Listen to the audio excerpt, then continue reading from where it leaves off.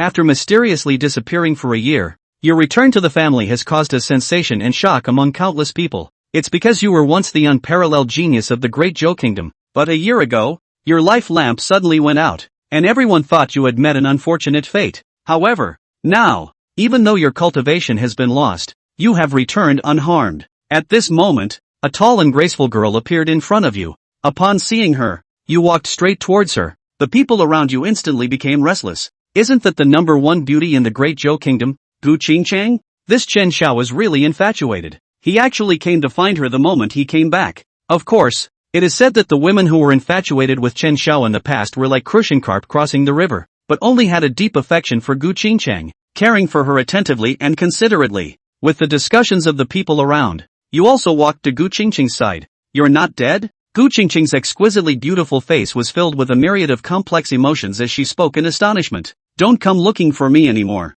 We are no longer possible. Wow. I didn't expect that the peerless genius from a year ago has become a waste. It's really lamentable. At this moment, a woman with equally outstanding looks beside Gu Qingchang teased, her eyes filled with disdain and mockery. My Gu Qingchang is already at the first level of Earth Martial Realm. You are not worthy of her. This woman is named Lu Ruxue. She is Gu Qingchang's best friend. You don't need to disturb me in the future. We should have no relationship, and our engagement should have been dissolved a year ago when your soul lamp shattered. Now that you're back, find an opportunity to come to my house and dissolve it, Gu Qingchang said, wanting to pull Lu Ruxue and leave. For you who have become waste, she is not worth another look. Wait a moment. At this moment, you who have been silent finally speak. What? You still want to hold on? Forget about it. The current Gu Qingchang is a woman you can't reach. Lu Ruxue turned back and spoke arrogantly to you. The people around instantly boiled over. I didn't expect Gu Qingchang to be so heartless, not even giving Chen Xiao a few more words. You probably don't know about this.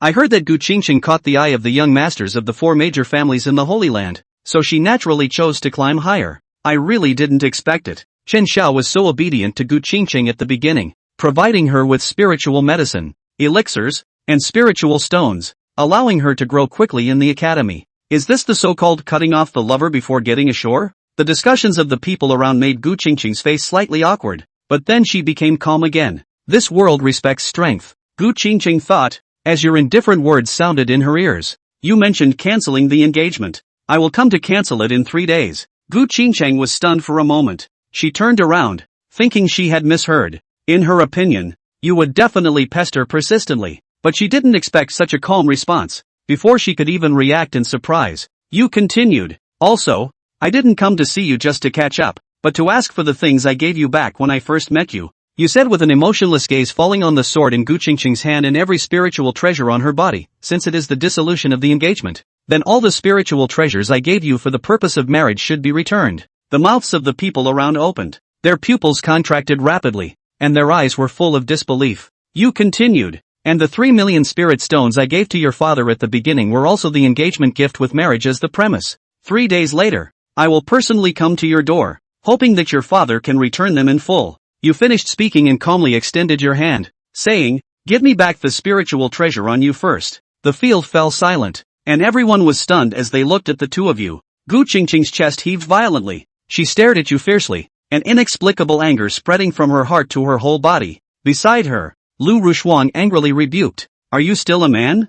Things that have been given away should not be taken back. You glanced at her indifferently and said, this has nothing to do with you. Say one more word and I'll smash your mouth. The fierce light in your eyes made Lu Rushua feel as if she was being stared at by a peerless fierce beast, causing her heart to chill, and she couldn't help but hide behind Gu Qingchang. Although it was only in the past, the reputation of being the #1 demon in the Great Joe Kingdom still shocked her. Gu Qingchang's face was extremely ugly. She tightly held the sword in her hand, emitting a blue light, and a strong spiritual power fluctuation came from it, making her unable to let go. How did you say it at the beginning? You said you would love me for a lifetime, and not let me suffer any grievances. Gu Qingqing's face was full of grievances as she growled softly. She couldn't afford to return the gifts that Chen Chang'an had given her. After all, those were the most valuable treasures, especially the black ring and that Shueji sword. To her, were also related to the academy competition half a month later. That big competition, there will be powerful people from the Holy Land to watch. That was the only way to enter the Holy Land,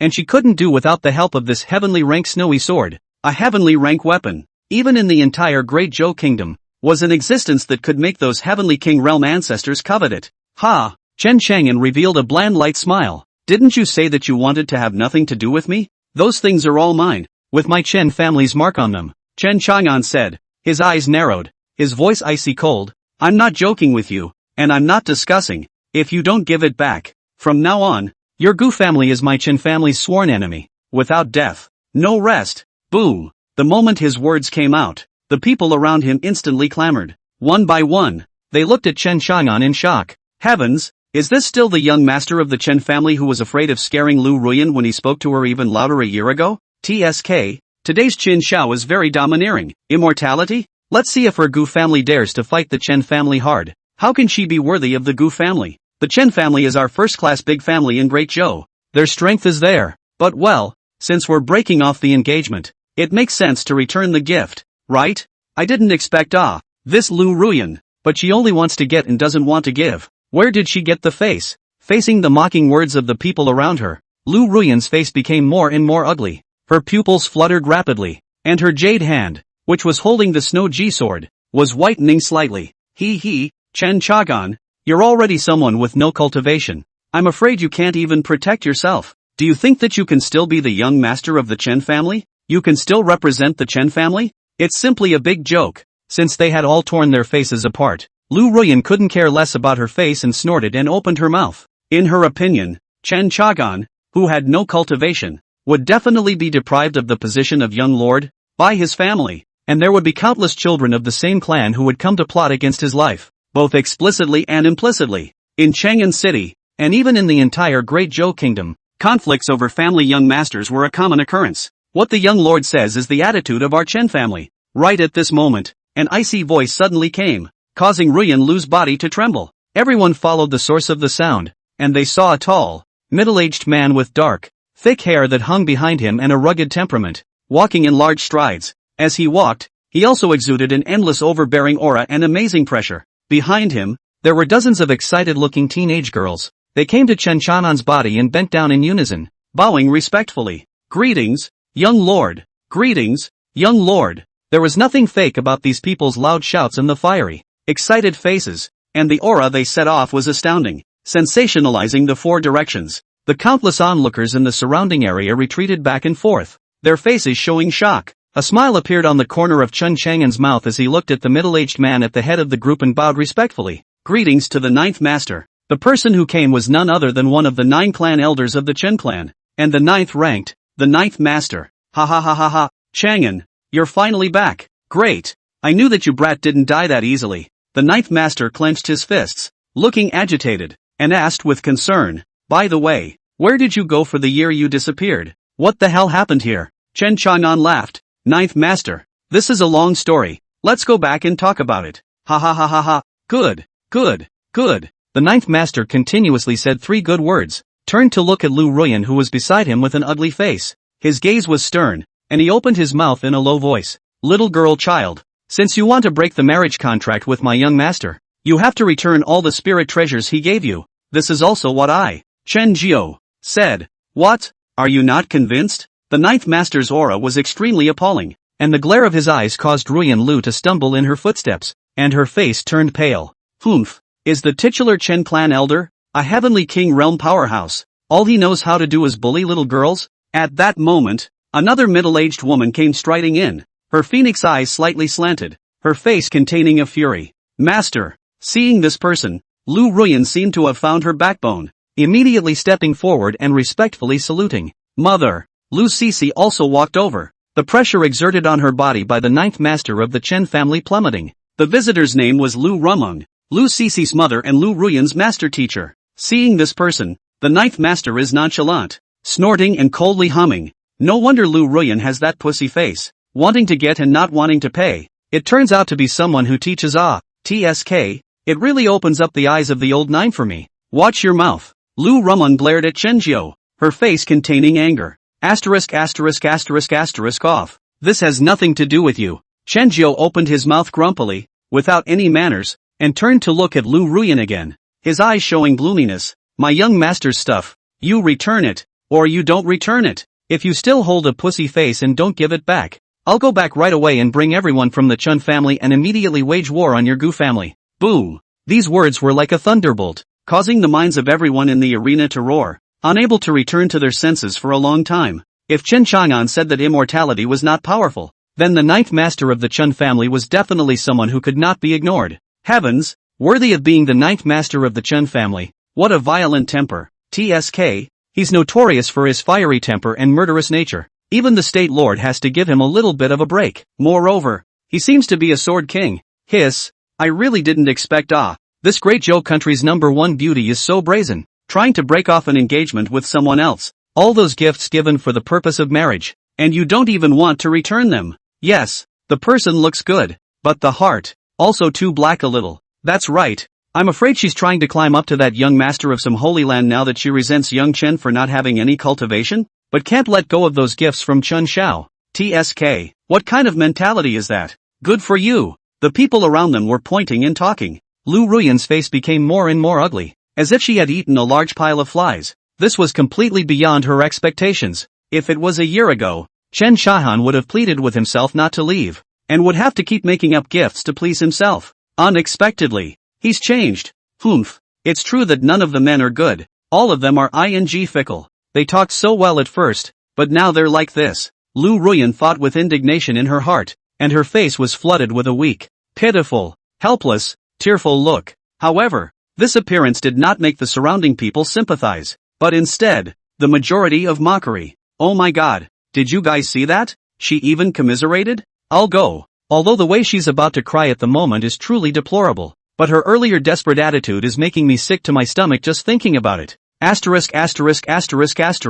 So made, to be so aggrieved, as if it was Chen Xiao who bullied her. Right, Chen Xiao also said that it's fine to break the engagement. Just return all the spirit treasures. How simple is that? Maybe she's trying to be in stand again. The words of the people around them, words that conked the heart, made Lu Ruyan hate to find a crack in the ground. She had no choice but to throw the spatial ring in her hand, as well as the Shui Ji sword, to Chen Chang'an. Chapter 3. You will always be our young master. As the black ring and the snow Ji sword were thrown out, it was accompanied by a burst of flesh pain in Lu Ruyan's heart, but it's not good to stop in plain sight. Especially since the Chen family's ninth master was eyeing him from the side, like he owed him millions, which made Ruyan Lu very upset. And her master's father didn't even dare to fart under the ninth master's threat. Lu Ruyan stomped her foot with hatred, her body hesitantly, and under the gesture of Chen Chanan's gaze, she could only continuously take off the ornamental spiritual treasures on her body again, one after another, and throw them to Chen Shagan. Each piece thrown away was like cutting off a piece of flesh from her body, making her heart a million times more reluctant to part with it. Even Lu Rumung, who was next to him, couldn't help but feel a meaty pain. The resources that Chen Chang'an gave to Lu Ruyan, even she, the master teacher, would follow suit and enjoy the benefits. After all, Lu Ruyan would still honor her a bit. It's all back to you already. Okay, Ruyan Lu said with an ugly face. Chen Chang'an looked at the clothes she was wearing. Chen Chang'an, do you want to be so shameless? Want me to take off this precious garment now? Ruyan Lu spoke angrily. The eyes of the people around them suddenly lit up. Chen Chang'an was indifferent in his eyes. 3 days later, have your father prepared the spirit stones, as well as those precious clothes I sent you to prepare. I will personally come to your door to break the engagement. As the words fell, Chen Chang'an was already not wanting to look at her more than once. Humph. See, let's go. Lu Ruyan's eyes reddened with aggravation, and with a cold snort, she took Lu Cici's hand, and together with the three of them, Lu Rumung, they left angrily. Chen Chang'an swept a glance at their backs flatly, turned around and left with the ninth master and the other members of the Chen family, toward the outside of the academy. The storm died down and the crowd sighed, and Lu Ruyan, who was in the midst of leaving, simply had mixed feelings in her heart. Man, he, sure has changed. If it were before, he wouldn't have talked to me like this. The more Lu Ruyan thought about it, the more aggrieved she became, and her eyes flushed for a while. Qing Cheng, that Chen Chanan is not a good person. It's been given away for a year, and it's still possible to ask for it back. I've had my eyes open today. Lu Cici spoke indignantly. Don't feel bad, Qing Cheng. Even if he still has his cultivation, he is not worthy of you. Only the young master of the Jun family in the Taicang Sword region, the Holy Land, Jun Wujian, is a good match for you. Next to her, Lu Rumling also spoke coldly. CC is right. You're so pretty and your qualifications are good. It's rare for Jun Wujian to take a fancy to you. This is your destiny and your good fortune. That Chen Chang'an is nothing. Liu Si nodded slightly. At first, after hearing that Chen Chan'an's life soul lamp had gone out, she was still a bit sad. Later, it was merely a matter of realizing that there was one less person to give her gifts, one less person to please and care for, making her uncomfortable. A month ago, the young master of one of the 4 great families of the Holy Land, the Jun family, Jun Wujian, came to the Great Zhou royal city, wanting to select a group of young disciples to enter the Holy Land to cultivate. The news was a sensation in the Great Zhou kingdom. As a result, all of the heavenly pride of the entire Great Zhou Academy had to engage in a great competition as a way to gain the favor of the Holy Land. And, Jun Wujian also took a liking to her and pursued her. Thinking of being able to enter the Holy Land, Ruyan Lu's heart felt better. What's more, the resources given by Jun Wujian would definitely be better than those given by Chen Chan'an. Let's go. Qing Chang, let's go find Duke Jun to make a decision for us. We can't return the spirit stones that Chen Chan'an gave us, and we also want Chen Chan'an to return today's sword, as well as the treasures that you returned to him, and we want him to return them obediently as well. Humph. In front of the Holy Land's heavenly pride. What is he? Liu Si's eyes darted around and she came up with a brilliant idea. Lu Ruyan's eyes gradually brightened, and the haze in her heart was swept away. See, you're such a good girlfriend. It's a good thing you're here. Lu Ruyan said seriously and greeted Lu Rumeng, rushing off to find Jun Wujian. The Chen family. As the #1 family in the Great Zhou Kingdom, the Chen family's residence was incomparably large. In the Chen family hall, all of the Chen clan's clan elders and family sons and daughters had gathered here. Chen Chang'an's return made everyone excited. It's good to be back. It's good to be back. Ha ha ha ha. My Chen family's young master. That has the stature of a saint emperor. How can he fall that easily? Chen Xiantong, the Chen clan's head, opened his mouth with a big smile, his face full of relief. The stone in his heart also finally fell. All around the crowd were beaming with smiles, as well as a huge sigh of relief. Over the past year, they had eaten poorly and slept poorly just to search for Chen Chang'an. And, as a result, a lot of people died. But the 9 great clan elders, but the mind is different. The eyes of the bottom of the eyes. Meaningful. The meaningful meaning under the eyes of the clan masters was not detected by Chen Chang'an, and such a warm and cozy scene caused his heart to be touched. I didn't expect the Chen family to treat him so well, he said with a straight face. Family master, my cultivation is all gone. I am no longer suitable to be the Chen family's young master. You should still choose another one among my several clan brothers. The words fell, and the field was instantly quiet. Before Chen Xiantong could say anything, a woman in a long black dress next to her took 2 steps out and looked towards Chen Chan'an. Her face was absolutely beautiful and as cold as an iceberg. Her phoenix eyes contained the intention of indifference to all living beings. Chen Chan'an looked at her, his face respectful, and bowed. Greetings, great master. This was his family, the top-ranked person among the clan elders, a young-looking woman. It's a woman, but it's also a grandfather. Everyone else calls her grandpa. There was a sword hanging in the air behind her back. This sword was as black as ink, as if it contained destruction and death. Chen Chan'an's heart palpitated every time he saw it. What are you talking about? This young master position is yours. It will always be yours. No one is qualified to be it. There are 9 masters in the Chen family. The first master, the second master, until the 9th master. 6 men and 3 women, each with heavenly means and strength. That's right, the cultivation is gone. You can practice again. I don't believe it. Pouring all the strength of the Chen family clan. I still can't let you kid regain your original cultivation. The 9th master who brought Chen Chang'an back also opened his mouth with a big grin. Yes, the honor that the Chang'an kid has brought to our Chen family, as well as the resources that he has fought for back, are beyond the reach of the younger generation. All of them, there's no doubt about that. The 9 clan elders in the field, the 6th-ranked 6th master, also smiled and opened his mouth. This was an elegant middle-aged man, but in his eyes were as deep as the starry sky, as if they could penetrate everything in the world, sometimes containing a ghostly aura that made everyone inexplicably tremble. 6 is right, and my oldest is in favor of it. The gentle 2nd master opened his mouth. The 2nd master he wore a scholarly robe with a long beard reaching his chest.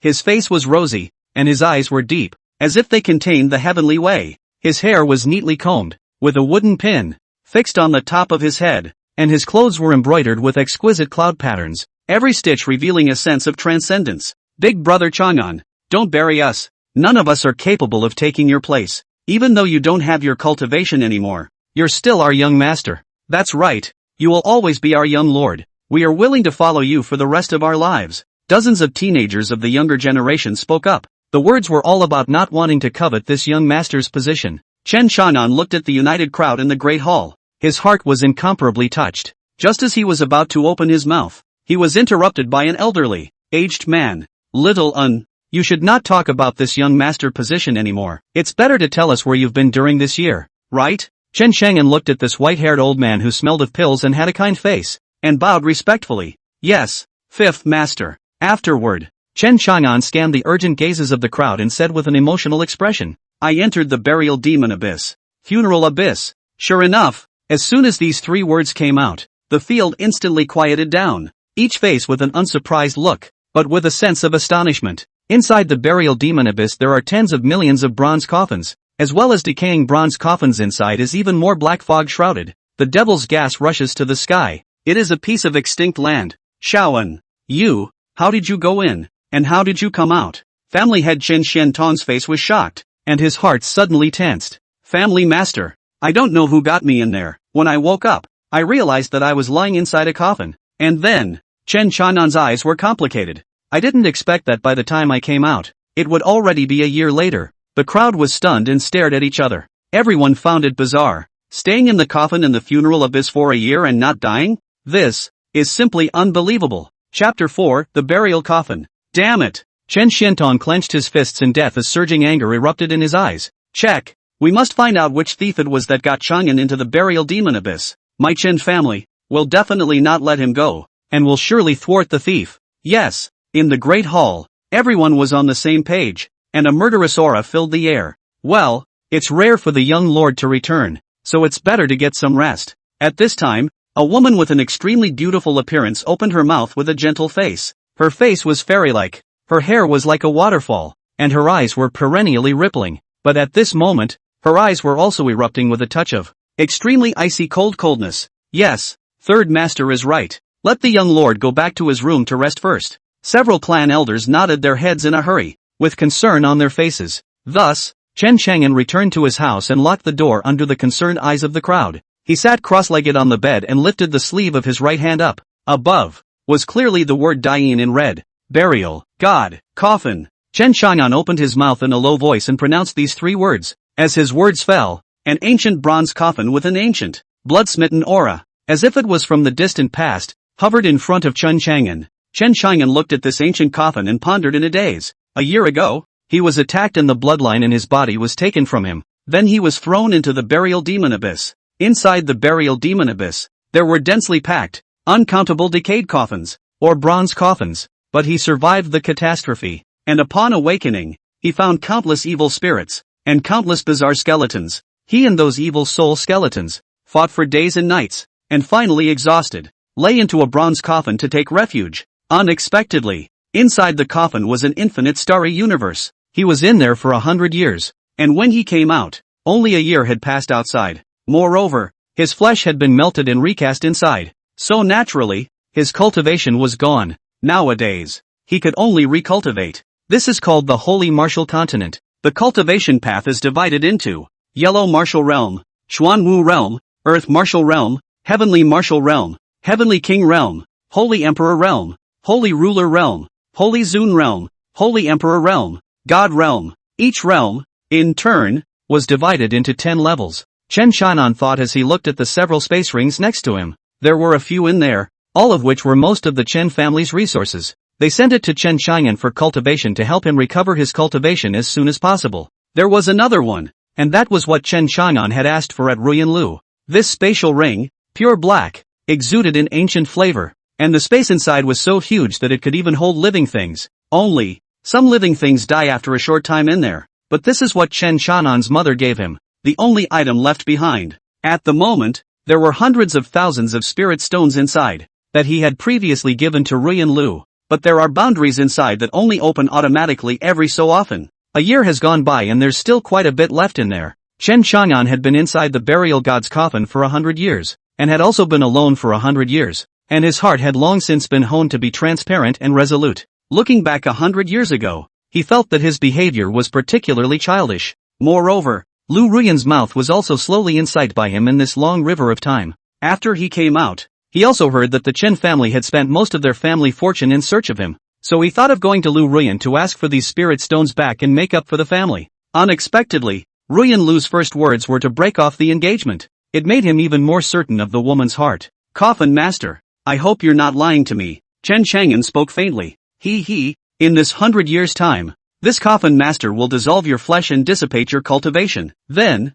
using the Qi of Chaos, coalesce your physical body, the Qi of Hongmeng, become your essence as well as your true spirit and mind. The blood of the ancient evil demon god, melted to become your bloodline, eternal endless black hole, become your dantian, billions of stars, become your veins and shins. All of this is to let you gather a body of a creator god. Don't be dissatisfied, Coffin Master said. The coffin lid opened slowly, revealing a scene inside that looked like the stars of the universe. Chen Chang'an was silent. He didn't know what the spirit of the coffin in front of him was saying, but nowadays he had no choice but to believe it. After all, the Chen family treated him so well. He didn't want to let the Chen family down. Thus, he poured hundreds of thousands of spirit stones, as well as all of the resources that the Chen family had given to come inside the coffin. Burial god Coffin, mouth swallowing the 4 seas, Coffin town 8 deserts, inside into the universe stars and rivers, can melt the living souls, burn all the ages, refining all the heavens.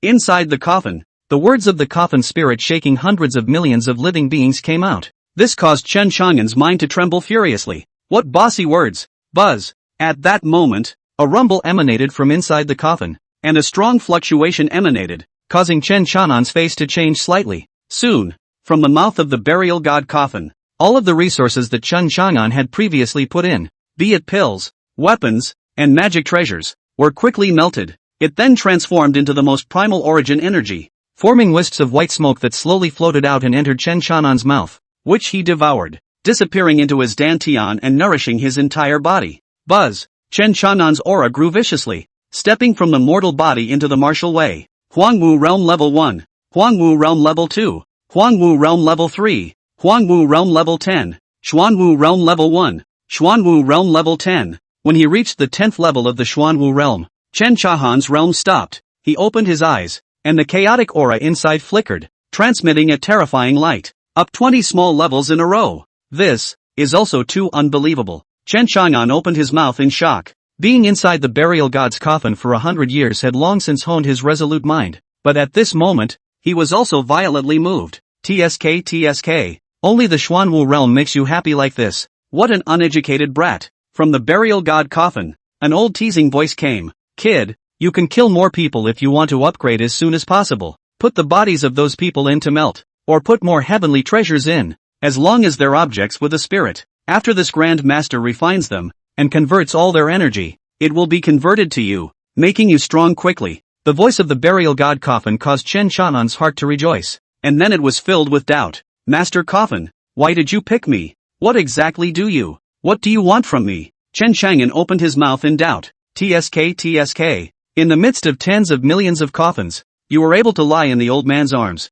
This, perhaps, is destiny. Or, you could say you're the chosen one. 2. Listening to the coffin master's voice, Chen Chang'an was silent. He didn't think much afterward. Currently, he was still too weak. I'm afraid that I only need to grow to a certain level before I can be informed of more secrets of this world. Burial god Coffin. During this 100 years, Master Coffin had described a huge world to him, which had opened his eyes. So next, Chen Chang'an crossed his knees and began to consolidate his cultivation. Just as Chen Chang'an went back to his room to cultivate, in the core room of the Chen clan, the 9 clan elders as well as the head of the family, Chen Xiantong, gathered together. The crowd looked at each other in disbelief, but all of them were relieved in their hearts. Old Ten, after experiencing such a great reincarnation technique, things seem to have worked out perfectly, and that thing seems to have accomplished the task we had hidden in our minds, automatically derived from, as well as, the plan to shape the body of the god of creation. The second master spoke faintly, revealing a meaningful smile, and said, Chapter 5 Money. It's for women. If there were outsiders, they would have been shocked to realize that the Chen family's second master called the family head, but he was actually called Old Ten. Instead, Chen Xiantong was unconcerned and smiled. That guy above the stars sent us a message saying that this is Chang'an's destiny and his creation. Let's take our time and wait. Otherwise, we'll all go crazy this year. Not so much patience. The crowd nodded slightly, with a hint of satisfaction. But soon, there was a twisting and blurring of space, as if someone was interfering with something, causing the eyes of the clan elders to turn blank again. The crowd seemed to be some memories were sealed. from the imposing aura of the 8 directions, and then into the role of the Chen family veterans. Chen Xiantong looked at everyone again and let out a cold smile. It seems that we have been too low profile, causing some people to not take our Chen family seriously. From today onwards, anyone who dares to lay a black hand or bully the smallest with the big and provoke our young master will be killed without amnesty, no matter who the other party is. Yes, the 9 clan elders nodded their heads slightly, their auras rising at this moment, causing space to distort. This is not at all the heavenly king realm that others know. But, by the way, family master, the young master is going to the Gu family in 3 days to withdraw from the marriage. But according to the information we got, that Jun Wu Jian is in the Gu family. What attitude are we going to use to face that guy? At that moment, Master 9 spoke, his mouth showing teasing. What other attitude can it be? Do whatever the young lord says. Whoever doesn't submit, beat them until they do. Chen Xiantong coldly said. Got it. The crowd nodded. At this moment, Master 9 walked out. Then let Master 8 and I follow over and meet those 2 old guys from the Taizang sword domain. Oh, yes. The 8th master walked out and nodded slightly. A refined middle-aged man. He carried a sword with cloth and silk wrapped around it, and his whole person was calm and heavy. But between words, the eyes were filled with swordlight. Family master. I didn't expect the young master to come back after a year and become understanding. Knowing that our family is in difficulty, he directly went to ask for back the resources he gave to Ruyan Lu, which is something that old man didn't expect in the past. At that moment, the second master opened his mouth with a face full of relief. Well, good. Chen Xiantong nodded approvingly, but we still need to show a little bit of strain, letting him know the difficulties and that he can rise to the occasion. We can't let him turn into a foppish male. All the clan elders looked at each other and smiled. Meanwhile, the Gu family. Everyone in the Gu family was trying their best to please a youth. And that was Jun Wu Jian. In the middle of the hall, Jun Wu Jian sat in the first place, his eyes looking out of the corner of his eye, proudly looking at everything, listening to Lu Ruyan's cries. He spoke disdainfully, Qing Cheng, don't worry, if that Chen Chang'an dares to come in 3 days, this prince will make him kneel on the ground and kowtow to you. Hearing Jun Wu Jian's words, everyone in the middle of the hall instantly breathed a sigh of relief. Gu Qingshan,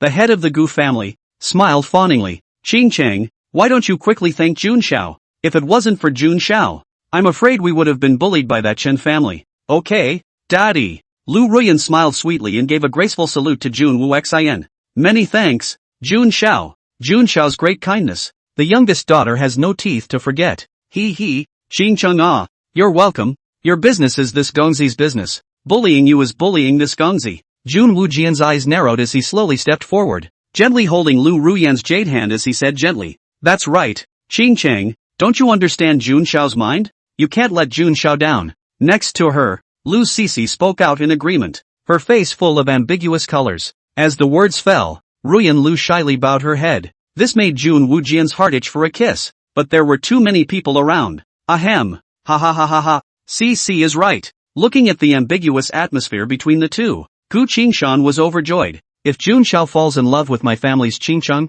when she breaks off her engagement with the Chen family's boy, the old man will make the decision to betroth his daughter to Jun Xiao. At those words, the crowd around them overflowed with smiles. Lu Ruyan lowered her head even lower and muttered, Aya, Pops, why are you suddenly saying all this? After saying that, she was so shy that she pulled Lu Sisi and trotted away. After leaving, Lu Sisi's gaze, still intertwined with Jun Xiao's, meaningfully in the air. Looking at Ruyan Lu's shy departure, the crowd laughed out loud. But Jun Wu Jian was smiling but not laughing, and coldly grunted in his heart. Still wanting to marry into my Jun family? A fool's dream. But it's just that. It's okay to have some fun. After all, it looks like she's still got her genjutsu. Chen Chang and ah. It's ridiculous that you didn't even take a single blood for being so nice to her. In his heart, he thought this, but what Jun Wu Jian said was something else. It is the honor of my life to marry Miss Qingcheng. Only, this young man still needs to cultivate more feelings with Miss Qingcheng first. So don't be abrupt with the beautiful woman.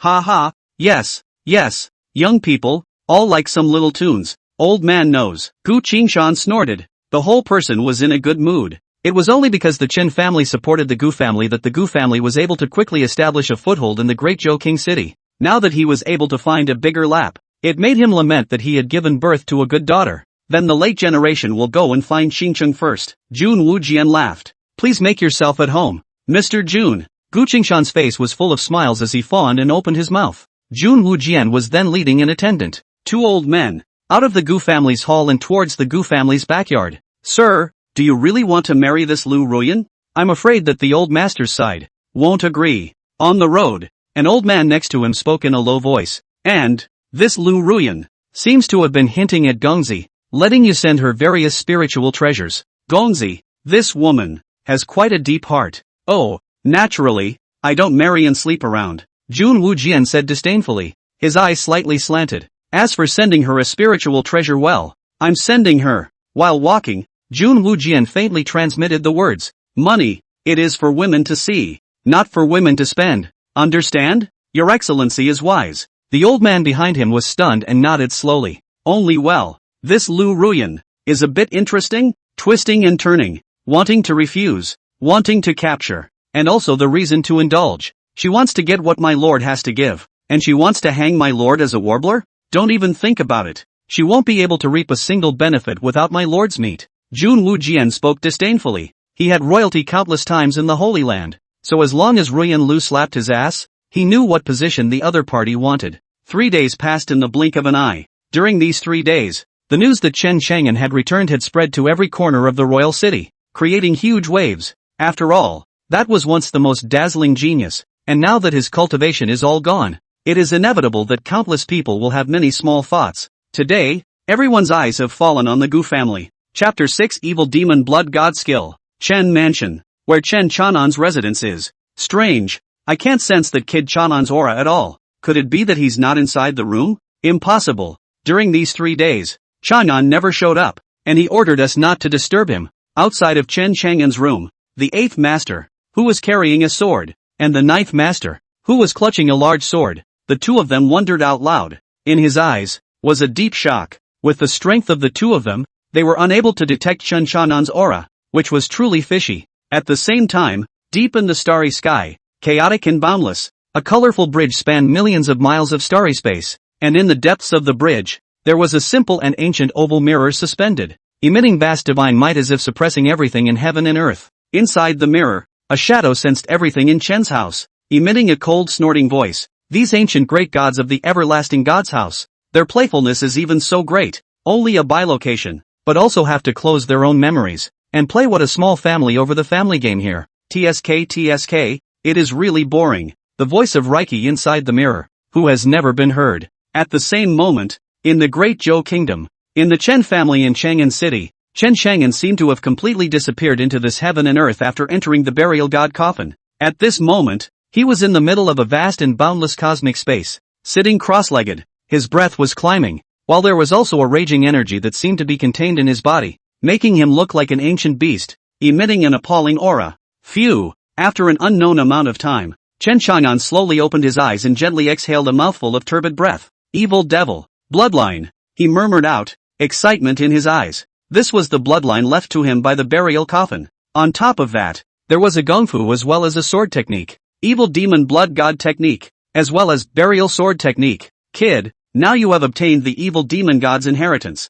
his bloodline, his technique, and his sword moves. In these 3 years' time, you have also, not to my surprise, managed to refine the first 3 moves. Not bad, not bad. In the vastness of the starry sky, the Coffin Master's relieved voice rang out. Thank you, Coffin Master. Chen Chang'an stood up with a respectful expression and bowed to the void. At this moment, he was precisely inside the burial god Coffin. Only 3 days have passed outside, and at this moment 3 years have passed here. During these 3 years, he had not only gained the inheritance given by the Coffin Master, but he had also skilled in the Chen clan's gong methods, and had gained immensely. Ha! The Coffin Master has no body and no shape, only a soft laugh in response, seemingly far away and close. Opening the realm of 1,000 heavens of time requires the Wheel of Time. This opening has already depleted the energy of the previous Wheel of Time. In the future, you will need to find the Wheel of Time before you can continue to open the 1,000 heaviness realm of time to cultivate here. At those words, Chen Chang'an revealed his disappointment.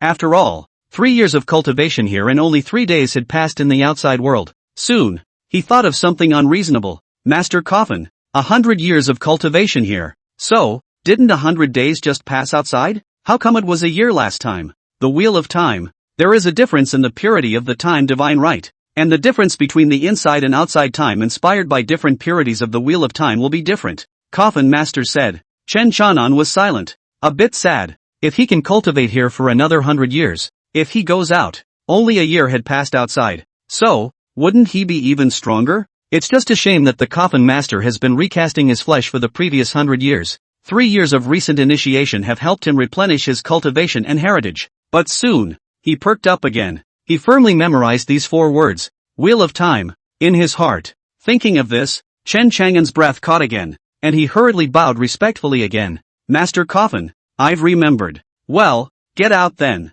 At that moment, space twisted and a vortex appeared. Chen Chang'an took a step out, and when the scene in front of him condensed again, he had already appeared inside his room. Evil demons. God? For this name, Chen Chang'an was unfamiliar, but he knew that it could be a powerful being from a higher realm. The Coffin Master didn't tell him all of this. Clenching his fists tightly, Chen Chang'an felt the power of an extreme explosion. Heavenly Martial Realm, Level V. Inside the burial god Coffin, he had not only broken through to the Heavenly Martial Realm, he had also recovered to the realm he was in a year ago. And, he is a very different person today than he was a year ago. The one who dug out my bloodline and threw me into the burial demon abyss back then. When I find out who you are, I will definitely take your blood bit by bit. Sucked dry, Chen Chang'an said coldly, his eyes flashing with monstrous killing intent. Phew. Taking a deep breath, Chen Chang'an regulated his emotions, and as his spiritual sense sensed the 2 people outside the door, he immediately got up and walked out. Opening the door of the room and seeing that it was the 8th and 9th Masters,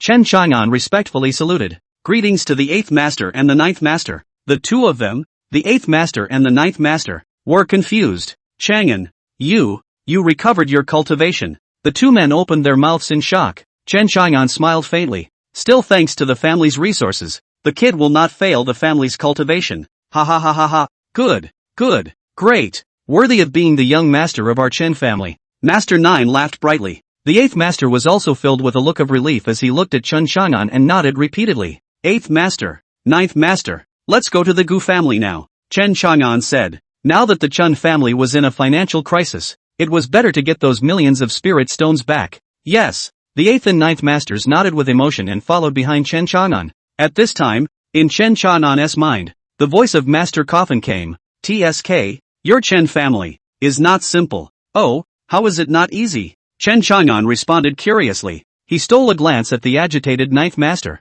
and the elegant and gentle 8th Master. I opened the 1,000 realms of time for you twice and lost my psychic perception. But, if I won't feel wrong, the 9 clan elders of your Chen clan are definitely not in the Heavenly King realm as you said. Upon hearing this, Chen Chang'an's heart stirred. Could it be that they have entered sainthood? To enter the holy, it was the 3 realms of Holy Emperor, Holy Ruler, and Holy Zun. Thinking of this, Chen Chang'an's heart beat rapidly. Could it be that your own family background, very strong? This great master also do not know. This side of heaven and earth is so strange. It seems that there is something in the suppression. You go to your own intention. Chen Chang'an utilized his spiritual sense to perceive the 2 of them, but the feeling he got was still the aura of the Heavenly King realm. He then didn't bother to think much about it. These clan elders were strong, and that was a good thing for him. It also determines his attitude towards the Gu family, whether it is strong, or more domineering. It didn't take long. The 3 of them then arrived before the gate of the Gu family.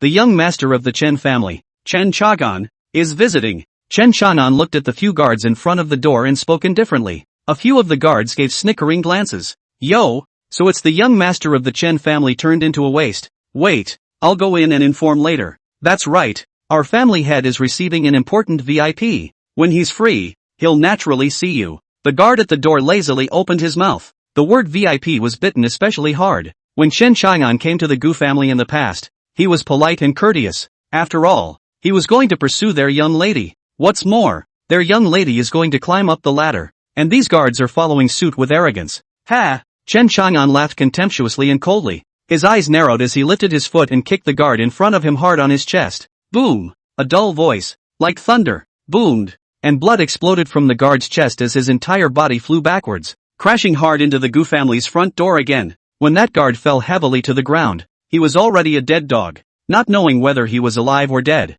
You dare to do it. The other few guards' bodies trembled wildly as they opened their mouths in shock. Chen Chang'an lifted his leg and walked inside. If you don't want to die, get out of the way. A mere dog wants to bark in front of this young man. The few guards no longer dared to stop, their eyes full of terror, cowering and scattering. Chen Bachi and Chen Jiao glanced at each other and grinned.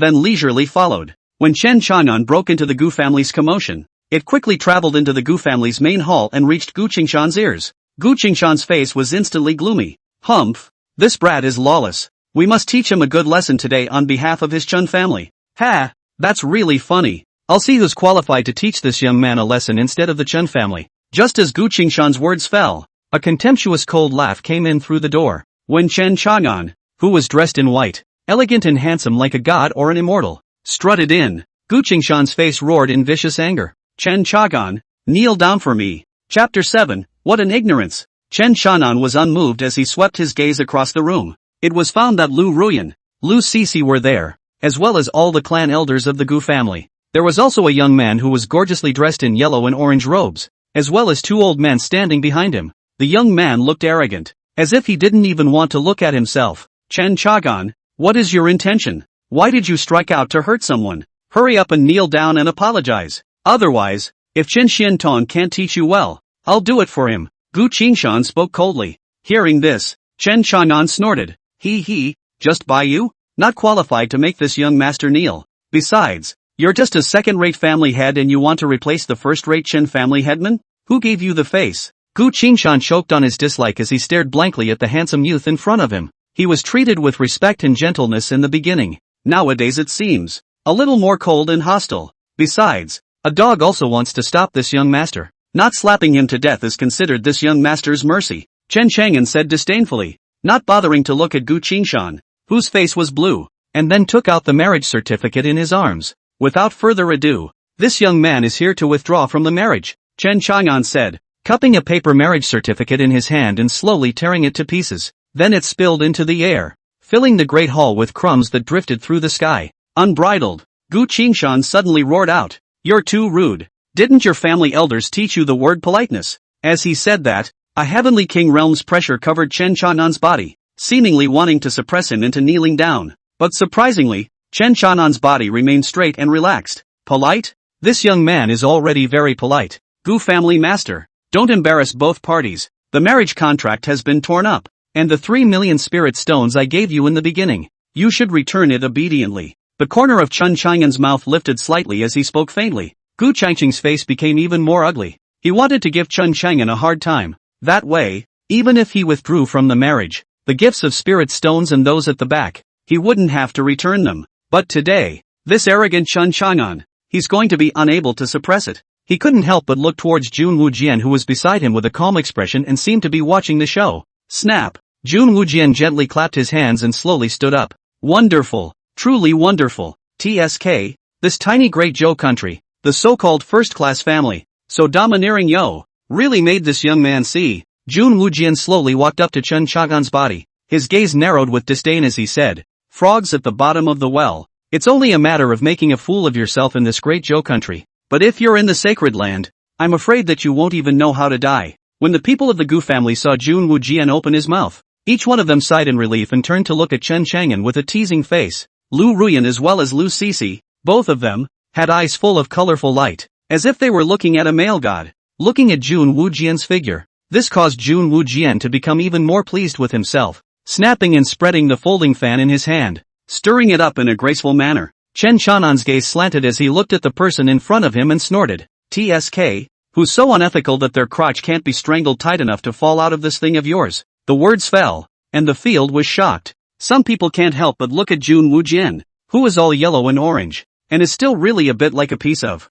In an instant, countless people forcefully held back and hardened their red faces. Bold. At this time, Lu Sisi tilted her head and spoke. Chen Chang'an, do you know who he is? He's the young master of the Jun family, one of the 4 great families of the Holy Land, and he's even the son of a saint ruler. So you're living out of your mind when you talk like that. Jun Wujian always wore a smile, and when Lu Sisi's words came out, the smile at the corner of his lips became even more contemptuous and playful. He, the son of a saint ruler. I'm sure you know what kind of status a saint ruler represents. Saying that, his gaze fell on Chen Chang'an's body as if he were looking at a mole cricket. What? You're scared, aren't you? The words you said earlier offended this young man. Do you want to obediently wait for death? Or are you wagging your tail and begging for mercy, dreaming that this young man will leave you with a cheap life? Ha! Chen Chang'an laughed out softly. The son of a hallowed saint ruler is a transcendent-like existence in the entire central state. and even the entire human race. And yet, you are here in this small borderland country,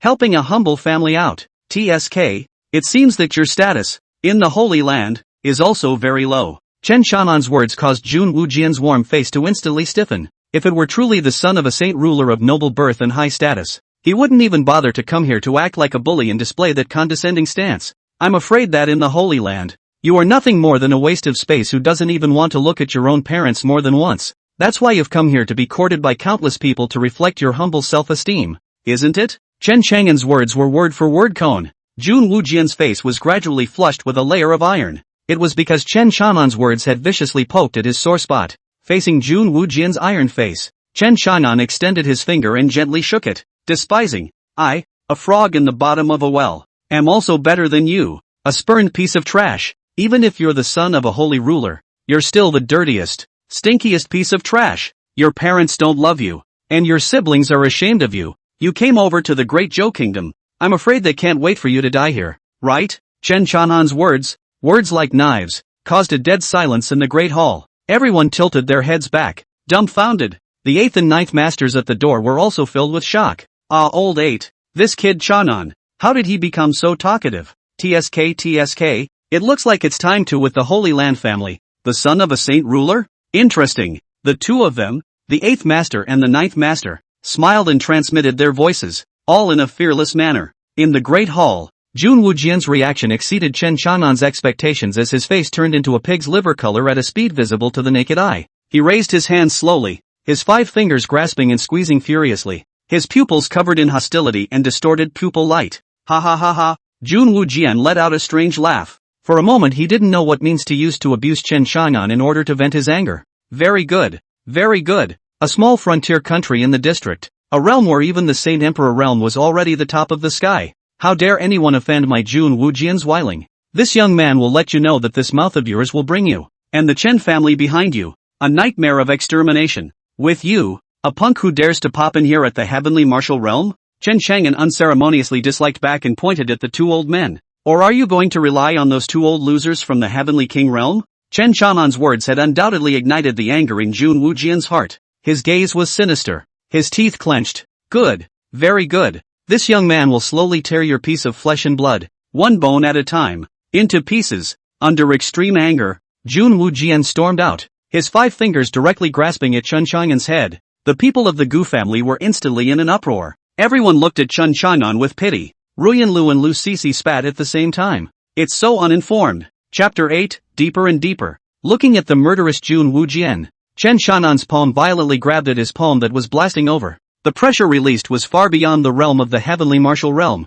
causing the haughty Jun Wujian to instantly suffocate. His pupils dilated and wanting to split. Bang! The 2 men's hands clashed hard. A mournful scream and the sound of broken bones exploded. In that instant, Jun Wujian saw the most incredible scene. His entire palm instantly crumbled, and at the same time, his entire arm cracked inch by inch. The next moment, countless broken bones flew, not waiting for Jun Wujian to roar out miserably. The next instant, an icy cold palm broke through his sternum and stabbed straight into his heart, grasping his heart cruelly between his 5 fingers. Stop! Buzz! A violent roar rang out, and above Chen Chang'an, 2 figures rushed straight over with a shocking aura. Boom rumble! But right at that moment, 2 people also appeared beside Chen Chang'an. The 2 of them blew away the 2 old men that Jun Wujian had brought with him. The entire hall trembled violently, as if a large earthquake had occurred. How dare you! Let go of our young master! 2 old men in grey robes with short hair and long beards stared at the 8th and 9th masters beside Chen Chang'an,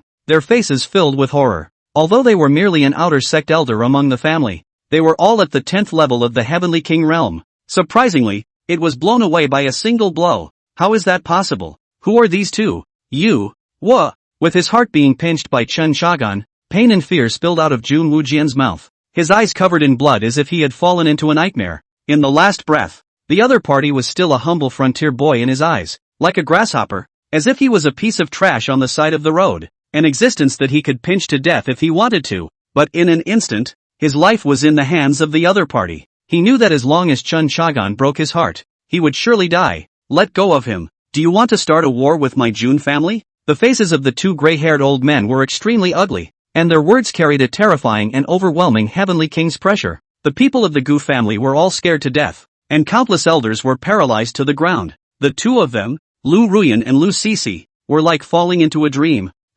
How could he be so strong? Easily defeated Jun Wujian? This Chen Chang'an is crazy. Even the young master of the Jun family dares to offend him. It's over. It's over. The Chen family is definitely over. The two men's hearts rippled with horror. Let go of him, or else go to war with your Jun family? Ha. The might of the Jun family. Instead of causing Chen Chang'an to be half afraid, he sneered. Earlier, he was going to kill me. Could it be that he could only be allowed to kill me, but not me? Chen Chang'an said, his eyes looking at the ninth master next to him. Ninth master, if I kill him, will my Chen family be able to carry it? The ninth master froze, and before he could reply, the eighth master, next to him, spoke faintly. Kill it. The two short words contained endless killing opportunities, making the field icy cold. Even more, it makes people feel that what the eighth master let Chen Chang'an kill is only a humble thing, not that high and mighty young master of the Jun family. Everyone in the Gu family was like falling into a dream. Chen Chang'an went crazy.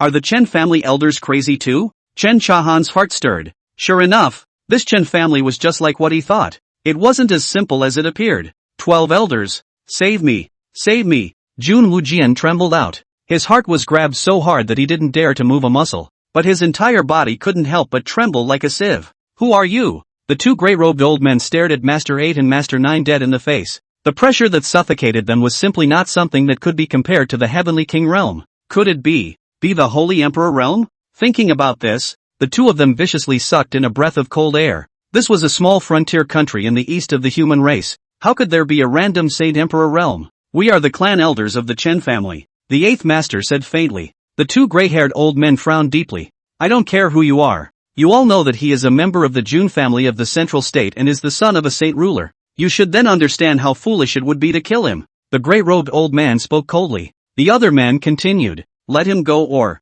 But as soon as his words fell, the sound of a click rang out in the field. Chen Chang'an exerted force in his hand, not knowing which part of Jun Wujian he had crushed. Jun Wujian let out a miserable scream like a dead male duck. You! The two gray-haired old men took a step forward. Their eyes glazed over. However, they were afraid of the eighth and ninth masters and did not dare to make any move. How else? Kill me? Chen Chang'an spoke without any concern. Kid, if you dare to kill him, the Chen family will be exterminated. Don't say what you want to say. This time, as soon as the gray-haired old man had finished speaking, Chen Chang'an had already crushed Jun Wujian's heart. Bang! Jun Wujian's eyes were dead wide with endless horror, and soon his pupils were lax, drooping his head and collapsing helplessly to the ground, dying miserably on the spot. You! The gray-haired old man's eyes snapped open. The other immediately took his hand, his eyes horrified, and yelled down, Go! With a bang, the two of them broke through the roof and shot off into the distance. But right at that moment,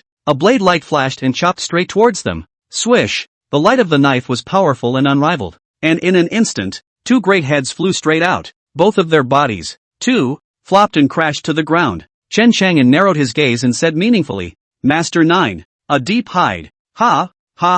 Old me is only a little bit stronger than them. Master 9 laughed out loud and covered up the embarrassment. I'll believe the hell out of you. Chen Chang'an belly laughed, turning his gaze to Jun Wujian's body. The other party had the intention to kill him. That was why he had killed the other party in return. Otherwise, no matter what, it would be troublesome. Might as well kill it all. The pungent blood at the moment spread throughout the hall. It caused everyone in the Gu family to be filled with terror and cower. Chen Chang'an's gaze fell on Gu Qingshan, who was as pale as dirt, and said indifferently, The marriage contract between Lu Ruyan and I has been withdrawn. What I want, is it ready?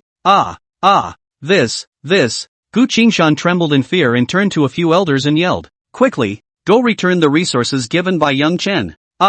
Yes. The remaining few elders hurriedly left trembling, wishing they had two more legs. It didn't take long for a spatial ring to be sent over. After Chen Chang'an collected it, he didn't even look at Lu Ruyan, who had a pale face and was so frightened that she was almost incontinent. Turning around, he went to collect Jun Wujian, as well as the corpses of the two great-robed old men. This strange behavior surprised the 8th and 9th masters. Young lord, what do you want this corpse for? Master 9 asked curiously. I have my own great use. Chen Chang'an laughed. Could it be that the young lord wants to destroy the corpse? This is unnecessary. With our connections and strength, we are not yet afraid of his Jun family. The 8th master said faintly. Chen Chang'an froze. He looked at the 8th master and hesitated. 8th master, we won't also be a sacred race, or an emperor clan, right? The 8th master froze. The sacred clan represented that there was at least a strong person of the Saint Ruler realm in the family. The emperor clan, the representative clan, had a Saint Emperor realm powerhouse. Ha, ha ha, ha ha ha, ha ha ha ha ha. How can that be? You've grown up in the Great Joe Royal City since you were a child. If we were the sacred race, or the imperial race, wouldn't you be able to detect it with your intelligence? Master 9 said with a snort, his face extremely sincere. This caused Chen Chanan's gaze to narrow, and the doubts in his heart deepened. And with the departure of the 3 of them, the Gu family, which was left in dead silence, was instantly in chaos. Chapter 9, Stormy City. It's over. Father, they killed the Jun family. What are we going to do? Will the Jun family blame us? Ruyan Lu was filled with panic. Liusi was even more overwhelmed. Jun Wujian. Just like this. Dead? The 2 protector elders he brought with him, they're dead too. Pop. Just then, Gu Qingshan viciously slapped Lu Ruyan's face. Humph. It's all your fault. If it wasn't for you wanting to climb up to Jun Wujian, you wouldn't have become what you are today. That Chen Chanan's cultivation should have been restored. And his family's clan elder was also very uncomplicated.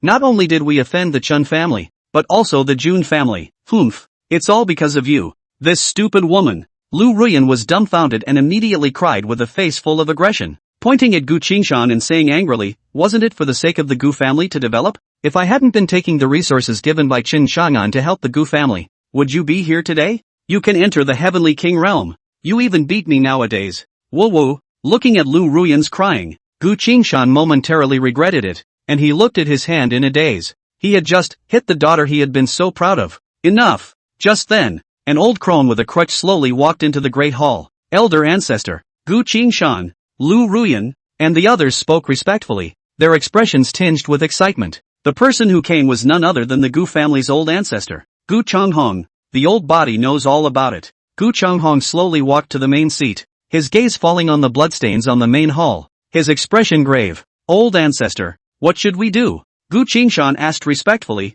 not having a clue for a moment. Old ancestor, father, he hit me. Lu Ruyan walked to Gu Changhong's side, hugged her arm, sniffled, and opened her mouth with red eyes. Qingshan, this matter, how can you blame Qingshan? Gu Changhong glared at Gu Qingshan, gently patted Lu Ruyan's hand, and said gently, since we have all offended the Chen family, then, let's hug the Jun family's thighs completely. At those words, everyone in the great hall froze. Old ancestor, are you saying? Gu Qingshan's eyes hesitated. That's right. We're announcing to the public that Jun Wujian has already had a marriage contract with our family Qingcheng, and is even more married. Everyone froze. Lu Ruyan immediately turned red. Old ancestor, what are you talking about? I am still a virgin. Gu Changhong patted her hand and said kindly. I know, it's just a ploy. As she spoke, her gaze flashed with a cold aura, and she looked at Gu Qingshan again, as well as everyone in the great hall, and spoke coldly, all of you. You will have to listen to what I say and do it. To the outside world, let's just say that Qingcheng and Jun Wujian are husband and wife, and even have a marriage contract. But Chen Chanan holds a grudge and gets into a fight with Jun Wujian, using the Chen family's 8th and 9th masters to kill him, and even more so, destroying his body. In the great hall, everyone froze, each one sucking in cool air furiously. Bang! Gu Changhong fiercely tapped the ground with his cane, as if knocking on the hearts of the crowd. Do you hear me clearly? Listen up! Everyone in the room responded. Everyone thought that the Gu family's old ancestors' plan was good. Not only did it hug the Jun family's thighs, but it also made the Chen family would be isolated at the same time. After all, who would dare to befriend the Chen family after offending the Jun family? And Shen Chang'an might even get the title of being petty, narrow-minded, and unaware of the importance of things. Qing Shan, you are responsible for contacting the Jun family and telling Jun Wujian that he was killed by the Chen family. Also, even if Jun Wujian is dead, then Xingcheng is still their daughter-in-law, requesting them to send someone to deal with it. Gu Changhong faintly said, his gaze deep. Yes, Gu Qingshan responded. Old ancestor is wise. At this moment, Gu Changhong's gaze landed on Lu Sisi. Miss Sisi. Willow Sissy snapped back to her senses, her mind still full of confusion at the moment. But soon, she realized what was going on and immediately understood. Gu family ancestor. I know what to do. I, Lu Sisi, am willing to testify. Well, not bad. And have your mother put forth her efforts to make Chen Shan'an unable to stay inside the Great Zhou Academy. At the very least, when the Jun family is allowed to turn on the Chen family, the royal family of the Great Zhou, as well as the Great Zhou Academy, will have to stay out of the way, even if they don't get involved. Gu Changhong spoke majestically. Lu Cici's eyes lit up and she immediately said, Gu family ancestor. Then I know. Alright, everyone disperse. Gu Changhong waved his hand. If this thing is done well, there's still the possibility that it could be an opportunity for us to enter the Holy Land. Gu Qingshan and the others' eyes lit up at the words, old ancestor is wise. All of them bowed respectfully, admiring in their hearts, and then they went down to do their work. It didn't take long for the matter of Chen Chang'an coming to the door and withdrawing from the Gu family, and then the Gu family turning around and settling a marriage contract with Jun Wujian to spread quickly in Chang'an City. In particular, Chen Chang'an's jealousy gave rise to hatred and a tussle with Jun Wujian, and the two of them, the 8th master and the 9th master, got involved and killed Jun Wujian. Was like a stone breaking through the sky, creating huge waves. For a time, the entire Chang'an City was in a state of panic and discussion. That was, after all, a young master of a family from a holy land, and to die tragically in Chang'an City like that. I'm afraid that the great Zhou Lord would not be able to explain it. Thus all kinds of wind and rain, pouncing toward the Chen family, formed a shocking momentum. The Chen family, after Chen Chang'an returned, he came to the council hall. Family master, these 3 million spirit stones, which you gave me in the first place, I'm now turning them over to the family to relieve the family's immediate needs. Chen Chang'an handed a black spatial ring to Chen Xiantong. Chen Xiantong, as well as the rest of the clan elders, each looked at Chen Chang'an with relief. You keep it.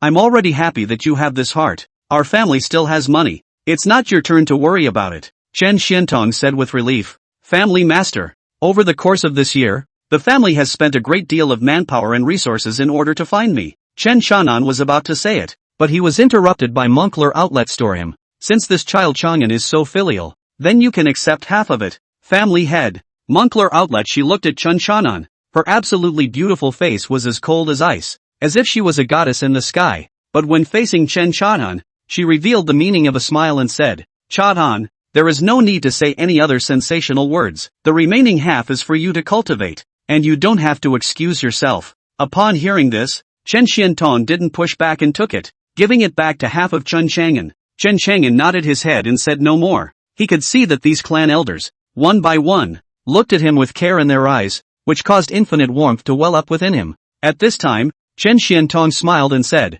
Chang'an, old 8 and old 9 have told us all about what you did in the Gu family. It was Chang'an who was reckless. Please punish the family head. Chen Chang'an immediately arched his hand and apologized. Ha ha ha ha ha, what the hell is chastisement? Chen Xiantong laughed out loud. You've done well. From now on, you let go of your guts to do anything. We don't help when the younger generation or those who are a large realm away from you challenge you and hunt you down. But if the older generation wants to make a move, we, the old guys, won't agree to it. As for Jun Wujian, if you kill it, you kill it. No need to be afraid of his Jun family. I'm afraid that the son accompanied over by a mere outer sect elder is not favored. Even if he, the Jun family, dares to come, we'll let them see the power of our Chen family's overlord bloodline. At those words, Chen Chang'an's heart touched hard. Chapter 10, The Strong Chen Family. Chen Chang'an looked odd, infinite doubts welling up in his heart. Family master. I wouldn't be the young master of some mysterious great family, right?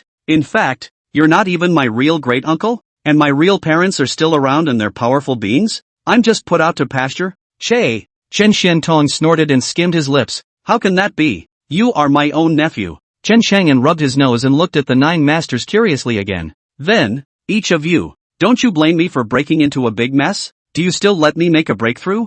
Aren't you afraid that I'll stab the sky one day? Ha ha ha ha ha. Stabbing through the sky? Then our Chen family can go and patch it up too. At this moment, Master 9 laughed out loud. And our Chen family has always been united. We never help our relatives. That's right. How will you grow if you cower? The 8th master smiled. At this point, the grandfather said with a solemn face, Old 8 is right. You are clearly a piece of extraordinary gold. How can you mildly refine it? The 2nd master, who was holding a goosefeather fan, also spoke slowly. Chang'an, my generation of cultivators need to carry everything with their lives. I don't believe in heaven. I don't believe in fate. All things cannot be stopped. All living beings must not bury their hearts, and the gods must not let us bend over. All the rest, nodding their heads, the gazes of the crowd of Chen clan children burned, all of them feeling honored to have been born in the Chen clan. Chen Chang'an's eyes flickered, and his heart could not help but feel a surge of blood. These clan elders, one by one, were supporting themselves to go bravely,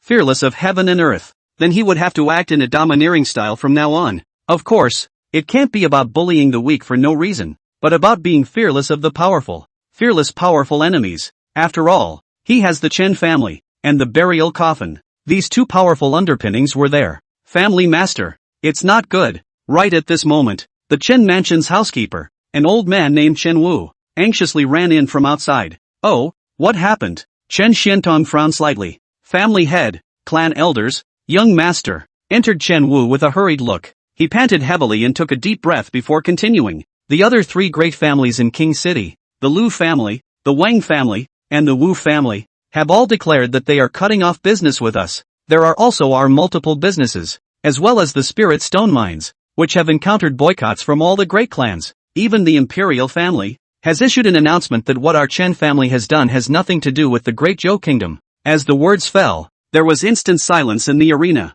What the hell is going on here? Chen Xiantong frowned slightly. Then he realized something. Could it be that the Gu family has made some moves? Chen Wu stole a glance at Chen Chang'an and said with a lowered head, Master is right. It's the Gu family. There are rumors coming out of the Gu family that Lu Ruyan is already married to Jun Wujian, and both parties are also engaged. They said, Ha? Master Nine's eyes glazed over. What did they say? They say that our young master, out of love, had the 8th and 9th masters kill Jun Wujian. That's why all the clans in the King City today are all trying to clear their relationship with our Chen family. As soon as Butler Chen Wu's words were finished, the 9th master roared, flipping. Is that what the Gu family said? Ah, yes. The 9th masters might cause Chen Wu's heart to tremble. The crowd was instantly silent. Their eyes narrowed. Oh, Chadan, what do you say? At this time, the 2nd master, who was holding a goosefeather fan and wearing a school robe, looked at Chen Chang'an with a smile and asked, Ha! Chen Chang'an sneered contemptuously. I didn't realize that this Gu family was choosing to make a mistake to the end instead of coming to make peace with us. His gaze narrowed. I'm afraid that the one who could remember this strategy is not that stupid bastard Gu Qingshan. That's right. It should be their old ancestor, Gu Chonghong's idea. The 2nd master smiled slightly. I'm afraid they're asking the entire King City to isolate our Chen family. Yo. Ha! Interesting. Interesting indeed. Chen Chang'an sneered. I didn't kill their Gu family members earlier. It was because they didn't have a killing heart for me. If they mess with me again and offend my bottom line, then I will not be polite. If people don't offend me, I don't offend them. If they offend me, I will kill them. Chen Chang'an said coldly, his gaze looking out of the corner of his eye. This caused Butler Chen Wu to tremble in his heart. The other clan elders nodded. Go down. Those clans isolate us. Let them do as they please. If they want to reach out their claws to our Chen family, we'll chop off the hand of whoever extends it. Chen Xiantong spoke coldly, with a completely disdainful attitude towards those clans that had isolated the Chen clan. Yes, Chen Wu immediately responded respectfully. With the matter settled, Chen Chang'an went back to his room. He placed Jun Wujian, as well as the bodies of the two old men directly inside the burial coffin. Soon, the 3 corpses were nowhere to be found. Wisps of pure energy fed back into Chen Chanan's body and began to nourish his dantian. Too little. Chen Chanan was not satisfied and said. He then found a sword.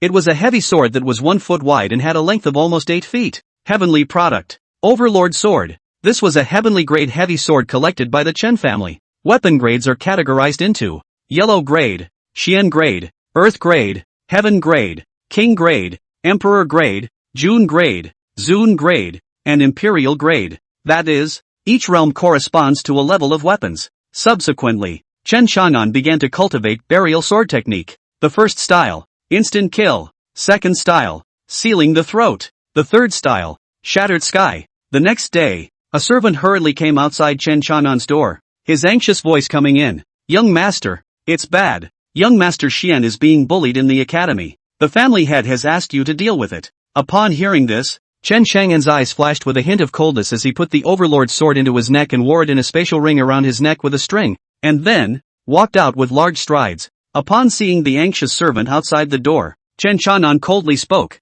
"Take me there." Yes, that servant sighed in relief and immediately led the way in front. Chen Chang'an couldn't help but think of a tender face and a skinny figure in his mind. Young Master Xian, also known as Chen Xian, Chen Xiantong's own son, Chen Chahan's cousin. The two grew up very close and were as close as brothers. To think that someone would dare to bully him. They really don't know how to die. Chen Chang'an coldly whispered, his footsteps a few more points faster. Meanwhile, in the Great Zhou Academy, in a certain unnoticed corner. Ka-ching! With the sound of bones cracking, a somewhat skinny figure was heavily thrown to the ground. Scarlet blood quickly stained a large portion of the ground. Phew! That's some tough bones. A young man in a blue coat with a sinister aura walked over unhurriedly, looking down at the teenager who was unable to stand up. TSK, Chen Xian, your Chen family is about to be destroyed, and you're still so arrogant? The other two youths also slowly stepped forward, their hands clasping their chests, their faces full of scorn and pity. Isn't it just 100 spirit stones? Just hand them over? In the future, when your Chen family is exterminated, the three of us may still be able to save your life. Lu Hong, Wang Gang, Wu Hong, with his left arm broken and even more injuries on his body. The immense pain caused Chen Xian's face to turn pale and his sweat to fall like rain. He gritted his teeth and said, "Humph, my big brother is back. If you guys dare to hit me, you guys just wash your necks and wait for death." Chapter 11, Instant Kill. Seal Throat, Shatter the Sky. Oh, your big brother? Lu Hong, Wang Gang, and Wu Hong glanced at each other before letting out a loud laugh at the same time. Ha ha ha. Lu Hong kicked Chen Xian hard and snorted. Your big brother Chen Chang'an, right? He's having trouble protecting himself, and he'll still come to care about you? Ha ha ha ha ha. A big joke in the sky. That's right, he's nothing more than a humble wretch. The woman was banged by Jun Xiao, and he himself did not speak of martial virtues and let the clan elders of the family go out and kill. TSK. I'm afraid that in less than 2 days, the wrath of that Jun family will descend upon your Chen family. At that time, I'm afraid that not a single one of you will be killed off. Pathetic. Wang Gang narrowed his eyes and said with a cold smile. You guys, ahem. Chen Xian sprawled on the cold ground, coughing out several mouthfuls of scarlet blood again in a rush of anger. Lu Hong approached with scattered footsteps, his right foot directly stepping on Chen Xian's head as he slowly said, Junior senior brother Chen Xian, let's not mention the fact that your big brother Chen Chang'an has lost his cultivation. Even if he recovers, so what? Behind the three of us, there are 3 other first-class families in King City. There's still the second prince behind you. Even if I get you killed today, your old man wouldn't even dare to fart. Do you believe me? Chen Xian clenched his teeth in death, but he was already speechless. Ever since Chen Chang'an's disappearance, all of his Chen family's children had become low-key in the Great Zhou Academy. The scholars in the academy are divided into A, B, C and D. They corresponded to the 4 martial arts realms of heavenly martial arts, earthly martial arts, Xian martial arts, and yellow martial arts, respectively. He was merely a grade C scholar. Naturally he was no match for these 3 grade B scholars. Ever since it was rumored that Chen Chang'an had killed Jun Wujian in the past 2 days, these people had begun bullying the Chen family's children, which caused him to feel incomparably stifled in his heart. If I kill the 3 of you today, your family won't dare to let out a single fart. Do you believe me? At this moment, an icy voice abruptly sounded behind the 3 of them, causing their entire bodies to chill. What kind of person speaks so loudly? Lu Hong, Wang Gang, and Wu Hong were furious in unison, not bothering to turn back. Suddenly, the 3 froze in unison. Then in unison, they lost their voices. You, Chen Chang'an. Chen Chang'an ignored these 3 people and slowly came to Chen Xian's side. Big brother. Looking at Chen Chang'an who came to his side, the 15-year-old Chen Xian, his lips buzzed. He, who would never give in to cruel bullying, was actually hot and misty at this moment. Lu Hong, Wang Gang, and Wu Hong froze back and also finally came back to their senses. Lu Hong skimmed his mouth and said disdainfully, Yo, so it's the cuckolded Chen Dishao. Why? What are you doing here if you don't hurry up and hide? Chen Chang'an crouched down and checked Chen Xian's injuries before raising his head, his gaze falling icily on the 3 people in front of him. Say, how do you want to die? Ha ha ha ha ha, how arrogant. Lu Hong laughed contemptuously. Chen Chang'an, aren't you out of cultivation? Kill Jun Wujian with the help of a family clan elder and think you can scare us? That's right, you've offended the Jun family to death. Do you still want to offend us? The Lu family, the Wang family, and the Wu family? How dare you? Do you dare to kill us? Che, it's just a fox pretending to be a tiger. Wang Gang also snorted and opened his mouth. In the opinion of the 3 of them, the only way for the Chen family to protect themselves in the Great Zhou Kingdom nowadays was to draw in other families. Definitely can't do anything stupid that offends other clans again. Big brother, they robbed my spirit stones. Still don't put our Chen family in their eyes.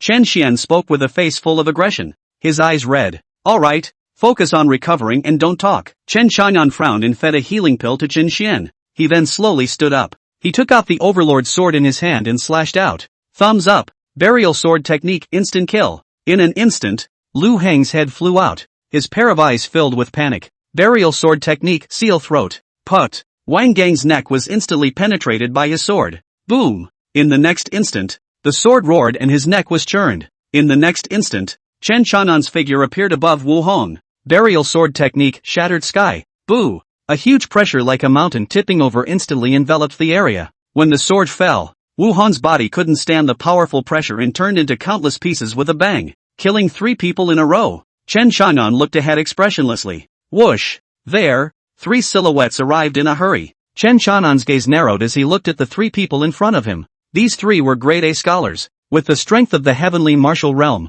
and were the older brothers of the 3 from earlier. Looking at the broken flesh all over the ground, as well as the tragic situation of the corpses being separated, the arriving trio roared angrily. Chen Chagan, you dare to kill my brother. Chen Chagan, you're crazy. Do you want to make an enemy of my Lu family? Chen Chanan coldly grunted. They insulted and beat up the son of my Chen family's head, and have already taken their deaths. With that, he slowly raised the huge sword in his hand. If you guys want to stand out, come over and suffer death together. Arrogant. A grade A scholar from the Lu family spoke angrily, an additional sword in his hand, directly stabbing at Chen Chang'an's neck. Burial sword technique, seal throat. Put. Chen Chang'an almost instantly plunged his sword into his throat again with a bizarre sword technique.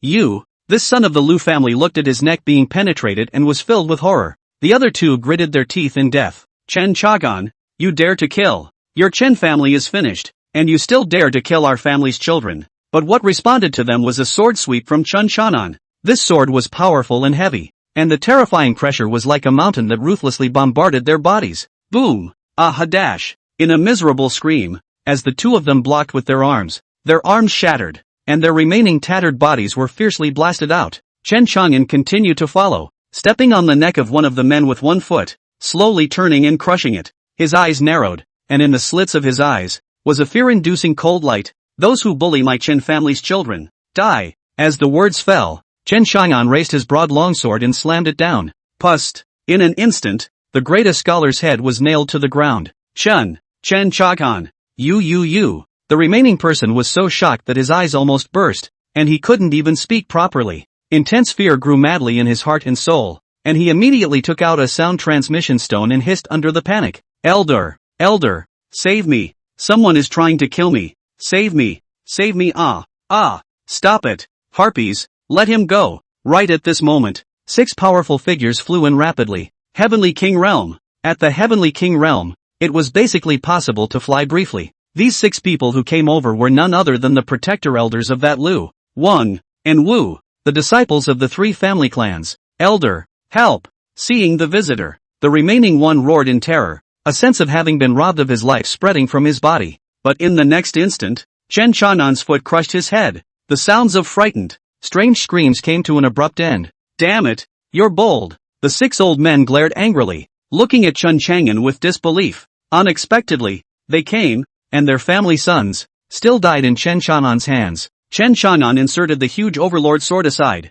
clasped his hands to his chest, and gave a giggling snort, not bothering to answer. His gaze landed on the servant who was shivering in the distance and brought him here. You, come here and bring young Xian back to the clan. Oh, good young lord. The servant timidly trotted over and helped Chen Xian up. Young Master Xian, let's go back first. Chapter 12, The Great Competition of the Academy. No, I'm going to wait for Big Brother. Although Chen Xian was injured, he was extraordinarily resolute as he looked at Chen Chanan's back. Big Brother, I'm the one who caused the incident, so go away and ignore me. Chen Chanan glanced at him. What the hell are you talking about? I'm the young master of the Chen family. Who can stand me? Chen Xian froze, his gaze filled with adoration. Turning to the 6 old men in front of him, he said urgently, it was Lu Hang and the others who made a move on me first, and it was my big brother who. Humph. No need to explain. An old man coldly interrupted Chen Xian's words, his gaze filled with murderous intent as he looked towards Chen Chanan. He killed 6 disciples from 3 of our clans. That's a fact. That's right, Chen Chagan. What else do you have to say? Another old man also spoke coldly. Ha! Chen Chagan sneered. They bullied my brother and tried to kill him. They deserve to die. If you dare to make a move, you'll kill just the same. Chen Chanan's words caused the 3 old men to boil with rage. Don't talk nonsense with him. Arrest him and take him back to the head of the family to be dealt with. As an old man said that, he rushed towards Chen Chang'an. a horrifying pressure enveloping Chen Chang'an's entire body, as if his fingers that could tear through space, grabbing Chen Chang'an's neck straight away. Chen Chang'an was expressionless and did not move an inch, but right at this moment, a teasing voice slowly rang out. Yo, 6 old things who bully the small with the big. Boom! With a loud bang, the old man who had rushed over was blown backwards by a punch. His arm shattered and his face was white. Instead, beside Chen Chang'an, there was an additional young woman. She was petite, her face was firm, her skin was snowy, her face was stunning, and she was wearing a green power suit, which showed her valiant spirit. Upon seeing this person, the two of them, Chen Chang'an and Chen Xian, hurriedly saluted. Greetings, 7th Master. The person who came was none other than the 7th Master, the 7th in line among the 9 clan elders of the Chen clan. Of the 9 clan elders, the eldest, the 3rd,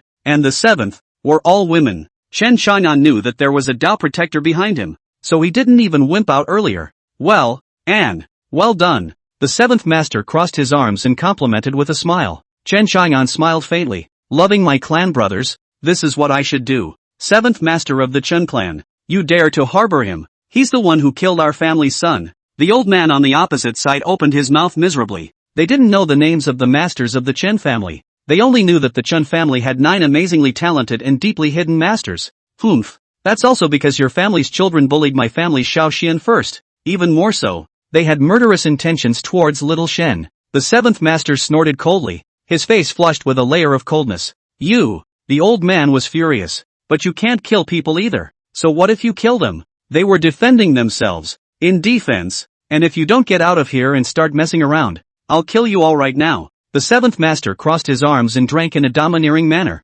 The 6 old men on the opposite side were so infuriated that their chests rose and fell violently, and they stiffly blocked their words, not daring to speak again. Your ass, fight or get out. The 7th Master was dismissive. The 6 old men glanced at each other and with a wave of their hands, they collected the broken meat on the ground and left in a hurry. Seeing the other party leave, the 7th Master turned to look at Chen Chang'an again. You brat, once you came back, you offended the Jun family, and now you've added the Lu family, the Wang family, and the Wu family. Phew ha, you can do it. Seeing that the 7th Master had no intention of getting angry, Chen Chang'an respectfully saluted. With the incomparably powerful 7th Master around, I'm not afraid of whichever family I offend. Kid, can be poor. The 7th Master skimmed his mouth. She was not even the size of Chen Chang'an's shoulder, but the power and aura on her body was like an abyss. TSK, this 7th Master of yours, I'm afraid he's a great expert in body refining,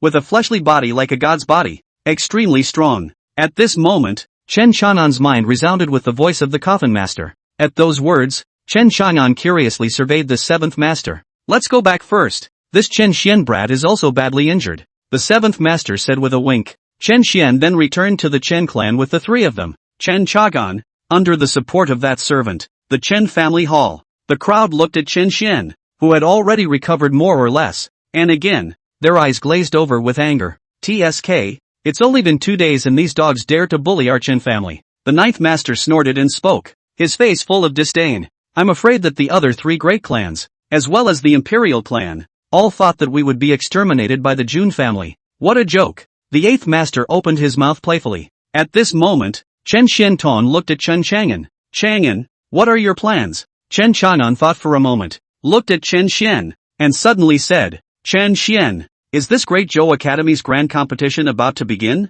Upon hearing this, Chen Xian's eyes lit up. Right, tomorrow is the grand competition for Great Scholars. Is Big Brother going to participate? Oh, the Academy Great Scholar competition? That's right, the top 10. Will also represent the Great Zhou Kingdom and participate in the competition of the 4 major countries, thus determining the number of countries that will enter a secret realm of aura to cultivate, and there was also a chance to travel to the Holy Land and enter the Taitsang Sword Sect. Big Brother, you must go for it. You're sure to be the first one. The first place also has 100,000 spirit stones and a heavenly great spirit pill as a reward. Chen Xian was very excited. The rest of the people in the Great Hall also looked over. Family head Chen Xiantong thought about it and patted Chen Chang'an's shoulder. Ah Chang'an, go and participate. Acquire more resources and come back. As you can see, our family is in difficulty, and now the entire royal city's families are isolating us. The other clan elders glanced at each other and nodded their heads, revealing faces full of grief. That's right,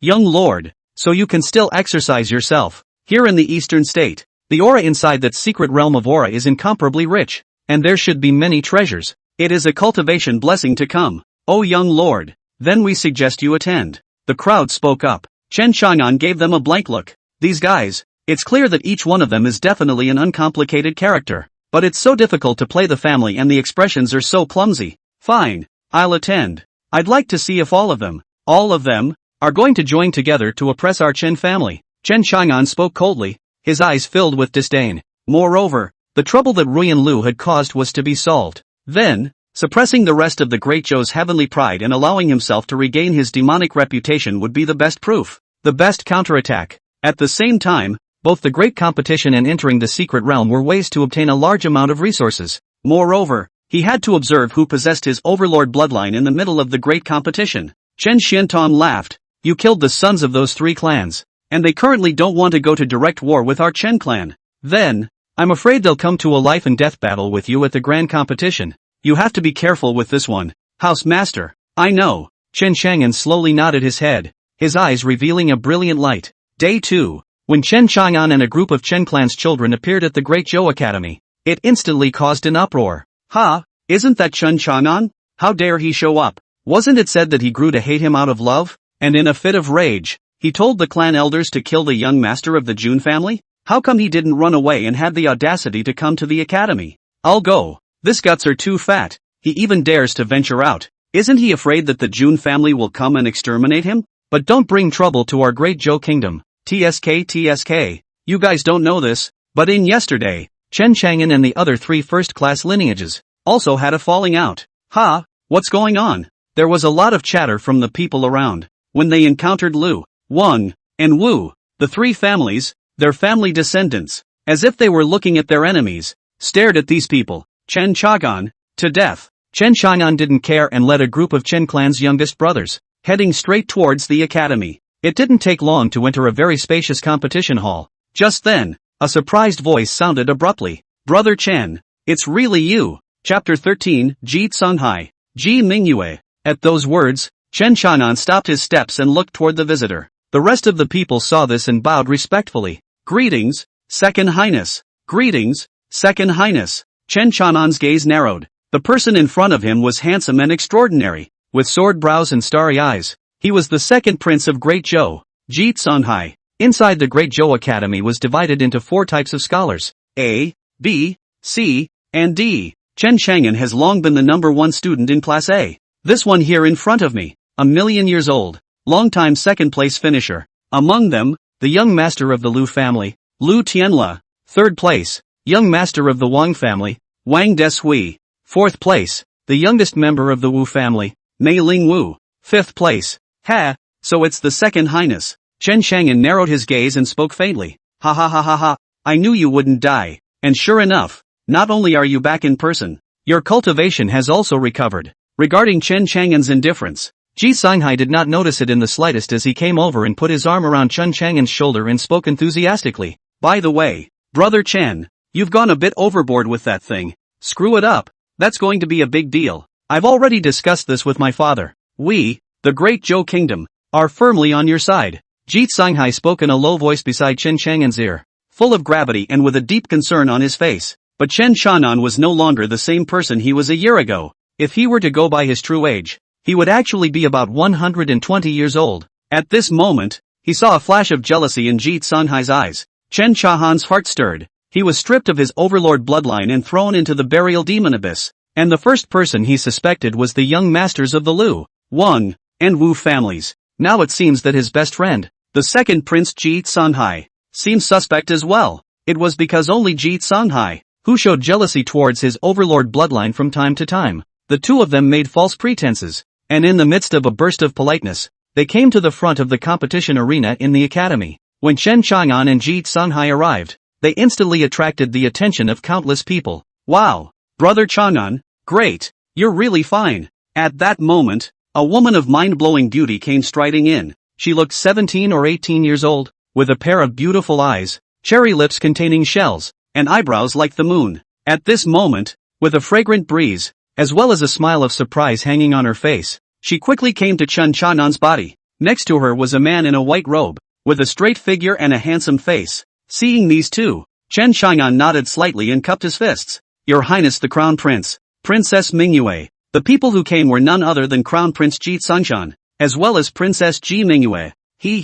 It's true that our great Zhou Kingdom's supreme demon has returned. It's just that, Chen Chang'an, the moment you came back, you broke into a heavenly mess. It's really disconcerting. Ji Tsangshan opened his mouth in a salty manner. For Chen Chang'an, he didn't seem to treat him very well. Upon hearing this, before Chen Chang'an could open his mouth, Ji Mingyue was full of worry. Imperial brother, this matter must not be blamed on Brother Chang'an. There must be a reason for this.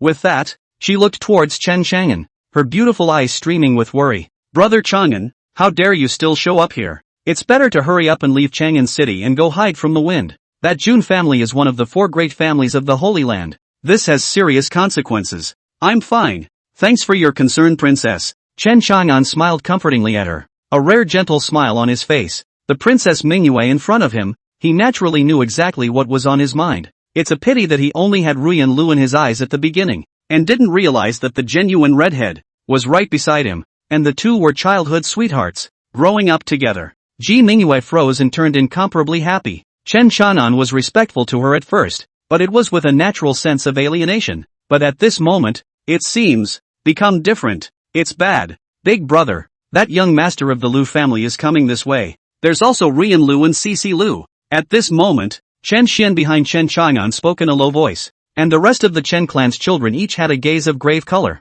Yo, who did I think it was? It turns out to be the wasteful young master who ate bear heart and leopard guts and relied on the clan elder to do his bidding. As the voice fell, a group of people slowly walked over. At the head of the group were none other than Lu Tianlu, Wang Deshui, Wu Meiling, and next to them, Lu Ruyan and Lu Cici. There was also a large group of family sons and daughters behind him. Greetings to His Royal Highness the Crown Prince, the second prince, and the princess. When they arrived, they saluted the 3 members of the Ji clan in unison. So it's a few of Brother Lu. I heard that the 3 of you have advanced your cultivation to the 10th level of the heavenly martial realm. It's simply impressive to us. Ji Sunhai looked at them and spoke enthusiastically. Ji Tsangshan spat out a hung word from his nostrils, his condescending demeanor unmistakable. Ji Mingyue completely ignored them and kept her gaze on Chen Chang'an. Chen Chang'an took in the crowd's expressions and looked at the visitor with slanted eyes again, saying disdainfully, whether or not I'm a wasteful young master, won't it be clear if you go down to hell and ask your brother? Chen Chang'an, you are bold and lawless. Do you really think that no one can rule you? Hearing that Chen Chang'an even brought up the matter of killing their brother, Lu Tianlu grew angry. At the same time, Wang Deshui next to him, Wu Meiling was also filled with anger. The aura of the 3 of them at the 10th level of the heavenly martial realm erupted out, forming an astonishing momentum that suppressed towards Chen Chang'an. Boom! The atmosphere in the field became solemn, as well as extremely grave. The commotion here caused countless people to gather around, revealing a look of watching the show. Chen Chang'an's gaze narrowed slightly as he looked at Lu Tianla and spoke disdainfully. It's true that someone can cure me, but I'm sure that person is definitely not you. Chen Chang'an, you won't be able to be arrogant for long. The Jun family will soon send someone. Let's see how you die then. Ruyan Lu stared at Chen Chang'an and suddenly spoke. Chen Chang'an glanced at her faintly, becoming even more disgusted with a woman who could even discard her own reputation and use it to bind the big families, and spoke disdainfully, idiot. You, don't know what's good for you. Lu Ruyan exploded with anger, and she also finally realized that the man who had treated her like a treasure in the beginning was now treating her like a sheltered shoe. Inexplicably, her heart ached. A wave of regret surged through his heart. Ching Chang, ignore him, he's just a clown. He won't be able to bounce around for long. Lu Cici hugged Lu Ruyan's arm and spoke comfortingly. Lu Ruyan's heart was complicated. Yo, Chen Chang'an, after all, they were once lovers. Why talk like that? At this time, the flirtatious Wang Deshui opened his mouth and teased, no wonder you were so angry. Your own woman became someone else's crotch plaything. TSK, no wonder you were so enraged that you let the clan elder kill Jun Xiao. It really makes this young man admire. You are a true man. As Wang Deshui's words fell, the people around him instantly laughed. Chapter 14, Killing 3 young lords in a row. One by one, they looked at Chen Chang'an's head as if it was sprouting green light. But Wang Deshui's words also caused Lu Ruyan's face to blush with shame. What kind of crotch plaything is young Master Jun's? She's still a virgin. Okay, but she couldn't argue with that today. After all, her family was already rumoring her, in order to bind the Jun family, as Jun Wu Jian's woman. In response to the ridicule of the people around him, Chen Chanan's face was calm. He wouldn't completely ignore it, although he couldn't suppress all of them. But as long as he got rid of a few of the most joyful jumpers, then he could shut everyone up. Endure? It's not possible. He directly swept out and instantly came to Lu Ruyan's side, and against her arm sleeve, he violently pulled. Snort! A sound of cloth ripping resounded. Lu Ruyan's snow-white arm was revealed, and on it there was palace sand. Seeing this scene, the surrounding crowd instantly clamored. That's shrouded sand. Holy, didn't they say that Lu Ruyan had already slept with Jun Wujian? And then Chen Xiao killed her in anger? Did not sleep? TSK. This woman is still really powerful. Chen Xiao didn't take her blood, but even Jun Xiao didn't take it. This woman is too far down the line to make fun of her own reputation. The comments of the people around finally caused Ruyan Lu to react and said in annoyance, Chen Chagan, what do you want? Ha! Chen Chang'an sneered. I don't want to do anything. With that, he stared at Lu Ruyan and said with a murderous aura, although this young man doesn't care about the reputation of being arrogant and bossy and killing innocents indiscriminately, if you use such vile and ignorant tactics to provoke me again, it's not impossible for me to kill you. Contacting Chen Chanan's murderous gaze, Lu Ruyan stumbled and backed away with a pale face. How could you do this to me? Chen Chanan didn't pay any more attention to Lu Ruyan. After all, it was also someone he liked 100 years ago. As long as she didn't do too much, she didn't bother to do anything to her herself. If she was going to die again, she wouldn't mind giving her a ride herself. With this thought in his mind, he again dropped his gaze on Lu Tianla, Wang Deshui, and Wu Meiling, and said with a face full of disdain, you three, you were trampled under my feet a year ago, humble as dogs. Now that the realm has reached the 10th level of the heavenly martial realm, is it still so timid that it only beeps at the mouth and doesn't dare to do it directly? TSK, you guys are still so afraid of this young man. 3 incompetent and useless losers. When these words came out, the field fell into dead silence. The young master of the Wu family, Wu Meiling, snorted and spoke, Chen Chagan, a year ago you were able to defeat us, but that may not be the case now. Let this auntie teach your arrogant brat a lesson. Saying that, her figure had already swept out, her fingers forming a grip toward Chen Chang'an's neck, grabbing it fiercely. In her opinion, although Chen Chang'an had regained his cultivation, he might not be a match for the present-day her. But to her horror, Chen Chang'an raised his right hand with such speed that it was like a stump. Pop! An incomparably loud slap resounded through the entire hall. Everyone listening heard it loud and clear. Wu Meiling's entire body was also directly sent flying through the air by the suspension and landed heavily again. Bang boom! This slap directly struck everyone in the arena. Dumbfounded. All of them were dumbfounded. That Wu Meiling, she was at the 10th level of the heavenly martial realm. And when Chen Chang'an appeared a few days ago, he was still devoid of any cultivation aura. Even if he recultivated during this period of time, there was no way he could recover to the point where he could beat the 10th level of the heavenly martial realm. At this moment, everyone was confused. Oh, a year ago, you three were trash in my eyes. Now a year later, it's still crap.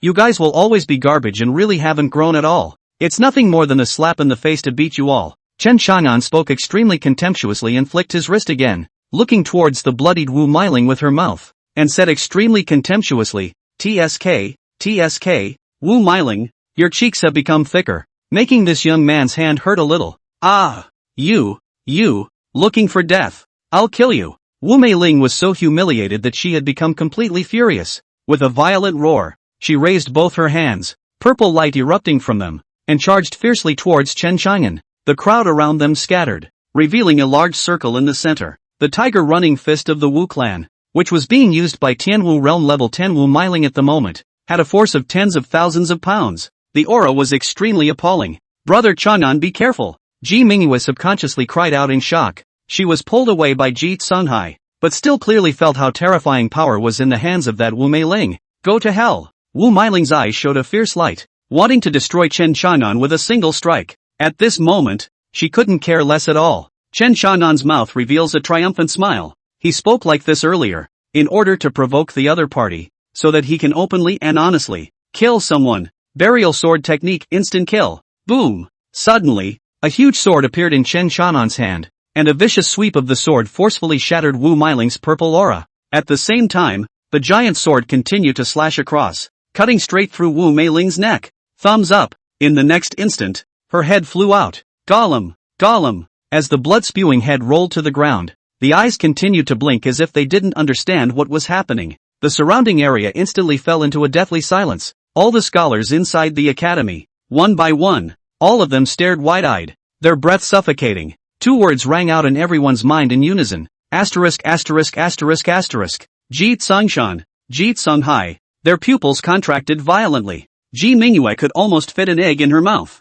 Lu Ruyan and Lu Sisi instantly hugged each other tightly, looking at Chen Chang'an in shock. Bang! Chen Chang'an inserted the Overlord giant sword into the ground, his entire body gently leaning against the giant sword, his gaze falling on the two of them. Lu Tianle and Wang Desui. You two, cut the crap, come on, life and death battle. Since they are all offended to death, it's better to kill them all together. Chen Chang'an, you dare to kill someone inside the academy. You think you can run away? You're dead. That's right, you dare to kill her. She's the young master of the Wu family. Lu Tianle and Wang Desui roared out in a low voice. Ha, what a lot of crap. Chen Chang'an's figure shifted, and he violently stormed out again. The pupils of Lu Tianle and Wang Desui both shrunk violently and hurriedly resisted. Thousand Illusion Sword.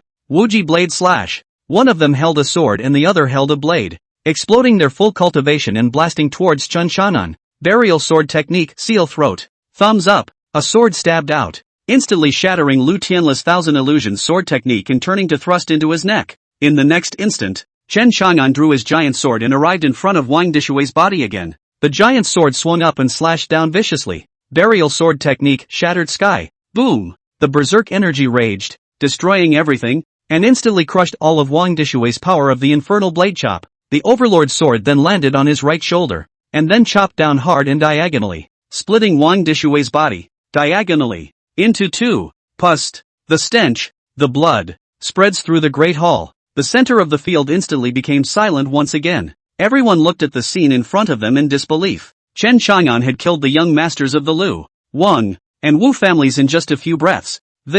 How dare he? Even Ji Tsungshan, who was the crown prince, had an extremely ugly face. This Chen Chang'an is so ruthless. The academy competition hasn't even begun yet, and he killed 3 young masters of first-class families in a row. How dare you? Who told you to get your hands dirty and kill people here? Right at this moment, an angry roaring sound rang out violently. Then there were 4 furious figures that rushed into the great hall. Great! The mentor is finally here. The crowd was relieved. The powerful oppression that Chen Chang'an gave them made them all gasp for air. Chapter 15. My rules are the rules. The 4 people who came in were Lu Rumeng, and the remaining 3 old men, Guqi, He Wentian, and Jiang Zhang. These 3 old men were all the masters of that Lu Tianle, Wang Desui, and Wu Meiling. They came in with faces as black as ink and carbon. Guqi looked at the disciples whose heads were separated from their bodies in a horrible state, and then dropped his gaze on Chen Chang'an's body, his anger surging. Why did you kill them? Lu Rumeng instantly looked at her disciples,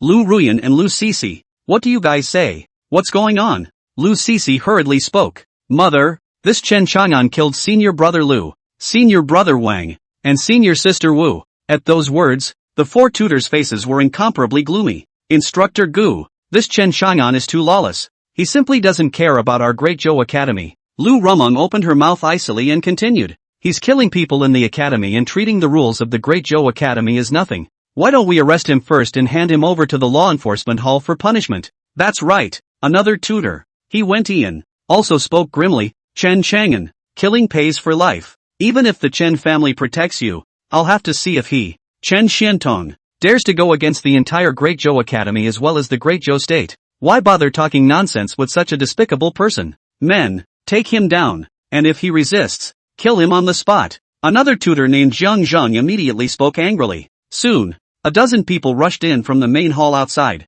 The person at the head of them was none other than the elder of the law enforcement hall, Gu Tianma. One by one, the children of the Chen clan clustered behind Chen Chang'an, their faces full of fighting intent. What do you say, big brother? Chen Xian's gaze revealed a vicious color as he asked in a low voice. The rest of the Chen clan's children each had a fierce light in their eyes as they looked at Chen Chang'an. It seemed that they would fight to the death as long as Chen Chang'an gave the order. Chen Chang'an waved his hand to suppress their emotions for a moment, then looked at the law enforcement hall elder who had entered and said indifferently, "That was self-defense on my part." At those words, the crowd froze. Gu Tianma stared coldly at Chen Chang'an. Are you trying to say that you are innocent? Of course. Chen Chang'an waved his hand. Wu Meiling started it. She came at me in a murderous rage, so naturally I had to fight back. I didn't expect her to be so weak. The crowd froze. Mei Ling Wu. Weak? However, thinking about it this way, the earlier one was indeed the one who moved to kill Wu Mei Ling first. Elder, then the young master of our family.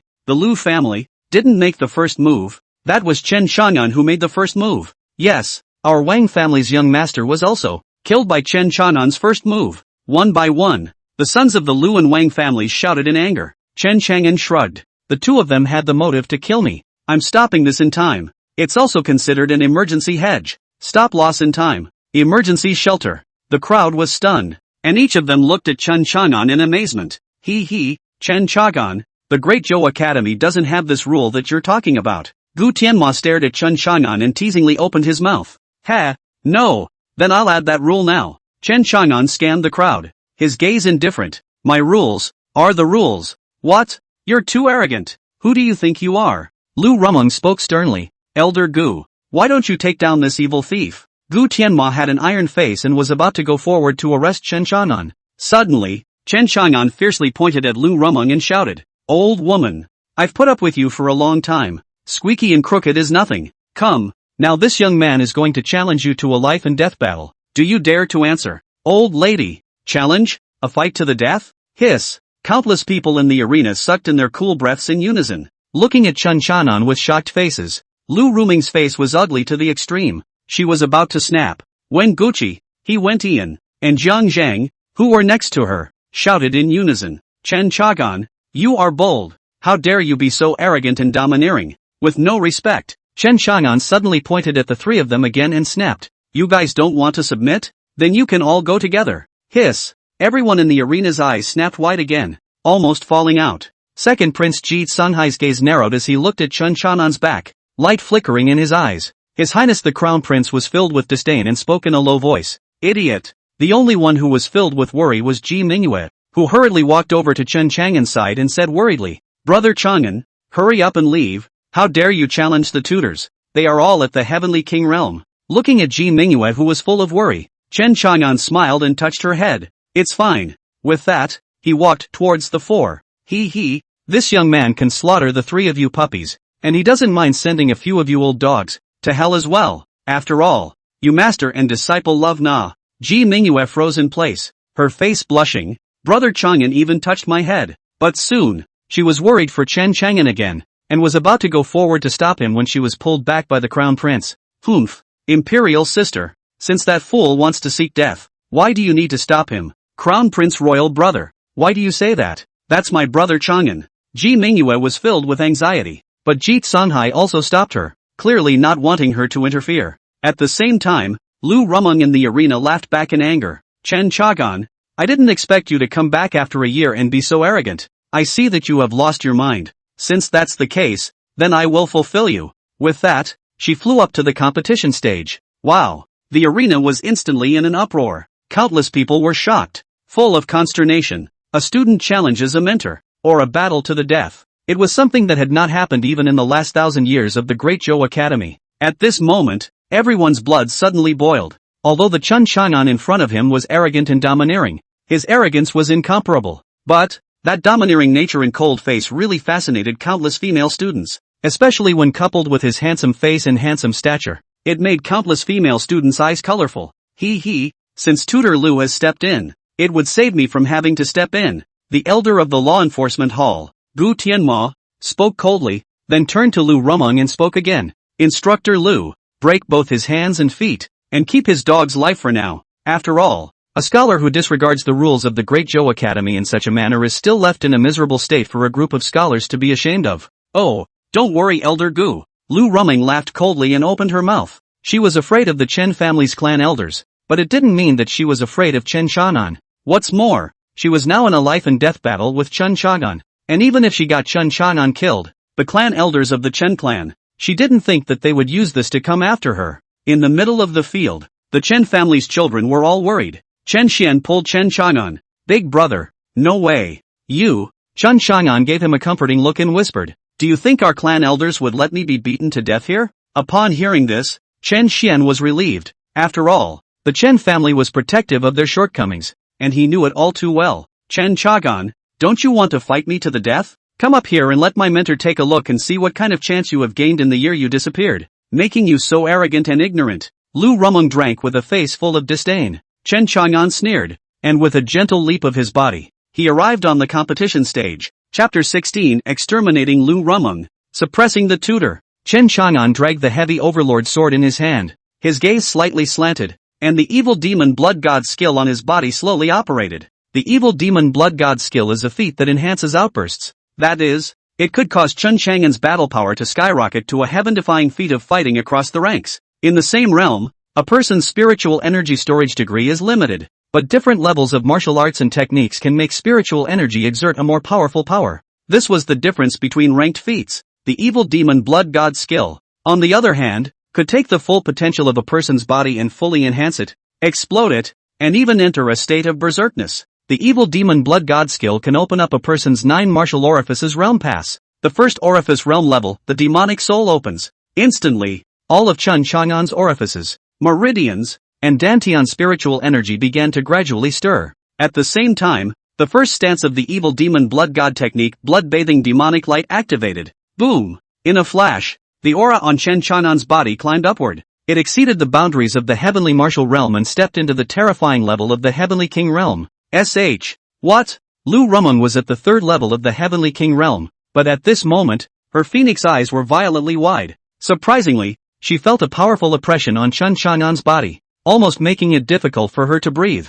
Enjoy your last few seconds of having a full body, old woman. Hey! Chen Chang'an's mouth grinned a sardonic smile, his body glowing with faint blood and black fluorescence as he suddenly stormed up, transforming into a black residual shadow that blasted towards Lu Rumeng. Heavens! This Chen Chang'an's aura is so terrifying. He's clearly only at the heavenly martial realm, yet he can explode to the powerful oppression of the heavenly king realm. Hiss! What kind of monster is this? That's the Chen clan's Thunder Extreme Mirage. What terrifying speed! The entire hall was instantly shocked and in an uproar. In a flash of lightning, the two people in the field were already touching each other. Clang! A gold and iron clash resounded, and a terrifying energy wave formed a hurricane that instantly spread out in all directions, pushing countless people out roughly. In the middle of the field, the heavy sword in Chen Chang'an's hand ruthlessly slammed down on top of Lu Rumeng's slender long sword, instantly bending Lu Rumeng's sword downwards, and heavily pressing down on her towering breasts. Her large breasts, moreover, were in rapid deformation at a speed visible to the naked eye,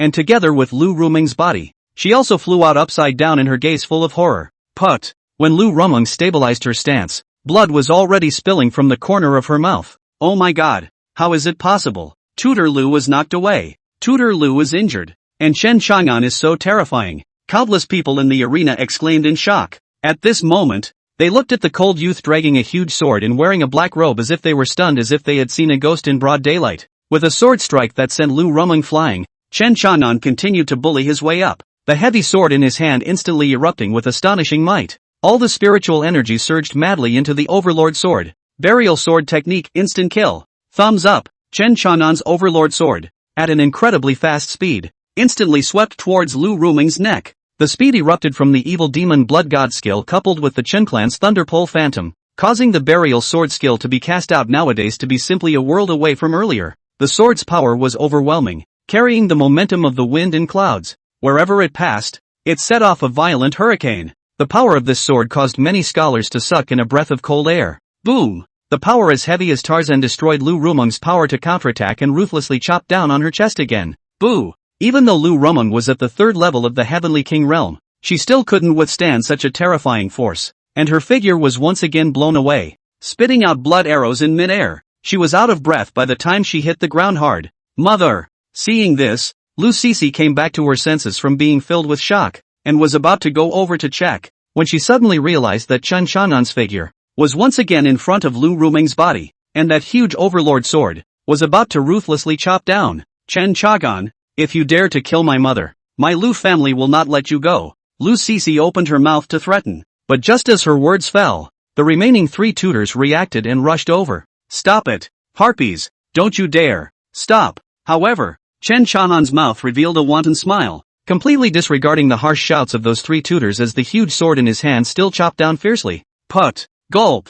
In an instant, Lu Rumeng's head rolled to the ground and rolled out continuously for a long distance, blood spraying everywhere. You, damn, Gucci, he went in, and Jiang Zhang's eyes were dead wide, looking incredulously at the scene. Turning around, the furious ones immediately blasted towards Chen Chanan. Burial sword technique, seal throat. The huge sword in Chen Chanan's hand made another wild sweep, and the berserk spiritual energy exploded crazily. A heavy sword was actually danced by him to create terrifying sword shadows that filled the sky, coupled with the fact that it was a heavy sword, a giant sword. The movement it exerted was like a great windmill, sealing off all of the opponent's attack routes. Boom boom boom boom. The three tutors also didn't dare to be careless. Their entire body cultivation instantly exploded, almost exerting all of their bottom cards. Full out. In a flash, the four of them battled to a standstill. Even so, Chen Chanan still pressed the three of them to fight. The berserk energy crazily destroyed the incomparably sturdy fighting stage in the arena. All the scholars in the arena, no matter if it was the Crown Prince, or the Imperial Prince, or that law enforcement hall elder Gu Tianma, all of them were dumbfounded. Chen Chang'an versus Mentor. In everyone's opinion, that was definitely a fight with no chance of survival. However, to everyone's surprise, Chen Chang'an had gotten Lu Rumeng killed in 2 moves. Now it's weighing down the 3 tutors. It's outrageous. Boom! Right at this moment, only a dozen or so breaths had passed in the bout, and once again, a furious sword chi erupted in the arena, and the 3 tutors were blown away, as they spat out blood continuously, their eyes already in a state of shock and dismay. Everyone looked at the 3 figures that flew out for a long time. They couldn't wait for Chen Chanan's defeat. Instead, they were shocked once again. 3 tutors, defeated again. Ah! As the field screamed continuously, Chen Chanan continued to prowl on, following up with another sword move to kill, beating the 3 tutors into spitting out blood and screaming continuously. In a corner of the competition arena, a white-haired old man watched Chen Chanan in the competition. His heart shook for a long time. Chen Chanan's cultivation realm is clearly still at the 5th level of the heavenly martial realm, but after he strikes, the burst of spiritual energy is surprisingly large. What in the world is going on? Could it be that he's hiding his strength? Impossible. He didn't hide his strength at all. Rather, his spiritual power, released hundreds of % against all odds. The white-haired old man murmured his mouth in shock, but a middle-aged man next to him, the goosefeather fan in his hand was gently rattling, and his eyes were blossoming with what was clearly the color of surprise. Hearing the white-haired old man's words speak, he glanced at the other party and spoke disdainfully. Duanmu Mansion Lord, you are using my family's young master as a sword to eradicate the remaining 3 major forces in the King City. Could it be that you don't intend to give my Chen family an explanation? This person's words were extremely arrogant. Even though the person in front of him was the Great Zhou Academy's prefect, he didn't put the other party in his eyes. And what was even more shocking was that this Duanmu Mansion master in front of him was full of respect, saying to the middle-aged man in front of him, Second Master, Our Majesty has always honored the Chen family and regards the Chen family as the protector family of our Great Zhou Kingdom. After this matter is over, we will naturally give the Chen family a satisfactory answer. Chapter 17, Get over here and fight with this young man. The middle-aged man in front of him with a goosefeather fan in his hand was none other than the Chen family's second master. The white-haired old man was the Great Zhou Academy's prefect, Duanmu Zhang. Hearing Duanmu Zhang's words, the second master didn't say anything, but instead, his gaze narrowed and landed in the arena. The competition arena was silent at the moment, because Chen Chang'an had unexpectedly chopped Gucci. He went Ian, Jiang Zhang, 3 more mentors under his sword. 3 great heads rolled to the ground, intimidating the crowd. All 3 of them had tried to subdue him earlier, so of course Chen Chanan would not fold his arms, and it was only right for him to kill the other party in return. So, he showed no mercy. Chen Chagan, if you dare to kill my mother, I'll fight you. At this time, Lu Cici's eyes were filled with blood red, and she lunged towards Chen Chanan with her teeth and claws open. See, don't go over there. Lu Ruyan was shocked and was about to pull, but was violently pulled by an old man beside her. Miss, don't be impulsive. The Chen Chanan in front of us is obviously killing mad. Whoever goes over will die. Sure enough, as Lu Cici rushed over, Chen Chanan showed no mercy and chopped Lu Cici in half with a sword. This so-called BFF is most annoying. If it wasn't for her instigation, Ruyan Lu might not have gotten more and more outrageous. When the people around them saw this scene, they were even more shocked. Their eyes were rounded and finally opened wide. Miss, go! The Gu family elder pulled Lu Ruyan and opened his mouth with a face full of horror. Chen, Chang, watching her best friend die a horrible death, Lu Ruyan's eyes were filled with blood, staring at Chen Chanan with a deadly stare, taking a deep breath, turning around and quietly leaving. Her mind was complicated. Originally, she had thought that Chen Chang'an had turned into a waste, causing infinite contempt and scorn in her heart. Originally, Chen Chang'an would have been deposed by the family and turned into a humble wretch. I didn't realize that instead of being deposed, he was being protected at every turn. Moreover, his cultivation had been restored, and his battle power was still terrifyingly so. At this moment, Lu Ruyan had infinite regrets in her heart, but then she clenched her teeth fiercely, thinking that she would never be wrong. Chen Chang'an, you can't be the man I missed. You are only a minor heavenly pride of this small borderland country. You wait, I'll immediately go and contact the Holy Land's Jun family, and at that time, as soon as I go to the Holy Land, I'll have the strength to make you regret it. Thinking angrily in her heart, Lu Ruyan quietly left under the escort of the family elders. In the field, there was still dead silence. Everyone was at a loss for words. A moment later, countless low voices resounded. 4 mentors, surprisingly, were killed by Chen Chang'an. Holy, this Chen Xiao is too terrifying. What realm are the 4 tutors in? Surprisingly, even they were killed by Chen Chang'an, 21 years old, Tianwu realm level 5. But his spirit power is incredibly thick, and his stance is even more secretive and unpredictable. Worthy of being Chen Chang'an, the absolute demon that has shaken the great Zhou kingdom. With such talent and strength, I'm afraid that only those demons from the Holy Land can compare. Hiss! Countless people's hearts rippled inwardly, their eyes filled with shock. Elder, what do we do? The disciples of the law enforcement hall were also dumbfounded as they looked towards Gu Tianma. Gu Tianma was also bitter in his heart. He looked at Chen Chang'an, who was like a killing god, and wondered if he should go and apprehend him.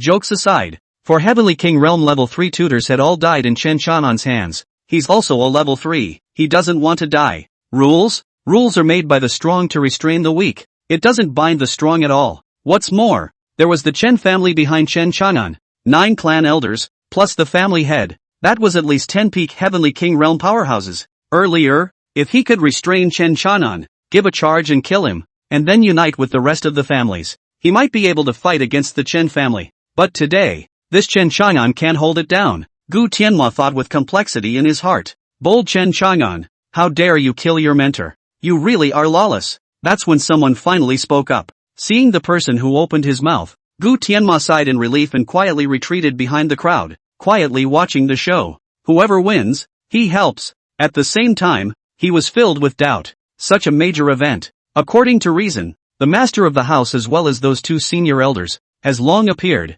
Surprisingly, one did not see to come. Things are weird, Gu Tianma thought, his gaze falling on the person who opened his mouth to speak. That's exactly what. His Royal Highness, Ji Tsongshan. Chen Chang'an looked at him and spoke indifferently. The 4 tutors and I. It's a life and death battle. Even if that's the case, then you can't lay your hands on them. Do you have any respect for your seniors or not? Ji Tsongshan did not expect Chen Chang'an to refute him and froze, seemingly feeling that his face was damaged and unable to top it. He immediately opened his mouth to question again. Ha! Chen Chang'an sneered. Are you deaf? We are in a life and death battle. You. Ji Tsongshan's face flushed red. He was the crown prince of the great Zhou kingdom, but he was all insulted by Chen Chang'an in public. His face instantly flamed. Royal brother, don't say that. At that moment, Ji Tsunghai spoke. Ji Mingyue also immediately pulled her royal brother. Crown prince brother, don't start a conflict with him.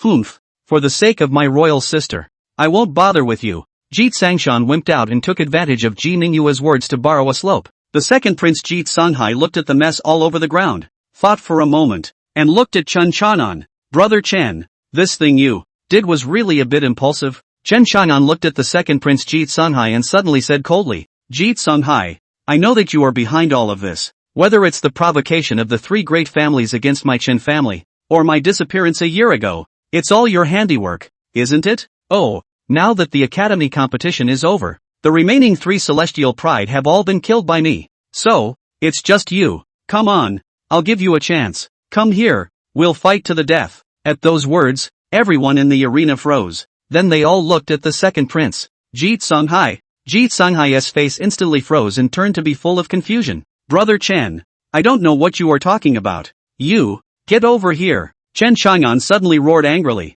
Cut the ing crap. Your Highness, the second prince, wouldn't you dare to fight with this young master? Come, let this young man see how much of the overlord bloodline you took from this young man has fused. Wow, the arena was once again abuzz. Countless people looked towards Ji Tsunghai and Chen Chang'an. Could it be that the disappearance of Chen Chang'an a year ago was the work of his second highness? No wonder Chen Chang'an was so brutal. Even the crown prince and Ji Mingyue were equally confused. Only Jeet Songhai's face became incomparably ugly. How could he not expect that Chen Chang'an would turn on him? And how did Chen Chang'an know that it was he who had Chen Chang'an's bloodline stripped away in the first place? Mustn't admit it. Thinking of this, Jeet Songhai squeezed out a smile. Brother Chen, have you misunderstood me? Cut the ing crap. Come and fight with me. If you have Laozi's overlord bloodline in you, you can't hide it. Chen Chang'an sneered nonchalantly and said, and isn't this the great competition of the academy? Anyway, it'll just be you and I competing for this first place.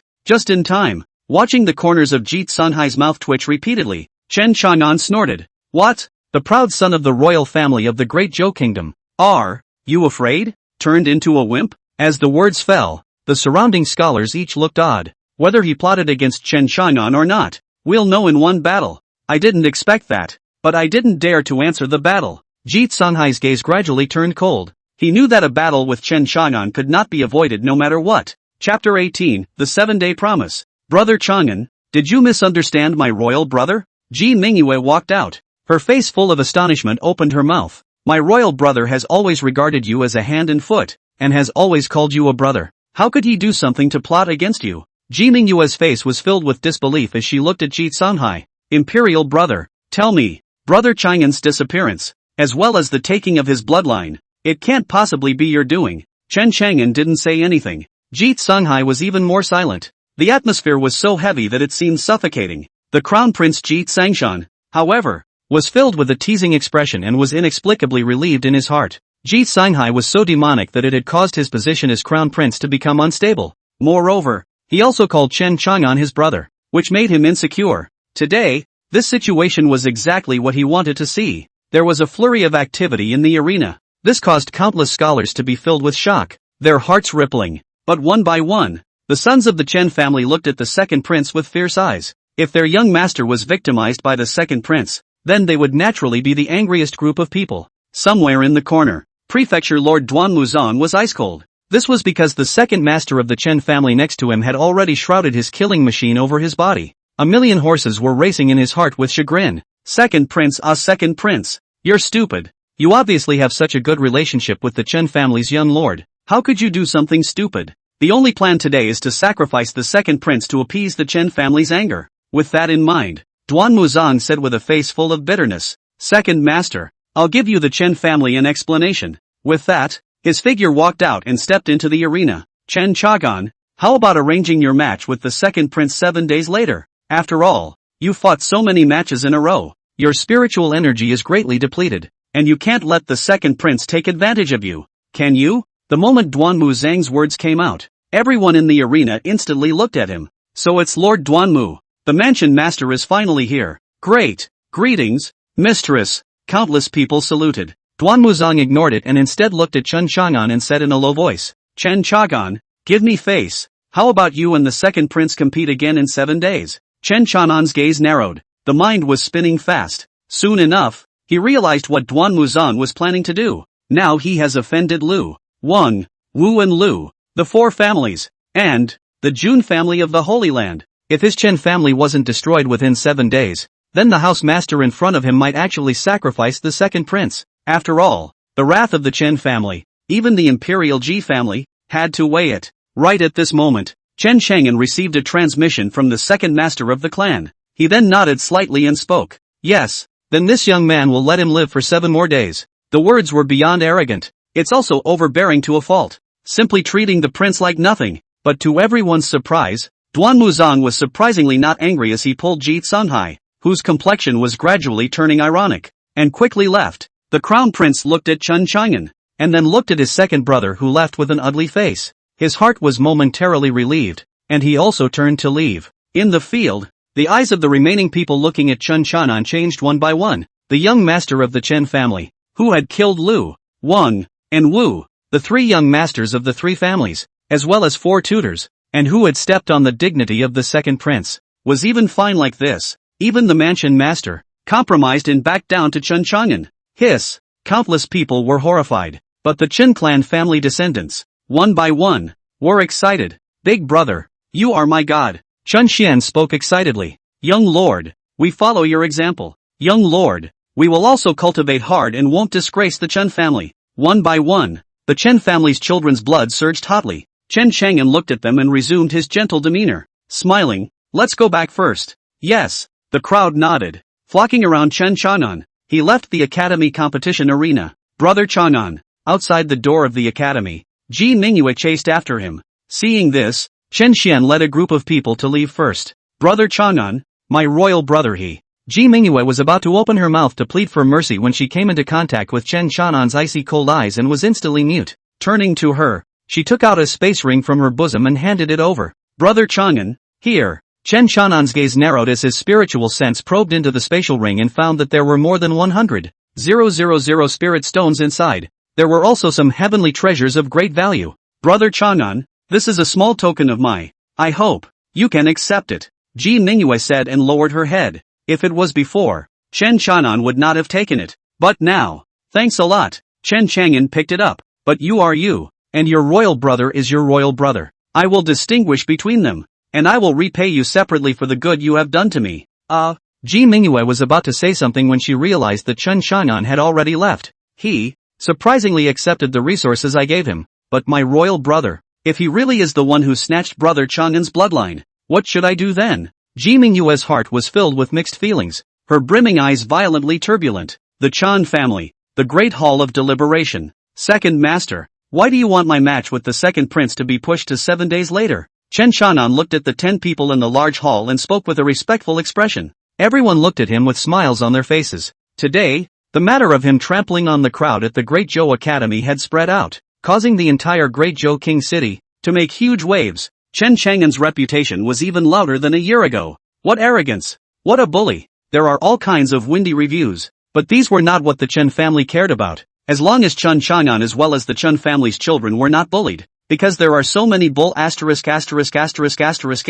buzzing around all day. It's too annoying if one comes a day. So get them ready to come together and die. And we can do it once and for all. The second master incited his goosefeather fan and opened his mouth with a smile. Chen Chang'an's gaze narrowed, and he soon realized what the second master had in mind. If he killed the second prince today, then it would make the forces behind the second prince hide, and his own Chen family would have to explicitly tear themselves apart from the Ji family again. It would be better to let him go back now to prepare and unite Lu, Wang, Wu, and Lu's families to deal with himself. Only, Chen Chang'an couldn't help but feel that the Chen family was still really domineering. The second master is mighty. Chen Chang'an laughed. Alright, it's good that you want to understand. Then go back to practicing. Chen Er smiled and opened his mouth. Chen Chang'an nodded his head, and after returning to his courtyard, he immediately began to cultivate. Whether it was the evil demon blood god skill, the burial sword skill, or the Chen clan's heart technique, hegemonic rage, they were all extremely domineering techniques. He then put the resources given by Ji Mingyue into the burial god Coffin to refine and absorb them, which finally caused him to advance 2 more minor realms, reached the heavenly martial realm level 7. He then proceeded to consolidate his cultivation, not rushing to go for successive promotions, because he knows that the desire for speed is not enough. Sometimes men are too quick and get a kick out of it, and that's not good. After all, it takes a fine fire to simmer the real thing. Thus, on the next day, Chen Chang'an began to look for the clan elders of his family to spar with him. The first person to approach was the 9th master. Chapter 19, Practice, Forcing. Chang'an kid, I didn't think you'd want to spar with me. Come on, I'll let you have one hand. 0.5% of my strength. Master 9 teasingly opened his mouth. Okay, then, Master 9, I'm coming. Chen Chang'an's gaze was stern, and with the Overlord's sword in hand, he rushed up. Boom! But soon, in just one move, he was blown away by Chen Zhou's punch, and his left eye was black. I'll go. Master 9, can you stop hitting your eyes? Chen Chang'an grimaced in pain and wailed. Hey, yes. The 9th master had one hand behind his back, revealing a hand that teasingly beckoned to Chen Chang'an. Stomp! Chen Chang'an rushed over again. But it bounced right back off and the right eye went black again. Hey, that's symmetrical. The 9th master smirked, seemingly admiring his masterpiece. 9 masters, said I can't hit my eyes, as well as my face are not allowed. It will affect my handsomeness. Chen Chang'an wailed as he touched his distended eyes. Hey, I forgot. Come here, and this time, promise not to punch me in the face. Master 9 said with a grin and beckoned again. Bloodbath magic light demon soul, open. Chen Chang'an opened the evil demon martial orifice realm pass, and the spiritual energy in his body instantly boiled. The entire person was like an ancient ferocious beast, followed by a low gulp. Burial sword technique instant kill. Swish. The overlord blade swung up fiercely,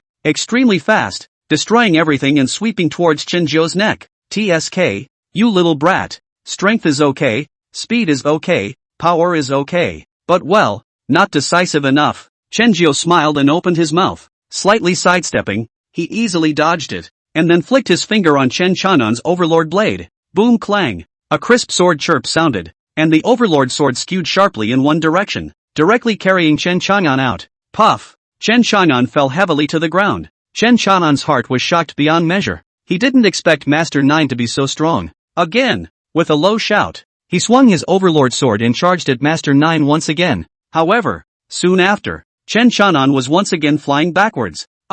Again. Boom. In an instant, it flew backwards again. Again. Chen Chang'an climbed up, wiped the blood from the corner of his mouth, and continued to charge up. The field resounded with Chen Chang'an's wailing screams and shouts of more, until the day passes. At night, Chen Chang'an was immersed in the potion that Master 5 had made for him and croaked in pain. The fifth master was an alchemist and an excellent healer. As for how brilliant, even Chen Chang'an could not know, but many ailments are almost always minor in his hands. This caused Chen Chang'an to follow the fifth master from a young age and learn a lot as well. The second prince's residence. Boom! A handsome and extraordinary man blasted his fist onto a fake mountain, instantly blasting it into pieces. He was bare-chested, and golden light flowed on the surface of his firm muscles, as if they contained a powerful explosive force. It was none other than second Prince Ji Tsunghai. Congratulations, Your Highness, the third level of the Heavenly King realm. A small eunuch not far away fawned and opened his mouth. Ji Tsunghai didn't speak, but instead, his gaze went to the gray-haired old man beside him with his hand on his back, and he respectfully saluted. Master. Aha. The gray-haired old man softly then his eyes revealed a stern light. That Chen Chang'an even dared to provoke you in public. I'm afraid that he has the stamina to defeat you. Moreover, he definitely dares to kill you. Master, how is this possible? Ji Tsunghai's face was full of unwillingness, and his eyes flashed with resentment. What right does he have? This great Zhou kingdom, is my Ji family's great Zhou kingdom? Why is his Chen family so arrogant? Oh, for strength. The gray-haired old man spoke disdainfully. If the founding ancestor of the great Zhou kingdom was around, or if the royal family had a Saint Emperor 10th ranked powerhouse, who would dare to be disrespectful to the great Zhou royal family? And he, the Chen family, had only moved to the great Zhou country for 20 years, so why had they steadily become the number one family in the great Zhou country? It's not because they have 9 unfathomable clan elders. If no one has the certainty to deal with those 9 clan elders,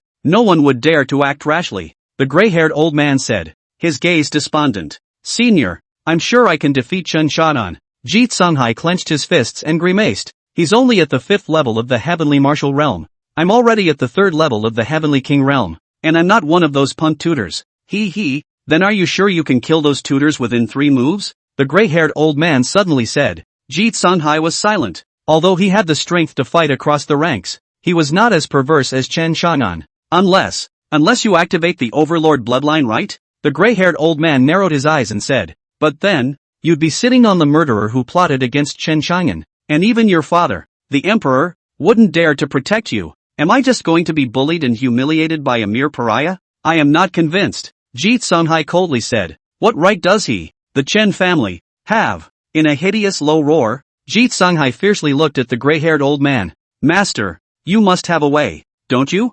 Naturally, the gray-haired old man said. And with a spread in his hand, a jade slip, as well as a sword, hovered in front of him. A king-level battle technique, a king's weapon. This is King's sword. Ji Tsunghai's face changed drastically, turning to surprise as he bent down deeply. Many thanks, Master. There is no need to thank you. Defeating Chen Chang'an and becoming the Lord of Great Zhou also concerns the interests of my clan. The gray-haired old man spoke indifferently. In these few days, apart from skilling in this king-grade battle skill and king-grade sword, you are secretly contacting the forces within the Great Zhou Kingdom to make trouble against the Chen family. Please, Master, and you do this. The entire Great Zhou royal city became treacherous. The gazes of countless people fell on the Chen family, as well as the remaining 3 great families. Of course, the match between Chen Chang'an and the second prince 7 days later was also incomparably fascinating. TSK, have you heard? These 3 great families, plus the Lu family, seem to be joining forces to turn on the Chen family? Is there a big battle to be fought? I'll go. That's not exciting. Not only that, but the remaining 4 great clans of my great Zhou kingdom have also joined forces, seemingly wanting to find Chen Chang'an to ask about things. Ask what's going on. Don't you know? I heard that Chen Chang'an came out of the burial demon abyss. In the beginning, his cultivation was all but non-existent, but in about 10 days, his strength was so strong that he was able to decimate his mentor. Hiss. Terrifying like this.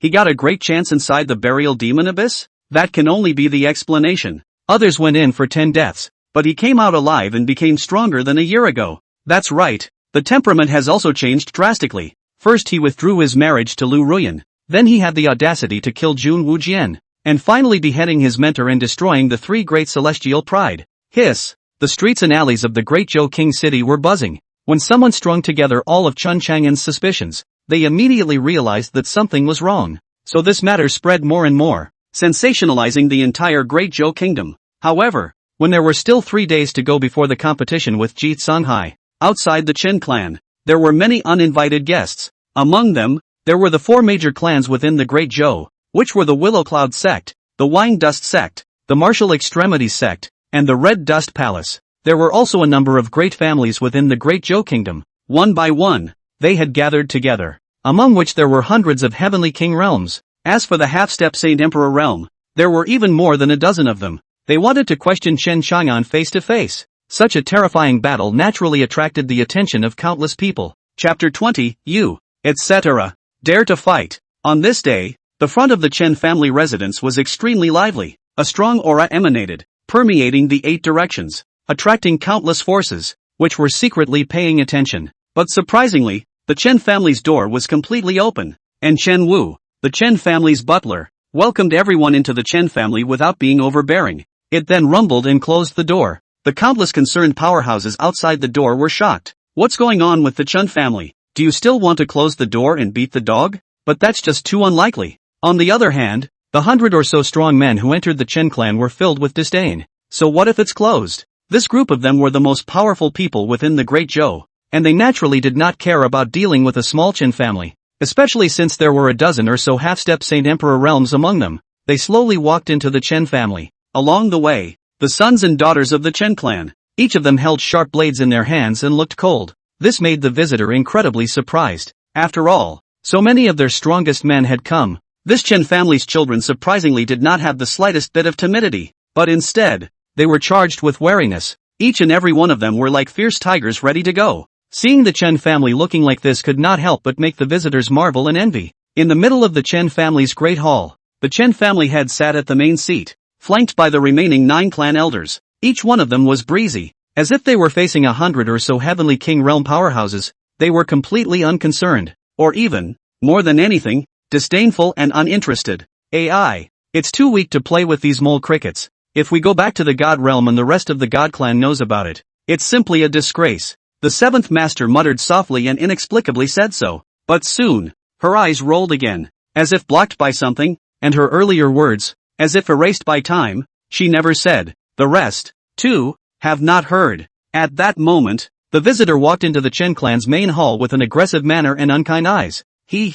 All of you have come to my Chen clan. I wonder what your business is. Chen Xiantong held a cup of tea and took a sip, smiling. The Chen family head is a smart man. He should know the purpose of our visit. Hand over Chen Chang'an. The old man at the head of the group was a half-step Saint Emperor realm powerhouse, the supreme elder of one of the 4 great sects of the Great Zhou kingdom, the Lu Yun sect. Lu Gu. Standing next to him was clearly the head of the Lu family, Lu Mingzheng. There were also the heads of the Lu, Wang, and Wu families, each with anger and resentment in their eyes as they stared at Chen Xiantong dead in the face. Oh, you came here in a rage just to find my Chen family's young master? Oh, what is this supposed to be about? Chen Xiantong said in a feigned manner. Humph, Chen Xiantong, stop pretending. At this time, Lu Mingzheng stepped forward and said angrily, he killed my daughter, the tutor of the academy. In the academy, humph, let him come out and pay for his murder. That's right, hand over Chen Chang'an. Lu, Wang, and Wu, the heads of the 3 families,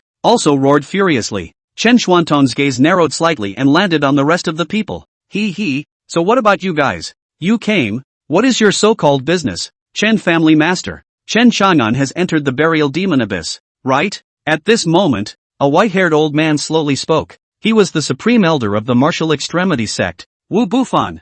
Wu Bufan stared at Chen Xiantong. Is aura compelling? As we all know, most of the people who go in there are 10 dead, and since he, Chen Chagan, was able to come out, then, must have a great problem. That's right. A few more powerhouses chimed in. Chen Chang'an came out with no cultivation, but after only a few days, his strength has returned, suppressing his peers and crushing his mentor. We suspect. Speaking here, this old man in front of him, his gaze became incomparably stern. He turned into a demon. Devils. As soon as those two words came out, the field instantly boiled over. A demon is a madman who has lost his mind and has become a madman who only knows how to kill. At the same time, the means are brutal and the battle power will soar considerably. This was simply in line with Chen Chang'an's recent state. That's right. Chen Chang'an has definitely turned into a demon. Or else his methods wouldn't have been so cruel to murder my young master. The Lu family head spoke angrily. Chen Xiantong, please hand over Chen Chang'an for all of us to suppress together. Not only is it a personal matter for me,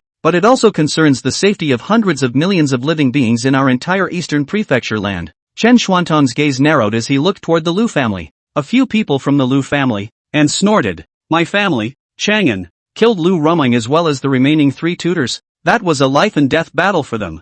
As for killing the young masters of the Lu, Wang, and Wu families, it was they who moved to kill first. My family, Chang'an, is only defending itself, so why is the word demon involved? As for my family's Chang'an's strength and power, it's because he's my Chen family's seed, and my Chen family's people are born with extraordinary qualifications. Can you blame others for being strong because you are weak? You're calling someone else a demon when they're better than you? The crowd froze. They didn't expect Chen Xiantong to say so. Humph. At this moment, Lu Gu coldly snorted. Chen family master. This matter concerns the devil. It's a matter of great importance. You'd better let Chen Chang'an come out. Right or wrong. Let us confront him in public, as well as search his soul. Don't you know? Soul searching. Hearing these 2 words, a cold aura erupted in the eyes of each of the Chen family elders. For the person whose soul was searched, it was not only as simple as having his soul traumatized, but also the possibility of becoming an idiot. More importantly, it's insulting. Among the Chen family elders,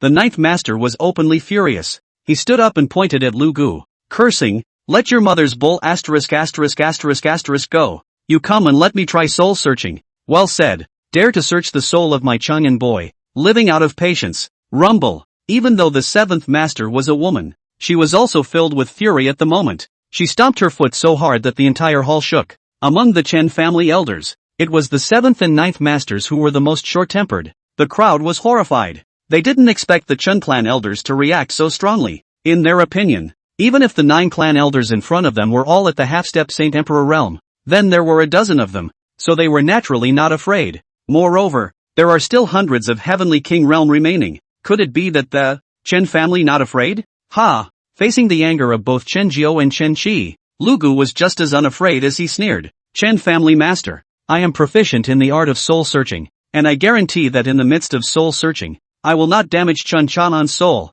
If Chen Chang'an really isn't a demon, then how about canceling his grudges with the Lu, Wu, Wang, and several other families? And we will also apologize to the Chen family. As the words fell, Wu Bufan also spoke faintly. Brother Lu is right. Chen family master. After all, this matter was caused by your family's young master, so why not make a big deal out of it, and make a small thing out of it? Yo, my Chen family gave you face, right? It has been a great gift to let you in, one by one. Still think that my Chen family is afraid of you? The 7th master pointed his finger at the crowd and cursed. The 9th master was about to start cursing when he was stopped by Chen Xiantong. He stood up, carrying his hands behind his back, looking towards the murderous clan children outside the great hall, his voice like a bell. All Chen family sons and daughters listen. The other side wants to search the soul of your young master. You and others. Yes or no? No promises. Thousands of people shouted in unison, their aura astonishing. Then you, do you dare to fight? War.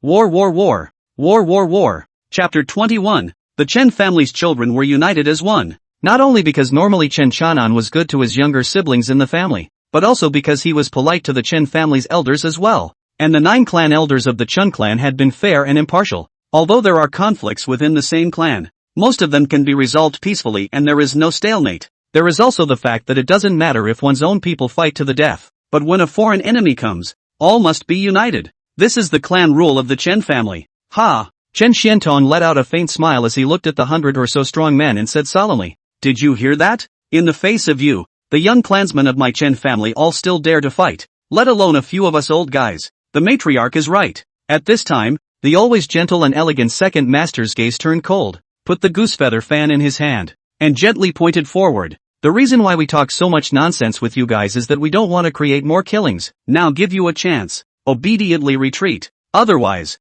die. The second master's words were calm, but they contained endless killing opportunities, causing everyone in the arena to feel nothing but numbness in their scalps, as if they had fallen into an ice cave. It was as if that word death of the second master's, as if his words followed the law, would kill them all in the next instant. The people were horrified and apprehensive. We're just trying to find out the truth. Lugu braced himself against the pressure given by the second master and said in a deep voice, could it be that you, the Chen family, really want to be enemies with the world? That's right. What Chen Chang'an did was too odd. Could it be that he really is a demon? That's why you guys have repeatedly covered it up, not wanting us to find out the truth. Wu Bufan also spoke coldly. 100 or so of them came in a rage. If they were scared away, then the face in the future can't be put aside. But they didn't dare to do it directly. Anyone with a discerning eye knew that these 9 clan elders of the Chen family in front of them were not simple, and if they fought, I was afraid that life and death would be hard to predict. That's why they didn't do it directly, but used pressure tactics. But I didn't expect the Chen family to be so strong. Mother *********, Patriarch, I can't take it anymore. The 7th master suddenly roared. This group of scumbags, forcing their way through, is annoying as hell. Let me unlock a seal in memory and suppress these old scumbags. With that, her aura exploded. An incomparably terrifying sense of oppression filled the air, and then she instantly rushed out. Lugu's pupils shrunk violently. Then he coldly snorted. Humph, the Chen family is obstinate. I think it's better not to talk nonsense with them. Kill. When the words fell, he was throwing a punch against the 7th master. Boom! A loud boom exploded. Lugu's face instantly twisted up, and there in his eyes, extreme terror was revealed. After his fist made contact with the 7th master's fist, he only felt that he had blasted onto a hard steel plate, and his fist instantly cracked before exploding into a mist of blood. Not only that, as the 7th master's fist blasted forward with a powerful force, destroying his entire arm crumbled inch by inch. Ah! Lugu let out a miserable roar of pain. But to his horror, the fear went far beyond that. Pust! The 7th master's fist went straight through his chest. Lugu's eyes were filled with misery, and he finally fell to the ground with a loud thud. A half-step Saint Emperor realm, directly died tragically on the spot with a single move. What? Each of the people around them became alarmed. You dare to kill first. Wu Bufan opened his mouth in shock. So what if I kill you? At that moment, the 7th master steeply arrived in front of him and threw another punch towards his face. Wu Bufan backed up sharply and yelled, everyone, do it, there are more of us. We don't need to be afraid of them. As his words fell, Wang Wu, the heads and elders of several families also took the lead. They hadn't intended to have a good talk with the Chen family in the first place. After all, Chen Chang'an had killed their young master. However, the 4 great sects wanted to gain knowledge of what Chen Chang'an's opportunity in the burial demon abyss was from it, which was why they had been holding back until now. What they didn't expect was that the Chen family would dare to take the lead. That was simply an act of seeking death. Humph! For old things, it's your good fortune that my Chang'an boy killed your young master. At that moment, Master 9 stopped in front of the 4 family heads and snorted. In his hand, there was an additional long knife with bloodlines filling it.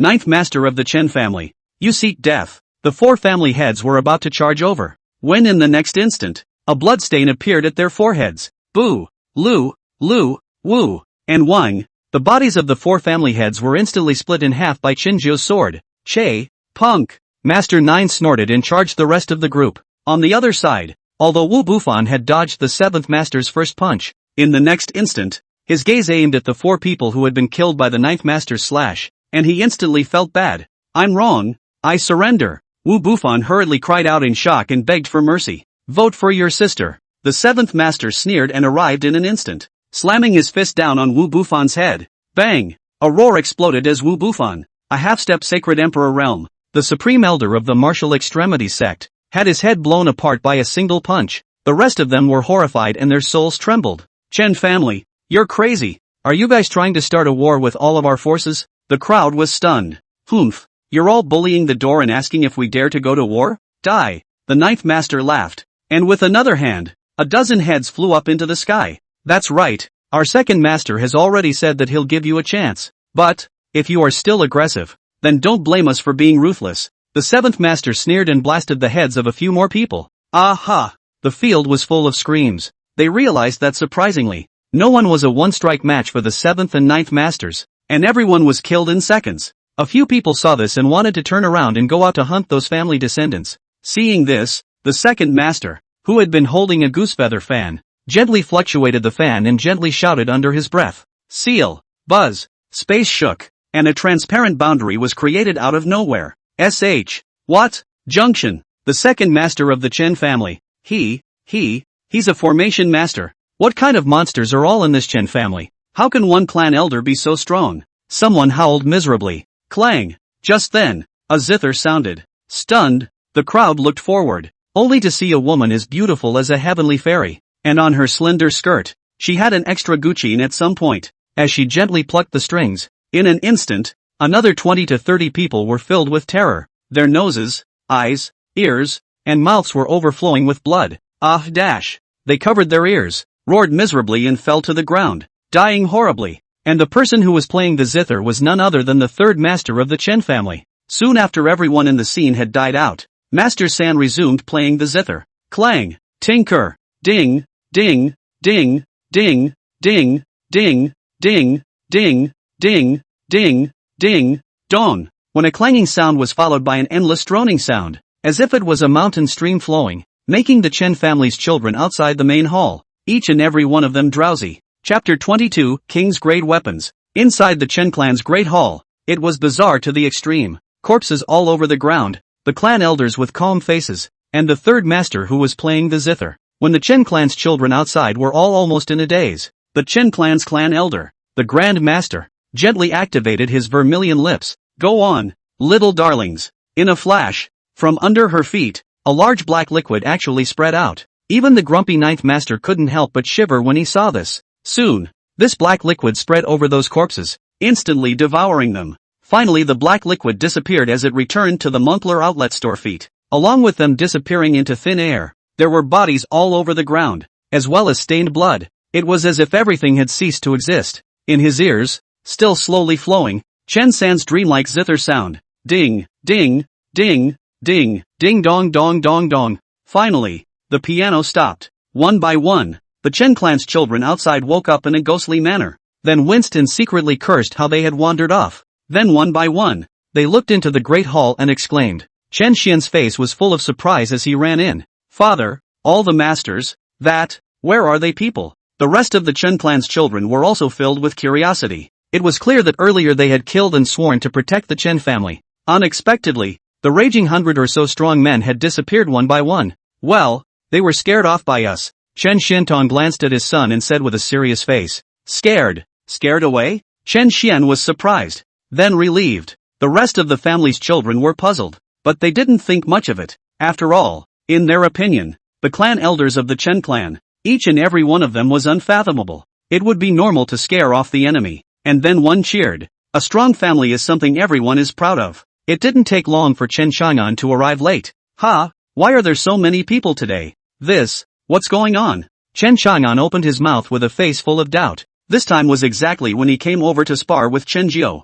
I didn't expect to come over and find all of them here. And it's amazing that he didn't hear a single movement there in his compound. Brother, there are many strong men from many clans that have come over to coerce us to hand you over. Luckily, you're not here. At that moment, Chen Xian spoke quickly. Oh, what's going on here? Chen Chang'an's gaze narrowed as a cold aura flickered. Oh, nothing more. At that moment, the second master spoke up. Just this is what I told you. Tell them to gather their people together and come over here so we can knock them around. They, just leave? Chen Chang'an was filled with doubt. His nose sniffed and smelled the strong odor of blood. Is there a fight? Ha ha ha ha ha. Of course they fight. How else would they be willing to leave? Chen Xiantong laughed out loud with a serious face. Exactly. The third master, who was holding a guqin in his arms, said mildly. After scrapping the arms and legs of the first few people, they wimped out and didn't dare to fight us to the death, then obediently retreated. Hiss. As soon as Chen San's words came out, countless sons and daughters in the arena sucked in cool air.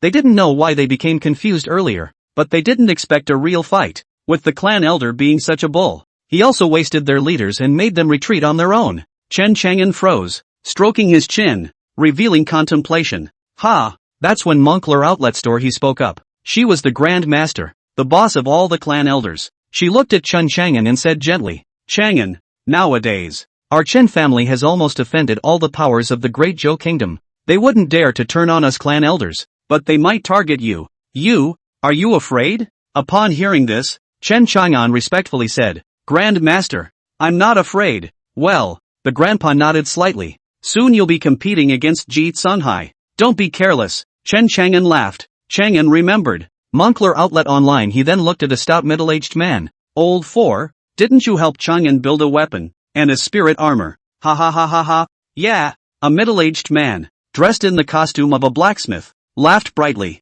He's the fourth master of the Chen family. And he was, heck, a refiner. Thank you, fourth master. Chen Chang'an was overjoyed. He was worried about not having a competent weapon. The bastard sword, too, was nothing more than an ordinary heaven-rank weapon in the family. Good. There's no need to look for old 9 to spar today, so follow old 4 to his smithy store, and after that it's time to familiarize yourself with the new weapons. Moncler Outlet Store continued. Well, thank you, Grand Master, and thank you, Fourth Master. Chen Chang'an nodded his head, his face full of joy, and said, he thought it was also true that if he was beaten by the Ninth Master today and went on to soak in the potion, it would not be a good recovery. The crowd of family disciples revealed envious gazes, but none of them were jealous, because as long as you have the ability, the fourth master of the Chen family will refine customized weapons for all disciples. Next, Chen Chang'an followed the fourth master and left. The other sons and daughters of the family, too, dispersed, practicing what they practiced and doing what they did.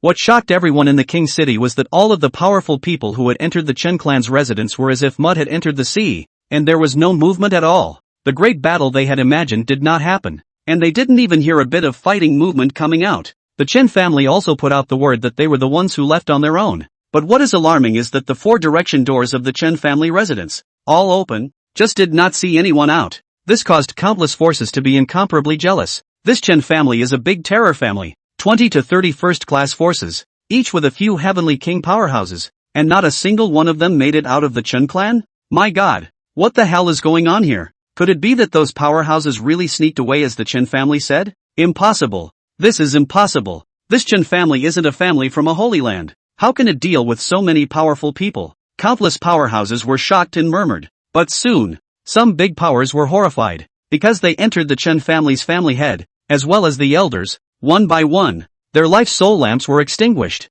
This proves that they're all dead. Oh my god. This Chen family, what kind of horrible family is it? Countless people were horrified, but were incomparably unified in obediently hunkering down. None of them dared to go forward to the Chen family to question them, unless they were not afraid of death. The Chen family, where the fourth master of the Chen family's mansion is. The fourth master's residence was different from the other clan elders. As soon as he came here, there was a heat wave. And there was the sound of clanking iron coming from him, as well as one after another of the family's children who were sweating. Not long after, the fourth master brought a huge sword and handed it to Chen Chang'an. I saw that you were used to using heavy swords, so I specially refined a high-grade one for you. Chen Chang'an picked it up and touched the heavy sword in his hand. His eyes instantly lit up. King level, and this spirit armor, the fourth master said, handing over another black soft armor to Chen Chang'an. It's the king level again. Chen Chang'an was numb. The fourth master is actually a king-level refiner? It's a great feeling to have someone in the house.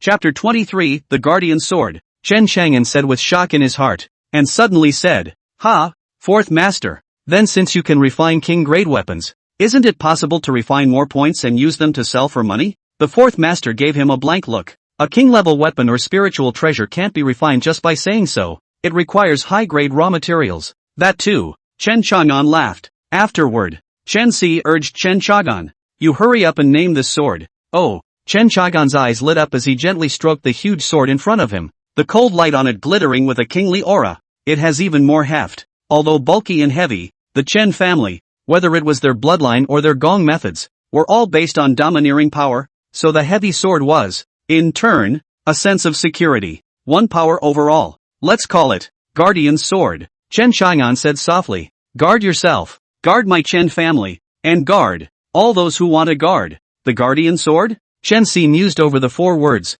then couldn't help but be happy. Ha ha, good. Then it's called the Sword of Guardianship. Chang'an I hope you don't forget the beginning. Unforgiving? Chen Qianan was puzzled. He always felt that the fourth master meant something when he said those 4 words. The next thing he did was to start practicing while wearing his king's grade spirit armor, as well as his king's grade guardian sword. Somewhere on top of a mountain peak, Ji Songhai sat cross-legged on the ground. At this moment, an old man with a white beardless face suddenly appeared and bowed deeply to Ji Songhai. Second Highness, how's it going? Ji Songhai slowly opened his eyes and asked. Hundreds of Heavenly King realm powerhouses, a dozen half-step Saint Emperor realms. None of them survived. Upon hearing this, Ji Songhai shook fiercely, his face becoming incomparably grave. Good. This Chen family is indeed hiding deeply enough. Second Highness, this is what His Majesty asked his servant to give you, the old man said and took out a spatial ring. Oh, that old bastard. Still alive? Ji Songhai said disdainfully and took it in his hand. Regarding his disrespectful words, the old man treated it as if he couldn't hear them and respectfully said, His Majesty has always been seriously ill, ignoring the imperial government, and the crown prince is a wimp and useless, so naturally, he still has to rely on the second prince to support the great Zhou. Humph, then why don't you give me the throne? Ji Songhai said disdainfully, his gaze falling on the spatial ring in front of him. Oh, still really willing to give up a king-level armor? Is he afraid that I'll be killed? The old man fawned. His Majesty is naturally worried about your highness, so he asked his servant to send over this body armor. This armor in front of me is of the king level, and there are defensive formations on it. It's incredibly sturdy. Even if it's at the 10th level of the Heavenly King realm, it won't be able to break. With that, he took out another elixir that emitted a white glow. Heavenly rank blood recovery pill. Ji Songhai couldn't help but exclaim in shock, breathing heavily. That's right, this blood pill. Even in the entire Great Zhou Kingdom, there are only 3 of them. As long as you don't get killed in seconds, even if you have multiple injuries, you can recover in a matter of moments. The old man smiled and said, Second Highness, with this armor, as well as this elixir, it's a fool's errand for that Chen Qianan to try to defeat you. The old man finally did something good. Ha! Ji Songhai sneered. Chen Qianan, I will behead you. You have repeatedly trampled on my royal majesty. So what if your family's clan elders are powerful? Others are afraid of you. But I'm not afraid of you. Ji Songhai's face grew more and more hideous. I want to make it clear to the world that those who commit crimes against my great Zhou imperial clan will surely die. Go back and tell the old man that I'm already 10% sure that I'll behead Chen Qianan. Ji Songhai looked out of the corner of his eye. He was already at the 3rd level of the Heavenly King realm, and had king rank battle techniques, king rank weapons, king rank armor, and heaven rank blood recovery pills. With so many underpinnings, what could Chen Qianan fight him with? On what grounds? Fighting family heritage? You can't beat the Ji royal family? With this in mind, a winning smile spread across Ji Songhai's mouth. Second Highness, it's better not to be careless, the old man reminded. I know. Ji Songhai slowly closed his eyes again, his heart having already been a bit impatient. As long as Chen Qianan was killed, the next target would be that trashy prince. The throne, too, is his own. The 7-day period has arrived. Inside the Great Zhou Academy, there was already a sea of people. Everyone was looking forward to this battle between Chen Qianan and the second prince. After all, it was a life and death battle. One has the backing of a country, another, horrible family background. One clan elder was unfathomable, and the engagement between the two sides naturally drew the attention of countless people. It didn't take long for a huge life and death competition stage to be set up here in the martial arts plaza of the academy. Amidst the eager gazes of the crowd, the second prince slowly landed on the competition stage. He was dressed in a gorgeous brocade suit, with a noble aura. Seeing the appearance of the second prince Ji Songhai, everyone cheered. After all, that was a prince with such a demonic qualification. Ji Songhai ignored the cheers of the people around him and slowly closed his eyes. In the core seat, His Highness the Crown Prince's gaze narrowed in all teasing. No matter who lost or won today, it would be good for him. Ji Mingyue, however, was anxious at the entrance, pacing back and forth. She was trying to stop the bout during the 7 days, but helplessly. She couldn't see either Ji Songhai or Chen Qianan. She also pleaded with her father, but her father also said that this was a situation that couldn't be stopped. Soon, a group of people came and clustered outside the door of the academy. Ji Mingyue's eyes lit up and she immediately walked towards the youth in white. Today's Chen Qianan was dressed in white, handsome as an immortal, and especially attracted the female cultivator's attention. Brother Qianan, can you stop comparing? I beg you. Ji Mingyue was anxious and worried. Mingyue, this is something that you can't stop. Even your father didn't open his mouth. Chen Qianan said indifferently, and then he directly swept onto the competition stage. Ouch! Ji Mingyue could only stomp her foot angrily. Princess sister, your second brother is not a good person. Our young master has a grudge and will return it. If you still want to be good to our elder brother, I advise you not to waste your efforts to stop him. At this moment, Chen Xian said seriously to Ji Mingyue. Ji Mingyue was silent, her heart complex. On the fighting stage, Ji Songhai looked at Chen Xianan. Brother Chen, could it be that you are so eager to fight me? Don't be hypocritical. Chen Xianan slanted a glance at him and then looked at the distant Duanmu Mansion Master. Mansion Master, let's begin. Duanmu Zong nodded his head with a face full of bitterness. Good, since the two of you are going to fight to the death, no matter who dies, the families behind both sides cannot stand up for it. When he finished, he was silent. In the middle of the field, the two stared at each other. Clang! A sword sound rang out. Since it couldn't be stopped, Ji Songhai would have to strike with all his might. The sword in his hand was like a poisonous snake, stabbing directly at Chen Xianan's neck. A simple straight thrust, but the outbreak of surging sword might. The sword has not yet arrived. A stern sword chi is already scraping Chen Xianan's skin pain, facing Ji Songhai, who struck out without saying a word. Chen Xianan was not surprised as the overlord sword appeared in his hand as if it was a thick steel plate, blocking in front of his body. Ding, ding, ding, ding, ding. The longsword viciously stabbed down on the body of the overlord giant sword, emitting a crisp and pleasing sword sound, while at the same time, flames shot out in all directions. Kill! The two of them were instantly engaged in a fierce battle, and in an instant, they were plunged into white heat. Chapter 24, Intense Competition. Drink! In the course of the fierce battle, Chen Chang'an did not dare to have the slightest reservation. Shouting loudly, the martial orifice realm pass was opened, the devil's prana was activated, and the whole body's spiritual energy was running wildly, waving the overlord giant sword, setting off a violent wind whistle, and swinging it up fiercely. Boom! The powerful sword was simply like a mountain smashing down on Ji Songhai's body, causing his face to change drastically as he lightly blocked back with his sword, instantly shocking him out by a dozen feet. Ji Songhai's face changed drastically, facing Chen Xiahan's heavy sword. He was under extreme pressure. Moreover, most of his sword moves were mainly stabbing, but Chen Xianan was like erecting a sturdy sword astral in front of his body, couldn't stab it at all. Chen Xiagan, is defense all you can do? Ji Songhai sneered. Shrinking head turtle, is that so? I'm just trying to get you to show your bottom card a bit more so that you don't have a chance later. Chen Xianan spoke indifferently. The heavy sword in his hand erupted violently, and another sword swung and chopped down. Boom boom boom. Now, even though Ji Songhai was in the Heavenly King realm, he was beaten back. Such a raging storm of heavy sword swings, a steady stream of them, smashed down on Ji Songhai's body like a storm. Aha! Ji Songhai was enraged. His own hallowed Heavenly King realm was being pressed by a heavenly martial realm. Strange shame. Hurricane sword technique. Ji Songhai let out a low gulp, and the sword in his hand instantly erupted with a strong sword momentum. At the same time, a sword chi rushed up into the sky, stirring up circle after circle of amazing ripples in the air. Swish! In the next instant, Ji Songhai swung away from Chen Xianan's heavy sword shadow, and as the long sword in his hand swung, thousands of sword shadows overlapped, forming a layer of hurricane-like sword chi that poured towards Chen Xianan. Seeing such a terrifying sword might, the eyes of countless people in the arena widened violently. King rank battle technique. Heavens, this is actually a king rank battle skill. That terrifying might is simply appalling. Someone in the field exclaimed. Ah, it's not good. Imperial brother actually knows a king rank battle technique. Brother Chang'an, be careful, Ji Mingyue exclaimed. She was worried about her royal brother at one time, and Chen Chang'an at another. Inner turmoil was overwhelming. Right at this moment, Chen Xianan's violent shout rang out from the field. Burial sword technique, shattered sky. The heavy sword swept horizontally, carrying an aura of destroying the sky and the earth, and met the sword chi that was like a hurricane. Boom! Heavy swords were originally focused on momentum, and the third style of the burial sword technique happened to be a wide-range, explosive power heavy bombardment killing technique. It could compress all of the spiritual energy limits at once and then explode out infinitely.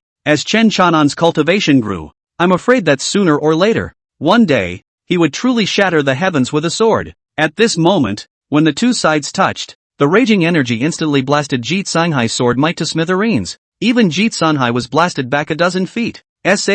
What? This can't be right. Ji Songhai stabilized his stance and was shaken to the point that his blood was churning inside. He did not expect Chen Xianan to be able to break his king rank battle technique, and it shook him back. You're actually at the 7th level of the heavenly martial realm. Sensing Chen Xianan's aura, Ji Songhai was filled with consternation. His round eyes stared at Chen Chang'an as if he was looking at a monster. This is especially true of the people around them. Monster. Unbelievable. The Duanmu Mansion Lord's expression was grave as he whispered softly to himself in shock. Crossing 7 levels to defeat an opponent. Such a demonic character is extremely rare in the world. But I didn't expect that my great Zhou kingdom would have one. I don't know if it's a blessing or a curse. Just as the crowd was shocked that Chen Chang'an was able to receive a king rank battle technique. Chen Chang'an in the arena. His figure continued to swipe out like lightning, and the heavy sharp sword in his hand stabbed straight at Ji Tsunghai's throat. Burial sword technique, seal throat. What?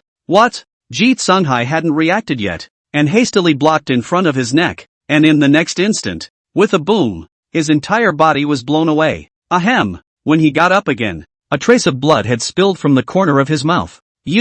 Sneak attack. If it wasn't for his quick reflexes and his body armor, his head would have flown out just now. Idiot. Chen Chang'an snorted and his figure rushed out once again. Burial sword technique, instant kill. Boom. This time, it blew Ji Tsunghai away again. Looking at Ji Tsunghai, who was surprisingly still able to get up, Chen Chang'an's gaze narrowed. He'd clearly chopped into his neck, so why was this all okay? When Haim Tsunghai stood up again, on his body, a layer of golden light that was faintly like scale armor had already risen. Oh my god. That's king rank armor. That's right. It's the king rank armor. If it wasn't for this armor, Chen Chang'an would have already sliced off his head earlier.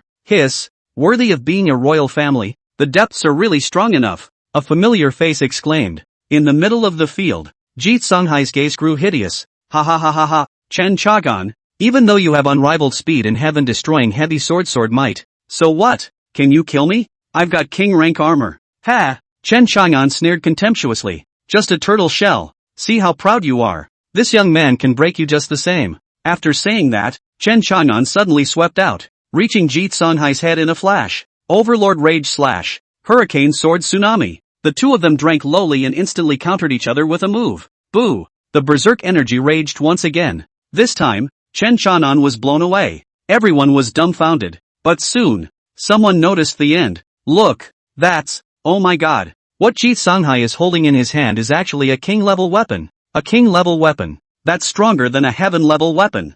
As expected of a royal family, with king rank battle armor and king rank weapons. This time, I'm afraid Chen Chang'an will have to fall. Even Chen Chang'an revealed a look of surprise. The energy that erupted from the king level weapon also caused his chi and blood to stir within him, and his arms were slightly numb. Ha, Chen Chang'an, this time, I'll see how you die. Ji Tsunghai laughed rampantly as he completely lost his previous refined appearance. Since he had torn his face with Chen Chang'an, there was no need to be hypocritical. It's not certain who will die. Chen Chang'an smiled coldly as the Thunder Extreme Phantasm operated at full power while his body was flooded with dots of black and red light. It was precisely the first stance of the evil demon blood god skill blood-bathing demonic light. All of his spiritual energy erupted ferociously. At the same time, the second orifice of the martial orifice realm pass, the rage vibe, was opened. Vaguely, behind Chen Chang'an, there seemed to be a black shadow roaring. The 9 levels of the martial orifice realm pass are demonic soul, angry spirit,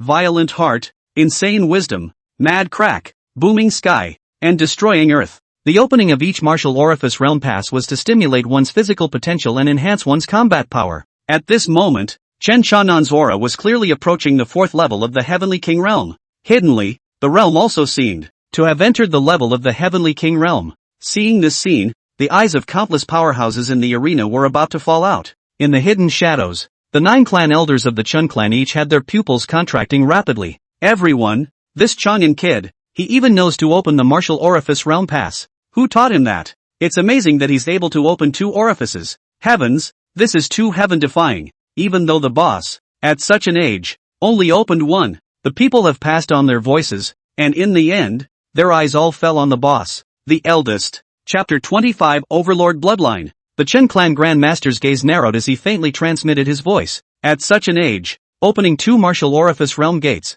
Remarkable. Upon hearing this, a group of clan elders sucked in cool air in unison. The martial orifice realm pass. That was where the potential in a person's body was unlocked, and as long as it was unlocked more, the potential that erupted was even more powerful. He can make the battle power to an unparalleled increase. This is the trick to a big increase in battle power, as well as fighting over the ranks. And in the middle of the field, the two were once again in a fierce battle. Boom! Rumble! Rumble!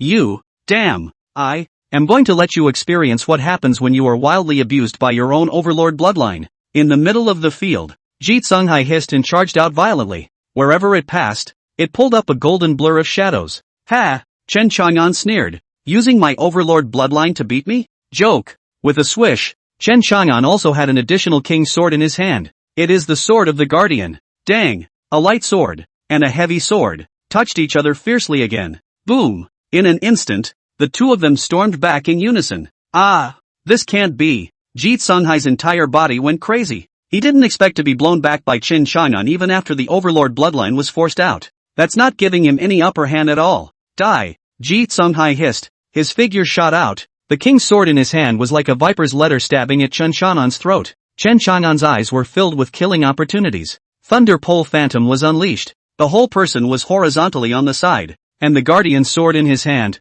was already chopping out fiercely. Die. In the next moment, only an explosive sound could be heard as Chen Chang'an's sword ruthlessly landed on Ji Tsunghai's neck. Dang. It was as if it had chopped on steel, emitting a huge roar. Aha! Ji Tsunghai roared miserably and was blown away. However, he still climbed up with a grimace on his face and charged towards Chen Chang'an again. Chen Chang'an, ha ha ha ha ha, you can't break my defense. I'll tire you out even if I have to. Oh, yeah. Chen Chang'an's gaze was despicable. His figure was like a ghost, once again appearing above Ji Tsunghai and pressing his palm on his head. Coffin Master. Suck it. As Chen Chang'an whispered, the dying character on his hand emitted a faint red aura, and then Chen Chang'an's arm seemed to have a terrifying suction force. What? Ji Tsunghai's face was filled with horror. At this moment, he only felt that the overlord bloodline in his body was actually draining away crazily. How can that be? Ji Tsunghai was horrified. He had clearly spent the better part of a year before grafting Chen Chang'an's overlord bloodline completely onto his own body. And at this moment, this powerful bloodline is draining away. No, it's my bloodline. Ji Tsunghai roared, and with a sword, he stabbed upwards towards Chen Chang'an's neck, ruthlessly. Chapter 26 The Tower Pendant. Dang! An ear-splitting boom rang out. Ji Tsunghai was confused. Only a faint golden glow appeared at Chen Chang'an's neck as well. These golden rays were like densely packed scales that covered Chen Chang'an's neck, making it impossible for his sword to stab in. You actually have a king rank armor as well. How is that possible? What makes you Chen family have a king rank armor? Ji Tsunghai growled unwillingly. Ha! Chen Chang'an let out an extremely contemptuous sneer. You guys? Stealing this youngster's overlord bloodline. Give it all back to me. Ah! Ji Tsunghai hissed, watching with a face full of unwillingness as the bloodline power in his body unexpectedly flowed towards Chen Chang'an's arm there. And, not only was he trying to drain the overlord's bloodline from his body, it seemed that he was also going to drain his entire body of blood. Mr. Chen, could you spare the second prince? At this moment, the Duanmu Mansion master stepped out and pleaded with Chen Chang'an. Brother Chang'an, spare my royal brother. The wrongdoings my royal brother has done to you, our royal family is willing to make up for it in other ways. At this time, Ji Mingyue also walked out, her face full of pleading. Only the crown prince Ji Tsingshan, instead of uttering a plea for mercy, pulled Ji Mingyue instead. Mingyue, don't plead for him to take someone else's bloodline. That's an act of counting one's roots and forgetting one's ancestors. Such a despicable person. Even father will not care. The people in the arena were instantly stunned at the words. Right. The royal family has a unique royal bloodline. Why did they give up their royal bloodline to exchange for someone else's overlord bloodline? Is this still the prince? Everyone showed a look of contempt. In the middle of the field, Chen Chang'an ignored the pleas of Duanmu Mansion Master and Ji Mingyue. The two were fighting, and they couldn't go in and interfere. It was because the sons and elders of the Chen clan were watching intently. Soon, in the midst of a mournful wail, Ji Tsunghai was sucked into a human stem and died miserably on the spot. The field was dead silent. Everyone looked at the corpse of the second prince in the field in shock, and then looked at Chen Chang'an, who was full of calmness, and inhaled cool air in unison. What a tough kid. Duanmu Mansion Master, are you still not announcing it? I am the one who has won, and the first prize of the academy competition, as well as the resources. Send them to me. Chen Chang'an looked at the Duanmu Mansion Master whose face was miserable and spoke indifferently. Ah, okay. Epsilon Sadface Omicron asterisk, ugh. Duanmu Mansion Master sighed heavily and handed a spatial ring to Chen Chang'an. Chen Chang'an received it with satisfaction. Inside, there were 100,000 spirit stones and a heavenly grade spirit pill. Not only that, he had also found a blood recovery pill on the second prince. and got his overlord bloodline back. This wave, blood money. Afterward, Chen Chang'an left the academy with the Chen family's crowd, and no one dared to stop them. When he left, the field was instantly in an uproar, and the great battle between Chen Chang'an and second Prince Ji Songhai came to an end, causing everyone to sigh. Chen Chang'an had also once again become the #1 heavenly pride of the Great Zhou Academy, and for once, there were more people talking about him and fearing him. After all, this time, Chen Chang'an had killed quite a few people. Chen Chang'an returned to the Chen family. In the evening, he dined with the Chen clan's patriarch, and the 9 clan elders. Other than these people, there was another person,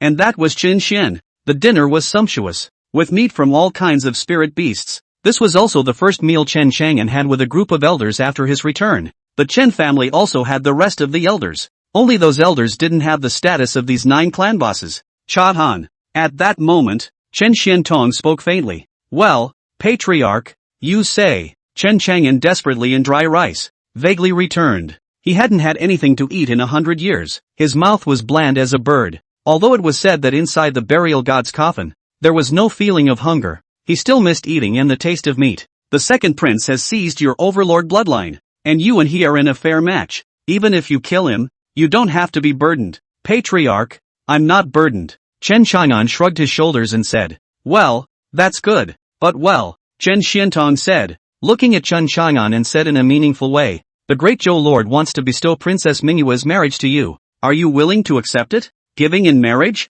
Chen Chang'an stopped his dry rice and said in shock, Patriarch, the emperor's old man isn't wrong, is he? I killed his son, and he wants to marry his daughter to me? Even Chen Xian looked over curiously. Big brother, princess sister is actually quite good to you. Here, have a chicken leg, kids don't talk too much. Chen Chang'an stuffed a chicken leg into Chen Xian's mouth. It made his mouth bulge. Oh, this is the royal way of weighing things, and side by side proves the benefits of being powerful. At this time, the second master gently fanned his fan and smiled. Chang'an, the great Zhou Lord thought that our Chen family was unfathomable, so he wanted to use his daughter to bind our Chen family, and also wanted you to remove your grudge against the Ji family. Exactly. At this moment, Chen Xiantong took over. The great Zhou Lord was injured by an outlaw a year ago, causing the dark power to encroach on his heart chakra and unable to dispel it, so he has suffered a lot over the past year. He wanted our Chen family's oldest 5 to help him heal, but now this has happened again. So,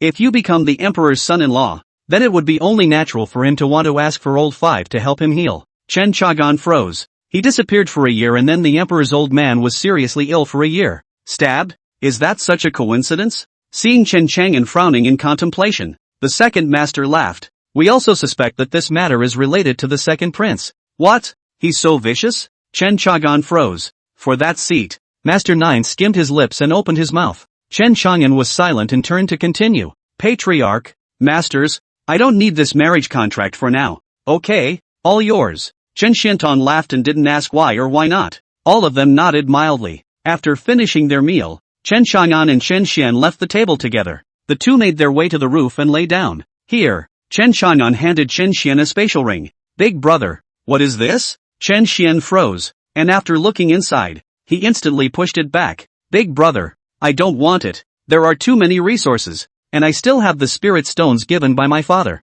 I'll give it to you. You just take it. Chen Chang'an's voice was stern. Cultivation. Practicing is all about resources. Without spirit stones, even if you are as demonic as you are, it will be difficult for you to get up. Chen Chang'an said, resting his hands on the back of his head and looking at the starry sky. Slowly, he said, I know that our Chen family is not simple. One clan elder after another is unfathomable. They seem to be doing something. Seem to be trying their best to hide something. What could be going on? Chen Xian's tender face was filled with doubt. You'll know when you grow up. Chen Chang'an retrieved his thoughts and looked at him and smiled. I will soon go to the Holy Land of the Central State for training, and by then the Chen family will be the one who carries the flag in the Great Zhou King City. And that's you, so you have to cultivate well. Chen Chang'an finished and smiled. If he wanted to grow up quickly, he would have to leave Great Zhou, leave the Eastern State, go to the Central State, or even the Northern Wasteland, or the human imperial continent. In the sacred martial continent, there were 9 continents, and the human race was in the imperial continent. There are 36 great wastelands in the imperial continent. As for the Great Zhou Kingdom, it was nothing more than a tiny northern wilderness in the imperial continent of the human race. Even the Northern Wasteland, and the Central State, where the Holy Land of the Northern Wasteland exists. Chen Chang'an thought about the way forward, so he went back to his room. Chen Xian, who was left behind, looked at Chen Chanan's back and then at the tens of thousands of spirit stones inside his spatial ring, lost in thought, and from a small tower-shaped pendant around his neck came a sweet, feminine voice. Yo, this big brother of yours, he's still taking care of you. Chapter 27, Summoned by the Emperor. That's for sure, he's my brother, I can't live up to his expectations. Chen Shen tightly gripped the pendant in his hand, secretly making up his mind. TSK, you brat, you were unwilling to let me recognize your master when you were beaten half to death, but now you're even willing to do it just to help your brother solve his crisis? A woman's teasing voice came from the tower pendant. Well, my brother has offended the families of the Holy Land, and now with the addition of the royal family of Great Zhou, all I can do is make sure he has no worries, Chen Xian said, a resolute look in his eyes as he turned around and disappeared into the darkness of the night. After Chen Chang'an returned to his room, he began to cultivate, utilizing the burial god Coffin to melt the spirit stones and absorb the spirit energy within them. It's simply an eye-popping presence. In general, when people cultivate, they utilize gong methods to channel the spiritual energy inside the spirit stone, inside the body's dantian. The process is very slow, time-consuming and very lossy. However, Chen Chang'an was different. As long as he placed the spirit stone inside the burial coffin, he would be able to obtain incomparably pure origin energy and aura. He then took this aura and absorbed it onto his dantian, as well as the meridians throughout his body, quenching his body. Just like that, when 3 days had passed, his cultivation level had, horrifyingly, entered the 8th level of the heavenly martial realm. Tens of thousands of spirit stones to advance 1 level. Chen Chang'an murmured softly, a bit dissatisfied. TSK, you brat. As the realm rises, it naturally requires a lot of spiritual energy. Do you think it will still be like it was in the beginning? With a few million spirit stones, you can continuously advance more than 20 minor realms? At his arm, came the teasing voice of the Coffin Master. Indeed, Chen Chang'an withdrew his disappointment. To advance 1 small realm in 3 days, such a speed of advancement was also appalling. He then walked out of the room. Young Lord, news has come from the palace that, for young Lord to make a trip to the palace, an underling hurried over to deliver the message. Chen Chang'an's gaze narrowed. The Emperor's old man wants to see me? Yes, young Lord. The subordinate shrunk his neck, secretly saying that young Lord is so powerful. In the entire Great Zhou Kingdom, I'm afraid that only young Lord dares to address the Great Zhou Kingdom Lord in such a manner. Okay, have breakfast, then go over and meet him. Chen Chang'an stretched his back and walked to the living room where the Chen family ate, and had breakfast with the head of the family and the others before slowly leaving the Chen mansion. When Chen Chang'an exited the Chen mansion, he realized that there were already 2 people waiting outside the door. It was none other than Ji Mingyue, and the head of the Great Zhou Academy. Duanmu Zong, Mansion Master, Princess Mingyue, why are you here? Chen Chang'an opened his mouth curiously. When we heard that your cultivation was over, the princess and I came to pick up Mr. Chen. His Majesty has an invitation. The Duanmu Mansion Master was slightly rushed, and even his title had changed to Mr. Chen. He felt mountainous pressure on the 9 clan elders of the Chen clan. Unexpectedly, there was such a powerful oppressive force even in Chen Chang'an's body. This Chen family, what kind of family is it? I don't know if this is a blessing or a curse for the Great Zhou Kingdom. Lord Duanmu sighed in his heart as he thought. Ji Mingyue looked at Chen Chang'an with a face full of sorrow. Because of Chen Chang'an, he refused to give the marriage. And he refused? Is he afraid I'll resent him for killing my royal brother? Her mind was complicated. Chen Chang'an looked at the 2 and smiled faintly. Let's go then. Good. Mr. Chen, please. The Duanmu Mansion Lord hurriedly pointed at a luxurious carriage pulled by a demonic beast, revealing a smile that tried to make himself as kind as possible and said. Chen Chang'an swept his eyes. The disoriented Ji Mingyue then got into the carriage. Come on, princess. Duanmu Zong whispered to Ji Mingyue again. Oh.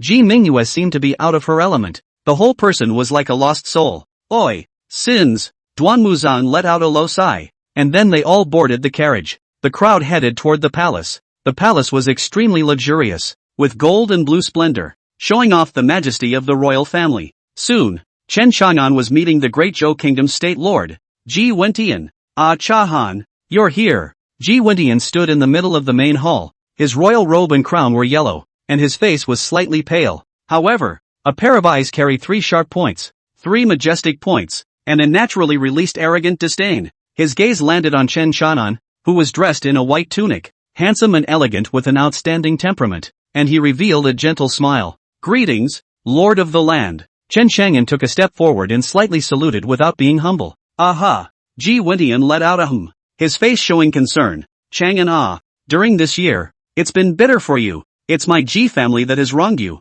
It's all because of my untalented second son. He dared to take your bloodline. If you kill him, he's to blame. Don't take it to heart. And don't be pressurized. Besides, my daughter, however, has always been devoted to you. Why do you refuse my offer of marriage? Don't worry, this won't affect you too in the future, Ji Wentian said bitterly, seemingly wanting Chen Chang'an to tie the knot with his daughter. Hearing that her marriage was spoken of, Ji Mingyue couldn't help but lower her head and sneak a glance at Chen Chang'an. Her heart mixed. She likes Chen Chang'an, but her royal brother took Chen Chang'an's bloodline. Chen Chang'an killed his royal brother again.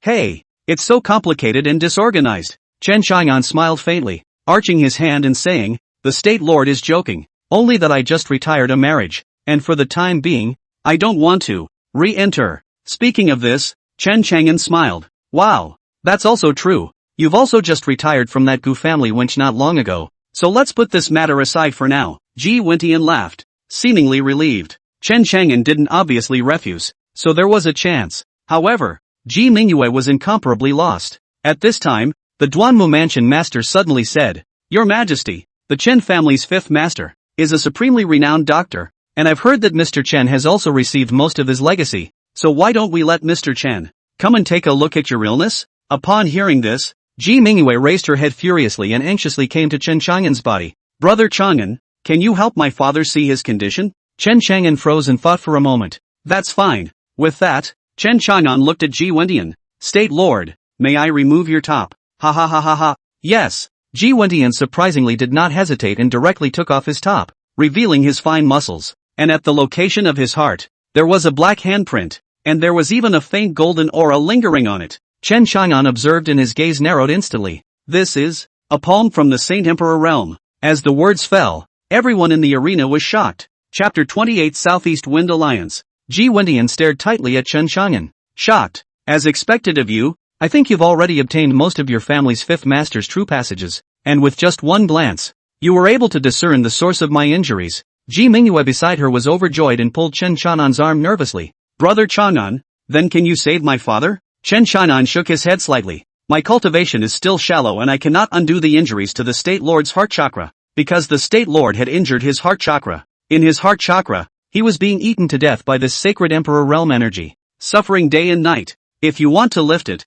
it will take a saint ruler to channel this energy out. What? A saint ruler is needed. Duanmu Mansion Master, Ji Mingyue both exclaimed in unison. Ji Wentian instead looked at Chen Chang'an in shock, like he was looking at a monster. Awesome. This is all seen by you. If you let your family's fifth master make a move, can he solve it? After Ji Wentian finished speaking, the other two also looked at Chen Chang'an with expectant faces. Chen Chang'an shook his head slightly. I don't know. If my family's fifth master is in the Saint Ruler realm, perhaps he can. Speaking of this, Chen Chang'an looked at Ji Wentian and laughed. State Lord, do you think it's possible? In this tiny eastern prefecture land, there is even a saint ruler? Ji Wentian shook his head in disappointment. Yes, if your family's fifth master could solve it, I'm afraid he wouldn't have come to help. I've gone to invite him so many times, but I can't even meet him. Lord Duanmu bemoaned. Brother Chang'an, no matter what, can you get your family's fifth master to help take a look? Ji Mingyue hugged Chen Chang'an's arm and asked with an expectant face.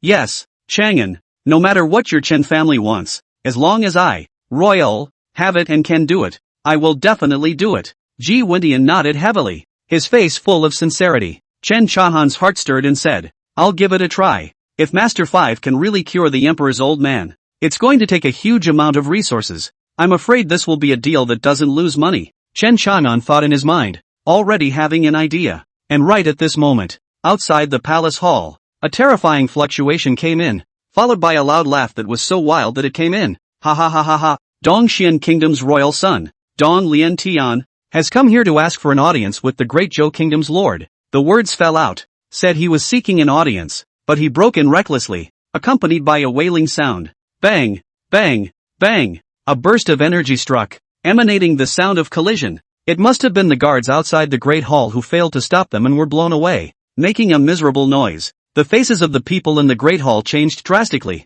Chen Chang'an touched his nose, secretly saying that this great Zhou Kingdom Is it so weak to such an extent? Surprisingly, by the neighboring country's prince, give directly ignored? Directly into the palace? How dare you? How dare you be so rude? Lord Duanmu was furious. His body's spiritual energy erupted and he directly rushed out. Boom! Rumble! But soon, there was a spatial stirring, accompanied by a powerful boom, and the Duanmu mansion lord was blown back in. Stomp! His feet stepped into the ground and a booming sound rang out, causing the hard ground to instantly fragment. Ha! A tall, pale figure walked in with large strides, his gaze landing on Duanmu Zhang's body, his face full of teasing. Yo! So it's brother Duanmu, TSK, you're the head of the Great Zhou Academy, and you're such a weak-kneed shrimp? I didn't put in 2 efforts either. You! Looking at the person who came in, a fierce color emerged in the eyes of the Duanmu mansion lord, but he clenched his fists tightly and stopped striking. The person in front of him was the protector elder of the Dongxian kingdom,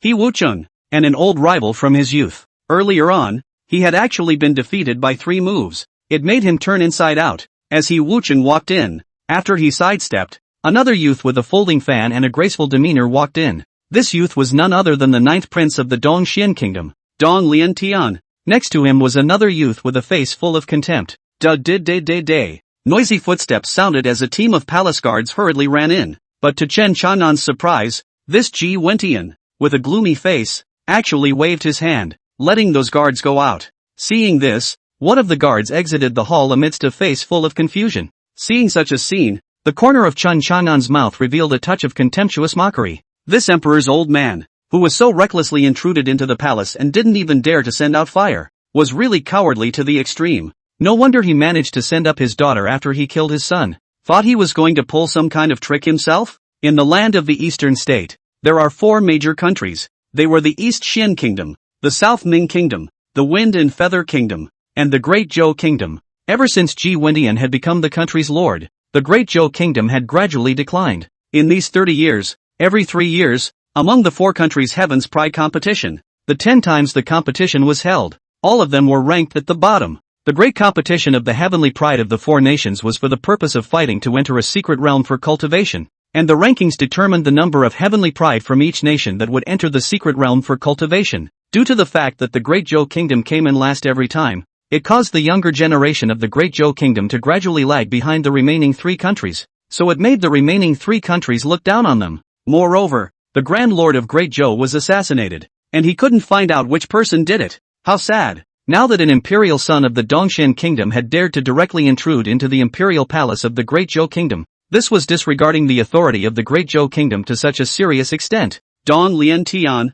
in the face of a neighboring country's lord, are you so devoid of etiquette? Ji Wentian asked with a gloomy face, but dared to be angry. In the face of Ji Wentian's gloomy gaze, Dong Lian Tian was walking idly without a trace of the awe of facing a country lord on his face. He smiled and said, Lord Ji, my nephew isn't helping you try to see if the guards of this Great Zhou Kingdom's palace are qualified. Who knew that they would be so useless as to let me break in at once? It seems like Lord Ji still needs to strengthen the security more. Ji Wentian, as well as the 2 Duanmu mansion masters, had extremely ugly faces. This is to call the people of their palace. All of them are trash. Ji Wentian clenched his fists tightly and said in a deep voice, Humph, Dong Lian Tian, what is it that you're here for? Just say it. Ha! Dong Lian Tian smiled and sidestepped his head, making a place for the youth, who was displayed in front of Ji Wentian. Great Zhou Kingdom Lord, do you know who this is? Humph, I don't care who he is. Ji Wentian snorted coldly, his face turning blue. Dong Lian Tian played with the flavor.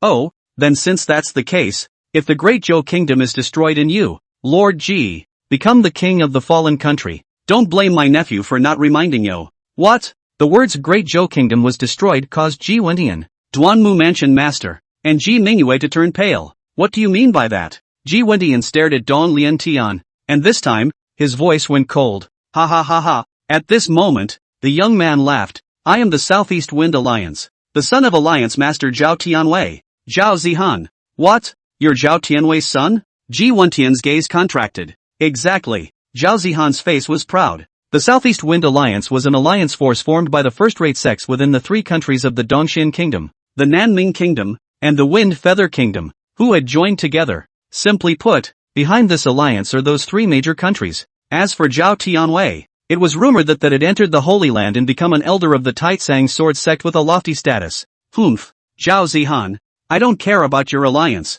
Ji Wendian whisked his sleeve in anger, his gaze falling on Dong Lian Tian. Dong Lian Tian, what did you mean by your earlier words? Could it be that you, the Dongxian kingdom, are going to unite with the rest of the two kingdoms and try to destroy my great Zhou?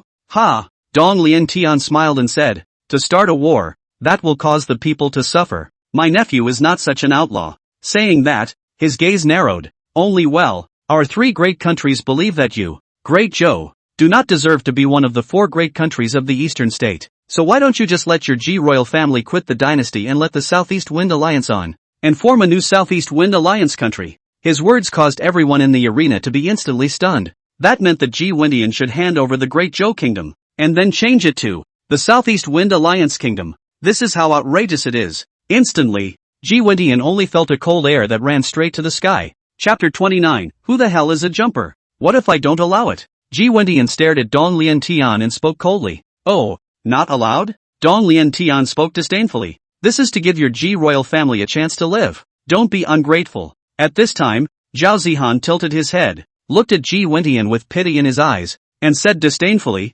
TSK, TSK, TSK, the once imperial clan of the Ji surname, how powerful and mighty it was, has gradually declined since you took the throne. It's a pity. Today's Great Zhou Kingdom only has a bunch of green and yellow waste left. If we were to go to war, my Southeast Wind Alliance would be able to slaughter Chang'an City in 3 days. What's more, aside from my father being an elder of the Holy Land, Tai Tsong's sword sect, my uncle, Zhao Tianli, has also become an elder of the Holy Land, Qingxian's sacred sect. So yeah, you, Big Zhou, what are you going to fight us with? Could it be just by those wasteful tutors inside the Great Zhou Academy? Could it be that you're just a waste of a country lord who's about to die of a disease? Zhao Zihan said, becoming even more recklessly flamboyant. His mind was overwhelmed with smugness, because soon, he's going to be a prince. Hearing that the Southeast Wind Alliance was going to destroy the Great Zhou Kingdom and that there were sacred land elders backing them up caused Ji Mingyue's face to change drastically. In her panic, she subconsciously hugged Chen Shanan's arm,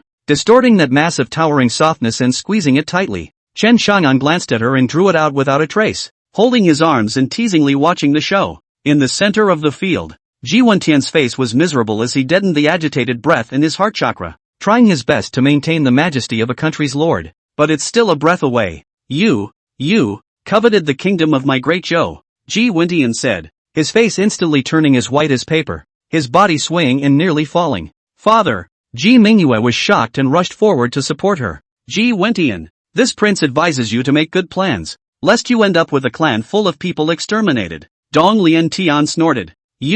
What else are you going to say? Ji Wendian barely straightened up, but the severe pain coming from his heart caused his face to twist extremely. This time, you, Great Zhou Kingdom, don't need to participate in the four-country Heavens Pride competition. After all, every time you've been ranked at the bottom of the list, and now that you're so weak, you're no longer fit to be a one-country power in the Eastern Prefecture. Dong Lian Tian snorted and said, the four countries Heavens Pride competition, and then entering the Eastern State's secret realm of Aura. Such a valuable cultivation resource is of course for those who can do it. Giving it to these losers from your Great Zhou Kingdom is simply a waste. So this time, the fourth major power will be entered by the Southeast Wind Alliance. You fart! Lord Duanmu was furious. It has always been us, the four great Eastern States, who enter the Eastern State's secret realm. What does he, the Southeast Wind Alliance, have the right to do? Oh, on what grounds? At that moment, Zhao Zihan laughed coldly. By strength. With that, he looked at Ji Wendian's father and daughter with disdain and laughed coldly.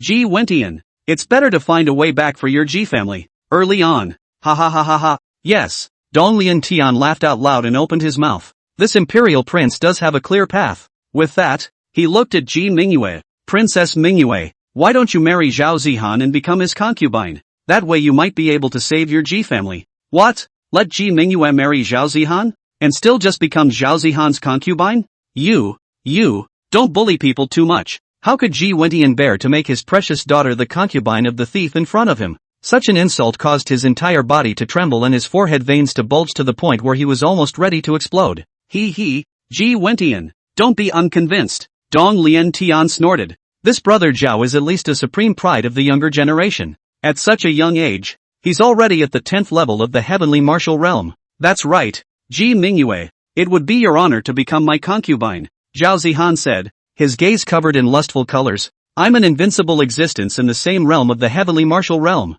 Saying that, He looked towards Ji Wentian, who was so furious that his whole body was trembling and didn't dare to have a fit, and laughed shamefully. Ji Wentian, don't you think it's true that it's obvious that your daughter is not worthy of this young man? Put. At that exact moment, a snort that seemed to be uncontrollable sounded out of place, causing Chen Chagan, who originally had little presence, to be instantly looked at in surprise by Dong Liantian, Zhao Zihan, and He Wucheng, who had been silent. What are you laughing at? Zhao Zihan looked at Chen Chang'an and narrowed his eyes. Didn't laugh at anything. Chen Chang'an said indifferently. Then yawned. It's so boring. Chen Chang'an's outburst caused Ji Mingyue to be startled. She came to his body like lightning and whispered, Brother Chang'an, hurry back first. They are not good people. With that, she stopped in front of Chen Chang'an. He's nothing more than my guard. I'll let him go now. Although Chen Chang'an was very strong, the gray-haired old man on the other side was very powerful. Even the Duanmu Mansion master was not an opponent. Ji Mingyue did not want Chen Chang'an to suffer.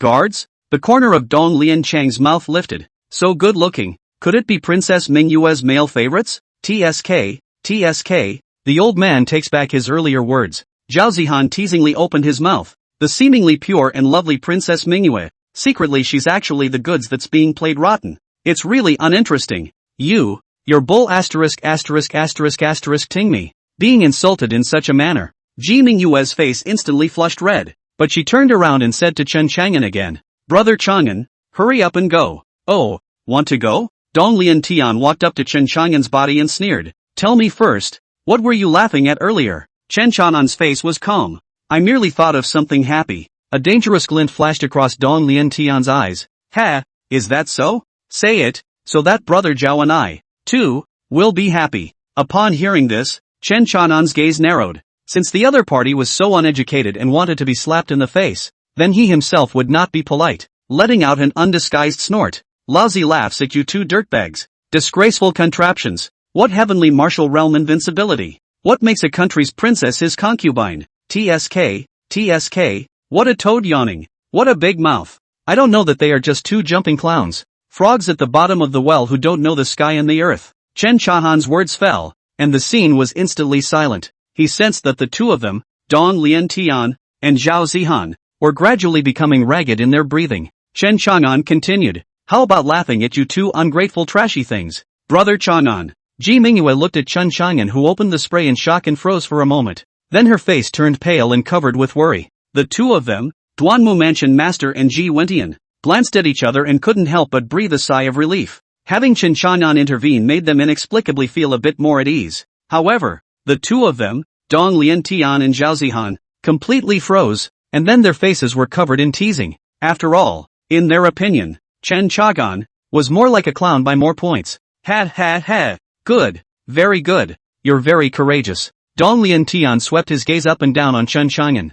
I didn't realize that there was such a talent in the Great Zhou Kingdom that was so bold. TSK, it really made my trip worthwhile. With that, he looked at Ji Wentian. Ji Wentian, this daughter of yours? Finding this male pet, really has guts. Ji Wentian looked at Chen Chang'an and took a deep breath.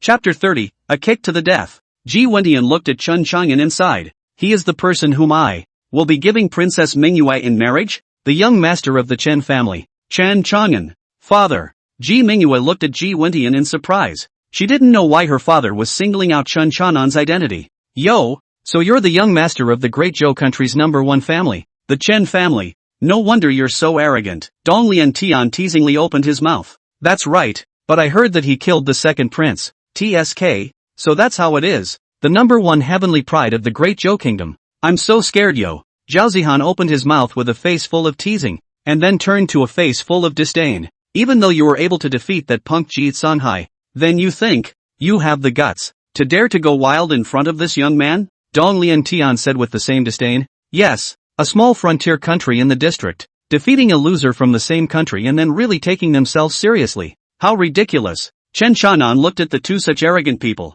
He held his arms and said carelessly, so what? You two jumping clowns, what can you do to me? Upon hearing this, Dong Liantian and Zhao Zihan both emitted a cold light in their eyes and spoke at the same time. You want to seek death? I can fulfill you. Don't think that you're the only one who can fight across the ranks. Our great clan's strength is something you wouldn't expect to be powerful. Pinching you to death is like stepping on an ant. He Wucheng on the other side also narrowed his gaze, sizing up Chen Chang'an carefully. After realizing that there was nothing powerful fluctuating in his aura, he also revealed a scornful death-seeking look, and even then, he directly closed his eyes. What two trashy losers, only showing off their mouths. This young man is right here. I'll see how you can get me killed. Chen Chang'an said indifferently. It was none of his business, but they had to seek death, and he didn't mind giving them some color. What's more, Princess Mingyue was nice to herself, and she couldn't just stand by and watch her being humiliated. Ji Mingyue instantly grabbed Chen Chang'an's sleeve. Brother Chang'an. Ha! Zhao Zihan's eyes erupted with hostility.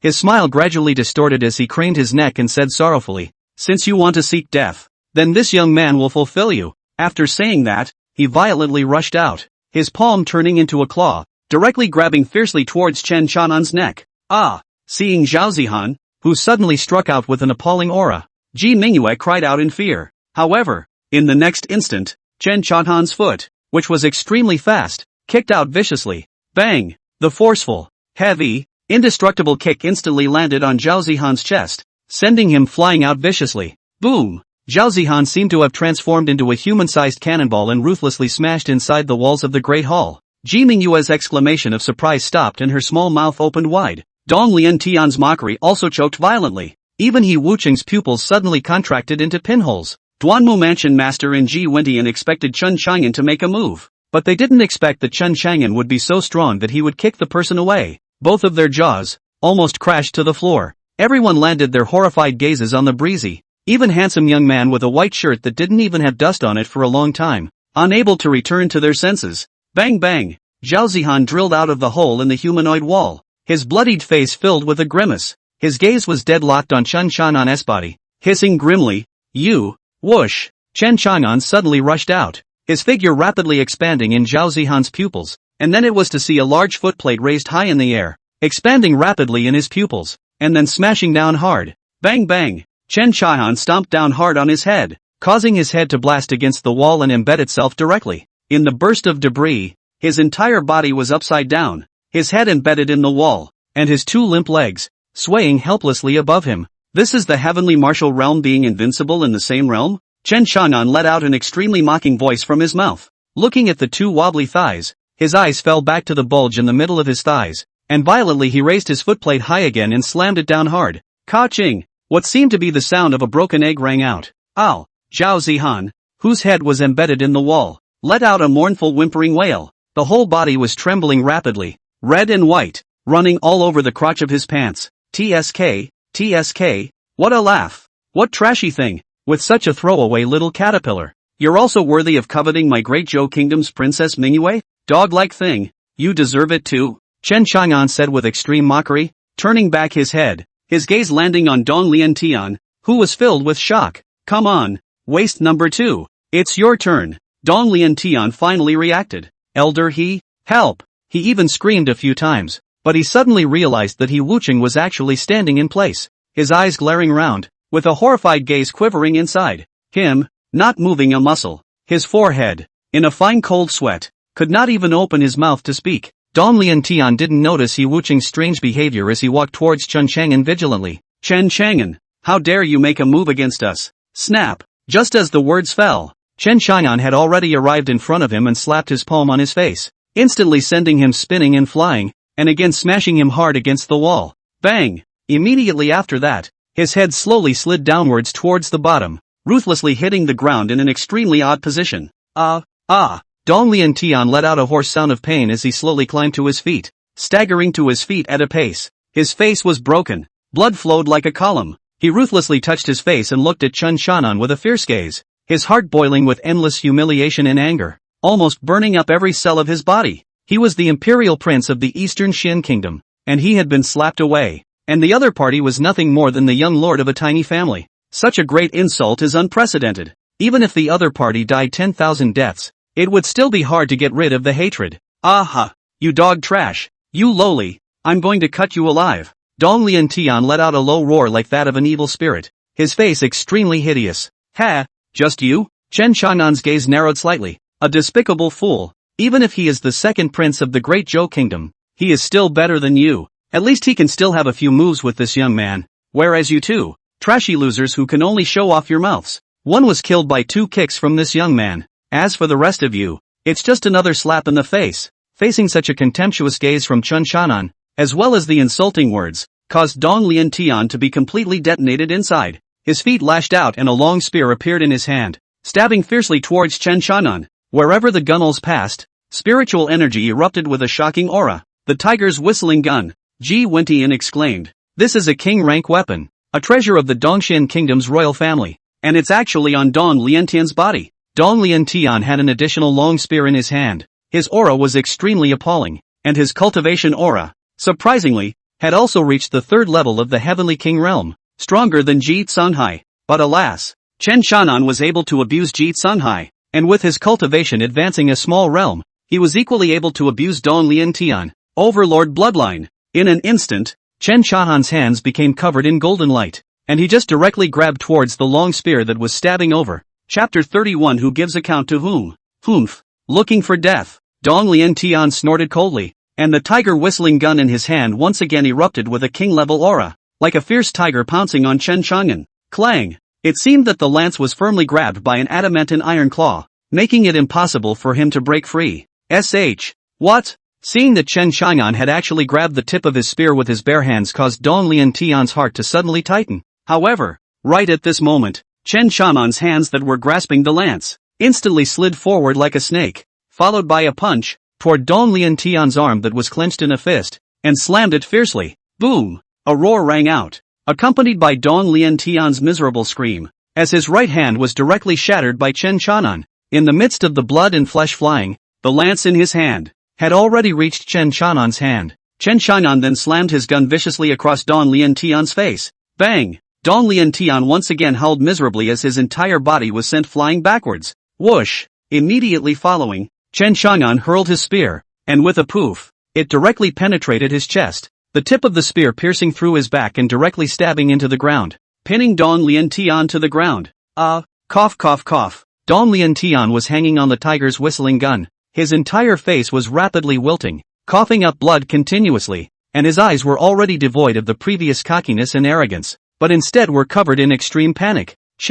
Two disgraceful, smelly pieces of. Chen Shan'an bent his eyebrows and sneered. Just two such goods have the face to come to my great Zhou kingdom to provoke? How dare you insult my Princess Mingyue? You guys are also worthy? Truly the wild dogs on the side of the road are far better than you. Ji Mingyue looked at Chen Shan'an dumbfounded, her heart touched fiercely, her gaze hazy, her lips slightly open. Brother Chang'an. Ji Wentian's pupils flashed brightly, and the Duanmu mansion lord's body twitched continuously, his heart's blood surging. He Wu Chun, who couldn't move a muscle in the distance, looked at Chen Shan'an with a gloomy face and spoke in a low voice. You, exactly, what kind of person are you? In his opinion, Chen Chang'an was simply not as simple as just a first-class family of the Great Zhou Kingdom. After all, there was a Jedi Master hidden here. That expert firmly locked onto him, making it impossible for him to make a move. What a horror! Were you deaf earlier? It's fine. This young man can tell you again. I am the Chen family, Chen Chagan, of the Great Zhou Kingdom,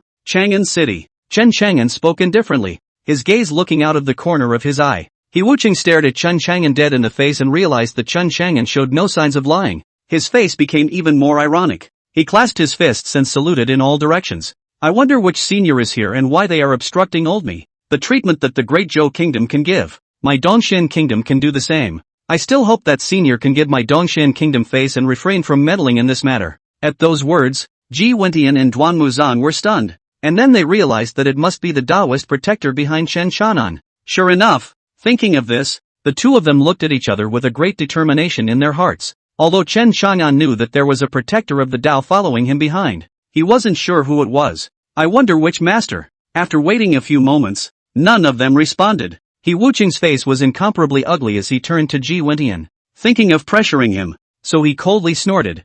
Humph, Great Zhou Lord, what do you mean by that? With that, he pointed at Chen Shan'an and said with a murderous intent, he killed the son of Zhao Tianwei of the Southeast Wind Alliance, and he killed the royal son of my Dongxian Kingdom. Aren't you going to give an explanation to old me? If you have the sense to do so, you will capture the murderer and deliver him to my country in person. Obtain forgiveness from our country's lord, or else our million-strong army will come to seek justice for their royal son. As the words fell, Ji Wentian's expression changed drastically, not knowing what to do for a moment. At that moment, Duan Muzan came next to him and whispered a few words. Ji Wentian's gaze dodged, then turned firm as he clenched his teeth fiercely. He looked sideways at the calm Chen Shan'an and suddenly said, "Humph. The person who killed you is my emperor's son-in-law. All of his actions come from my authorization. Want me to tie up my own sidekick? Sorry, I can't do that." At those words, He Wucheng's gaze was grim. "State Lord Ji, could it be that you really want to go to war with my Dongxian kingdom?"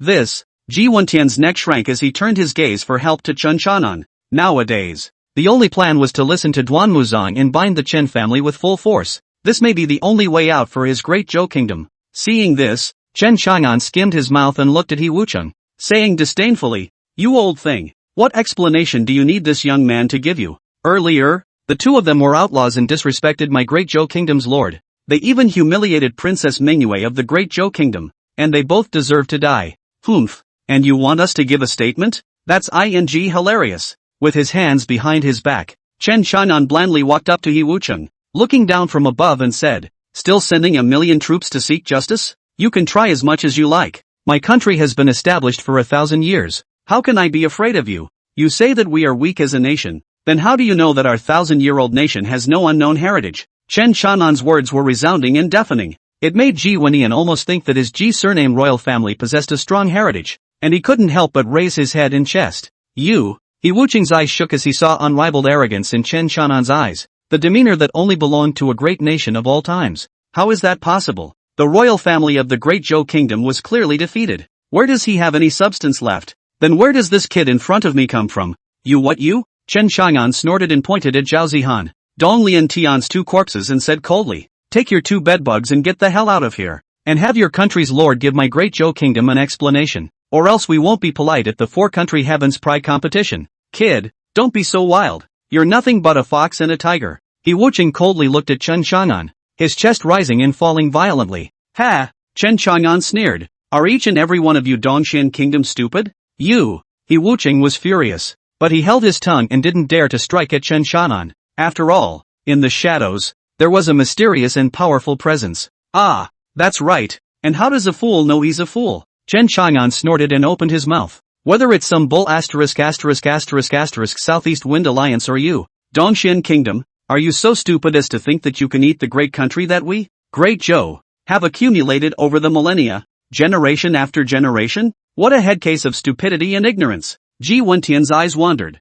and if he didn't know everything about the great kingdom, he would have almost believed it. However, he was pretending to be hardened, raised his head, and said proudly, "My son-in-law is right. Humph, your district is just a jumping clown, a frog in the bottom of the well." He took one son-in-law and one son-in-law, calling Ji Mingyue shyly. He Wucheng's eyes were cloudy, but Chen Shan'an in his line of sight was at the heavenly martial realm, and indeed had an extraordinary aura. Looking at himself, a half-emperor realm was like looking at an ant, and with a hint of pity. Could it be that himself, and everyone behind him, underestimate the great Zhou kingdom? By the way, there is that mysterious person in the dark. The actual Qi lock alone makes one dare not move. Could it be Saint Emperor realm? He winced violently at the thought. Not good. The great Zhou kingdom is too insidious. Gritting his teeth, he still put down his harsh words. "Great Zhou lord, I've remembered this matter. I'll truthfully inform my country's lord. Let's see if you can withstand my country's lord's anger."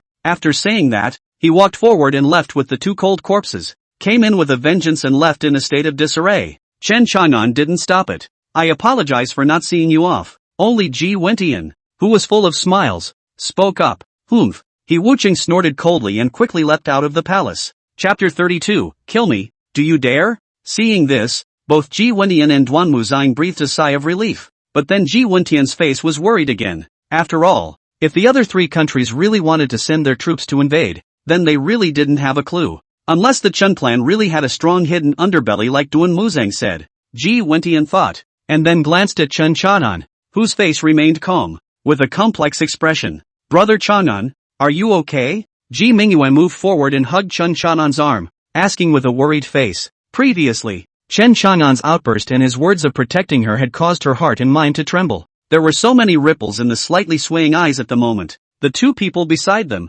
Ji Wentian and Duan Muzang, instantly smiled like chrysanthemums on their faces when they saw this. "I'm fine. No need for the princess to worry." Chen Shan'an smiled. "That's good." Ji Mingyue arched her agaric nose, revealing a smile, as well as 2 small dimples on her cheeks. "Ha ha, that, ahem. Mingyue You accompany your brother Chang'an for a walk around the palace. I'll leave you two alone. Ji Wendian received a sign from Duan Muzong and spoke with a smile on his face before quickly leaving. Only Chen Chang'an and Ji Mingyue were left in the main hall, as well as the strong smell of blood. Just then, the footsteps outside were noisy and hurried. Ji Tsangshan led a large group of guards to come anxiously. Father, royal sister, how are you doing? Voice tinged with trepidation and anxiety. Ji Tsangshan he swept a glance at the great hall and realized that his father was not present. The only ones there were Ji Mingyue and Chen Chang'an. Ji Mingyue hastily loosened her arms around Chen Chang'an, slightly lowered her head, and when she lifted it again, she regained her composure and looked at the visitor.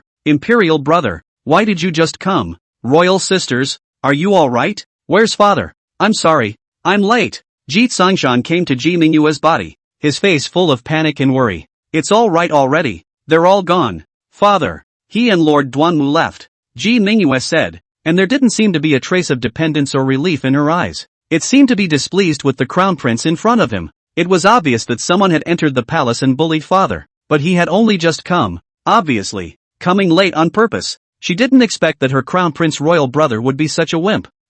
Ji Tsangshan froze. A trace of disappointment clearly flashed across his face. He still wanted to show off a little bit at his father, but he didn't expect to pounce. At that moment, one of the guards whispered something beside Ji Tsangshan's ear, causing him to jerk his head up to look at Chen Chang'an. His pupils shifted and turned shadowy. Unexpectedly, that he would be outshone by Chen Chang'an. Chen Chang'an looked at him, a faint cold smile hanging at the corner of his mouth. This guy in front of him, earlier when Dong Lian Tian and the others were around, didn't dare to come, hiding as a shrunken head turtle. Now that they're gone, they suddenly pop up to offer. Looks like a wimp too. Chen Chang'an. Suddenly, Ji Tsangshan turned to Chen Chang'an and said in a cold voice, You actually killed Dong Lian Tian and Zhao Zihan? You have too much guts, don't you? Do you know who they are? Do you know how much of a disaster you will bring to our great Zhou kingdom with what you did today? Imperial brother, he helped us. Ji Mingyue spoke anxiously, her tone quite dissatisfied. No, you don't know.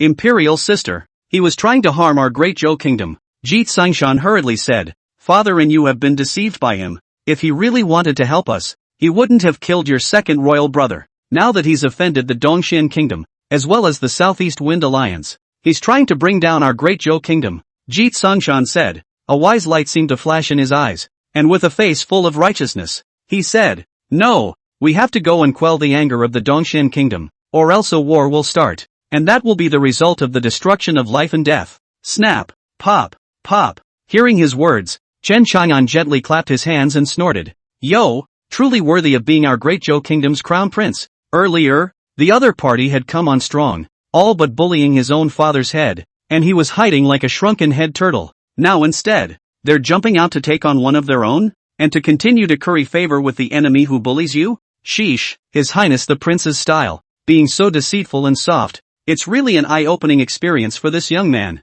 Chen Chang'an's unfeeling words directly caused Ji Tsangshan's face to gloom. You, he pointed at Chen Chang'an and was about to snap, when he suddenly remembered the ferocity of the man in front of him, and he could not guarantee that he would dare to take action against himself as well. Thinking of this, he resentfully lowered his arrogant hand and held back his words. The crown prince was insulted. Ji Mingyue did not say anything, but instead felt that Chen Chang'an had a point. She glared at him with a puff of anger. Imperial brother, how could you do this? Brother Chang'an has helped us out. Ji Tsangshan coldly said. You don't know. Imperial sister, that Dong Lian Tian and Zhao Zihan are nothing, but they're back, is what is truly terrifying. Chen Chang'an's move is bringing heavenly misfortune to our great Zhou.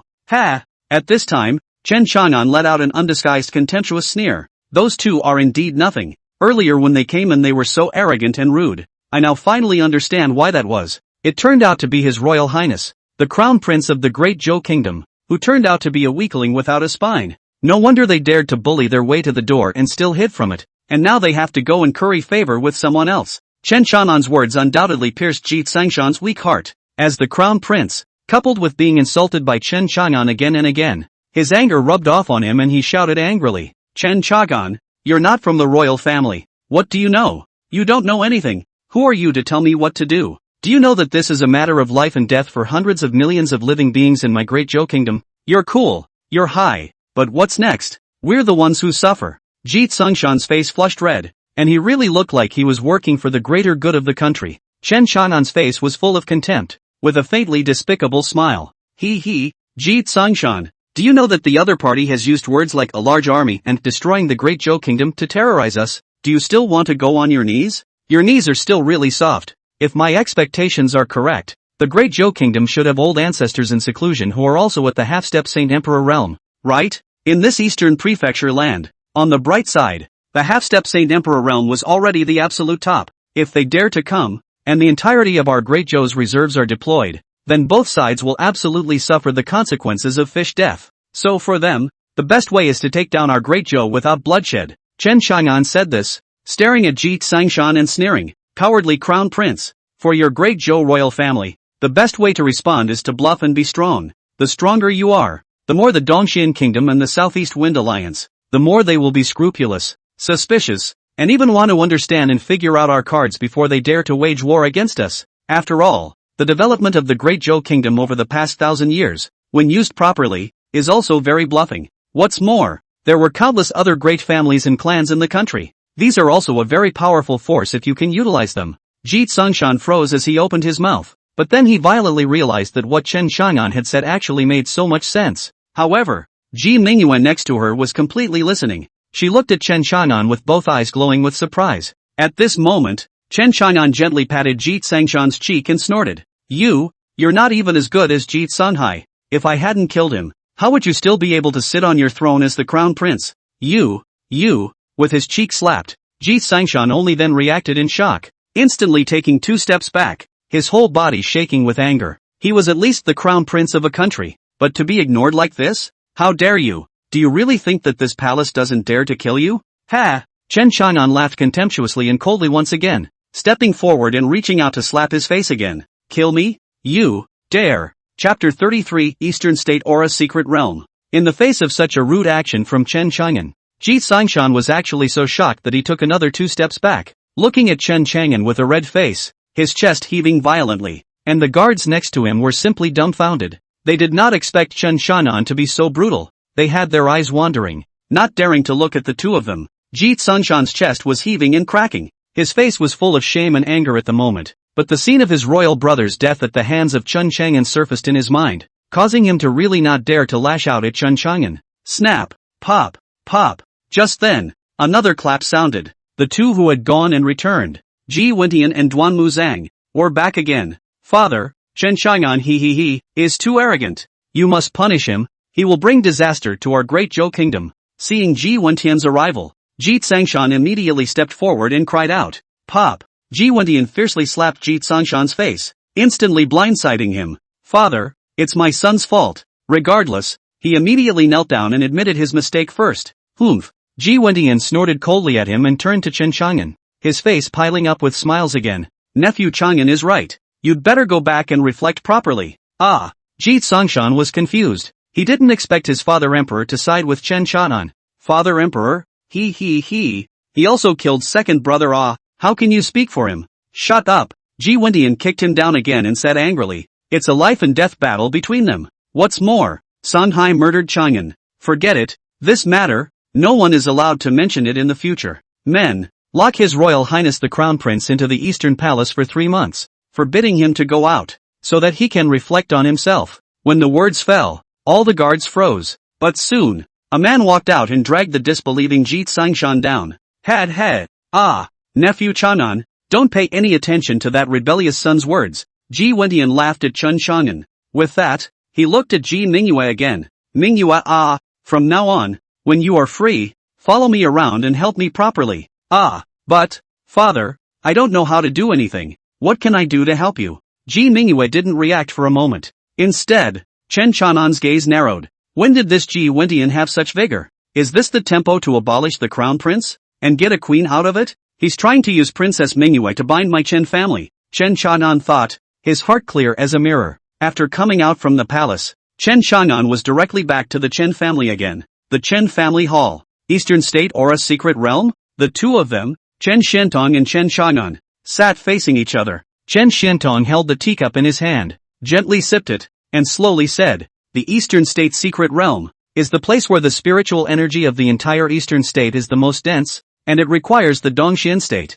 the Nanming State, the Wind and Feather State, and the Great Zhou State. and the 4 state master tokens of the 4 countries, to be inserted at the same time, in order to be able to open it. Initially, the imperial family of the Ji surname had one hand in the Eastern Prefecture, and who could enter the Eastern Prefecture's secret realm was determined by the imperial family of the Ji surname's word. Later on, the remaining 3 countries seemed to have their hands on the side of the Holy Land, and with the Holy Land's support, so that led to their gradual rise. And so, among the 4 great competitions, the Great Zhou Kingdom gradually ranked at the bottom of the list. Gradually, the number of Great Zhou Kingdom's celestial pride that entered the secret realm to cultivate became even fewer, and then the gap was widened by them in those 30 years, until their strength has completely overridden the Great Zhou Kingdom. So there's this Southeast Wind Alliance, trying to take the place of the Great Zhou Kingdom. Upon hearing this, Chen Chanan was silent, stroking his chin in thought. Chen Xiantong looked at him and laughed. That's why I suspect that you're fall into the burial demon abyss a year ago.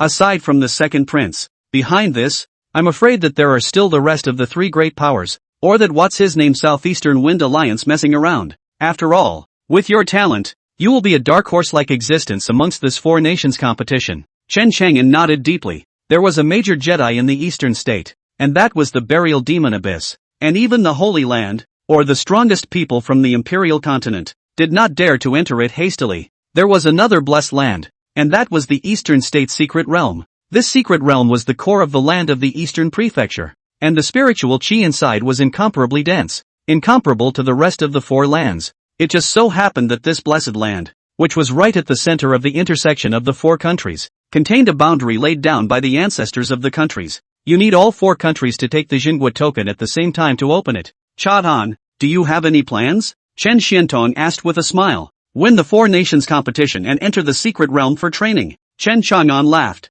Chen Xiantong nodded slightly and turned to look at Chen Chang'an meaningfully. By the way, that ex-fiancée of yours, it seems that she has contacted the people of the Holy Land's Jun family, and I'm afraid that in the next couple of days, the people of the Jun family will arrive. At those words, Chen Chang'an was stunned. He instantly put on a trace of what seemed to be a pleasing smile on his face and said, Family Master, can you carry it off? Chen Xiantong lowered his head again and took a sip of tea. Leisurely, without speaking, Chen Chang'an looked at him, his heart understanding. Then I am relieved. The Jun family could come as long as the family could carry it. Chen Chang'an then left the great hall and returned to his room to begin cultivating. He took out yet another spatial ring, inside of which was the thank you fee paid by Ji Wendian for thanking him for stepping in today. Chen Chang'an naturally would not be polite and accepted it beautifully. He poured these resources inside the burial god Coffin and waited for the aura to infuse his body once more. After that, one could only rely on absorbing the spiritual energy of heaven and earth to cultivate. And in the next few days, Chen Chang'an's reputation once again resounded with prestige. In particular, the rumor that Chen Chang'an had been given a marriage by the emperor and was about to become the emperor's son-in-law had surprisingly spread in the royal city. But surprisingly, Chen Chang'an's temporary refusal to be bestowed with a marriage had not been rumored. Chen Chang'an had killed the second prince, and instead of being suppressed by the royal family, he had been lavishly drawn in by the royal family, which made the Gu family a laughingstock as well. I'll go. This Chen Shao was awesome. He clearly offended the royal family, but he's still being curried favor with the royal family. That's right, taking someone's bloodline deserves to die. TSK, this Gu family's Lu Ruyan is also really stupid, obviously a supreme demon, but she has lost it. Ha ha, that's right. I'm afraid Ruyan Lu is crying in the outhouse at this moment. That's natural. They thought they had tied up the Holy Land's Jun family's thighs, but they didn't expect that. Ah, the Jun family's people haven't even come yet. It can't really be. Jun family is afraid, right? TSK, how is that possible? Or something got in the way. The entire King City was bustling with activity, and there was a lot of talk inside every restaurant, especially since more things had happened recently, making the Great Zhou Royal City incomparably lively. Southeast Wind Alliance, the Great Hall of Deliberation. When Yi Wuqing returned with the corpses of Dong Lian Tian and Zhao Zihan, everyone instantly burst into a rage. Elder He, who actually killed the 2 of them? Southeast Wind Alliance Master Zhao Tianwei spoke angrily. Chapter 34, The Jun Family. Zhao Tianwei's face was extremely grim, with a regal cold might between his eyebrows. His voice was even like a flood bell, words exploding in everyone's heart. Yi Wuqing's face was unsightly as he hurriedly spoke. It's that Chen family. Chen Chagan. What? The Chen family? It's that so-called Chang'an King City's first-class family. The Chen family? He's crazy, daring to kill the emperor of the Dongshan Kingdom, and he also killed my Southeast Wind Alliance, and killed my Zhao Tianwei's son.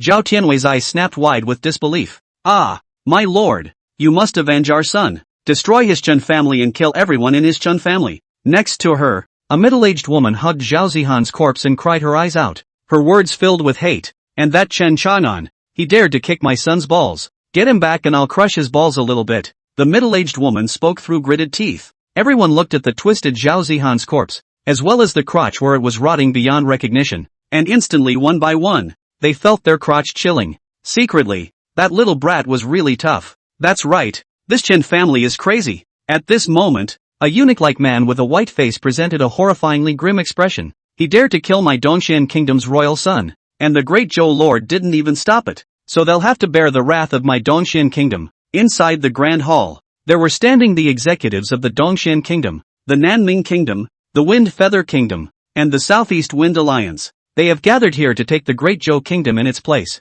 Also at the same time was waiting for the East Lian Tian trio to bring back good news. I didn't expect to come back, but it was their dead bodies. Everyone looked at each other with waves of emotions, especially the representatives of the two countries, Nanming country and Wind Feather country. One by one, they were glad that they didn't send anyone over to the Great Zhou Imperial Palace to pick a fight. At this time, Zhao Tianwei's eyes landed on He Wucheng's body icily. Elder He, even though the Chen Chang'an has demonic qualifications and defeated the strong with the weak, decapitating my son and the Emperor of Donglian Heaven. But, when he said this, his eyes, like those of a falcon, stared at him dead in the face. Why didn't you step in to stop it? With your half-step sacred Emperor realm cultivation, I'm afraid that no one can do anything to you except for those sleeping old ancestors of the Great Zhou Imperial family, right? Not to mention Emir Chen family. As the words fell, everyone looked at him with skepticism in their eyes. Even the middle-aged woman stared hard at him. He Wucheng revealed bitterness. Allied Lord, I want to,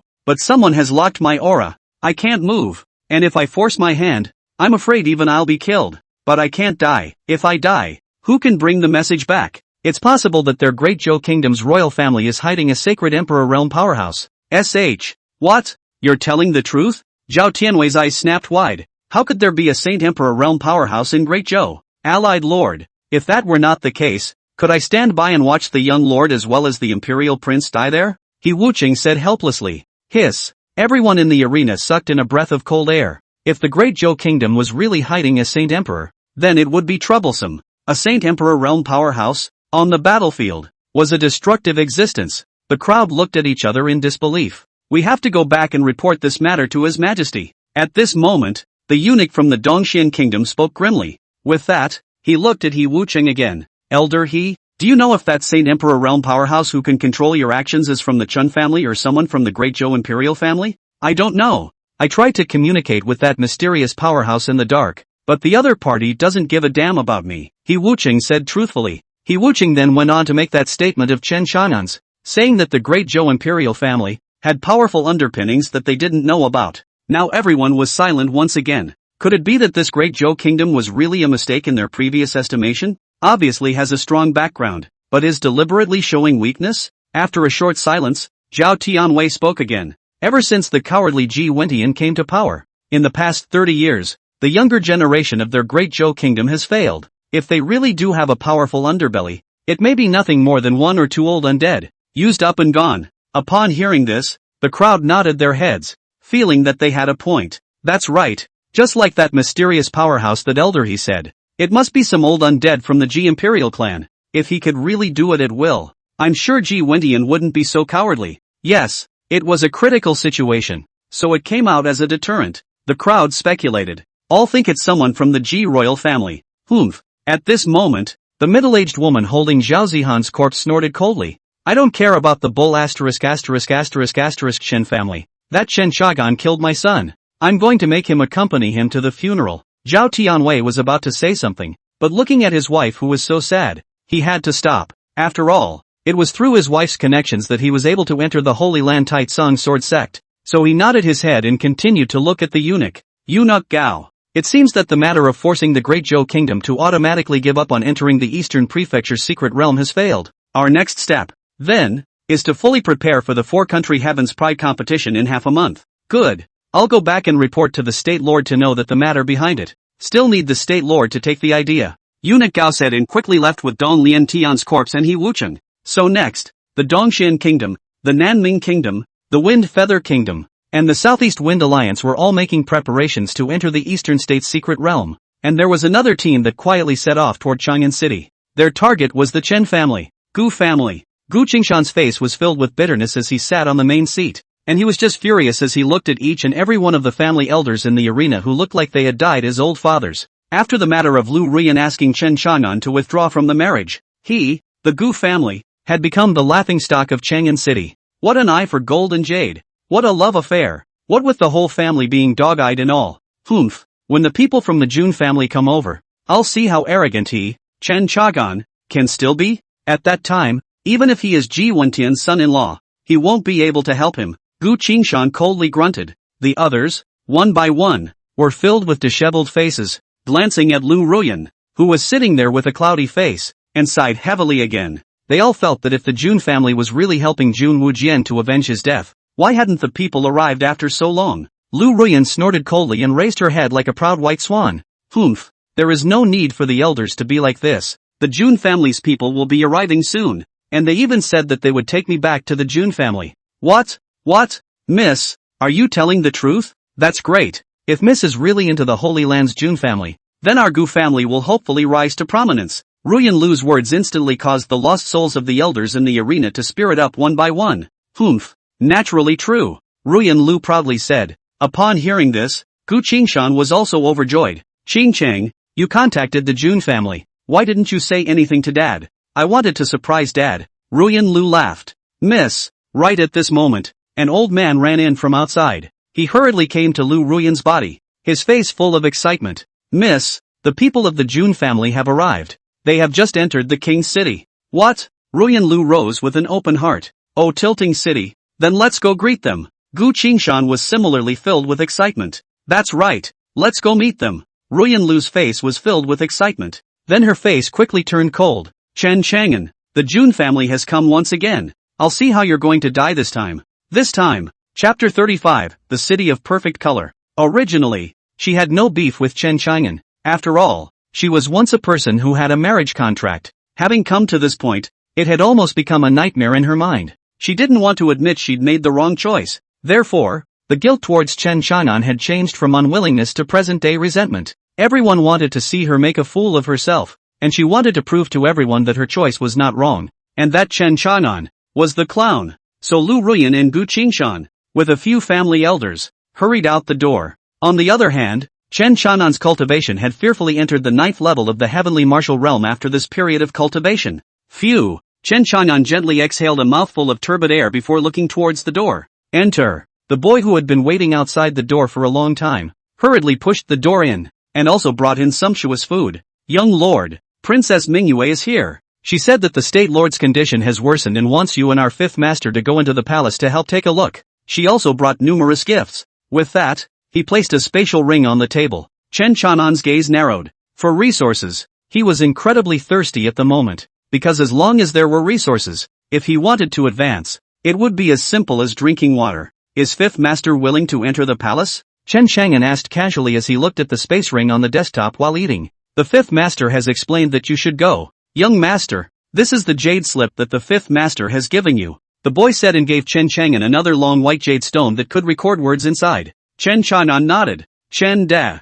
is the princess still waiting outside in the main hall? Yes, young lord. Chen nodded. Alright, then I'll make a trip to the palace with her. Then I'll take the resources inside this spatial ring. As Chen Chang'an said that, he got up and walked towards the Chen clan's main hall. When he came to the main hall, he saw Ji Mingyue, who was dressed in a snowy smoke veil and was gorgeous. Only her pair of light slender eyebrows, while overflowing with spiritual charm, her eyes, which were as black as jewels, were tinged with a faint sadness. Princess Akatsuki. Chen Chang'an opened his mouth. Ah, brother Chang'an, you've come out of the gate. Ji Mingyue, who was in a daze, seemed startled. Seeing that it was Chen Chang'an, she was immediately overjoyed, surging forward and pouncing with a fragrant breeze. Turning to Grief, he said, you might as well call me Mingyue. Chen Chang'an smiled faintly, not caring. That's fine. He looked at the stunningly beautiful Ji Mingyue, and in her mournful pretty face, she unexpectedly carried a soul-piercing and bone-deep splendor. If she were 2 years older, I'm afraid that she would definitely be a master who would make countless men lose their souls, but her softness at the moment also makes people want to pity her involuntarily. 100 years ago, How did I fall in love with Ruyan Lu and ignore this jewel-like princess instead? Chen Chang'an touched his nose and thought breathlessly. Brother Chang'an, can you invite the fifth master of the Chen family to help my father see to his illness? Ji Mingyue said as she looked at Chen Chang'an with a face full of anticipation. Looking at the slightly swollen bags under her eyes, Chen Chang'an was even more speechless in his heart. Why can't you Ji Wendian come directly to my Chen family? Only this he did not say, but said faintly. The fifth master has given me a method that may be able to temporarily ease your father's pain, so I'll come back to the palace with you. Really? That's great. Ji Mingyue was overjoyed, and her smile instantly made the entire inside of the hall brighten up. Chen Chang'an also couldn't help but be in a good mood, so he and Ji Mingyue went out of the Chen mansion and walked towards the palace. King City Street. Brother Chang'an, why don't we take the car? Instead, we have to walk? Ji Mingyue asked curiously. I don't know. My second master said for us to walk and spend more time with you for a break, Chen Chang'an said breathlessly. Ji Mingyue's heart was delighted. She didn't expect that the Chen family elder would want to set her up with Chen Chang'an. Turning her head down, it's okay. Chen Chang'an glanced at her sideways and laughed. Aren't you anxious about your father's condition? My father said that if I can spend more time alone with you, there's no need to rush anything else. Towards the end, Ji Mingyue's voice was like a mosquito. Chen Chang'an was speechless. This emperor old man can Okay, don't keep your head down. Watch the road. Chen Chang'an broke her head up with one hand. Such an intimate move caused Ji Mingyue to be greatly embarrassed. And that Chen De, as well as Ji Mingyue's guards, one by one, followed far behind, one by one revealing a smile. Right at this moment, Chen Chang'an's entire body suddenly went cold, and a chill ran straight to the sky. It was as if he had been swept by a poisonous snake, causing his footsteps to suddenly stop in place. Then Ji Mingyue bumped into him with a yay sound. Chen Chang'an couldn't help but hug her, but his gaze was swept into the distance. What's wrong, brother Chang'an? Ji Mingyue, who was shrinking in Chen Chang'an's arms, froze and turned to ask with a face full of shyness. Chen Chang'an didn't reply to her. Instead, his gaze kept scanning the crowds coming and going. A person's breath had swept him earlier, but he was incredibly sensitive to catch it. The man's aura, it was strong. It's okay. Chen Chang'an released the person in his arms, then said, let's go. Ji Mingyue followed Chen Chang'an's side with a face full of confusion, and the corners of her mouth could not help but spread a smile. Who the hell is it? Chen Chang'an was full of doubts. Just when he hadn't taken more than a few steps, a flashy figure appeared a dozen feet ahead. It was hard not to notice his aura and posture. It was a young man, handsome and extraordinary, with a brocade coat that even emitted a faint fluctuation of spiritual energy above, which seemed to be a treasure coat. As Chen Chang'an focused on this person, the powerful aura in the darkness also instantly locked onto Chen Chang'an's body, and the aura gradually coalesced. Chen Chang'an instantly realized that the owner of this terrifying aura, I'm afraid that he was the one who was secretly protecting that brocade-clothed man. He couldn't help but drum inside when he thought about it. If this guy was coming at him, then the strong man in the dark, the clan elder of his own clan, I wonder if he could get it right. Just as he was thinking, the brocade-clothed man in front of him was already gradually approaching himself, and looking at the scene, it seemed that he was about to brush shoulders. Chen Chang'an couldn't help but secretly measure him. He was seen with a faint smile at the corners of his mouth, his head held high, occasionally frowning slightly, showing his contempt and dislike for his surroundings. With this gesture, I'm afraid that the place where the visitor is located must be a treasure land with abundant spiritual chi, and after descending to this place, he can't help but exude his unrivaled nobility. It seems to be another noble son from some big family who came to a small border country to play. Chen Chang'an sneered in his heart, then withdrew his gaze and continued to walk forward. However, just as the two brushed past each other, the other party's originally condescending gaze snapped over. Chen Chang'an instantly felt bad. He remembered the stunning beauty of the woman beside him. That was definitely an existence that invited trouble. Sure enough, that brocade-clothed man's gaze was fixed there. The entire person seemed to have lost his soul. The only thing that was left was a pair of eyes that trembled violently as Ji Mingyue was walking around. With his origins, he had seen countless beautiful women in the city. The women he has slept with are even more like a river. He would have scoffed in the face of the small frontier country of Eastern State. Unexpectedly, he met a young girl here who so tugged at a man's heartstrings, causing him to lose his heart and soul in an instant. Heavens, this trashy Great Zhou Kingdom. There is such a stunning woman. No wonder that fellow Jun Wu Jian is willing to come here. He lost his soul and murmured out. And when he saw that Chen Chang'an and Ji Mingyue had already walked past him, he snapped back to his senses and stopped the two of them in their path. Chapter 36, Come One, Kill One. Chen Chang'an's heart sank as he looked at the man who stopped in front of him. Sure enough, This guy. Ji Mingyue froze. This gentleman. What are you doing? The brocade-clothed man's face carried excitement and surprise. His voice trembled a little as he said, Little sister. You're so pretty. Tell brother what's your name. Brother will take you to the Holy Land. Okay? The brocade-clothed man had a faint smile at the corner of his mouth, boasting of his elegance and handsomeness, especially the words he spoke, revealing that he was from the Holy Land. Before he thought that the woman in front of him would be overwhelmed by his charms. Looking at someone so frivolous, Ji Mingyue frowned. No need. With that, she hugged Chen Chanan's arm and whispered, Please get out of the way. Oh, the brocade-clothed man raised his eyebrows as his gaze landed on Chen Chanan's body. Instantly, his face hardened, because even in the Holy Land, he had never seen such a good-looking man with a sense of coldness.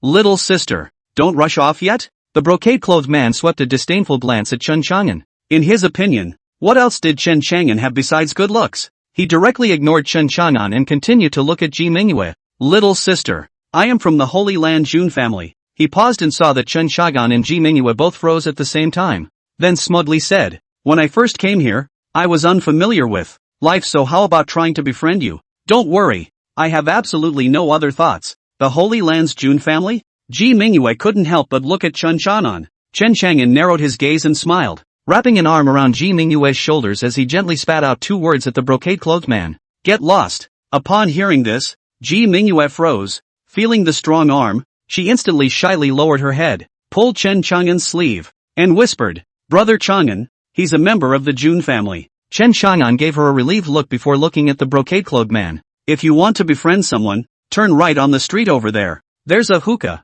The matron inside is plump and still, perfect for you to befriend. The brocade-clothed man's eyes narrowed as he sized up Chen Chang'an. The corners of his mouth faintly hooked up, and he actually didn't have the slightest bit of anger. Instead, he was carrying a faint sense of playfulness. In his opinion, Chen Chang'an was just a jumped-up clown. Not even the Jun family? That's the same thing as not knowing how to spell dead. Who the hell are you? One more word and I'll remove your arms and legs. Believe it or not, the brocade-clothed man slanted his eyes down and looked towards Chen Chang'an as he opened his mouth disdainfully. As his words fell, behind him, several guards appeared, staring at Chen Chang'an with fierce faces. Ji Mingyue was worried all of a sudden. It must not be a coincidence that someone from the Jun family showed up here. Here, it's not your turn to be arrogant. Chen Chang'an snorted and said, grabbing out with a claw. Caught off guard, Chen Chang'an's hand steadily pinched the brocade-clothed youth's neck, then violently tightened. Catching dash. A sound of breaking bones rang out, and shock and disbelief flooded his face at the same time.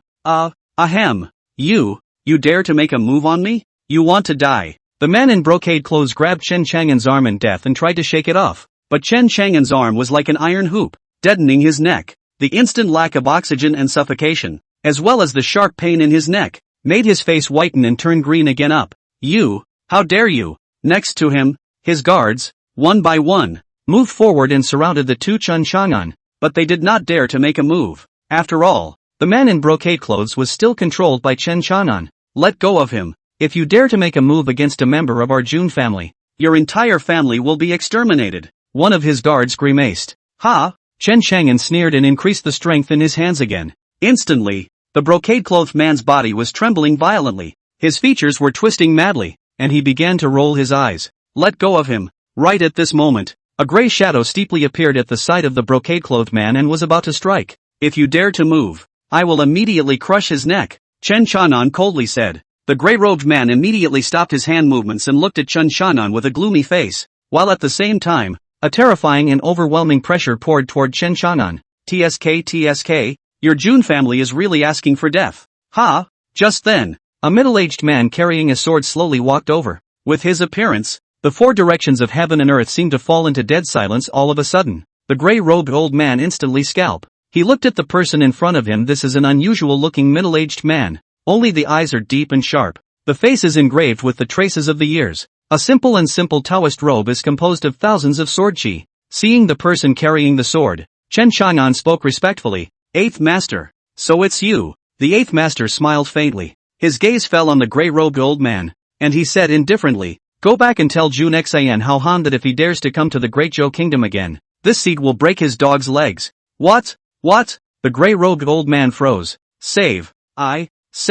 The brocade-clothed man whose neck was pinched by Chen Chang'an let out an angry hoarse voice. Kill him. Kill him. Ka-ching. As his words finished, Chen Chang'an directly crushed his neck. His eyes bulged out, and to his death. He didn't know why Chen Chang'an had dared to kill him directly. You dared to kill my young master. The grey-robed old man's eyes widened and he was about to make a move when suddenly an invisible sword chi was already on top of his brow, causing his complexion to change drastically and he didn't dare to move. He looked fiercely at the 8 masters and said with incomparable horror, "You, who the hell are you?" The 8th master glanced at him fatally and said disdainfully, "If your son wants to threaten to kill my young master and then be killed by my young master in return, then it's not enough for him to die. Take his body back and tell that Jun Xian Hao Han that if your Jun family sends anyone over again, if 1 comes, I'll kill 1. If 2 come, I'll kill a pair. If they all come, I don't mind destroying your Jun family." Boom. The 8th master's words were domineering to the extreme, roaring endlessly in the grey-robed old man's mind. He looked at Chen Bachi with disbelief, unable to return to his senses for a long time. Put. Chen Chang'an threw the body of the brocade-clothed man on the ground and said disdainfully, "Get lost." The grey-robed old man stared at the 8th master in death for a long while, and then kept glancing at Chen Chang'an before reluctantly picking up the body of the brocade-clothed man and leaving in a mess with his men. After they had walked away, Chen Chang'an bowed respectfully to the 8th master. "Many thanks, 8th master. The 8th master is mighty. Greetings to the 8th master." Ji Mingyue also saluted in a similarly well-behaved manner, completely lacking the stance of a princess. The 8th master nodded his head in satisfaction at Ji Mingyue, and laughed and cursed at Chen Chang'an. "Oh, mighty my ass. As for me, old 8th, I'm only scaring him. Who knows he's so timid. If we really fought, I wouldn't be his opponent." The 8th master skimmed his lips and pointed at Chen Chang'an and cursed with a laugh. "Besides, you brat, you're so arrogant. If the old man didn't show up to intimidate him, then wouldn't you have been killed by him?"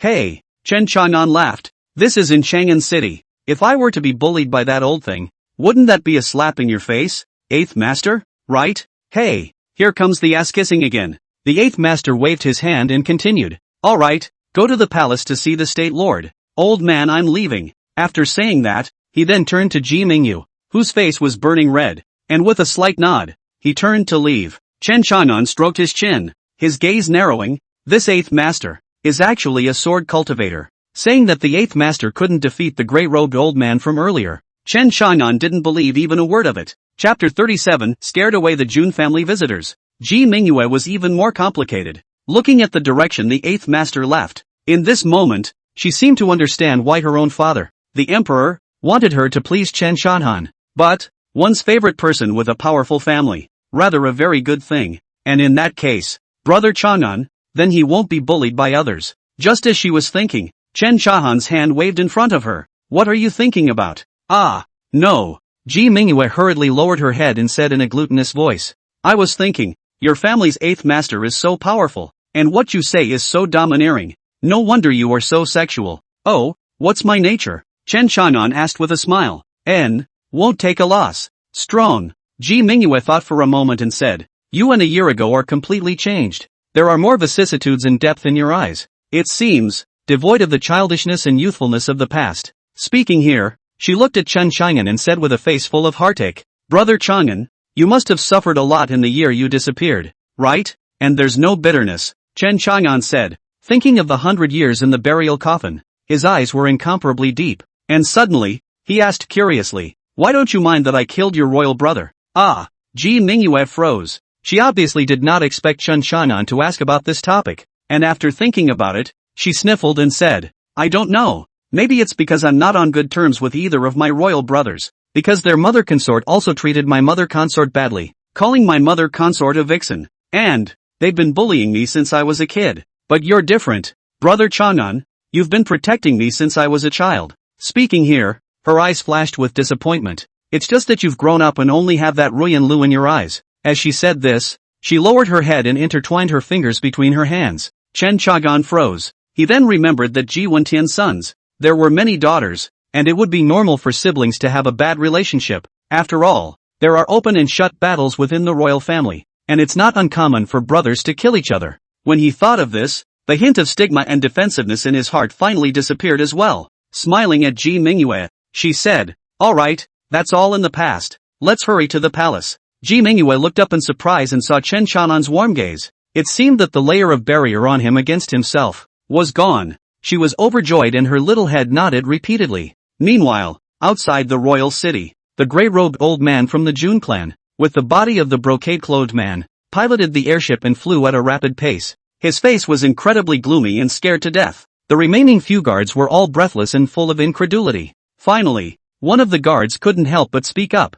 Third Elder, what happened? Why was the young master killed and we instead fled in vain? Shut up. One more word and I'll kill you. The gray-robed old man spoke coldly. His face was grave to the point of being terrifying at the moment. Nowadays, he could only stay away from the Great Joe Kingdom first. The farther the better. The more he thought about it, the more he was afraid. His hallowed Saint Emperor realm, coming over to this small borderland country, had thought that he could run roughshod over everything. Unexpectedly, it is surprising that there is a master with a sword hidden here. With a sword, he frowned in confusion. That guy, who the hell is he? And, damn it, he even knows his old ancestor, Jun Xin Vast. To Jun Xin Hao Han, he acted as if he was teaching his juniors a lesson. Hiss. Thinking of this, the gray-robed old man viciously sucked in cool air, his scalp instantly tingling up, so it accelerated the speed of the flying boat even more. Gu family. Outside the Gu family's main hall, Gu Qingshan led all of them and stood guard with a face full of confusion.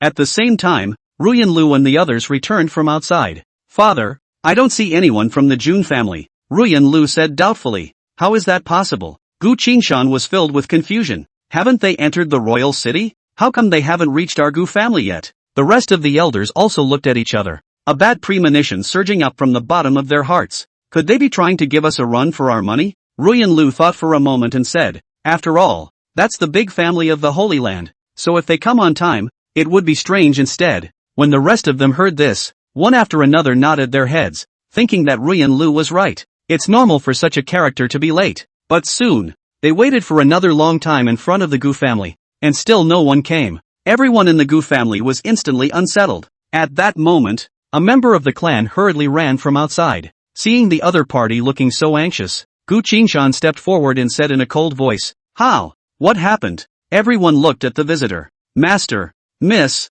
something strange has happened. The person who came back said, What is it? Halfway to the palace, Chen Chang'an ran into a male gentleman and had a confrontation with the other party, and that person was later killed by Chen Chang'an. And there was a very powerful old man beside that male, and he was also scared off by the Chen family's 8th master. What? What? Everyone froze when they heard the visitor's report. Ruyan Lu's face was full of consternation, and a bad premonition flashed through her mind. This can't be. She hurriedly looked at Gu Qingshan. Father, why don't we ask with a sound transmission stone? Didn't we get a sound transmission stone to contact them? Qing Cheng, are you saying that the person who was killed by Chen Chang'an was from the Jun family? How is this possible? The people sent by the Jun family this time will definitely be stronger than the last time. When he said this, he suddenly lost his breath, then immediately took out his voice transmission stone and sent a message to the Jun family's visitor. Soon, he received a reply. It was the extremely angry and murderous one. Get out. Word. Gu Qingshan's face instantly went down miserably. Lu Ruyan's body trembled, and all the rest of their jaws dropped. Lu Ruyan's body staggered as if she had fallen into an abyss, murmuring in disorientation. How is it possible? What does he, Chen Chang'an, have the right to do? By what right can he scare off the people of the Jun family? They're all wastes. Ha ha ha. The Jun family are all wastes. A mere Chen family is enough to scare them away. I don't believe it. I don't believe it. Lu Ruyan was lost in thought and roared lowly, as if she were insane. In addition to the Jun family in the Holy Land, there are still the remaining 3 great clans, as well as the 4 great sacred sects. I don't believe that no one can cure your Chen family. Ruyan Lu raised her head, her gaze filled with hatred. It's all your fault, Chen Chang'an, for making me the laughingstock of all of Great Zhou. I'll make sure that you don't die well, Ruyan Lu said, looking towards an old man in the field. Ancient, you accompany me to the Holy Land. That old man nodded and followed Ruyan Lu out of the Gu family. As for the always calm Gu Qingshan, his face was already as black as the bottom of a pot, staring at the departing Lu Ruyan in a daze without saying a word. He slowly closed his eyes and sighed. One wrong step. One wrong step. Chen family, what the hell kind of a family are you? Obviously so powerful, but you've been so inconspicuous. I hate Na. At the same time, thousands of miles away from the royal city, this like Gu family, to think that they still have the face to send a message to old me. Humph. Bang. The gray-robed old man from the Jun clan ruthlessly crushed the sound transmission stone. Chapter 38. Are you trying to murder my father? The gray-robed old man's chest rose and fell. Panting violently, his entire face hideous and terrifying. He quickly figured out the ins and outs. That fellow, Jun Wujian, must have been in the Great Zhou King City, having similarly offended that person from earlier and then been killed. And just now, Jun Wujian's brother, Jun Wudao, was similarly killed again for offending that person. Damn it, there's such a powerful sword cultivator hidden here. How dare you let our Jun family send people over again and again to die? Damn the Gu family. The gray-robed old man gritted his teeth and said fiercely. As for the claim that Lu Ruyan and Jun Wujian already had a marriage contract, he did not believe it at all. After all, a marriage contract that wasn't recognized by the Jun family's head of household was nothing but a marriage contract. Thinking of this, he looked at a guard next to him and spoke in a deep voice. You, go back to the Great Zhou Royal City, investigate the Gu family, and then get to the bottom of what happened to young Master Jun Wujian. One by one. Yes. The guard arched his hand and answered immediately without asking too many questions. When the airship descended to a certain height, he immediately jumped off and headed for the Great Zhou King City. The other side. When Chen Chang'an and Ji Mingyue arrived at the entrance of the palace, the voice transmission stone on Ji Mingyue's body suddenly flashed. She immediately took it out and examined it. And instantly, a faint layer of water mist covered above her beautiful eyes. The whole thing panicked. Her grip on Chen Chang'an's arm couldn't help but be a little bit harder as well. Akatsuki, what's wrong? Chen Chang'an patted her hand and spoke in doubt. Ah, Brother Chang'an, father, he is about to die. Duanmu House Master sent a message to ask me if the fifth master had invited him back yet. Brother Chang'an, please, you must save my father, Ji Mingyue said, already at a loss for words, her face full of anxiety. No need to rush. Let's go in first. Chen Chang'an took her hand and immediately hurried towards the palace. When the palace guards saw this, each one of them respectfully saluted and did not dare to stop them. After all, it was Princess Mingyue, and the famous Chen Chang'an. In the palace bedchamber, Ji Wentian's face was as pale as paper, and strands of blood continuously flowed out of his 7 orifices. The hallowed half-emperor realm was actually as if he was swimming in air, almost on the verge of death. When Chen Chang'an arrived, the entire hall was filled with people and shadows, with imperial sons and daughters kneeling all over the floor. Prince Ji Tsangshan was obviously locked up by Ji Wentian for 3 months, and now he even appeared here. He knelt down and cried and wailed. His voice was so sad that those who didn't know thought that the emperor had collapsed. But Chen Chang'an also knows that if this Ji Wentian is really the death of the emperor, this Ji Tsangshan, he is just the right name to be the new lord of this great Zhou. In the face of the crown prince who cried into such a state, the rest of the ministers were each flattering the crown prince's great filial piety. After all, everyone thought that the crown prince was about to ascend to the throne, and the only way to do that was to hold on to his thighs in advance. In the field, the only one who was filled with disgust was the Duanmu mansion master. He disliked such a useless Ji Tsangshan. It was not as good as Ji Tsanghai. At least Ji Tsanghai was ruthless in nature and still had a strong character. Chen Chang'an swept a glance at the field. Apart from a bunch of useless ministers, as well as the crown prince, and the Duanmu mansion lord, there was another person here with an extremely thick aura. It was an old man with a withered figure and a face that carried majesty. Chen Chang'an just glanced at him lightly and withdrew his gaze. Father, Brother Chang'an is here. He must have a way to save you. Ji Mingyue shouted with her face full of uncertainty yet with the only hope she had. At those words, everyone looked at the two of them. Ji Tsangshan's face turned gloomy. Chen Chang'an, why are you here? For Chen Chang'an, who did not put him in his eyes, Ji Tsangshan naturally treated him poorly. Chen Chang'an directly ignored him. Lifting his steps, and Ji Mingyue swept past the crowd to the bed, his spiritual sense scanning Ji Wentian. At this moment, his appearance was surprisingly identical to what the fifth master had explained to him. Nephew Chang'an Xian, you're finally here. Ji Wentian let out a faint sound, his gaze looking behind Chen Chang'an, revealing a disappointed look. Your family's fifth master didn't come? Father, the fifth master didn't come, but he explained that Brother Chang'an would be able to come, saying that Brother Chang'an would be able to do it. Ji Mingyue immediately spoke. These words caused everyone's gazes to fall on Chen Chang'an once again. If the fifth master could be cured, they might still hold a glimmer of hope, but if they said that Chen Chang'an could be cured, everyone's eyes changed. It was disbelieving, and full of questions. After all, even their old ancestor was powerless. How could he, a youngster in his early 20s, have the strength? Chen Chang'an ignored the gazes of the people around him as he directly said to Ji Mingyue, other than the Ji family ancestor,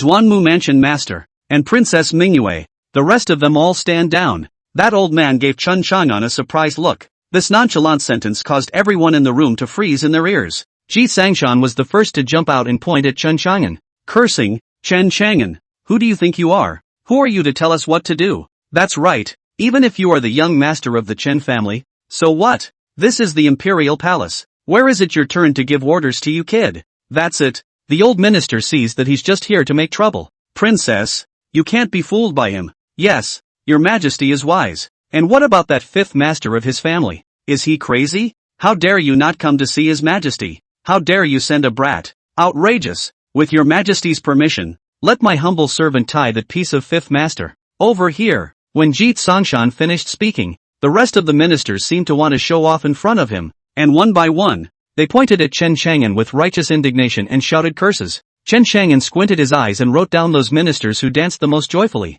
one by one, in a small notebook. Unbridled, Ji Wentian forced himself to endure the severe pain in his body and the buzzing roar in his ears, and immediately roared. That's right, father, you're right. Chen Chang'an, you're unbridled. Ji Tsongshan was overjoyed and immediately answered his mouth. But the next moment, Ji Wentian shouted angrily at him. I am saying that you are unbridled. You rebellious son. Do you want me to die and sit on my throne? And you ministers, one by one. Shut up, I'm not even dead yet, and you guys are so anxious to please your new master. How dare you? Ahem. Ji Wentian seemed to hiss out with all his strength, and was instantly infuriated to the point that he coughed repeatedly. Your majesty, calm your anger. I dare not. Some of the ministers kowtowed repeatedly, their faces filled with horror. Ji Tsongshan even knelt down with a thud. The son is unjustly accused. Listen to Chang'an, all of you. Get out. Ji Wentian continued to speak in a low voice. Ji Tsongshan hesitated. Father,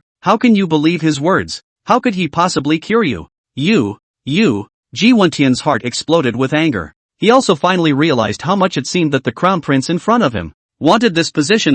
Chen Chang'an, you dog scum. Say, you let all of us out. Are you trying to plot against my father? Ji Tsongshan turned around and jumped up again, pointing at Chen Chang'an, his face full of grimace as he angrily opened his mouth. Chapter 39. Who put a knife in my hand? Looking at the hysterical Ji Tsongshan, Chen Chang'an's gaze narrowed. He was not someone who was pointed at and scolded without fighting back. Thus, in the next instant, in front of everyone's horrified gazes, his palms violently extended, instantly pinching Ji Tsongshan's neck. He lifted this crown prince stiffly. Some of the ministers were horrified and hurriedly surrounded Chen Chang'an, yelling angrily, Chen Chang'an, what do you want? Quickly let go of His Highness the Crown Prince. Even Duan Muzan was filled with consternation as he looked toward Chen Chang'an.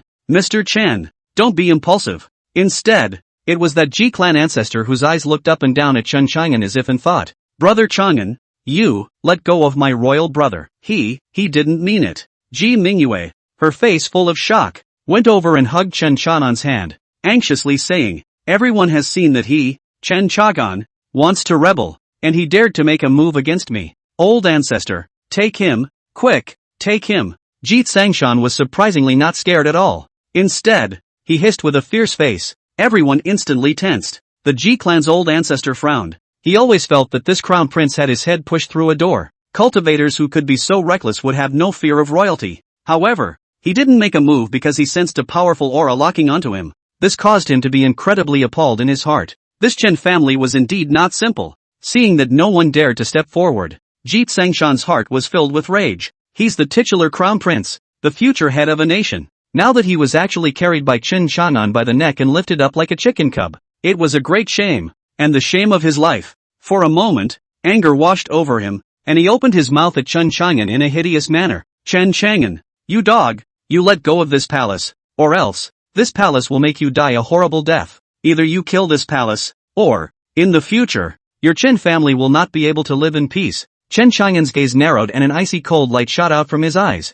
Ha! You think I don't dare to kill you? At those words, Ji Tsongshan felt even more greatly humiliated. He roared hideously low. Oh, you dare? Do you dare to kill this palace? Come on, then you have the guts to kill this palace. Just as these words fell from his lips, a surge of killing intent flashed across Chen Chang'an's eyes. No good. Duanmu Mansion Master was shocked. He was about to stop, only to hear a click sound. It was the sound of bones breaking. Chen Chang'an actually directly crushed Ji Tsongshan's neck. Ji Tsongshan's eyes bulged out directly, filled with shock and disbelief. Puff! Chen Chang'an casually threw Ji Tsongshan, who was like a dead dog, onto the ground. Skittishly, he said, you all heard him, he asked me to kill him, and I've never heard such a request in my life. Seeing as he's the crown prince, so make it happen. You won't blame me, will you? Quiet. Space seemed to fall into dead silence. Everyone looked at him incredulously. Everyone hadn't expected Chen Chang'an to actually dare to kill His Highness the Crown Prince in front of everyone. Ji Wendian on the bed couch stared deathly at Ji Sangshan's corpse for a long time without words. Finally, he just slowly closed his eyes and took a deep breath. All the ministers looked at him, ready to take down Chen Chang'an. Brother Chang'an, you. Ji Mingyue looked at her royal brother's corpse in a daze, not knowing what to say for a moment, but in an instant, she hurriedly pleaded with Ji Wendian. Father, Brother Chang'an didn't mean to kill anyone. He wasn't. She didn't know how to defend Chen Chang'an. After all, Chen Chang'an had killed a country's crown prince. The man, or her royal brother. All the ministers froze, looking at Ji Mingyue with stunned faces. They did not expect that this princess would be so protective of outsiders. He killed your royal brother. Why are you turning your arm out? Only to think of the fighting between the children of the royal family. Killing each other for power are common things, so one by one, they also came to a clear understanding. Could it be that Ji Mingyue also coveted this crown prince position? Everyone's eyes were complicated as they looked at this seemingly innocent and pure princess who pleaded for Chen Chang'an. Falling into deep thought, the atmosphere in the arena became stagnant. The smell of blood filled the air and gradually became solemn again. Finally, Ji Wendian, who was on the bed, felt his life rapidly draining away. He immediately opened his eyes again and looked at Chen Chang'an. Nephew Chang'an, how much certainty do you have in curing my illness? Chen Chang'an looked at him and said in a breezy manner, 10%. 10%. Ji Wendian's face was stunned, turning to put whatever his son's life was behind him as he excitedly said, really? Didn't you say earlier that you wanted a saint ruler to make a move? Could it be that your family has a saint? Hiss. Speaking of this, Ji Wendian viciously sucked in a mouthful of cool air. You're overthinking it. Chen Chang'an hugged his arms and said with a bland expression, the method taught to me by the fifth master is merely a temporary suppression, hanging on to your life. But, Chen Chang'an raised his eyes, proudly, give me some time. Saint ruler that will be sooner or later. The crowd was instantly filled with complexity. I don't know if it was because I was shocked at Chen Chang'an's arrogance, or really believed that Chen Chang'an would become a saint ruler in the future. Ji Wendian took a deep breath, and his mind was also thinking quickly. After a moment, his eyes became glazed over as if he had made a decision. Letting Chen Chang'an go and binding Chen Chang'an would be taking a big gamble. Bet on Chen Chang'an's future. Having made his decision, he spoke in a deep voice. Crown Prince Ji Sangshan provoked Chen Chang'an and blocked Chen Chang'an from rescuing me. His intentions are malicious and he deserves to die. No one is allowed to mention this again. With that, he swept a glance at the people around him and coldly said, other than Mingyue, Duan Muzang, an old ancestor, all others get out. Hearing Ji Wendian's words, everyone froze, their faces filled with shock, their hearts turning over. The prince was killed and spared, but since the emperor had said so, they could only listen. Wait a minute. But right at this moment, Chen Chang'an suddenly opened his mouth. Chang'an, virtuous nephew, what else do you have to say? Can you heal me first?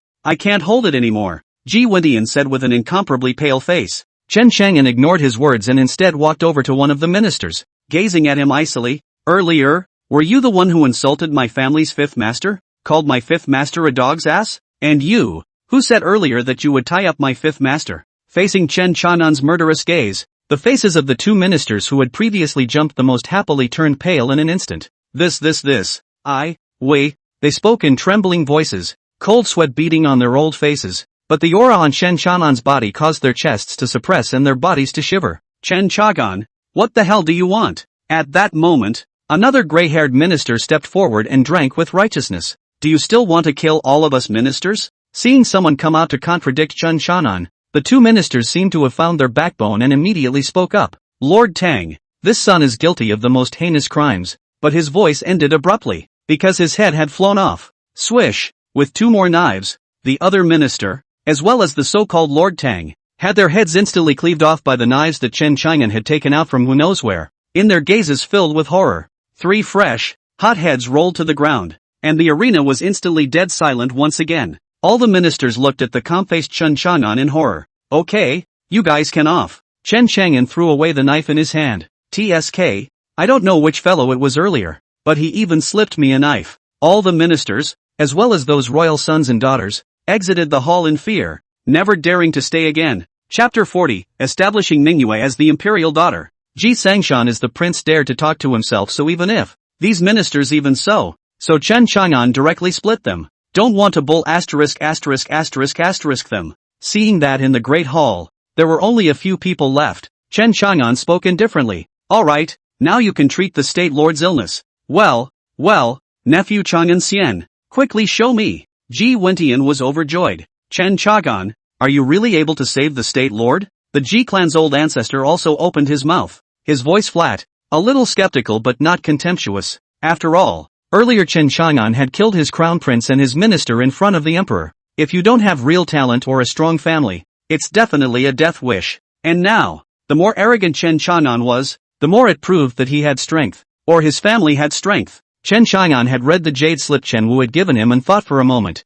my cultivation is not yet in the Saint Emperor realm, but, I'm sure that you, the Ji clan's old ancestor, has already entered the Saint Emperor, right? The name of the Ji clan's old ancestor was Ji Xuangu, and at this moment, when he heard Chen Chang'an's words, his pupils narrowed slightly. Ha, young man, how did you know? Chen Chang'an didn't reply to his words, but continued. The State Lord has been entangled in his heart veins with powerful dark spiritual energy, causing him to suffer from congenial pain day in and day out. And the dark spiritual energy was like tangled silk, layer after layer, wrapped around his heart. If it is forcibly stripped, it will naturally be damaged along with the heart. You'll be crippled if you don't die. Hearing Chen Chang'an's words, Ji Xiangu frowned. What you said is clear to me. However, I don't know how to remove the dark spiritual energy from his heart as well as his heart veins. Chen Chang'an looked at him. Break open his heart. Cut open his heart vein. Use the power of the Saint Emperor as a guide. Install a darkness stone next to his heart, and then draw the darkness spiritual power inside the darkness stone.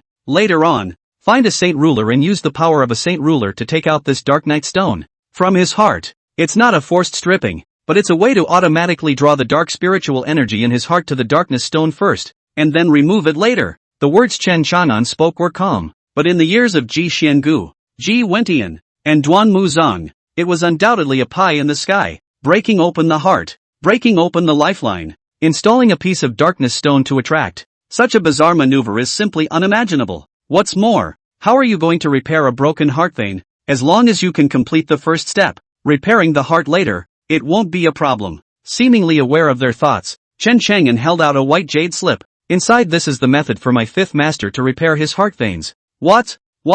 Ji Mingyue in the field was uncertain, but in the eyes of Ji Wentian, Ji Xuangu, and Duan Muzong, it was undoubtedly a shocking thunderbolt that rumbled in their heads. Immediately following, they looked at that jade slip in Chen Chang'an's hand and breathed heavily. A method that could repair the heart vein would be absolutely anticlimactic. Sure enough, the fifth master of the Chen family is not simple. Good. Ji Wentian said 3 good words in a row and looked towards Ji Xuangu. Old ancestor, quickly let me try and give me a happy pulse. This was, after all, a matter of his life, and he naturally did not want to suffer one more breath of pain. And something like the darkness stone, he had it in his palace. It was a stone that stored dark attribute spiritual energy. Ji Xuangu nodded his head and looked towards Duan Muzong. Duan Muzong immediately set out to prepare, but right at this moment, Chen Chang'an continued, don't be in a hurry. The conditions haven't been stated yet. Ji Wentian immediately looked at Chen Chang'an. Nephew Chang'an, if you have any requests,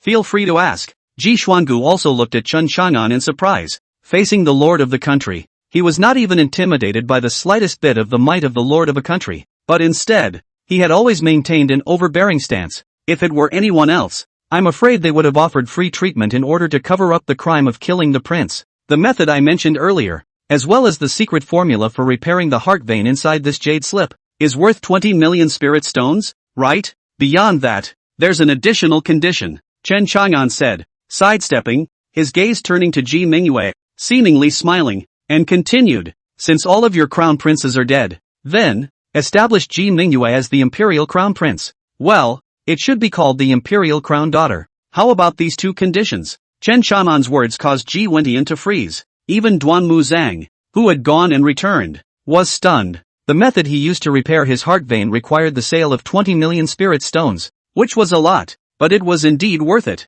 The royal family can take it even if they scavenge. However, they did not expect Chen Chang'an to open his mouth so directly and allow Ji Mingyue to take the place of the crown prince. If it was in the past, Ji Wentian would have refused, and now that he was bent on tying up the Chen family tree, he was naturally happy to do so. After all, only Ji Mingyue and Chen Chang'an were close. Brother Chang'an, me, Ji Mingyue froze, a little disoriented. I promise you that Mingyue will still be the empress of my great Zhou in the future. Ji Wentian immediately spoke, seemingly somewhat impatient. It was as if he was afraid that Chen Chanan would back out. Very good. Chen Chanan nodded, then handed the jade slip in his hand to Ji Xuangu. He wasn't afraid that the other party wouldn't give 20 million spirit stones. Moreover, he wanted Ji Mingyue to be the head of this great Zhou kingdom, and there would be a lot less trouble in the future. After all, with Ji Mingyue's heart, she wouldn't look for trouble with the Chen family. Ji Mingyue was in control of Great Zhou, and for her who was so dependent on herself,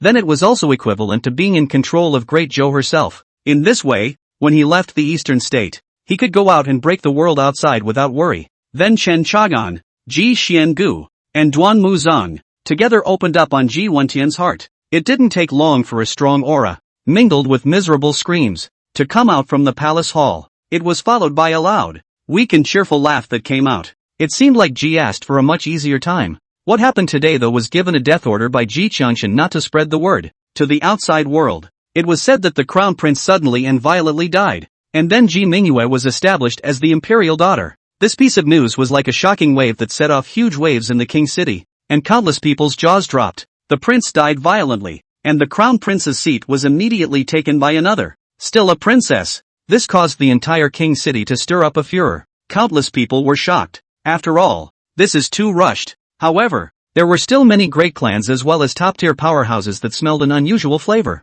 Through prying from all sides, they also seemed to have sensed that behind all of this, there was Chen Chanan's figure. As a result, countless people shook viciously, making to urge their families not to provoke the Chen family. The Chen family, that's a family not to be messed with. As for Chen Chanan, after receiving 20 million spirit stones, besides taking some to subsidize the family, he began closed-door cultivation for the next half a month. Master Coffin, it's up to you to break through to the Heavenly King level. In the Chen family's cultivation room, Chen Chanan looked at the burial god Coffin suspended in front of him and spoke with a burning gaze. Heavenly Martial Realm Level 9. To advance to the Heavenly King realm. I wonder if these 10 million or so spirit stones are enough, Chen Chanan murmured, and with a wave of his hand, the spirit stones inside one spatial ring flowed inside the burial god Coffin like flowing water. Chapter 41 Heavenly King Realm Level 3. Rumble. Next, the burial god Coffin roared once again, causing the surrounding space to tremble. Under the gaze of Chen Chanan, an extremely pure origin energy came out from inside the mouth of that burial god Coffin. When these energies surged into Chen Chanan's body, they wildly swam through the meridians of his entire body, as well as hammering every cell, meridian, and bone of his. In the end, it converged in his dantian again, forming a surging spirit sea. Chen Chanan's breath was also gradually rising. Heavenly Martial Realm Level 9. Tianwu Realm Level 10. With the massive energy impacting in, even at the barrier of the Great Realm, Chen Chanan's body was still undergoing tremendous changes. The entire person's aura turned into that of a king, and from the previous Heavenly Martial Realm, he stepped into the Heavenly King Realm all of a sudden. Heavenly King Realm Level 1. But to Chen Chanan's dismay, the rate of advancement wasn't over yet. The dome of the sky was once again windy, and the spiritual energy over the entire Chen clan was wildly wandering, forming a huge vortex that coalesced above Chen Chang'an's practicing room. This is a spiritual vision of heaven and earth. Such a big commotion naturally caused countless people to reveal stunned gazes. In the Chen clan's main hall, all the strongest members of the Chen clan looked in the direction where Chen Chanan was practicing.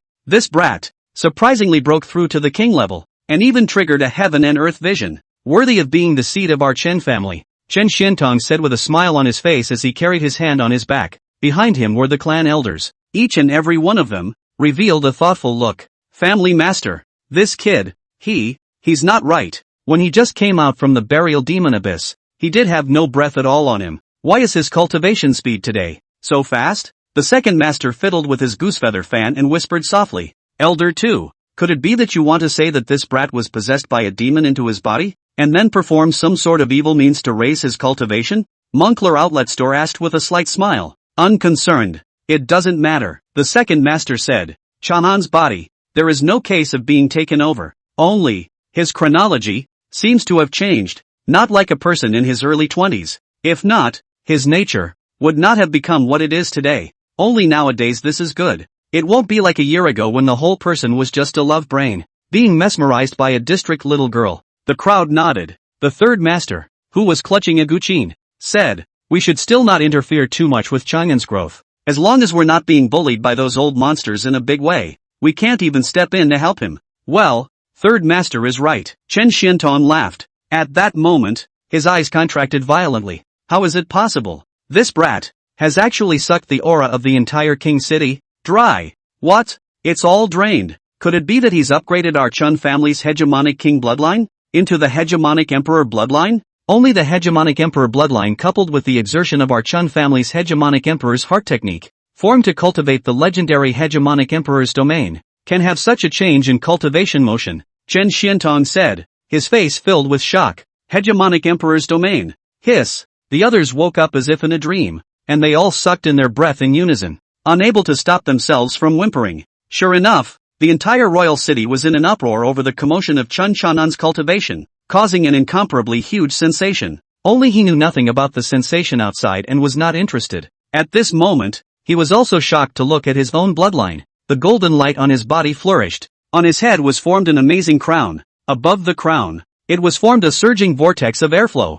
This. What's going on here? Coffin master, you mutated the overlord bloodline in my body? Chen Chang'an was stunned. No, it's you yourself who are too perverted. If your bloodline hadn't metamorphosed again, your physical body wouldn't have been able to withstand such a perverted advancement speed of yours. Inside the burial god Coffin, a pale and tremulous voice came out. And next, Chen Chanan's cultivation once again advanced again in the raging spirit sea storm. Heavenly King Realm Level 1. Heavenly King Realm Level 2. Heavenly King Realm Level 3. At the third level of the Heavenly King Realm, the realm within Chen Chanan's body had finally stabilized, and for the rest of the time, Chen Chanan was consolidating his cultivation. Such a large span from the ninth level of the Heavenly Martial Realm to the third level of the Heavenly King Realm was something that no one had expected. It would be shocking to tell the world. Outside thereafter, apart from countless people talking about Chen Chanan, there was no more anyone looking for trouble from Chen Chanan or the Chen family. After all, in the entire Great Zhou Kingdom,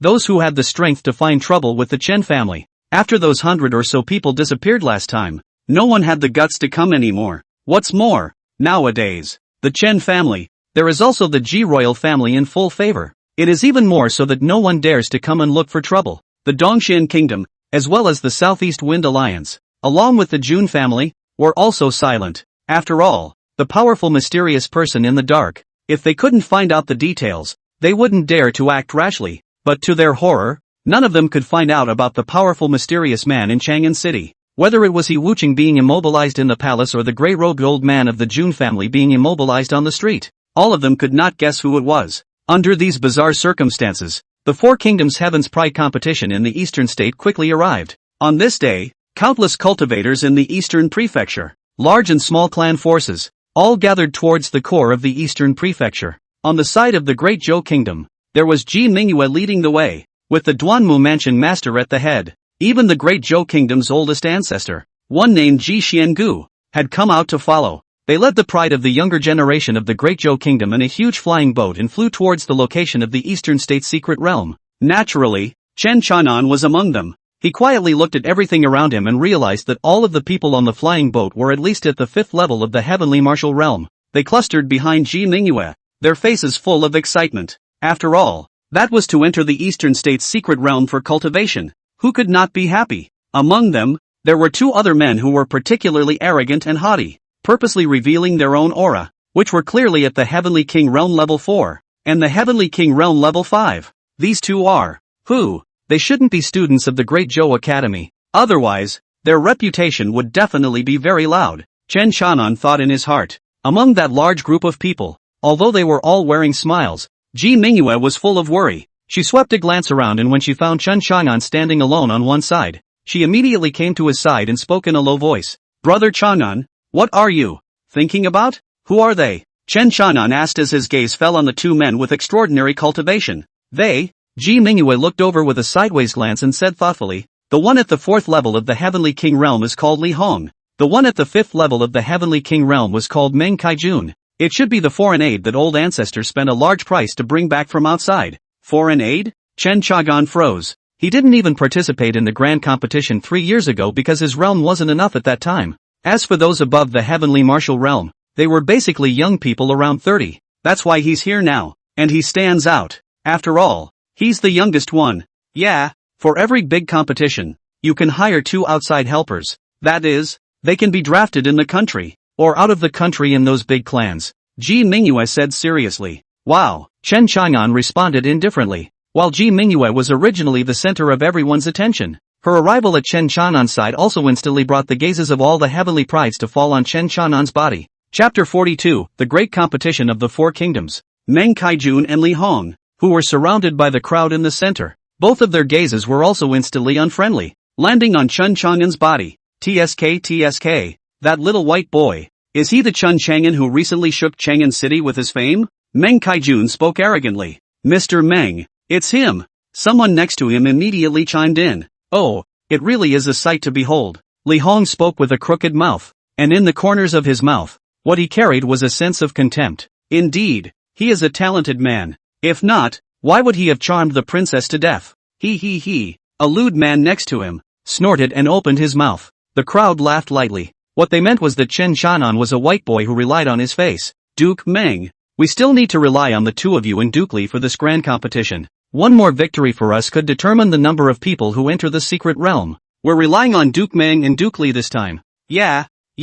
We all embrace Duke Meng and Ducely as our leaders, and we'll listen to you two in this grand competition. Whether it was the Imperial clan's heavenly pride or the heavenly pride of other clans in the arena, all of them were beginning to embrace the group, wanting to ostracize Chen Chang'an. Recently, it has been rumored that the Chen family is, in fact, very powerful, or unfathomable. Li Hong hesitantly opened his mouth. Che, it's just a blackmail. Meng Saijuan's face was full of disdain. Even if the family is powerful, what does it have to do with him? He's just a little white boy kept in captivity by a princess after all. Prince Meng is right. Even if the Chen family is powerful, what does that have to do with us? We're relying on our individual skills for this grand competition. The crowd chimed in. But Li Hong was full of gravity. He felt that someone who could turn the entire Chang'an City upside down would not be that simple. But it was good that they wouldn't clash with Chen Chang'an for the time being. Their conversation, naturally word for word, entered Chen Chang'an's ears. In this regard, Chen Chang'an did not care too much. Another group of jealousy, ignorant and fearless clowns. His face was expressionless as he looked at the vast sea of clouds in front of him, the gusty wind blowing his clothes and his long hair all over his head. Ji Mingyue looked at him, but she was blushing. What do you mean? She raised a white boy? She also wanted to have that ability to adopt Chen Chang'an. But Chen Chang'an is destined to be the divine dragon that soars heaven and earth, and won't be the canary she's harboring. One only needs to be able to be at the back, silently watching him. She sighed slightly at the thought. The word love is a word. Love rises with the wind, and the wind stops it. The center of the eastern states. This was a huge mountain range that was surrounded by clouds all year round. If someone with a good mind realizes that it's not a cloud at all, it's liquid gas produced when the aura was so dense that it was extreme. The entire mountain, however, was enveloped by layer after layer of boundaries. This was the protective boundary that the four major countries of the eastern state land had made for this place in the first place. After all, it was impossible for any power that wanted to monopolize such a powerful place where aura gathered to fully guard it. So it became four major countries in control. Every 3 years, a group of young celestial pride were sent inside to train. As the number of heavenly prides from various countries, as well as their qualifications differed, the number of people entering inside also began to change. And so began the Heavens Pride competition. First place, 400 people inside. Second place, enter inside 300. Third place, into the inside 200. Fourth place, enter inside 100. For each opening, there are only 1,000 slots. Therefore, if the country that is in first place every time will be in fourth place, after a few sessions, the distance will be immense. As for the Great Zhou Kingdom, it has finished last for 10 consecutive times. So the strongest of the young generation of the Great Zhou Kingdom will become fewer and fewer. It was pulled away from the oversized distance by Dongxian Kingdom, which was always in first place. When Chen Chang'an and the others arrived, there were countless flying boats, or larger, more luxurious airships, suspended in midair here. The people from the remaining 3 big countries had already arrived, and estimating the number, there were probably hundreds of thousands of people. After all, there is an army involved. When the Great Zhou Kingdom and the others arrived, their overall aura, too, was significantly weaker than the other 3 countries. Ji Mingyue was a leader for the first time, although she was slightly nervous in her heart. However, after following Ji Wendian to learn about government in this half-month, vaguely, she even had a few moments of the aura of an imperial daughter. She swept around, looking at the Snickers, and soon saw a large group of people in a distant corner. It was the Southeastern Winds Alliance. Brother Chang'an, that what's-his-name alliance guy. He's even there. Ji Mingyue opened her mouth in surprise. Chen Shanan's broad palm pressed on her thin shoulders, giving her a few moments of security, and said blandly, "Just trust me. They want to kick our great Joe out. Don't even think about it. Whoever dares to stretch this foot, I will cut their feet off." Listening to Chen Shanan's relieved words, Ji Mingyue's heart settled a bit and took a deep breath, turning to become full of majesty. "Yo, isn't this Princess Mingyue? What's the matter? Isn't that trashy prince of yours, Ji Tsangshan, coming?" Just then, a teasing voice came and everyone looked over. It was a man in his early 30s with a strong aura and a majestic appearance. He, none other than the crown prince of the Dongxian kingdom, Donglian Xing. He slanted his eyes, his tone teasing with flirtation. Duan Mu Zong, who was on the other side of Ji Mingyue, looked at Donglian Xing with a stern gaze. "Ji Tsangshan is no longer our great Zhou's crown prince. Now our Princess Mingyue is our imperial daughter." "Oh, so that's how it is. This palace has heard a little about it." Dong Lianqing drifted into a state of realization, then turned with a sneer. "What? Do you all have no one left in the Ji imperial clan? Letting a woman be the future king of the country? Ha ha, what a strange shame." His words fell, causing the people of the royal clans of the remaining two countries, one by one, to burst into laughter. Ji Mingyue's face was grim as she clenched her whitened little fists. This was not only insulting her, but also insulting her great Zhou royal family. But the man on the other side was unforgiving. Dong Lianqing's other royal brother, Dong Lianyang, deliberately said loudly, "I heard that the lord of the great Zhou kingdom was injured a year ago, and became crippled in life and death, and now it is rumored that the crown prince has died violently, and then, in the midst of the haste, a woman was replaced to sit in the crown prince's seat. TSK, this great Zhou country, it seems to be really not working, and such a big event, the great Zhou master is nowhere to be seen. It won't be dead, right? Ha ha ha." Such disrespectful words instantly caused the faces of the people of the great Zhou kingdom to turn red, but they dared not speak in anger. After all, the strength of the country is the root of the bottom of these nationals. The rest of his three countries, however, laughed out loud. No, not necessarily dead. There should be a little bit of air left. I'm afraid. Scared out of his wits, right? Not daring to come, and letting your own daughter come to be humiliated.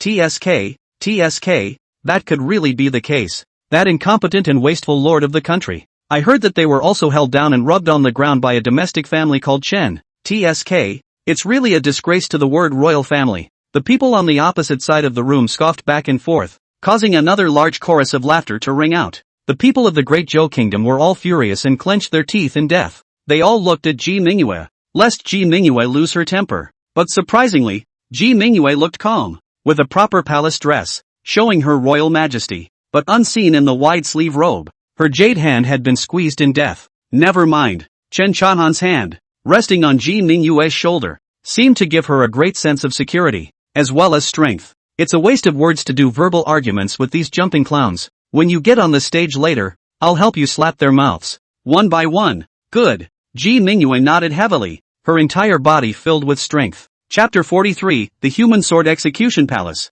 In the face of many ridicule, Ji Mingyue's calm demeanor surprised countless people. If it had been in her past, she would have panicked. But now, with the royal family withering away, she is the only one who can hold up the fort. After all, behind her, there was still Chen Shangan in support. On the contrary, it was the two foreigners invited from the great Zhou side that revealed a face full of contempt. TSK, to be so insulted and drank at, but not even dare to fart. It's really not as good as that waste of a Prince Ji Tsangshan. Although his words were soft, they were heard by everyone in the great Zhou kingdom. This caused the royal family, one by one, to look at Ji Mingyue with an unhappy expression. Just as the atmosphere was extremely weird, the Dongxian kingdom's first lord for many consecutive years, Dong Yinglai, flew to the center. His gaze first swept icy coldly over Chen Shannan before retracting, his voice sounding like a bell as he spoke. "The hour has arrived. Welcome Lord Sword Executioner from the Human Sword Execution Palace." As his words fell, the field instantly quieted down, looking in one direction with faces full of respect. The Human Sword Palace. It was an extremely powerful force. This is the Eastern State, and above the Eastern State are the four holy places, and above the four holy places was the Human Sword Deacon Palace in the Yanhuang domain, and amongst the Yanhuang domain, there was another top human Dao protection force. That was the Human Sword Execution Palace, to carry the sword of the human race and to protect the law of the human race. That was an important force to protect the human race from being encroached upon by the foreign races. and the one who ruled the human race's sword execution palace was the human race empire. In the human empire, there is a human emperor. Again, back here in the eastern states, every single 4 nations competition in the eastern state here, they would invite a sword bearer to come and be the supervisor and witness. After all, the sword bearer, on the one hand, represented, but the entire human race, on the other hand, also represented the human race's righteous messenger. As for the aura as well as the opportunities inside the eastern state's secret realm, it was natural for these sword executors not to covet it. This was because there were more such secret realms among the Yin Huang domain. What they, the sword bearers, enjoy is the process of enforcement and justice. This would cause them to get more merit resumes inside the human race's sword execution palace, making efforts for their future promotion and entry into the human race's imperial capital, which was the human race's imperial capital in the imperial capital region. There were human guardian clans, various great emperor clans, and so on, incomparably bright. In the midst of everyone's expectant gazes, a figure slowly hung in the air. It was a middle-aged man wearing a silver robe and carrying a unique longsword. His gaze was stern, slowly sweeping the surroundings, and anyone who was swept in must have stinging eyes and hung their heads, not daring to look directly at them. Holy Emperor Realm! Shock and awe welled up in everyone's hearts. Only a powerful person of the Saint Emperor Realm could hang in the air like this. Even in the Heavenly King Realm, it was only a short period of time in which one was able to imperil the air. The sword wielder in front of him, on the other hand, stepped in the air as if he were stepping on flat ground. Greetings, Lord Sword Bearer. Even if it was the Dongshan Kingdom's State Lord, Dong Yinglai, facing the sword executioner from the human race's sword execution palace, he would have to slightly bend over and arch his hand in a respectful salute. All the rest of them, too, instantly saluted respectfully in unison. Ha ha ha ha ha, brother M.O.,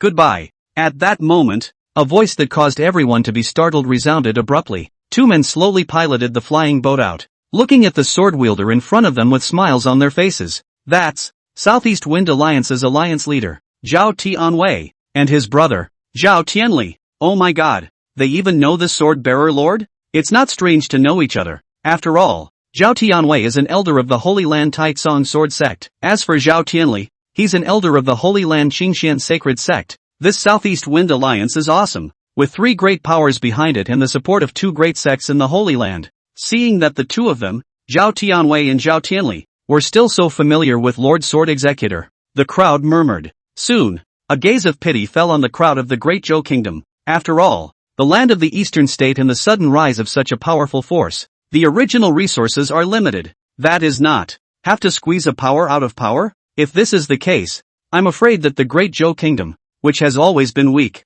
will become a stepping stone for the Southeast Wind Alliance. More gazes fell on the crowd from the Southeast Wind Alliance. Deng realized that they were surprisingly tightly packed one by one, and seemed to have a good plan. In a flash, everyone expected what would happen next. Definitely a pathetic end to the Southeast Wind Alliance sticking their foot in the door and then the Great Zhou Kingdom getting kicked out. In the next moment, a gloating gaze shot at the bodies of the Great Zhou Kingdom's numerous heavenly prides, causing them to fidget and be unable to calm down. They had thought that even if they were at the bottom of the list, they would still have at least 100 spots to enter the Eastern State's secret realm for cultivation. But if the Southeast Wind Alliance inserts a foot in, then they can imagine. I'm afraid they'll be kicked out straight away. In an instant, the faces of each and every one of the heavenly pride rose up miserably. Ji Mingyue even grabbed Chen Shanan's arm tightly with one hand. With a slight look of help, she looked at Chen Shanan who was standing next to her. Chen Shanan smiled faintly and gave him a relieved look. It's true. Seeing as my Great Zhou Kingdom is so easy to bully, each and every one of them is starting to run wild.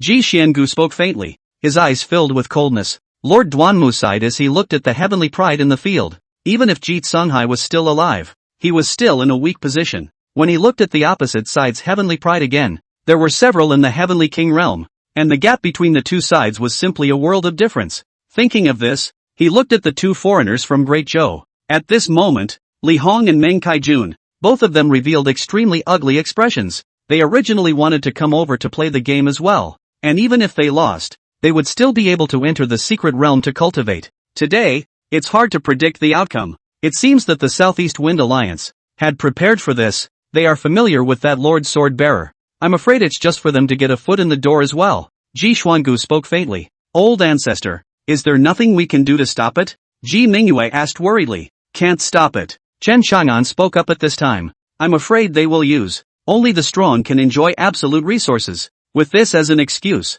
And with the support of Lord Sword Executioner, the Southeast Wind Alliance will definitely be able to get a foot in the door.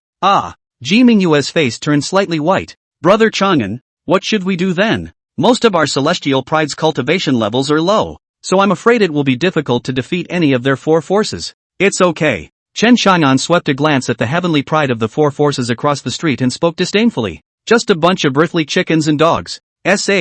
What? Ji Xuangu and Duan Muzing looked at Chen Chang'an with stunned faces. A dirtbag? This is too arrogant, isn't it? Chen Chang'an didn't reveal his aura, so they couldn't detect Chen Chang'an's depth. However, no one could have expected that Chen Chang'an would have entered the Heavenly King realm in the short period of time that he had. If this were to be said, not only would it be unbelievable, but it would also make the hearts of countless people ripple. Therefore, even though Chen Chang'an was able to fight across levels, they still thought that Chen Chang'an was still at the 9th level of the Heavenly Martial Realm. The 9th level of the Heavenly Martial Realm would not be able to play much of a role here. It's a team battle after all, and since most of the people on the opposite side were in the late Heavenly King realm, it would be absolute hell mode. There's not a shred of hope. The two of them glanced at each other, and both of them saw the meaning of despair in each other's eyes. Only Ji Mingyue was filled with adoration and said, "Well, Brother Chang'an, I believe in you. The Eastern Prefecture Secret Realm is a blessed land given to the Eastern Prefecture human race by the heavens, and it concerns the future of our human race.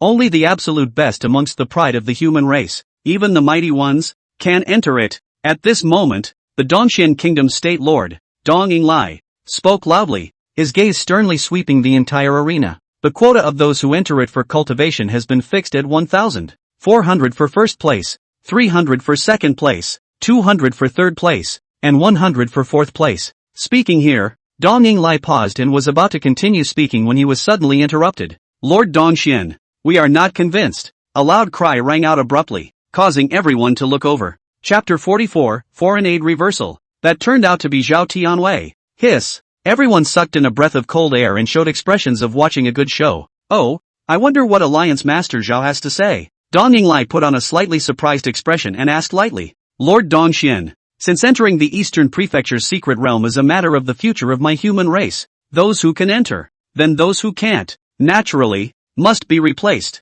Saying that, he looked towards the people on the Great Zhou country's side with a hint of a smile. Everyone instantly clammed up. They're trying to replace the Great Zhou Kingdom.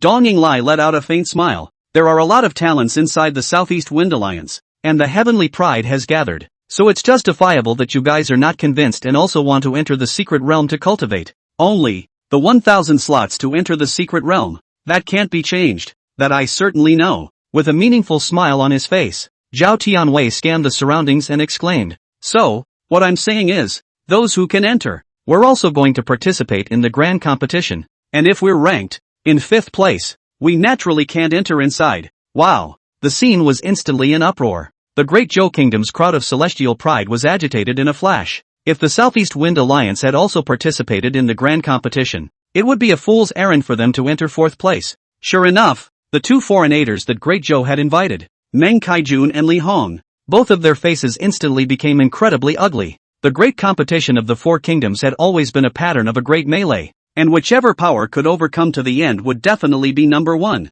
They didn't want to be held down and hammered by a few other forces. At that moment, Dong Yinglai in the middle of the field had a smile on his face as he glanced at the calm-faced Lord Sword Executioner in the air. Respectfully, he said, "Lord Sword Executioner, this Southeast Wind Alliance is also the most important force in my Eastern Prefecture land. They want to participate in the 4-week grand competition, which, I wonder what your honor has to say." This middle-aged sword wielder was named Mo Hai Chao. He faintly swept a glance at the crowd of the Southeast Wind Alliance, and then looked at the Great Zhou Kingdom as he spoke majestically. "Since they want to come in and participate in the grand competition, this is something I have no problem with, and it only requires the consent of your 4 countries." At those words, all of them revealed meaningful smiles. But just as his words fell, Ji Mingyue suddenly opened her mouth. "My Great Zhou Kingdom agrees." Wow! What? The Great Zhou Kingdom actually agreed? Is this woman crazy? Countless people revealed puzzled looks. In their opinion, the Great Zhou Kingdom should have been the first to express its opposition,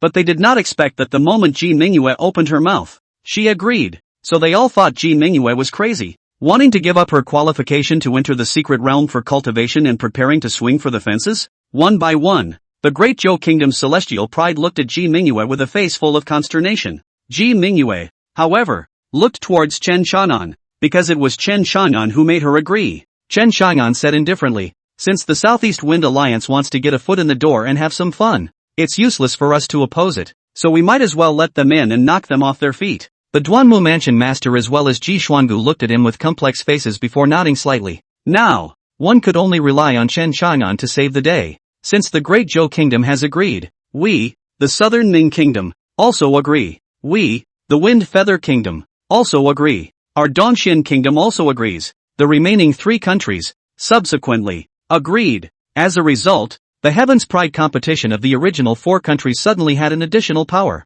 That would be the Southeastern Wind Alliance. Wait, right at this moment, amongst the crowd of Great Zhou Kingdom's Heavenly Pride, Meng Kaijun and Li Hong both walked out at the same time. They turned to Dong Yinglai and respectfully said, Lord Dongxian, the 2 of us are foreign aid invited by the Great Zhou Kingdom. Oh, Dong Yinglai raised an eyebrow. You guys are, from the Tianyan sect? That's right. Meng Kaijun remained respectful, but with a proud color between his brows. So it's the 2 Heavenly Flame sects' Heavenly Pride. I wonder what you want to talk about, Dong Yinglai asked, his face wearing a faint smile as he seemed to have guessed something. Earlier, Alliance Master Zhao was right. Those who can enter the secret realm are indeed those who can, Meng Kaijun exclaimed. But brotherly, and I don't want to be with this group of losers from the Great Zhou Kingdom, because then even if we lost the fight, we wouldn't be convinced, and that would be a great injustice to us. That's right, I've always heard that Alliance Master Zhao loves talent. I wonder if Alliance Master Zhao's camp would be willing to take the 2 of us in.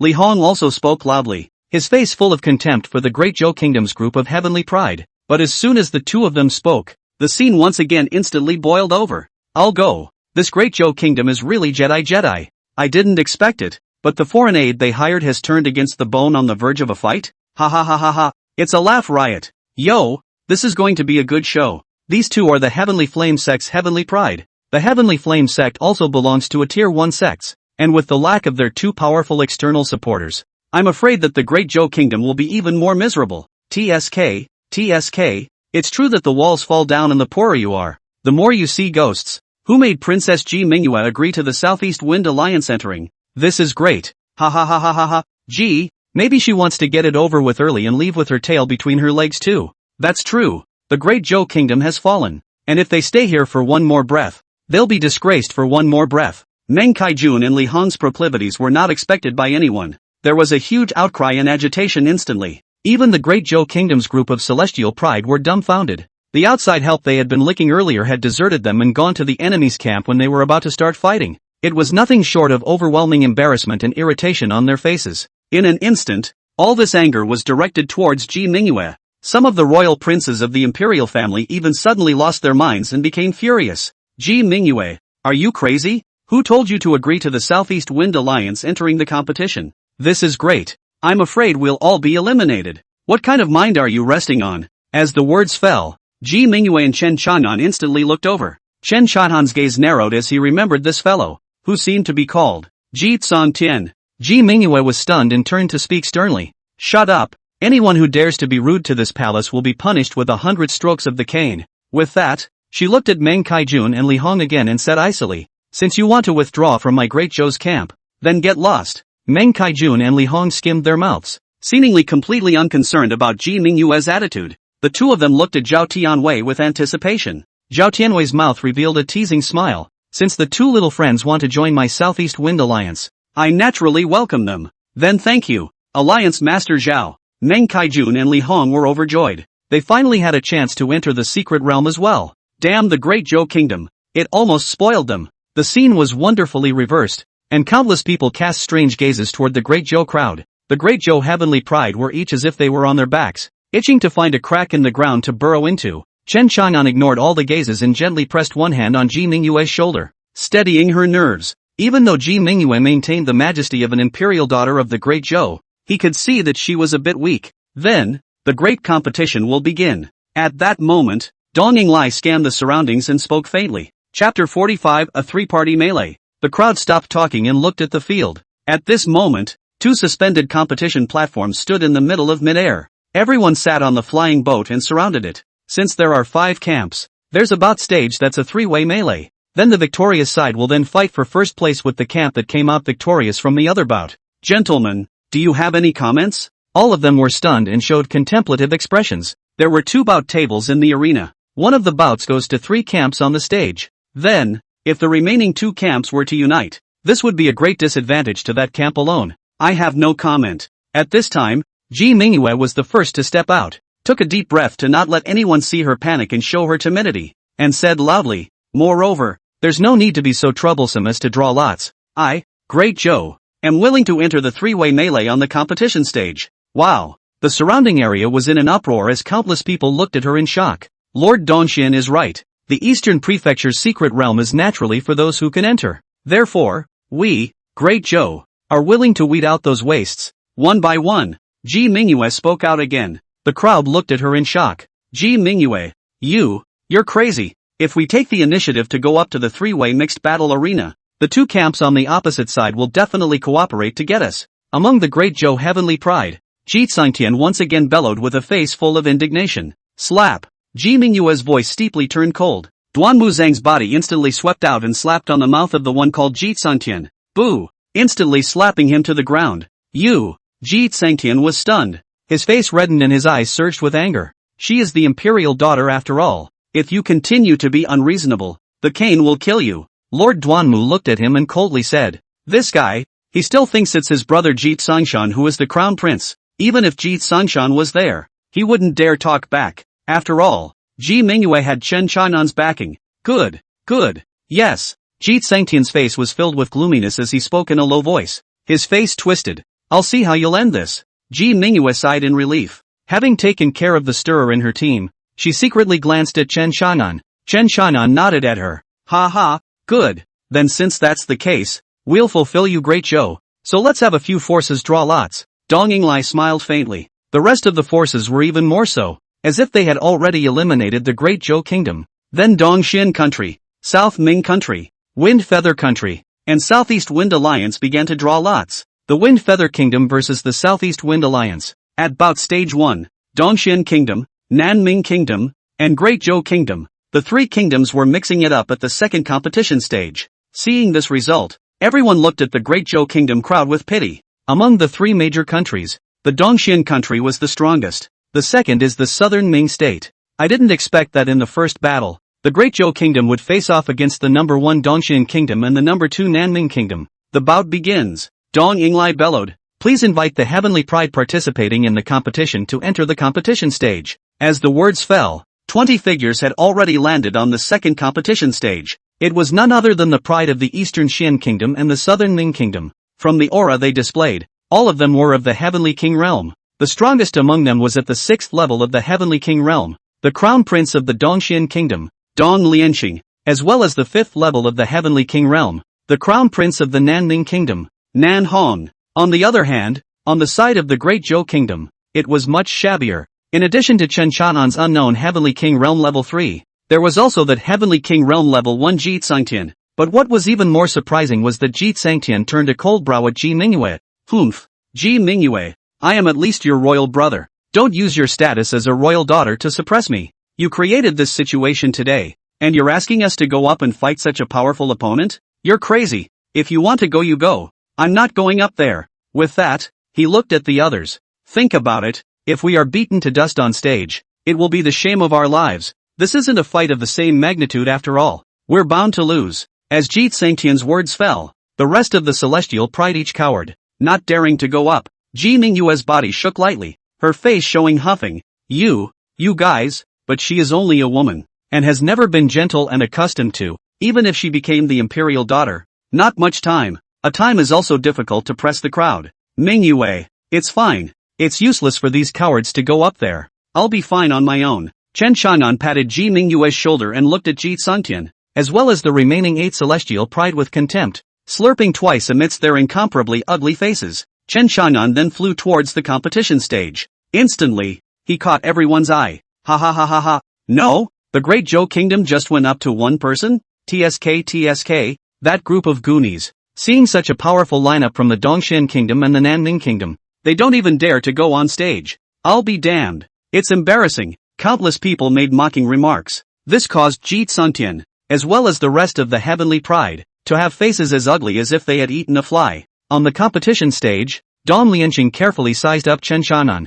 A faint murderous aura suddenly rose between his eyebrows. You're the one who killed my royal brother, Dong Liantian? You are Chen Qianan of the Chen family of the Great Zhou Kingdom? His words instantly caused Dong Yinglai's gaze, to fall grimly on Chen Qianan's body. Ha, you're that punk Dong Liantian's brother? What? Do you want to go to hell to meet him too? Chen Qianan spoke flatly. Yo, that's quite a mouthful. Dong Lianqing grimaced, his gaze sinister. He spoke in a low voice. Kid, this is not the Great Zhou King city. It is not your turn to be arrogant. Later on, this palace will smash your mouth and then crush your bones ruthlessly. Then stomp on your dick and let the sin you did on my royal brother, on you, and bear it all over again too. Dong Lianqing said icily, his eyes already filled with killing intent. Ha! Chen Qianan revealed an extremely contemptuous sneer. It's not certain who will step on who. Dong Yinglai looked icily at Chen Qianan and then at Ji Mingyue. The hour has come and gone. And you, the Great Zhou Kingdom, have sent out just one person?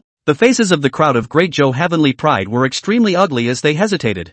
Fourth Prince, are we really not going on? Among the Great Zhou Heavenly Pride, someone timidly asked. Humph, if you want to go on, you go on. This Imperial Prince is not going on. Ji Tsungtian's face was full of gloom. That's a sure loss. This is also on. You're a little cutie. What? And haven't you noticed? That Chen Qianan kid had offended the other side. And the other side might lay down the law. If we go up there, we'll just become someone's punching bag. The words fell, causing the rest of the celestial pride to lose the courage to go up. Are you kidding? Your own heavenly martial realm, going up to start a fight with someone from the heavenly king realm? And the other party has a murderous aura, so they'll definitely kill you. The crowd winced and stopped looking at the stage. The Ji clan's old ancestor coldly looked at these cowardly unworthy descendants, not even bothering to say much. The Duanmu mansion master even sighed repeatedly. How can Great Zhou rise with such a spineless young man? Thinking of this, the two of them instead became even more fond of that arrogant, domineering, and lawless Chen Qianan.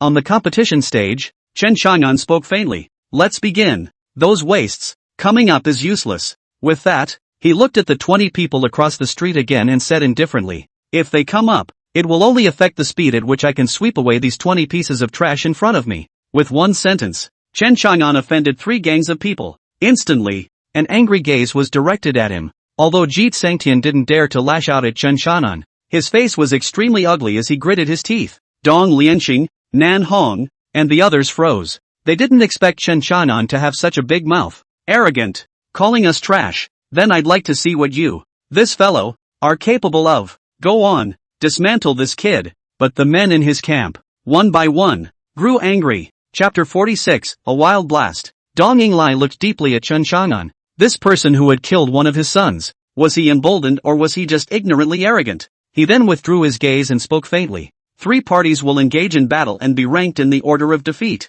Unconscious, surrendered, knocked out of the bout, are all defeated. There are injuries that are unavoidable, but they must not be inflicted without cause. Those outside of the tournament stage are also not allowed to interfere with the fight. This battle will be witnessed by Lord Sword Executioner. As Dong Ying said, he looked at Mo Hai Chao again. Whoever dares to disobey the rules will endure, but the sanction from the human race's sword execution palace. After saying that, he flew back to his Dongxian kingdom's airship and shouted, the competition begins. Instantly, everyone looked towards the second competition stage, 21 in all. Unsurprisingly, the 20 people from the eastern Xian kingdom and the southern Ming kingdom were standing together. They teasingly looked at the lone Chen Qianan alone. Countless people revealed a look of extreme pity, as if they expected the tragic scene of Chen Qianan being thrown off the stage. Prince Dongxian, why don't you go on? After all, you have a grudge against this brat. Nan Hong clasped his arms and teasingly opened his mouth. Their 2 camps, naturally,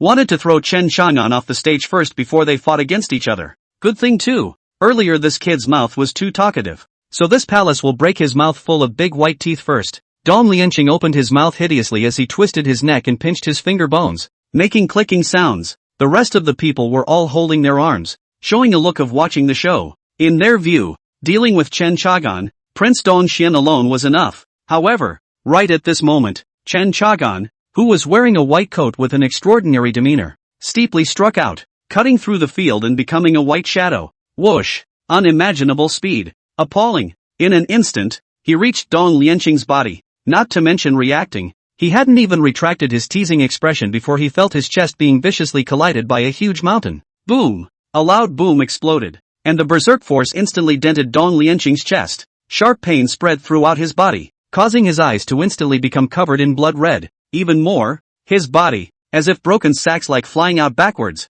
blood wildly sprayed 2 or 3 feet high. This sudden outbreak of a strange change caused the crowd to be filled with horror one by one, their eyes rapidly enlarging. Ah, what? He sneak attacked. Chen Chagan, how dare you sneak attack? Chaos broke out on the competition stage. Some people questioned Chen Chanan, while others went to look at the collapsed Dong Lianqing. The surrounding people watching resounded with even more clamor, and countless stunned expressions were presented on everyone's face. Because of Chen Chanan's exploding breath, it was clearly the third level of the Heavenly King realm, and the battle power that he presented was far beyond what the entire realm embodied. Collapsed on the ground, Dong Lianqing coughed up blood repeatedly, his body convulsing madly, his eyes rolling out, his breath weak, obviously lost the battle, or even seriously injured. Hiss! Countless people sucked in a breath of cold air. A single strike had wasted the Heavenly King realm level 6 Dong Lianqing. How is that possible? Countless people popped the question mark. Snap out of it.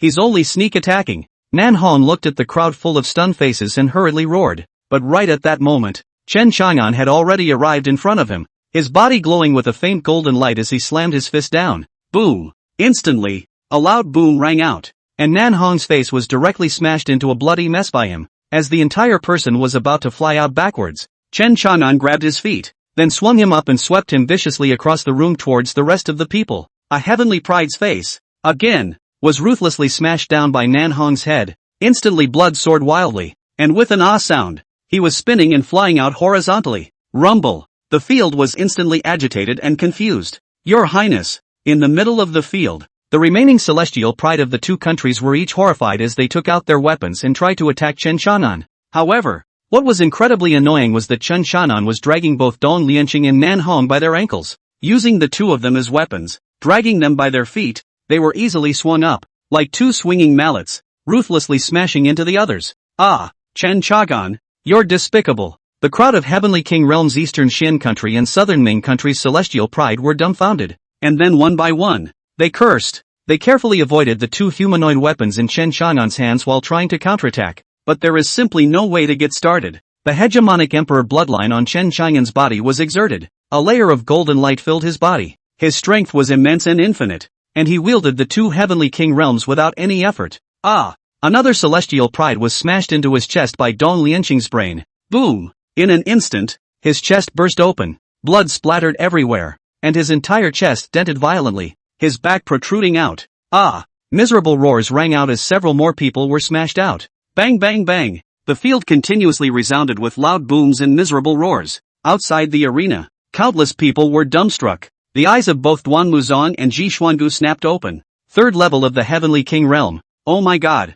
When did Chen Chanan advance? This kid? No way! The two of them exchanged glances, and both of them saw the deep shock in each other's eyes. The rest of the Great Zhou Heavenly Pride were each frozen in place. I can't imagine it, and I can't believe it. The man who was bombarding the stage and using the two countries' crown princes as human weapons was their Great Zhou Kingdom's Heavenly Pride, Chen Chagan. Boom! Aha! Another one of the East Xin Kingdom's prides in the field had his head slammed into his crotch by the head of the humanoid weapon Nan Hong, ruthlessly slamming into his crotch. Boo! Ah! In a flash, heartrending roars of misery rang out. Chen Chang'an swung Dong Lianqing with his left hand and Nan Hong with his right hand, wildly smashing his opponent with extreme violence. Boom! Rumble! Rumble! Rumble! Rumble! Soon, the 18 Heavenly Pride on the opposite side were all crudely smashed out by Chen Chang'an's rough use of the two humanoid weapons in his hand, Dong Lianqing and Nan Hong, which were hard smashed and flew out. None of them can stay on stage. Chen Chang'an snorted, then teased Dong Lianqing and Nan Hong as they clanked against each other like two giant weapons, making a thumping sound. Yo-ho! Worthy of being a prince. Both princes have hard skin. It's not bad to be this young man's weapon. A deathly silence fell around them. Men and women, whoever they are. At the moment when Chen Chang'an performed with his hands, none of them had their pupils contracted to the extreme as if they were pierced by steel needles. Everyone's jaws almost dropped to the floor for a long time. Ji Mingyue was completely confused, her heart beating fiercely, and her starry, brimming eyes seemed to turn colorful. The figure of that mighty warrior who fought in the 8 directions had long been entrenched in her mind and soul. The people on the side of the Great Zhou Kingdom, even the disobedient Ji Suntian from earlier, were frozen as if they were seeing a ghost, and a sense of regret filled the air. Chapter 47, Rampage. Originally calm, always sat in the matter. Mohai Chao openly stood up, full of majestic pupils are shocked and appalled. The pupils of Zhao Tianwei and Zhao Tianli were also dead dilated. Dong Yinglai and the Southern Brightness Kingdom's State Lord. Southern battle, the two of them even clenched their fists, controlling themselves to death, not allowing themselves to get involved. But, the two of them looked at the miserable state of their son, being used as a weapon to fight, a path of humiliation and anger, gradually boiling in their hearts. After a moment of silence, the surrounding heaven and earth instantly set off a monstrous wave of sound. I went to bunker it up. That guy, what's the deal? What the hell happened? Using the crown prince as a human weapon? To deal with their domestic pride? Hiss. Too cruel. This kid, although he is also in the Heavenly King realm, the 20 opponents he faced were also in the Heavenly King realm, he actually crushed them like destruction. I'll go. I didn't see it wrong. Oh my god. This is crazy. I throw. The princes of the two countries being swung as weapons? This is too humiliating, isn't it? Countless people were talking and jaws were dropping. Most of these are here to see the show, so they don't belong to either side of the fence. So the murmurs were also mixed with countless mocking voices. These buzzing booms, as well as the mocking voices, finally caused Dong Yinglai to be unable to suppress his anger any longer. His anger surged as he flew violently into the air above the competition stage, yelling at Chen Chagan, "Erect son, let go of my son. Arrogant child, let go of my hunger." The state lord of the Southern Brightness Kingdom, Southern Battle was similarly so, and at this moment, his anger was so great that he instantly arrived at the sky above the competition stage. The two men shouted harshly. What the two of them erupted was clearly the aura of the half-emperor realm. This aura caused the surrounding area to be instantly windy. The mountains shook, and the ground shook, appalling to the extreme. At the same time, it squelched all the waves of talk. Moreover, the aura that erupted from the two of them caused Chen Chang'an's robes to hunt and flutter. But what is shocking is that Chen Chang'an not only did not fear, but instead will be in the hands of two people playing each other a slap. It's like two clapboards. As the two of them broke their heads and wailed, he lifted the two of them, their heads pointing towards Dong Yinglai and Nan Battle, and opened his mouth sternly. East Xin Country Lord, South Ming Country Lord, you two have great guts, daring to interfere with the competition in front of Lord Sword Executioner. What do you want? Are you so arrogant that you don't care about the human sword execution palace? Do you want to rebel against the human race? Do you want to be traitors to the human race? Say something. Chen Chang'an's voice was even louder than the two of them. The sound rolled on, like waves, spreading surgingly in all directions, and wherever it passed, everyone was once again dumbstruck. The human sword execution palace was a representative of the entire human race. As for the Dongxian kingdom, these were merely small kingdoms amongst the human race, and could not be compared to the human race's sword execution palace at all. At this moment, Chen Chang'an actually said that they did not place the human sword execution palace in their eyes, instantly scaring both of their little legs. You fart. Dong Yinglai held his tongue for half a day, but still couldn't hold back any words, so he had no choice but to curse. He quickly looked at Mo Hai Chao, Lord Sword Executioner. We didn't mean that. Nanjian similarly clenched his silver teeth darkly, holding back the urge not to go down and get Chen Chagan killed. After all, it had all been said earlier that the human race's sword execution lord was the witness, and as the supervisors of the great competition, they naturally didn't dare to interfere with the competition without authorization.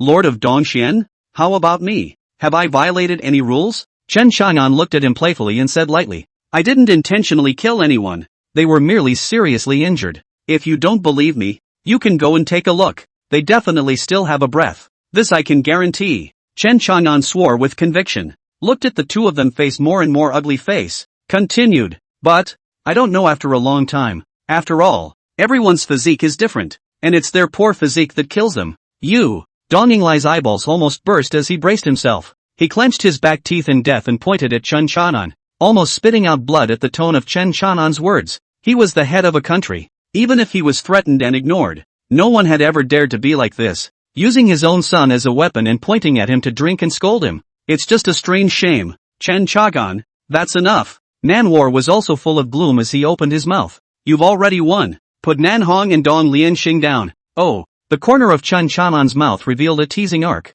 But no, the two of them haven't fainted yet, and they haven't fallen off the field, and they haven't admitted defeat on their own either. So I haven't won yet. With that, he clunked the two men in his hands against each other again, making a dull crashing sound, like two long human boards clunking into each other. In an instant, Dong Lianxing and Nan Battle roared miserably again and again, And at this moment, not only were their noses and faces swollen, they were completely bloody. Chen Chagan, don't bully people too much. Watching his son being casually slapped by Chen Chang'an in his hands, Dong Yinglai no longer had the demeanor of a country lord and was so angry that every pore in his body was shaking. Dong Yinglai. Chen Chang'an pointed at him with Dong Yingxing and stormed out. Have I violated the rules of the competition? No, right? On the contrary, it's you who come to interfere with the bout again and again. You, with malicious intent. Humph. You were the one who read out the rules earlier. And you're the one who violated them so blatantly. Do you have the sword bearer in your sights? Have you placed the human sword execution palace in your eyes or not? With that, he then looked at the grim-faced Mo Hai Chao and righteously said, Lord Sword Executioner, if they don't put you in their eyes, are you willing to be humiliated like that? The corner of Mo Hai Chao's mouth twitched viciously. His face darkened instantly. Ji Xuangu and Duan Muzang glanced at each other, their eyelids similarly twitching. This guy. Countless people sucked in their breath and watched with jaws agape as Chen Chang'an performed. Simply, too bummed. East Xin Country Lord. South Ming Country Lord. Don't be impulsive and step back. This is the great competition of the heavens, pride of the four kingdoms. Countless Eastern prefectures' outstanding people are watching. What do you want to do? Finally, Mo Hai opened his mouth towards gloom. Dong Yinglai and Nan Zhuan both clenched their fists in death, their gazes grim as they saw that Chen Chang'an was actually hitting a rake in reverse. And in the face of Mo Hai Chao's words, they surprisingly didn't make a move or retort. If the other party wasn't a human sword wielder, they were going to start cursing. Calm your mother down. It's not like your son is getting swung around. Let's try to calm you down. Wow. Look guys, the two of them are really lawless. It's fine if they were arrogant in the land of the Eastern Prefecture, but now it's in front of Lord Sword Executioner.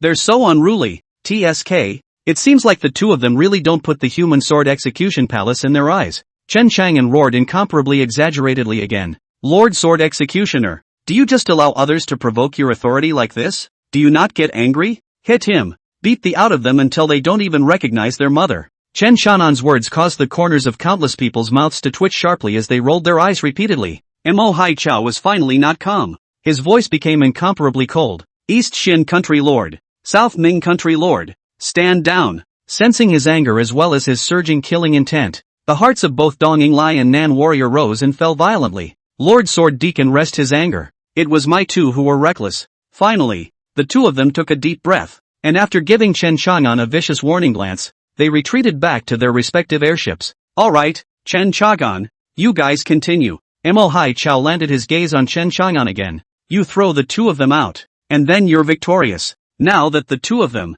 Dong Lianqing and Nan Battle, had lost their fighting power, however, they hadn't fainted or fallen off the competition stage, nor had they opened their mouths to admit defeat personally, and both of them are still ouchy and wailing. So naturally the fight has to continue. It's not over yet. Just when everyone thought that Chen Chang'an would throw the two out and happily end the fight, the storm rose again. Chen Chang'an suddenly yelled again. Lord Swordbearer, no. The two of them had disrupted the order of the competition. Was it enough to just use the word stand down? Will they not be punished? That's disregarding your authority, Lord Swordbearer. It's even ignored the human sword execution palace. Even if it spread to the human emperor, the way you handled this won't get praised either, right? Chen Chang'an said, throwing the two men in his hands on the ground, then stomping on their faces with both feet, spinning and crushing them while teasingly saying, otherwise, the bout wouldn't have ended so easily. I'm doing it for the sake of Lord Deacon's rightful name, you'll understand. My lord, won't you? Chen Chang'an's words caused another shock in the arena, and countless people's loosened hearts and minds were once again raised in their throats, looking at Chen Chang'an with incredulity on their faces. He's crazy. He actually flirted and threatened the Lord Sword Executor to come and punish the two kingdom lords? There's simply something wrong with it. Ooh-hoo. The two of them, Dong Lianqing and Nan Hong, wailed again and again under Chen Chang'an's salls. The atmosphere in the arena froze. No one dared to make a sound, and it became pin-sharp. Everyone's jaws dropped as they looked at Chen Chang'an. He went so far as to question the Lord Deacon, and seems to be holding those two up as a threat. If you don't punish those two kingdom lords, I won't end the fight so easily and still abuse them on the field. Chapter 48 Justice and Rigor. Everyone revealed a look of shock, and all of them looked at Chen Chang'an with horrified faces. Your name is Chen Chang'an, right? Good. I'll remember you. The cold aura in Mo Hai Chao's eyes flickered continuously, and finally opened his mouth meaningfully. After thinking about it, he continued, Although the Lord of Dongxian and the Lord of Nanming are a bit impulsive, they have not substantially interfered. But before he could finish his sentence, Chen Chang'an hammered his fist on his chest and let out a fierce pust. He spat out a large mouthful of blood from his mouth, and his face instantly turned pale. He pointed at Mo Zhaohai and said with pathos, "Lord Sword Executioner. Ah, the two of them, they are half-emperor realm. I'm a tiny junior and I'm bleeding internally from their fear. And you call that not disturbing me? Could it be that you, Lord Deacon Sword, are so partial to them because they are the lord of a small kingdom? You're the overseer of the great competition. You're the swordbearer who claims to be impartial. Since it's so unfair, then I'm not going to submit. I'm going to appeal to the human sword execution palace." Chen Chanan's words were resounding, as if they came from the bottom of his heart, causing everyone around to tilt their heads back in unison, once again filled with astonishment. Hiss! Mo Hai Chao wrinkled his eyebrows, sensing how difficult this fellow was to deal with. And this guy, Chen Chang'an, didn't seem to be afraid of his Saint Emperor's pressure, and to perform so poorly in front of him. Spitting blood from those two's aura? Do you think I'm blind? Obviously you whacked yourself. He's still going to appeal to the human sword execution palace? That's a threat to him. Nice guy. He dared to threaten himself. His Hall of the Human Race Sword Executor is the sword executor of the human race's heavenly pride to protect the way, but was even complained by the heavenly pride. Then, the consequences of this were serious. He was so angry that his heart almost exploded. However, he still suppressed it and stared at Chen Chang'an for a long time without words. Everyone around instantly held their breath, thinking that Mo Hai Chao would strike out angrily at Chen Chang'an. But shockingly, two loud slaps rang out. Instead, it landed on the faces of the dumbfounded East Qian country lord and the South Ming country lord. This had not only knocked the two of them off their feet, but everyone else as well. Countless people sucked in cool air in unison. The two of them, Dong Yinglai and Nanzhan, had extremely ugly faces, as if they had eaten, yet they didn't dare to snap. Chen Chang'an, the two of them, have been disciplined. The bout continues. Mo Hai Chao seemed to have a flat voice, but it was spat out with gritted teeth. Ah, line.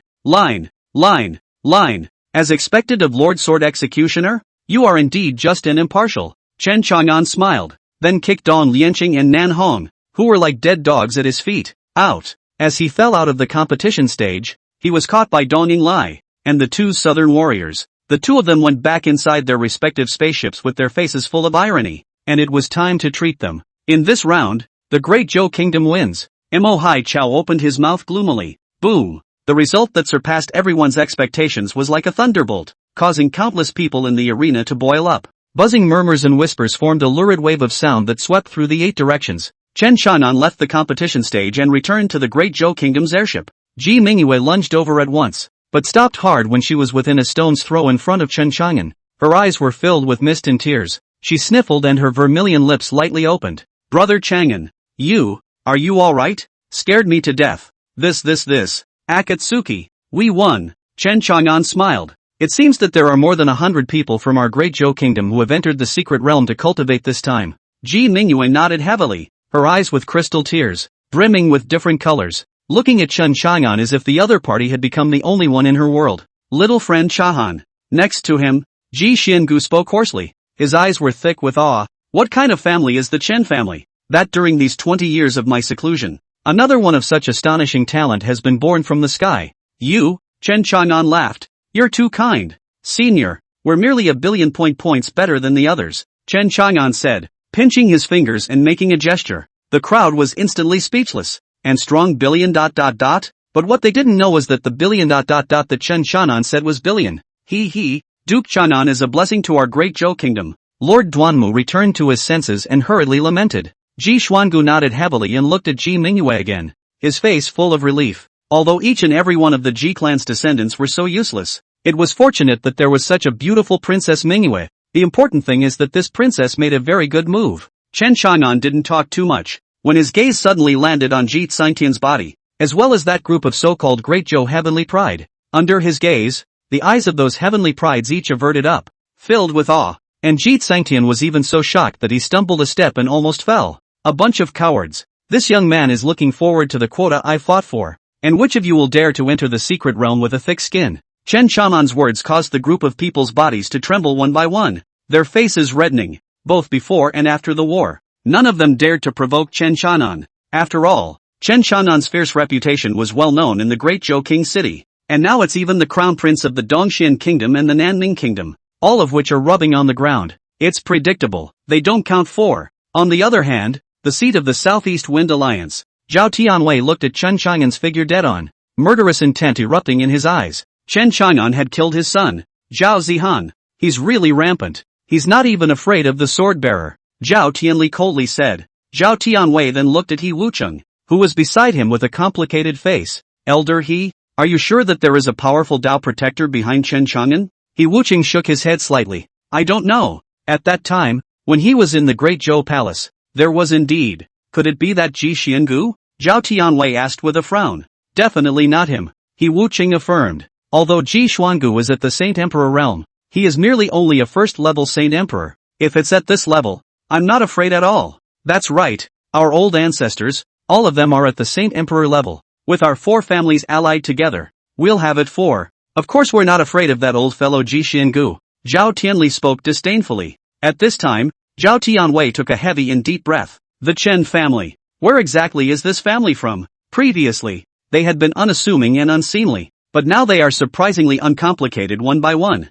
They are simply a bunch of old Inbi. At those words, Zhao Tianli was also in deep thought. Chen Chang'an's ruthless means and arrogant and domineering attitude had hardened the 3 great powers, as well as the people of the Southeast Wind Alliance, and bluffed them into whimsy. Those who didn't know would have thought that Chen Chang'an was a holy clan from one of those holy lands. Even the sacred race wouldn't dare to disregard the sword-bearer, unless it's the imperial race. Hiss. At the thought of this, everyone sucked in a cool breath, but then hurriedly threw this unrealistic thought away, because it's just not possible. And on the number 1 competition stage, the pride of the Wind Feather Kingdom and the Southeast Wind Alliance, they had wanted to watch the show, wanted to see how Chen Chang'an of the Great Zhou Kingdom was thrown off the stage in disgrace. However, what shocked all of them was that Chen Chang'an was unharmed. He had also wildly abused the crown princes of the Dongxian Kingdom and the Nanning Kingdom, and even under Chen Chang'an's compulsion, the lords of these 2 countries were slapped by the sword-bearer. This is simply unthinkable. What's more, the 2 outsiders,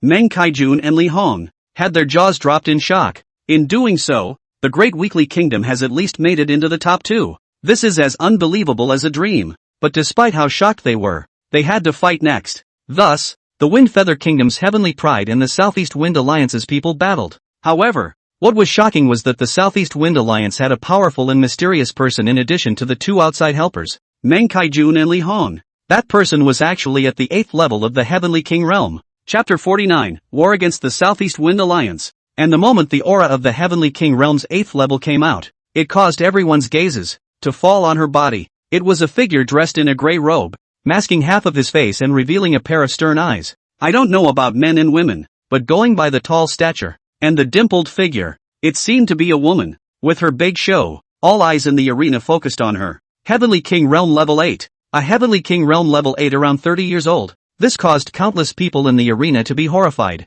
It was even stronger than the previous East Lianqing Heavenly King Realm Level 6. But Dong Lianqing was already stuck at the age of 30. Where exactly did the Southeast Wind Alliance pull in the Heavenly Pride from? Could it be from the Holy Land? Ji Xuangu opened his mouth in doubt. A holy place? It's possible. The Duanmu Mansion Master gruffly said. Zhao Tianwei is an elder of the Taicang Sword Sect, and Zhao Tianli is an elder of the Qingxian Sacred Sect. It's just that I don't know which one of these 2 sacred sects this young Heavenly Pride is from. Chen Chang'an's gaze also settled on the gray-robed man, his gaze narrowing. 8th level Heavenly King. I erupted into Overlord's rage, coupled with the evil demon blood god skill, as well as opening the martial orifice realm gate, together with the guardian sword. It should be possible to suppress it. When he thought of this, Chen Chang'an withdrew his gaze. When they arrived, the originally defeated Dongxian country, Nanming country, and Wind Feather country's 3 countries' Heavenly Pride engaged in a melee. Then 3rd, 4th, and 5th place are decided, but they were wounded and crippled among themselves, and no longer had the strength to fight again. So after some coordination, it was decided that the fight would be resumed in 3 days. Now, the Heavenly Pride of the 3 countries as well as the top management, each of their faces were extremely ugly, as if they had swallowed a turd raw. They've been in the top 1, 2, 3, even if the Southeast Wind Alliance wanted to enter. They thought they were forcing the Great Zhou Kingdom out, but never expected to dig a hole and bury myself. It's just so humiliating. The Great Zhou Kingdom had produced a demonic Chen Chang'an, and the Southeast Wind Alliance, likewise, had an additional demonic Heavenly Pride, and that's not even counting the foreign aid. The Southeastern Wind Coalition also shamelessly said they were the ones who pulled in. It's simply off the charts. But the battle between the number 1 and number 2 rankings still has to be fought. After all, the Southeast Wind Alliance didn't lose much. Thus, Mo Chao walked into midair and opened his mouth majestically. The Four Kingdoms Heaven's Pride competition. Enter the second round of competition immediately.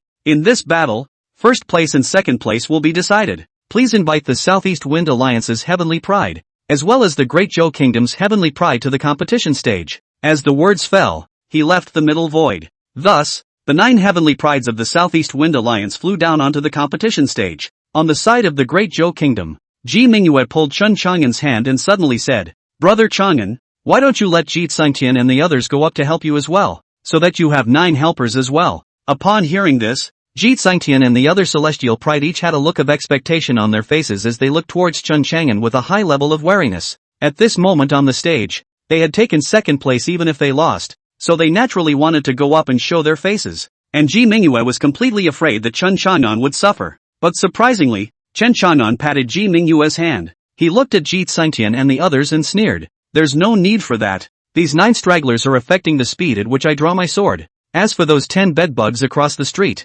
I'll just crush them at will." Chen Chang'an's words caused Ji Xingtian and the others to change their faces drastically, each of them annoyed. Even more so, it made them hold their faces red, but they didn't dare to lash out at Chen Chang'an. And the 10 people from the Southeast Wind Alliance on the opposite side were instantly furious one by one. "What? He dares to call us bedbugs? Outrageous! Young lord, abuse him to death later. That's right, too arrogant. Smash his teeth in." Among the Southeast Wind Alliance, there was another Heavenly King Realm Level 5 Heavenly Pride, and that was Zhao Ziyang. At this moment, his face was gloomy as he looked at Chen Chang'an, who arrogantly flew onto the stage, and spoke in a deep voice. "Everyone, don't be gullible." After saying that, he looked at the grey-robed man again. "Miss Ning, how is it? Can you beat him?" The grey-robed person's name was Ning Tingyu. Only her cold words could be heard coming out. "This son, extremely dangerous." At those words, Zhao Ziyang's heart and mind fluttered. Someone who could make Ning Tingyu, who was at the 8th level of the Heavenly King realm, say that it was extremely dangerous. Just how demonic is that? No wonder he's so rampant. As Chen Chang'an arrived at the competition stage, the people from the Southeast Wind Alliance gathered behind Ning Tingyu one by one, looking at Chen Chang'an with a wary face. The great competition of the Heavenly Pride of the 4 Eastern States. Begin! High up in the sky, a calm voice came from Mo Chao. On the fighting stage, Chen Chang'an would not be careless when facing an opponent whose strength was a few small realms higher, and directly took out his guardian sword. His entire body then stormed out, executing the Chen clan's thunder pole illusion. While the martial orifice realm pass opened, there was a loud boom inside him, and his entire speed once again exploded several times. This was followed by activating the evil demon blood god skilled Bloodbath Demon Light. In an instant, the chi and blood rumbled and soared on Chen Chang'an's body. Even more so, a faint blood haze surrounded his entire body. Burial sword technique instant kill, almost from speed, to boosting the explosive power of the aura, then the aura of the whole body, and finally the sword stance. Chen Chang'an synthesized them all in one step. In an instant, he was in front of Ning Tingyu's body, and swept his sword across her neck. Ning Tingyu's speed was also extremely fast, her body slightly tilting back, her entire body moving down and backing up sharply. Chen Chang'an's gaze exploded with cold aura, his body moving forward rapidly, the guardian sword in his hand slashing downward. Buzz! The guardian sword erupted with a thunderous momentum, seemingly about to split Ning Tingyu in half in one fell swoop. Ning Tingyu, on the other hand, responded calmly. Her stance was unusually agile, sometimes erratic, sometimes like a shadow, causing Chen Chang'an's attacks to repeatedly fall short. Chen Chang'an used his heavy sword as his main focus, and Ning Tingyu's entire body formed a ghostly figure as she dodged rapidly. Chen Chang'an's explosive power was extremely strong, and that terrifying power seemed to form a raging hurricane, spreading out in all directions, creating an astonishing momentum. The exchange between the two instantly drew the attention of the entire crowd. The Southeast Wind Alliance's prides had gathered at the edge of the fighting stage, watching the fierce duel in amazement. They didn't dare to go forward, and even the strongest ones, Meng Kaijun and Li Hong, as well as Zhao Ziyang, could only try their luck at the edge of the storm of the two men's battle, but had no way to enter. The strong men watching from all around couldn't help but change their colors. They had never seen such a strong Chen Chang'an before. That was the 8th level of the Heavenly King realm, but he was actually fighting the other party without a match. This over-the-top battle of his was really perverted. Only a short dozen or so breaths, The aftermath of the two men's battle was to make the fighting stage a mess, covered with traces of a catastrophic destruction. Boom! After another intense blast, the two of them stood still, facing each other from afar. When the battlefield was suddenly quiet, everyone's heartbeat seemed to stop along with it, and they all held their breath, dumbfounded, because in the next instant, an extremely terrifying battle could erupt on the competition stage. Meng Kaijun, Li Hong, Zhao Ziyang,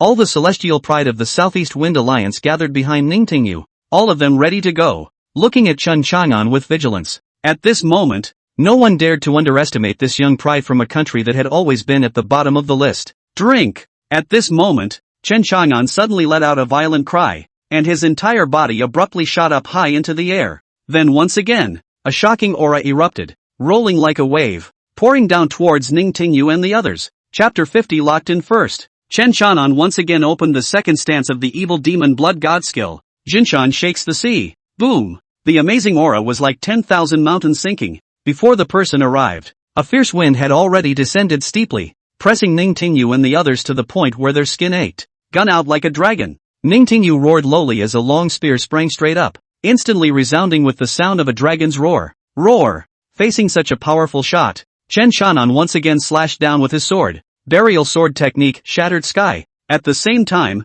he opened the hegemonic emperor bloodline. Roar! In a flash, a 10-foot giant with a golden light emerged behind Chen Chang'an, roaring with a sound wave that filled heaven and earth. Like a heavenly god from the ancient times, he was adding great power to Chen Chang'an. Boom! Shocking explosions rang out as a violent wave of air spread in all directions. You! Ningtingyu exclaimed in shock as her lance was cleaved away by Chen Chang'an's huge sword, along with her entire body flying steeply sideways to the side. Aha! One by one, the remaining celestial pride let out a miserable roar, like a cannonball landing in their midst, instantly exploding all of them violently. Rumble! The competition stage trembled violently. When everything stopped, the ground was filled with celestials lying and wailing. At the same time, the unbelievably hard competition stage unexpectedly cracked with countless cracks, seemingly about to be shattered by Chen Chang'an's sword. Chen Chang'an had a faint smile hanging at the corner of his mouth as he arrived in front of Ningtingyu. You, what do you want? Ningtingyu spoke out grimly, and a trace of panic unexpectedly flashed through that pair of pitch-black eyes like stars. It's natural to defeat you all. As Chen Chang'an said that, he kicked her in the ass, instantly sending her flying sideways. You. Damn it. Feeling her arse being viciously kicked by Chen Chang'an, Ningtingyu in the middle of the suspension instantly turned red with shame and anger. Even with her face scarf, she could still see the brimming glow in those flustered eyes. Chen Chang'an ignored her and came directly in front of both Meng Kaijun and Li Hong. Looking down at the two of him, he teased. Yo, so it's you guys? What a coincidence. The two of them, Meng Kaijun and Li Hong, immediately looked extremely ugly. Chen Chang'an, you. What do you want to do? Don't do it. We recognize.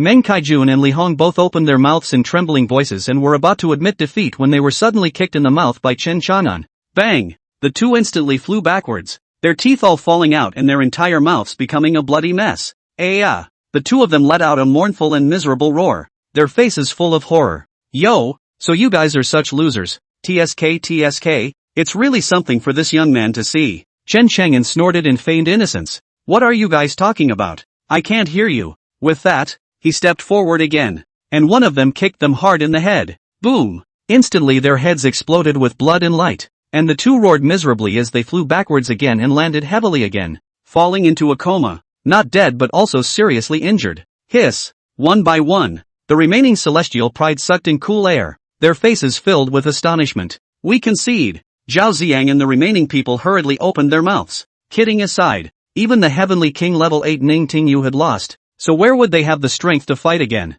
Better to reserve your strength and at least get a second place. The Southeast Wind Alliance has conceded defeat. The battle is over, and the Great Zhou Kingdom takes first place. High in the air, Mo Hai Chao had a complicated expression, but still immediately spoke. At the same time, he stared at Chen Chang'an dead in the face, as if he just wanted Chen Chang'an to continue to strike and break the rules. Chen Chang'an skimmed his lips before flying in the direction of Ji Mingyue and the others. The field was once again viciously shocked. Aside from Chen Chang'an and that Ningtingyu who fought a few times at the beginning, the rest of them were all crushed. That's just it. Incredibly outrageous. Zhao Tianwei, Zhao Tianli, Mo Haizhao, and Dong Yinglai, all of the powerhouses had extremely gloomy faces one after another. As they looked at Chen Chanan's arrogant back, their hearts were deeply shocked. Great Zhou Kingdom. Surprisingly, such a strong and perverted demon has appeared. Everyone in the camp of the Great Zhou Kingdom was invigorated, especially the officials who came along for the ride and had very little presence. Each of them looked at Chen Chanan excitedly, their hearts surging with excitement. First place. First place. It's been 30 years, and the Great Zhou Kingdom has finally taken first place again. Brother Chang'an, you're too good. Ji Mingyue hugged Chen Chanan's arm and said happily, let's go back to our quarters and wait. The secret realm might not open until 3 days later. After all, the remaining 3 countries still have to compete before they can enter. Chen Chang'an laughed. Yeah. Ji Mingyue nodded heavily, her towering breasts rising and falling in excitement. Next to them, Ji Xuandu and Duanmu Mansion Master looked shocked, and hurriedly transmitted the good news back to the Great Zhou Royal City with the most expensive, highest-level long-distance sound transmission stones. When the news that the Great Zhou Kingdom had won first place amongst the 4 Kingdom Heaven's Pride competition spread back to Chang'an City, the first thing that happened was that the crowd didn't believe it. But as more and more news came back, and more detailed reports, the crowd was convinced. The specifics are detailed and are being interpreted one by one. First, the Great Zhou Kingdom was disliked by the crowd, and then the Southeast Wind Alliance used their connections to bring in Lord Sword Executioner to help speak. So the Southeastern Wind Alliance managed to insert itself. After that, the great competition of the 4 kingdoms became the great competition of the 4 kingdoms in one alliance. The 5 powers. The power that ranked last would be kicked out and disqualified from entering the secret realm for cultivation. This would have been a sky-crashing opening. After all, whether it was Dongshen, Nanming, Wind Feather, the 3 countries, or the Southeast Wind Alliance, their heavenly prides were all more powerful than the Great Zhou countries, as well as higher in realm, all of them being in the Heavenly King realm. Moreover, the 2 foreign helpers that Great Zhou had spent a lot of effort to invite had also turned against each other in the battlefield. This puts Great Zhou in an even more difficult position. Even the Great Zhou Heavenly Pride, led by Ji Tsangtian, were all too timid to take the field. But just when everyone thought that the Great Zhou Congress would make all the ugly faces, Chen Chagan, the young master of the Chen family, came out of nowhere. First, he strongly swept away the most powerful Dongshan Kingdom, as well as the Nanming Kingdom. Finally, in the finals, he even completely suppressed the foreign aid from the Southeast Wind Alliance's Heavenly King Realm Level 8, winning the championship in one fell swoop, taking the first place in the grand competition completely for the Great Zhou Kingdom. Such a wonderful reversal was transmitted back in detail one by one by those who watched, causing a sensation throughout the royal city. It's making waves. Chen Chang'an's name, once again, rang out loud and clear, and when these news reached inside the palace, Ji Wentian, who was still recuperating from his injuries, climbed up from his bed in a single bound, and his loud laughter resounded throughout the palace. Then took a group of Ji family descendants. After thinking about it, he personally traveled to the Chen clan again and took away most of the Chen clan's young descendants. Then he joyfully headed towards the mountain range where the Eastern State Secret Realm was located. Chapter 51, Assassination. And in the mountains of the Eastern State's Secret Realm, in the Great Zhou Kingdom's compound, several of Chen Chang'an's people were resting in the camp. That night, Chen Chang'an took advantage of the cover of the night and utilized the Chen clan's extremely bizarre stance to quietly feel his way inside an independent camp. Inside were 2 wailing, angry youths. Humph, that son of a Chen Chan'an. He's dead. He dared to lay his hands on us. That's right. When we return to the Heavenly Flame sect, we will definitely make him look good. If I don't take this revenge, I'll never be a human being. Ouch, ouch, ouch, ouch, ouch, ouch, ouch, ouch, ouch, ouch, ouch, ouch, ouch, ouch, ouch, ouch. Screw it. I was going to enter the secret realm to cultivate, but I didn't expect that I would plant my head. In the dimly lit room, the 2 of them, Li Hong and Meng Kaijun, wailed and kept cursing at Chen Chan'an. But the next moment, the darkness, a cold sword light steeply flashed from their pupils. Inside their pupils, there was a reflection of the figure that caused them to be the most terrified. It was the man whose flesh and blood they hated to eat. But immediately, the 2 were plunged into eternal darkness. Cut. After slicing off the heads of both Li Hong and Meng Kaijun, Chen Chan'an took advantage of the darkness and quietly felt his way back to his room. Those 2 guys were offended to death. Chen Chang'an didn't mind coming in the middle of the night to get them killed, or else they'd go back, get better, and come back to haunt him. Just because you can't kill someone during the great competition doesn't mean you can't kill them after the great competition is over. When he returned to his room, Chen Chang'an froze. Why are you here? Chen Chan'an put away the guardian sword in his hand and calmly sat down on the table next to him before pouring himself a cup of tea. The person in the room was none other than Ji Mingyue. Brother Chang'an, did you go and kill someone?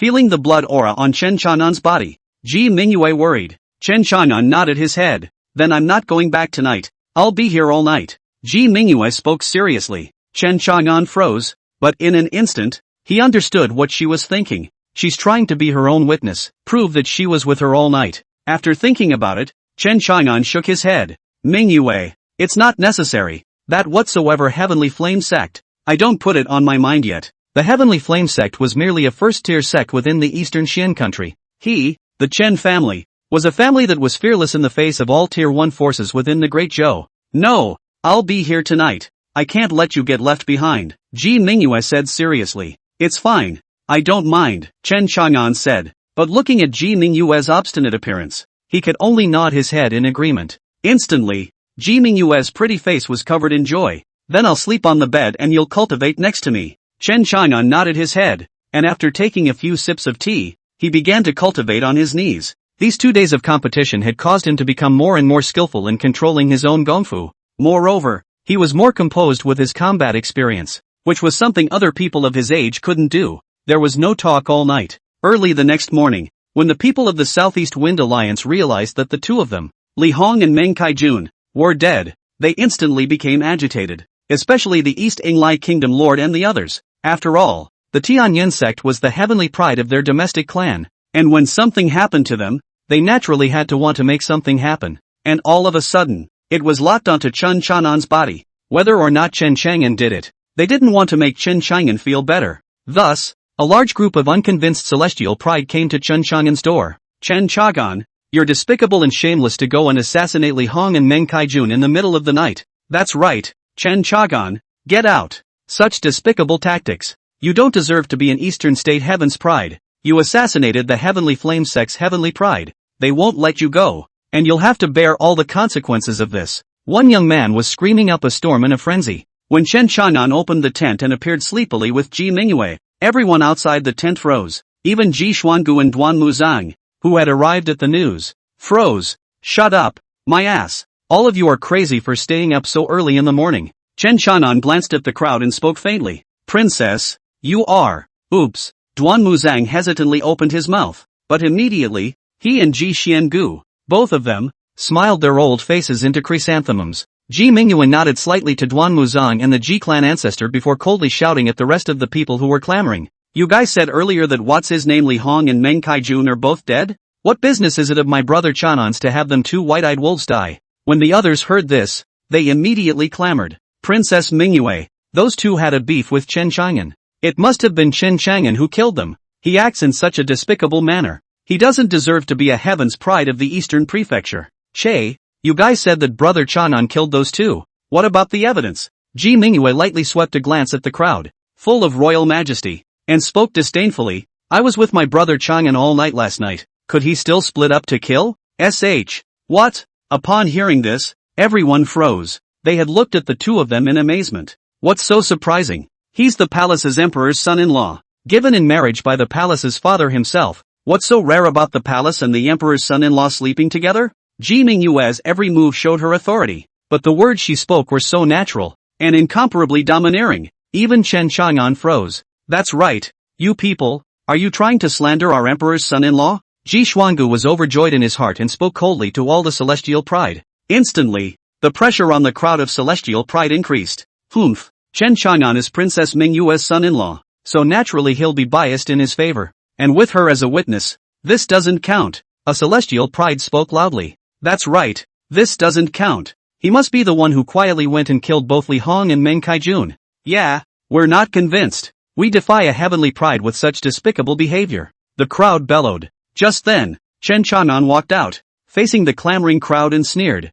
Whoever doesn't want to submit, then let's duel. With that, he pointed at the defiant man. Is it you who is defiant? Come, fight this young man in a life and death duel. Without rest, the man instantly wimped out, his body staggering back. No, I'm not dueling with you. Kidding aside, the 8th level of the Heavenly King realm was abused by Chen Chang'an. Let alone them. Che, that's not convincing my ass. If you don't, come and beat me. Don't mouth high. What thing? Chen Chang'an shouted loudly and sternly, laughing coldly. As for the two Li Hong and Meng Kaijun, if they died, it was because they were weak and died on their own. It's none of Laozi's business. I didn't go assassinate them last night. I was in love with my bright moon all night. Chen Chang'an spoke without blushing or jumping. He was naturally not afraid of the Heavenly Flame sect. It was just that he didn't want to cause any trouble before entering the secret realm. Otherwise, admit to assassinating them. So what? Chen Chang'an, a man is a man who dares to act. Just then, a voice suddenly sounded.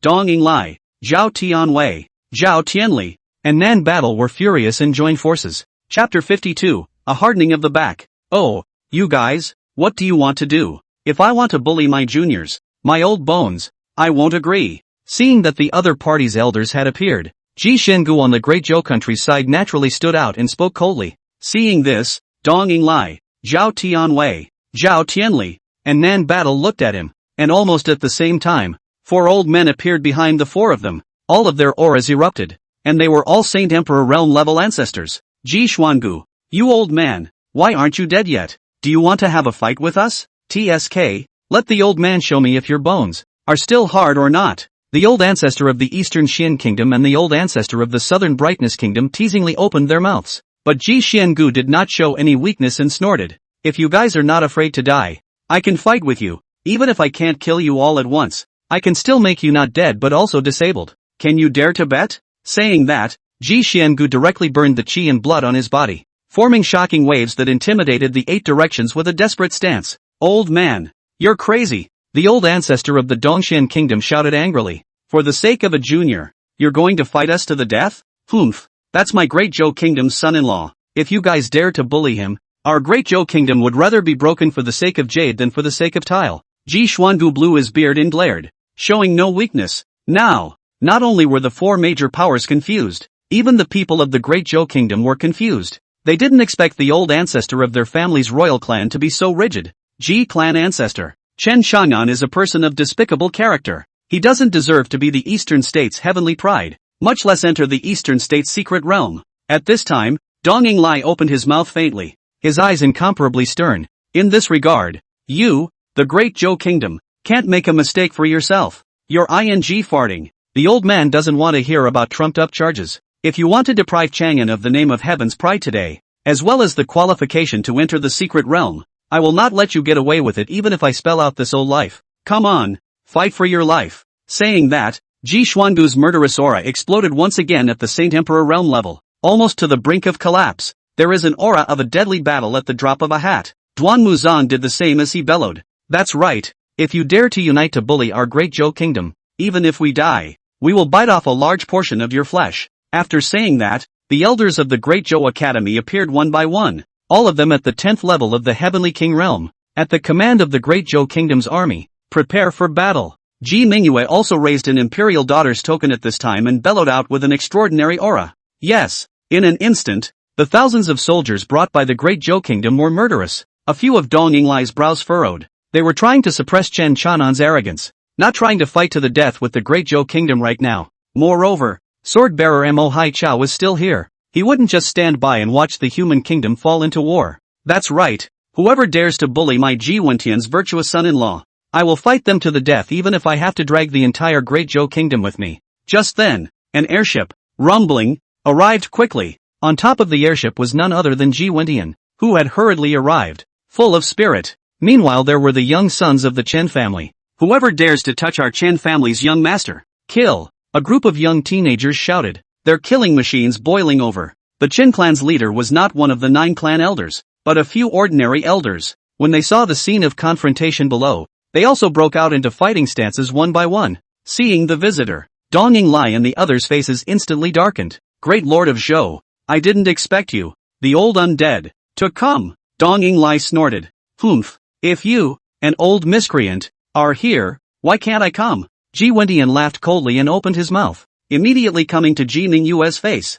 Mingyue, are you alright? Father, I'm fine. What brings you here? Ji Mingyue was filled with joy. Ha ha ha ha ha, my Great Zhou Kingdom got the first place. I can't afford not to come. With that, he looked at Chen Chang'an again with an eager face. Nephew Chang'an, are you alright? I'm fine. Meet your majesty. Chen Chang'an smiled and spoke. The rest of them then reacted and saluted Ji Wentian. Ji Xuangu slowly withdrew his burning qi and blood, but still maintained a ready fighting stance. Ha ha ha ha ha, you're welcome, you're welcome. Ji Wentian waved his big hand and asked again in a hurry. What in the world is going on here? Duan Muzang immediately walked over and spoke to Ji Wentian about the process. When he heard that his daughter had spent the night with Chen Chang'an, his eyes grew brighter. His face was all smiles in the shape of a chrysanthemum. And when his gaze fell on Ji Mingyue's body once again, he smiled and said, Mingyue. Ah, well, you've done a great job.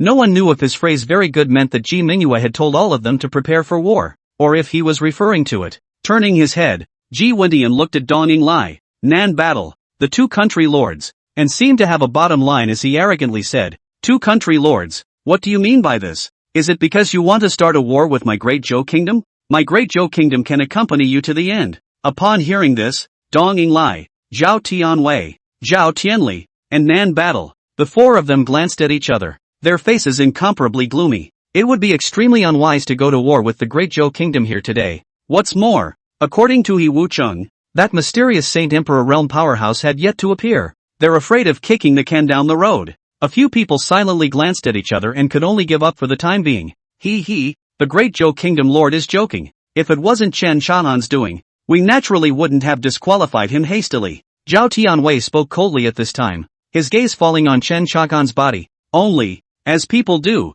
the heavens watch, and the Tianyan sect's fury will sooner or later burst into flames on the murderer.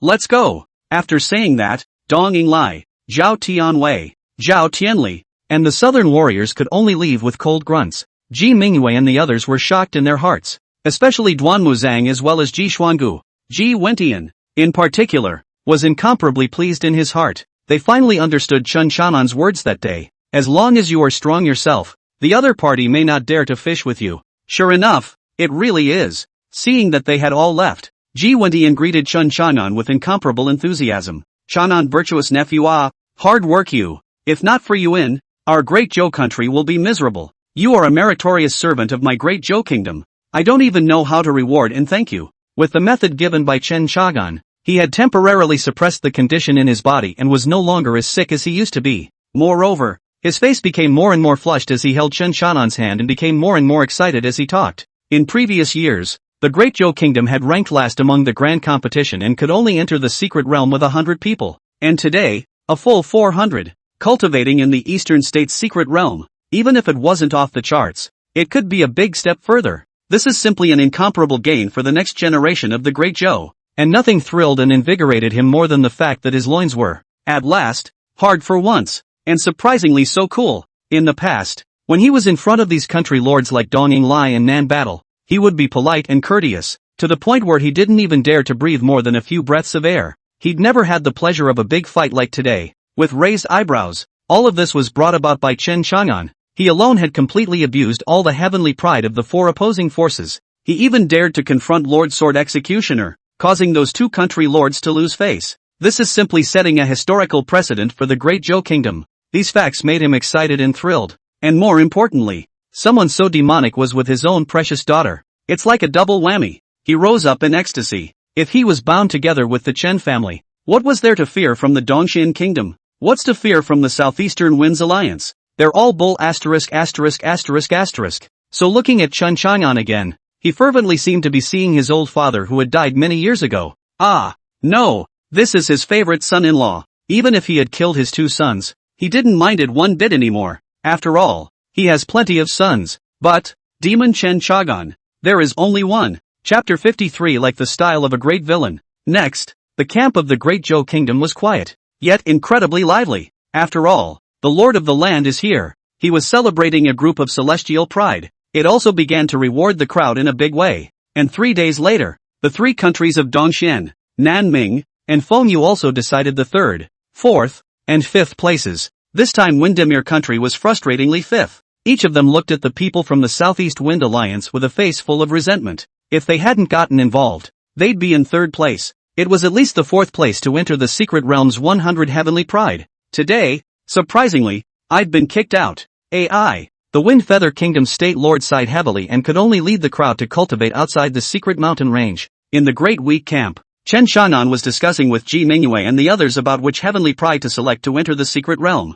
This time, they are about to go in with 400 people. However, there was no doubt that Ji Wentian had given Chen Chang'an the right to enter the quota for everyone in the secret realm. And Chen Chang'an was not polite, bringing dozens of Chen clan youngsters with him. All of them were allowed to enter. Even if the other celestial pride was dissatisfied, they didn't dare to complain. After all, this was the qualification that Chen Chang'an had fought for back, and no one dared to have an opinion. Brother Chang'an, our victories are all won back by you. Who gets to enter the secret realm for cultivation is all up to your idea. You made the call, that is. In the tent, Ji Mingyue looked at Chen Chang'an and softly said. Upon hearing this, Ji Xuangu and Duan Muzing both nodded slightly in agreement. The rest of the ministers did not dare to object, but instead, they all looked at Chen Chang'an with expectant faces, as if they wanted Chen Chang'an to bring their juniors in. However, Ji Tsongtian, as well as the 8 people who were originally required to fight earlier, one by one, their faces turned bad. Sure enough,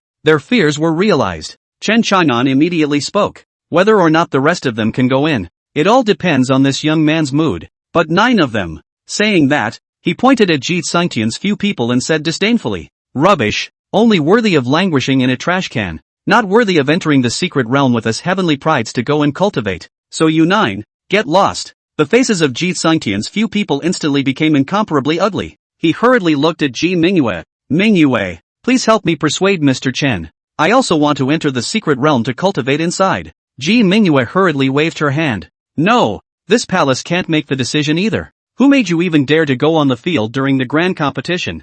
Ji Mingyue naturally did not have a good look on her face when she thought that Ji Tsongtian's few people would not even dare to go on the field. If it wasn't for Chen Chang'an's presence that day, she would have lost all of her great Zhou's face. She certainly wouldn't give this royal brother a good look. Clearly feeling Ji Mingyue's dislike and disappointment, Ji Tsongtian didn't dare to approach and looked at her with a face full of panic and fear. Noticing the winks made by some of the ministers, he hurriedly walked over to Chen Chang'an's body again and said with a respectful face, Chen, Mr. Chen, I was all selfish and incompetent before, and much offense in words. I hope that for the sake of the bright moon, your honor will not forget the small man's fault, and in the future, if you have any instruction, I will never say anything. Chen Chang'an seemed to smile, not even looking at him. This Emperor Tianji is overstating his case. What happened earlier? This young man has forgotten. Nonsense. A wimpy piece of like that deserves to have him care? Ha, ha ha, ha ha ha. Hearing Chen Chang'an call him Emperor Tianji, Ji Tsongtian laughed awkwardly,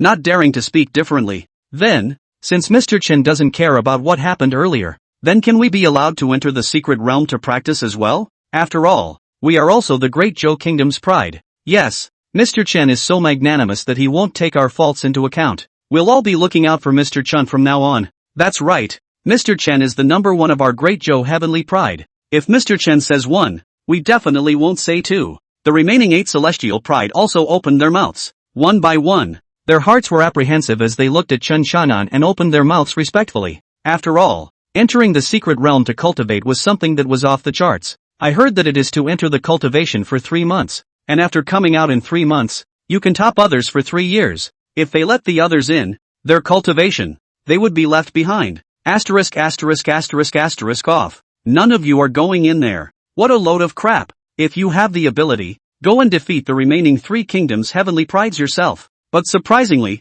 Chen Chang'an's words once again sentenced them to death. Instantly, each of the 9 heavens pride's faces were extremely ugly, as unpleasant as if they had eaten poop. Chen Chang'an, don't give an inch. Don't think that just because you won the grand competition, you can represent the great Zhou Kingdom. Ji Tsongtian was annoyed and spoke with an extremely ugly face. At this time, it happened that Ji Wendian came in from outside with a few guards. His eyes lit up and he hurriedly stepped forward to bow respectfully. Greetings to father. Aha. Ji Wendian frowned slightly, lightly skimming Ji Tsongtian. He then looked at Chen Chang'an with unparalleled enthusiasm. Ha ha ha ha ha. Ah, nephew Chang'an Xian, is everything ready? It's been hard for you to lead the team into the secret realm. Ready, Chen Chang'an said. Father. Ji Tsongtian was about to speak to Ji Wendian when he was interrupted by Ji Wendian. Scram! I'm so wise and mighty. How could I have a son as wimpy as you? Also, Chen Chang'an can then represent the great Zhou Kingdom. If you question him, you are questioning me. What?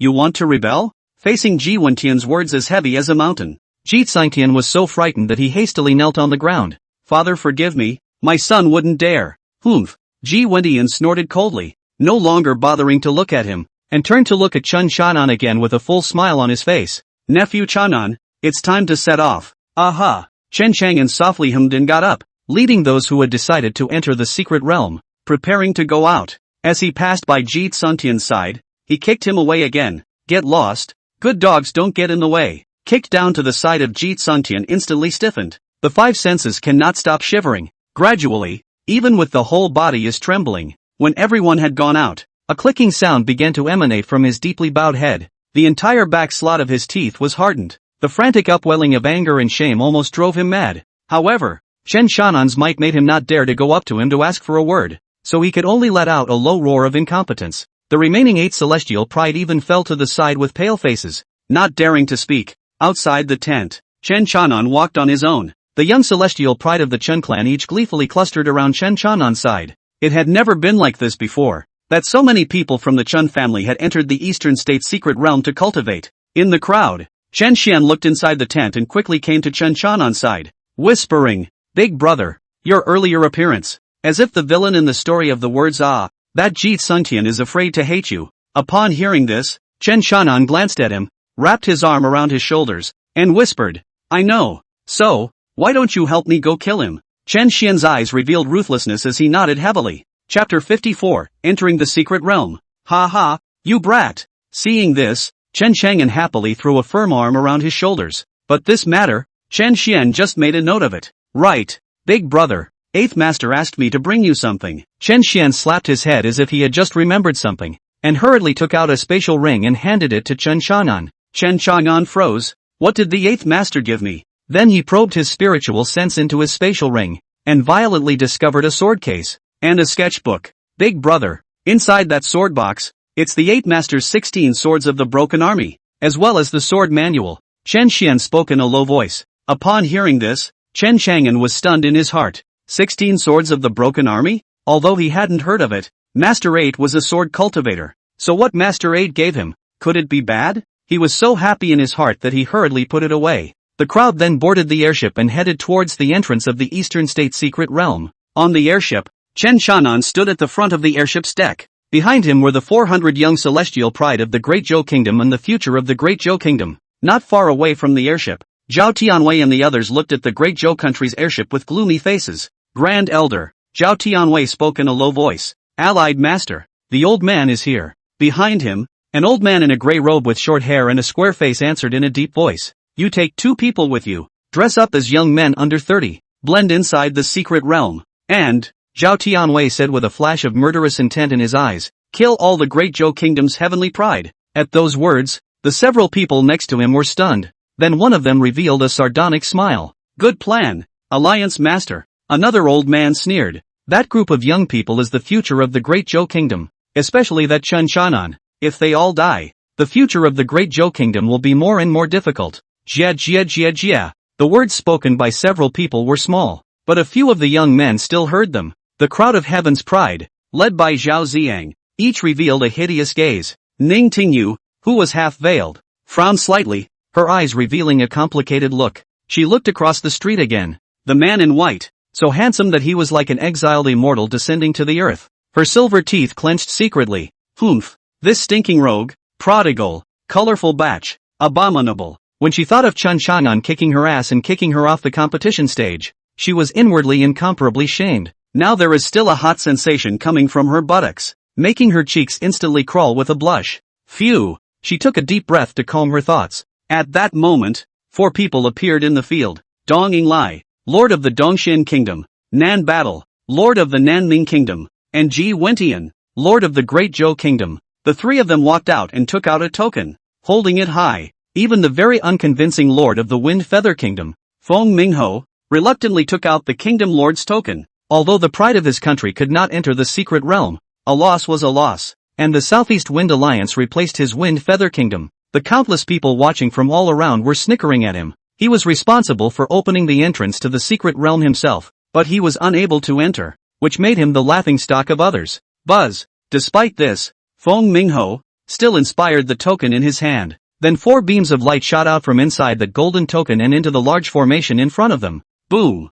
The heavens and earth shook and space distorted. Instantly, a huge gray vortex appeared on the void in front of them. The vortex was spinning, emitting a rich aura. This aura caused the crowd's spirits to be lifted, and each of them looked at the entrance of this vortex with incomparable eyes. The time for the opening of the Eastern State secret realm is 3 months, and after 3 months, Everyone must come out regardless of whether they are alive or dead. Otherwise, when it's time for the secret realm to close, and you're inside, you'll be squeezed to death by the Great Formation. Don't ask me why, because I'm not sure. However, in the meantime, you may come out earlier at any time, but once you leave, you can't re-enter. As the Overseer, Mo Hai from the human race's Sword Execution Palace read out the basic rules for entering the secret realm towards Lingyan. Inside is the core of the most dense aura in the entire eastern state. Every minute, every second, is incomparably precious, and I hope that you won't waste your cultivation time just for the sake of fighting, Mo Hai Chao said, coldly sweeping his eyes over the crowd of celestial pride. He's warning the crowd to stop fighting amongst themselves. This please don't worry, Lord Sword Deacon. We'll put this time on breakthroughs or searching for chances. Everyone is fearless in making mistakes. Zhao Ziang of the Southeast Wind Alliance smilingly opened his mouth. Mo Hai Chao faintly swept the crowd.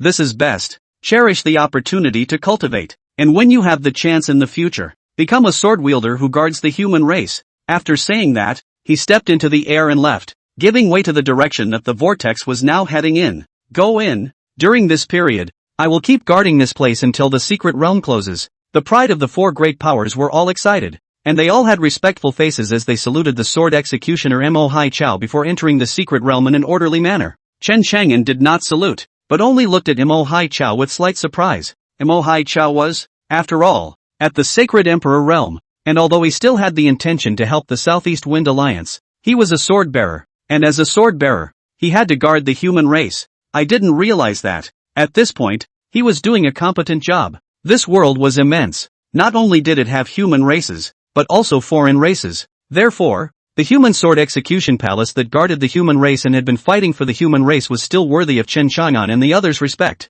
The moment he stepped into the secret realm, the entire world transformed into a beautiful ocean. As far as the eye could see, it was like a fairyland on earth. Lush and green, with birds singing and flowers scenting, and spirit beasts hissing. The aura here almost formed a state of mist that enveloped the entire heaven and earth, causing everyone to let out a gasp in unison. Then it was the pores of his body that opened wide, greedily absorbing the aura. Under the rich aura, created countless tall flowers and plants, prime vibrant trees, as well as powerful spirit beasts. Be careful of the spirit beasts here. They're much more terrifying than the ones outside. That's right. If everyone is practicing, the first thing they need to do is find a safe place. Worthy of being called the blessed land of the Eastern Prefecture. The aura here is so dense that it's so terrifying. I feel like my heavenly martial realm bottleneck is about to loosen. All sorts of exclamations rang in his ears. Chen Chang'an looked around and finally landed his gaze on the deepest part. Here, as long as it wasn't an old man of the half-emperor realm entering, he wasn't afraid of anyone. Even that heavenly king realm level 8 Ning Tingyu, hadn't she been kicked out of the ring by herself? Big brother, which direction are we going? Chen Xian asked in a low voice next to Chen Chang'an, followed in Ji Mingyue. Likewise, brother Chang'an, you be this leader. We'll all listen to you. As they watched the rest of the forces teams, they all began to disperse, looking for a safe place to cultivate. The Chen family's children clustered behind Chen Chang'an one by one. The rest of the Great Zhou Kingdom's heavenly pride was even more so. After all, it's safe to follow the strongest in order to develop obscenely. Chen Chang'an chose a direction, and with the Great Zhou Kingdom's heavenly pride in tow, he began to walk deeper into the jungle. Unbeknownst to them, in the crowd of the Southeast Wind Alliance, 6 pairs of shadowy eyes were staring dead on in the direction Chen Chang'an had left, and in the eastern Xian country, the southern Ming country, there were likewise a few pairs of icy eyes that paid attention to the direction in which Chen Chang'an's few people had left. Chapter 55, The Siege. It wasn't long before Chen Chang'an led a group of people to search for a safe valley. With the mountain at its back and boulders in front and to the left and right that could protect it, the only way in was through a passage. The defense is easy to defend, with the power of a single player. Brother Chang'an. Ji Mingyue was next to Chen Chang'an's body, her face with a touch of excited pasty red. Entering so many people at once, that was a sight 30 years ago. I really don't know how to thank you. Hey, princess is polite. What are you thanking for? Mr. Chen is your emperor's son-in-law. That's it. You're all family. If Chen Chang'an becomes the emperor's son-in-law, won't that be our future husband of the country? As Ji Mingyue's words came out, some of the heavenly prides opened their mouths in succession,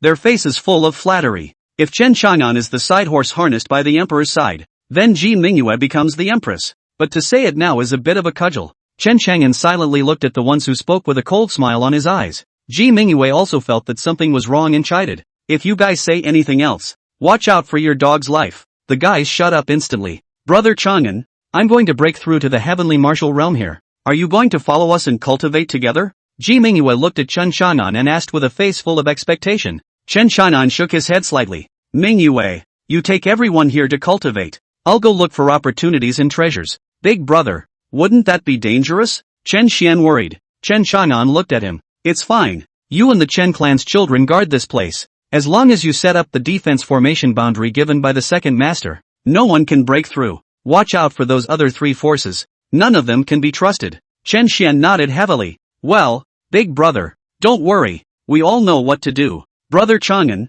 be careful then. I'm afraid they're waiting for an opportunity to retaliate against you. Ji Mingyue said. Don't worry. If you guys have something going on, remember to use the sound transmission stone to send me a message as well. Chen Chang'an admonished. Although there were many heavenly prides here in the Great Zhou country, with 400 people, but the powerful one was just himself, and most of the rest were at the heavenly martial realm, and even at the earthly martial realm as well. Compared to the remaining three major powers, it was pitifully weak. After instructing the crowd, Chen Chang'an turned around and left. Let him stay here quietly and practice for 3 months? That's impossible. Killing for treasure was his main method of upgrading, and, I hope that the pride of your three great powers won't let me down. An oozing cold smile appeared at the corner of Chen Chang'an's mouth. If the pride of the three major forces all came to kill him, then he did not mind throwing them into the burial coffin, become his own feeder. He was wandering around outside in the hopes of drawing fire without landing all the hatred on Chen Xian and the others. Sure enough, as Chen Chang'an wandered through the forest, a hidden aura in the distance came whistling towards him. Ha! Can't help it so soon? Chen Chang'an smiled faintly and coldly as his body accelerated and swept rapidly toward the front. Chen Chang'an's speed was extremely fast, and under the Chen clan's speed technique, thunder pole illusion, he almost became a blurry shadow, and the ones who chased up behind them, in 3 directions, had a full 9 silhouettes. That turned out to be from 3 groups of people. They glanced at each other, then nodded their heads in silent agreement and headed in 3 different directions, circling toward Chen Chang'an. In the wild jungle, Chen Chang'an's body was flexible as he sped forward. He ran all the way and didn't fly low. That would consume too much spiritual energy. During this time, while dodging the siege of those behind him, he was observing the campsite where the remaining 3 forces' heavenly prides were located. Then a silent note was made to nail them to the death blacklist. Just like that, he relied on his unrivaled speed and stance advantage to circle the jungle for 2 days, basically familiarizing himself with the surrounding terrain. Suddenly, his gaze narrowed and his body shifted, shakily arriving within a bush. Holding his breath and hiding, his gaze looked up into the void in front of him, flashing with a cold aura. Soon, several long rainbows came whistling. These auras are all at the 10th level of the Heavenly King Realm. TSK, you 3 forces, you really do look up to me. Chen Chang'an sneered in his heart and narrowed his eyes, looking in one direction. A few miles away in that direction, there was a valley, and there, it was the location where the Southern Brightness Kingdom's heavenly pride practiced. In that case, then I'm welcome, Chen Chang'an thought, and then he felt his way towards that camp. High in the air, several powerful figures looked down at the tall trees and thick jungle below with shock in their eyes. That brat, he's so fast, and he's got a constant stream of spiritual energy in him. Damn, this little mouse, he can really run. Grand Elder, why don't we do this? Let's just directly slaughter their great Zhou Kingdom's heavenly pride. Why waste our efforts and go after Chen Chang'an? Who doesn't know? But amongst the camp they are in, there is actually a king-level defense formation. It couldn't be opened for a while. Damn it, where did they get a king-level defense formation? High in the sky, 3 old man-like people were gloomily discussing. Having entered here, they unexpectedly didn't even want to hide it anymore, directly showing their true colors. It was the attitude of wanting to kill all of the great Zhou Kingdom's heavenly pride. But soon, they realized the abnormality. No good. Over at our camp, someone died for no reason. Quick, go back and look. The 3 old men were shocked and their bodies transformed into long rainbows as they flew in the direction of the Southern Ming Kingdom. Soon, high up in the air, they spotted Chen Chang'an below, who was constantly beheading the Southern Ming Kingdom's heavenly pride. In a flash, the 3 of them were seething with anger. In the line of sight, it was Chen Chang'an who was beheading their domestic heavenly pride. Stop, little thief. How dare you? I will definitely set your bones to ashes. Take your life. The 3 of them roared, their figures whistling, directly falling to the earth like meteors. Boom! Smoke rolled and the earth trembled. Chen Chang'an, who was placing a corpse into the burial coffin, hurriedly packed up everything and his figure hurriedly disappeared far away. Heavenly King Realm level 10 was a bit troublesome to fight, but killing their heavenly pride, Chen Xiaonan was simply like chopping up a melon and cutting up a vegetable. You. What the hell are you doing? An old man was alarmed. He saw the unbelievable image that Chen Xiaonan was actually collecting corpses. Come to die. The other old man couldn't care less and jerked his finger in the direction where Chen Xiaonan was. Instantly a finger-shaped storm formed and suppressed towards Chen Xiaonan. Rumble. The earth shook and countless broken trees flew. However, Chen Xiaonan's figure had already disappeared from the spot. Damn it. That old man instantly boiled with rage when he saw that Chen Xiaonan had escaped, and then looked at the campsite that was full of wreckage, with each wailing and injured southern Ming Kingdom's heavenly pride. After them, the three old men clenched their teeth in death, almost crashing out this word from between their teeth. The three of them then hurriedly chased after Chen Xiaonan in the direction he had left. Chapter 56:16 Swords of the Broken Army. The commotion here also drew the attention of the 6 old men from the other 2 countries, who came whistling after them. Whoosh! There were a full 9 people, speeding rapidly in mid-air. In their line of sight, Chen Xiaonan's speed was also incomparably fast, disappearing into the jungle in the blink of an eye. Die for me! In mid-air, on top of the tree, a whirling figure cast an energy attack towards Chen Xiaonan below. Boom boom boom boom. From afar, a wind blade as well as a fireball, surprisingly formed out of thin air, continuously bombarding Chen Xiaonan's back. Humph, Chen Xiaonan, let's see where you're going to run. The old men in mid-air each sneered and laughed as they quickly surrounded the area. The 3 old men from the southern Brightness Kingdom were even more furious, and the spiritual energy in their bodies continuously transformed into spiritual energy, surging and blasting down. On the ground, Chen Xiaonan dodged the attacks from above while quickly thinking of countermeasures.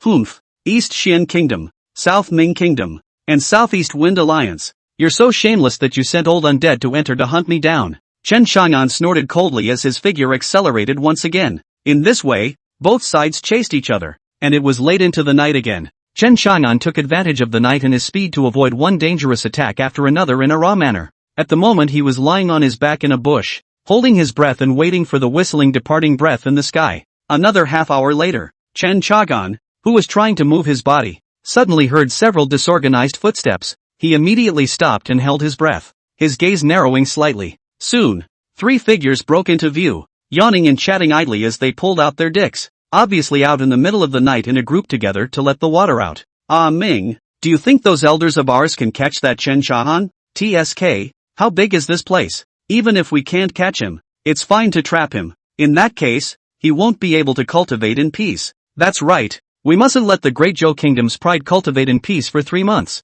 That's right, there are only so many resources. Those useless losers from the Great Zhou Kingdom shouldn't have come in. Strange, the Great Zhou Kingdom's cultivation camp there even has a defense boundary. Even if our elders combine their efforts, they can't easily open it. The information revealed in the casual conversation between a few people caused Chen Xiaonan to breathe a sigh of relief. The defense formation made by the second master. Is it not something that you guys can forcefully break through? TSK, that's good. So this young man can have some fun with you guys. Chen Xiaonan thought in his heart, and extreme killing intent erupted in his eyes. The guardian sword appeared in his hand and instantly stabbed towards the 3 of them. Icy cold killing machine instantly spread, eerie cold light mapping in the 3 people's pupils. The next instant, the 3 of them could not make a sound. Is the human head flew out, fell in the bushes, pust. The headless body collapsed to the ground with a gurgling sound of blood bubbles. A black vortex appeared in Chen Xiaonan's hand, and the surging suction force instantly sucked them in. That's the suction opening given by the burial coffin, specialized in refining human corpses. Jia. Kid, keep killing, kill more people, absorb their blood chi, take their spiritual energy, and then feed it back on your body, and you'll grow up even faster. The voice of the coffin master came from his mind, causing Chen Xiaonan's mind to tremble slightly. Kid, you're not going to be merciful at heart, are you? This master tells you that they are all people who want to kill you, and those who kill, people will always kill. The coffin master's voice continued to come, causing Chen Xiaonan's gaze to narrow, a trace of blood filling his pupils, making him a bit hideous. He quickly bit his tongue and regained a bit of sanity. Coffin master, you have a bit of a problem. TSK, what's wrong with this grandpa? Kid, this grandpa is also for your own good, as long as you are strong. Those 9 guys, what the hell? The coffin master's voice continued to come out teasingly. Chen Xiaonan didn't reply to him, but, he's got a point there, he thought. His figure disappeared rapidly into the darkness of the night,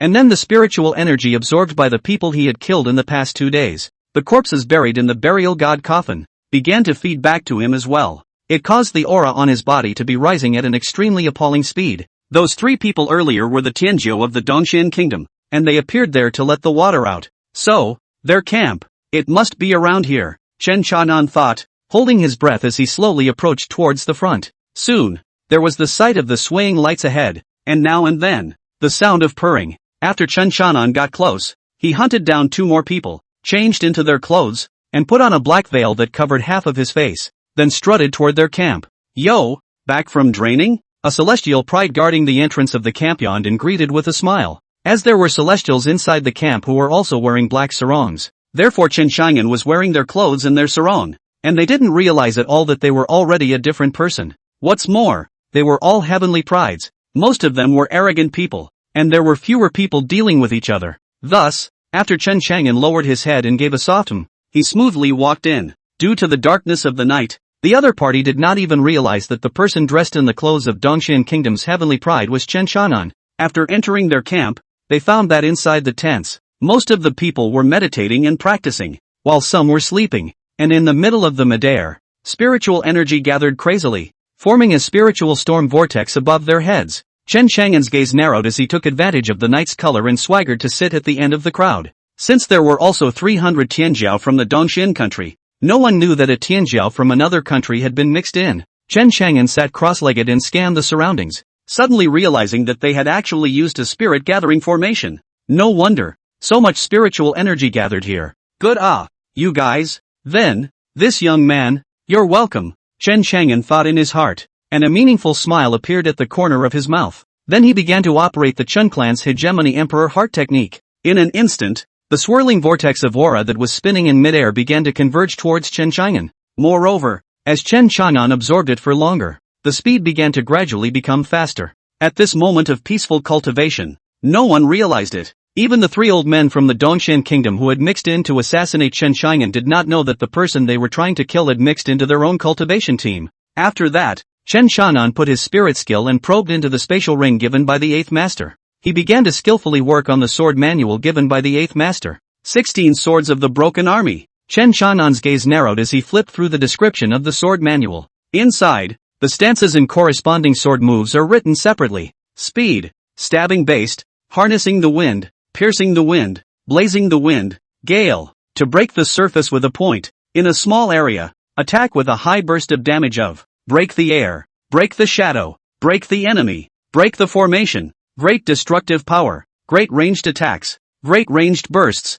chase the clouds, break the moon, drive the stars, whistle the sun, point by point, infinite stacks of attacks, 10 chop, 100 stacks, 1,000 stabs, 10,000 kills. Seeing this, Chen Chang'an breathed in sharply. That's 16 flying swords. There were a full 16 of them, each corresponding to a different stance, and then operating the 16 flying swords at the same time to utilize even more terrifying attacks. This will be a great test of one's mental strength, Chen Chang'an murmured in his heart. The sword stance given by the 8th master is really not simple. Although he had the sword technique given by the burial god Coffin, it was a heavy sword. It was completely at the opposite extreme from the light swords, flying swords, given by the 8th master, Chen Chang'an thought, and hurriedly began to cultivate in his mind in a meditative manner. Just like this, Chen Chang'an had actually directly cultivated for 10 consecutive days in the East Xin country's cultivation team, and during these 10 days, his realm, too, had heuristically entered the 4th level Heavenly King realm.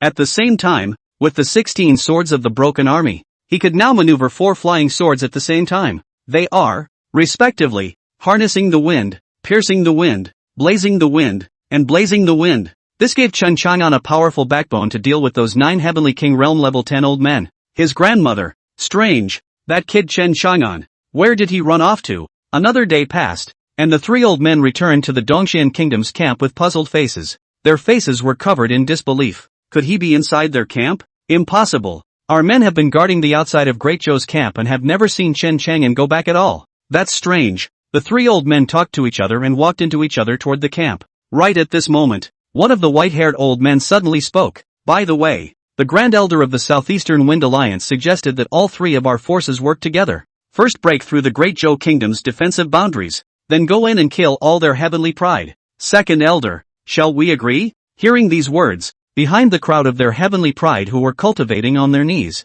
Chen Chang'an snapped his eyes open. Chapter 57 Joint Threats. Grand Elder. We'd better agree. Not only are there most of the Great Zhou Kingdom's heavenly pride in there, but there are also all the sons and daughters of the Chen clan, as well as that Princess Ji Mingyue. The second elder opened his mouth grimly. That's right, as long as they're all dead. What happened here, right or wrong, is still not up to us three forces. Another old man also spoke in a cold voice. Yes, who made their Great Zhou Kingdom not send in their Protectorate elders, TSK, that can only be blamed on them for following the rules too closely. The Grand Elder of the Dongxian Kingdom also spoke in a gloomy voice. The three of them reached an agreement, and the one who was the Grand Elder immediately took out a sound transmission stone. Soon, the other elders of the Southern Brightness Kingdom and the Southeast Wind Alliance replied to them. The three old men received the message and let out a sardonic laugh before looking at the crowd of celestial pride. All of you heavenly prides, pause your cultivation for a moment. Let's gather first. The Grand Elder faced the crowd and spoke faintly.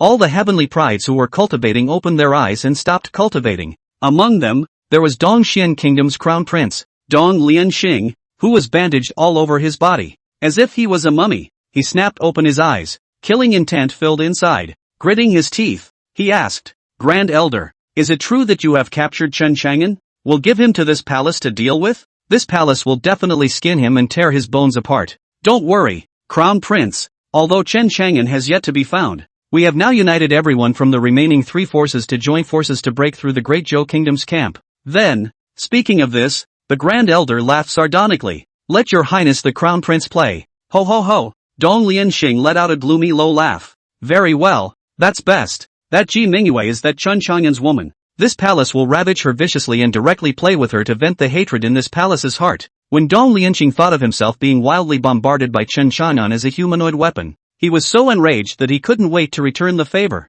The Grand Elder's face looked like a smile as he respectfully said, Your Highness the Crown Prince, as long as you capture everyone in the Great Zhou Kingdom, you can do whatever you want to do and vent to your heart's content. That's right, this is what happens when you offend our Dongxian Kingdom's Crown Prince, that lowly pariah Chen Chang'an. He will not die well either. The other elder also smiled grimly and opened his mouth in a complimentary manner. Ha ha ha. Good. Very good. Then what are you waiting for? Hurry up and get going, Dong Lianxing said with silver teeth, his eyes showing madness and fire. The thought of being able to torture Chen Chang'an as well as ravage the princess of the Great Zhou Kingdom almost excited him to the point of insanity. Then a total of over 290 people began to gasp toward the Great Zhou Kingdom's camp. As for the fact that there was a Chen Chang'an mixed in here, they were surprisingly unaware of it in the slightest. In the middle of the walk, Chen Chang'an had been following the crowd, with solemnity in his eyes and coldness at the corners of his mouth. Soon the three forces assembled. However, the southern Ming Kingdom had dozens of heavenly pride killed by Chen Chang'an,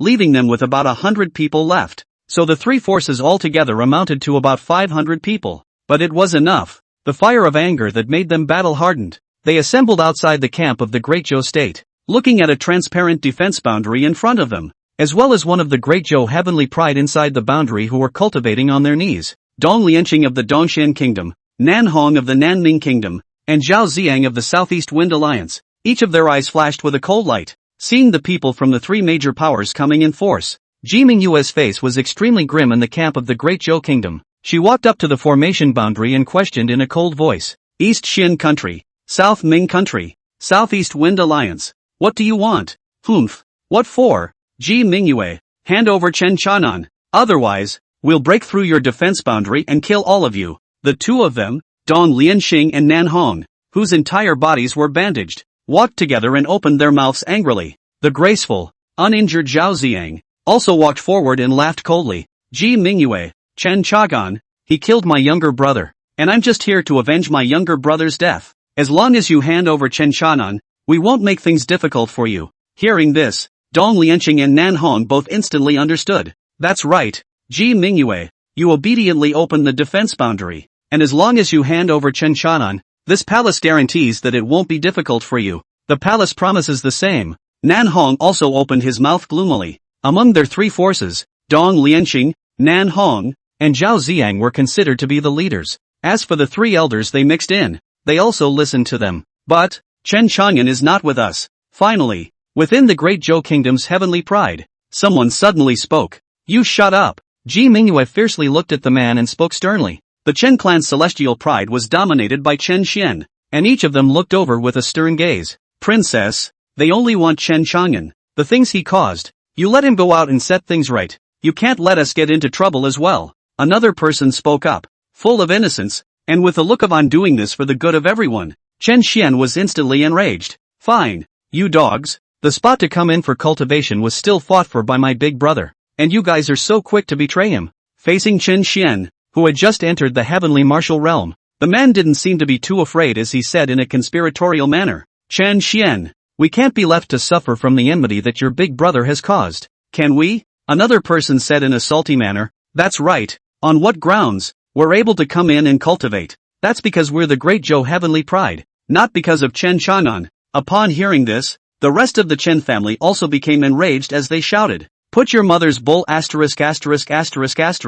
Without our young lord, you guys can come in and cultivate? Eating would have been your share." That's right. A bunch of ungrateful dogs. On what else? On the basis of the first place that our young master fought back. Who the hell are you, Heaven's Pride? If it weren't for our young lord, you'd be eating farts in the Great Zhou King City, and you'd still come in here to cultivate? Oh, one by one. The sons of the Chen clan pointed at those several people and snapped. Seeing that her teen was about to make a scene, Ji Mingyue shouted out coldly, "Enough! Stop it all! Sister Princess has spoken." Chen Xian also stopped the Chen clan's children from being restless. They stopped and clustered around Chen Xian's body. After all, in the Chen family, apart from Chen Chang'an, it was Chen Xian who was the one who convinced all of the family's children. "Young Master Xian, we'll do whatever you say we should do," a son of the Chen family said. "In the absence of Big Brother, we'll listen to the princess sister's arrangements." Chen Xian spoke with a straight face. The crowd could only look at Ji Mingyue. "I won't hand over Brother Chang'an, absolutely not," Ji Mingyue assured. Hearing these words, those heavenly prides who were afraid of getting into trouble, all of them had ugly faces and their eyes dodged, as if they were weighing something outside the boundary. A few people from Dong Lianxing instantly revealed a look of contempt as they saw that the Great Zhou's heavenly pride was about to implode. "Sure is a bunch of pussies." The three of them glanced at each other before Dong Lianxing spoke first. "Listen, Great Zhou's celestial pride. This palace will give you one more chance. Even if Chen Chang'an wasn't in there, then it would be fine. As long as you close the boundary and let us in, we'll promise you that we won't kill innocent people. Only the Chen family's children. That's right. If you stubbornly resist, as long as we break your boundary, all of you will have to die." Zhao Ziang also stepped in front of the crowd and snorted and opened his mouth. "Don't think that we can't break your boundaries. We are here, but we have 9 Heavenly King Realm level 10s. With that, he pointed to the 9 old men. The 9 old men instantly understood and hurriedly released the powerful aura of the 10th level of the Heavenly King Realm.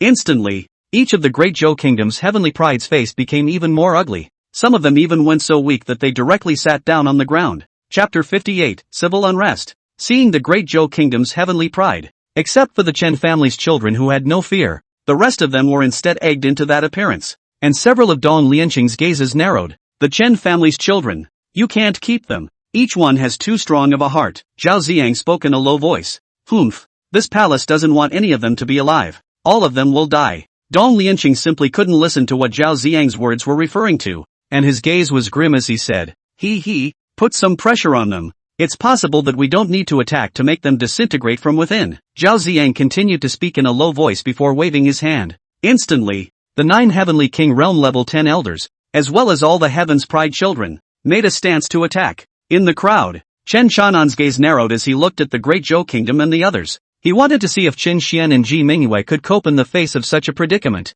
so he still continues to lurk. Seeing the formation of the 3 forces about to attack the boundary, the Great Zhou Kingdom's Heavenly Pride panicked. "Princess, look, they're about to attack. You can't harm us," a Celestial Pride said with a changed face. "That's right, Princess, open the boundary. They won't kill us. They'll just have to kill the Chen family's children. That's over 500 people. Our boundary won't last long. We must save ourselves," another Heavenly Pride said, his gaze grimly looking towards the rest of the Heavenly Pride, yelling, "Let's unite and subdue the Chen clan's children. There are only 50 or so of them, and they will definitely be no match for us. Hurry, or the boundary will open and we'll all die." When the rest of the Celestial Pride heard this, they were all at a loss for words. They looked at Chen Xian and the others whose faces were grim, as well as Ji Mingyue whose face was ice cold, and had a hard time deciding. "Muzang, Wu Chongshan, Aoki, you 3 are reckless." Ji Mingyue looked at them and roared. "This palace is the imperial daughter, and even more so, the leader here. When is it up to you? The eyes of the three whose names were read were averted, but quickly turned determined. Mu Sang pointed at Ji Mingyue and said, Princess, it's not that we don't listen to you, but you can't get all of us killed for the sake of one Chen Chahan. Wu Changshan also said, that's right, they obviously just want to kill the Chen family's children. Why do they want all of us to die? Aoki scanned the crowd and spoke coldly. Everyone, if you don't want to die, then join forces and open the formation boundary. Let them Chen family descendants bear all the karma. Not us. Facing the words of the three of them, there were immediately a few people who hesitated to join. Rumble. Just then, countless energy beams blasted down on top of their boundary, instantly causing the earth to shake. Mu Sang, Wu Changshan, and Aoki's faces changed drastically. It's bad. They're going to start attacking the boundary. Do you still want to persist? That's right. Unite. We have to stay alive. As long as we live, we can continue to cultivate here without fear. Mu Sang, Wu Chang Scar, and Aochi yelled in succession. As Dong Lianqing and the others outside began to bombard the formation, their hearts panicked even more. Dozens more joined the three of them in their camp of resistance. You deserve to die. Dare to disobey this palace. Kill all 9 of your clans. Ji Mingyue pointed at them and spoke angrily. Princess, you're Chen Chanan's woman. You'd better think about whether or not you can walk out of here alive. Oker opened his mouth with a sneer. The threat of Ji Mingyue was already not on his mind. Chen Shan looked at them with an indifferent face and suddenly spoke. You guys, do you think that, with the boundary open, they will let you go? That's just a big joke. They dared to do it with the determination to kill us all. Chen Xian's words caused Mu Sang, Wu Changxian, and O Qi to stare blankly. Those who followed them were hesitant. Mu Sang coldly grunted. Chen Xian, this is all your big brother's doing. It has nothing to do with us. There's no way they could have killed us. Truly stupid and ignorant. Chen Xian laughed coldly, no longer bothering to speak to them. The reason he was so calm was because this defense boundary was made by his second master, and the opposite side shouldn't be able to break through it so easily. And there was no way that his big brother, Chen Chagan, would stand by and watch them die. Then, Chen Xian, the only thing he had to do was to remove these ungrateful dogs. Thinking of this, Chen Xian looked towards the Chen clan's children. Brothers, whoever dares to touch our Chen clan's children, we swear to drag the other party along with us. That's right, young Master Xian. Big deal. I'll fight for my life. War. Spell it out. Each of the Chen family's children held their blades and raised their arms to roar with a boiling desire for battle. Mu Sang, Wu Chang Scar, and Aoki's side had quickly gathered about 100 people too. Those still remaining watched and watched, neither helping the other. The sons and daughters of the Imperial clan, who were no more than 20 to 30, stood behind Ji Mingyue in droves. The 400 people who came in from the Great Zhou Kingdom were bizarrely divided into 4 gangs. This made Ji Mingyue feel powerless. That she, the Imperial daughter, was so unable to overwhelm the crowd. Mu Sang, Wu Chang Scar, and Aoki looked outside the boundary at this time and asked loudly, Prince Dongxian, is it true that if we open the boundary, you won't kill us? Upon hearing this, the corners of Dong Lianxing's mouth revealed a touch of teasing, but he still nodded his head seriously. That's of course. This palace guarantees in the name of the Crown Prince that we won't kill you all, only kill the Chen family. But, if we blast open the boundary ourselves, then don't blame us for not being polite. With that, he waved his hand, stopping the crowd that was attacking the formation, and then teasingly looked at the crowd inside the Great Zhou boundary in internal chaos. Upon hearing this, Mu Sang, Wu Changxian, and Aoki breathed a sigh of relief. Then leading 100 or so people, he looked towards Chen Xian aggressively. Qi spoke grimly. Chen Xian, we are all from the Great Zhou Kingdom. It would be ugly if we all fought. I know that boundaries generally have the property that you can get out from the inside and can't get in from the outside. So, please also ask all of your Chen family's children to get out. The moment his words fell, it caused all the heavenly pride behind him to rejoice one by one. If they didn't have to fight with the Chen clan's children to get them to go out and die, then it simply wouldn't be too good. It also ensures that they have a natural sense of security inside the boundary. You guys are truly whimsical. Chen Xian laughed coldly as he slowly stroked the pendant in his chest, killing intent gradually filling his eyes. Children of the Chen family, kill me. Kill all these ungrateful fellows. As Chen Xian said that, he raised his sword and rushed towards Mu Sang, Wu Changxian, and Qi. His mouth roared. My big brother won back the first place and fought to get the right to come in and practice. You don't deserve it. Give me death. Boom. Mu Sang, Wu Changshan, and Qi were shocked. They didn't expect Chen Xian to dare to take the initiative. Caught off guard, Mu Zhang's head whooshed and was split out. The two of them, Wu Changshan and Aoqi hurriedly dodged away in fear. Kill, kill, kill these dog bastards. The rest of the Chen clan's children, one by one, bravely charged up. The remaining Wu Changshan and Aoqi looked at the dead Muzan, and their gazes became hideous as they roared. Since they, the children of the Chen family, want to die, then let them have their way. Kill. After saying that, Wu Changshan and Aoqi led 100 or so people and rushed towards the 40 to 50 people from the Chen clan. The great battle broke out instantly. Chapter 59, Shocking Chen Xian. Put.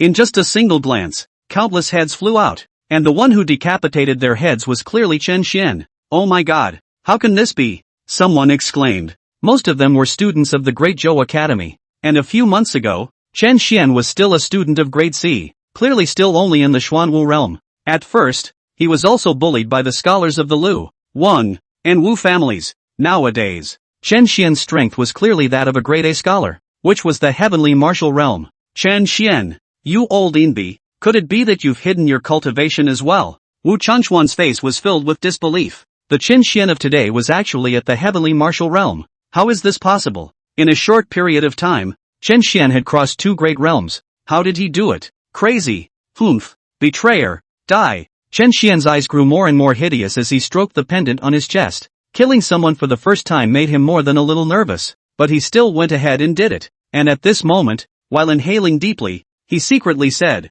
"Hold on, Chen Xian. You can do it. You can't let your big brother lose face. In the absence of your big brother, the sons and daughters of the Chen clan are relying on you to lead them. Master, please give me power." As Chen Xian thought in his heart, the tower-shaped pendant in front of his chest once again emitted a faint glow, and then the aura on Chen Xian's body continued to rumble and explode at an incredible level. Kill. Chen Xian's gaze flashed red, his face grim as he continued to charge forward. Caught off guard, Wu Changshuan's heart was instantly pierced by him. You, how is it possible? I'm at the 8th level of the heavenly martial realm. How could you kill me? Wu Changshan's face was filled with horror, and the sharp pain coming from his heart instantly caused him to fall into eternal darkness. Wow! The people around them exploded into an unbelievable clamor, each looking at Chen Xian in horror. Truly, the 2 leaders containing Mu Sang, Wu Changshan, and a few followers were all instantly killed by Chen Xian. This was something that everyone in the Great Zhou Heavenly Pride did not expect. Heavens! Apart from Chen Chang'an in the Chen family, I didn't expect Chen Xian to be so demonic as well. He's only 15 years old. Right. In that case, wouldn't he be on par with Chen Chang'an? Hiss. The Great Zhou Kingdom's pride instantly sucked in cool air in unison, their faces filled with stupefaction. The rest of the Chen clan were even more powerful. Each one of them was not bad in terms of strength. The remaining ochre led 100 or so people who surprisingly landed below. All of the imperial clan of the Ji surname go up and help the people of the Chen clan to kill the traitors. At that moment, Ji Mingyue coldly spoke. One by one, the sons of the Ji royal family gritted their teeth and rushed up as well. If it wasn't for the fact that Chen Xian hadn't issued his authority, they wouldn't have dared to do so. But now that the Chen family's children had the upper hand, they were very active in beating up the dogs. And you guys, Ji Mingyue looked at the rest of those who remained neutral again and spoke icily. The quota to come in for cultivation was fought back by Chen Chang'an. If you are not loyal to my Great Zhou Kingdom and dare to betray Chen Chang'an, you will all die just the same later. The group of neutral people were stunned, and between their looks, some people seemed to see the situation clearly, so they rushed towards Aoqi and the others, holding them back. The remaining people had to join one by one. Now, Aoqi and the others' attempt to subdue the Chen clan's children and then open the boundary was completely shattered. Finally, in the midst of his fight with Chen Xian, Aoqi was stabbed in the chest by Chen Xian's sword, blood spilling from the corner of his mouth. You, Chen Xian, you're good. Despite being unconvinced in his heart, Aoqi still admired Chen Xian's prowess, the harsh sword strokes, the extremely fast speed, and the desperate fighting style of the strokes caused him to chicken out, and then he was stabbed in the chest with a sword. I want to ask you, are you not afraid of death? Why are you fighting me for your life? Ochre asked reluctantly. Because my 5th master is a healer, Chen Xian said with a cold snort as the sword in his hand stirred once again. Instantly, a larger mouthful of blood spurted from the corner of Ot's mouth. His gaze carried a sardonic smile as he looked at the people around him. Ha ha ha ha ha. You fools, did you think that you would be able to survive? Stupid. Handing over the Chen family's children is the best way. How dare you guys help the Chen family? A bunch of. After the words were spoken, he simply broke off. Each of the remaining people looked at each other, but in the face of the murderous Chen Xian, led by the 40 to 50 people of the Chen clan, they did not dare to move at all. The 100 or so corpses lying on the ground were the best proof of the ferocity and viciousness of the Chen family's children. Chen Xian, are you alright? Ji Mingyue hurriedly came to Chen Xian and asked worriedly. Sister Princess, I'm fine. Chen Xian revealed a coy expression and scratched his head. The crowd was instantly speechless. This teenager in front of me is clearly a harmless appearance. Of a human animal, however, the previous appearance of ruthlessness and murder caused all of them to be chilled.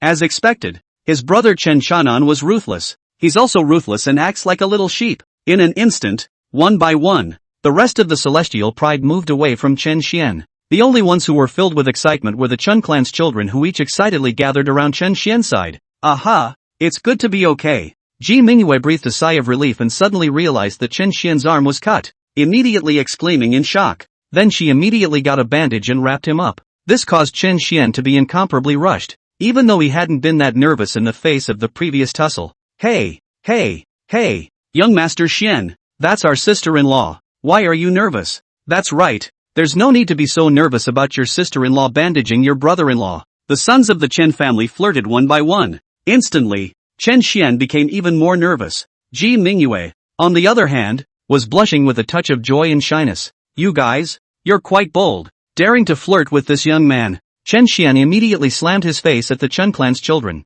The children of the Chen family laughed and laughed one by one, completely lacking the nervous appearance of a great enemy. Even Dong Lianxing and the others looked dumbfounded at this scenario. He roared, "Damn it, were those earlier ones all trash?" Zhao Ziang skimmed his mouth. This Chen family's children, they're not putting us in their eyes at all. And they're still fighting there? Break open this turtle shell of theirs for this palace. I want everyone in the Chen family to die. Nan Hong spoke angrily. Damn it. The remaining 9 old men were also filled with anger. Unexpectedly, Dong Lianxing's 3 words provoked civil unrest among the Great Zhou Heavenly Pride and was overthrown by Chen Xian. This Chen family, it's really terrifying. And at the very back of them, Chen Chagan, who was half-masked, secretly sighed in relief. He was amazed that this cousin of his had become so powerful, but he was awesome, and that was a good thing. And Chen Chang'an was proud of him. With this in mind, Chen Chang'an secretly glanced at the crowd again, looking for a moment to strike. But soon, he realized something was wrong.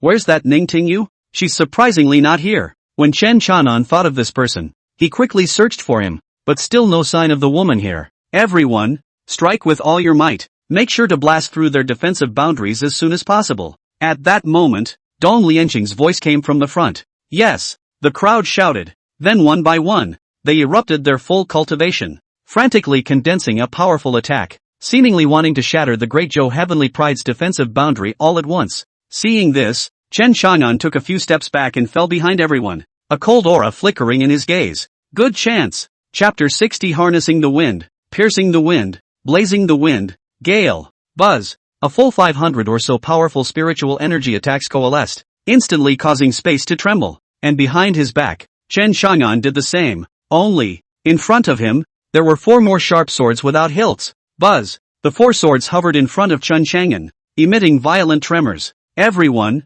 full power, attack the defense boundary. At this time, Dong Lianxing in front continued to shout. Yes, the crowd answered loudly. And then countless powerful energy attacks fell on the boundary in front of them like a storm. Boom, boom, boom, boom. There was a huge boom that caused the entire forest to stir. Harness the wind, penetrate the wind, blaze the wind, gale the wind, kill. At the very back of the crowd, Chen Chang'an shouted in a low, stern voice. Then 4 long swords that were 2 fingers wide and 3 feet long instantly whistled and shot forward. Thumbs up. The 4 long swords flew out with an ear-piercing air-breaking sound, followed by a burst of sword sounds. Where's the sword sound coming from? Heavens, such a terrifying sword sound. There's actually a sword cultivator amongst our crowd. A few old men at the 10th level of the Heavenly King realm in front of them were filled with excitement. But in the next instant, they were dumbfounded. Whoosh! The 4 long rainbows were as fast as thunder. And they didn't even pierce down on top of the Great Zhou's boundary. Instead, it instantly pierced through the back of the 4 old men's heads and shot out from their eyebrows. The 4 old men's faces were filled with horror. And before they could let out their miserable cries, their corpses crashed to the ground with a thud. Thumbs up. Harnessing the wind, piercing the wind, blazing the wind, and blazing the gale. The 4 long swords continued to snort and buzz, as if piercing through the void. It instantly shot toward the brows of the other 4 old men in a surge. The terrifying sword aura spread out, causing countless people to be chilled.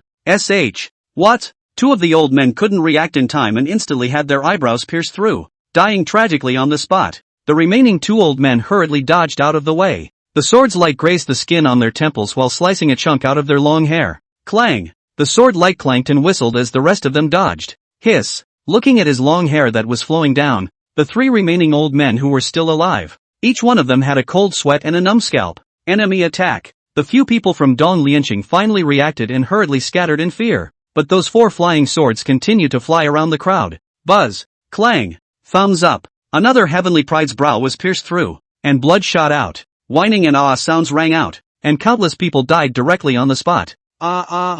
Run! A sword cultivator is sneaking up on us. The people who were originally orderly attacking the defense boundary of Great Zhou. At this moment, the entire camp was in disarray. Countless people had their foreheads pierced through, or their heads swished and flew up. The four flying swords mercilessly harvested a human life. Finally, the flying swords were repelled by the combined defense of the three old men, as well as the strongest Dong Lianqing, Nan Hong, and Zhao Ziang who had gathered together. At the same time, they discovered Chen Chanan, who was half-masked. It's you! Dong Lianqing looked at the two icy eyes that Chen Chanan only revealed and instantly recognized him. It was a pair of extremely arrogant, extremely contemptuous cold black eyes. He immediately freaked out. The enemy he had been pursuing was within his own ranks, and it was simply too much to make him vomit blood.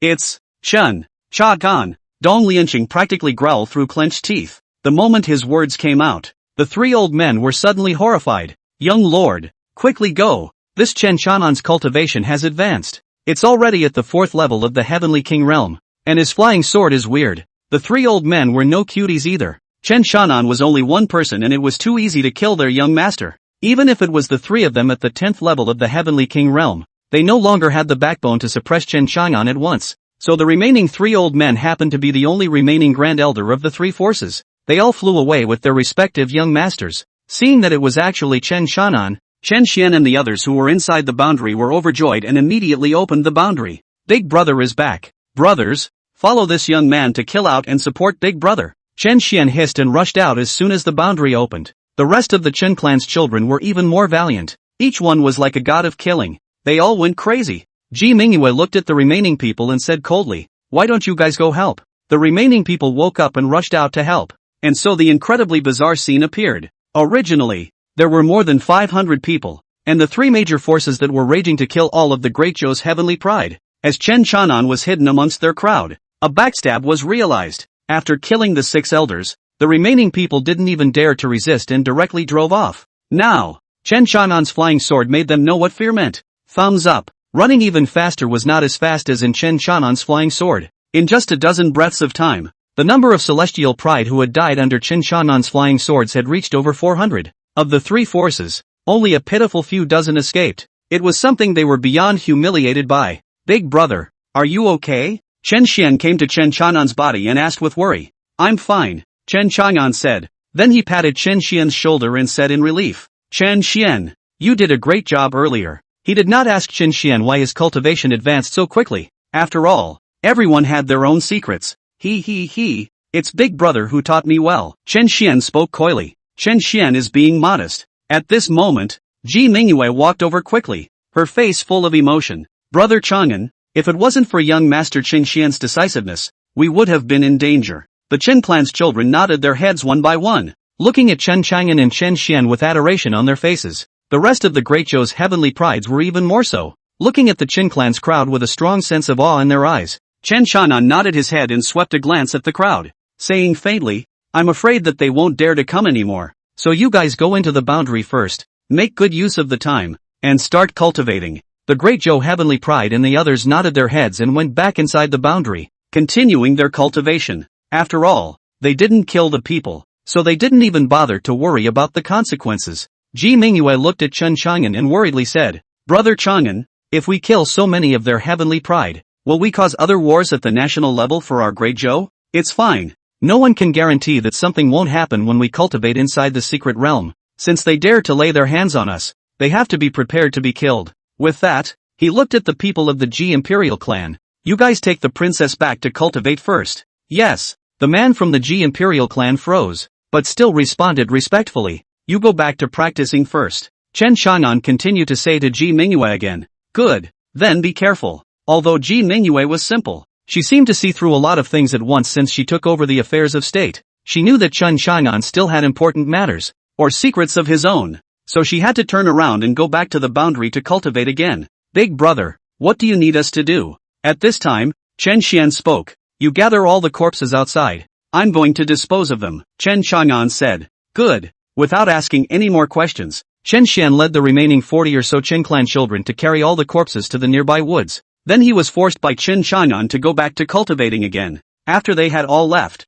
Chen Chang'an began to throw all of these corpses, all of them, into the burial coffin. Chapter 61. Something happened in the secret realm. Chen Chang'an's spiritual sense radiated, paying attention to the movements around him while quickly absorbing everyone's spiritual energy through the burial god coffin. Soon, his cultivation rumbled up once again, as if there was a volcano erupting within his body, and in the end, he even directly reached the 5th level of the Heavenly King Realm. Heavenly King Realm Level 5. Once again facing those 3 old men of Heavenly King Realm Level 10. I'm also certain that I'll be able to cut them down. Chen Chang'an's eyes burned as he glanced in the direction of the Great Zhou Kingdom's Heavenly Pride camp, and after they had nothing out of the ordinary, he quickly left. His target was clear, and that was the remaining dozens of people left from the 3 remaining forces. Humph. Since you are ruthless and want to kill all of my Great Zhou Kingdom's Heavenly Pride, then I don't mind burying all of you here. Chen Chang'an whispered softly, hiding inside the forest like a ghost. And Dong Lianxing and the others simply wouldn't be able to shed that quickly to go out.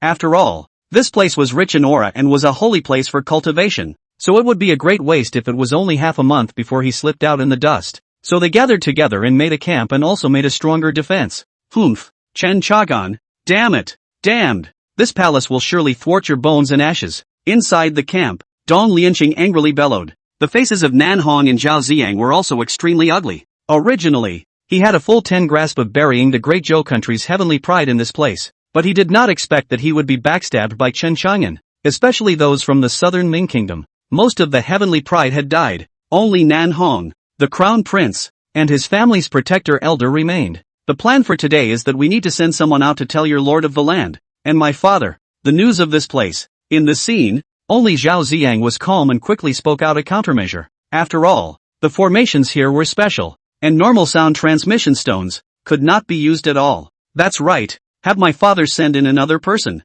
Make sure to get that Chen Chang'an killed, Dong Lianxing said through clenched teeth, his gaze on their heavenly pride in the field. Instantly, each and every one of the heavenly pride cowered and fell back, bowing their heads. None of them wanted to go out of the secret realm right at this moment, because if they went out, it would be difficult to come in, and who could guarantee that Chen Chang'an wouldn't intercept them on the way out? Letting them out is just a death sentence. Zhao Ziang continued to speak as his stern gaze swept over the people in the room, finally landing on the Protectorate Elder of the Southern Ming Kingdom. Nan Hong froze. Zhao Ziang, what do you mean? Have your Protectorate Elder go out and deliver the message, Zhao Ziang said indifferently. I know, this elder of yours is speed-oriented. It was evident when he escaped with you earlier. Dong Lianxing also nodded his head in a hurry. Brother Nan, you don't want us all to die here either, right? If those heavenly prides were allowed to go out, who would be Chen Chang'an's opponent? And you're the only elder who, with his speed, will definitely make it out to the outside in no time. With that,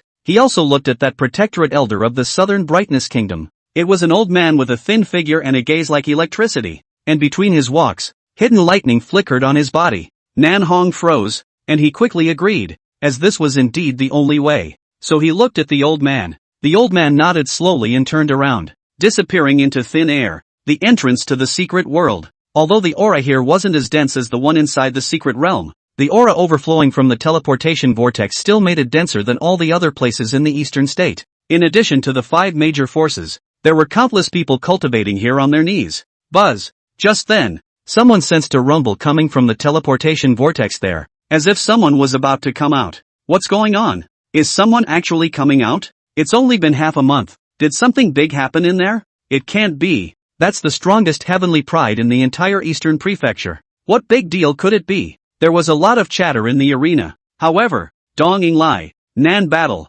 and Zhao Tianwei glanced at each other, and their eyes flashed with an undetectable color of joy. They thought that Chen Chang'an and the others were afraid that they were already buried inside the secret realm. The Great Zhou Kingdom thought that Ji Wentian, Ji Xuangu, and Duan Muzan were the leaders, looking at the entrance vortex there with puzzled faces. Buzz. Just then, a figure wearing a gray robe with half a face covered appeared. When he appeared, he immediately came to Nanwar's body and whispered something. What? What? In just an instant, Nanwar's face was as ugly as if he had eaten. The commotion caused everyone to look at them, unsure. Dong Yinglai's gaze narrowed as he frowned slightly. South War looked over at him, then turned and walked inside the ship. Seeing this, Dong Yinglai, Zhao Tianwei, the two of them glanced at each other and hurriedly flew over, entering inside each other's cabin. Soon, what seemed to be a wave of anger came from inside. It didn't take long for the three to link up. Chi bowed respectfully to Mo Hai Chao, who was sitting cross-legged on the deck of the other airship. Among them,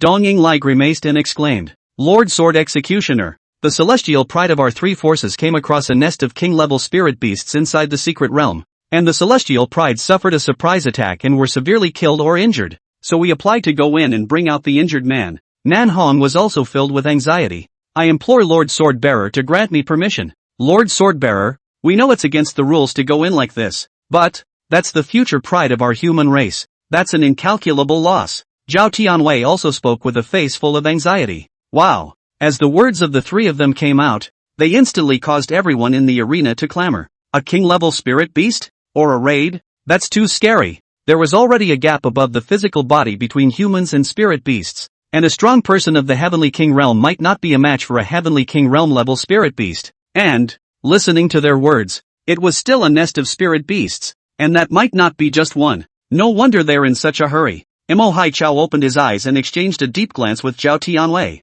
He was an old friend of this man, so how could he not know that the other party was trying to make a small move? Only, Chen Shang'an he couldn't look at it either, so he decided to turn a blind eye. Good. We must try to ensure the safety of our human celestials. And, when you go in, you must bring the injured person out for treatment as soon as possible. After thinking about it, Mo Hai Chao still agreed, but they were also secretly warned not to go too far. Wait. At this time, the Great Zhou Kingdom's side felt that something was wrong, but before Ji Wendian could continue to speak, Dong Yinglai interrupted him and said, Lord Sword Executioner, for the sake of fairness, I would suggest that the Great Zhou Kingdom send someone in as well, and if the Lord of the Great Zhou Kingdom wants to go in, that's fine with me as well. His words completely blocked Ji Wendian's questioning. Lord of Great Zhou, do you have an opinion?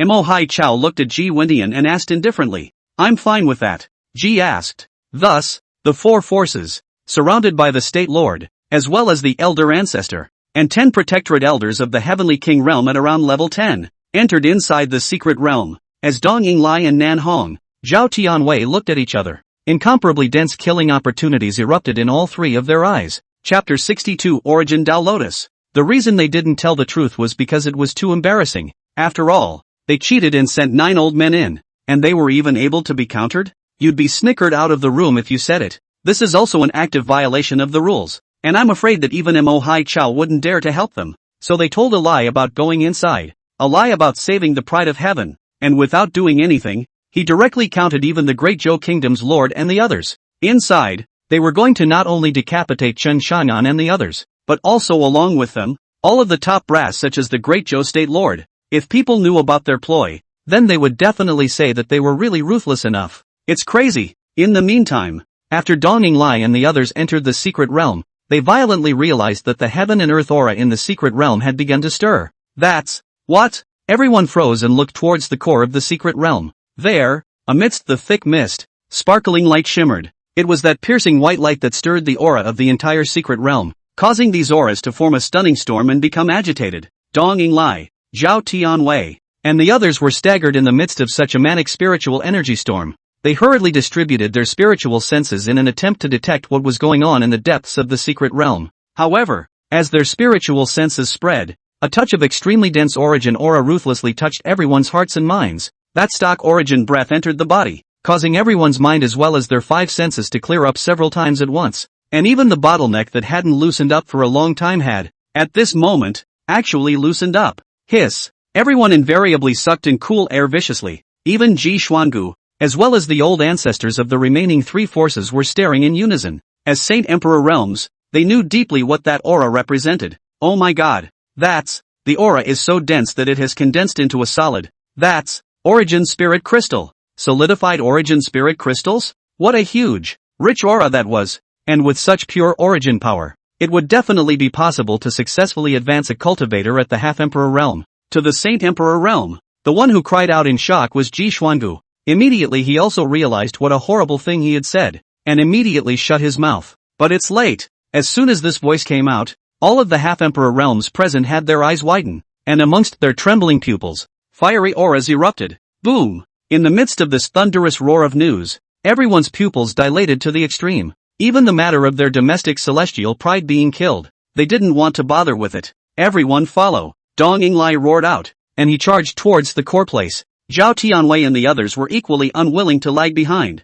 Ji Wentian froze for a moment, and only then did he wake up as if from a dream, let out a strange roar, pulled on Duan Muzong, Ji Xuangu, and the 10 Protectorate elders, and pounced straight to the core place of the secret realm. All of a sudden, a full 50 or so Heavenly King realm level 10s poured in inside the secret realm, 4 half-emperor realms, and 4 Saint Emperor realm level ancestors. With their addition, the aura in the air boiled up once again. This was because the speed at which cultivators with high cultivation levels absorbed aura was something that those heavenly prides simply couldn't match. In the meantime, at the heart of the secret world, Ning Tingyu was holding a silver lance in her pestle, half kneeling on the ground and panting heavily. The silver-colored lance she held in her hand had a faint circle of golden light emanating from it, while it erupted with a shocking mighty ling. That was surprisingly an imperial-grade lance. At this moment, although her entire body was bloodstained and in a terrible state, she was still battle-hardened and her gaze was sternly fixed ahead. A dozen feet in front of her, roared a black auger dragon.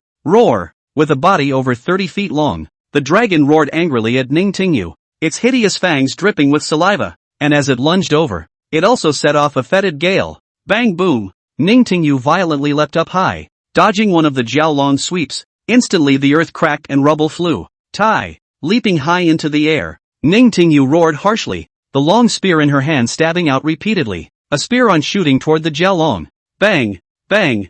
Bang! Hoo-hoo! The dragon let out a piercing hiss, and its head, like a small mountain, continued to open its bloody mouth. The eerie fangs exuded a lurid light, and with great speed, they bit fiercely towards Ning Tingyu in midair. Kaboom! Another roaring sound erupted, and Ning Tingyu dodged it. However, she was still looking at the back of the auger with a fiery gaze, on that lotus flower that was as transparent and beautiful as crystal. That was the solid that was condensed by the Origin spiritual energy that was so dense that it was still a solid with a shape. An Origin Duel Lotus. And this scaly dragon in front of him was the spirit beast guarding this Origin Duel Lotus. If Ning Tingyu wanted to get that Origin Duel Lotus, she naturally had to fight this auger dragon. In this way, the battle between the two caused the heaven and earth to change, and the spiritual energy in the air formed a huge storm vortex. It led to the discovery of Dong Yinglai and the others. Such a big commotion naturally caught Chen Chang'an's attention as well. At this moment, even Chen Chang'an was rushing towards the core of the secret realm here. In the midst of flying, Chen Chang'an's heart sank suddenly. What's going on? Why are there so many powerful auras pouring in at the entrance? Are you still talking about martial virtues? The body of Chen Chang'an, who was running, stopped. Violently the full 50 or 60 terrifying auras were approaching rapidly. He was speculating whether it was those dogs from that Dong Yingxing who couldn't afford to play, and then directly lifted the table, allowing all the strongest of their 3 forces to come in. Right at this moment, Chen Chang'an had sensed a shocking fluctuation of fighting coming from the core of the secret realm there. There was also a familiar scent. It's that Ning Tingyu? No wonder I didn't see her earlier. So she came here to mess with resources. Nice guy. Chen Chang'an's eyes flickered as he made a quick decision. Conceal yourself and wait for an opportunity. If you have resources, grab them. If you can't grab them and are in danger, run. Thus, Chen Chang'an continued to approach the core of the secret realm. At the same time, Dong Yinglai and the others approached. In an instant, the scene of the core land was reflected into the middle of everyone's sight. All of them were all synchronized. Their pupils were released to the extreme, and the color of fire erupted. It's a lotus flower that blooms like crystal. The whole body exudes a faint grayish-white light, together with the rhizome about half a zhang in height. The flower is about 3 feet wide. The flower blooms with 9 petals, and each petal is crystalline like a glazed crystal. It grew quietly in the middle of a pool of water, surrounded by circle after circle of spiritual storms. Or maybe that auger dragon was originally a water snake under this water pool, and after being nourished by the Origin Duel Lotus, it produced a metamorphosis. That was... Ji Xuangu's eyes widened and his trembling voice came out in dismay. Heavens, that's not only a solidified Origin spirit crystal, but it's also in the shape of a plant. This has a spirit. Dong Yinglai couldn't help but exclaim in shock as well. Hiss! Everyone sucked in their breath. If the solidified Origin spirit crystal was like water forming into ice, even though it was shocking, it still didn't have as big of an impact as the entire spirit crystal that had now taken form. The spirit crystal that transformed into a lotus-like flower, that had a spirit and became a Duel Lotus. It's growable, it would get bigger and bigger, and the Origin spiritual energy that was condensed would get bigger and bigger. Chapter 63, a supreme treasure that drives the Heavenly King realm crazy. Dong Yinglai's short sentence caused the excitement and desire within everyone's hearts to instantly boil numerous times over like a violently erupting volcano. To put it bluntly, this Duel Lotus in front of him had opened 9 petals, and that was enough to raise 9 half-emperor realm powerhouses directly to the Saint Emperor realm. And by picking that petal, it can grow back. It could be said that as long as this Duel Lotus was kept nurtured all the time, wouldn't there still be a constant stream of Saint Emperor realm powerhouses being created? It will be limited in time, but at least there's no more bottlenecks to worry about, isn't there? Thinking of such a horrible thing, no one made a sound anymore for a while, and they gathered all of their cultivation and strength, all of it on top of their speed. The berserk aura caused the surrounding space to be agitated by wind and clouds. Surprisingly, they were directly ignoring Ning Tingyu and the scaly dragon who were fighting. However, as the lance in Ning Tingyu's hand exploded with might, everyone's gazes, too, instantly landed on her body. A soldier of the Imperial level. That's actually an Imperial grade weapon. This person, which power is he from? Someone exclaimed in shock. Soon, countless gazes fell on Zhao Tianwei's body. Zhao Tianwei shook his head. Although she was invited back by my Southeast Wind Alliance, I don't know her true origins either. However, the only thing we can be sure of is that she must be from one of the 4 holy sects in the Holy Land. The crowd was in awe. Right at this moment, under the sound of a mournful wail, that king-level Jiao Dragon was unexpectedly penetrated through its head by Ning Tingyu with a single shot, directly dying a miserable death on the spot. Rumble! The dragon crashed into the deep pool, setting off wild waves of water. At the same time, it also agitated that crystal-like Origin Duel Lotus, causing it to float. Suddenly, a palm-like congealed white jade violently reached out to the root stem of that Duel Lotus, seemingly to grasp it in its hands. Dong Ying came,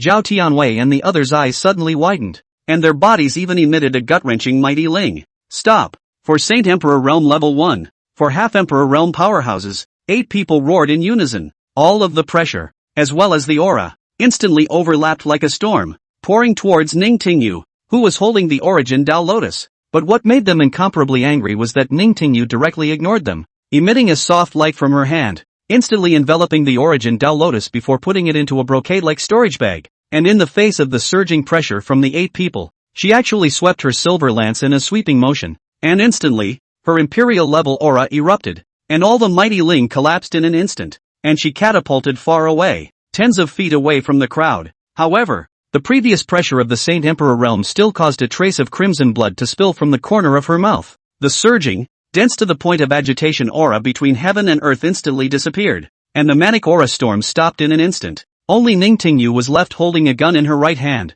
standing proudly to face the crowd, as well as the gray cloth pouch that hung from her waist, with a coveted white glow emanating from it. Dong Yinglai, Zhao Tianwei, Nan Battle, and the many elders behind them, one by one, their figures stagnated, and their faces were instantly covered in a layer of dark fury like gloom. The Chen Chang'an in the darkness approached and took everything in, while a flash of light erupted in his eyes. Ah, little friend Chang'an, why are you here? Ji Xuangu violently discovered Chen Chang'an. Ji Wentian and Duanmu Zhang both looked overjoyed and led the people from the Great Zhou Kingdom to Chen Chang'an's body in a hurry. Chen Chang'an froze. I didn't expect him to be able to hide under the dense spiritual energy storm that enveloped him earlier. Now that the storm had cleared, he was immediately discovered. Chen Chang'an settled his mind and said in a low voice, with such a big commotion here, I naturally had to come over to take a look. With that, he looked at Ji Wentian. State Lord, how did you guys get in here? And them? With that, Chen Chang'an pointed towards Dong Yinglai and the others, vigilance permeating his eyes. Ji Wentian hurriedly spoke to Chen Chang'an about how Dong Yinglai and the other people's heavenly pride had encountered a king-level spirit beast attack inside the secret realm. Then he nervously said, by the way, nephew Chang'an, where are my daughter Mingyue and the others? They're fine. Chen Chang'an returned indifferently. Suddenly, his heart sank. The other party didn't say anything about sending elders to blend in and hunt down the Great Zhou heavenly pride. Instead, they spoke of the accident. More than that, the main war power of the Great Zhou Kingdom have been introduced. Then, danger. Extremely dangerous. What sinister intentions they have. Chen Chang'an exclaimed in his heart, his eyes revealing a strange aura. and Chen Chanan's appearance did not attract the attention of Dong Yinglai and the others. At this moment, all of their gazes were deadlocked on Ning Tingyu's body. Seeing such a tense atmosphere, Chen Chang'an hurriedly whispered, "State Lord, let's go." "How can this go?" Ji Wentian was stunned. "That's the Origin Duel Lotus. The first wave of harvest will allow at least 9 half-emperor realms to advance to Saint Emperor."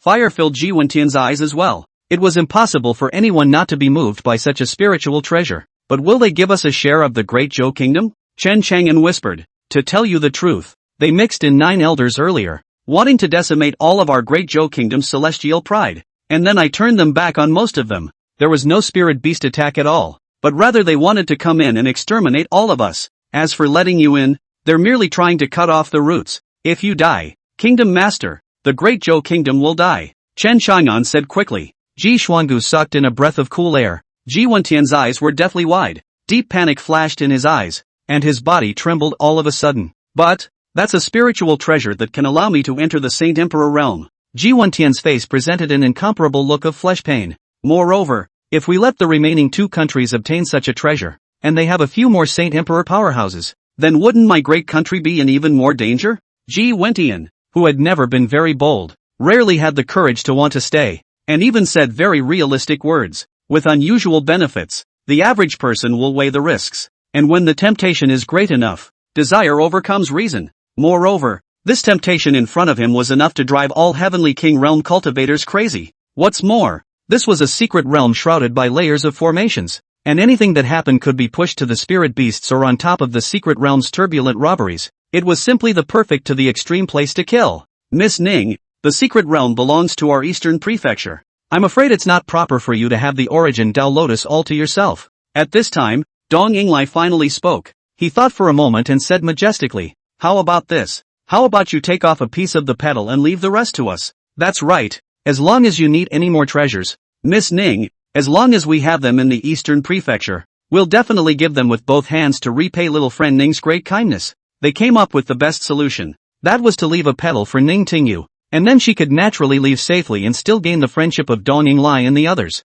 This is definitely not a bad deal in their opinion. After all, at this moment, Ning Tingyu was alone and was completely unable to eat an entire Duel Lotus. However, Ning Tingyu's words were completely unexpected by Chen Chanan. "Humph, I discovered this, or I defeated the augur guarding this place. This Duel Lotus is naturally mine. You guys get out of the way." Her words fell, causing the atmosphere in the arena to suddenly tense up. TSK, this woman is totally looking for death. Chen Chanan let out a murmur and looked at Ning Tingyu with a narrowed gaze. Chapter 64, He is a sword cultivator. Upon hearing Ning Tingyu's words, Dong Yinglai and the others' faces became visibly more somber. They didn't want to let the overwhelming spiritual treasure in front of them slip away for nothing. "Miss Ning, you'd better hand it over. Seeing as you're someone invited by my Southeast Wind Alliance, I promise I won't let you suffer." Zhao Tianwei also spoke in a low voice, and there were almost 40 people who began to surround Ning Tingyu. "Humph." Ning Tingyu snorted coldly, her voice even colder.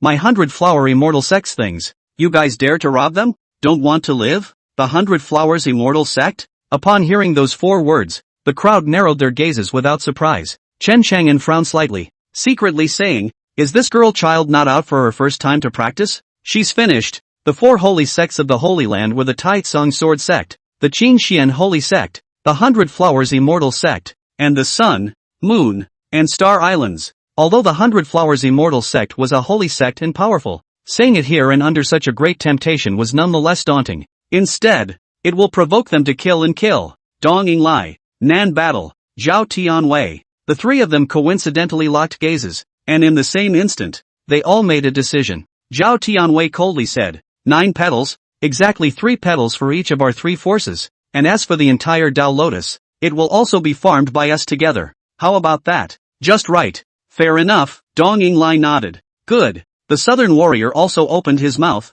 and murderous intent began to fill his eyes. Hearing this, Ji Wentian's face changed drastically. "Hey, you 3, how did you forget about our great Zhou Kingdom?" At those words, Chen Chang'an slapped his forehead violently. "It's over. This guy." Ji Xiangu also looked at Ji Wentian with a bad expression on his face. At this point now, leaving first was the best policy. "I didn't realize you were going to get involved in this." Sure enough, Dong Yinglai's gaze slowly looked towards Ji Wentian. "Didn't forget about you. Don't worry, your lives, too, will be left here." He, Chen Chagan, great, you're here too. You're dead. Nanjuan looked at Chen Chang'an with a gloomy gaze and spoke in a low voice. Chen Chang'an shrugged his shoulders. The only plan today was to fight. Ji Xiangu ignored the stagnant Ji Wendian and also prepared himself for battle. How dare you? Ning Tingyu's voice suddenly turned cold. A small country in the land of the Eastern Prefecture. Where did it get the guts to dare to commit an offense against my holy land? And you, Zhao Tianwei, although you're from the Tai Tsang sword sect, you're only a tiny outer sect elder. How dare you kill me? I'm the 100-flower immortal sect's holy daughter. Ning Tingyu was still trying to use her status to pressure the crowd, wanting them to be jealous of her. The crowd also froze. I didn't expect that such a brainless woman would be the 100-flower immortal sect's holy daughter. Zhao Tianwei thought of those terrifying women, and instantly his killing intent became even stronger. Humph. Joke, you weren't killed by us, you fell in a dangerous place in the secret realm. That's right, we can all testify. And what's more, Lord Sword Executioner can testify for us as well. Donging Lai also snorted and opened his mouth, his face full of grimness. We came in, just to save the heavenly pride of all the countries. Who knows, the Great Zhou country and others and you, all were eaten by those countless king-level spirit beasts. Ha ha ha. Ning Tingyu tightly gripped the silver-colored spear in her hand, her pair of pitch-black eyes incomparably clear and cold. Kill. Seeing this, Donging Lai and the others stopped talking nonsense, and as the words fell, they were already rushing out. Zhao Tianwei and the others did the same, rushing on to Ning Tingyu. In order not to cause trouble, they actually struck out together. Humph, trying to kill me. Are you guys worthy? Ning Tingyu snorted coldly, the long spear in her hand instantly sweeping across towards the incoming person. Boom! Facing the full force of a half-emperor realm powerhouse's strike, she had actually chosen to resist it. This caused everyone to frown slightly, but soon, they felt a terrifying aura on Ning Tingyu's body. Half-emperor realm. You're actually at the half-emperor realm. Donging Lai exclaimed in shock. Rumble. In an instant, the crowd was engaged in battle, and between rolling around, the more they fought, the more frightened they became. Even Chen Chang'an was completely confused. He didn't expect that the woman in front of him was an old six. She hid her cultivation. Then was it also intentional that she had been kicked in the ass by herself earlier on the fighting stage? Chen Chang'an was filled with confusion, but there was no room for him to think about it at the moment. Nanwar led the men and rushed over. In an instant, the various powerhouses of the southern Ming Kingdom and the powerhouses of the Great Zhou Kingdom were in a fierce battle. Chen Chagan, you injured my son Nan Hong and massacred my Nanming Kingdom's heavenly pride in the secret realm. You die for me. The aura of the southern warrior half-emperor realm rumbled and erupted, instantly arriving in front of Chen Chang'an with an astonishing aura, slashing at Chen Chang'an's neck. Blast! Chen Chang'an shouted, the evil demon blood god skill, the hegemonic emperor's heart technique, the hegemonic emperor's bloodline, and the martial orifice realm pass. All of them opened. Rumble. In an instant, Chen Chang'an's aura abruptly underwent a sea change. Tai! Chen Chang'an shouted harshly, and a giant sword appeared in his hand, violently sweeping across. Boom! A sword and a heavy sword instantly touched, setting off a violent energy spreading in all directions. Stomp! Stomp! Stomp! Both of them stormed back a dozen feet in unison. How? How is it possible? 5th level of the Heavenly King realm? Nan Battle's face was filled with astonishment, but before his words could be uttered, several sword chimes that gave him the creeps rang out. Whoosh! Harnessing the wind, piercing the wind, blazing the wind, and blazing the gale. The 4 long swords whistled and directly stabbed towards Nanja's eyebrows, neck, heart, and dantian. Armor of the king, open! As Nanjua shouted, a yellow defense shield appeared around him with a loud boom. Bang! Bang! Bang! The sword light frantically stabbed at his shield, causing his face to change drastically. Whoosh! But in the next instant, those 4 flying swords flew steeply towards the sky before falling down violently. Thumbs up! Aha dash! In an instant, the heads of 4 elders of the southern Ming Kingdom were clipped out by flying swords. What? The warring state elders of the southern Ming Kingdom and the Great Zhou Kingdom were greatly alarmed. They all looked at the 4 flying swords in horror, and Ji Xuangu, who was fighting with the old ancestor of the southern Brightness Kingdom, even more so. His eyes erupted with blazing pupil light. Ken Shu, Chen Chagan, you're actually a sword cultivator. Upon hearing this, the old ancestor of the southern Brightness Kingdom's face was incredibly gloomy as he yelled, don't let Chen Chang'an get away. He's a sword cultivator. Also, watch out for his flying sword. Whoosh! But as soon as his words came out, several more elders from the southern Ming Kingdom had their eyebrows pierced through and died tragically on the spot. Damn! Eyeing the scene, Nanjan was enraged as he looked in the direction of Donging Lai and yelled, old ancestor of the Dongxian kingdom, come and suppress Chen Chang'an. He's a sword cultivator. What? The East Qian kingdom's old ancestors who were surrounding Ning Tingyu, as well as the old ancestors of the Southeast Wind Alliance, looked over furiously. Dong Yinglai, Zhao Tianwei and the two of them changed their faces drastically. Swordsmanship. That was a perverted cultivator who could kill thousands of miles away with his sword. And even more so, he had great explosive power and attacking power. At that thought, the Eastern Qian country's old ancestor instantly became unsettled and fiercely suppressed towards Chen Chang'an. Chapter 65. Put it in your mouth and eat it. Protect Chang'an. Seeing this, Ji Xuangu roared. Ji Wendian also regretted it and anxiously said, "Oh nephew Chang'an, you mustn't be alright. Your Majesty, take care of yourself first." Duan Muzang was speechless. I should have known that I should have listened to Chen Chang'an earlier and left first. AI. It's all my fault. It's my greed. Ji Wendian said helplessly. But where else could anyone go to help Chen Chang'an? Ji Xuangu was again pestered by the old ancestor of the Southern Brightness Kingdom. The rest of the elders were even more useless, and could only protect Ji Wentian's side. Thus, Chen Chang'an had to face the old ancestor of the Dongxian Kingdom, and the lord of the Nanning Kingdom, the two Nan warriors. In an instant, he was at a disadvantage.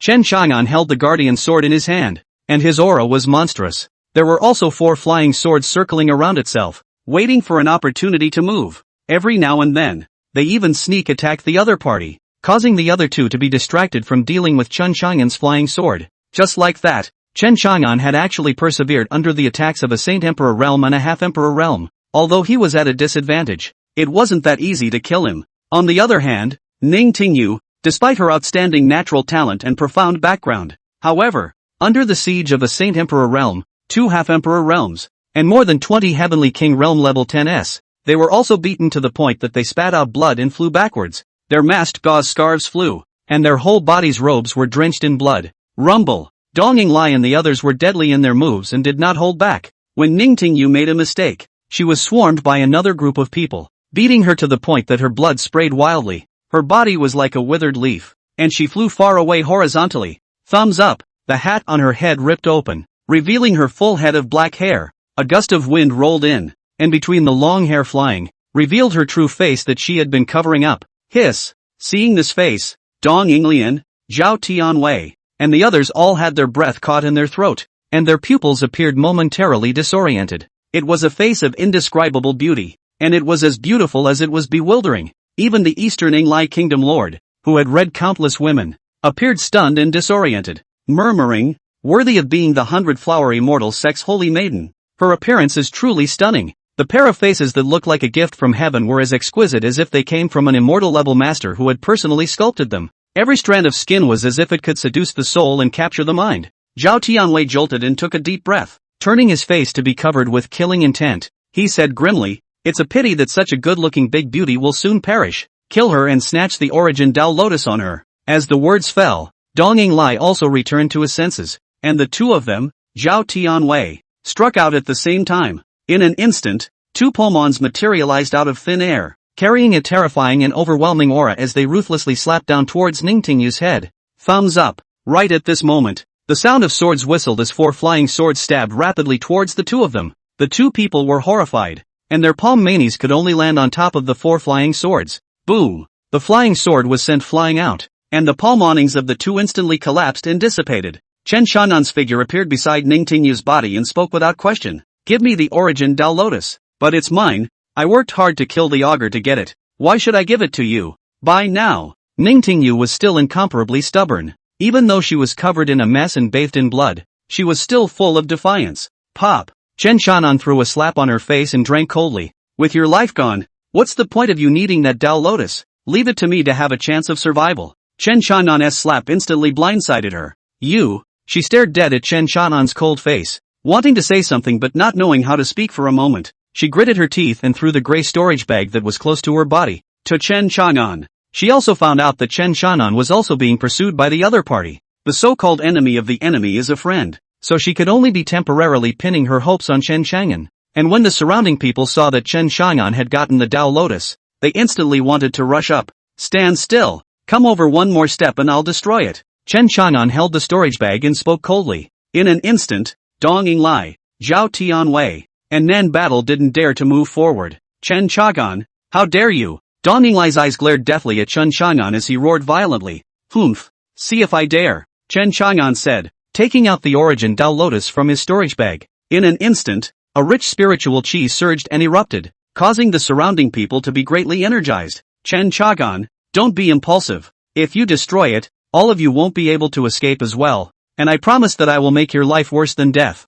Zhao Tianwei spoke coldly. Ha! Chen Chang'an laughed coldly and directly ripped the petals above the Origin Lotus. As he did so, What? Chen Chang'an, what are you doing? Stop it! Dong Lai and the others instantly roared violently. One by one, they looked at the handful of lotus leaves grasped in Chen Chang'an's hand, their flesh aching. Such a turn of events caused everyone in the arena to stop fighting. Ji Xiangu, Ji Wentian, and the others led the people from the Great Zhou Kingdom and surrounded behind Chen Chang'an. Next to Chen Chang'an, there was Ning Tingyu, who was full of dismay. You, damn kid, that's my Dao Lotus, what do you want? You shut up, Chen Chang'an shouted angrily at her. You dare to be mean to me? Ning Tingyu was confused. She was the holy maiden of the 100 Flowers immortal sect. Whether it was the men of the remaining 3 holy sects, or the crown princes of those royal kingdoms in the Holy Land, etc., which one of them did not treat her pleasantly? Which one of them wasn't courteous to her? The guy in front of her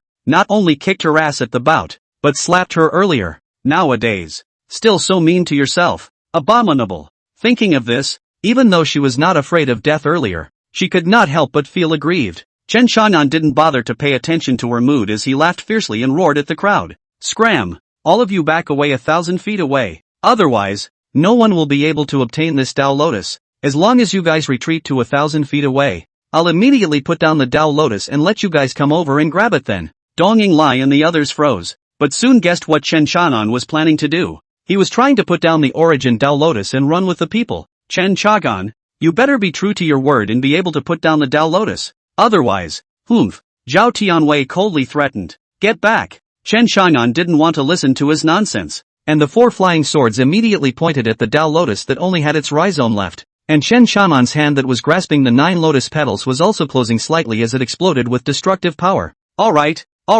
Chen Chang'an, you're good, Dong Lai commanded the crowd and backed away in a hurry. Seeing this, Ji Xiangu pulled Chen Chang'an with one hand and Ji Wentian with the other, whispering, little friend Chang'an, I'll lead you to run later. Duan Muzang and the others also thought that Chen Chang'an was waiting for the other party's men to retreat to 1,000 feet away, then dropped the Dao Lotus to escape. So one by one they made ready to run away. But Ning Tingyu made no move. Her beautiful eyes stared deathly at Chen Chang'an. She felt that this brat in front of her would not be so willing to run away in ashes. Sure enough, right after Dong Lai and the others retreated 1,000 feet away, they coldly opened their mouths. Chen Chang'an, put down the Dao Lotus, then hurry and run for your life. However, to the astonishment of all of them, Chen Chang'an actually took the 9-petaled Dao Lotus in his hand and shoved it directly into his mouth before quickly swallowing it. You, Chen Chang'an, you're crazy, damn you to hell. They could only be impotent and furious. After all, 1,000 feet away, it was simply too late to stop Chen Chang'an immediately. Even Ning Tingyu, Ji Xuangu and the others beside him were completely surprised that Chen Chang'an had directly swallowed those Dao Lotus petals. Boom! Right at this moment, the aura on Chen Chang'an's body once again erupted like a volcano. Chapter 66, Crazy Breakthrough. Instantaneous killing of Elder. Chen Chang'an only felt that every cell, every meridian, and every pore in his body was expanding rapidly. Then his dantian, which seemed to have formed a cosmic black hole, crazily devoured those 9 Dao Lotus leaves. Rumble. The aura on Chen Chang'an's body boiled rapidly as the dantian, the orifices, and all the martial realm gates in his body clanked and broke through upwards. Buzz. Ah. Chen Chang'an let out a low roar, and the people beside him were instantly rushed away. Even Ji Xuangu was equally so. They all looked at Chen Chang'an in horror, and Chen Chang'an covered his head and crouched down. He felt like his whole body was going to explode as the aura in his body was boiling madly. The sword of guardianship was stuck next to him, and the 4 flying swords spun around to protect him. In front of him,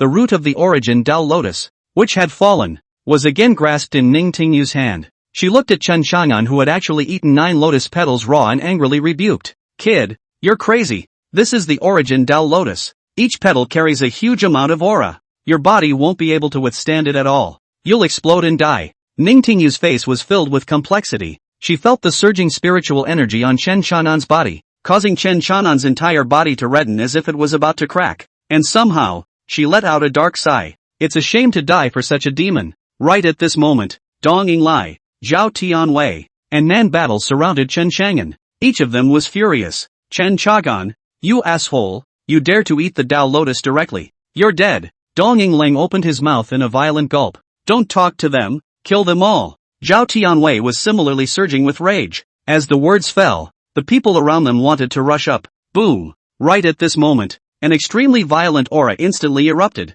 forming earth-shattering airwaves that spread in all directions. Buzz, Dong Yinglai and the others, who were about to try to rush up, were instantly stopped one by one as if they were stopped by a gust of wind, and their bodies came to a halt. How? How is that possible? You guy, how could you possibly digest those 9 petals? Dong Yinglai's pupils contracted rapidly as he opened his mouth in shock. Zhao Tianwei and the others did the same, their eyes wide as if they had seen a ghost. At this moment, Chen Chang'an was slowly standing up, and the aura on his body was soaring crazily. Heavenly King Realm, Level 6, Heavenly King Realm, 7th level, Heavenly King Realm, Level 8, Buzz, rising 3 small realms in a row. Hiss, seeing that Chen Chang'an had digested that Duel Lotus with such speed, and had even risen 3 small realms in a row, the people around them all viciously sucked in their cool breaths one by one. Even Ji Wentian, Ji Xuangu and the others who had always known Chen Chang'an's demonic nature were completely dumbfounded. Freaks. This. He really is a freak. Even Ji Xuangu, who had experienced countless storms, was at this moment like he had lost his soul. Ji Wentian and the others did the same. How long had it been since Chen Chang'an had returned from the burial demon abyss? No cultivation at all. To the 8th level of the Heavenly King Realm today? Even Ning Tingyu, who came from the Holy Land, had never seen a demon who had advanced so far. You. Who the hell are you? How can you just digest the Dorian? Ning Tingyu's small mouth opened and murmured, so tantalizing that it could hook one's soul away. But no one noticed her at the moment. Chen Chang'an attracted everyone's attention. Kill him, he must not be allowed to live. Dong Yinglai roared. Such a perverted Chen Chang'an would be a nightmare for the 3 forces of theirs if they allowed him to grow savagely. When those protector elders of his Dongxian kingdom heard that, 5 of them reacted extremely quickly, instantly rising up in a violent manner, and the weapons in their hands erupted with a destructive cold light. Ah, little friend Chang'an, be careful. Seeing this, Ji Xuangu and the others also immediately pounced towards Chen Chang'an. Ha! Facing the 5 people who raged and flew over, Chen Chang'an laughed coldly. Whoever wants to seek death, then come. Bang! He violently pulled up the guardian sword next to him, and the burial sword technique exploded. Instant kill. Thumbs down. The majestic sword might erupted at extreme speed, directly penetrating through one person's chest at an extremely fast speed. Thumbs up. The remaining 4 flying swords were even more ruthless, with the support of Chen Chang'an's unrivaled spiritual nimbus, harnessing the wind, piercing the wind, blazing the wind, and gale, the 4 swords emitted ear-piercing roars. Bang! Bang! Bang! In an instant, the remaining 4 Eastern Xian country elders at the 10th level of the Heavenly King Realm had their eyebrows pierced through, and in an instant, the 4 of them were nailed to the ground. 5 pairs of eyes, instantly frozen, rapidly losing color with pupils covered in disbelief. Ho ho ho, Chen Chang'an sneered contemptuously. His voice was low and hoarse. Earlier, when I gave you guys a chance, you weren't useful. Now, this young man is going to bury you. All of you. Bang! The guardian sword continued to slash down horizontally, and the majestic sword might erupted fiercely, chopping down on the bodies of those 5 elders in the manner of a mountain crushing down on them, instantly destroying their torsos into shattered bones and limbs that flew all over the sky. All of this, from the time Dong Yinglai's order fell to the time the 5 Protectorate elders struck out, happened in nothing more than a flash of lightning. The 5 Protectorate elders died tragically, with no bones left. The splattering blood mist blurred Dong Yinglai and the others' vision, and pierced the eyes and heartstrings of Ji Xuangu and the others. It caused them to stiffly stop their supportive steps and look at Chen Chang'an with a face full of consternation. Chen Chang'an, you, Ji Wentian's face was twitching continuously. How did you become so strong? Ning Tingyu even had a brimming glow in her beautiful eyes. The man in front of him was definitely not a Heavenly King Realm level 10 opponent with his previous strength. I didn't expect that after eating the Duel Lotus, not only would I not explode and die, but instead, my battle power skyrocketed.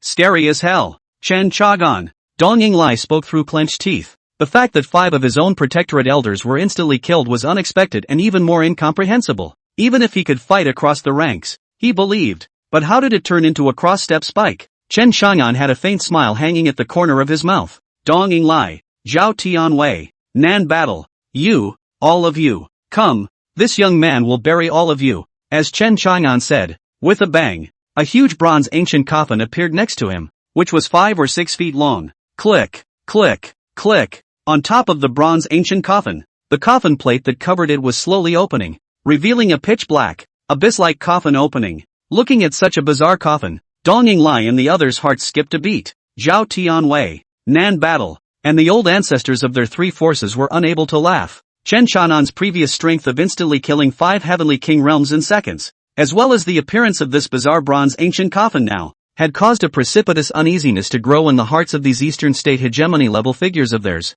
Chapter 67, Almost Die. Humph, playing God. Dong Yinglai snorted coldly, and the long spear that appeared in his hand erupted with the momentum of collapsing the sky, instantly stabbing at Chen Shanan's chest. Sneak attack. He's at the half-emperor realm and he's doing sneak attacks. The terrifying storm that was stirred up was simply indescribable. It seemed that in an instant, the black lance in his hand would pierce through Chen Shanan's chest. Die. The corners of Dong Yinglai's mouth lifted up in a grimace as he continued to increase the power in his hand to push. Chen Shanan's gaze narrowed. The corners of his mouth smiled coldly, and the guardian sword, which he was actually dragging in his right hand, was instantly lifted up and blocked in front of his chest. Pooh boom! A loud boom rang out, accompanied by an eardrum-stinging sound. Space shook and the earth shattered. Rumble! An invisible shockwave instantly rippled in all directions, causing countless people's skin to sting and their robes to hunt. Snort! Bang bang bang! Chen Shangan held the guardian sword in his hand and continuously blocked the long spear stabs from Dong Yinglai,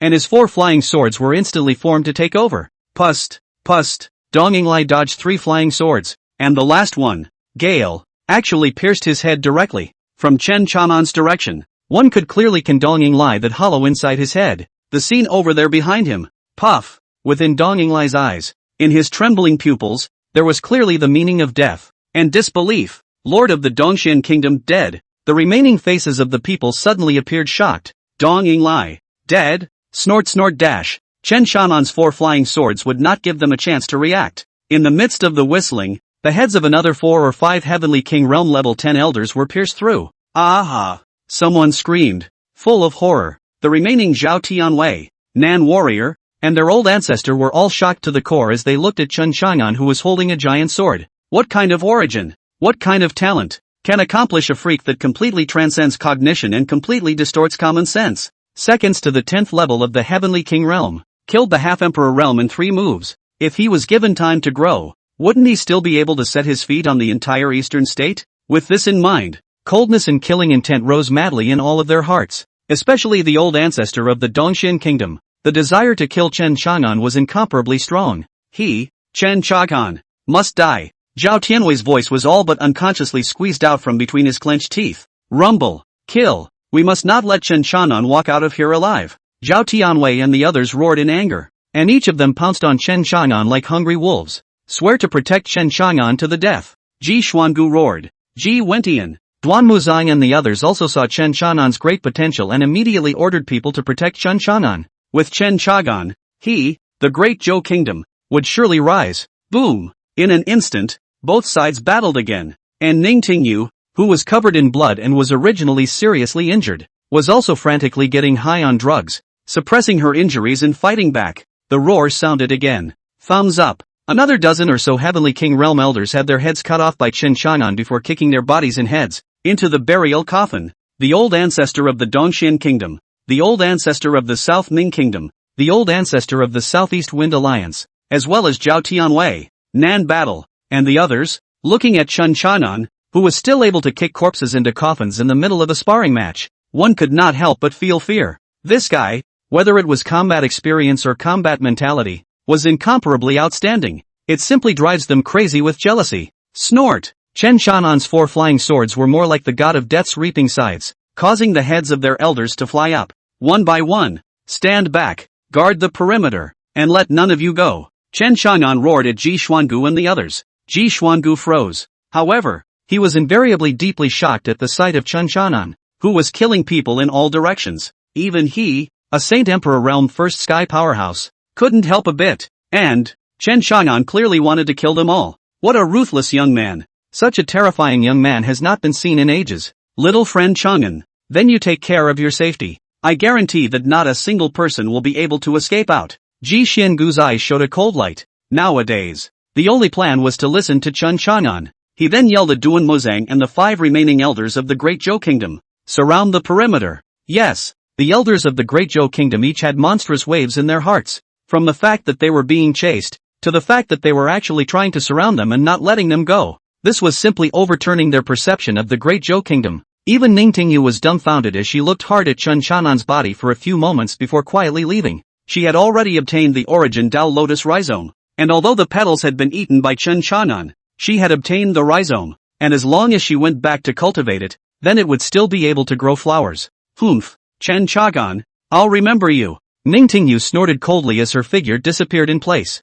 No one cared about her at the moment. The people from the Great Zhou Kingdom were keeping an eye on the rest of the 3 major forces in the field, not allowing them to escape. The rest of the 3 major forces also had reasons why they must kill Chen Chanan. Overlord Rage. Explosion. Bloodbath magic light open. In the middle of the field, Chen Chanan turned on his Overlord Rage, an evil demon blood god skill. In an instant, a golden light filled his body, carrying a blood-colored aura around himself, and in a flash, it set off an airwave thousands of feet in circumference. Boom! The berserk energy instantly suppressed the 3 Saint Emperor realms in front of them. Those were the old ancestors of the 3 major powers. Bang bang bang! Chen Chanan's battle power soared rapidly. The Guardian Sword instantly erupted, and all the weapons rushing around were blown off.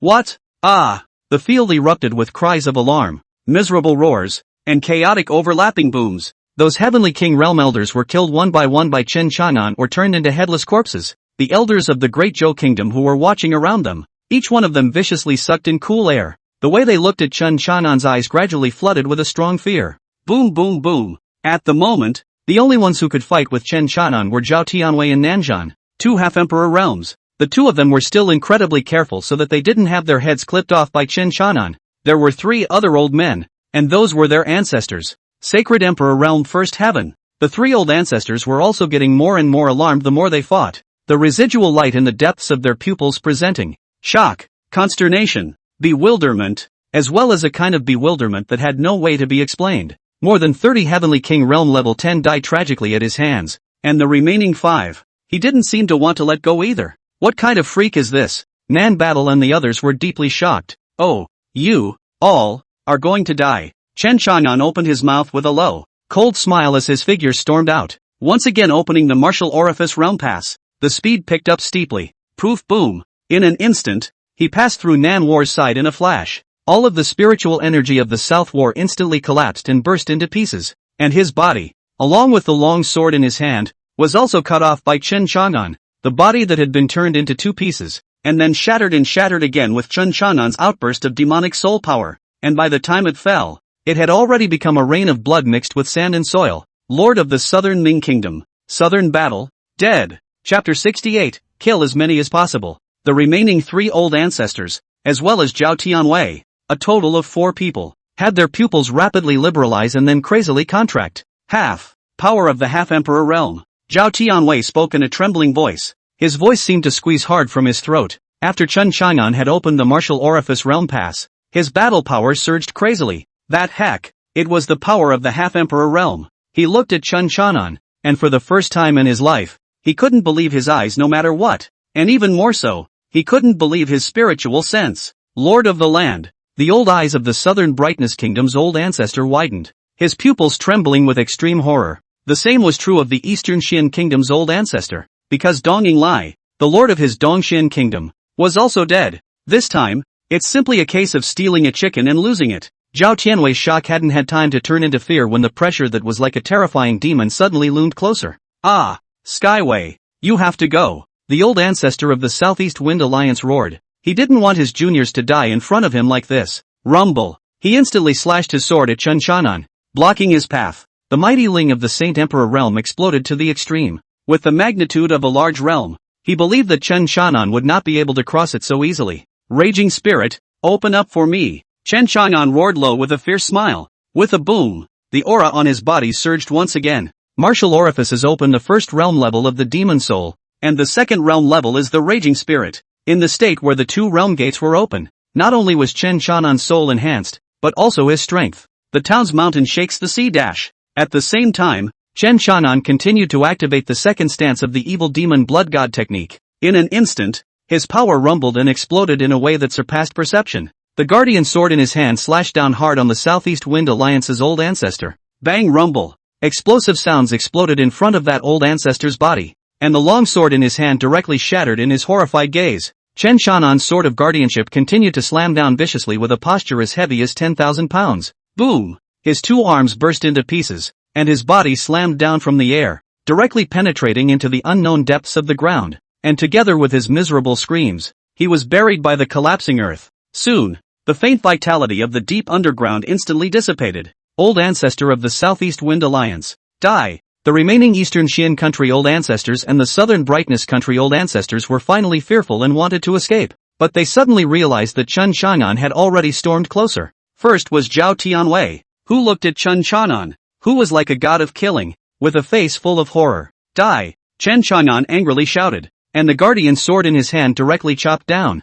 Chen Chang'an, stop it! Do you, Great Zhou Kingdom, want to become mortal enemies with my three major forces? Boom! His words had just fallen, but they were accompanied by a sword blast from Chen Shanan's body. The defense barrier on Zhao Tianwei's body, as well as his precious clothes, shattered like thin paper. He also had a deep gash cut into his chest. Boom! When his figure flew out, he was already unable to withstand Chen Chang'an's furious sword might and directly shattered into two halves. I'm a member of the Tai Tsong Sword Sect's Outer Sect. Elder. The words came out of that stunned head without a sound, completely hiccuped and dead. Snort dash. Four flying swords sealed the retreat of the remaining two old ancestors. The two of them looked at Chen Chang'an with miserable faces, still frantically resisting, but both of them were already cracking their guts, so how could they be the opponents of the battle spirit that was simply killing crazy Chen Chang'an? The two first-level Saint Emperor realms were unexpectedly completely suppressed by Chen Chang'an of the 8th-level Heavenly King realm. It's a nightmare they've never had in their lives.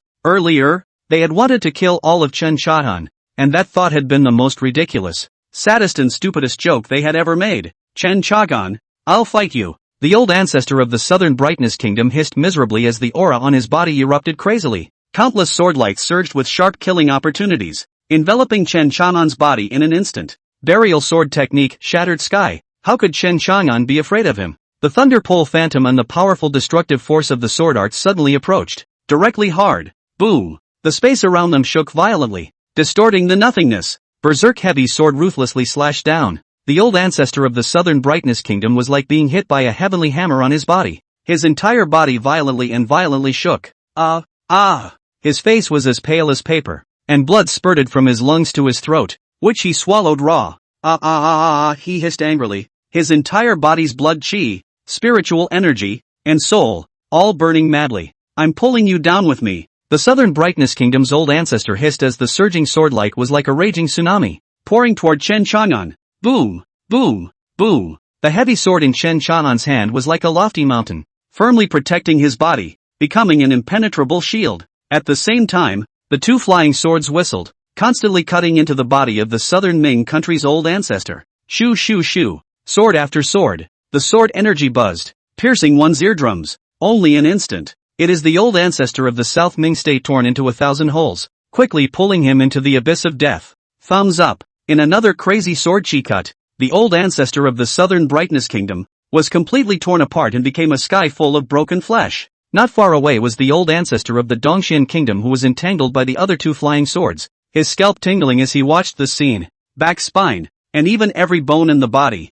were frantically storming with blood-craving coldness. Thumbs up. This time, all four flying swords, locked onto the surroundings of the Dongxian Kingdom's old ancestor, closed off all routes of escape for him. What level of sword is this? The Eastern Xian Kingdom's old ancestor was filled with consternation. The sharpness and sturdiness of this flying sword was simply perverse, transcending the king-level weapon in his hands. If he was not careful, he was going to have a piece of flesh cut off by that flying sword. He turned his head violently, and when his line of sight touched among, what he saw in Chen Chang'an was a pair of eyes that made his liver and gallbladder break. Chen, Chang, frantically chattering teeth struggled to spit out the three fearful names. The world in front of him was transformed into a boundless darkness. His head had disappeared into his torso. Burial sword technique, instant kill. Chen Chang'an softly murmured. His figure had already arrived in front of his headless body, and with a grab of his hand, he threw his body inside the burial god coffin. This young man's coffin is all ready for you. That's good enough for you.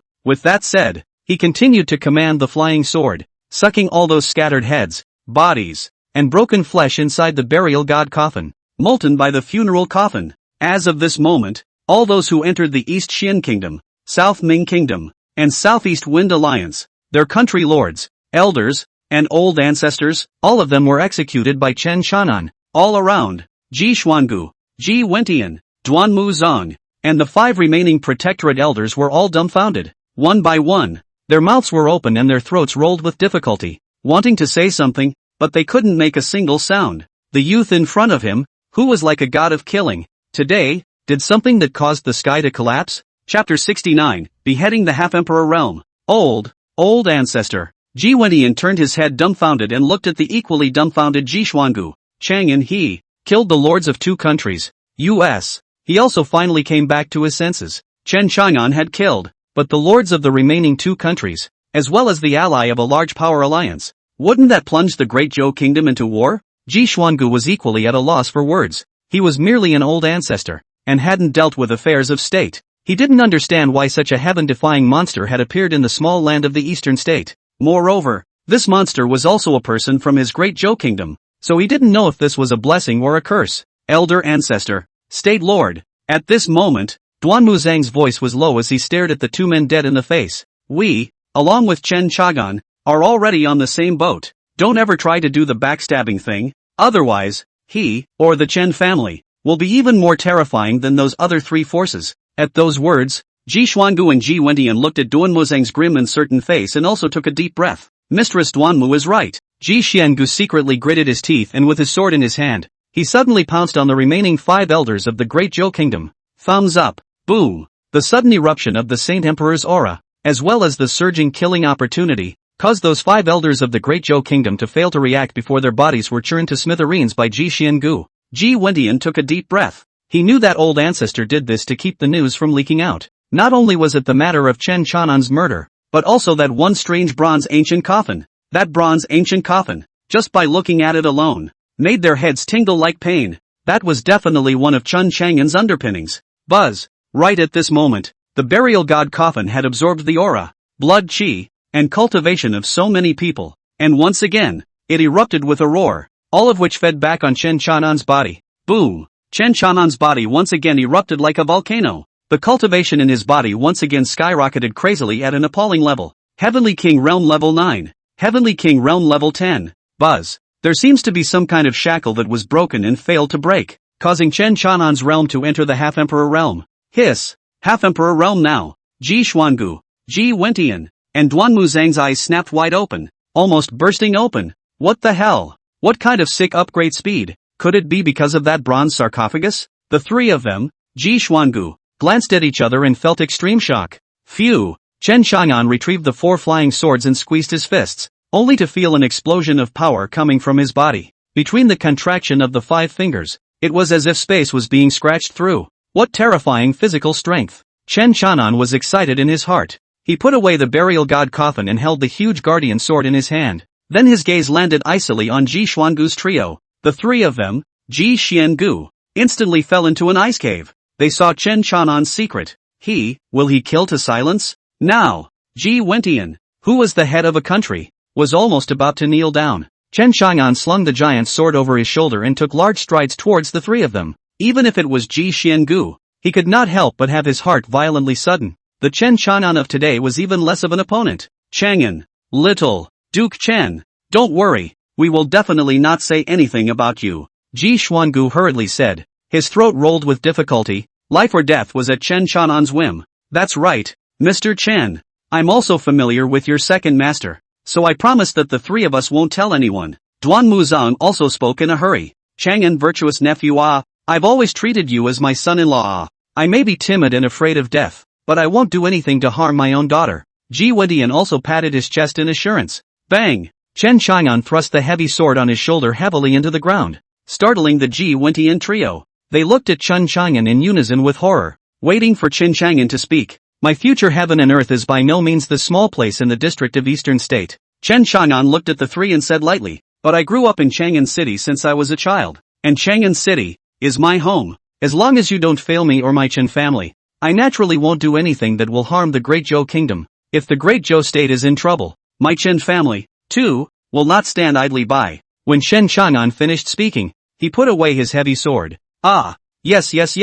You're right, nephew Chang'an. The Great Zhou Kingdom will always be your home. Ji Wentian hurriedly opened his mouth, full of gratitude, also relieved. As long as the Great Zhou royal family treats the Chen family well, and the Great Zhou state is in trouble, the Chen family will not ignore it. This made him feel a lot more at ease. At least if the rest of the countries want to start a war against Great Zhou, with the Chen family in place and the terrifying Chen Chang'an, he, Great Zhou, might not be afraid of them. The two of them, Ji Xuangu and Duan Muzeng, were also relieved. Nephew Chang'an, then what should we do next? Ji asked apprehensively. After all, the previous great battle was a fact of life. If they do the first, then we'll do the 15th. Chen Chang'an sneered. Decimate the remaining 3 forces remaining in the secret realm. All, kill, extinct. Every word of Chen Chang'an's caused Ji Xiangu, Ji Wentian and the 3 of them to viciously suck in cool air. They glanced at each other and erupted with extreme chills and determination. It's the only thing to do nowadays. At this time,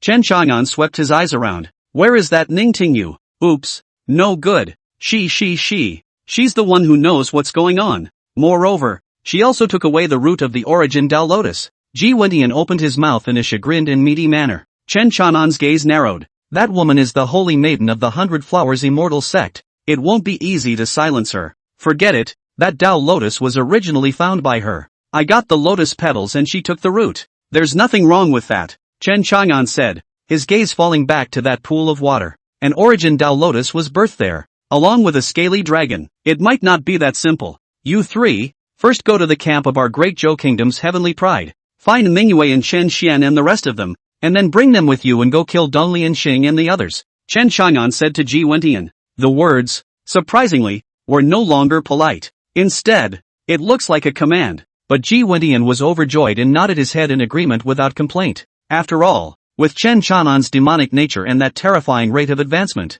he might soon grow to immeasurable proportions. He'll be a divine dragon flying in the sky from now on. To be able to help Chen Chang'an now is to receive great karma. Ji Xuangu also nodded in agreement. So after knowing the direction, the 3 of them left at a quick pace. Neither did they ask Chen Chang'an much about what he was going to do. After all, the Chen Chang'an of today was not their junior anymore. The strength is there. After they had all left, Chen Chang'an came to the waterhole, looking at the extremely dense aura inside the water pool, as well as a strand of terrifying aura spreading. His gaze narrowed and he jumped down. Chapter 70, Black Dragon God Inheritance. Gulp, gulp. The sound of cold, piercing blisters resounded beside his ears, and Chen Chang'an's gaze narrowed. As his body gradually sank, the sound of gurgling bubbles was gone, and an eerie and terrifying silence fell around him. The sound is not spreading. The water ripples are not oscillating, as if the underwater world is suddenly frozen. The only thing that is like a little bit of light of the firefly, suddenly diffuse in the surrounding area,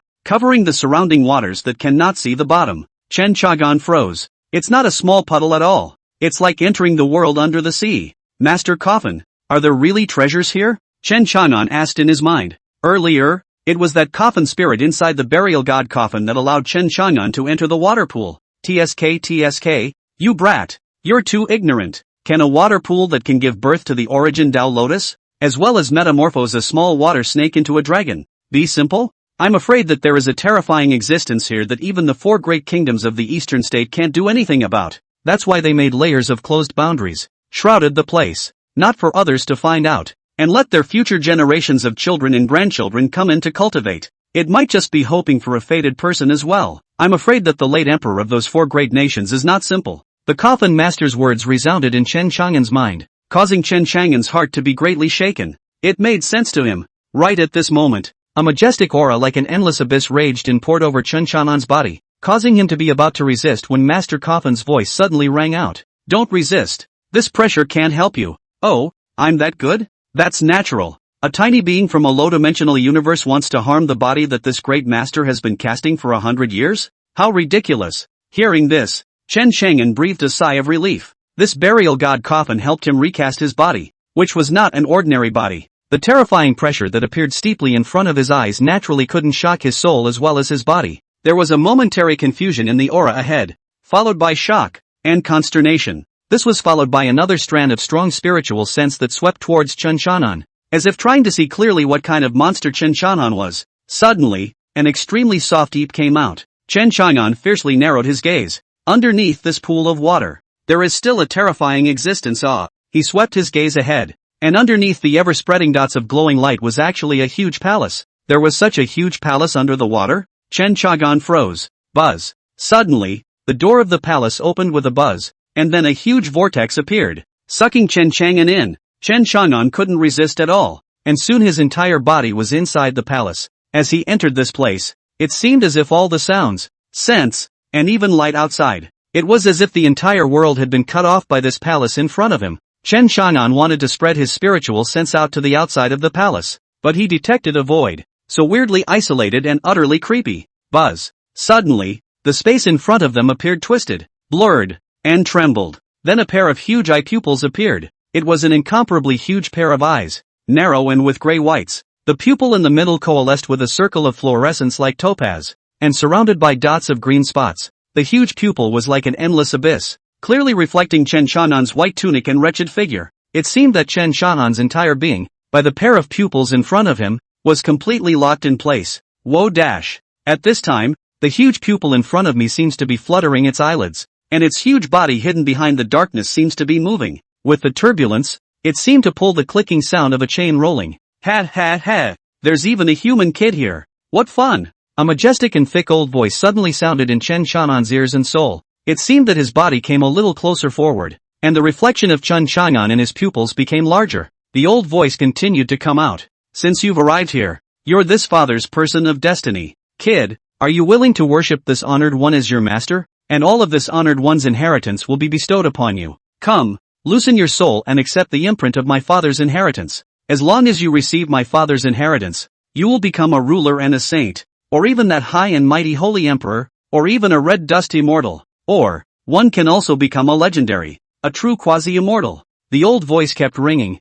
with temptation, with mesmerizing yearning. However, Chen Chang'an was unmoved. His gaze fell on the walls around him, as well as the floor, where intricate patterns were painted all around, emitting a slight luminescence. Master Coffin, is this a big formation? Chen Chang'an had followed the second master since he was young, and since the second master was a formation master, he naturally knew a little bit about it. This palace in front of him was clearly a spirit-gathering formation, attracting the aura of heaven and earth to gather here, then mutating and transforming into surging liquefied aura. This palace, it's a treasure. Seeing Chen Chang'an's silence, the pale voice continued to seduce. Kid, don't you want to obtain the inheritance of this father? As long as you become my father's disciple, this 5-element spirit-gathering palace in front of you will also be yours. It can gather all the aura from the 8 directions of heaven and earth, and it's perfect for cultivation. The old voice shook the heart, and those huge pupils contracted slightly, carrying a palpitating pressure that, kid, secret realms,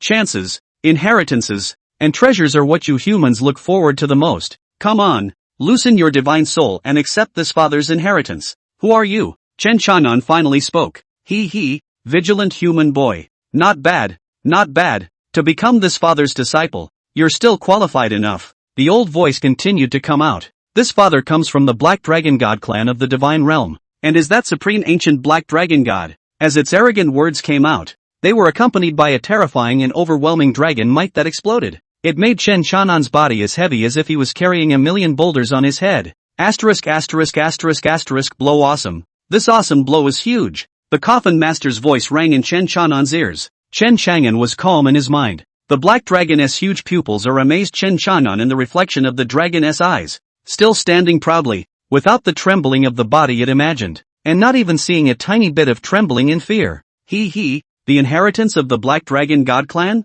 Good. I'm willing to accept your inheritance, Chen Chang'an said with a hint of a meaningful smile at the corner of his mouth.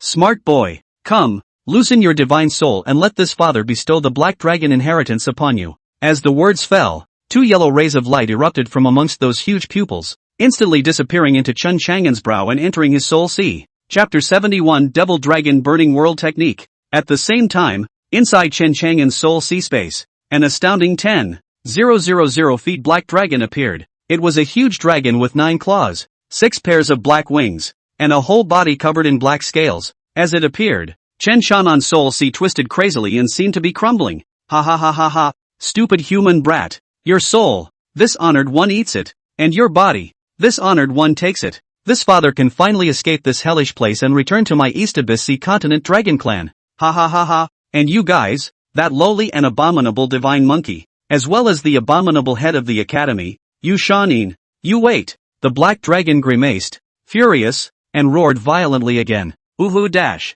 The earth-shattering dragon roar seemed to collapse Chen Chanan's entire soul sea. Chen Chanan's soul body covered his head and frantically rolled on the ground, making a state of agony. Aha! Chen Chanan's soul body let out a pained hiss. No, didn't you say you were going to bestow me with an inheritance? Why did you eat my soul? Chen Chanan growled unwillingly. Well ha ha ha ha ha. My father has been trapped inside this 5 elements devil-suppressing palace for 80,000 years. Finally a kid with a pretty good physique has come in. Of course my father is going to take over the body and get out. Revenge. My father will also take revenge on you Shanin. You Shanin. You Shanin. And my daughter. TSK. You stupid human brat. Do you, a lowly mole cricket, want to become a disciple of my noble ancient demon dragon? And you don't take a piss and look at yourself. Ah! The huge body that spread across heaven and earth, and the dragon's might that was as terrifying as the endless deep sea, made Chen Chanan incomparably small in front of it. At this moment, the huge black dragon's soul looked down at Chen Chanan as if it was looking at an ant, but strangely enough, it was furiously calling out names that Chen Chanan was unfamiliar with again, seemingly resenting those people. Suddenly, the black dragon violently sucked in its enormous nose, and then amongst his dragon's eyes, they trembled rapidly, emitting an incomparably astonishing rage. Damn it, you guy, you even have the scent of those 9 people and the scent of the people of the academy on you. Oh ha ha. You deserve to die. The black dragon seemed to detect an aura that angered him immensely, a memory that was etched in his mind. It no longer wanted to talk more nonsense with Chen Chanan and fiercely bit down towards him. What?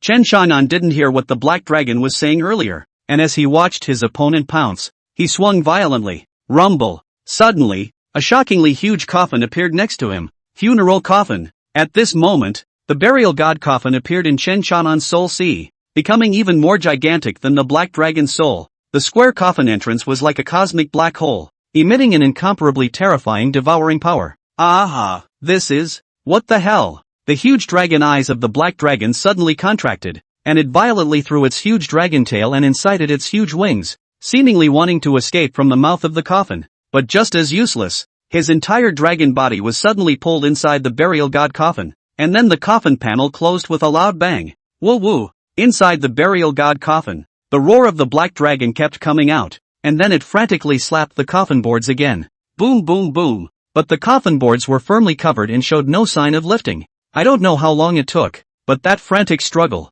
the soul-crushing hissing of the dragon's roar, gradually became weaker and weaker, and finally completely annihilated. Then a strand of dragon soul power coalesced in the middle of Chen Chanan's soul sea and became Chen Chanan's subsidiary soul. It was a 10,000 feet huge black dragon soul. It seemed to form like a totem of Chen Chanan's soul. At the same time, there was also the inheritance that came with the dragon soul itself, a gong method from the demonic dragon itself. Magic dragon burning world technique. Chen Chanan was delighted in his heart and used his spiritual sense to check. First stance, raging dragon fire breath. The second style, extinguished San Yen Yu. Third style, dragon flame meteor. The fourth style, devil fire burns the sky. Fifth style, demon dragon Jin Dome. The sixth style, dragon amazing domain fire. Chen Chanan's eyes showed a fiery color. This look was very high-end. If it was combined with one's burial sword skill, as well as the evil demon blood god skill, it would simply not be too violent. He took these black demon dragon's inheritances and memorized them, then withdrew his consciousness back into his body. As that black dragon's dragon soul was swallowed and melted by Chen Chanan's burial god coffin, the huge pair of pupils in the scene lost their luster and slowly turned gray and white, and finally went up in smoke. TSK, it's a good thing I have the burial god coffin, which can melt the other party's dragon soul. Otherwise, I would have been taken over. Chen Chanan thought and was about to look at how to get out when his body was pushed out by some kind of force. As he appeared in the water, the palace in front of him also quickly became smaller, emitting a deep yellow light before slowly levitating and floating in front of Chen Chanan. Chen Chanan was already understanding everything. The 5 elements devil suppressing palace in front of him was obviously suppressing that devil dragon. But that devil dragon was dead. Therefore, this 5 elements devil suppressing palace, having accomplished its mission, became ownerless. Chen Chanan stretched out his palm and took this small palace in front of him and caught it in his hands. In an instant, there seemed to be countless spiritual chi of heaven and earth that was madly surging towards him, into his own veins, spreading into every cell and pore of Chen Chanan's body. This caused Chen Chang'an's heart to shake greatly. Ha ha ha. Feeling the uncontrollable excitement in Chen Chang'an's body, Master Coffin let out a calm laugh. You kid. Your chances are still quite profound. Not only have you become close friends with this great master, but you also have the blessing of this great master. Now that he had obtained this black dragon inheritance from the ancient ancestral dragon, after demonization, it seems that your future will be immeasurably terrifying. Many thanks to Master Coffin. If it weren't for Master Coffin, the kid would have been eaten by that dragon spirit earlier. Chen Chang'an clasped his fists and saluted the space in front of him and said, Ha ha ha. I hope that in the future, you won't regret befriending this great master. The Coffin master continued to emit a meaningful laugh. Chen Chang'an straightened his body and slowly put the 5 elements demon suppressing palace in his arms and put it away. Not caring about the words of the Coffin master, he laughed. Future things, future then worry. Nowadays I first do the things in front of me.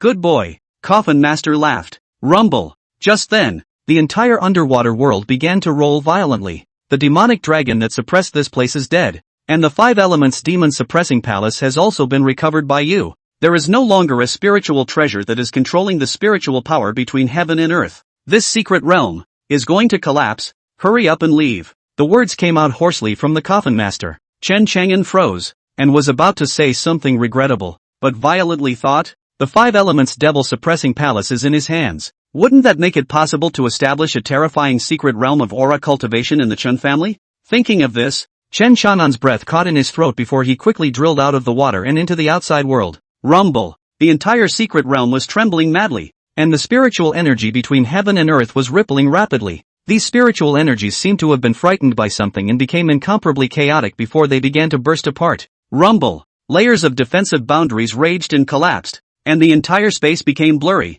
distorted, and the sound of spirit explosions came out again. Chen Chang'an chose the direction of the campsite of Dong Lianqing and the others and dashed over. Chapter 72, A Sword Blast. When he arrived at a place not far in front of Dong Lianqing's camp, Ji Xuangu as well as Duan Muzong, along with Chen Xian leading the people of the Chen clan, were fiercely bombarding the defensive boundaries of Dong Lianqing and the others. Countless channels of terrifying energy landed in that defensive boundary, but could not blast away the slightest bit. Ji Wentian, you're crazy. You dare to come and kill us? Dong Lianqing roared. The great Zhou kingdom. Just wait for the destruction of the country. When that time comes, the Ji royal family, no matter who it is, all of them will die. Nan Hong hissed. He simply hated the great Zhou kingdom, especially Chen Chang'an. And you, Ji Mingyue, when the time comes, this palace will definitely play with you to cripple you. Let all the heavenly pride of our Dongxian kingdom take a turn at you, and make green light grow on that Chen Chang'an's head. Dong Lianqing continued to hiss.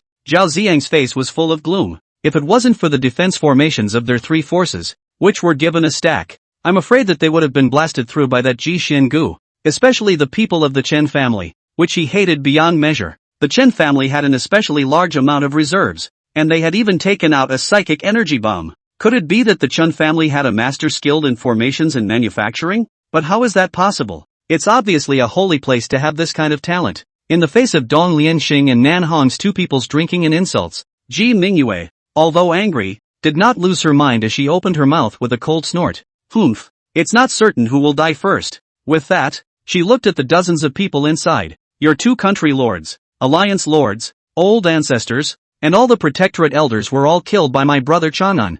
Humph. And all of you will die. Ha! That's right. What are you guys so arrogant about? A bunch of trash. When my virtuous son-in-law comes over, all of you will have no bones left. Ji Wentian also opened his mouth hideously. For the first time, he felt emboldened and spoke a little louder at the moment. It's a very cool feeling. Ha ha ha ha ha. Dong Lianqing laughed out loud. The words of Ji Mingyue and Ji Wentian were simply scoffed at. Chen Chang'an could kill all of their old ancestors and country lords? Killed all their elders? Then they'd rather the sun come out of the west, or an old sow up a tree. Rumble. The sky shook. That dense spiritual chi of the entire heaven and earth began to boil crazily. The layers of secret realm boundaries that shrouded the 8 directions began to rumble and shatter. Oh my god. What's going on? What's happening? Could it be there's been a big earthquake? This heaven and earth aura, why has it become so violent? It seems like it's about to explode. What the hell happened? Countless people exclaimed. Everyone, don't care.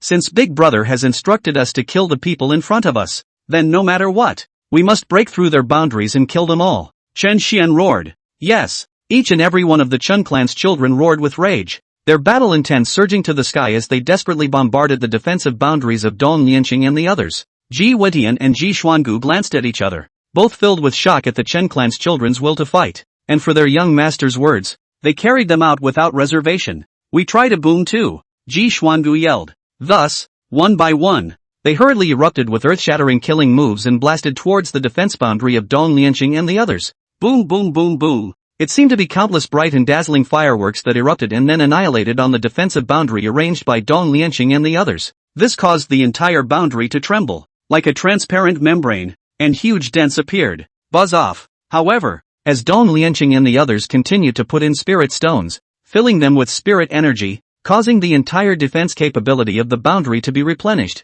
Again, Ji Xuangu frowned between his brows when he saw this. Ji Mingyue did the same. She opened her mouth in shock. This defense boundary, although it's not as good as the Chen family's earlier, it's still very sturdy. Where on earth did they get it from? I'm afraid Zhao Tianwei got it from the Taizong sword sect, Duan Muzong gruffly said. His gaze landed on Zhao Xiang's surroundings, above the sword that served as the eye of the formation. It's just that I don't know where Brother Chang'an has gone, and I don't know what's the reason for the raging spiritual energy between this heaven and earth, Ji Mingyue said with a face full of worry. Buzz. Right at this moment, the sky dome buzzed as 4 long swords whistled and stabbed down directly on the boundary. Thumbs up. Instantly, the ability above the boundary was frantically collapsing. Not good. Those are Chen Chanan's 4 flying swords. The pupils of Dong Lianqing in the boundary shrunk violently, and he hurriedly yelled. Zhao Xiang's pupils were even trembling violently, and the sword light reflected within them was filled with fear of Chen Chang'an. Earlier, it was these 4 flying swords of Chen Chang'an's that caused more than 400 people from their 3 forces to die.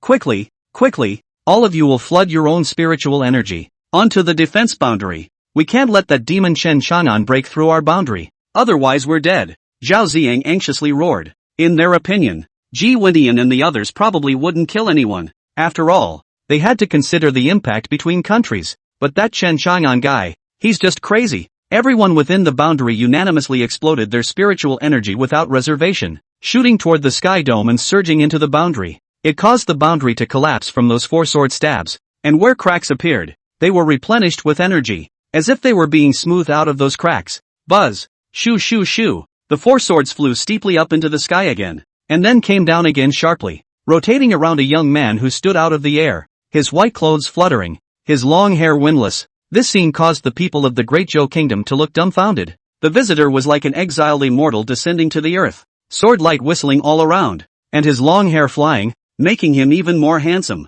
Big brother. Seeing the visitor, Chen Xian opened his mouth in surprise. Young lord! Young lord! The Chen family's children each shouted in excitement. Brother Chang'an. Ji Mingyue looked at Chen Chang'an who was stepping into the air, her eyes filled with little stars. The 3 old guys, Ji Xuangu, Ji Wentian, and Duan Muzong, couldn't help but breathe a sigh of relief as well. Chen Chang'an finally came. It seemed that when he came, they had a backbone. The rest of the Great Zhou's celestial pride, each with a respectful, awe-inspiring face, looked at Chen Chang'an in the air. Chen Chang'an nodded at all of them before the massive and heavy guardian sword appeared in his right hand. As the guardian sword appeared, the aura on his body, once again, rumbled and soared. The crowd instantly choked on their breath, and that feeling, like a giant mountain pressing down on them, caused their souls to be horrified. Even Ji Xiangu was also setting off huge waves in his heart. Oh my god. He's gotten stronger again. Burial sword technique, shattered sky. Jinshan shakes the sea. Chen Chang'an drank lowly, and with the guardian sword in his hand, he swung it down fiercely towards the boundary in front of him. Suddenly, it was as if 10,000 feet of mountains appeared behind him, plummeting down with a destructive momentum. Boom! This heavy sword of Chen Chang'an's, the tremendous power it set off was like 10,000 mountains ruthlessly pressing down, carrying a terrifying and overwhelming aura that instantly erupted between and the boundary. The boundary trembled rapidly, emitting a piercing purple light, and then twisted in a frenzy, as if it was a bubble in a gale, with dense spiderweb cracks appearing. Clack, clack, clack, clack, clack, clack, clack, clack, clack, clack, clack, clack, clack, clack. The sound of the ice cracking continued to explode, flashing with gut-wrenching bursts of psychic energy. Below the boundary, in the midst of the rapidly dilating pupils of Dong Lianqing and the others, the boundary broke. The figure that was like a killing god slowly hovered above their heads. A murderous aura that was so dense to the extreme that it caused all of them to lose their souls suddenly erupted from this person's body. The boundary that Ji Xuangu and the others had bombarded for most of the day was unexpectedly shattered by Chen Chang'an, with a single sword blast. Scary as hell. Chapter 73 Blessings and Woes. Ignoring the pair of trembling and frightened eyes below, Chen Chang'an's eyes slightly drooped as the guardian sword, which weighed as much as 1,000 pounds, was slowly raised high and then sharply slashed downward. Burial sword technique, shattering the sky. Boom! The huge and heavy guardian sword erupted with a brilliant sword aura, capturing a heaven-destroying sword might as it slammed down. The remaining celestial pride of the three forces each had their bodies as if they were being pressed by 10,000 mountains, and the terrifying and overwhelming sword might instantly squeezed their bodies into a bloody mist. Bang! Bang! Bang! Bang! One by one, their bodies exploded, spilling blood all over the ground. Shocking to the eyes, Dong Lianqing mouth opened with difficulty. He had never seen a person so much smaller than himself be able to explode with such terrifying power. His throat couldn't make a single sound, and the still lax pupils of his eyes were devoid of fear, not to mention the bright light of wanting to live. Because there was simply no escape from the range of death enveloped by Chen Chang'an's sword light. The only thing that remains is his dying. Clueless, he didn't understand why this Chen Chang'an's advancement speed was so perverse. Boom! Before his consciousness dissipated, his body also exploded into a sky of broken flesh. Nan Hong did the same. His body was torn down by this terrifying sword might. The pain caused him to let out a hiss like a ferocious beast. The various spiritual treasures investments on his body exploded and flashed in unison, but they were still destroyed by Chen Chang'an's transcendent cognitive sword might. And then the entire person was torn apart. Zhao Ziang's upper body rolled down in the middle of the chaotic and messy dirt as he sensed the rapid passing of his life breath, his increasingly blurred gaze staring deathly at Chen Chang'an's figure. You are half emperor? Realm now. How? Possible. Dust tumbled and the earth shattered, burying the last remnants of Zhao Ziang's body completely and eternally. And Zhao Ziang's last intention is endless remorse. The Southeast Wind Alliance went to great lengths to enter this place. This bull secret realm. And yet, I have met such a demon. At this point, everyone who had entered the secret realm, except for the Great Zhou Kingdom, had all died. More than 500 Tianzhou, dozens of Protectorate elders, 3 elder ancestors, 2 kingdom lords, and 1 allied lord. None of them escaped and became the sustenance inside Chen Chang'an's burial god coffin. What kingdom lord? What crown prince? What sacred emperor realm ancestor? In Chen Chang'an's eyes, enemies, all of them were grass. Demonic dragon burning world technique raging dragon fire breath. High in the air, the heavy sword in Chen Chang'an's hand continued to slowly rise upwards. He wanted to unleash at once the legacy he had received here, and wanted to try its power. Ow! As Chen Chang'an's giant sword was raised, a black dragon silhouette hundreds of feet in size appeared on his body, the dense black scale armor revealing an overwhelming ferocity,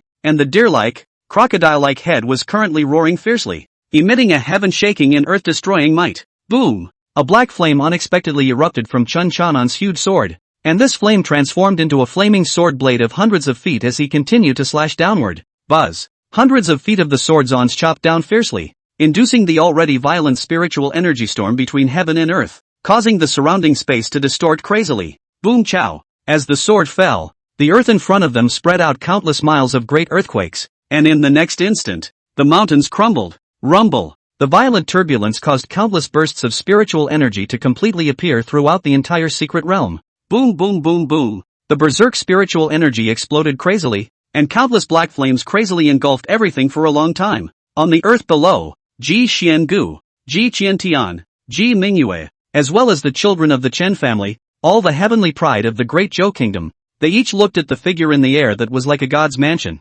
frozen in place. Everyone was invariably pierced by the powerful destructive power that Chen Chang'an had erupted, giving a vicious taper to their hearts and souls. What a scary Chen Chang'an! Hoo! The gale howled as Chen Chang'an slowly stepped into the air and came in front of the crowd. He swept a glance at Chen Xian, as well as the children of the Chen clan, and after realizing that they were all fine, he landed his gaze on Ji Mingyue and the others. Chagan, brother! Ji Mingyue's heart touched fiercely. What kind of parents could create such a rebellious man? He, so strong. Ji Xiangu was even so shaken that he couldn't return to his senses for a long time. It had also been many years since he had entered the Saint Emperor realm level, and throughout his life, he had not seen anyone who could compare to Chen Chang'an's demonic nature. At this moment, I'm afraid that I wouldn't be able to walk more than a single move in Chen Chang'an's hands. All of you need to get yourselves a little hurt. You'll be suspected if you go out in one piece like that. Chen Chang'an opened his mouth. Ah, yes. Xian nephew Chang'an is right. Ji Wadian reacted and hurriedly picked up his sword, slashing a few swords at his hand. Instant blood flowed. When the rest of them saw this, how could they not understand what Chen Chanan meant? So one by one, they made themselves bloody and messy. It was as if he had just been pulled back from the brink of death. When the crowd was ready, Chen Chanan led them out of the secret realm. Boo! The secret entrance was surrounded. Inside a huge campsite, Feng Mingho slapped the table in front of him to smithereens. Damn Southeast Wind Alliance! Father! Feng Zhaofan hurriedly stepped forward to comfort. Father, don't be angry. Things have come to this point. It can't be undone. My children will redouble their efforts and won't let everyone fall behind the other four major powers. He was the crown prince of the Wind Feather Kingdom, and this time, he lost in a match with the Southeast Wind Alliance, which they hadn't expected. This term watched others go into practice, and one was not a good idea. If they had thought of today, they wouldn't have agreed to let the Southeast Wind Alliance get involved in the matter in the first place. After all, who would have thought that the Great Zhou Kingdom would win, and win first place? Humph, you don't understand. Feng Mingho sighed. There are some things that can't be compensated for by utilizing diligence, and that's a heavenly chance. AI, it's a pity. His face was covered with chagrin. At this moment, an old man next to him, who was the Protectorate Grand Master of the Wind Feather Kingdom, comforted. The Kingdom Master doesn't have to worry too much. The so-called misfortune and blessings are mutually dependent. It may not be a good thing that we failed to enter the secret realm to cultivate. He looked at each and every one of the fighting Wind Feather country's celestial pride and lamented. Look, when did our country's celestial pride have such great cohesion, as well as an unwillingness to rise to the occasion? Hearing the words of the Protectorate Grand Master, Feng Mingho looked at the crowd with faces that wanted to compete, and his face eased. That's right, you're right, Grand State Master. Report. Just then, a guard came in a hurry. When he waited to come to Feng Mingho's body, he immediately knelt down and said with a face full of excitement, reporting to the State Lord, something big has happened inside the secret realm. And you tell me? Feng Mingho was putting down his heart, and raised it again. He was afraid that the other forces had gotten huge resources inside, and they, Wind Feather Kingdom, could only watch with bated breath. Everyone looked at the guard. State Lord, the secret realm collapsed, and it is rumored that other than those who escaped from the Great Zhou Kingdom, the rest of those who went in are dead, the guards quickly said, their faces full of disbelief. The field instantly quieted down and became pin-drop silent. Chapter 74, The Secret Realm Collapses. A moment later, Feng Mingho took a deep breath. What? What kind of bull *** are you talking about? What's going on? Feng Mingho's eyes snapped wide, filled with incredulity. Earlier they were still regretting not being able to enter the secret realm. Now, most of those who entered the secret realm are dead? East Xin Country, South Ming Country, Southeast Wind Alliance, their old ancestors, country lords, crown princes, elders, and celestial pride, all died inside the secret realm. This time, the squire's voice trembled again as he spoke. Moreover, Lord Sword Executioner is leading the rest of the three major forces to stop the people from the Great Zhou Kingdom and question them about what's going on. When the guard finished speaking, there was another long period of silence in the arena. Hiss! The crowd froze for dozens of breaths before they viciously sucked in a mouthful of cool air. They all looked at each other in dismay. And finally, their gazes landed on that Grand Master again. That old man was also filled with confusion. His earlier comment about blessings and curses not being able to enter the secret realm might be a good thing. Is it really true that you're right? Oh, my God, am I that mouthy? Feng Mingho's face slowed down from shock, and the corners of his mouth slowly grinned upwards, unable to suppress it. Although, schadenfreude is not good, but the gloom in his heart was instantly swept away, and he wanted to laugh instead, but he suppressed it. All that could be done was to let out a low chuckle as he locked eyes with the Grandmaster. The others also woke up, and a low laughter came from one of the Heavenly Pride's aftermath. Then a low, strange laugh came from the house. The guards looked at the people inside the room in horror, full of confusion. Feng Mingho had never dreamed that the fiasco of this competition had caused them to not be able to enter the secret realm to cultivate. Instead they had dodged a bullet. Let's go care for the friendly country. After all, they've lost so many people. With a wave of his hand, Feng Mingho led the crowd right out of the camp and headed towards the entrance of the secret realm. The corners of his mouth were grinning to the back of his head. Meanwhile, in front of the entrance to the secret world, time back to half an hour ago, looking at the aura inside the secret realm boiling madly and the earth shaking violently, Imo Haichao's heart shook violently. What's going on? What's going on inside the secret world? For him who had the human sword execution palace at his back, he naturally knew what the secret realm of aura represented. Generally speaking, Those that could condense huge heaven and earth spiritual power would usually have a spirit-gathering formation. However,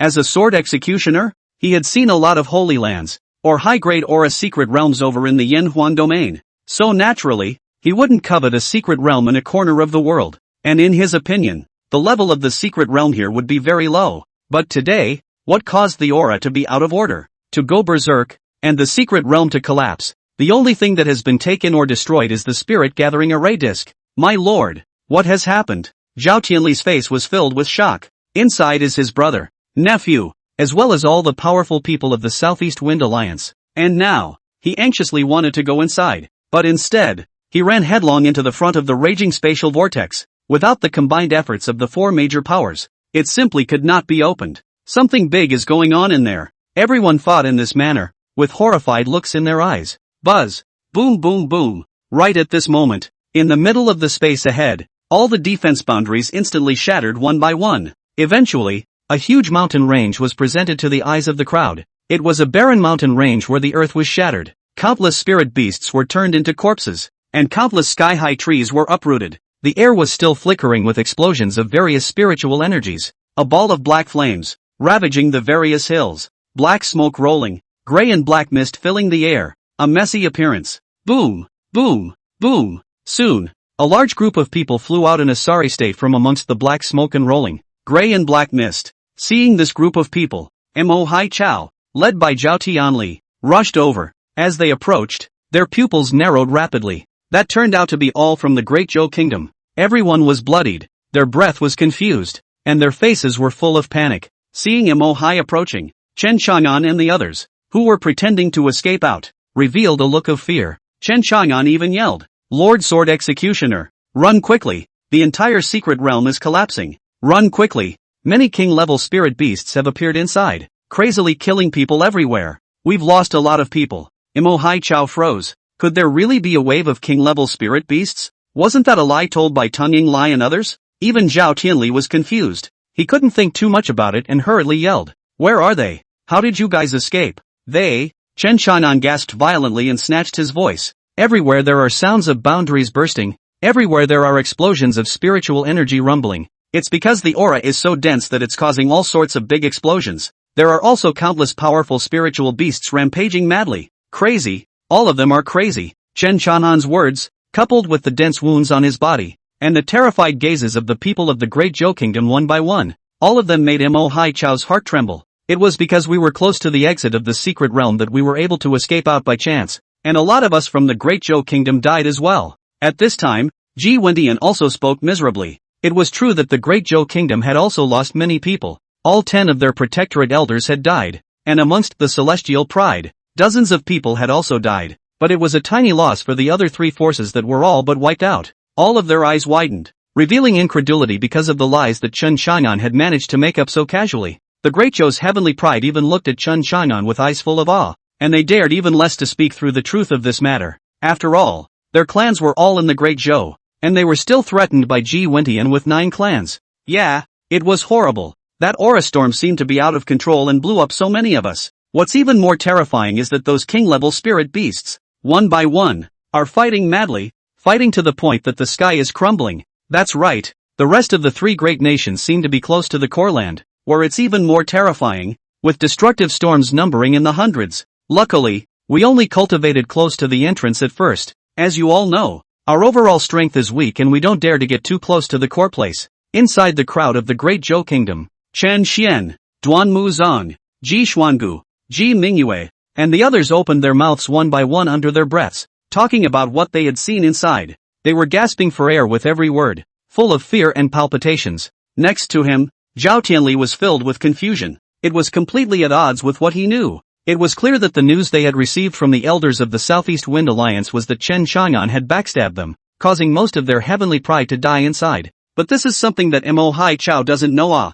Chen Chang'an, you guys farted, you lied. Such a change of heart must be your doing. Zhao Tianli finally couldn't help himself and roared at Chen Chang'an. Chapter 75, Backtracking. Chen Chang'an looked at him as if he had seen a ghost and suddenly yelled, "Zhao Tianli, what do you mean? Are you thinking that I can blow up the secret realm? You think too highly of me, don't you? And why don't you hurry in and save the day? You're even dawdling around here questioning me? Whoa, Whoa, whoa. You want your big brother and the others to die and then you sit in their place, don't you? So you're dragging your feet here and pulling out such ridiculous reasons. You have evil intentions. Chen Shaman's words caused the remaining people of the Southeast Wind Alliance to look at Zhao Tianli oddly one by one. The people stationed here from the Dongxin Kingdom and the Nanming Kingdom also woke up. At this moment, the various defense boundaries of the secret realm had collapsed, so it was naturally possible to enter. But when they tried to enter inside, they realized that the raging aura storm was simply not something they could fight with their physical bodies. So tens of thousands of people were left helpless at the entrance to the secret realm.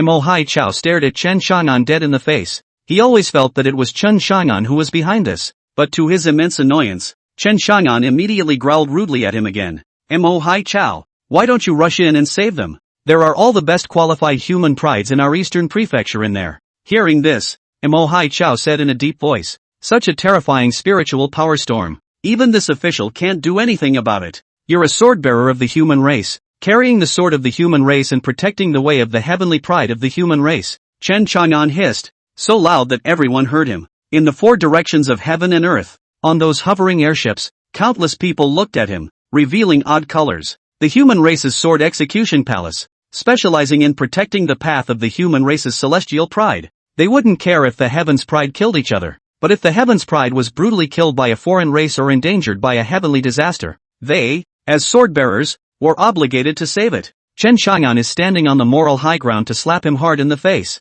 Countless people looked at Chen Chang'an again in shock. They were amazed that Chen Chang'an was so bold as to dare to charge the sword-executing lord. That is a secret realm where even space has collapsed. If this official can carry the spatial turbulence and the cutting of the spiritual storm, why do you need to say that? This official would have rushed in long ago. Mo Hai Chao was so angry that the official hat on his head exploded out in anger, and a single hair stood up by his anger. Although the sword wielder has the responsibility to protect the path for the pride of the human race, it has to be under the premise of their own safety.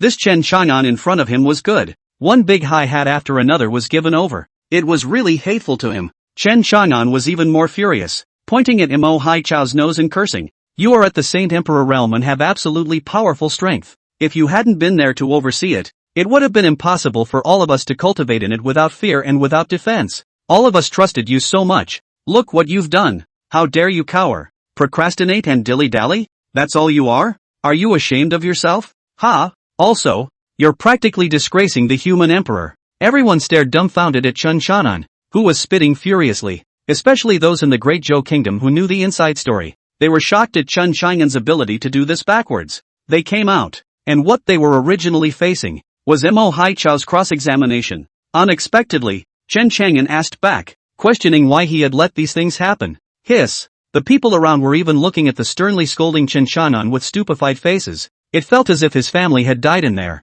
The corner of Chen Chang'an's eyes revealed a hint of teasing. This Mo Hai Chao had a history with him. If it wasn't for the other party's powerful identity, he would have slaughtered him. Facing the human sword enforcing palace, he also didn't dare to be sure that the group of masters inside the family, the group of old sixes, would be able to carry it or not. Chen, Chang, Mo Hai Chao hair are going to explode. His angry eyes sullen voice. I don't care who is behind you. If you dare to disrespect this official again, you'd better think about how to save the heavenly pride inside. Chen Chang'an interrupted him nonchalantly. Then he angrily turned to the stunned Ji Mingyue and winked at her. Mingyue, let's go. With that, he was pulling Ji Mingyue's small hand, greeting the Chen clan's crowd and walking quickly in the direction of his campship. Ji Wentian and Ji Xiangu glanced at each other, both seeing a strong complexity in each other's eyes. Then he greeted the crowd, lowered his head, stifled his laughter, and followed Chen Chang'an. Chen Chang'an's words caused Mo Hai Chao's mind to explode. His gaze was again inside the secret realm where space was all twisted and his hands and feet were shaking violently. Then suppressing the urge to spit blood, he rushed in. It couldn't be helped. This kid Chen Chang'an spoke with such great righteousness. If he still resisted not going in, then he would be losing the face of the sword executor. It was even more humiliating to the human sword execution palace. Boom boom boom. As Mo Hai Chao rushed in, a shocking big explosion came out from inside the secret realm. This movement caused the corners of Zhao Tianli's mouth, who was also trying to enter, to twitch viciously. He's only at the half-emperor realm, going in there to die? At that moment, he remembered the words of that elder from the Southeast Wind Alliance. Chen Chang'an used 4 flying swords and killed more than 400 Tianzhou, as well as 6 elders. Something's not right. This Chen Chang'an isn't right. It must be him. Zhao Tianli's face was livid as he immediately led his men and chased after Chen Qianan and the others. Those melon eaters in the air in the four directions. Each one of them revealed a gloating expression. They weren't qualified to enter the secret realm, so they could only cultivate around the entrance of the secret realm each time. But what happened today was simply out of everyone's expectation. The secret world collapsed. Countless people died in it. Chen Qianan of the Great Zhou Kingdom angrily rebuked Lord Sword Executioner for his inaction and fear of death. It almost made Lord Deacon spit blood when he said it. This made countless people inexplicably feel great joy in their hearts. It's the cool feeling of, I can't get it, you can't get it, and you've lost a big face. Among these crowds, the intact Wind Feather Kingdom and the others, each of their faces were incomparably odd. They were not qualified to enter the secret realm because they lost. Instead, all of the heavenly pride was preserved. Suddenly, Feng Mingho, the national lord of the Wind Feather Kingdom, looked agitated as he tightly clenched his fists and fiercely swung a fist. Fantastic! All of our celestial pride survived. Before long, the strength of our Wind Feather Kingdom will definitely soar. Upon hearing this, the rest of the Wind Feather Kingdom, one by one, a blazing light emerged from their eyes. Stop! High in the sky, Zhao Tianli led more than 20 airships to catch up with the dozen airships of Chen Qianan and the others, then quickly surrounded them. Among the Great Zhou airships, on the dragon-shaped airship in the center, Chen Qianan, Ji Mingyue, Ji Wentian and a large group of people came from the cabin to the deck. Looking at the appearance of Chen Qianan and the others, Zhao Tianli roared, Chen Qianan, say, what exactly happened inside the secret realm? Were you responsible for the deaths of my brother and the others? Zhao Tianli's eyes surged with killing intent and drank. Chapter 76, Protector of the State. But the only thing that responded to Zhao Tianli was Chen Qianan's icy cold word, kill. As the words fell, Chen Xian led the Chen clan's children and charged ahead. Ji Xiangu, Duan Muzong, and the others also led the Great Zhou Kingdom's generals and rushed out with murderous intent. Seeing this, Zhao Tianli's pupils contracted violently as he roared, Ji Wentian, you've all gone crazy. You guys? Snort. However, in the next instant, a sword light rushed up to the sky and directly pierced through his brow. Until he died, Zhao Tianli had never wondered why the people from the Great Zhou Kingdom had dared to make a direct move. And, damn, why is this flying sword of Chen Qianan's so terrifying? Swoosh, Chen Qianan's 4 flying swords, harnessing wind, piercing wind, blazing wind, and gale, constantly sped along, harvesting a single head of those at the 10th level of the Heavenly King realm. Hadash! Miserable roars rang out in succession. On the side of the Great Zhou Kingdom, there were 2 Saint Emperor level powerhouses in Ji Xuangu and Chen Qianan. Zhao Tianli and the others were no match at all, and one by one, they were decimated. The officials of the Great Zhou Kingdom who didn't know the truth were all dumbfounded on the spot. They were from the Department of Foreign Affairs, and the one who led the group this time was a tall old man with a solemn face. He hurriedly came to Ji Wentian's side and said in horror, Oh your majesty, what is this for? Why kill them all? Isn't this plunging our Great Zhou into war? Ji Ba, I tell you, from now on, my Great Zhou Kingdom will not fear anyone in the eastern state. Ji Wentian looked at Chen Qianan's figure commanding the flying swords and said with a burning gaze, Order down. When we're back in Chang'an City, we'll immediately appoint Chen Qianan as the protector of my Great Zhou Kingdom. The status is above me, as well as all the old ancestors. Boom! His words fell, causing the heads of all the Great Zhou officials in the arena to roar as if they had exploded into mush. The Protectorate? What kind of title is that? Or is it above the Lord of the Land? Previously, those powerful offerings were generally known as Protectorate Elders. Chen Qianan, on the other hand, was directly appointed as the Protectorate State Sovereign. Your Majesty! All the officials froze and were about to open their mouths when they were coldly interrupted by Ji Wentian. Don't you guys think about opposing? Even if I want Xian nephew Qianan to accept this title of Protectorate of the Nation, he may not be willing to do so. The crowd of officials shut up instantly. They looked ahead to the figure commanding the 4 flying swords, killing in all directions, and each of their hearts shook. Over the past half year, both Chen Qianan and the Chen family had given them the feeling of being unfathomable. If Chen Qianan really became their Protectorate Sovereign, then they, Great Zhou, had properly risen. Kiba, Ji Wentian once again aimed at him. As the head of my Great Zhou's Foreign Affairs Department, if you can face the nations with arrogance, then you will also have a great time.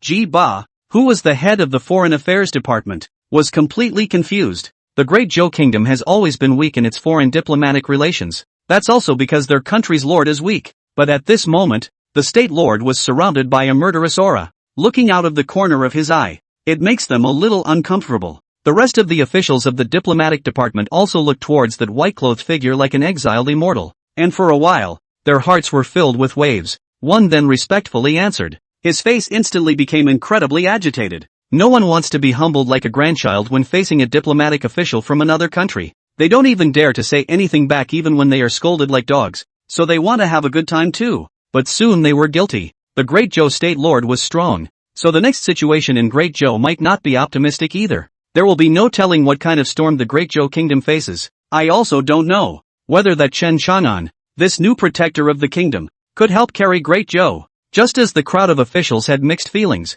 Chen Chang'an and the others had already done their best to decimate Zhao Tianli and the others. Chang'an, virtuous nephew, I do not know. My previous proposal, you can have an opinion, When he saw Chen Chang'an's murderous aura converge and return to the deck, Ji Wendian asked with a smile on his face. The sound of their earlier conversation was not small, and Chen Chang'an, who had strong ears, naturally heard it. One by one, Chen Xian and the others looked towards their young lord. The Protectorate? The title is still quite a bluff, especially since that power is greater than the lord of the land. This caused everyone in the Chen family to look at Ji Wendian in surprise, not expecting him to have such great vigor. But only Ji Wendian himself knows that even if Chen Chang'an's status is higher than his own, but if he becomes his son-in-law, he is his own old husband, and he is still a generation higher than him. Thinking of this, Ji Wendian's heart was like eating honey, and the graciousness on his face increased. Ji Mingyue looked at Chen Chang'an in surprise, and said as she hugged his arm, Brother Chang'an, you quickly agree. This is the Protectorate's national dignitary, and the resources and benefits that you will receive, that definitely won't let you down either. Chen Chang'an thought for a moment and spoke. State Lord, this matter, I still have to go back and discuss it with all the masters of my Chen family. The kid doesn't dare to make decisions without authorization. Ha ha ha ha ha. To be, it's rare that Xian nephew Chang'an has such filial piety. Ji Wendian hurriedly agreed. If the Chen family's lords also agreed, wouldn't that mean that the entire Chen family agreed? Duan Muzong and the others were all smiles. And so, the airship continued to roar next, speeding towards Great Zhou Chang'an City. One day later, when the Chen family and the others were still half a day away from Chang'an City, a sudden distortion appeared in the middle of the void in front of them. Then there was a formation like mud that blocked the way. Buzz. A dozen ships slowed, then stopped with a roar. Not good. Enemy attack. The 5,000 or so soldiers of the Great Zhou Kingdom went on alert as a middle-aged man in the shape of a general bellowed. The rest of the celestial pride, as well as the sons and daughters of the Chen clan, appeared on the deck one by one. Looking ahead, inside the airship, Chen Chang'an and Ji Wendian, Ji Mingyue and the others were sitting together sipping tea when they heard that someone had intercepted up and revealed a puzzled look. Aside from Zhao Tianli, the Eastern Shen Kingdom, and the Southern Ming Kingdom, there are already no more warriors who dare to stop us. So who the hell is it? Ji Xuangu opened his mouth with a face full of doubt. Go out and look. Chen Chang'an straightened his clothes and stood up bashfully. Ji Wendian worriedly said, That's fine, nephew Chang'an. We have to be careful as well. Chen Chang'an nodded his head. So, a group of 4 or 5 came out on deck, and across the way, just one ship. However, the people standing on that deck were all clearly at the early stage of the Saint Emperor realm. The initial stage, that is, the first 2 or 3 levels are the initial stage. The levels 4, 5, and 6 were the middle stages. Levels 7, 8, and 9 were the later stages, and level 10 was the peak. There were a dozen of them. Seeing these dozen people, Chen Chang'an and the others were instantly confused. Where did so many sacred Emperor realm powerhouses come from? Chapter 77, Taitsong Sword Sect, Li Ti An Yun. You're Chen Chang'an, aren't you? Among the opposite parties, the leader was an old man with short hair and gray robes, who spoke in a cold voice. Who are you? Chen Chang'an looked at the dozen or so people in front of him, his gaze narrowing. You're the one who killed Zhao Zihan? Coldness gradually coalesced in that old man's gaze. Zhao Zihan? Chen Chang'an's eyes contracted and he carried his hand behind his back, unable to recall who this fellow was for a moment. But Ji Wendian snapped to mind. Nephew Chang'an, Zhao Zihan is that Zhao Tianwei's son. The guy who was rude to me in the palace last time and got his balls kicked in by you. His words fell, causing the killing machines in the arena to instantly boil over. The temperature in the air dropped dramatically. Chen, Chang, The short-haired old man's gaze was stern as he gritted his teeth and drank out the 3 words Chen Chang'an, each word carrying a bone-deep hatred. You're so young, but you're so vicious. Today, old me will let you know that the tactics you used on my grandson that day, old me will repay them tenfold, 100-fold, and 1,000-fold on your body. The short-haired old man's words caused the people of the Great Zhou Kingdom to be all confused. That Zhao Zihan is his grandson? So this old guy in front of us is Zhao Tianwei's father-in-law? Duanmu Zhang's eyes rolled and he immediately figured out what was going on as he whispered beside Chen Shannan. Your Highness. It's no wonder that Zhao Tianwei was able to become the outer sect elder of the Taitsang sword sect. It could be because of this old man. Duanmu Zhang even called out to His Excellency the kingdom. But in his opinion, Chen Chang'an should have agreed to the position. However, Chen Chang'an didn't react much either. Instead, his gaze narrowed. That's right, this old guy. Looking at what they're wearing and the symbols on their clothes, they should be the inner sect elders of the Taitsang sword sect. Ji Xuangu also opened his mouth gravely. As the words fell, the people of the Great Zhou Kingdom all sucked in cool air in unison. Unexpectedly, in this Southeast Wind Alliance, the strongest backer was not Zhao Tianwei, Zhao Tianli, or their Zhao family's old ancestor. Instead, it was Zhao Tianwei, his father-in-law, an elder from the Taitsang sword sect. The short-haired old man's aura erupted, locking onto Chen Chang'an and the others. In his opinion, Chen Chang'an and the others would not be able to escape, and he was thinking of how to torture Chen Chang'an properly to ease his hatred. His daughter, Li Niannian, is Zhao Tianwei's wife. That Zhao Zihan is his favorite grandson, and he is called Li Tianyun, the ninth elder of the inner sect of the Taitsang sword sect. You're wrong. At this time, Chen Chang'an spoke faintly. Oh, kid, do you still want to argue? Li Tianyun said grimly. Everyone looked at him. Brother Chang'an. Ji Mingyuan nervously looked at Chen Chang'an and opened her mouth. I didn't just kill one of your grandchildren. I also killed your other grandchild, Zhao Ziang. Chen Chang'an seemed to have said something usual. Since these people in front of him wouldn't let themselves go, he wouldn't concede to a fight either. But his words were undoubtedly a bolt from the blue for Li Tianyun. What?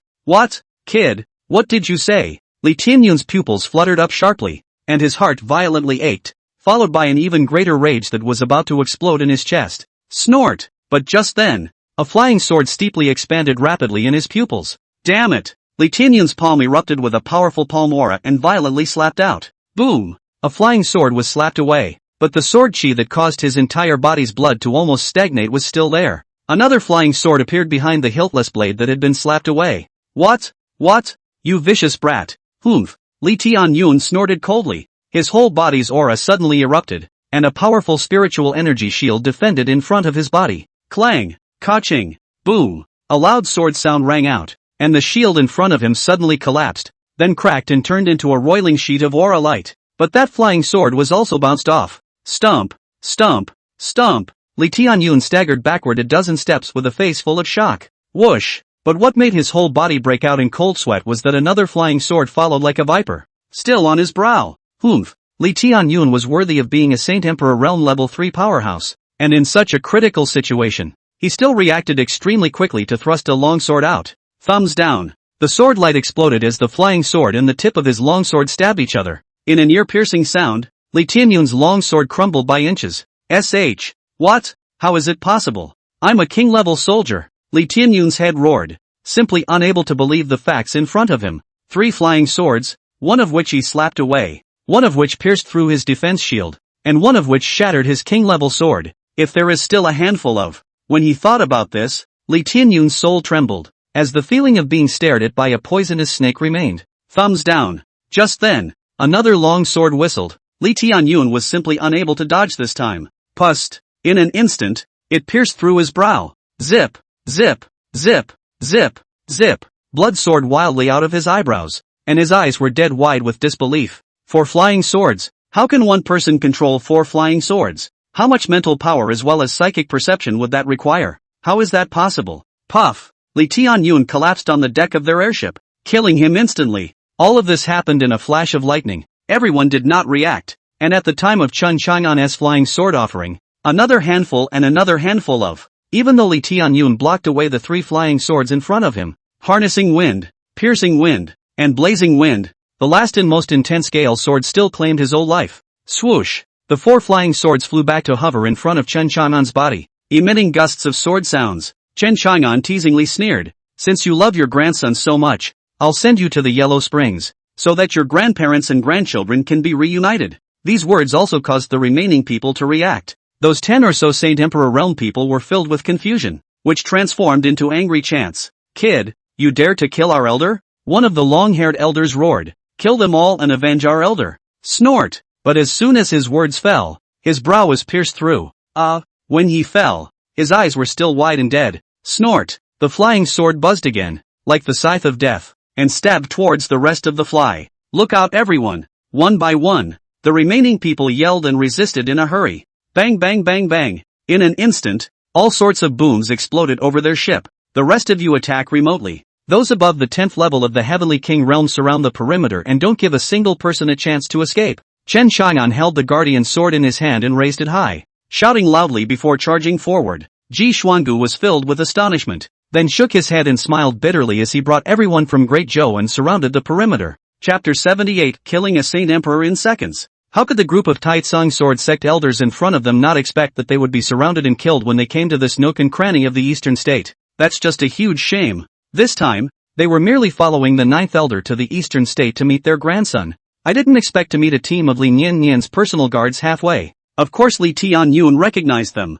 so he intercepted them. Upon learning that his grandson had been killed, he rushed to Chang'an City. Unexpectedly, when he reached Chang'an City, he heard that Chen Chang'an had gone to the eastern state's secret realm. So again, he rushed to the secret place with his men. What a coincidence to meet in the middle of the road. So, this is what happened. The elders of the Taitsong Sword Sect, who were in the middle of the battle at the moment, each had their intestines turned green with remorse. Li Tianyun is avenging his grandson's death, but they are innocent. Moreover, this kid called Chen Chang'an in front of him was not only heaven-defying in terms of battle power, but even his means were incomparably powerful. I'm afraid that even that holy son and holy daughter of the Holy Land can't be compared to him. Where the hell did this freak come from? An elder was filled with bitterness as he resisted Chen Chang'an's attacks and blurted out, "Little friend, you and Li Tianyun have a past. There's no need to kill them all." Magic Dragon Burning World Technique Raging Dragon Fire Breath. Chen Chang'an simply ignored it as the huge sword in his hand instantly erupted with black flames.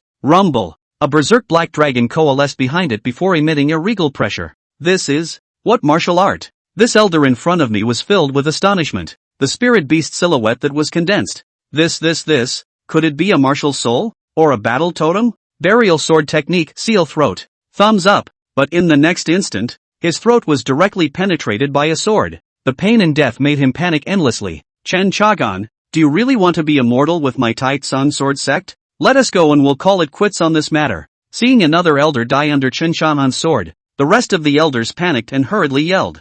Ha! Chen Chang'an laughed coldly. You guys think I'm stupid? Since we're all fighting, it's better to kill to the death than to keep the aftermath. Chen Chang'an blasted down another sword, and the furious sword chi, wrapped in the lurid black dragon's fire, instantly smashed down on his body. Boom! Oh-hoo! The scorching heat burned, causing the surrounding space to nourish in smoke. That elder was burned to ashes in a miserable scream. The remaining elders each had their souls trembling as they frantically retreated backwards. But Chen Chang'an in front of them was simply not something they could defeat. Chen, Chang, another elder shouted angrily. You have extraordinary qualifications. Don't mistake yourself. It's only Li Tianyun who has a problem with you. We don't. That's right. How about this? If you join our Taitsong Sword Sect, with your qualifications, our patriarch will definitely accept you as a personal disciple. Yes, in that case, the matter of you killing Li Tianyun and killing 7 or 8 of our elders will be revealed on this. Otherwise, you'll wait for the entire Great Zhou Kingdom to accompany you to your funeral. One by one, the few remaining elders rushed to open their mouths, either comforting, pulling together, or threatening. In order to be able to protect themselves, they also did their best. Ha! Chen Chang'an smiled coldly, his entire body flickering with a layer of golden light, and then on top of the golden light was then covered with a flickering thunderbolt. Thunder Pole Phantom. Boom! His speed accelerated once again, like an electric lightman, flashing in the middle of the void. Swish swish swish. Seal the throat. Shattered sky. Zip, zip, zip.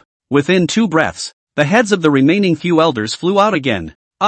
There was one last elder, fleeing in terror. Harness Wind Sword, Piercing Wind Sword, Blazing Wind Sword, Gale Sword, Kill, Thumbs down. The 4 long swords continued to fly out, transforming into 4 streams of light that instantly stabbed into the back of the last elder's head, neck, back, and thighs. Thumbs down. In an instant, amidst his miserable screams, that elder directly turned into 4 pieces. Shoo, shoo, shoo. The 4 flying swords whistled and flew back, being put away by Chen Chang'an. Everyone in the Great Zhou Kingdom was all but dumbstruck, looking at Chen Chang'an's figure. Each one of them cowered from the bottom of their hearts. and even their souls. Killing the Saint Emperor realm was like killing a chicken. Hiss. Chan Chanan. So scary. In the crowd, Chen Xian's gaze was even more fiery as he secretly said, "Worthy of being my big brother. This big brother of yours, there's something odd about him. His speed of advancement is too fast, and his ability to learn and comprehend is heaven-defying." A woman's shocked voice emanated from the tower-shaped pendant on Chen Xian's chest. He, Master, that's my brother. Of course he's great. He's been enlightened against all odds since he was a child. Chen Xian giggled. You brat, don't you want to snatch the position of Chen family head? Aren't you afraid that your elder brother's light will overshadow you? The voice of the woman inside the tower pendant came out playfully. There's something to it. Chen Xian's heart was incomparably frank. My brother is powerful. He will protect me in the future. I am powerful. I will protect my brother in the future. If both of us are powerful, no one will dare to bully us in the future, Chen Xian said, clenching his fists tightly. Silly boy. Inside the tower pendant, the woman's voice was silent after the complex transmission. No more talking. Chen Xian's gaze, too, continued to be fixed on Chen Chanan's body. At this time, someone thought, Chen Chagan, but their state honors that. In a flash, the crowd perked up. But soon, some were worried again. Chen Chanan had offended the Taizong sword sect. That's the holy sect. Listen, you guys. At this time, Ji Wentian, who noticed the complex faces of the crowd, he came and coldly opened his mouth. I don't care what you guys heard or saw today. You can't say anything about it. Otherwise, even if the state sovereign doesn't take action against you, I will still execute all 9 of your clans. All of them were horrified. There was a respectful response. Yes, Your Majesty. We know nothing. Yes, the state sovereign is the state sovereign of our great Zhou kingdom, and all of us are willing to bear the consequences of what the state sovereign has done. Some of the officials opened their mouths in awe, but Ji Wendian didn't say anything and snorted coldly. But he was also worried in his heart. Thinking about it carefully, Chen Chang'an had offended the Jun family of the Holy Land. Now add another Taizong sword sect. I don't know if it's a blessing or a curse. Ji Wendian was helpless in his heart. Bet on it, Ji Xuangu whispered. Old ancestor. I know, but this gamble will hitch the entire Great Zhou Kingdom. Ji asked Tian said helplessly. How long do you think? With your previous pissing match, the Great Zhou Kingdom will be able to hold out? Ji Xuangu said in a cold voice. Ji Wendian was stunned. His face flushed red, and after thinking about it, he looked back to his Ji Mingyue who was looking at Chen Chang'an with fascination, and his eyes became even more determined. Chen Chang'an swept his gaze over everyone in Great Zhou. Anyone who was confronted by him lowered his head in awe. Aside from the Chen family's children, and Ji Mingyue, their gazes were filled with fire and admiration. Worthy of being the young master of the Chen family, it can kill the Saint Emperor realm in seconds. What a hang-up. Hey, this, that, Chang'an Xian nephew wei, Ji Wendian said with a face full of currying favor. But for a moment he didn't know what to say. Let's go back first. Next, the entire Great Zhou Kingdom might be unsettled. Chen Chang'an looked at Ji Wendian and said meaningfully, I hope you can resist, State Lord. Ji Wendian was filled with confusion, then laughed. Yes. With the Chen family, the Protectorate family, around, my Great Zhou Kingdom is not afraid. Chen Chang'an didn't say anything else and walked into the cabin. Ji Wendian once again fiercely warned the crowd that if they didn't want to be exterminated from the 9 clans, they should keep their mouths shut. Chen Xian and the rest of the Chen clan's children, on the other hand, went to destroy that airship of the Taizong sword sect. All the resources, treasures, scavenged. Chapter 79 Resource Allocation. Then Chen Xian brought the resources of those elders and went to find Chen Chang'an. Cabin. Chen Chang'an sat at the table and leisurely sipped his tea. Next to her was a stunningly beautiful princess, Ji Mingyue, who was helping to make tea. If this scene were to be seen by the people of the Great Zhou Kingdom, their jaws would definitely drop in shock. The princess of a country was helping to make tea like a maid, but Ji Mingyue didn't have an unhappy expression. Instead, she was even happier. All of this made Chen Xian feel that it was well deserved. His own big brother is powerful. Even if the princess made tea for him, so what? Big brother, princess sister. Chen Xian respectfully saluted the two. Yeah, Chen Xian. There's no need to be polite. Ji Mingyue smiled sweetly before making him a cup of tea as well. Sit down. Chen Chang'an looked at him and smiled. Chen Xian sat down with a slight sense of urgency, then took the tea Ji Mingyue had brewed for him in a small winged manner and carefully took a sip.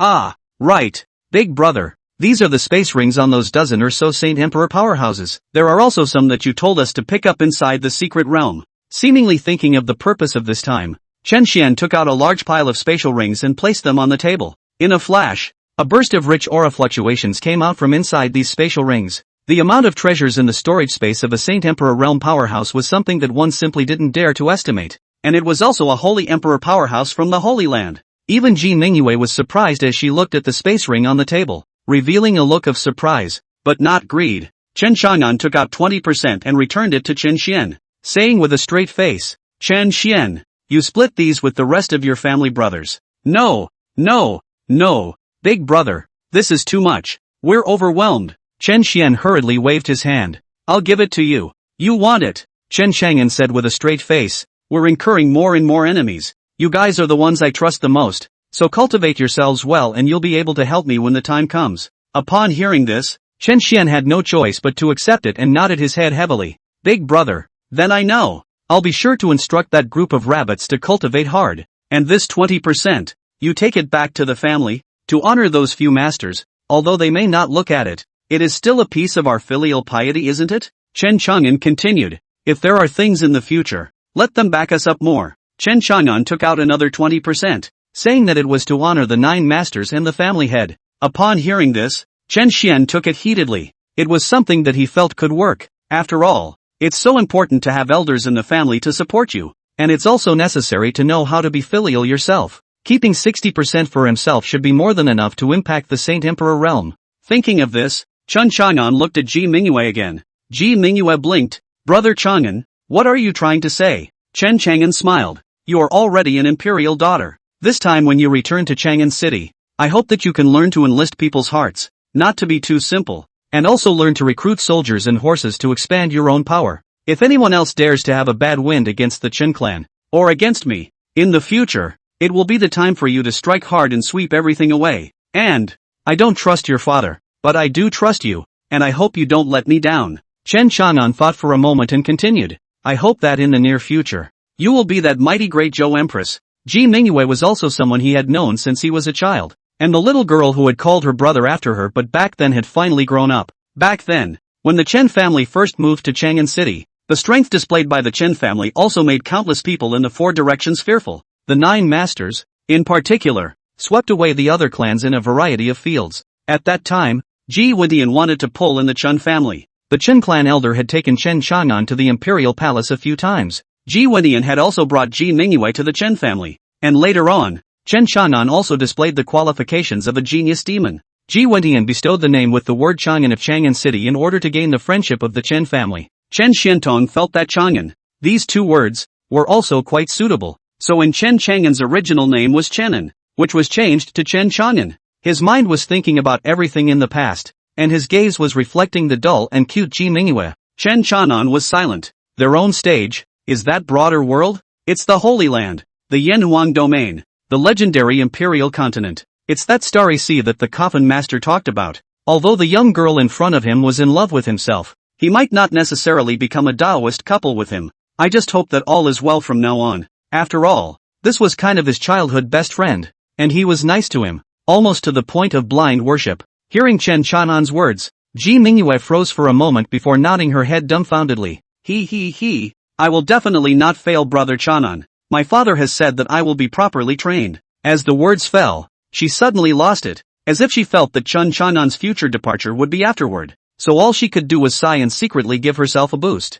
When the Great Zhou Kingdom's airship returned to Chang'an City, it immediately attracted everyone's attention, because at this moment in time, they should still be cultivating in the secret realm. Why are you back? And not long after, when the secret realm collapsed, Dongxian Country, South Ming Country, Southeast Wind Alliance and other forces inside a huge disaster, and almost the people who went in. The news of the total annihilation of the army spread out, like a shocking wave, sensationalized the whole of the Great Zhou. These news, moreover, swept through the entire eastern state with great speed. It was as if a violent earthquake had occurred, causing countless people to boil over, and countless people were shocked into disbelief. Once Ji Wendian came back, it was even more so that the entire Chang'an City was under martial law, and all the people who went to the secret realm together, including those heavenly prides, elders, and officials, were all gathered inside the palace by Ji Wendian. Let them cultivate inside the palace for the time being, with all kinds of resources strongly supporting them. With such a gesture,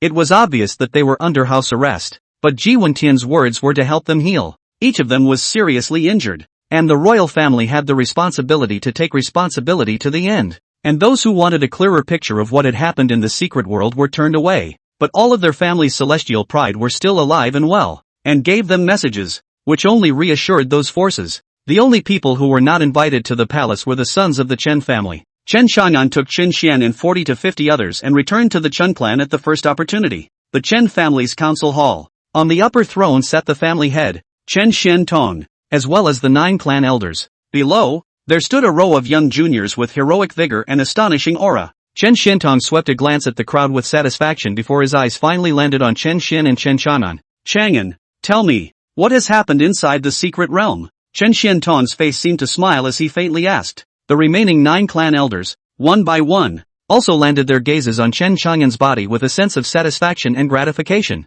Chapter 80, Traveling to the Central State. The corners of Chen Chang'an's mouth grinned. These clan elders, each one is an old fox. He didn't believe that they didn't know what he had done inside the secret realm. However, Chen Chang'an still obediently told the whole story. The main focus is one of filial piety. Of course, the matter of the demonic dragon inheritance was also concealed. When Chen Chang'an finished speaking, everyone in the arena stared wide-eyed and tilted their heads back, each acting shocked. Asterisk.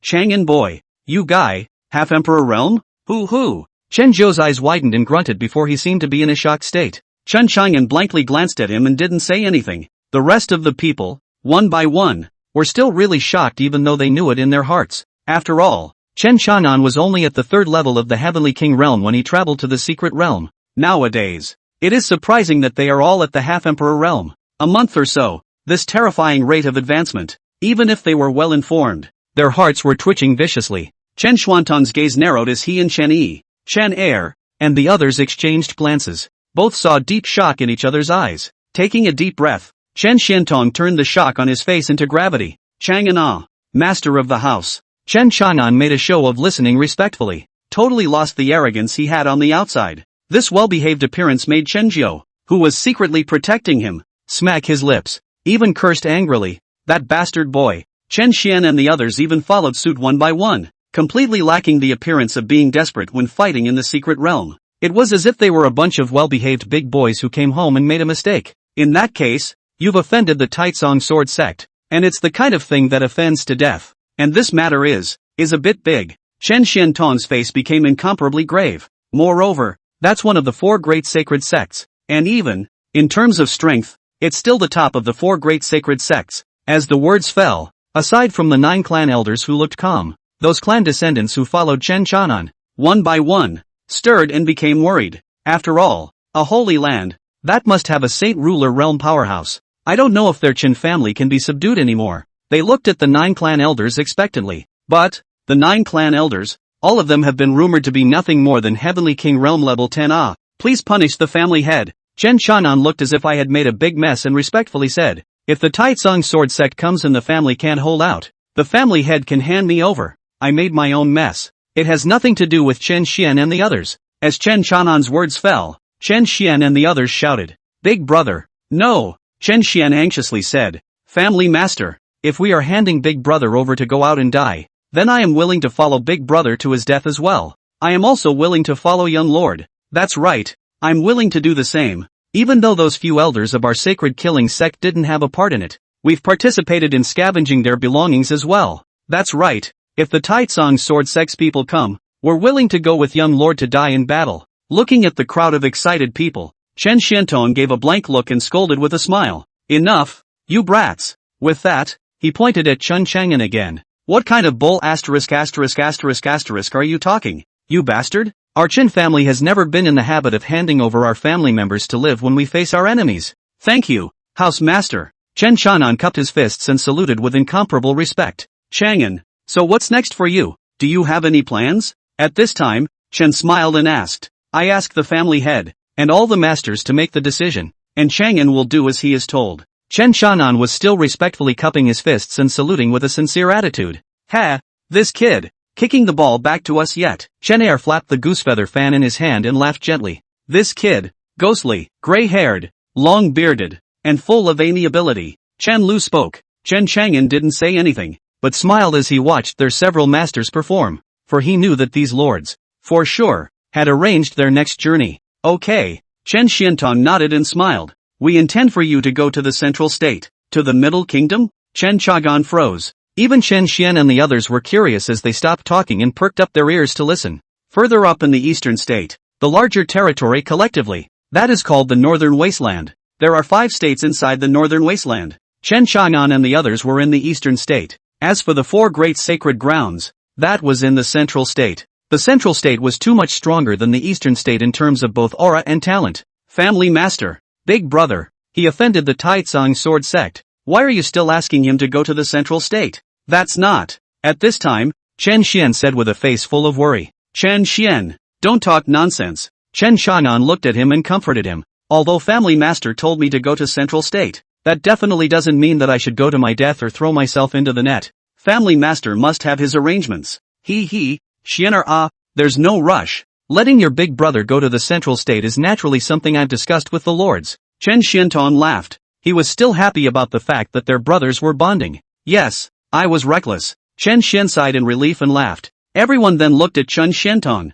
wanted to see what he was trying to do by letting Chen Chanan go to the central state. I'll let you go to the central state, take the sword executioner examination, and become a sword executioner. When Chen Xiantong finished speaking, the field instantly fell silent. Immediately afterward, Chen Chang'an and the other younger generations, one by one, their eyes lit up. Chen Chanan pondered for a moment, and also instantly understood the family head's intentions. Shan Yi, who was clad in a black dress, spoke at this time. That's right, it's for you to become a sword wielder. There is also a sword execution court there in the central state. That's the resident branch of the human race's sword execution palace in every great desolate land. If you become a sword bearer, you can solve 3 problems. For 1, it can resolve the conflict between you and that Mo Hai Chao. Secondly, with your back against the human race's sword execution palace, the Taitsong sword sect wouldn't dare to touch you. Thirdly, as the sword bearer, even if you were to be known by the Dongxian kingdom, the Nanming kingdom, and the others to have killed their kingdom lord,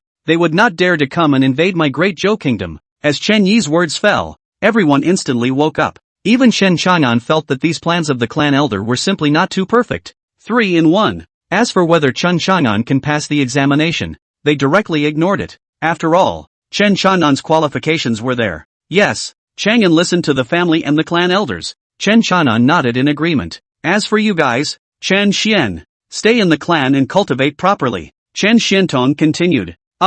Father, Chen Xian froze. Family Master, I'm going too. When Chang'an goes to the central state, he will face targeting from the Jun clan, assassination from the Tai Tsang sword sect, and that Ningtingyu from the 100 Flower Immortal sect is also a nuisance. If he takes you guys with him, you'll be a liability. Hearing this, Chen Xian and the others each had an embarrassed look on their faces. On second thought, it does. Chen Chang'an can't fight, so can't he run? Thus, Chen Xian and the others had no choice but to secretly vow to cultivate well in the clan. Chapter 81 The Gifts of the Clan Elders. Next, Chen Chang'an made a trip to the palace. He told Ji Wentian, Ji Xuangu, and Ji Mingyue about his trip. Ji asked Tian was shocked, but he also felt that the method of Chen Chang'an going for the sword executioner examination was very good. As long as Chen Chang'an becomes the sword wielder, then all the difficulties of the Great Zhou Kingdom will be solved. Although Ji Mingyue was unwilling to let go, she also felt that Chen Chang'an becoming a sword wielder, that was a very good thing for him. So, one can only wish him all the best in his heart. 3 days later, in front of the Chen family gate, there are many people gathered here. There was also a magnificent airship resting at the entrance. Today was the day that Chen Chang'an went to the central state to participate in the sword executioner examination. Ji Wentian, Ji Mingyue, and everyone in the Chen clan were seeing Chen Chang'an off. There were also countless students from the Great Zhou Academy, and countless of them looked at the plump and handsome Chen Chang'an with envy. Today's Chen Chang'an was nothing short of a legend in the Great Zhou Kingdom. 21-year-old half-step Saint Emperor realm. It would be shocking to tell the world, but even if he didn't say it out loud, being able to help the Great Zhou Kingdom win the first place in the grand competition in the 4 kingdoms was already something that no one could take his place. More than that, he is a protector of the realm. And now, there was the sword bearer examination to go to. If Chen Chang'an became a sword wielder, he would not only fight for the Great Zhou Kingdom, but also for the entire eastern state, because there hadn't been a human sword wielder in the eastern state. At that moment, the Duanmu Mansion master walked out, first bowing respectfully to the clan elders of the Chen clan. Then he exclaimed to the students of the Great Zhou Academy, "You must cultivate yourselves well, and I hope that in the future, You will be able to follow in the footsteps of the state sovereign. I hope that in the future, when you go to the Holy Land, to the Yanhuan domain, you will be able to see the back of the state sovereign. Below, a crowd of great Zhou scholars were agitated, as well as their blood surging. Even if they saw the back of the state honors, they felt satisfied. On the other side, Chen Xianton looked at Chen Chang'an with a smile. Chang'an, be safe on the road. I know Housemaster. Chen Chang'an bowed respectfully. He then bowed and paid his respects to the other clan elders. Gentlemen, I'm off, Chen Chang'an reluctantly said. Let's go. The 9 clan elders smiled and nodded. Gentlemen masters, but I'm only one person. The power is thin. Hey, life is bitter. Chen Chang'an put on a miserable look. The 8th master, the 9th master, and the others immediately rolled their eyes. This kid, he's actually crying misery. Masters, Chen Chang'an exclaimed again. I'm poor. I grew up alone. My father didn't love me. My mother didn't love me, and left me here. I never went out of the house. Seeing no reaction from the 9 clan elders, Chen Chang'an continued. Masters, my pockets are empty and I don't feel safe. Big brother, I still have the spirit stones you gave me here. At this moment, Chen Xian took out a spatial ring and blearily handed it to Chen Chang'an. Chen Chang'an blanked him. Off. It's not like I want your spirit stones. Chen Xian froze. My lords, Chen Chang'an continued and said with the 9 clan elders full of misery. All right.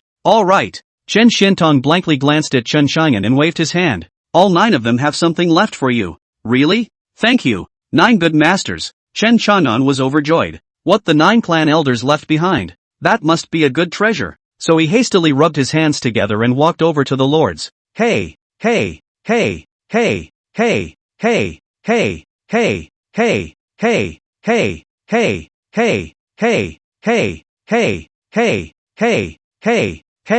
Gentlemen, Chen Chang'an took the gift given by the grandpa and realized that the grandpa had given a black bead. At the critical moment, you'll know what it can do. Chen Yi laughed gently. Thank you, grandpa. Chen Chang'an bowed with incomparable respect before walking to the second master. The second master gave 3 pouches, still saying that they could be opened at critical moments, or in life and death crises. The third master gave a zither sheet, saying that he was helping her to send it to a certain person, and that person would help Chen Chang'an to protect the road for a period of time. At that time Chen Chang'an swept a glance and found that it was written Phoenix Whistling World Song. The fourth master gave a black heavy sword, ancient and usual, but thick and rigid. He instructed Chen Chang'an to replace his guardian sword when it became unusable. The fifth master gave Chen Chang'an a book on alchemy, saying that if it was destined, he could give it to his great disciple. Big apprentice? The fifth master also has a big disciple, and Chen Chang'an came to be interested, only didn't ask for too much information. The fifth master could only give him a jade slip. What to say?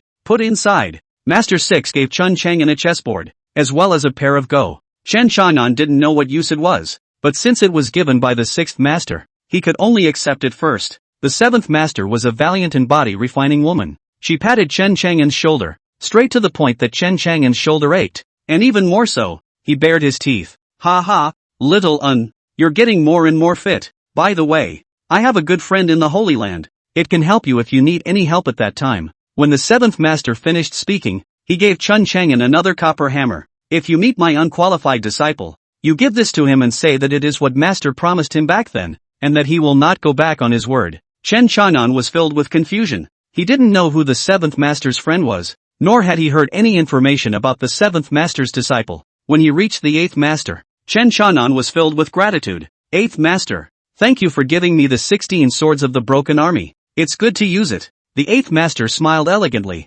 and then formed a sword chi into a wisp of memory, pointing it on Chen Chang'an's brow, saying, Ah Chang'an, this is what I learned from my previous sword practice. It's all about that 16 swords of the broken army. I hope you can comprehend it as soon as possible and can command 16 flying swords at the same time. Chen Chang'an was overjoyed. Thank you, eighth master. Chen Chang'an then smiled, and arrived in front of the ninth master. Ninth master, you kid. Master 9 smiled, then took out a cloth-wrapped knife. Old 9, I don't have anything to give you, but I found you a good helper. Over at the Holy Land, my little disciple, your little sister, will help me give this blade to her when the time comes. At those words, Chen Chang'an was speechless. These 9 masters, a few of them asked him to help find someone. And, these clan elders, why are they taking disciples outside? After seeing that there were no more gifts to receive, Chen Chang'an greeted Ji Mingyue again. Then in her pitifully helpless, unwilling-like gaze, Chen Xiaonan got on the airship. There was one other person besides him.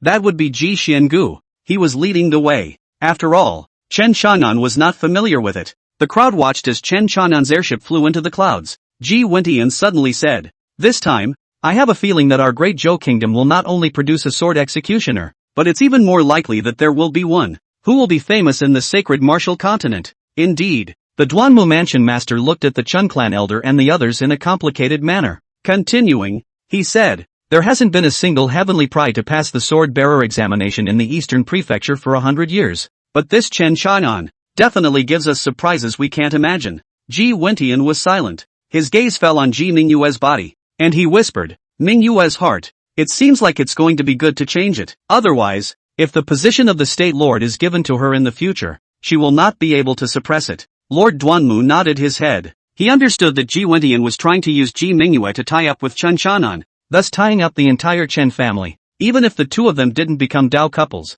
they were already engraved with karma. Chapter 82 God-Making and God-Burial. Above the clouds, the airship was flying at breakneck speed. The mountains and the earth below were in a blur, rapidly receding. Chen Xiaonan stood at the bow of the boat. He looked down below and watched the crowd get smaller and smaller in his line of sight, until the entire city of Chang'an became incredibly small and then disappeared from view. His departure this time was different from the last time he went to the Eastern Prefecture secret realm, and this time, he didn't know how long it would take for him to return. Chang'an City, the place where he had lived for 20 years. The Chen family, the home he had lived in for 20 years. If Chen Xiantong is really my own great-uncle, then who is my father? Really? Chen Xiaonan was puzzled in his mind. Every time he asked Chen Xiantong, as well as the masters, they would not answer clearly, said it was all for him to find out for himself later, when he was older. "I'm finally growing up," Chen Xiaonan whispered. His eyes swept in the direction of the burial demon abyss once again. "I will definitely go in and explore again,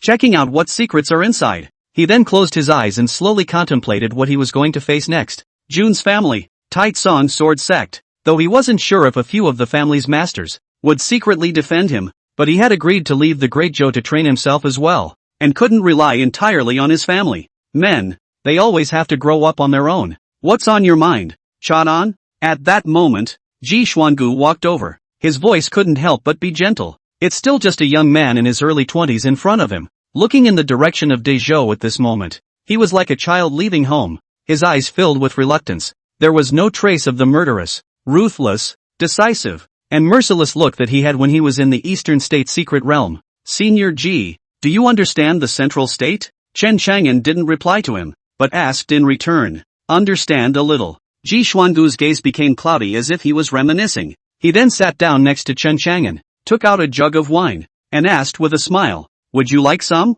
Chen Xiaonan thought about it and took it over to take a sip. Spicy on the palate, mellow and full-bodied afterward. The wine lingers between the nostrils and lingers in the aftertaste. Worthy of being an old ancestor of the Great Zhou Kingdom, there really is good wine. No wonder my second master keeps going to you and Lord Duanmu. Chen Chang'an laughed. Ha ha ha. Ji Xuangu shook his head and said, "Your second master's wine is the good wine. It's just a pity that I can't drink it." "Oh, why?" Chen Chang'an was curious. "He won't give it and I can't fight." Ha ha. Both men laughed. An old man and a young man looked up at the miles of clouds in the sky and chatted as they drank. Among the Central State, there are 4 major holy places, namely the Tai Tsang Sword Sect, the Qingxian Sword Sect, the 100 Flowers Immortal Sect, and the Sun, Moon, and Star Islands. The place where these 4 forces are located is called the Holy Land. It's because there are 4 major secret realms of spiritual qi there. It also has the best spirit stone mines, the best resources, and they've directly built the sect there. That's why the location of their clan is a holy place for cultivation. In addition to the 4 great sacred grounds, there are 4 other great families, the Jun family, the Yi family, the Gu family, and the Lin family. These 4 clans, they're also very powerful, and inside their clan lands, they naturally have secret aura realms. Aside from the 4 great sacred clans and the 4 great families, that would be the human race's sword execution court. This human sword execution court is a division under the Yanhuan Domain's sword execution palace, but its strength should not be underestimated. You know this from the position of Mo Hai Chao. That's why the only one who can fight against the 4 great sacred grounds and the 4 great families is the sword execution court. Upon hearing this, Chen Chanan's eyes burned and his battle intent boiled. Yes, Chen Chagan took a big gulp of wine. Ha ha ha ha ha. Central State, here I come, and watch the wind and clouds rise. Shoo, Shoo, shoo. Chen Shaman's 4 flying swords flew out in a hurry. In an instant, Chen Chang'an stepped on his flying sword and let out a loud and refreshing laugh as he kept flying across the sky dome. Ji Xiangu looked at him with a pleased look in his gaze. He's still a child. Ah, to have such an achievement. It's really enviable. Meanwhile, in the Chen family in the Great Zhou Kingdom, Chen Xiantong and the 9 clan elders were inside a secret room, discussing something. Suddenly, the crowd was momentarily in a daze, as if time had been frozen. It didn't take long for the eyes of the crowd to instantly change, as if certain memories had been awakened, causing their eyes and aura to undergo a shocking and drastic change from earlier. The mere emanation of the breath made the surrounding space collapse inch by inch, incomparably terrifying. At this time, the crowd came back to their senses, and the 8th master spoke with a face full of gravity. Old Ten, are you sure that the bronze coffin that appeared beside Shaoan is the legendary burial god coffin? The rest of the group looked at him as well. Chen Xiantong shook his head slightly. I don't know. If it's still not the burial god's coffin, then wouldn't we have to start the great wheel of reincarnation divine art all over again? With that, he looked at the 6th master. 6th brother, your deduction technique is unmatched in the ages. Can you tell that it's the burial god's coffin? It is indeed the burial coffin. The 6th master nodded, smiled, and said meaningfully, that burial god coffin is the core source of the cosmic disaster. A great evil object that can bury the multitudes of people. Even the immortal earth, as well as the 3 great divine lands would cause violent upheavals if they knew about it. And this time, it has finally been reckoned with by our eternal life divine mansion. The rest of them breathed a sigh of relief, but soon their faces flashed with sullen anger. This anger caused this heaven and earth to tremble. Grand Master's gaze is icy cold. Little 11th son, the person we protect in the eternal life divine mansion. There are people who dare to move. They are looking for death. Let's not talk about the divine realm for now. The 2nd master reminded. Moncler outlet online silence, covered with demonic aura, incomparably appalling. We're utilizing the burial god coffin this time to create an innate true god, and the Chang'an kid is our hope. I hope we won't let the strange coffin spirit on him stop our god creation plan. The goosefeather fan in the 2nd master's hand all stopped rattling. His gaze narrowed. Only, we are god making the burial coffin that is a burial god. Then, said the man, his eyes were full of complexity. The crowd looked again at the 6th master who was sitting at the table, looking at the chess pieces in front of him. The 6th master's eyes always fell to the chessboard in front of him. It seems that the above chessboard is the starry universe, the above chess pieces is the heaven and earth beings. 6. See anything? The 2nd master asked suspiciously. Nope. The 6th master's face gradually became pale, and a trace of blood spilled from the corner of his mouth. The crowd was horrified. Even you, 6th brother, can't figure out the heavenly chance? The 8th master was shocked. It's not that it doesn't compute. The 6th master was incredibly grave. Rather, not at all. He looked at the black and white chessboard in front of him, which was covered with complicated Dao patterns, and even had a burst of subtle great Dao contained within it. Chang'an's destiny, sheltered by our eternal life divine mansion and possessed by the absolute evil, the burial god coffin, is not within the great Dao at all, and likewise, there are no heavenly chances that can be pried into. Master Six's face was complex as he said, so, for our next step, let's try to intervene as little as possible in Shaoan's growth, as long as we don't let him fall. Otherwise, it will only backfire. The crowd was in deep thought. At this time, the 7th master was worried. 6th brother, if Chang'an grows up with the burial god coffin on him, that's a terrifying monster. That's going to exterminate the world. Will he become an exterminating devil? As the words fell, the gazes of everyone in the arena froze. No. At this time, Chen Xiantong spoke up. We all know the heart of this child Chang'an. He is only ruthless when dealing with his enemies, and as you all can see, his cultivation has advanced very quickly. If that was really due to the burial god coffin, it would have definitely affected his mind and made him go crazy and kill people, but he didn't indiscriminately kill people who had nothing to do with him. That's right, the ones he killed in the Eastern State secret realm were the ones who had problems with him. Master 9 nodded. Then let it go. We've got to just lead well. At this time, the 2nd master spoke, his goosefeather fan, continuing to fan again. His gaze narrowed. I hope that our essence, in the heavens and the worlds, can quickly find the miscreant who plagued our little one 100,000 years ago. Chapter 83, Taking Pains, Zhengzhou City. The Chen family was powerful and mysterious, far beyond his imagination. Your lordships, setting up an amazing chess game. But all of this, Chen Chang'an could not know. At the moment, he was on the airship. The airship was high in the sky, roaring rapidly as countless clouds blurred and receded. Half a month passed. On the sky and sea,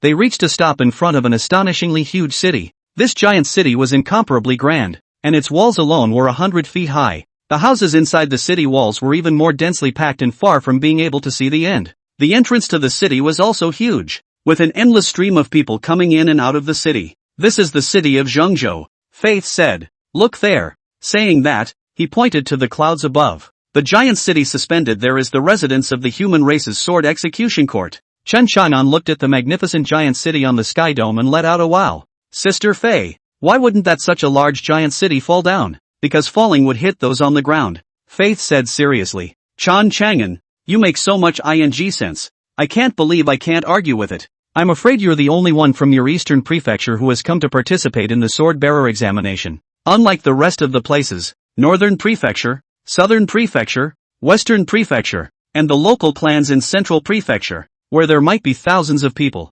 Faith continued. So much. Chen Xiaonan was surprised. He looked at the embarrassed Ji Xuangu beside him. Then our eastern state is really pulling down. Just me? Aha. Ji Xuangu nodded. As you can see, even Dong Lianxing and the others from the Dongxin kingdom are only in the middle stage of the Heavenly King realm. If you come over to take the sword bearer examination, you're here to be humiliated. Chen Xiaonan nodded his head. Sure enough, it's all fate. Casting is a skilled job. Chang'an boy, if you become the first place winner of this sword bearer examination, then you'll be famous in the northern wasteland. Ha! Felicity laughed, her heart filled with anticipation. Over the past half a month, she had gotten to know Chen Xiaonan through Ji Xiangu, also shocked at how demonic he is. 21-year-old half-step Saint Emperor realm. Although it is also found here in the central state, this is not comparable to the eastern state at all. After all, there were many secret realms of aura here, and there was just one there in the eastern state. The three of them then disembarked from the airship and walked towards the gates of Zhengzhou City.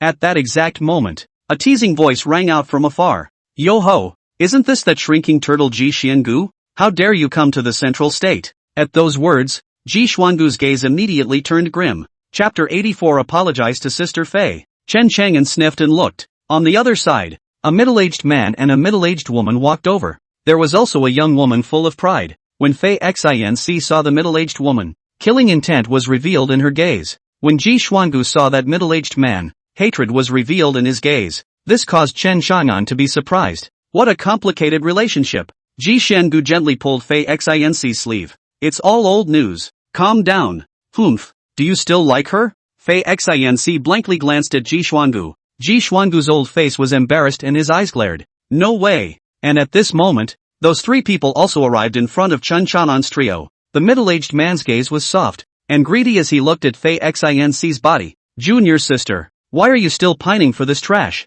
Don't you know what I have in mind for you? The middle-aged woman next to him also snorted and opened her mouth. That's right. When Ji Xuangu adored me and didn't love you, senior sister, I later helped you dump him and got together with senior brother. Saying that, she put on a smug smile. Senior sister, come join me as senior brother's Taoist couple, and in the future, the three of us will fly in pairs. As for the young woman, she snorted coldly and turned her head to the side. These words confused Chen Chang'an. What's going on? Fei Xinc's gaze was cold. You two dogbies want a double fly roll aside. Ji Xuangu's face was also extremely ugly. Chen Chang'an pondered. Looks like these two middle-aged men are a couple. They were surprisingly not angry when they heard Felicity's words. The middle-aged man's gaze landed on Chen Xiaonan. Phew, Ji Xuangu, I heard that you've come this time to bring a latecomer to the sword executioner examination? TSK, can there be a heavenly pride even in that nook and cranny of your eastern state? Isn't that coming to make a fool of yourself? With that, he looked at Chen Xiaonan.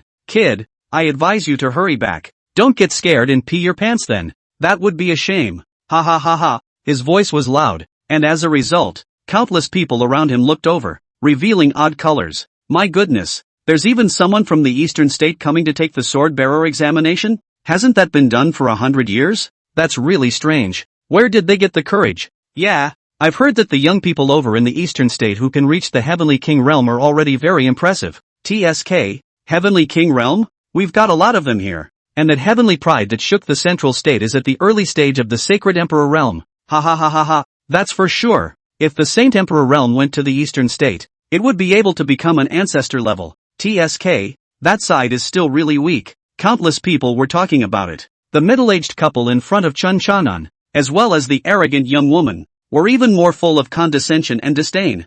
Fei Xin stared at the middle-aged man, killing chance lingering inside. It was fine for them to say that they were fine, but insulting to Chen Qianan, her favorite junior, that would not do. Don't do it. They're trying to make us lose face here so that Chang'an can't enter Zhengzhou City. Ji Xiangu's gaze was gloomy as he grabbed Fei Xin's hand and said. Chen Qianan's gaze narrowed. They were targeted as soon as they arrived. Was someone else directing them? Jun's family? Taitsong Sword Sect? Or maybe, Mok Heichou? Felicity was silent for half a moment, then turned around and said, let's go. But right at this moment, the middle-aged couple's daughter suddenly sneered. Che, this is the Fei family's genius back then? It's your honor to be my father's concubine. What the hell? Still so arrogant. Felicity snapped, furious, just as he was about to open his mouth. At that moment, a figure was already rushing over. It was Chen Qianan. His speed was extremely fast, coupled with the close distance between the two sides. Even the couple could not react,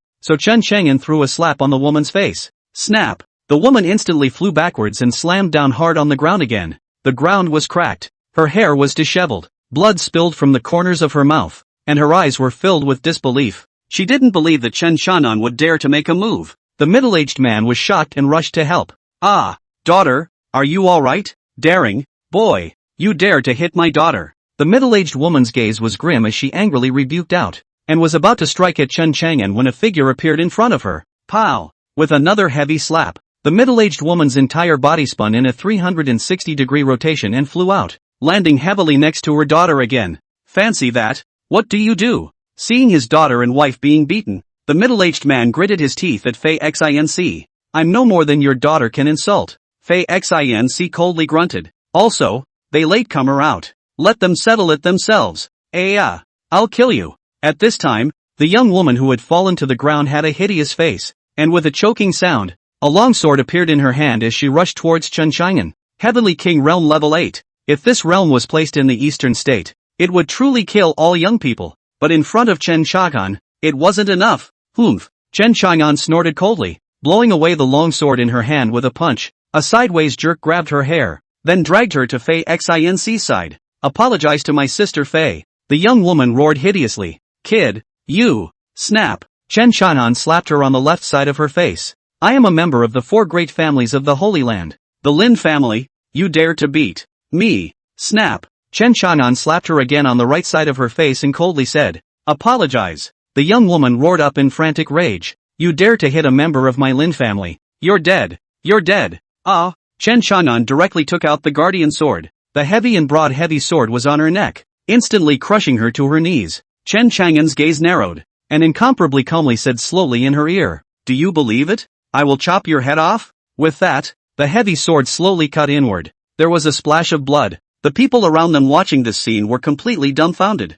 I didn't expect Chen Chang'an to be so ruthless, and there was no fear of the Lin family. Kid, how dare you? The middle-aged man was in a rage. The middle-aged woman was likewise, and the two were about to go over and stop it. However, he was stopped by Fei Xin, and his late Saint Emperor Realm Aura exploded, forming a monstrous pressure that suppressed towards the two of them. Come, if you want to fight then let's fight. Either you die or I die today. Seeing Fei Xin's stance to fight for his life, the middle-aged couple was completely dumbfounded. With what they knew about Fei Xin, that definitely did the trick. Ji Xuangu sighed and made a desperate gesture as well. Now, the woman in front of Chen Qianan was finally afraid. If both sides fought, no matter what the final outcome of Chen Qianan's trio was, she would be the first to die anyway. I apologize. I'm sorry.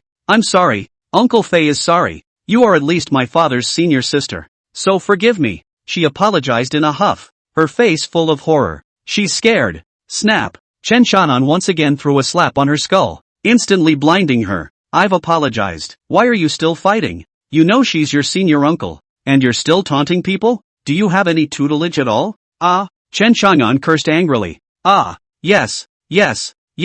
My Lin family has no tutelage. Uncle Fei, forgive me. The young woman begged for mercy. Unbeknownst to her, she had disgraced the Lin family with those words. The people around them became even more silent. One jaw dropped. Chapter 85, The Cloth-Bound Scholar. Only then did Chen Qianan let go of her and came to Fei Xin, who was exploding her full aura. Sister Fei, she has apologized, Chen Qianan said, and then looked at that middle-aged man from the Lin family. That grizzly, he's not even worthy of lifting your shoes, and he still wants you to become his concubine? Cut. At those words, Fei Xin rejoiced. Ha ha, you're right. She then withdrew her aura, but was still tightly protecting Chen Chanan's body. Lin Han, Gu Rou, control your daughter's stinking mouth. If it happens again, I'll smash it. The middle-aged couple ignored Fei Xin's words, and the two of them hurriedly hugged their blood-covered daughters, their gazes staring at Chen Chanan in death. Kid, you've got balls. Lin Han roared. Chen Chang'an didn't say anything and blandly looked at him opposite.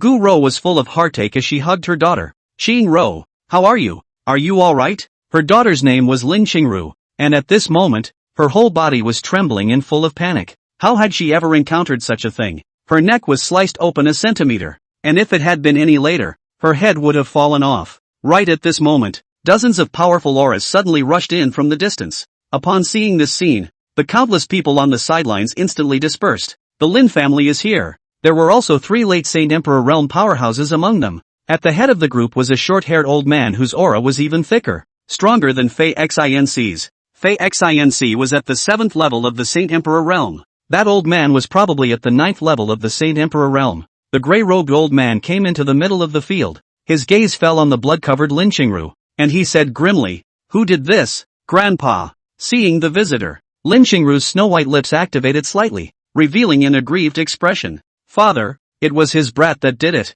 Gu Rou pointed at Chen Chanan with a scowl on her face. At those words, he directly threw a punch towards Chen Chanan's head. The Saint Emperor Realm Level 9's aura even rumbled and erupted, pressuring the 8 directions. Seeing him strike, everyone in the arena's face changed drastically as they retreated. Chen Chang'an was about to resist when Fei Xin had already stopped in front of him. "Humph, you old undead. You dare to take a shot at the juniors." Felix threw the same punch. Instantly 2 fists several feet in size formed in front of his body, violently colliding with each other. Boom! Ear-piercing explosions rang out, and both sides retreated sharply by a dozen feet. The grey-robed old man looked at Fei Xin, his face full of gloom. "Fei family, good job for cultivating a talent like you."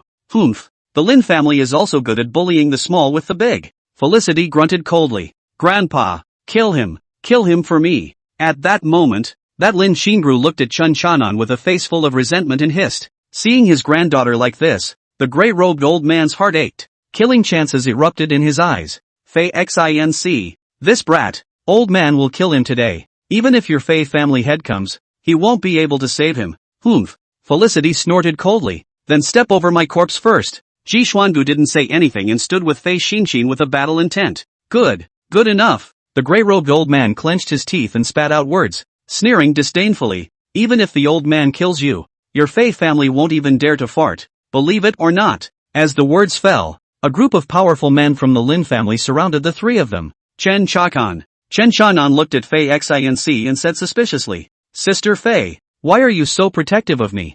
"Humph, just based on this sister of yours, I'll protect you today as well," Faith said firmly. Right at that moment, there was another group of people rushing in. Seeing this group of people, all of them revealed teasing gazes.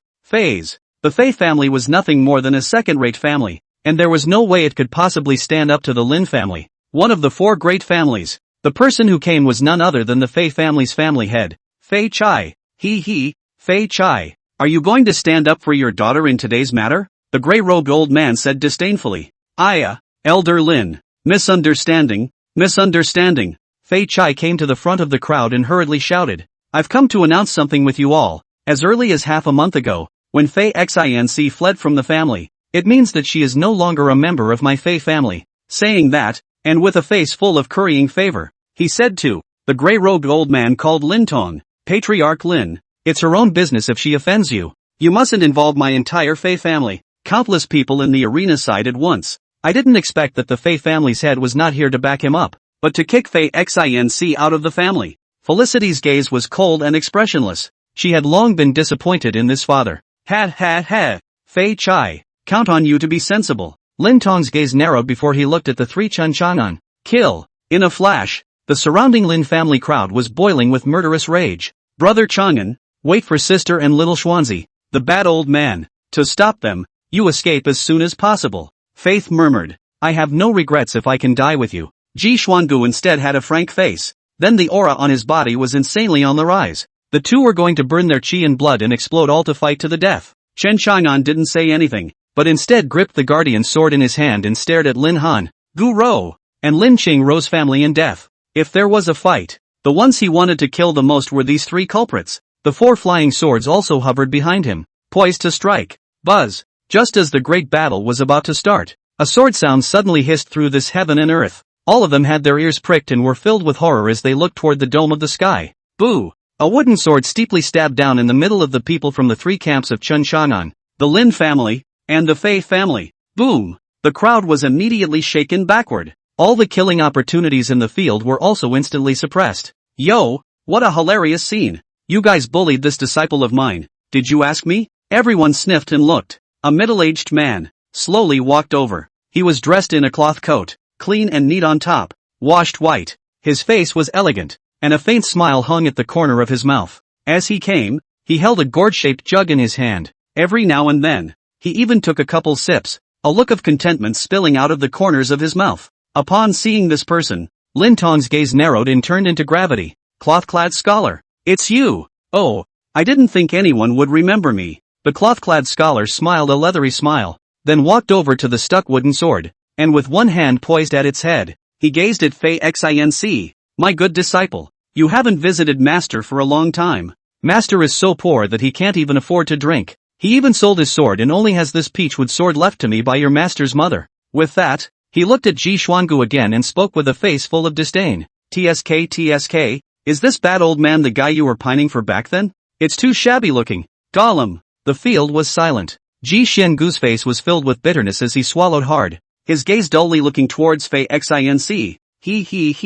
He's actually your master? His words also caused everyone in the arena to wake up. What? Fei Xin's master is actually a cloth-clad scholar? Hiss! Countless people sucked in cool air, because the cloth-clad scholar was a sword monarch. Chapter 86, Burying People Now, Immortals and Gods Later. Sword cultivators corresponded to the same realm as martial arts cultivators. However, it was the Heavenly King realm that corresponded to the beginning of the Sword King, Sword Emperor, Sword Monarch, Sword Zun, Sword Emperor. Oh, so it's a cloth-clad scholar from the Everlasting Academy. Lin Tong spoke indifferently, but his face was also gloomy. I didn't realize that there was a cloth scholar behind this being. The Fei family's faces became even more ugly, as if they had swallowed a fly in their mouths raw. That's the Sword Monarch, the cloth-clad scholar who was known as the King of Swords and the Gentleman of Swords. He's not even dead? How is that possible? But the cloth-clad scholar ignored the shocked gazes of the people around him and faintly said, "Get lost." Lin Tong's face instantly turned black, but he didn't dare to have a fit. For the Sword Monarch to kill him was as simple as crushing a mole cricket, unless the oldest ancestor in the family is allowed to step in. But the old ancestors in the family, even if they were state rulers, how could they offend a Sword Monarch for no reason? At that moment, an old man next to him whispered, "Elder Lin, there's no rush. He's dead." Upon hearing this, Lin Tong seemed to have thought of something, and after thinking about it, he was also unwilling to confront the cloth-clothed scholar on this. So with a cold snort, he led the Lin family away. Lin Han, Gu Rou, Lin Qingru, the family of three, although they were gnashing their teeth at Chen Chang'an, they could only leave in disgrace at this moment. The crowd instantly sighed. It's amazing how the scene has taken such a twist. I'll go. This is unbelievable. Fei Xin, who has been imprisoned by the Fei family for many years, is actually at the 7th level of the Saint Emperor realm. As soon as she came back, she was bumped into by her original love rival and had a contradictory argument. Then the kid she brought with her was so brave. That's right, that brat is actually from the Eastern State. Such a fierce person has appeared in the Eastern State. TSK, if it wasn't for the cloth-clad scholar's appearance, I'm afraid the three of them would have to account for themselves here today. Yeah, even though the Everlasting Academy has fallen and there are only so many of them, a Sword Monarch is quite a bluff. Yeah, that's a sword cultivator after all. The crowd was talking. In the middle of the field, Fei Xin's face became serious and he hurried over to bow respectfully. Greetings to Master. Still knows that I'm your master. The cloth-clad scholar hummed from his nose before his eyes looked towards Chen Chang'an and Ji Xuangu. Greetings, Elder. Chen Chang'an and Ji Xuangu similarly clasped their fists and saluted. Thank you, Senior, for saving my life, Ji Xuangu said with incomparable respect. However, the cloth-clothed scholar ignored him and instead dropped his gaze on Chen Chang'an, revealing a meaningful meaning. Go. Then he turned and walked away, hands behind his back and a whistle in his mouth. Brother Chang'an, go. Felicity pulled out the wooden sword stuck in the ground and followed. Chen Chang'an and Ji Xuangu both hurriedly followed. Along the way, Chen Chang'an was filled with curiosity. Old G, this everlasting academy. What's the origin? Chen Chang'an asked curiously. That is 1,000 years ago in the central state of the big forces, but I do not know why. Suddenly fell, and according to some canonical records, this everlasting academy, in the 100,000 years ago, that is a very scary existence, Ji Xuangu said with a face full of emotion. Rumor has it that when this everlasting academy was in its prime, it was a power that could rival the human race's sword execution palace, and even override it, but more than that, I'm not sure. So awesome. Chen Chaihan sucked in a breath of cool air. That's natural. Ji Xiangu was filled with excitement. I didn't expect that Miss Xinc, she, actually became the disciple of this cloth-clad scholar. I've heard that he's disappeared for countless years. No one knows where he's gone. There's a rumor that he's gone to the Yanhuang domain, or the human race's imperial capital domain. Chen Chanan was curious as Ji Xuandu spoke. A lot of places he'd never even heard of. As they walked, the crowd soon arrived in front of a restaurant in the city. Get 4 superior rooms. After the cloth-clothed scholar finished speaking to the restaurant's second, he pointed at both Ji Xuangu and Chen Chanan. The two of them pay. I got it. Ji Xuangu jolted and hurriedly trotted over to pay for the spirit stones. The old ancestor of a country had now become a little follower. The old boy. Chen Chanan found it funny. And then send up all the good wine and good food inside your restaurant. One by one. Old me hasn't eaten anything for 300 years. My mouth is faded out of a bird. The cloth-clothed scholar continued to finish his instructions to the store assistant before walking towards the second floor. Soon, the junior prepared a sumptuous meal of wine and food. After the 4 of them had their fill of wine and food, the cloth-clad scholar looked at Chen Chang'an. Your name is Chen Chang'an, right? Yes, elder. Chen Chang'an respectfully said. Well, when I was in front of the city gates, I noticed that you had 4 flying swords. Are you a sword cultivator as well? Yes. You wanted to do it then? Yes. How sure are you? 90% sure of killing that family of 3, and 60% sure of slipping away. Chen Chang'an said seriously. Knowing Chen Chang'an's demonic fiend mind, he was also shocked in his heart. What a confident kid. Chang'an boy, you're too impulsive. Sometimes you need to hold back for a while, you know, or else you'll suffer. Fei Xinc suddenly said, turning her face full of gratitude. But thank you, too, for helping your sister out. Saying that, she glanced at Ji Xuangu. Unlike certain bad old men who were wimpy as hell in the beginning, I'm willing to commit myself, and he doesn't even dare to take off my pants. Oof. At those words, Chen Chang'an froze. This big sister Fei, she's a fierce one. Ji Xuangu's face was even redder. The cloth-clothed scholar could only sip his own wine as his icy gaze continued to pour over Ji Xuangu's body, causing his entire body to increase in pressure. There are some things that can be tolerated, and there are some things that, well, can't be tolerated. For example, if you stand up for your beloved girl, even if you die, you have no regrets. At this time, Chen Chang'an said with a straight face, ha ha ha ha ha, it's still brother Chang'an who is good. Fei Xinc laughed out loud and said happily, whoever bullies you in the future, I'll fight them too. The crowd then chatted a bit more and went back to rest. After all, it was the first time he came to Zhongzhou City, so Chen Chang'an still felt new and strange. This Zhongzhou City is bigger than Chang'an City. After Chen Chang'an returned to his room, he began to cultivate on his knees. Deep night, Chen Chang'an quietly went out from the window, and at this moment, he changed into a pair of night clothes and instantly disappeared into the night sky. In the next room, the cloth-clothed scholar who was gently polishing the wooden sword paused in his hand before revealing an appreciative smile and resumed polishing. It seemed that the peachwood sword in his hand was a supreme treasure. There were also people from the Lynn family who were going to participate in the sword executioner examination. After all, if they could become a sword executioner, it would represent entering the biggest power of the human race. That would be the people of the human sword execution palace. This could not be compared to either the Holy Land sect or the Holy Land family. At this very moment there were thousands of human celestials in the city who were going to participate in the sword executioner examination. And there were quite a few people from the Lin family this time. It would be easy to find out where they were gathered. After all, they don't cover their tracks either. Tianjia building. This was where the Lin family line lived. In the middle of the dark night, Chen Chang'an's voice rang in his mind. TSK, kid, your big-breasted sister. Didn't she tell you to hold back a bit? Put up with it. My ass. Chen Chang'an whispered. You could have endured it. After all, that Lin Tong is a Saint Emperor level 9. You can't beat him. Coffin Master advised. Well, you're right. I'll put up with him on that one. Chen Chang'an said. What do you mean? Coffin Master was confused. But that family of 3? I can't stand it. Chen Chang'an gritted his teeth. A little impatience goes a long way, Coffin Master advised. Master Coffin, their family of 3 threatened me. Ah, if they dare to threaten me, I'll bury them with you. Chen Chanan gritted his teeth and said, otherwise, why would you call it the burial god Coffin? I will bury people now, and in the future, I will bury immortals, gods, and the great worlds of the heavens. Chen Chanan's bold words caused the Coffin Master to rejoice. A heart so ruthless that it could destroy the world was what he wanted. Chapter 87, The Green-Robed Sword-Bearer. Well said, Coffin Master said excitedly. Master Coffin, then can you help me hide my breath? I don't want to be hunted down by that old man at Saint Emperor level 9. Chen Chanan continued. Coffin Master, good boy, so he's waiting for me here. Only half an hour, Coffin Master said helplessly. Enough. Chen Chanan was overjoyed. Soon, Chen Chang'an arrived outside the window of Lin Han's 2 couples' rooms. Chen Chang'an quietly looked in through the window slit, discovering that Lin Han, Gu Rou and the 2 of them are. At the moment the 2 of them are frankly facing each other and are fighting each other. It didn't take long for the 2 to nibble on each other. While nibbling, Lin Han also screamed, Fei Xinc, you. Soon a not particularly harmonious sound came out.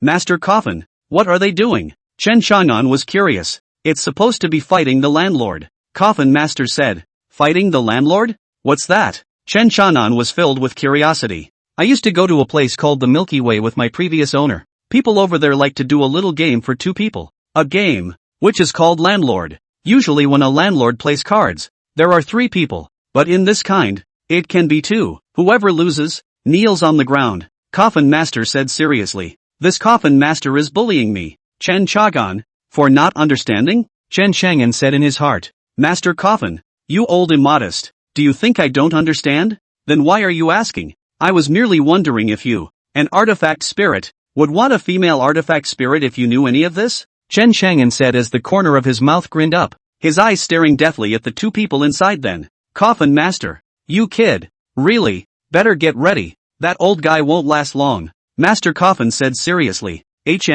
How do you know that too, Coffin Master? Chen Chanan was puzzled. Look how he's speeding up his movements, so fast that it's dangerous if he doesn't break. Coffin Master said fervently. What are the breaks again? You won't understand even if I tell you. You'll know when I take you to the Milky Way in the future. Everyone over there is an old driver, especially those who like to read novels. A good-looking and profitable one. Chen Chang'an sniffed and nodded slightly. For the galaxy, he came to be interested. I can't guarantee that I'll visit there later when I'm strong. Get ready, that guy's speeding up, Coffin Master warned. Chen Chang'an nodded his head, and the 4 flying swords hovered to the side, ready to fire. Just then, Lin Han inside suddenly looked like he was having a hard time, then yelled, Die! Chen Chang'an saw the right moment, and the 4 flying swords swished and stabbed in. 4 flying swords without warning, the speed is extremely appalling. 2 stabbed in through the sprawled Lin Han's ass, and 2 more stabbed in through the roots of Gu Rou's thighs underneath. 2 swords stabbed the 2 men through the heart.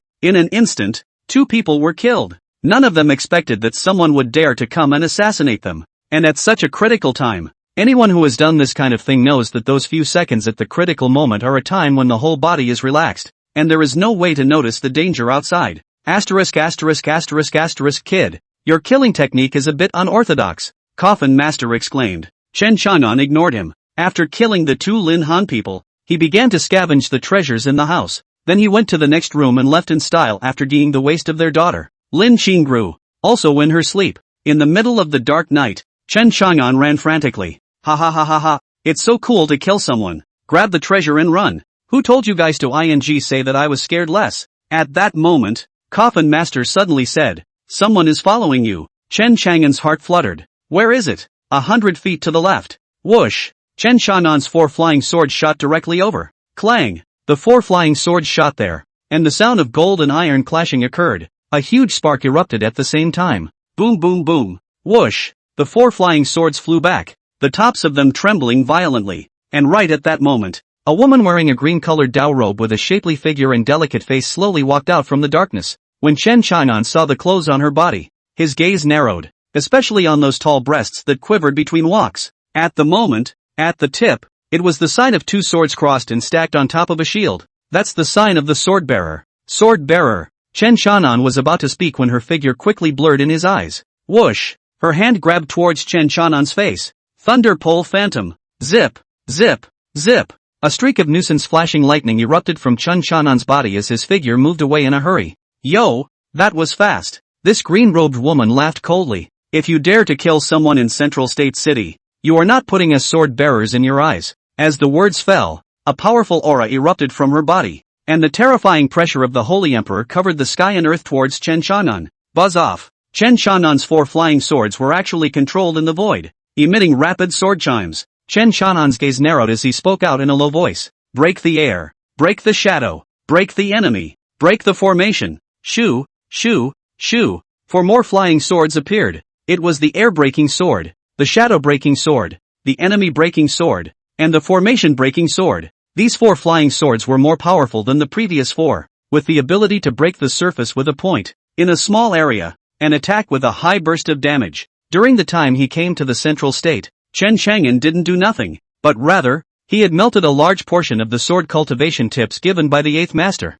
At this moment, he finally managed 4 more flying swords at the same time on top of the original 4. Thumbs up. The 4 flying swords erupted with unparalleled sword might, instantly tearing apart the green-robed woman's Saint Emperor pressure. Then the 8 flying swords landed and spun around Chen Shan'an. Buzz off. It was as if a powerful sword astral deity had formed, shattering the Saint Emperor's pressure that was pouring over Chen Shan'an. Seeing this scene, the green-robed woman's gaze flashed with surprise. What a powerful spiritual thought. Your sword Dao cultivation. It's also terrifying, but Chen Chang'an didn't respond to her. Instead, he directly stepped on the flying sword. Up, whoosh. Chen Shan'an's figure transformed into a long rainbow and shot straight into the sky, quickly disappearing at the end of the distant sky. Such a commotion caused several more old men to appear in front of the green-robed woman, and they bent down to salute. Your honor, no need to chase. The green-robed woman waved her hand. But he killed Lin Han of the Lin family, Gu Rou of the Gu family, and the heavenly pride Lin Chang Rou.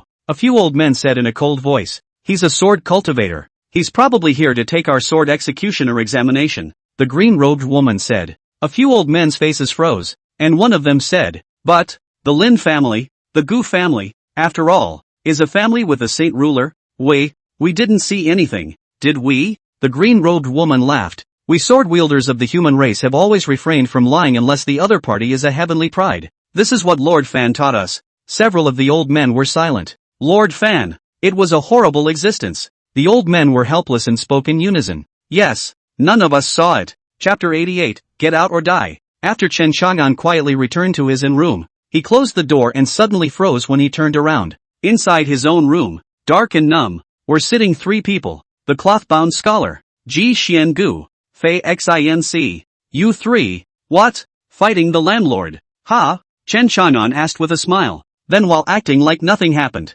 he took off his nightshirt. Fighting the landlord? What's that? The cloth-clad scholar asked curiously. A kind of 3-player game. That is, there are immodest people who like to use it to flirt with unhealthy activities. Chen Chang'an casually said. Coffin Master. Who's an asshole? This lord is not even human. Coffin Master belabored. Fei Xinc didn't care about the landlord fight, but stared at Chen Chang'an and asked, you went to kill Lin Han and Gu Rou? Hearing this, Ji Xuangu's eyelids jumped. Chen Chang'an glanced at him and said indifferently, and their daughters. These words instantly silenced Fei Xinc and Ji Xuangu dry. This isn't the Great Zhou Kingdom, so you can't be allowed to do whatever you want. So be safe, Felicity said helplessly, but also happy. After all, that nasty Lin Han and Gu Rou. It was good to be dead. I know. Chen Chang'an nodded his head and didn't retort. The other person is also doing it for their own good. Fei Xinc was helpless, rubbed his temple area and asked, this is Zhengzhou City. Has it been discovered by the sword executioner? Yes. Chen Shan'an's reply caused Fei Xinc and Ji Xiangu to be shocked, and the 2 of them turned bright colors. What's all the fuss about? At this time, the cloth-clad scholar spoke. Didn't this kid come back properly? It proves that the sword wielder couldn't catch up with him. The 2 of them, Fei Xinc and Ji Xiangu, breathed a sigh of relief. You brat. If the Lin family or the sword executioner comes to question you tomorrow, you can't admit it even if you beat yourself to death. Understand? Faith admonished. That's understood. Chen Chang'an nodded his head. It's okay for them to doubt themselves. Just show proof. Moreover, the cloth-clothed scholar was here, and if they wanted to force the issue, they would have to see if the cloth-clothed scholar was willing to do so. You kid. You really can't suffer at all. Like this suffered old man said. Felicity said helplessly. If people don't offend me, I don't offend them. If they offend me, I'll beat them until they're afraid. Or just kill them to stifle the risk. That's what the masters in my house taught me. Chen Chang'an said seriously. Hearing this, even the cloth-clothed scholar looked curiously at Chen Chang'an. All the masters in your family, they all taught you this way? Chen Chang'an looked at him doubtfully. Senior, you know my family's masters? The cloth-clad scholar froze, then took a drink and laughed. I don't recognize it. Chen Chang'an became suspicious. Seeing this, the cloth-clothed scholar waved his hand. Alright, this brat is all back. You all go back to rest individually. Fei Xinc and Ji Xiangu nodded. After they left, Chen Chang'an lay on his bed, slowly thinking back, and said in his heart, Master Coffin, there are so many strong people here. So, Coffin Master said, in addition to maneuvering 4 more air-breaking swords, shadow-breaking swords, enemy-breaking swords, and formation-breaking swords, I have to make the latter stages of the burial sword technique more skillful. Chen Chang'an said, you don't have that cultivation level, and you can't explode with that power in those latter styles. Master Coffin said. Chen Chang'an nodded. Then let me go inside your world and I'll try. After saying that, Chen Chang'an disappeared into thin air, and above the bed, a palm-sized bronze ancient coffin was suspended. The burial sword technique is divided into instant kill, seal throat, shatter the sky, destroy the earth, cut the stars, fall the moon, break the sun, slaughter the immortals, and shake the gods. Chen Chang'an had previously been stuck on the heaven-shattering style. At this moment, he began to try to cast earth destruction, and star slash. One night passed. Chen Chang'an came out of the burial god coffin. As he sat on the bed, he said with a bit of disappointment, Master Coffin, there isn't enough time. If only you could open the 1,000 realms of time. 100 years of cultivation inside. Only a year has passed outside. It's a horrible thing now. Of course Chen Chang'an wanted to continue practicing inside. Then you have to find the wheel of time. The coffin master said. It's just that this world might not have it. After all, the wheel of time can only be created by a heavenly god who understands the laws of time and has cultivated the divine right of time. It's just that I don't know if there are any great powers that cultivate the time divine right that have fallen in this world. So you go and find their cave or place where they fell. The coffin master knew what Chen Chang'an wanted to ask and said them all. Chen Chang'an nodded his head. At that moment, there was a noise from outside. Chen Chang'an hurriedly walked out. It was discovered that Fei Xinc, Ji Xiangu, was standing in front of a group of people. It was that Lin Tong. At this moment, Lin Tong's gaze was red as if he wanted to eat someone. After all, his son, daughter-in-law, and granddaughter are all dead. Fancy that, my son, daughter-in-law, granddaughter, they're all dead. Chen Chang'an heard Lin Tong's icy words, which seemed to contain monstrous killing intent and resentment. Oh, they're dead? Fei Xinc and Ji Xiangu put on shocked expressions. Well, congratulations, then, on the death of your son, and your grandson. I hear you only have one son. Oh, for heaven's sake, you're going extinct. Faith laughed. Lin Tong stared at Fei Xinc in death. You and Lin Han were at least once from the Qing Xian sacred sect. Why are you so vicious? Ha, what do you mean, old man? Felicity said blandly. You did this? Lin Tong gritted his teeth. Oh, where's the proof? Felicity shrugged her shoulders. The reason why they were suspiciously bothered was because they felt that Chen Chang'an simply did not have that strength. Only bother to think there. Fei Xinc, we're not going to die from here on out. Lin Tong spat out the words almost word for word from his back teeth. Oh, I'm so scared. Yo! Faith gave him a blank look, not caring. At that moment,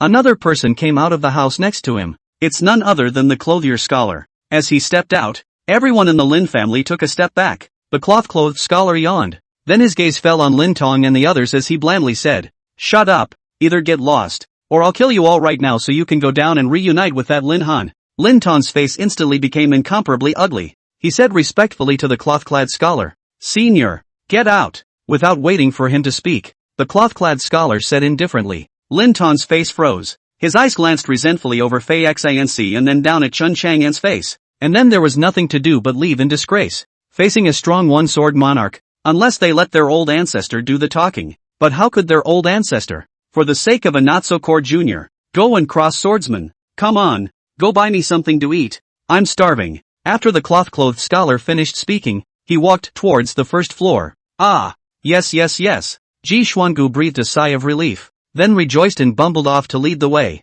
With this powerful backer, everyone can be a little safer for the time being. Meanwhile, the Jun family, the third elder of the Jun family finally waited until that guard who had been sent to find out the cause of Jun Wujin's death, finally returned to the Jun family. At the same time, the third elder of the Jun clan also knew about Chen Chanan's appearance in Central State City and his clash with the Lin clan. The Scholar of the Cloth? Could it be him? The name of the third elder of the Jun family was Jun Nightcold. His face was one of horror as he looked at the message he had gotten in his hand. When he was in Chang'an City, he wanted to take a shot at Chen Chang'an, but in the dark, there was a powerful sword cultivator guarding his path. At the moment he suspected that the man was the Clothier Scholar. Chapter 89, either talk about your feelings or fight. Looking at Jun Nighthan's gloomy face, the guard kneeling below continued. This was all caused by a woman named Lu Ruyan. He then gave the reason for the conflict between Chen Chang'an and Jun Wujian and the others, as well as Chen Chang'an's details. All these things, in Chang'an City,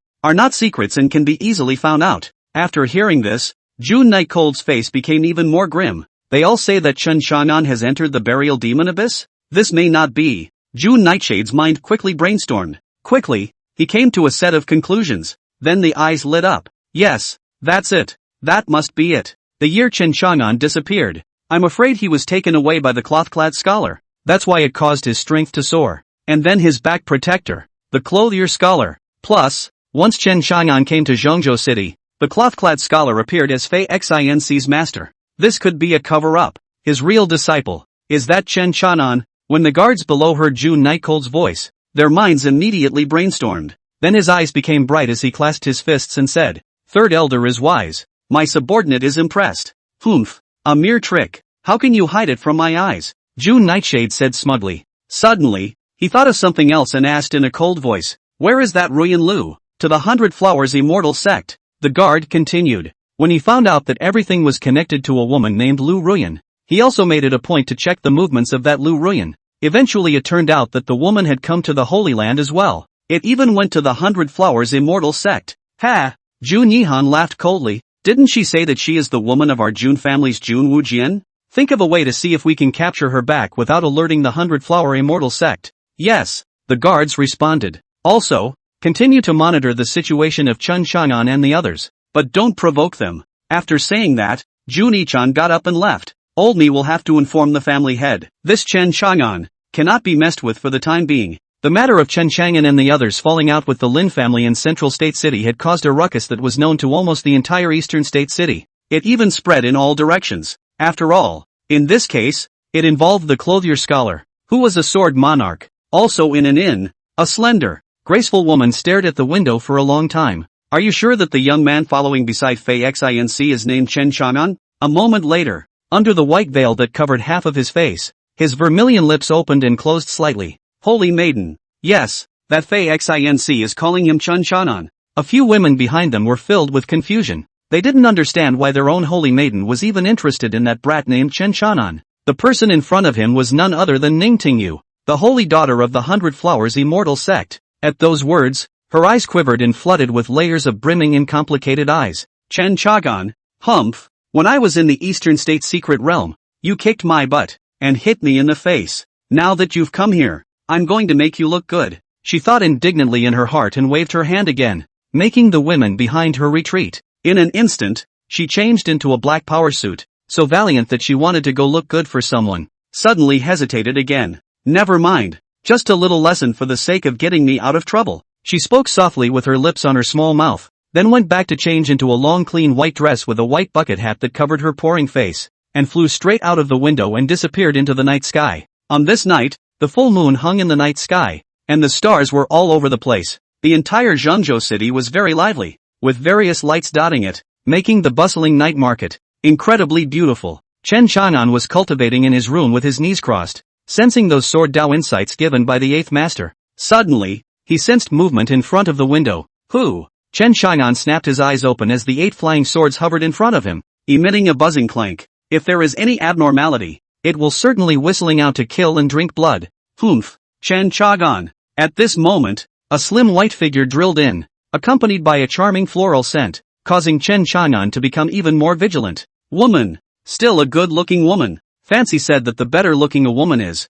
the better she is at cheating. Gotta be careful. It's you? Upon seeing the visitor, Chen Chang'an froze. The person in front of him was none other than Ning Tingyu, whom he had met during the Eastern Prefecture's secret realm. Seeing Chen Chang'an's 8 flying swords still pointed at her, as if she was being stared at by 8 venomous snakes, caused the hairs on her body to stand up and sweat. This kid, what a perverted rate of advancement. But in the next instant, she was furious.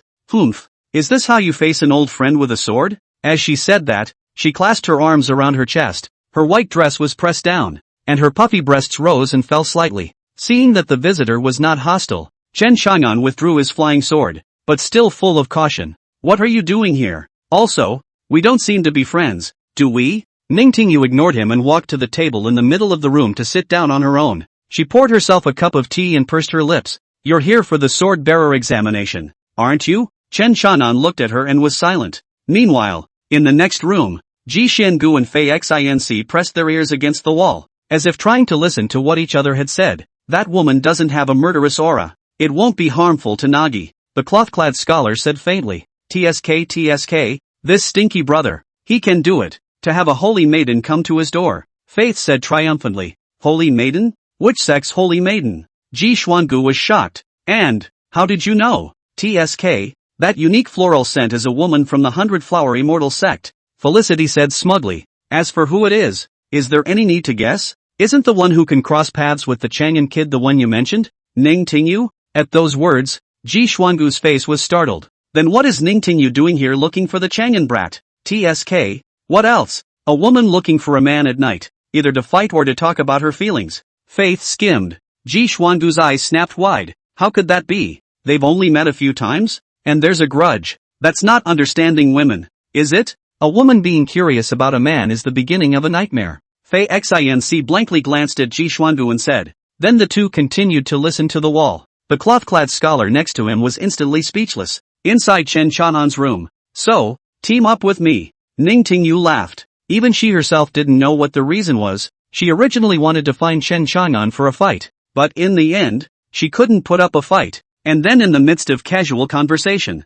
she guessed Chen Chang'an's purpose. And team up? Chen Chang'an was puzzled. That's for sure. Teaming up to take out the opponent first. That's what the rest of the great powers' heavenly pride do. Ning Tingyu laughed. So yeah, if you team up with me, you won't lose out. It's better than you fighting alone. Anyway, we worked together when we were in the Eastern State's secret realm, didn't we? Chen Chang'an sized up Ning Tingyu carefully, and from her pair of starry eyes, he saw a slightly evasive starlight. And even, there was also a bit of anticipation and consternation, and she was careful when she lifted half her veil to drink her tea. Okay, I agree. Chen Chang'an nodded his head. Chapter 90 hates men who are more handsome than himself. Oh, hearing Chen Chang'an's agreement, Ning Tingyu's eyes flashed with a flash of surprise that even she could hardly detect. Then how come you agreed to it? You're not afraid I'll cheat you? Ning Tingyu asked curiously. Because you're a local. Go to an unfamiliar place. Find a local who knows the local opponent well. Know your enemy and know yourself.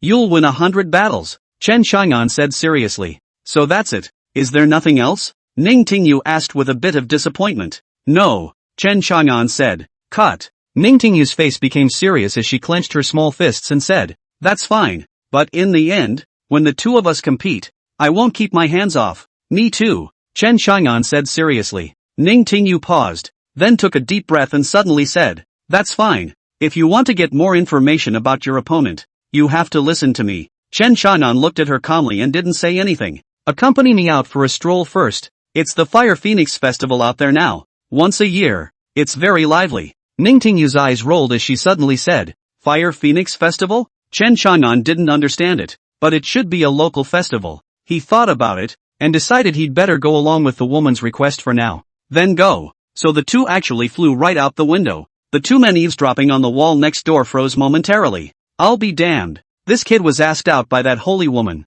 Felicity was surprised. Hey, it's okay. Good looks just make girls like you. With that, she looked at the cloth-clothed scholar. Master, I'll go out and secretly protect that brat. The cloth-clad scholar nodded. So Fei Xinc pulled Ji Xuangu out as well. The cloth-clad scholar shook his head slightly and took the wooden sword next to him, continuing to gently wipe it with a handkerchief. Tonight the whole city is covered in red lanterns and a strip of colored paper in the shape of a phoenix is posted everywhere. Or lanterns adorn them, and every now and then fireworks explode into the night sky. It's very beautiful. The bustling streets are alive with the sounds of yelling, buying and selling, and bargaining. It made the whole city covered with a layer of fireworks. Chen Chang'an was very interested, looking here and there. Even the city of Chang'an is not so prosperous. It's so nice here. Ning Tingyu did the same. losing her nobility and coldness as a holy maiden and walking among them like a little girl. I like the smell of fireworks here. Instead of just knowing how to practice every day, sometimes one just has to live well.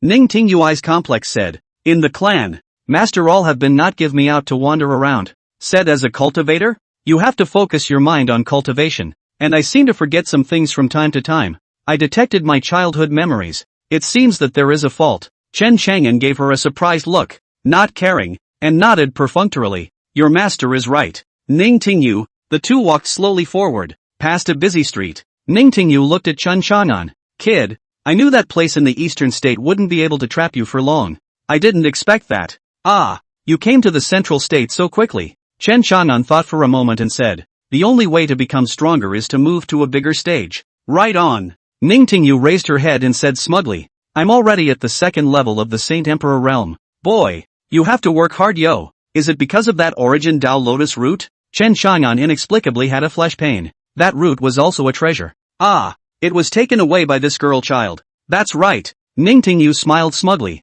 You got the lotus petals and I got the root. So in that case, neither of us lost out at that time. Chen Chang'an pursed his lips. He still had a 5 elements devil suppressing palace, which was a great treasure for gathering aura. Seeing Chen Chang'an's meaty expression, Ning Tingyu became pleased. At that exact moment, a blue-shirted man suddenly walked up to Ning Tingyu's body. He gave a slight bow and smiled. This girl, I am Gu Hongxing of the Gu family. The first time I saw you, I thought you were like a heavenly fairy, and my heart was suddenly in love with you. I wonder if you can. Ning Tingyu frowned, then pulled over Chen Chang'an's hand. Are you blind? Can't you see that I have a male companion next to me? Chang'an Chen. He knew that with a stunning beauty by his side, there were bound to be some wild bees and butterflies coming his way, causing trouble. That's a woman's strong suit. Sure enough, and the youth named Gu Hongxing's face froze. His Gu family is one of the 4 great families here in the Holy Land. If an ordinary person heard about the Gu family, they would be delighted. And he's also the young master of the Gu family.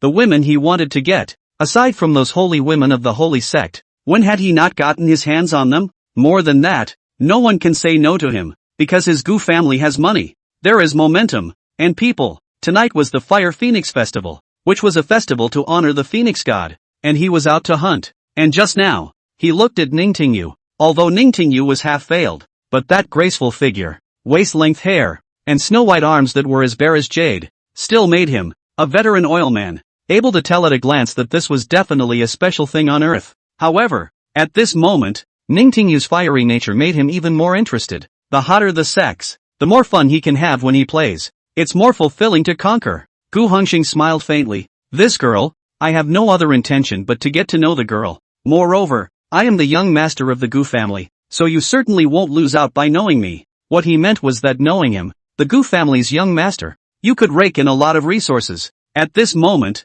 Chen Chang'an's gaze narrowed. Although Ning Tingyu was not her woman, she was at least her teammate now. So oblivious to your own existence? Besides, is he blind? You don't even know the holy maiden of the 100 Flowers Immortal sect? Upon reading this, Chen Chang'an despised. Get lost, she's not interested in knowing you. At those words, Gu Hongxing finally turned his gaze to Chen Chang'an, his gaze narrowing. I didn't pay attention to Chen Chang'an earlier, but now it seems. It's awesome, handsomer than even yourself. He hated seeing another man, more handsome than himself, but he wouldn't make a grudge against someone for no reason when he didn't know the other person's background. What is this gentleman's name? Which big family where? Gu Hongxing asked, still wearing a warm smile. It was as if everything was out of his sight and breezy. Chen Chang'an's gaze narrowed. On what grounds do I tell you? Get lost. Good dogs don't block the road. With that, Chen Chang'an stepped forward and directly knocked his body away with his shoulder. Caught off guard, Gu Hongxing almost fell over.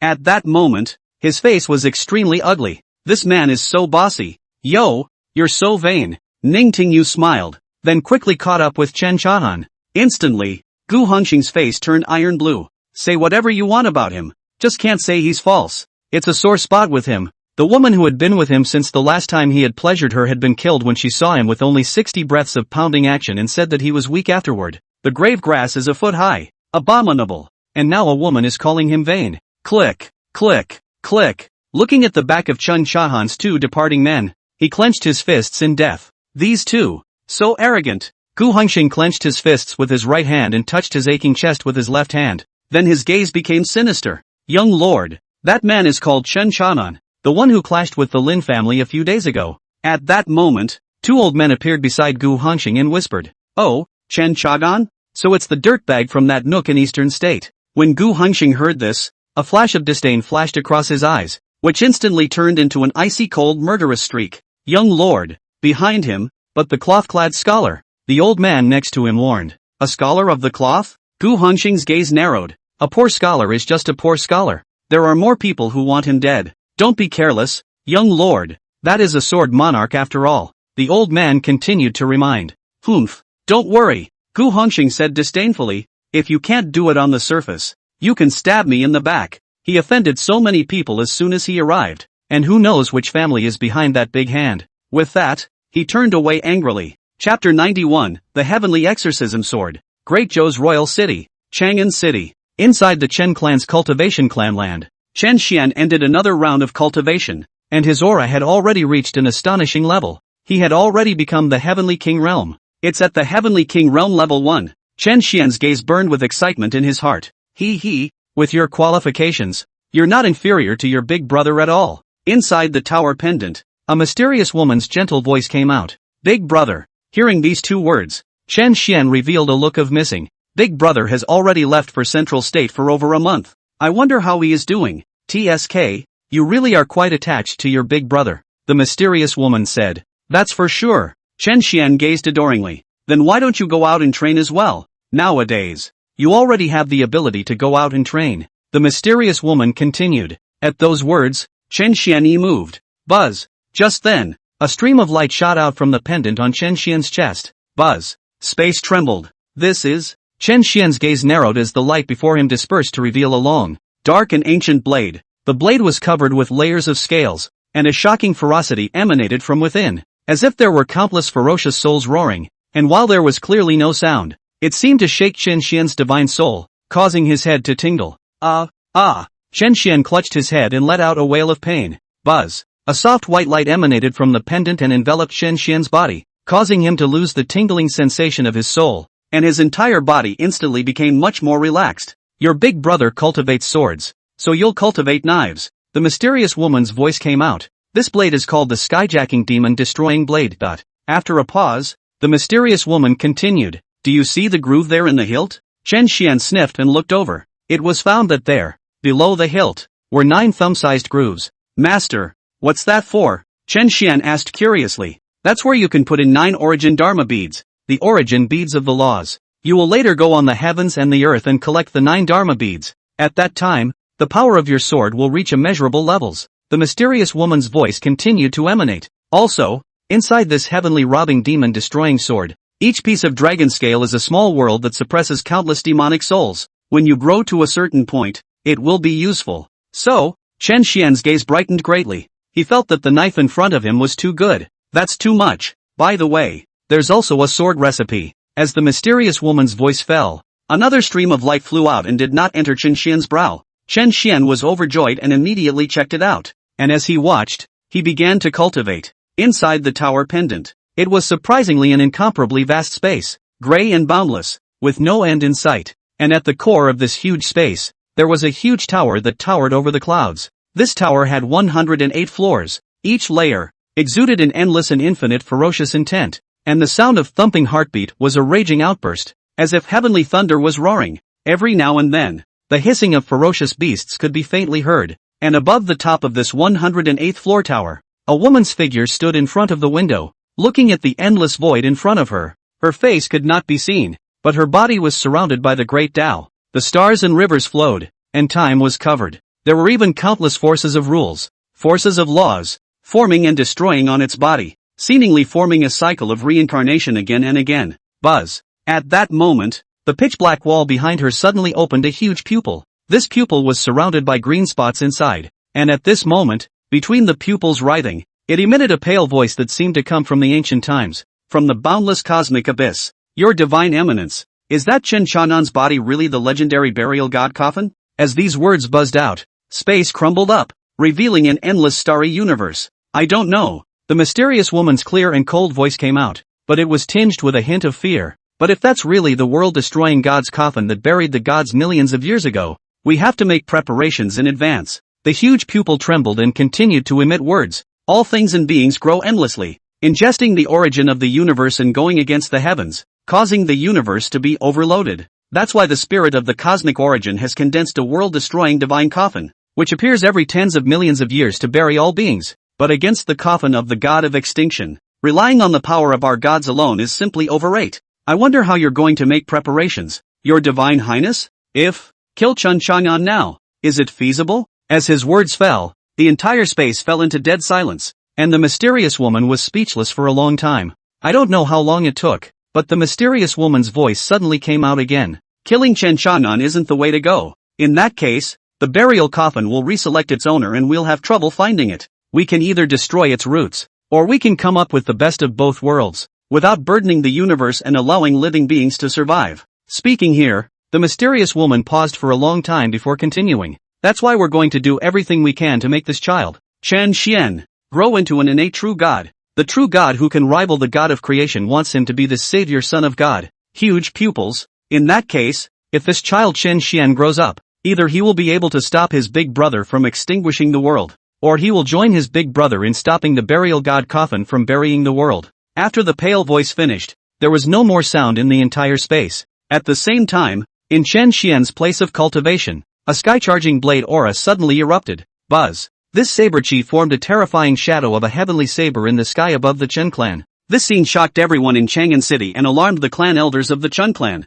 Soon, a strong divine sense swept towards Chen Xian's place of cultivation. Knife repair. Become a blade king. Hiss. What a terrifying qualification. This kid Chen Xian, he's only 15 years old. An exclamation of surprise rang out. Then Chen Xiantong, as well as the 9 clan elders appeared in unison over Chen Xian's house. The other ordinary elders, too, cast their gazes over in horror one by one. AI. The young lord is a demon. I didn't expect this young Master Chen to be a pervert as well. Our Chen family is really something. Another heavenly pride with such an unbelievable qualification has appeared. Some of the Chen family members were all filled with excitement, their eyes glowing, high in the sky, looking at the huge heavenly blade shadow that seemed to be able to cut through all the terrifying blade might. Even the 9th master, who was a blade cultivator, revealed a look of satisfaction. This kid, surprisingly, he is a sword cultivator. Ha ha ha ha ha. Turning to him, Master 9 laughed out loud and brightly. Chen Chang'an is a sword cultivator, and with the help of the 8th master, he is still not convinced, and he wants Chen Chang'an to dual cultivate the sword. But Chen Chang'an seems to be not very interested in the sword. All he could do was give up helplessly. But I didn't expect that the patriarch's son would be a blade Dao genius. It simply made him overjoyed. The 6th master hastily began to measure the heavenly chances. The crowd looked at him. A compass appeared in front of him, and a Xuanwu turtle shell appeared, with a great Dao rule lingering on it. Chen Xiantong, as well as the rest of the clan elders looked at him quietly. The 2nd master even waved his goosefeather fan, and a boundary appeared layer by layer, enveloping this heaven and earth. A moment later, a look of surprise appeared in the 6th master's eyes. How? Chen Xuantong's gaze narrowed as he asked. He looked calm, but he was actually nervous. Chen Xian was his son after all. Chen Xian, this kid, his destiny, surprisingly, is also not within the great Dao, and was erased. TSK, there are experts behind him as well. I dare to meddle in the affairs of my eternal life divine mansion? Master 6 said meaningfully. At those words, everyone's eyes narrowed. Chapter 92 Chongqing Divine Mansion. Chen family. In that case, in Xianer's body, there is also a great god spirit from the 3 great divine lands? Chen Xiantong's gaze narrowed. A cold aura flickering. Could it be that it's my brother's layout again? Family master. Perhaps it is so. Your brother that is the only existence in the ancient times. Moncler Outlet Store meaningfully said. I used my body to enter the devil, just to check what the difference between being a devil and a righteous monk is. But I perceive from the aura on Chen Xian's body that he will not become a demon. Instead, there is a powerful existence that is instructing him in his cultivation. At those words, Chen Xiantong sighed in relief. Exactly. At this moment, the 3rd master who was holding the ancient zither spoke. As long as that powerful being doesn't do anything to harm Chen Xian, this is also his chance, so we don't need to interfere too much. Not to mention, this might be Xiaoan's father's arrangement. The crowd of clan elders nodded their heads. Weird. At this time, the 6th master said, how is it that the more you look at it, the more Chen Xian this kid is the man of heavenly destiny, that Chang'an is instead the great villain of heavenly destiny? As the words fell, everyone in the arena had complex expressions. It's better to go with the flow, Chen Xiantong said helplessly. turning to be full of surprise. My brother's son is a demon. My son. He's not bad either. Worthy of being the seat of our everlasting divine mansion. The Chen family. The house of the everlasting God. Upon hearing these 4 words, the 9 clan elders nodded their heads, revealing pride. At this moment, Chen Xianton looked at Master 9 again. Master 9. In the future, you will be responsible for passing on some knowledge of the Tao of the Blade to little Xian.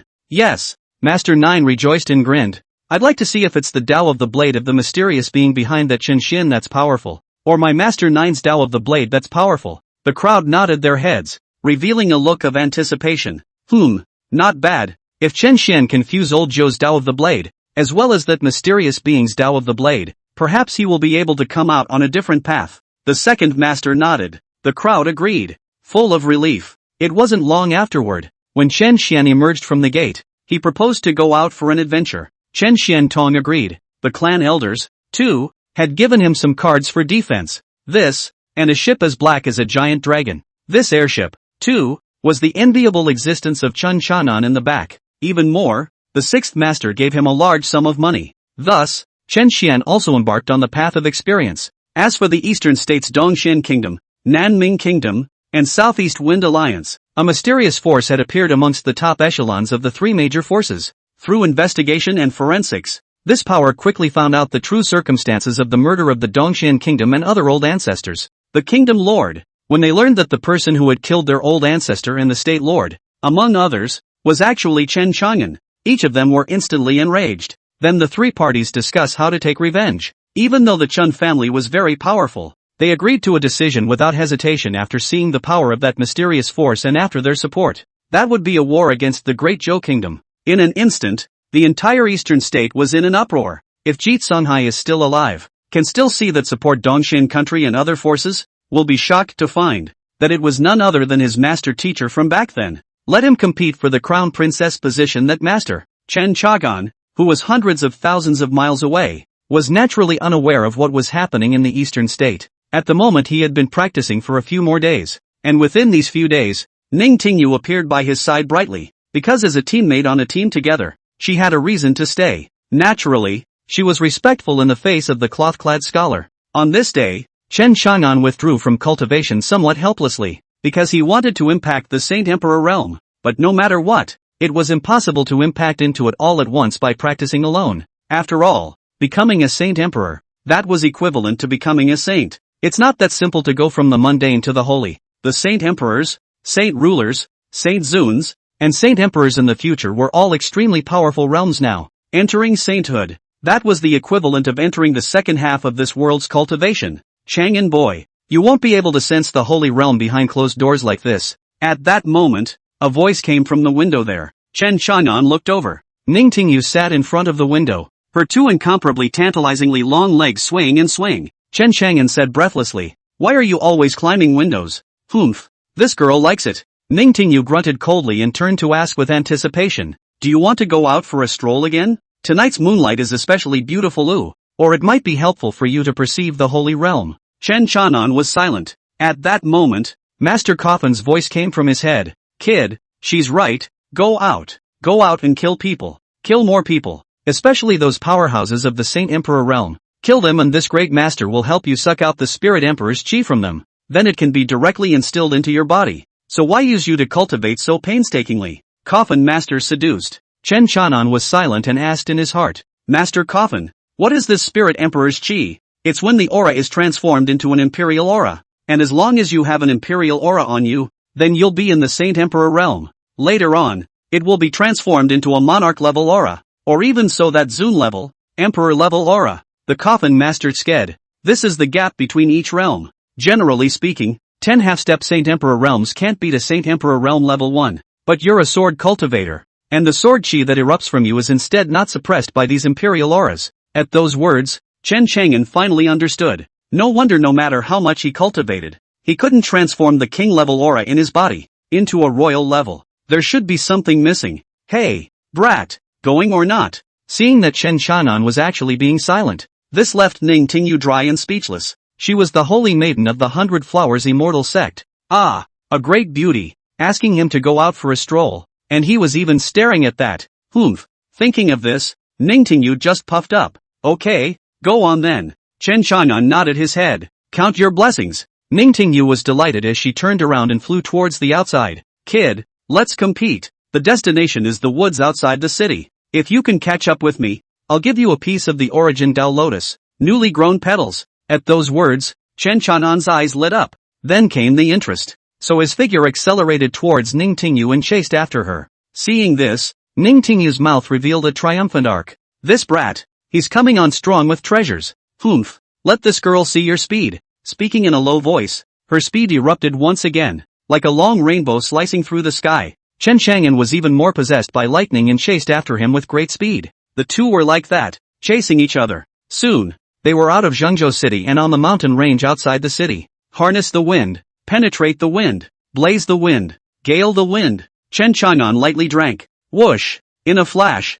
4 flying swords appeared and hovered under Chen Chang'an's feet. Buzz! The 4 flying swords emitted a chirping sound, and Chen Chang'an's speed once again accelerated, almost forming a stigmata. Whoosh! In just a few short breaths, Chen Chang'an surpassed Ningtingyu. Humph! Brat! You're cheating! You even used a flying sword. With a delicate voice, Ningtingyu's entire body erupted into a mass of flower petals, which carried a floral scent with a boom, causing Ningtingyu's speed to accelerate as well. But when she reached her destination, Chen Chang'an was already there waiting for her with a smile on his face. The Origin Lotus. Chen Chang'an seemed to smile, extending his palm and saying, Humph. Ningtingyu clasped her hands to her chest and grunted coldly, but she still threw a petal of the Origin Lotus to him, because she had wanted to give it to Chen Chang'an. Only the excuse of a contest was used. Chen Chang'an had obtained the lotus petal of the Tao, so entering the Saint Emperor realm was also expected. Just then, a sizzling sound came from not far away in the cold forest. Chen Chang'an and Ningtingyu were both instantly alert.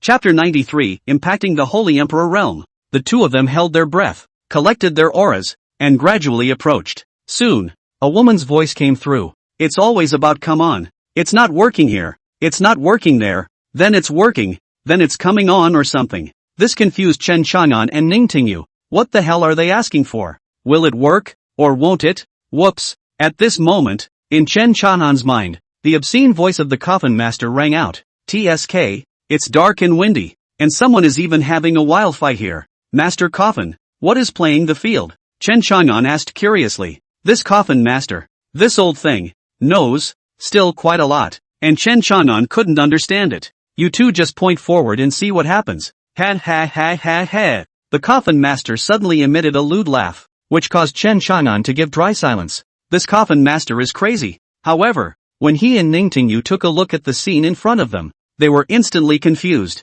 Ningtingyu even swished her face red, secretly spat, and hurriedly turned her head away. Bah! Men's bodies. They really are all ugly. Chen Chang'an, holy, you guys are sick. At this time, those two people discovered the sneaky Chen Chang'an too, and immediately shriveled up in fear. Then cursed. Can't you do it yourself if you want to revitalize? You have to look at us.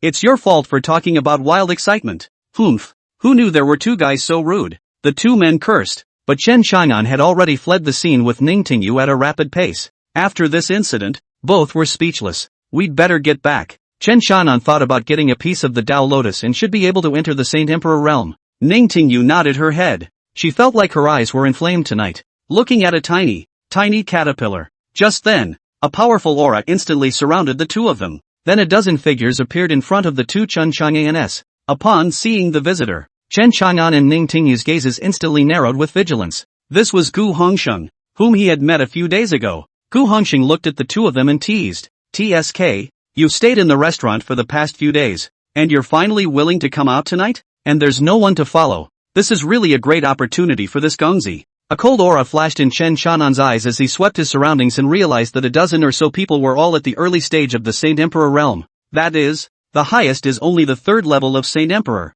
Can kill. With this thought, 8 flying swords levitated behind him. Gu Hongsheng didn't put Chen Chang'an in his eyes at all. In his opinion, the other party was already a dead man. His greedy gaze fell on Ningtingyu's body. Girl, I really want to get to know you. Really, I can pay money, to a price that you can't refuse. How about coming with me? Shameless. Ningtingyu grunted coldly, and in the next instant, as a floral fragrance filled the air, only to see a snake-like rope of flowers formed by countless petals suddenly appear in front of Gu Hongsheng. At this moment, The flower rope suddenly wrapped around his neck as it spun and flew. Gu Hongxing as well as the surrounding old men's faces changed drastically. Are you blind? I'm clearly surrounded by a handsome man who is taller than you, more handsome than you, and has a better body than you. So what makes you think I'd want to get to know you and go with you? As the words fell, the rope formed by the countless petals seemed to transform into a blade, slit his neck in an instant. Swish! Between the blood splatters, the head flew straight out. Don't you dare!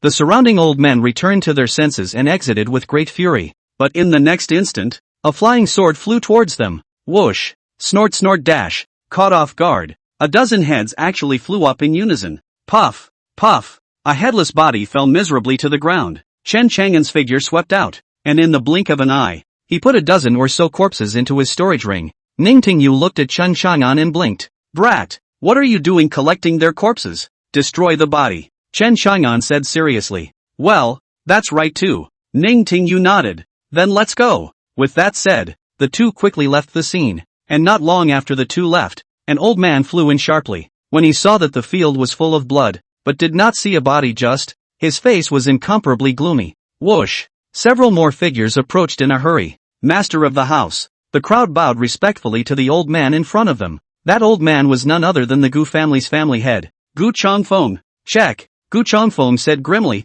Gu Hongxing as well as the dozen or so protectors of the Tao beside him have all had their life tags shattered, or their corpses and bones are still intact. What a vicious modus operandi. The old men around them bent their heads. One of them said, Family Master. I'll go check immediately. Gu Chang'e said, the sword executioner examination is coming, and many clans have come with heavenly pride. After you find out, don't act rashly. After all, that person actually doesn't even put our Gu family in his eyes. He must come from an uncomplicated background. Yes, the old man nodded. Also, spread this news back to the family, to Gu Hongxing's father. Gu Chongfeng calmly said. Gu Hongxing was not his son, but the son of the Grand Elder, dead at the moment. It seemed to suit his intentions better. The hearts of the crowd of old men were in awe. If the Grand Elder knew that someone had killed his son, he would definitely come madly to take revenge. Well, if the murderer comes from a powerful source, this Grand Elder won't be any better. This householder has a good heart. After Chen Chang'an and Ning Tingyu returned to the restaurant,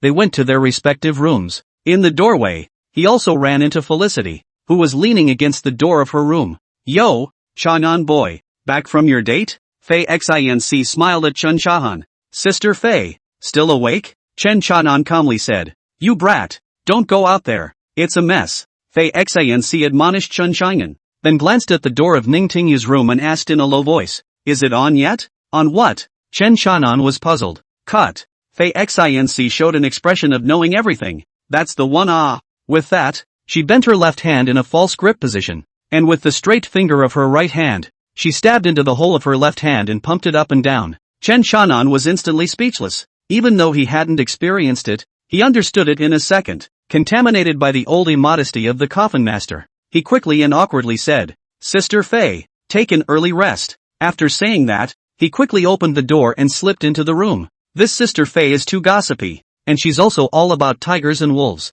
Chen Chang'an shook his head, speechless. Then he took out the corpses of those people and put them into the burial coffin to bury them, melting them down and getting the most pure imperial level aura. It was quickly absorbed by him. After absorbing it, he absorbed the Duel Lotus given by Ning Tingyu, impacting the Holy Emperor realm. As Chen Chang'an absorbed it, the aura on his body was climbing. The aura that was originally at the king level was also rapidly metamorphosing towards the royal level mark. Buzz. Several hours later, Chen Chang'an was sweating profusely, but his spiritual sense was incomparably sharp at the moment, and he could clearly sense the people moving in the next room. Only, they had all arranged a layer of boundary energy that prevented probing. Is this the Holy Emperor realm? The corners of Chen Chang'an's mouth lifted slightly, revealing a look of excitement. Chapter 94, Gathering of Heaven's Pride. Unfortunately, it's not even close. Chen Chang'an then absorbed all the spirit stones he had on him, as well as the spirit power he had recently scavenged. As a large amount of spiritual energy was absorbed and refined by the burial god Coffin,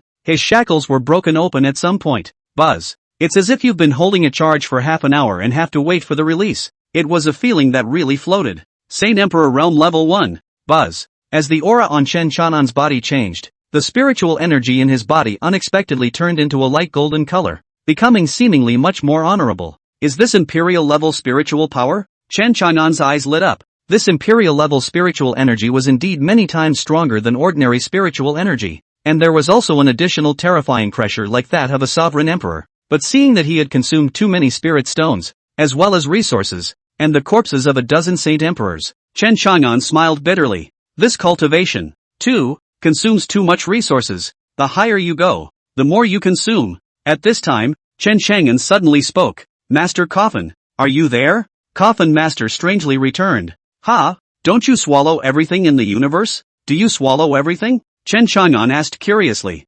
Coffin Master, these tables, chairs, and benches in front of me. Chen Chang'an looked around as if there was something that the Coffin Master liked. You little bastard. This master is burying all the spirits of the living beings and melting the spirit body, not collecting rags. Coffin Master said angrily. He. That Coffin Master, you can first spit to me enough royal level aura. I want to raise my cultivation up, later to collect corpses for you. Return to you is, don't be so stingy. Chen Chang'an said. I'll you up. Master Coffin said indignantly. This master is not a lone shark. Where is there an advance on cultivation? Do you think I'm a system?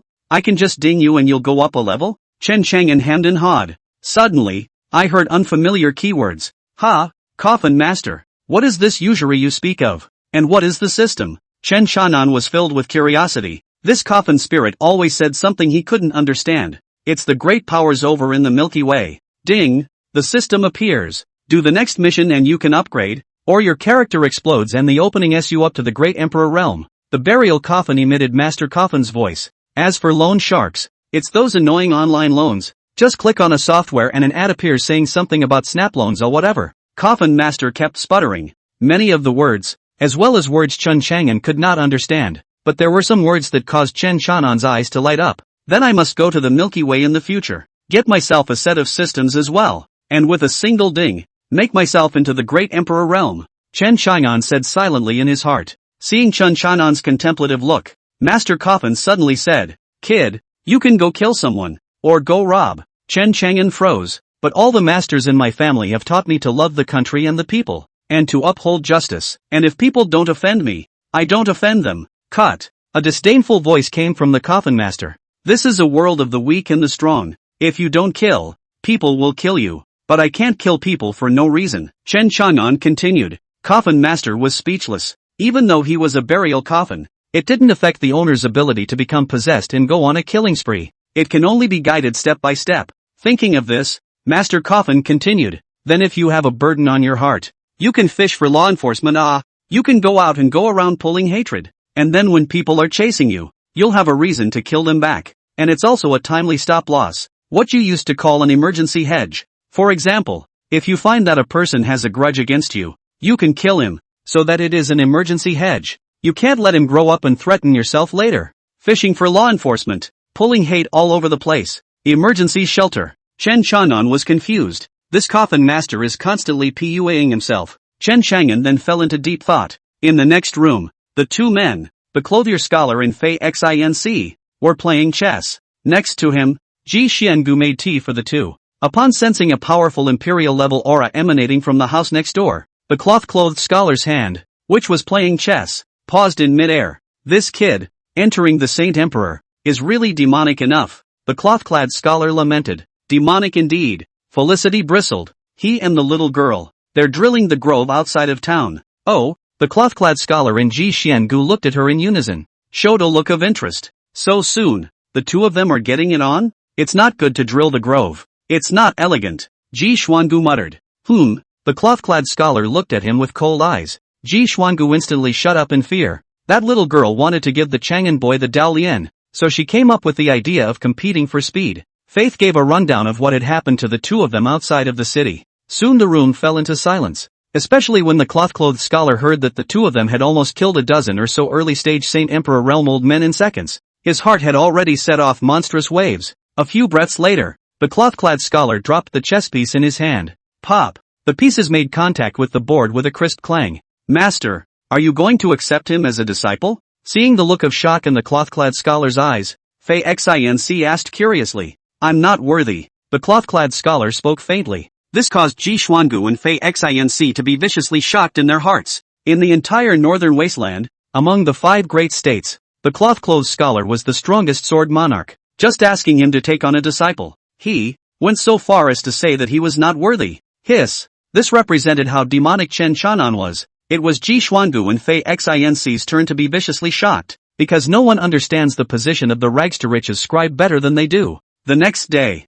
when Chen Chang'an woke up, the door to his room was knocked once again. Chen Chanan got up and went to open the door. It was discovered that outside the door stood Fei Xinc and Ji Xiangu. In addition to the two of them, there was also an old man in a gray robe. However, Chen Chanan's gaze fell violently on the symbol on his chest. Sword bearer. This was a sword wielder whose aura was even more powerful than that in Mo Hai Chao. Chang'an boy. He is the Grand Elder of the Sword Execution Court. Fei Xinc hurriedly spoke. She was filled with doubt and apprehension at the same time. Why would the Grand Elder of the Sword Execution Court personally come to find Chen Chang'an? Could it be that Chen Chanan's murder in the city has been discovered? Greetings, Elder. Chen Chang'an slightly saluted. Well, Chen Chang'an, you really are a talented person. The old man sized up Chen Chang'an and smiled gently. I am Zhuge Dust, the Grand Elder of the Sword Execution Court, and this time I came to invite young friend to come to the Heaven's Pride gathering tomorrow night. A gathering of heavenly pride? Chen Chanan was puzzled. That's right.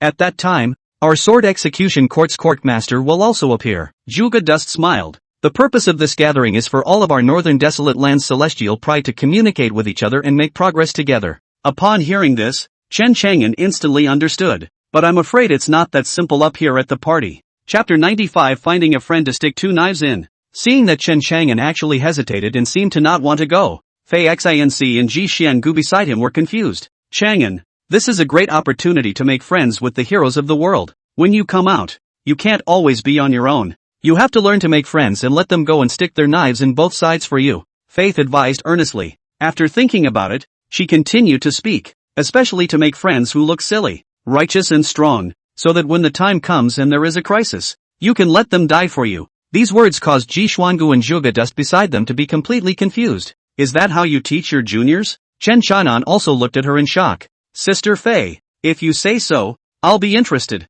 Hearing this, Zhuge Dust continued. There are also the holy sons and daughters of the four holy sects on top of the gathering, which can be described as a gathering of celestial arrogance. So I hope that little friend Chang'an won't miss out on this opportunity. With that, Zhuge Dust hurriedly handed an invitation to Chen Chang'an before quickly leaving, lest Fei Xinc say anything else that would jeopardize his morality. Looking at the invitation in his hand, Chen Chanan was silent. But since we have decided to go, then, it's time to get to know the four great sacred sect, as well as those heavenly prides of the four great families. I'm afraid no one knows these things better than Ning Tingyu. Soon, Ning Tingyu also came. She was also invited. Room 5 in all. It was still the cloth-clad scholar drinking and bothering to play chess, with Ji Xiangu pouring wine next to him. What is the strength of the rest of the celestial pride? Chen Chanan looked at Ning Tingyu and asked. Ning Tingyu had also investigated her opponent in the past few days, and as the holy daughter of the 100-flower immortal sect, she naturally had channels to learn about it,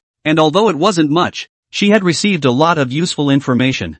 I don't know about the other celestial pride, but the four great sacred clans, as well as the four great sacred races, their saints' sons as well as young lords, I know a little bit about them. Ning Tingyu said. The strongest in here, I'm afraid, is the holy son of the Tai Tsong sword sect, called Duguzhen. After all, he is a sword cultivator. Upon hearing this, Chen Chang'an looked up. What realm is he in? I don't know. Ning Tingyu said. All of these people, I haven't seen for years. I'm afraid they are all at least in the middle stage of the Saint Emperor realm. Speaking of which, Ning Tingyu was a bit embarrassed. As a holy maiden, she had only made a trip to the Eastern Prefecture in order to advance to the Holy Emperor realm. Ahem. She coughed lightly and continued. The saint's son from the Qingxian saint sect is named Liang Yunzi. 3 people have come from the sun, moon, and star islands, called sunless, moonless, and starless. The 5 people above are the people from the remaining 3 great holy clans besides me. Ning Tingyu said and continued. As for the 4 great sacred clans, the one from the Jun clan is Jun Wugun. Jun Wugun? Chen Chang'an froze. Jun Wujian and Jun Wu Dao are. These 2, after all, were killed by themselves. These 2 are also his clan brothers or clan brothers, right? Ning Tingyu said. Among the younger generation of the Jun family, Jun Wugun is the most powerful. He is a gun cultivator. As for the Yi clan, the one who came is Yi Chen. His strength is unknown, but it's possible that he's a physical cultivator. Gu family, Gu Yiming. Speaking here, Ning Tingyu said in a complicated manner. The Gu Hongxing that was killed by us was merely the son of the Gu family's grand elder. But this Gu Yiming is the illegitimate son of the head of the Gu family? I suspect that this Gu Yiming is very strong. But he can't become the young lord. One, because of Gu Hongxing's existence and the Gu family's great elder's great power. Upon hearing this, Chen Chanan's face revealed a teasing expression. In that case, if we kill this Gu Hongxing, then the Gu family head will be happy instead? That's right. Ning Tingyu laughed.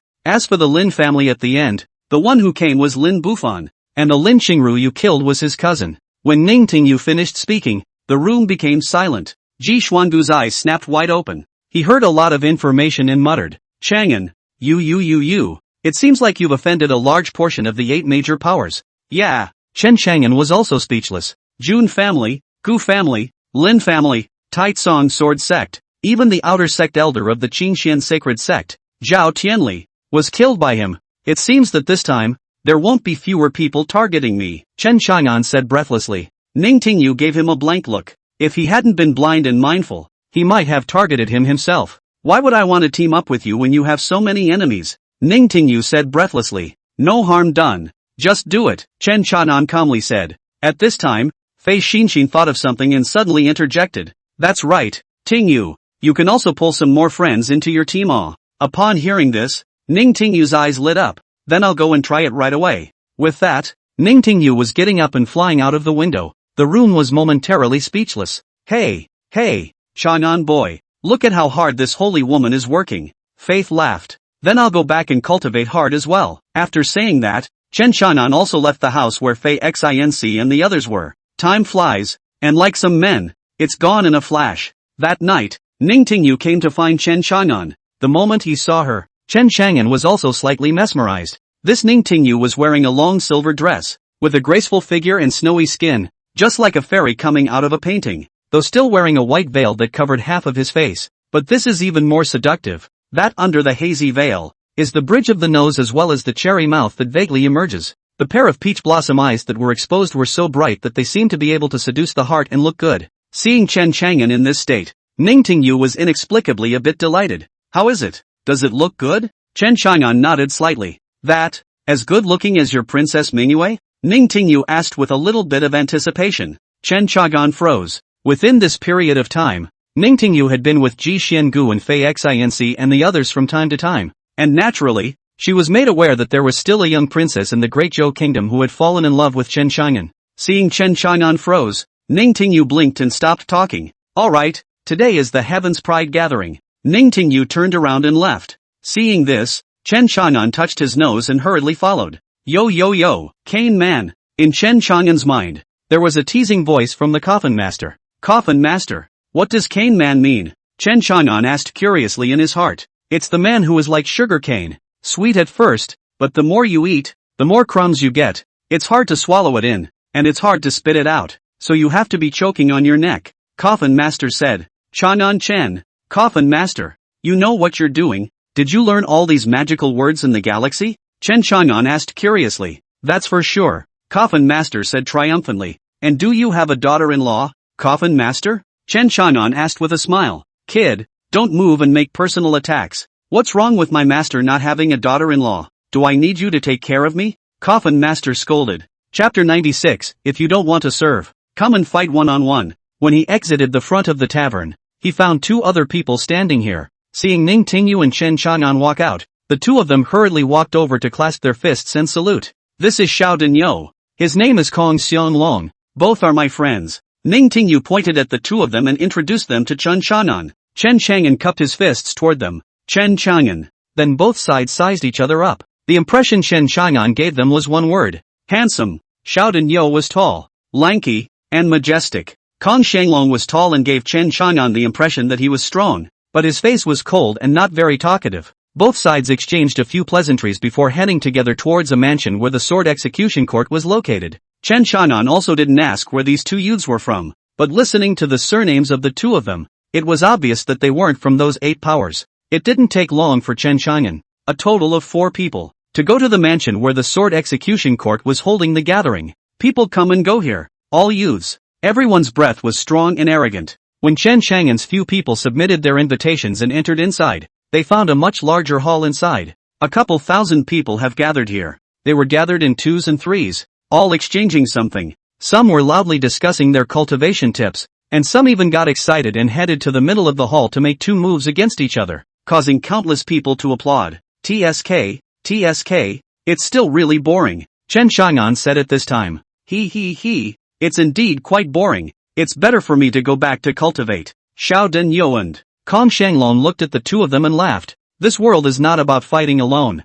If you have a strong background, benefits and value, others will come and ally with you. If not, people are already polite if they don't step on you. Chen Chang'an looked towards him and nodded. He felt that this guy had a point in speaking. At that moment, he looked around, and soon his eyes lit up. Here in the Great Hall, there are many tables. The tables were all covered with various kinds of spiritual fruits and delicious dishes filled with aura. Yikes, those are spirit beast meat, at least of the king level. This organizer, he's too generous. Showdown noticed Chen Chang'an's gaze and also instantly brightened his eyes and swallowed his saliva. They were all cultivators though and could do without food for many days. But those spirit beasts' meat was even more attractive to the cultivators like a beautiful woman. Then let's hurry up and take our seats. Showdown's throat rolled as he said. With delicious food, he felt that this trip was worth it.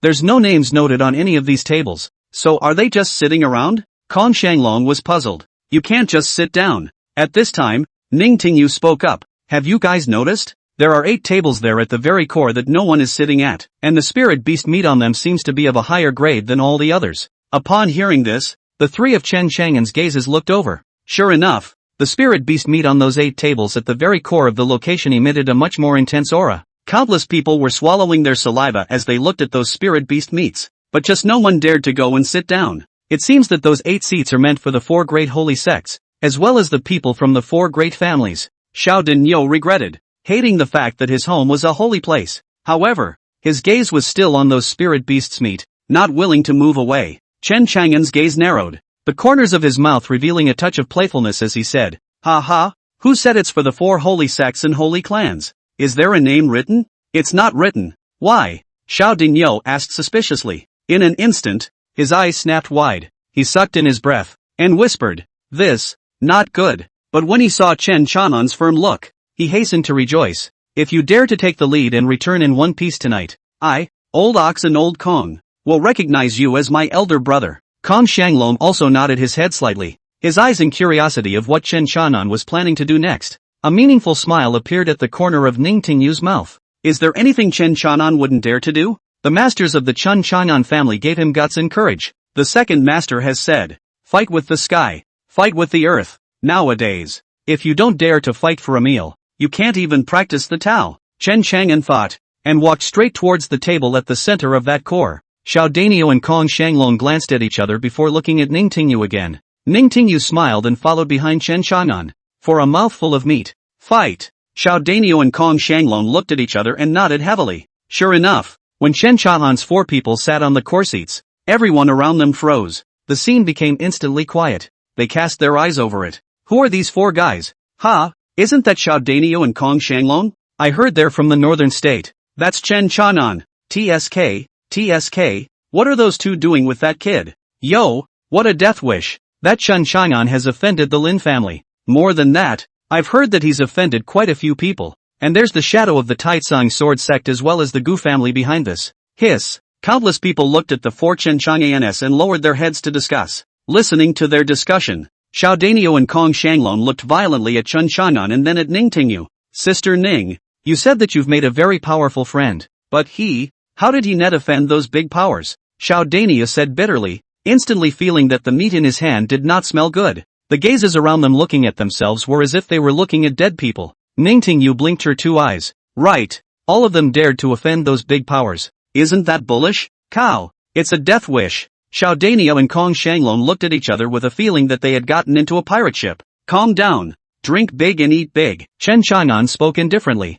Then ignoring the stares of those around him, he began to dry his meal like crazy. This spirit beast meat was really not simple. It melted in the mouth and the spiritual chi was very rich. Seeing this, Showdown and Kong Shanglong gritted their teeth. The ship of thieves is already on board. Even if you jump off now, you are still a thief. So the 2 men began to wind down as well, taking big gulps of dry food and wine. As they drank, the 3 of them clunked their glasses together and had a good meal. Next to her, Ningtingyu looked at the three of them breathlessly and didn't move her chopsticks. It's really a bit humiliating. When the people around them saw this, they were all dumbfounded. These three guys, they actually ignored them. The party hasn't even started and they're eating? Just then, in walked three youths carrying swords. 2 men and 1 woman. The 2 men were tall and thin, but their bodies were characterized by a sharp aura, like sheathed swords. That woman, with her long hair draped over her shoulders, had an icy gaze, like a sword emitting cold air. After the 3 of them came in, they also walked to the core seats, sitting at the table next to the 3 Chen Chang'ans.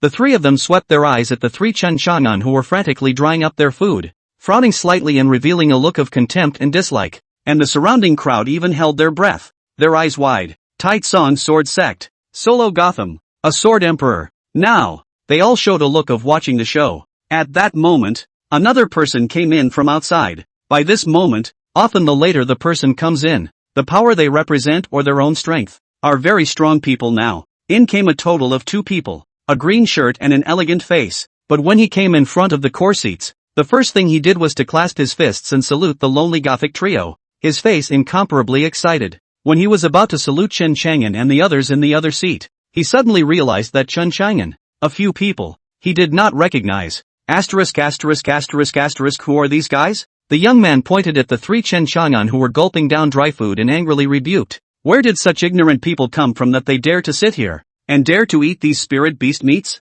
Is it? Chen Chang'an stopped his hand movements. Eyes on him. I'm sitting here. So what? You ate your family's rice? You don't like it? Let's go one-on-one. The crowd in the arena instantly froze. Chapter 97, Confucianism. A word can be the law of the world. You want to fight? Sure enough, it is a heavenly pride that dares to sit on the core seat.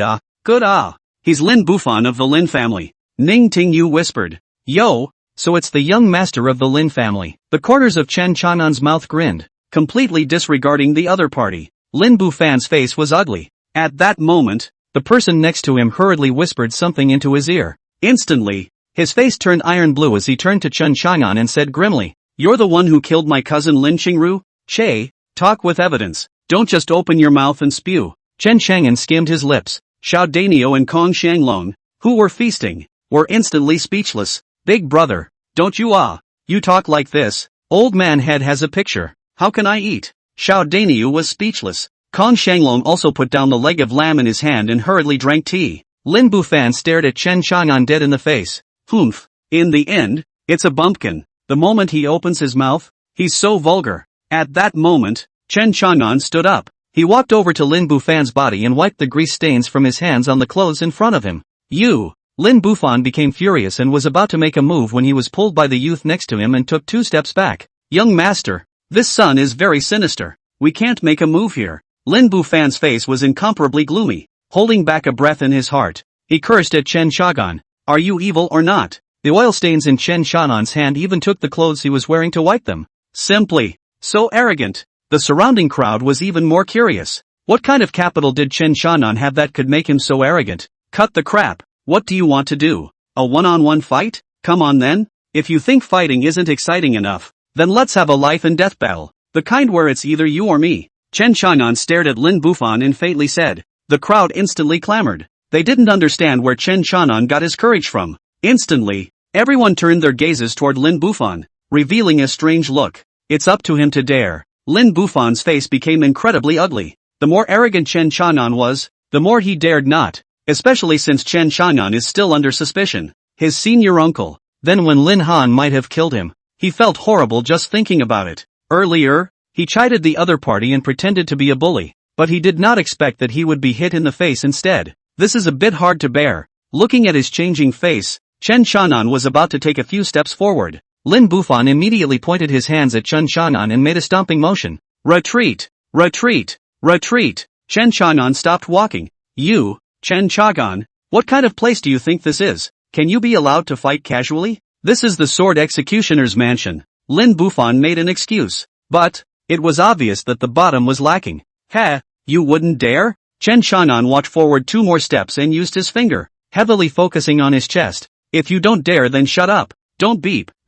Lin Bufan's face became even more ugly, turning from green to white, then from white to green, and finally almost spitting out blood. More than that, he was so angry that his heart and liver hurt. his spleen and lungs hurt, his large intestine and small intestine hurt, and his penis hurt. At this moment, the companion next to him spoke up. Young lord, the sword executioner's examination is just around the corner. Let's defeat this arrogant fellow at the examination. Ah, yes, you're right. Lin Bufan spoke loudly. Kid, count your luck. I'll let you live a few more days first. Today my little spirit pet is giving birth to pups, so I'll take my leave first. After saying that, he turned away in a hurry. Everyone froze instantly, jaws dropping. Shoo! A moment later there was an outburst of sighs and jeers. I didn't expect the Lin family's pride to be scared away. Chen Chang'an looked at the two people who had left rampantly and turned around to sit back down again. I'll go. Big brother. You're awesome. Showdown gave a thumbs up and admired.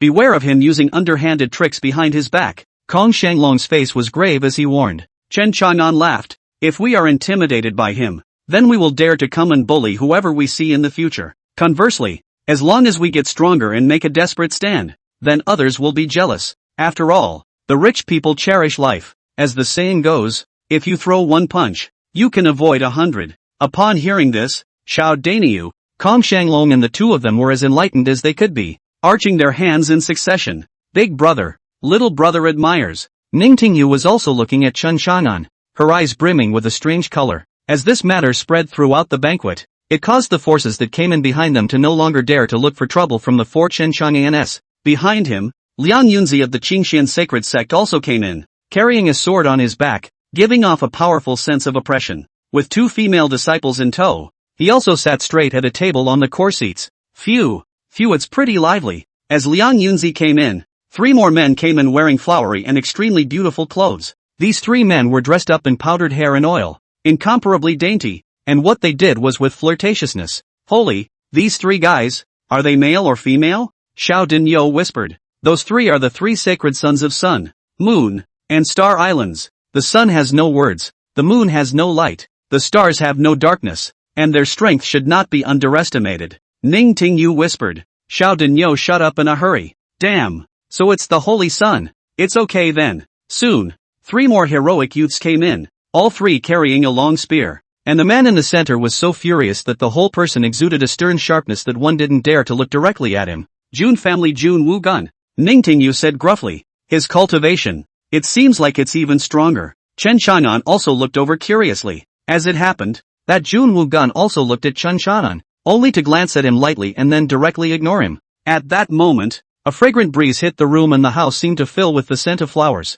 Everyone's eyes lit up. Oh my god. It's the girl from the 100 Flower Immortal sect coming. Holy, that's ing beautiful. I'll be damned. Can you be civil? Excellent. Not chicken. The great hall clamored. Everyone looked at the 6 women who walked in. These 6 women were dressed in white dresses and wore white bucket hats that covered their faces. After these 6 people came in, they also sat straight down on the core seats. No one had a problem with them sitting in. After all, it was the holy sect. Chen Chang'an looked at Ning Tingyu. Ning Tingyu winked at him. Chen Chang'an understood that this woman had actually found someone to pretend to be herself. It's good to have friends. The old man's eyes are bright with tears when he meets the old man, and he sings a song of nostalgia to the wine. At that moment, 2 more people came in from outside. These 2 people came in humming verses, and their words seemed to have some sort of magic power, causing the great hall to quiet down and countless people to look at them. Even the 4 Chen Chang'ans were like that. These 2 men seemed to be scholars, one holding a folding fan and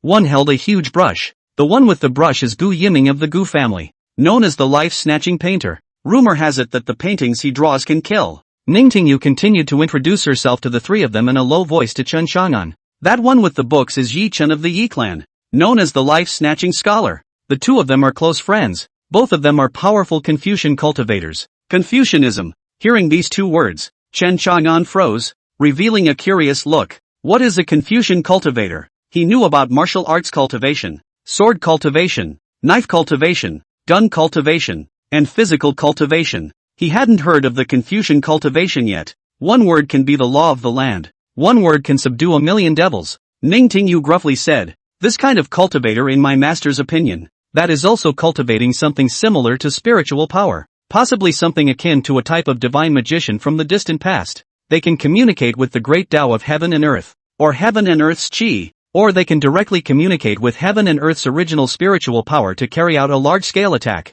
If you are a Confucian emperor, You only need to say one thing: when you meet a mountain, you will avoid it, and when you meet a sea, you will retreat. Hiss. Xiaodanio and Kong Shanglong sucked in a breath of cool air. Then isn't it true that if he says a word, he can explode with a power like a natural disaster? Xiaodanio was shocked. Of course, Ning Tingyu affirmed. And Chen Qianan was even more shocked. He thought of the second master of the family, with his goosefeather fan, complaining that it was too hot when the sky picked up the wind. When I complained that it didn't rain for so long, it rained immediately. He was so young then that he thought it was the second master's mouth that worked. Could it be? Chen Qianan's heart was inexplicably on fire. Chapter 98. This is the test. The purpose of the sword-bearer. There are only 8 tables of course seating, with 8 places at each table. Since Lin Bufan had retreated and the two of them, Yi Chan and Gu Yiming, were sitting at a table. So much so that a table is vacant at the moment. The rest of the group looked at the empty table and thought, there are basically 2 or 3 people at a table in the 8 course seats.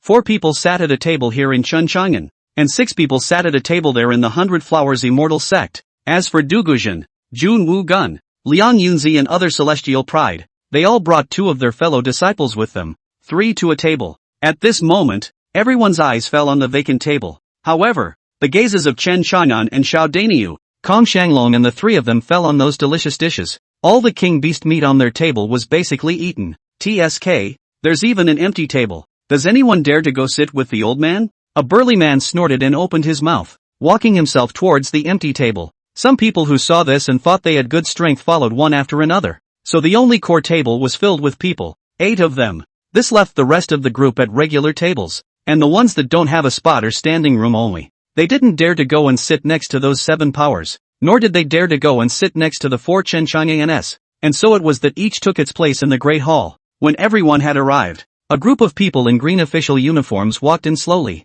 When Chen Chang'an's gaze made contact with the person at the head, he instantly froze. That one, isn't that the green-robed sword wielder with the big tits? The green-robed sword wielder? And when the woman went up to the top and spoke, Chen Chang'an realized with a jolt that the other party was actually the court master of the sword execution court here. That night, why did she leave me alone? Chen Chang'an stared at this person with a slight frown. Ning Tingyu, who had been paying attention to him, hummed, does it look good? Is it because she has bigger boobs and looks at others? Upon hearing this, Xiaodanio and Kong Shanglong beside him hemmed and hawed. Chen Qianan was silent. Seeing this, Ning Tingyu knew that Chen Qianan wasn't looking at someone's boobs, but rather had a question on his mind. So she spoke up. Her name is Jiang Qingqing. I heard that she was sent over from the side of the Yanhuang domain. Upon hearing this, Chen Chang'an merely nodded his head. Congratulations to all the celestials sitting on the core seats who have successfully passed the first level of the sword executioner's examination. At that moment, that will Jiang Qingqing spoke up. As the words fell, the field instantly stirred. What? The first level of the test? This seat is actually the first level of the sword executioner's test? My god, how can this be? Is taking up a position considered a test? It's not fair. Yeah, that's not fair. Yeah, we're not convinced. Countless people clamored. And those who thought that they would be eliminated by merely taking a seat were all agitated. Chen Qianan's few people instantly woke up. I'll go, big brother, or your bull. If we wouldn't dare to sit in this seat, we'd be eliminated too, Xiaodanio exclaimed. And Kong Shanglong looked at Chen Chang'an with admiration. Chen Qianan was also confused. Old man hell knows this is a test. Only these 8 tables have good food are afraid to eat. That is not a wimp then? Quiet. At that moment, on the high platform about half a foot high, Jiang Qingqing spoke in a cold voice. The 9 official robed old men behind her were also emanating their aura, suppressing the entire scene. All of a sudden, the room went quiet and everyone looked at her. There are no names on that core seat, and there are tantalizing delicacies on top of the table. Jiang Qingqing opened her mouth lightly, sweeping the entire field, her aura fully open and imposing. The price of that table of king beast meat is over 100,000 spirit stones. Such a valuable resource. And you all dare not go for it. Then what use does my sword execution court have for you? Since you are afraid of other powerful heavenly prides, you should continue to cower and not have to come as any sword bearers. Since you're going to be a sword wielder, you need to have a heart that's motivated and fearless. What is the purpose of my sword bearer? Jiang Qingqing swept through the faces of the people in the arena one by one. Her voice was deafening, and she roared, word by word. That is, to establish a heart for heaven and earth, to establish a life for the human race, to enforce the laws of my human race, to protect my human race for all time, and to open up peace. Boom! As these words fell, The blood in the hearts of each and every one of the heavenly pride in the arena seemed to boil. Then some of them wailed and clunked on the table. On the other hand, the two of them, Yi Chen and Gu Yiming, even chanted, "Heaven and earth establish the heart, establish the life for the human race, enforce the law of my human race, protect my human race for all times, and open the peace." At that moment, an invisible and colorless power of chi seemed to descend above the heads of the crowd. A moment later, when the others came back to their senses, one revealed bewilderment and shock. "TSK, this girl child is also a Confucian cultivator. And the words spoken by this Confucian cultivator seem to be able to brainwash the brain." At this time, in Chen Chanan's mind, Master Coffin's voice came out. "Look at these melons, each one of them wailing, as if they have eaten the spring. Drug-like." Chen Chanan was speechless and said in his heart, "Master Coffin, what is brainwashing again? Why are you netting out words I can't understand?" "Forget it, you don't understand," Master Coffin teased. "This human sword execution palace wants to protect the human race for all times. This purpose is good. Unfortunately, day by day, corruption, greed, and lack of knowledge are the bad roots of all living things." Although Chun Chang'an did not understand what the Coffin Master said, he would ponder over it. At that point, the scene went quiet. Jiang Qingqing on the stage continued. "The following banquet will begin. As long as the 8 heavenly pride on the 8 core seats remain after the banquet ends, they can enter the next round of examination." Boom! The moment these words fell, it caused everyone in the arena to have their minds roar once again. Everyone is not a cutie pie. This Jiang Qingqing means, as long as one's ass sits on that core seat after the banquet, one can pass the first level of examination. Everyone's mind came alive at the thought. Seemingly seeing the thoughts of the crowd, Jiang Qingqing laughed and said, "You can challenge the people in that core seat, or pull them down, as long as no one gets killed." Wow! Now, the people in the arena were once again in an uproar. After all, there's an 8 spot at each of the 8 core tables, or 64 spots in all. There are at least 30 other seats unoccupied at the moment. But who dares to sit next to those holy sects or holy clans? Doesn't that make it a bad relationship? Sure enough, one person, relying on the fact that he had some friendship with the other party, came next to Liang Yunzi of the Qingxin sacred sect and respectfully said, "Mr. Liang, I wonder if it would be alright for me to sit here." Liang Yunzi glanced at him lightly. "Get lost? What are you? You deserve to be at the same table with me?" The man looked embarrassed and held his tongue. He couldn't fight, and the other party didn't give him any face, so he had no choice but to retreat in disgrace. The field instantly fell into an eerie silence. Everyone's eyes kept scanning over the 8 core tables, their pupils constantly flickering and weighing. It seems like they want to see which position is good to talk to or hold, then go up and replace it, or take a spot and make yourself the center of attention on the field. At that moment, a voice once again broke the eerie silence in the arena. "Selling positions, 100,000 spirit stones a position. Fast hands, slow hands ah." As the words fell, everyone looked over with wide eyes. The person who spoke was none other than Chen Chang'an. Chapter 99, Anyone can sit, but not you. "Nima, I can't believe you're selling your position? And 100,000 spirit stones each? Do you think you own this place?" Even Jiang Qingqing looked at Chen Chanan with a face full of surprise. Then he revealed a meaningful smile. "This little guy, he's a bit interesting." At that moment, before anyone in the arena could launch a challenge or get angry, an obese youth walked up to Chen Chanan's body. "This gentleman, if I buy a spot from you, can you guarantee that I won't be challenged, or forced down, by anyone else?" Chen Chang'an thought about it and said, "Yes, alright, just for the way you treated Lin Bufan earlier, I believe you." He then handed Chen Chang'an a space ring with exactly 100,000 spirit stones inside. After Chen Chang'an took it, the obese youth sat on the empty seat next to the table. Now, those who would have challenged and wanted force or favors to get a spot finally had their minds made up. Which one of those who dared to sit in the center seat is the one to be messed with? Money matters, lives are more important. As a result, 3 more people purchased towards the empty spot where Chen Chang'an was.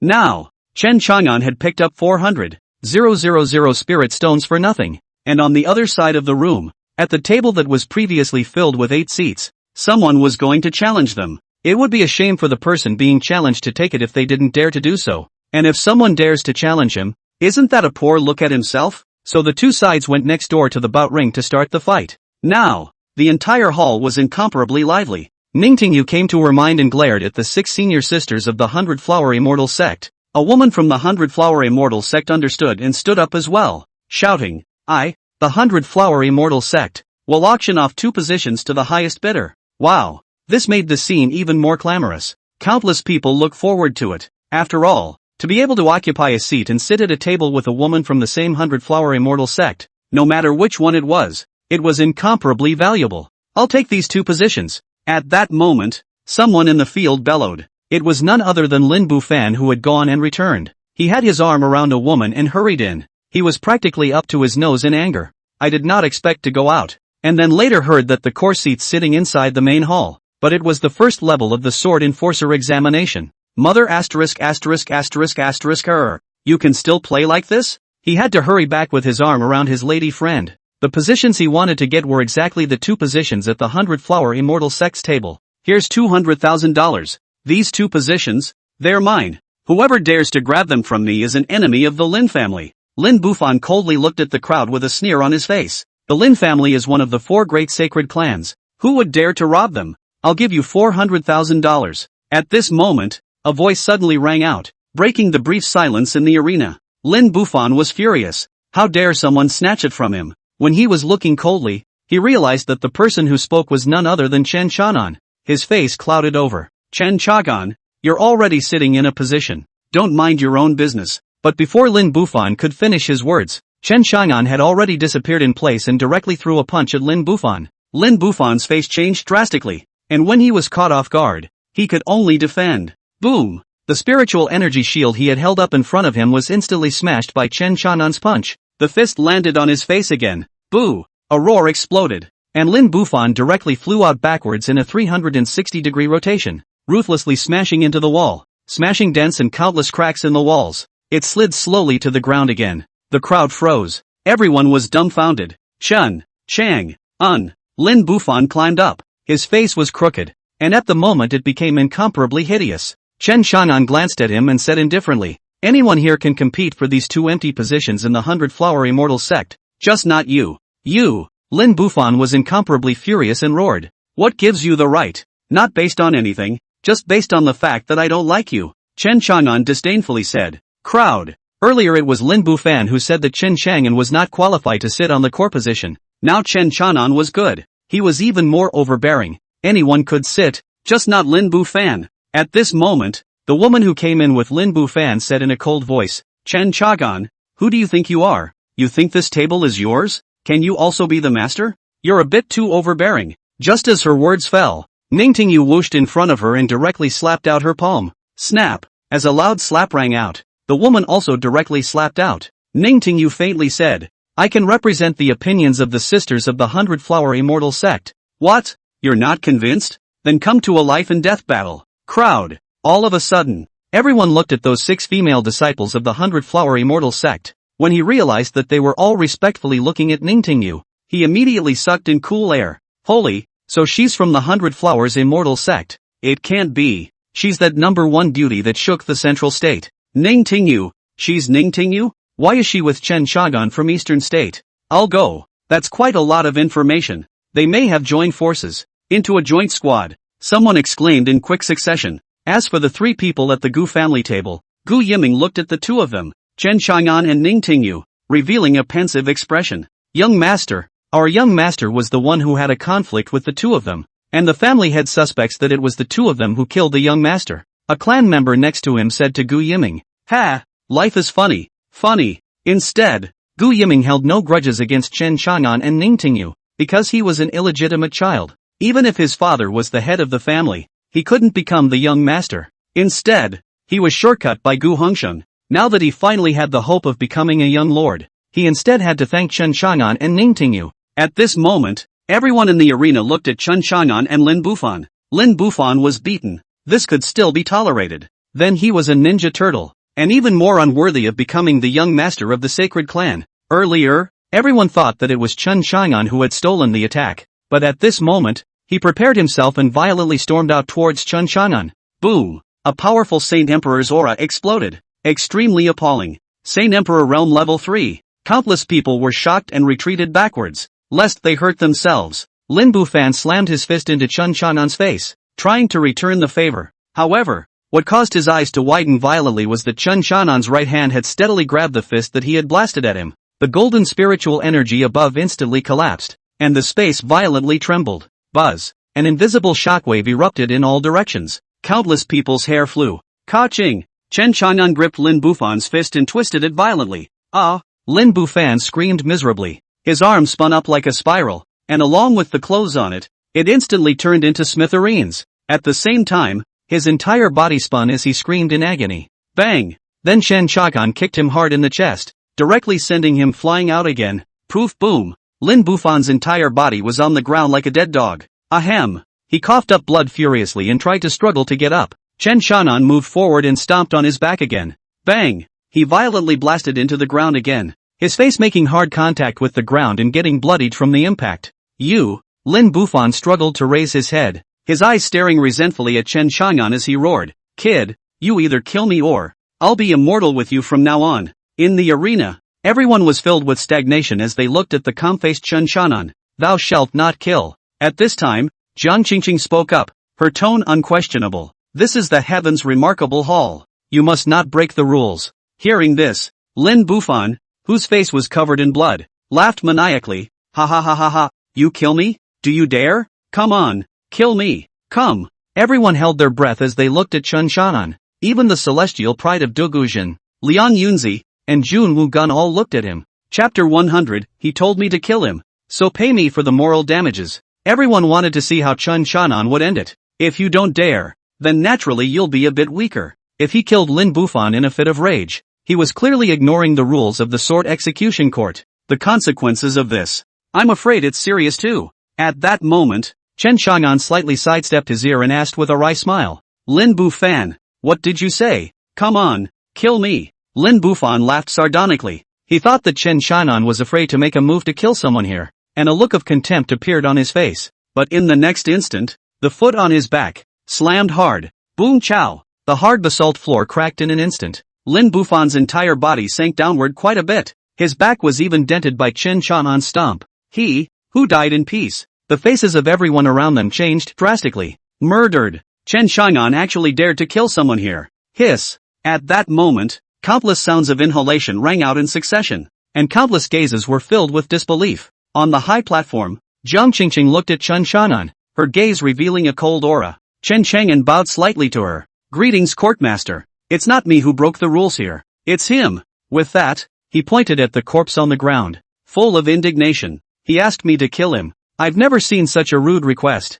and he's going to hate me if I don't kill him, so I'm going to have to do it reluctantly. He's deliberately making me break the rules of the sword execution court. I hope that the Lord Courtmaster will punish him severely. Chen Chang'an arched his hand, his face incomparably serious. Also, I hope that Lord Courtier will make him compensate me for my mental damages. The field was silent. Everyone's mouths were too wide open to heal. They didn't expect Chen Chang'an to bite back. They were really convinced. You killed a man and you want the dead man to pay you for it? And the court of sword execution will punish the dead? And what the hell is this moral damages? Even the celestial pride of Duguzhen and Jun Wugun were frowning slightly. They sensed Chen Chang'an's difficulty. All of a sudden, everyone's gazes landed on Jiang Qingqing's body. Jiang Qingqing stared at Chen Chang'an in death, and the 9 old men behind her were ready to suppress Chen Chang'an. The field became tense with swords. Suddenly, Jiang Qingqing spoke up. "Chen Chang'an, this matter, let it go. There is no need to say anything more about the unreasonable demands you make."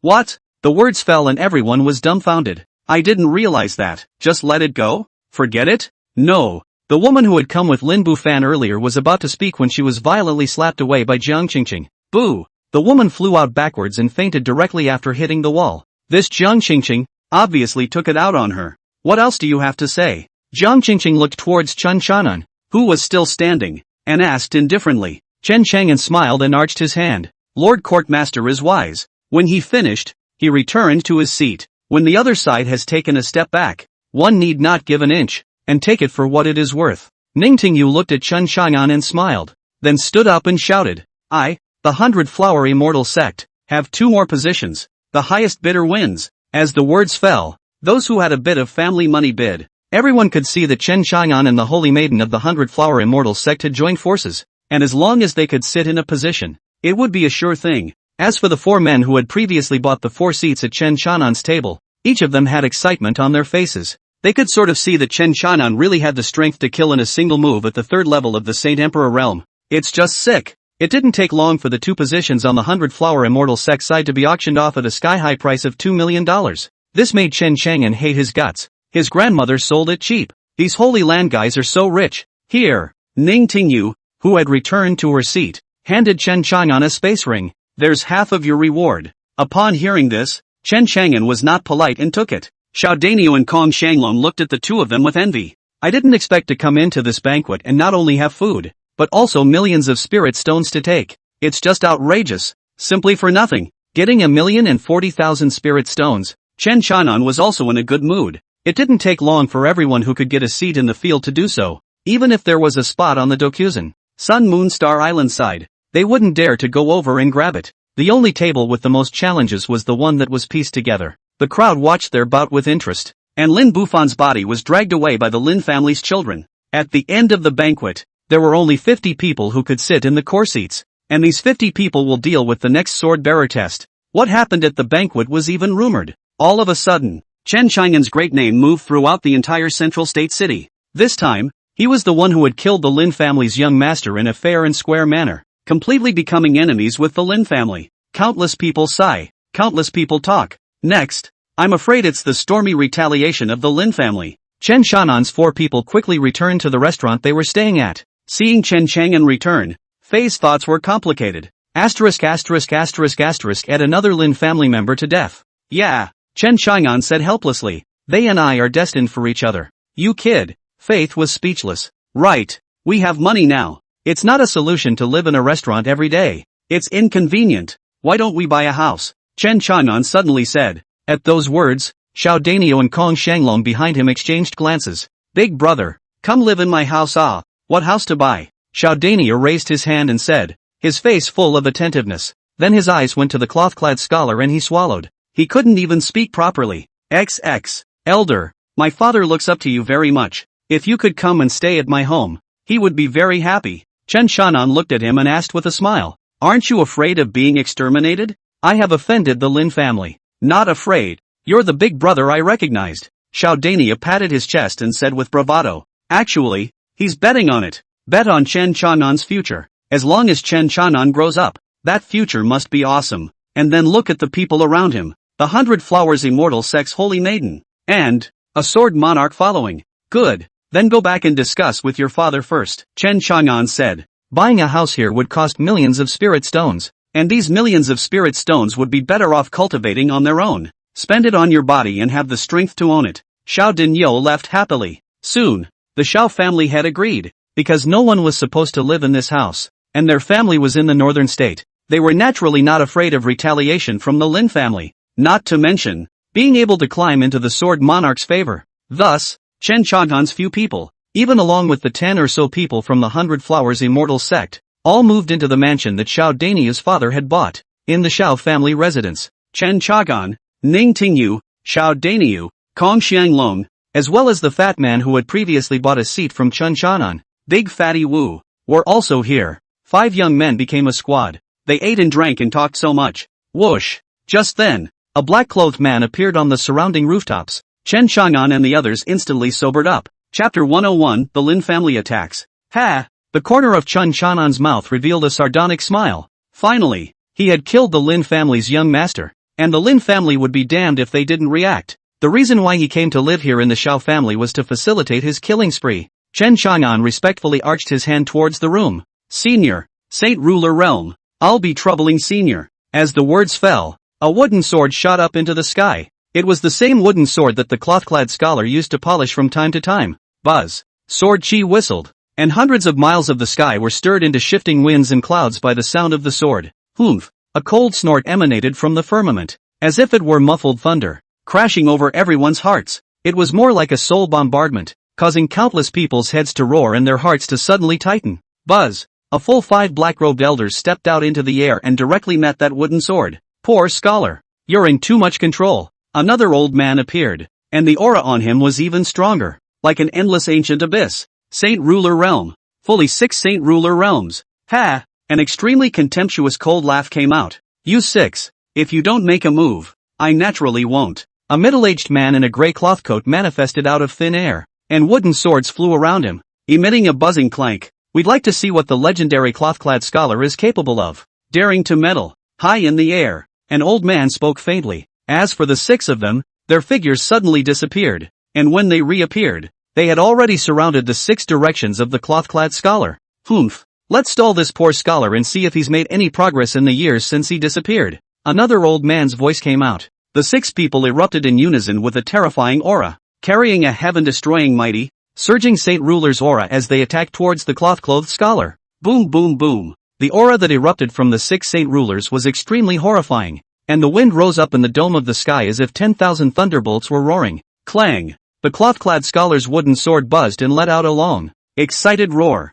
It was clearly a wooden sword, but it made a sound of gold and iron. Ding! Ding! Ding! Ding! Ding! In an instant, the sword chi tore through the night sky, and the sound of swords continued to explode. Between the battle with the 6 old men, there was a dense sound of gold and iron clashing between the wooden sword and their weapons. Countless people below looked at the sky dome in horror, revealing a shocked expression. Fei Xinc, Ji Xian Gu, and the 3 sacred emperor elders of the 100-Flower Immortal sect appeared in the courtyard and stood in front of Chen Chang'an and the others. Gentlemen of the 100-Flower Immortal sect, we only want to kill Chen Chang'an. On the roof, the densely packed black-clothed men spoke in hushed tones. Everyone in the 100-Flower Immortal sect looked towards Ningtingyu.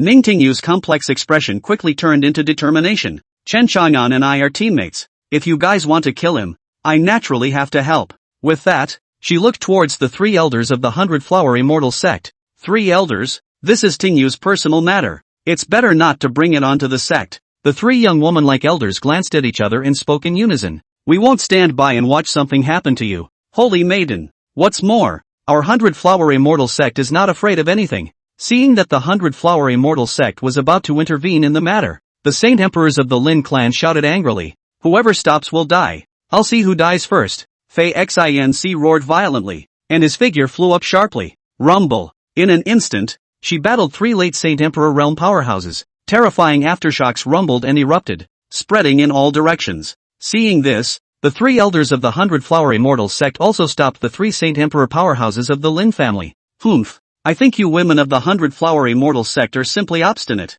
The Lin family's Saint Emperor powerhouse shouted angrily. Che, a family that is so arrogant. Let's see what kind of arrogant capital you have. The 300-Flower Immortal sect elders were not willing to show weakness. Instantly the flowers spread across the sky and swept towards each other. Boom! In a flash, the 6 people battled together. Kill Chen Chang'an. One of them, Rintong, was also in there. Chen Chang'an had killed his son, and even more so, he had killed his descendant. His anger surged and he lunged straight at Chen Chang'an. The aura of a Saint Emperor level 9 was like a mountain of mountains, directly pouring down towards Chen Chang'an, incomparably horrifying. Thunder Pole Phantom. Chen Chang'an's figure erupted with thunder and lightning, and his speed was so fast that he directly moved away and disappeared in the same place. Rumble. In an instant, the original spot where Chen Chang'an was previously located was blasted out into a deep pit of more than 10 feet. Buzz. The flying swords rotated in front of Chen Chang'an. A full 8 of them. Whoosh. The flying swords whistled towards the people of the Lin family.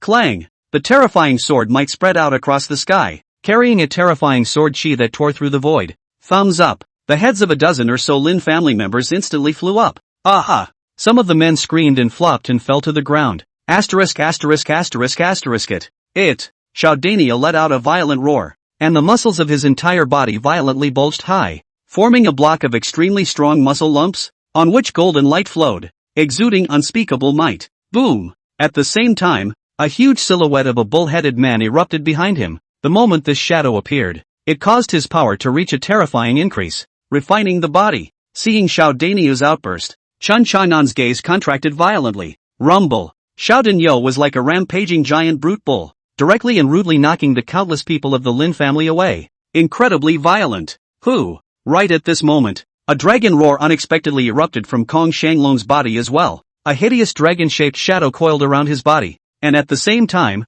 he took out a long black spear. Clank! The gun came out like a dragon, carrying a dragon's roar, and its might was extremely appalling. Gun repair. He turned out to be a gun cultivator. Everyone was shocked again. Each of his spears stabbed out, and between the heavy shadows of the spears, it was like a huge black dragon roaring, extremely terrifying. Fei Xinc, Ji Xiangu and the 2 of them were extremely shocked. They didn't expect that the friend Ningtingyu had found was so strong. Everyone pester the rest. I'll come and crush this Chen Xiaonan. At that moment, Lin Tong roared, his gaze dead set on Chen Xiaonan as his figure continued to sweep out. But compared to body techniques, Chen Xiaonan was equally not weak. Thunder Pole Phantom on. Hegemonic Emperor Bloodline Explosion. Martial Orifice Realm Pass Demonic Soul. Raging Spirit, open. Evil Demon Blood God Skill Blood Bathing Demon Light open. Boom, boom, boom, boom. All the feats on Chen Xiaonan's body that could raise his battle power up, as well as the battle techniques,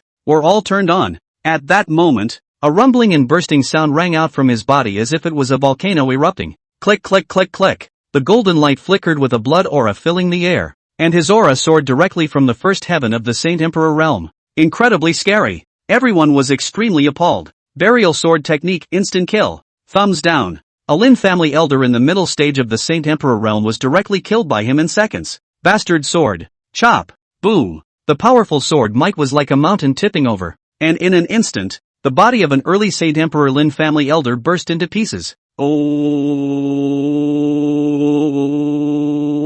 Miserable roars resounded mournfully as Chen Xiaonan turned around, and the Overlord giant sword swung up fiercely again. Burial sword technique seal throat. Swish. The heavy guardian sword swept directly across Lin Tong's neck. Lin Tong coldly grunted as the long knife in his hand slashed, emitting a terrifying blade aura. Boom. Both sides collided viciously and fell back sharply. However, Chen Xiaonan's 8 flying swords whistled with extreme speed. Exterminating wolf slash. Lin Tong roared. The surging spiritual energy was madly injected into the long sword in his hand, and then a powerful sword astral deity was formed in front of his body. Ding ding ding ding ding ding ding ding ding ding ding ding ding ding ding ding ding. Dense flying swords shot down like a storm on his blade astral. Straight away, the pressure caused his entire body to fall back repeatedly, and the earth was plowed through a deep gully by his feet. How? How? Lin Tong was extremely appalled in his heart. Chen Xiaonan's flying sword was as terrifying as it was. Chapter 102 Repelling the Lin family. Shocking the crowd. Whoosh. The 8 flying swords continued to fly through the air,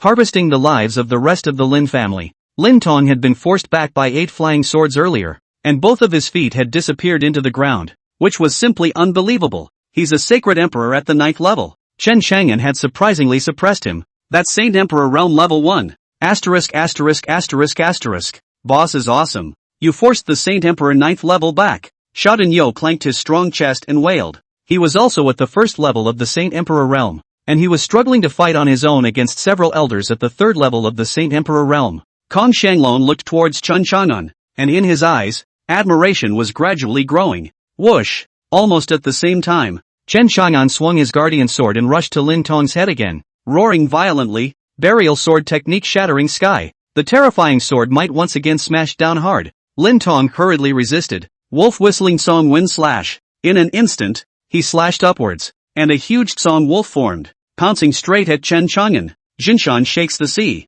Chen Xiaonan angrily shouted, and instantly, huge mountains appeared behind him, as well as the seething tsunami ocean silhouette, causing his power to once again receive a terrifying increase. Buzz. Boom. A knife and a sword touched each other fiercely, and the terrifying might formed a terrifying and incomparable storm that swept through the 8 directions. Chen Xiaonan was directly sent flying backwards by the shock, but it wasn't easy for Lin Tong either. He also scuffed and slid the ground, plowing a longer furrow. He looked up with a face full of horror, looking toward Chen Xiaonan in midair in the distance, murmuring in a low voice, "What a perverted power! What a perverted sword might!" He deeply understood that if he wasn't a full 7 or 8 minor realms higher than Chen Xiaonan, he might have been directly ed over. Air-breaking sword, shadow-breaking sword, enemy-breaking sword, formation-breaking sword. Just then, an icy voice once again sounded from above. Lin Tong's face was horrified and he hurriedly resisted. Whoosh! Boo! Onum! Bang! Boo! Pust! Lin Tong blocked the first 3 swords,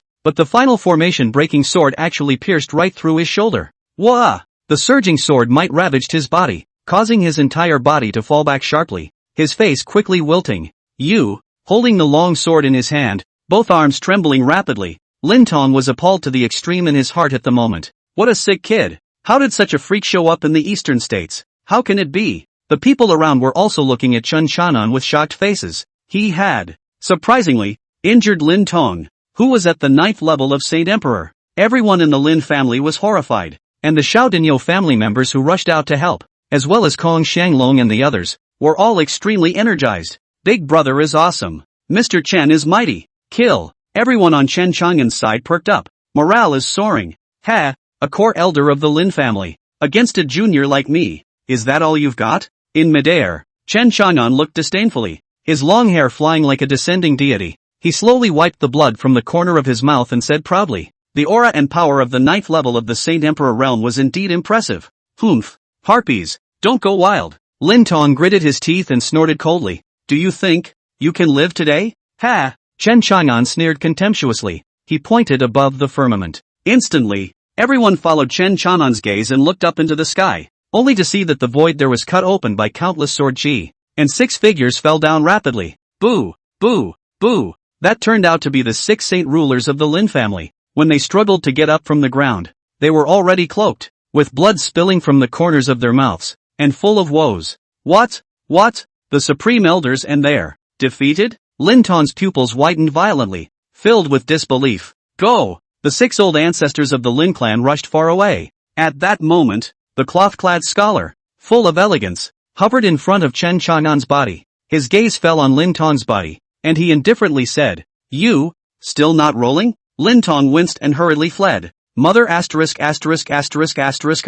The 6 supreme elders, all of them were no match for that cloth-clad scholar. Worthy of being a sword cultivator? So perverted. The Lin family came in a rage, leaving behind a floor full of corpses and fleeing in a sorry state. This caused Xiao Daniu, Ning Tingyu and the others to be incomparably shocked in their hearts. They looked at the 2 people in mid-air, all with shock as well as admiration. Chen Chang'an was needless to say. Killing the early and middle stages of the Sacred Emperor realm was like chopping melons and cutting vegetables. Even Lin Tong, who was at the Saint Empress stage, was injured by him. If the fight lasted, even if Chen Chang'an couldn't kill the other party, if he escaped, the other party would definitely not be able to help him. Such a demonic person was his friend. One by one, their hearts were hot with blood, and that cloth-clad scholar, after fighting for so long, he didn't even take a breath. And his sword, still a wooden sword, hiss. Instantly, in the courtyard, the sound of sucking in air rang out in succession. "Thank you, Elder." In mid-air,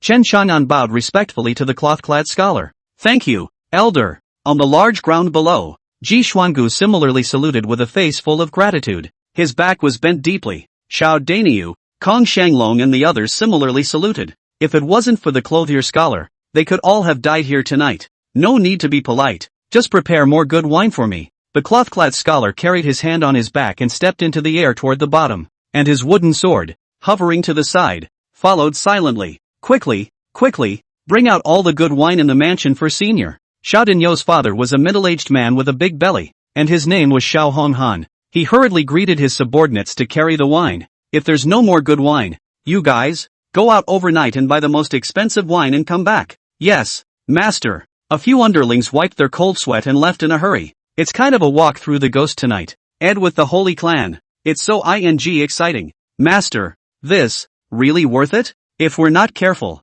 I'm afraid we'll all be buried here." A butler-like man, covered in blood, whispered beside Xiao Honghan. "Humph, my son is of a special divine cow bloodline. If I don't want him to die young, then the only way is to enter the sword execution palace. And by the way, make sure you make powerful friends." That Chen Chang'an was a heavenly pride with great potential. Growing up isn't a problem with the clothier scholar guarding the path. This is an investment with a gamble, one that will allow our Xiao family to move from the northern state into the Holy Land and become a holy clan, Xiao Honghan said, looking at the corpses all over the ground, and was at a loss as to how to deal with them when Chen Chang'an suddenly said, "All these corpses, hand them all over to me." Everyone looked at him suspiciously. "I'm going to bury them," Chen Chang'an said seriously. Xiao Honghan smiled at his words and said, "Mr. Chen, why is it necessary for you to do this? We'll just come." "Yeah, boss, where do I need you to bury it yourself?" I'll do it, Xiao Danyo said in a jar. Kong Shanglong looked at Chen Chang'an suspiciously.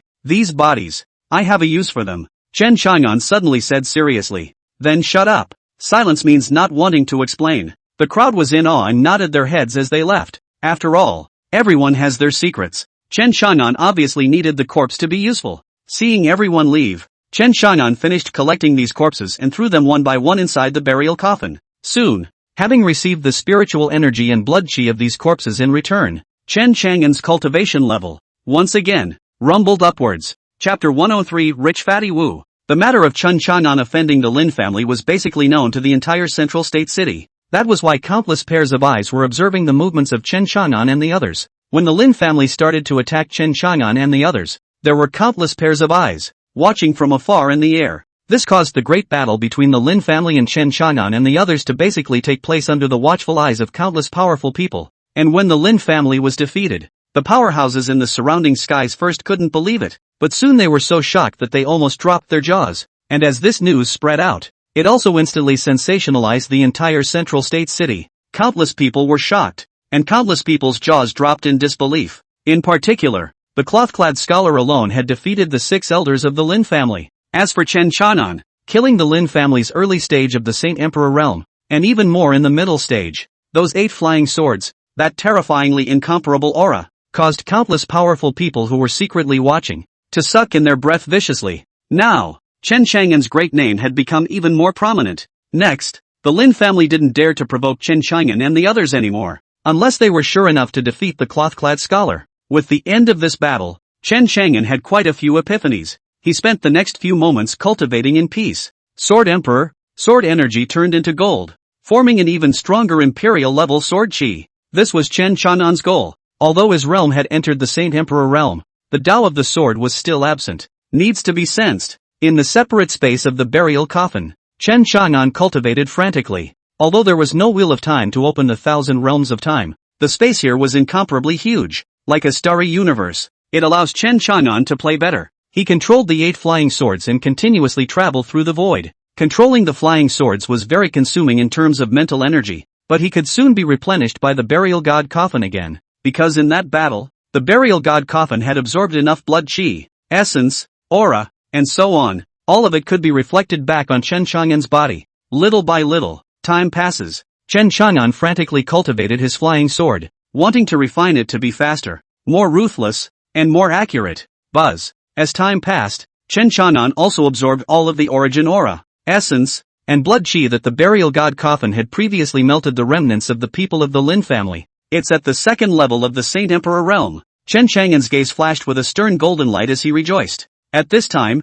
it should be the second level of the sword executioner examination, Chen Chang'an muttered, calculating that the time was almost up as well, and then left inside the burial god Coffin. As he walked out of the room, his heart was overwhelmed. Nowadays, he could fight with the late Saint Emperor realm. Still, we must not be careless. I can fight across the ranks. That Dugujin, Jun Wugun and the others are just as capable. Chen Chang'an thought and came into the Shao family's hall. Here, everyone has been gathered. The cloth scholar, the feeble mind, Ji Xiangu. There were also Ning Tingyu, Xiao Denyo, Kong Xianglong, and Wu Du Fatty. Out, Fei Xinc came to Chen Chang'an's body, sized him up, and said in shock, "The realm has been elevated?" As the words fell, there was instant silence in the arena. Xiao Danio and Wu Dafang's eyes were as wide as bronze bells. Raise a small realm. Chen Chang'an laughed. The crowd sucked in their breath again. How long has it been? It hasn't been long since you kids advanced to the Holy Emperor realm, has it? Not for a month. The crowd looked at each other like they had seen a ghost. Sure about the next test? At that moment, the cloth-clad scholar suddenly said. Chen Chang'an looked at him, slightly saluted, and respectfully said, "Senior, there, my goal is to be number 1. The crowd froze. Both followed with a smile. Just be able to pass. Don't put too much pressure on yourself. Ji Xuangu laughed. Although he knew that Chen Chang'an was demonic, I heard that those few heavenly prides, they were also very powerful. The cloth-clad scholar smiled. Then strive for it. Well, I will. Chen Chang'an nodded his head. His gaze fell on the body of the fat-covered big fatty Wu. This guy was short and fat and looked like a round ball. He was the one who was the first to buy a seat with Chen Chang'an at the Heaven's Pride banquet. Later on, he had the cheek to join Chan Chan's team. At first, Chen Chang'an didn't agree with it. After all, it's not like anyone can join their own little team. But he was giving too much. A full million spirit stones, simply buying the title of Chen Chang'an's teammate. Big fatty Wu, what is your realm and what skills do you have? Chen Chang'an looked at him and asked. After all, become their teammates. Each other advantages. They still need to know clearly. Big fatty Wu pointed to his nose. Then hemmed and hawed. Do I have money to count? Crowd. Seeing the silence of the crowd, Big fatty Wu went to his chest pocket and kept fumbling. Then a weapon emitting strong energy was thrown out by him and suspended in the air. Buzz. A tremor went through the entire hall. Chen Chang'an and the others instantly became dazzled. That suspended in mid-air all kinds of weapons are available. Swords, guns, swords and halberds, axes, battle axes, hooks and forks, gourds, armor, pills, and so on. Asterisk asterisk asterisk asterisk. Big fatty, you're a real tycoon, Xiao Dinyo exclaimed. The corner of Kong Shanglong's mouth also jerked hard. To heyo, let's be friends. Ning Tingyu sized up Wu Defat, revealing a puzzled look. Xiao Danio and Kong Shanglong were the ones he had befriended when he went to the northern state, and Shen Shanan was the one she had befriended when she went to the eastern state. But this Wu Defat, if he was from Zhengzhou, why had she not heard of this character? And so rich? Hey, hey, hey, hey, Richie, Richie. Big Fatty Wu scratched his head and smiled, his eyes looking towards Chen Shanan. Boss, then is this skill of mine okay? Yes. Chen Shanan nodded heavily. Mother asterisk asterisk asterisk asterisk It's too okay. What do you fight for when you fight someone else? It's nothing but personal strength, but there's actually equipment, family history, and backing, which are the things that determine whether you have a bigger bottom line or not. This big fat Wu, it seems to come from an uncomplicated background. Hey, hey, everybody take your pick, Big Fatty Wu said with bravado. They're all my teammates now, so I'll give all of you some benefits for your teammates. Upon hearing this, Xiao Danio and Kong Shanglong's eyes lit up. It's not good, is it? How embarrassing then. He. Xiao Danio rubbed his hands together with a pleasing smile on his face. Kong Shanglong was also filled with fiery eyes as he quickly scanned through the hundreds of treasures in the air. We're all on our own. Don't be polite. If you're polite, you're looking down on me, Wu Defatty said with a big wave of his hand. With that, he looked at Chen Shanan. Boss, you come and pick too. Chen Shanan swept his eyes around the top and realized that there was nothing suitable for him, so he didn't take it. Ning Tingyu likewise didn't take it, but Xiao Danyo took a glove. Kong Shanglong took a heavy armor. Just when the atmosphere was joyful, a bell rang from the sky dome outside. Dang, dang, dang, it's the sword bearer's assembly bell. It's almost time to start. Take the trouble to open your mouth. Upon hearing this, Chen Shahan's 5 men ran out. Chapter 104, Black Dragon Great Region, Winged Ghost Race. After exiting to the door, the 5 of them were flying directly towards the Black Palace in the Sky Dome, the huge palace that was suspended in mid-air emitted layers of golden light. When Chen Chang'an and the others flew above the palace, there was also a huge square here, and there were only 50 people left to participate in the sword bearer examination. Buzz. At that moment, a huge array projection appeared in the sky of Central State City. The figures of Chen Chang'an and the others were among them. The countless people underneath Central State City all raised their heads, their gazes looking toward that huge curtain of light. Look, the sword bearer examination has begun. I heard that only 10 people will be accepted. Only accepting 10 people? Holy, this sword execution palace is really something. Those 50 heavenly prides, in the entire northern wasteland, are all formidable characters now, and they're even going to brush down 40 more. TSK, you think, the sword execution palace is a sharp sword in the hands of that human emperor. Not just anyone can enter. It's better to enter the sword execution court first. After all, only by becoming a sword executioner can one have the opportunity to go to the Yin Huang domain and enter the sword execution palace. It's too much to look forward to. I don't know who can become the number 1 heavenly pride of the northern wasteland. And the top 10 will be equivalent to our northern wasteland's 10 masters. Countless people were talking and surging with excitement. And on that palace square in the Sky Dome, Chen Chang'an and the other 50 people quietly waited. All around them was a uniformed sword wielder, all of them carrying a sword, and the chest has the symbol of 2 swords crossed and stacked in a palace. Their auras, all of them were at the Saint Emperor realm, and there were more than 200 of them. Seeing so many Saint Emperor realms, Chen Chang'an's gaze narrowed. In the eastern state, there were only a few Saint Emperor realm powerhouses, and it's amazing how many have appeared here. Suddenly, Chen Chang'an's gaze fell on a familiar figure. Mo Hai Chao. Mo Hai Chao also saw Chen Chang'an, and a hint of sternness flashed in his gaze. At first, he was forced by Chen Chang'an to enter the eastern state's secret realm, but after going inside, he didn't even see a single hair, and he himself made a mess. This kid, I didn't expect to come here. He really did get some kind of marvelous inheritance there in the eastern state's secret realm. Mo Hai Chao's mind quickly thought about Chen Chang'an, and his eyes flashed with a different light. When Chen Chang'an on the other side saw this, his heart sank. This guy, he can't be up to something, can he? Buzz. Just then, the sky dome buzzed as 9 figures appeared in midair. There were both men and women among them, and any of them had blurred faces, making it difficult to be seen clearly. The appearance of the 9 of them caused the heavens and earth to roar with a shocking aura. Greetings, Elder. Seeing the appearance of these 9 people, the 200 or so sword executors around them bowed their heads in unison, clasping their fists and saluting. The sound was like a giant wave, roaring in all directions while those 9 elders clasped their fists and saluted in the direction of the palace again. Greetings, Court Master. At the same time their words came out, the void ahead exploded, revealing an imposing figure. It was that Jiang Qingqing. She was dressed in a green official robe, and her body exuded a pressure that caused heaven and earth to change color. As her cool face looked downward, all of Chen Chagan, at once, felt the pressure increase. This woman, she's not even in the Saint Emperor realm, but a Saint ruler. Chen Chang'an was horrified in his heart. Ah, the Holy Monarch, wouldn't it have been easy if she had wanted to keep herself that night? She's looking at your potential. After all, you're also a sword cultivator and strong. At this time, in Chen Chang'an's mind, came the voice of Master Coffin. TSK, this big-breasted woman. I'm afraid she also craves your body. Chen Chang'an, Master Coffin, you old immodest. Sword-bearer examination. Begin immediately. At that moment, Jiang Qingqing's low voice came from the dome of the sky, and the words of her voice were like thunder, exploding in all directions. Next, the second level of examination. The second level of the test will transport you to the border of the foreign races, the border of the Black Dragon domain, to fight the Winged Ghost race. In 3 hours, try to survive. Those who survive at the end will teleport you back for the final top 10 ranking duel. If you can't hold out for 3 hours,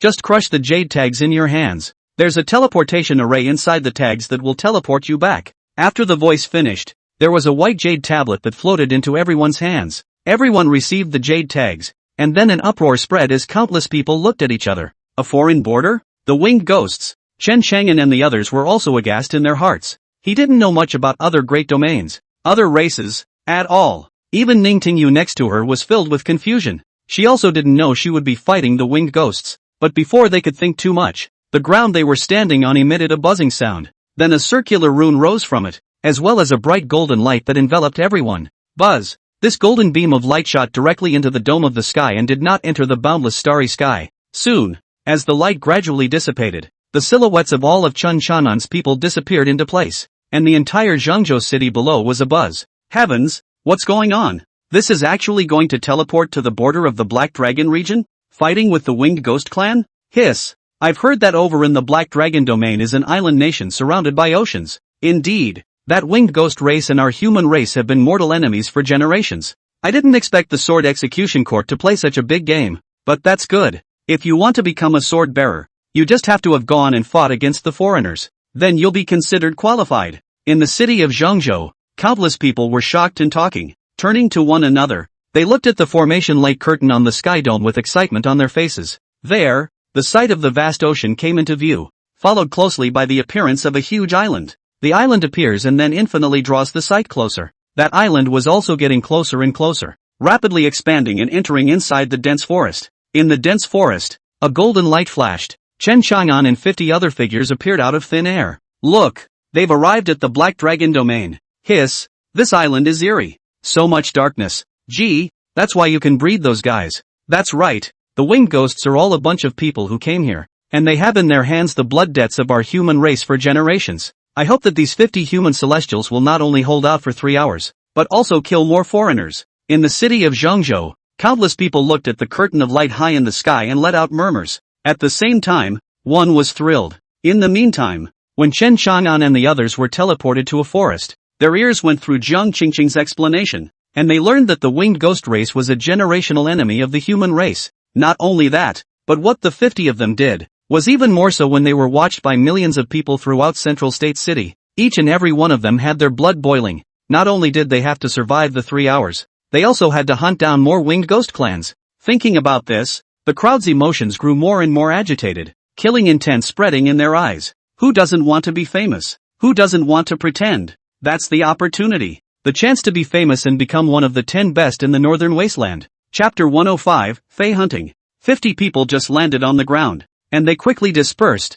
forming a stream of small teams. After all, if it was a large group of people, it would be easy to be discovered by the Winged Ghost clan. And even more so, no one would be the boss of the crowd. This place is full of celestial pride, and no one's fooled by anyone, unless it's a squad that's been spoken for from the start. Chen Chang'an was the captain, leading Ning Tingyu, Xiao Daniu and 5 others. as well as those 6 female disciples from the 100-Flower Immortal sect, a total of 11 people. He quickly picked a bearing and disappeared deeper inside the forest. Chen Chang'an and the others hadn't dived into the forest for long before they encountered the so-called winged ghost race. There were dozens of opponents. They're armed and seemed to be here for the purpose of vigilance. It was a short, humanoid monster without a few head hairs on its head and a handful of hairs under its nose. On their backs, they also had a pair of transparent wings that looked very strange. At this moment, when they saw Chen Chang'an's 5 people, the wings behind them buzzed and flapped, their eyes filled with killing intent, their mouths split open, revealing hideous fangs,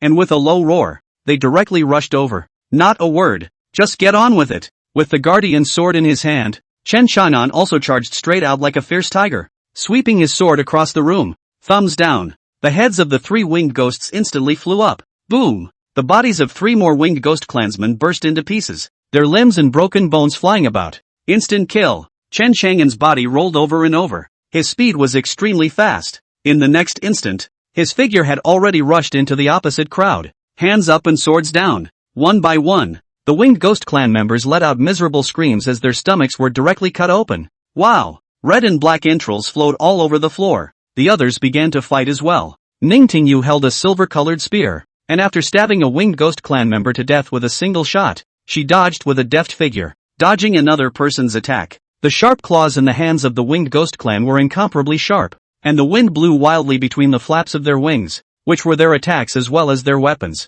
Even more, they can spray poison. Zip! The venom spread on the grass, trees, and rocks, making nuisance corrosive sounds. Swish swish swish. Boom boom sang. Ning Tingyu's spear awns burst into pieces in succession, accompanied by gusts of floral scent. Petals filled, entwined, and cut, and several more winged ghost clan members' bodies were torn apart. The remaining 6 female disciples of the 100-Flower Immortal sect followed around Ning Tingyu one by one, forming a dense sword formation. Snort! Another volley of winged ghost clan heads flew out. All 7 of them women, with their shapely bodies and graceful postures, were very pleasing to the eye when they fought. But at this moment, the crowd didn't have the heart to look at the beautiful women, and one by one, they erupted a powerful aura and killed the opposite side. Shada's beefy body was so strong that the head of a winged ghost clan bloomed with a single punch. Kong Shanglong's black spear was like electricity, and one by one, the winged ghost race bodies were skewered by him, forming struggling grasshoppers. Wu Defatty, all kinds of magic treasures come out.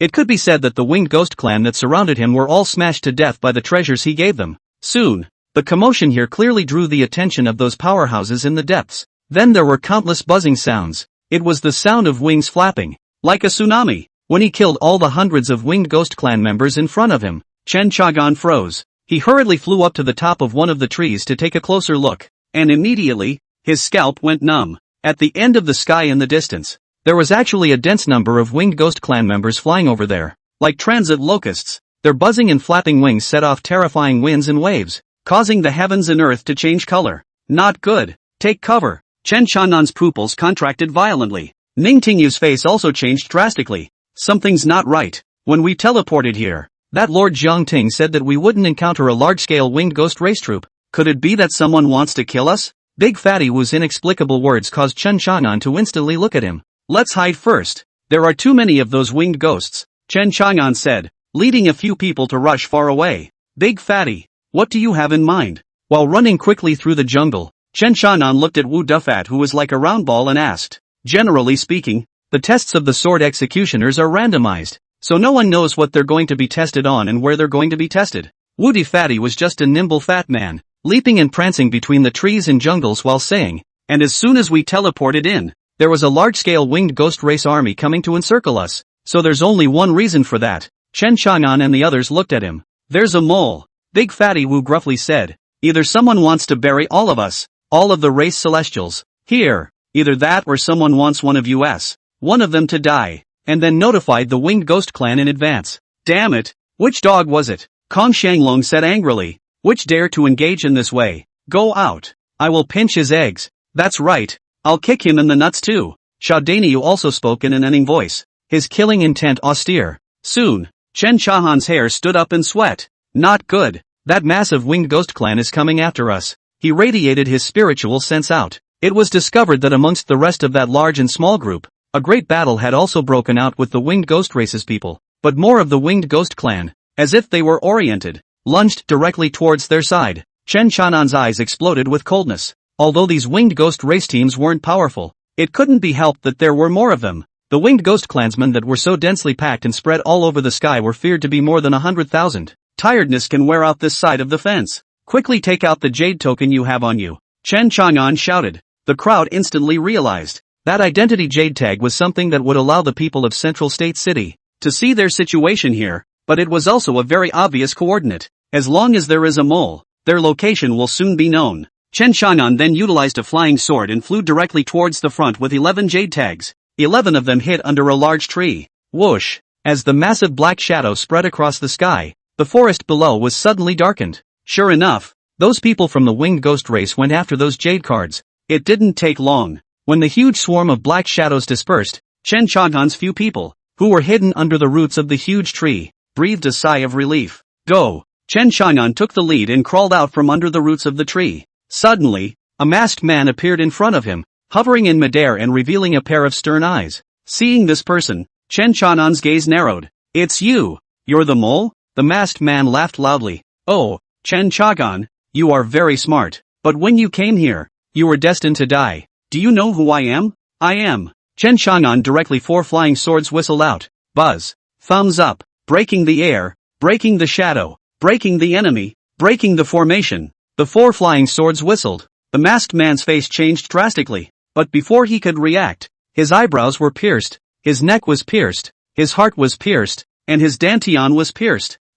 You. The masked man pointed at Chen Chang'an, the light in his eyes gradually dissipating. Filled with unwillingness. Filled with disbelief. Who are you? I don't want to know. Chen Chang'an stepped forward and scavenged the other party's belongings, then said to Ning Tingyu and the others, who were still in a daze, retreat. After saying that, the group turned and ran. The masked man. Will you let me finish? But at the moment, he was too dead to die. Chapter 106, How did I know you guys were so weak? In the midst of flying, Wu Defatty's fat flesh trembled. Boss, why don't you want to know who that person is? Is it necessary to know who he is? Will he leave us alone? Chen Chang'an bristled. He won't. He's merely showing off to pull us into danger. But who am I to give him this opportunity? Besides, if we stay where we are for much longer, it will be even more dangerous. Upon hearing this, everyone's eyes brightened up and looked at Chen Chang'an with admiration. Chen Chang'an disdained. Those who want to harm themselves are only the Lin family, the Jun family, the Taitsang sword sect,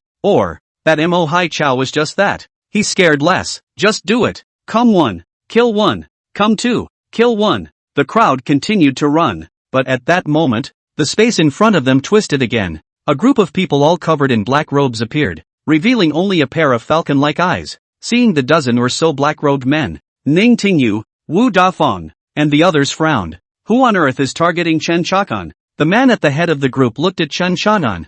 Humph, Chen Chang'an, you're very arrogant. Today is the day of your death. The old man will let you know. Whoosh! Before the black-robed man finished speaking, an air explosion resounded through the field, piercing everyone's eardrums. In the next instant, the head of the black-robed man who had spoken flew straight out. The pair of glaring eyes filled with disbelief. Him, killed in seconds. God, how could that be? Kill and bury them. Chen Chang'an roared. 4 more flying swords levitated in front of him, and his entire body was already storming out. Boom boom boom. In a flash, 3 more people's entire bodies were directly shattered by the heavy sword in Chen Chang'an's hand. Ning Tingyu and others. Holy, the boss is so fierce. Xiaodania let out a strange cry, then wailed and rushed over. Not to be outdone, Kong Shanglong's figure jumped into the air and threw a shot at his opponent. Whoosh! The gun came out like a dragon, and the momentum was like a rainbow. Pust! A black-robed man was caught off guard, and the lance directly penetrated through his head. Holy maiden! These friends of yours, so fierce! Seeing this, several women from the 100-flower immortal sect gathered around Ning Tingyu's body, their eyes glowing with color. Holy! Xiao Daniu, Kong Xianglong, and Wu Defat saw that there was actually a beautiful woman who said they were fierce, and all of a sudden, they all screamed strangely, as if they had been given a shot of cardiac medication. A few people wailed strangely and went after the masked black-robed men. The dozen or so masked black-robed men were dumbfounded. How much do you guys make? Why are you working so hard? Besides, we came here to hunt you guys. Instead we got hunted by you. Off the charts. Soon, one by one, the black-robed men were unexpectedly pressured by Chen Chang'an and the others. You, A black-robed man was blasted and smashed into the ground by Chen Chang'an with his heavy sword, his face filled with horror. Chen Chang'an, you've advanced again. How did you do it? It's easy. Chen Chang'an spoke calmly before looking at the other party. I didn't expect that you guys were so weak. Who gave you the courage to assassinate me? Black-robed man. Are we weak? We're, for S sake, in the late Sane Emperor realm. Who knew you brats were so raw? The black-robed man was about to say something when his head whooshed out. Although the others couldn't do the same thing as Chen Chang'an to kill the opponent in seconds, they could still stall. In particular, the three Xiao Dinyo's fleshly bodies were strong. Soon, with the addition of Chen Chang'an, the remaining people were killed. Looking at the corpses of a dozen sacred emperor realms, the 6 female disciples of the 100-flower immortal sect each had complex faces. Bury them, Chen Chang'an said.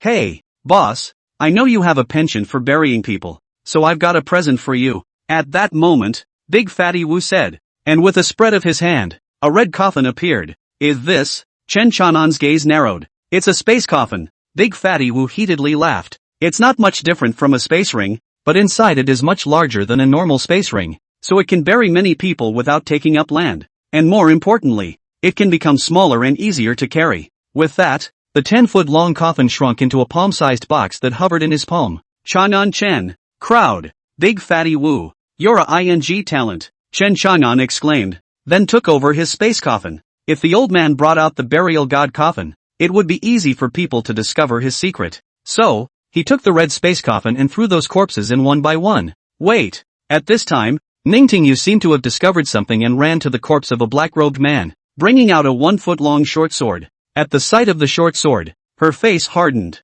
Dao Protector Sword. Chen Chang'an also saw the words on the sword and froze. This is the sword wielder's personal sword. Holy, they're actually the sword executioner's people. Xiao Danyu opened his mouth in shock. Chen Chang'an hurriedly went to remove the veil of the person from earlier. The moment he saw the face, and the guess in his mind was correct. Sure enough, it was Mo Hai Chao. At once, Chen Chang'an felt a little more resentment towards the organization of the Sword Execution Palace. It's like the other party has always upheld the mission of being just and fair and protecting the human race's heavenly pride, but you suddenly realize that the other party is secretly also doing nasty deeds. This caused his gaze to cloud over. Is the world really all like this? Like the Coffin Master said, all beings are selfish. Buried. Chen Chang'an opened his mouth. The rest of them looked at Chen Chang'an. Killing the sword wielder seemed to make their hearts clogged. What else? Chen Chang'an teasingly asked. The crowd had to nod their heads. And right at this moment, a sound of footsteps came from the front, followed by a teasing voice. Good. You guys are good. Ah, you even killed the sword executioner who protects the Dao here. Chen Chang'an and the others looked up. Not far away, a young man with a very handsome appearance, but his smile, however, was tinged with sinister. Do you know that they are the judges? They entered here to protect you, and you, in fact, killed them? At those words, Ningtingyu and the others' faces instantly became incredibly ugly. Protection? Protection my ass. These referees are clearly trying to kill us, but it's already been said and no one believes it. People are dead. You're the son of the Grand Elder of the Sword Execution Court, Mo Jinfei. At that moment, Big Fatty Wu recognized the visitor and spoke in a deep voice. Oh, I didn't expect you, Fatso, to recognize me? What an honor. Mo Jinfei swept a glance at Big Fatty Wu and faintly said, it was the Lynn family that offered a price that you couldn't refuse. So that's why you took the risk and intercepted us here? At this time, Chen Chang'an suddenly spoke. Having teleported here, even if it was the Sword Monarch Clothier Scholar, there was nothing he could do. It was a pity that they wouldn't have a Saint Ruler come in as a referee. Otherwise, Chen Chang'an and the others would be in danger. Chen Chang'an, I have to say that you're still quite smart. Mo Jinfei smiled faintly. Humph. I didn't expect the son of the Grand Elder of the Sword Execution Court to do such a nasty deed. You're the ones who tipped off the winged ghosts about our coordinates, right? You guys are collaborating with the enemy. You are traitors to the human race. Ningtingyu coldly snorted, her face full of anger. Chapter 107 Kill and Bury. Mo Jinfei glanced at Ningtingyu and laughed coldly. Don't you dare to frame me. The Winged Ghost Clan's large-scale outing was not something we tipped off. As for us, as referees and human celestial protectors, we are here to protect you. I didn't expect. All of the Taoist protectors were killed by you guys. It seems that it was you who betrayed the human race and united with the Winged Ghost race. With that, he pointed to the body next to him. And the red coffin that. Here's the proof. You killed people and had red coffins ready to bury everyone so you couldn't even find the bodies. Ningtingyu and the others' faces changed drastically. This graft, Graph True 6. Not only did it cover up the fact that they, the referees, were collaborating with the enemy, but it also turned the tables on Chen Qianan and the others. So what do you guys think? Does the Sword Execution Court believe in you guys? Or me? I think. Just then, there was a flash of sword light. Whoosh! Seeing this sword light, Mo Jinfei wanted to escape. He had seen Chen Qianan's power, so he could not resist it. Pust! In an instant, the flying sword stabbed through the back of his head and out of his brow. Boo! He fell heavily to the ground, blood pouring from his forehead, his eyes dead wide. Chen Qianan walked forward, searching his belongings while saying with a face full of incomprehension, "What makes you think that we wouldn't dare to kill you? Are you still beeping here? Big brother, stay in the picture." Ning Tingyu shuddered. "Don't worry, they came to assassinate us, so naturally they wouldn't dare to broadcast the scene into the light screen over Zhengzhou City, for people to see," Chen Qianan calmly said. At that, the crowd breathed a sigh of relief. After scavenging the belongings on the other party, Chen Qianan added to Showdown and the others, "Bury it." Ah, yes. Showdown woke up and rushed forward, kicking Mo Jinfei's crotch. All of a sudden, the chickens came home to roost. Woo-ah! Mo Jinfei, who was not yet dead, let out a low whimper. Big Fatty Wu sucked in a breath of cool air and hurriedly clenched his thighs. But then seeing the 6 beautiful women next to him, he proudly raised his head again and went up for a couple of kicks. Mo Jinfei was a Saint Emperor after all. And surprisingly, he still had a breath. He stared deathly at Chen Qianan, his eyes full of resentment. "You dare to kill me! You dare to kill me! Don't you know that my father is the Grand Elder of the Sword Execution Court?" Chen Qianan nodded. "I know. Big Fatty already said it earlier." Mo Jinfei roared. "Then you still dare to kill me? Are you out of your mind?" Chen Qianan glanced at him. "If I don't kill you, am I waiting for you to convict us as traitors to the human race? And if we kill you, we'll tell the people out there that you were sacrificed to save us." Mo Jinfei froze. He hadn't expected this at all. This was Chen Qianan's plan to get away. Even if he said that these referees were collaborating with the enemy and colluding with the winged ghosts, others simply wouldn't believe him, and there was no evidence. But if they died and said that they were killed by the winged ghost race's people in order to save themselves and the others, then everyone would believe it. Perfect. Mo Jinfei finally snapped. Even his balls shattered, and then he was thrown into the space coffin. The group of people instantly admired Chen Qianan.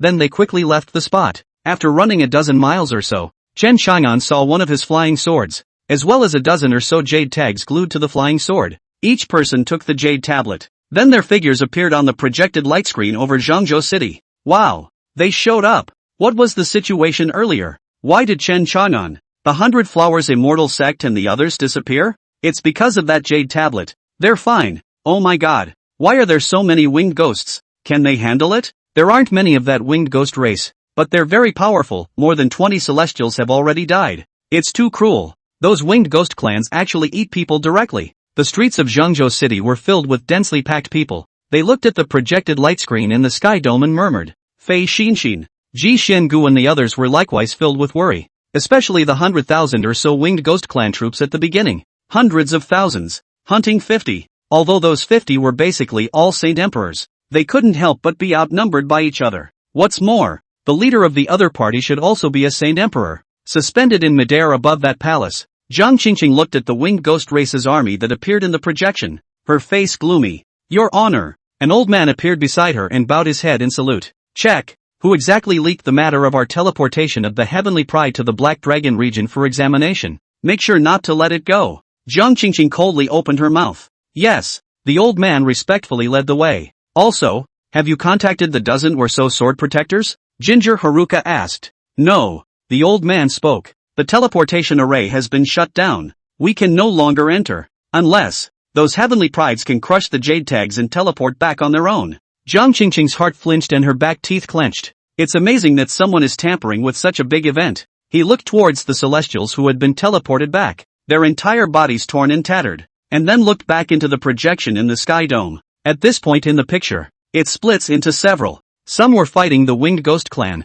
some were frantically fleeing for their lives, and some were hiding. In the meantime, at the border of the Black Dragon domain, Chen Chang'an and the others killed the enemy along the way and ran for dozens of kilometers before reaching a valley. Then the crowd stopped in their tracks. The sound of a fierce fight came from the front. The densely packed winged ghost clan was besieging a dozen or so human clan celestials. Fixing his eyes, he realized that the group of celestial pride were the ones who had filled 8 seats at the banquet and were more miscellaneous. And at the head of the group was unexpectedly Gu Yiming of the Gu family, as well as Yi Chun of the Yi family, 2 jurists. They fought extremely fiercely, and the mountain peaks around them collapsed countless times as they fought. The corpses of the winged ghosts were even more everywhere, but the human race's celestials were gritting their teeth because of the jade brand. Instead, it was only after he was severely injured that he had to crush the jade token and allow himself to teleport away. However, the arrival of Chen Chang'an and the others also instantly caught the attention of both of them. The pride of the human race was overjoyed. Chen Chang'an,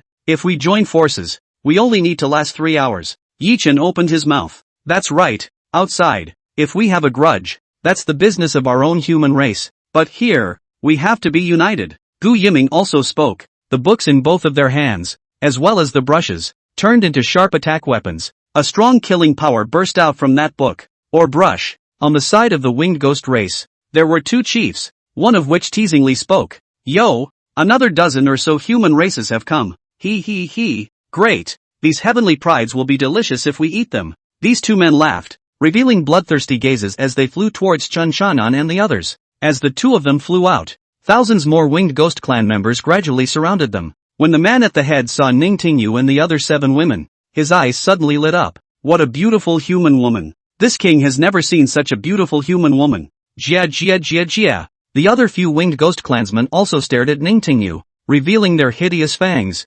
TSK, fine skin and tender flesh. If you're not careful, you can pinch out the water. GGG. I wonder if it would be good if I pressed it under and stabbed it hard. Chen Chang'an and the others were filled with black lines. Are these Fae that horny? In the next instant, Chen Chang'an directly disappeared into place, transforming into a shadow with sparkling lightning and arriving in front of that leader. That chief instinctively shielded his head. However, Chen Chang'an kicked him hard in his high crotch. Chapter 108, Killing Madness. Boo! Whether it was a human, or a demonic beast, the most vulnerable part was the lifeblood. Instantly, Chen Chang'an's severing kick caused this leader to let out a miserable scream. His entire body bowed in a hurry, his hands going to cover his crotch. But Chen Chang'an slammed another hard punch at his throat. Boom! A huge boom rang out, and his entire body spun and flew backwards. The companions beside him reacted and gathered around to attack Chen Chang'an. Whoosh! The 8 flying swords whistled, scraping the air with a strong air explosion. Swish! Swish! Swish! Instantly, dozens of heads flew out. There were also winged ghost clan members who covered their necks and fell down towards the earth below like dumplings. Xiao Daniu, Wu Defat and the others were confused for a while, only to feel their lower bodies cold and their penises inexplicably shrinking. But Ning Tingyu was full of joy. Could it be because the other guy is pulling a flag on himself? That's why Chen Chang'an made a sudden move? Or did he specifically greet the lower 3? Inexplicably, Ning Tingyu's face burned, then angrily rebuked. What are you staring at? Kill! Xiao Daniu and the others woke up. Then one by one, they wailed and rushed over. Holy, they're so fierce. In the valley below, Gu Yiming, Yi Chen, and the others who were battling were stunned, then exploded into an even more powerful fight. High up in the air, that winged ghost race leader who had been smashed out by Chen Chang'an was filled with a scowl as he roared. Kid, you deserve to die. Everyone get on. Catch them and break the 3rd leg of all of them. I'm going to ravage those 7 women in front of them.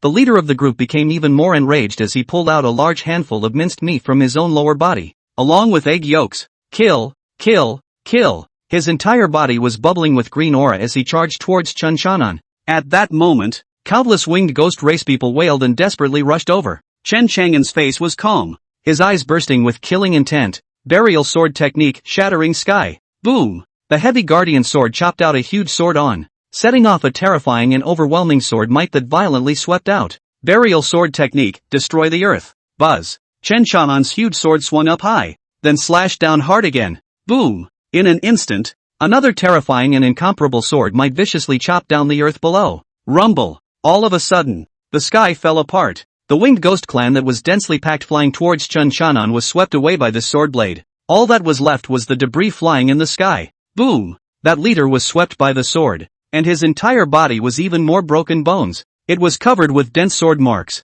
but in an instant, they directly tore him apart. Boo! The crowd was instantly dumbfounded. Not only were the people of the winged ghost race looking at Chen Chang'an in horror, but even the pride of all the human races were looking at Chen Chang'an with shocked faces. Others are killed one by one. He's a big kill. I'm afraid that with those previous swords, thousands of winged ghost clansmen died. The earth below was even split by Chen Chang'an into a huge gully that was so deep that it couldn't be seen from the bottom. Kill! Chen Chang'an suddenly roared as he rushed forward, the sword in his hand continuously sweeping across. Oh hoo! Countless bodies of the winged ghost race burst into pieces. The burial sword skill, combined with the heavy sword, was a born king of the battlefield. Chen Chang'an charged through the dense crowd of winged ghost race for countless rounds. A large swath of blood rained down from the sky. Gradually, the more he kills, the more excited he gets. His eyes, too, gradually began to appear a faint red aura. But just at that moment, in his arms, a bead inside a close-fitting spatial ring emitted a strange power.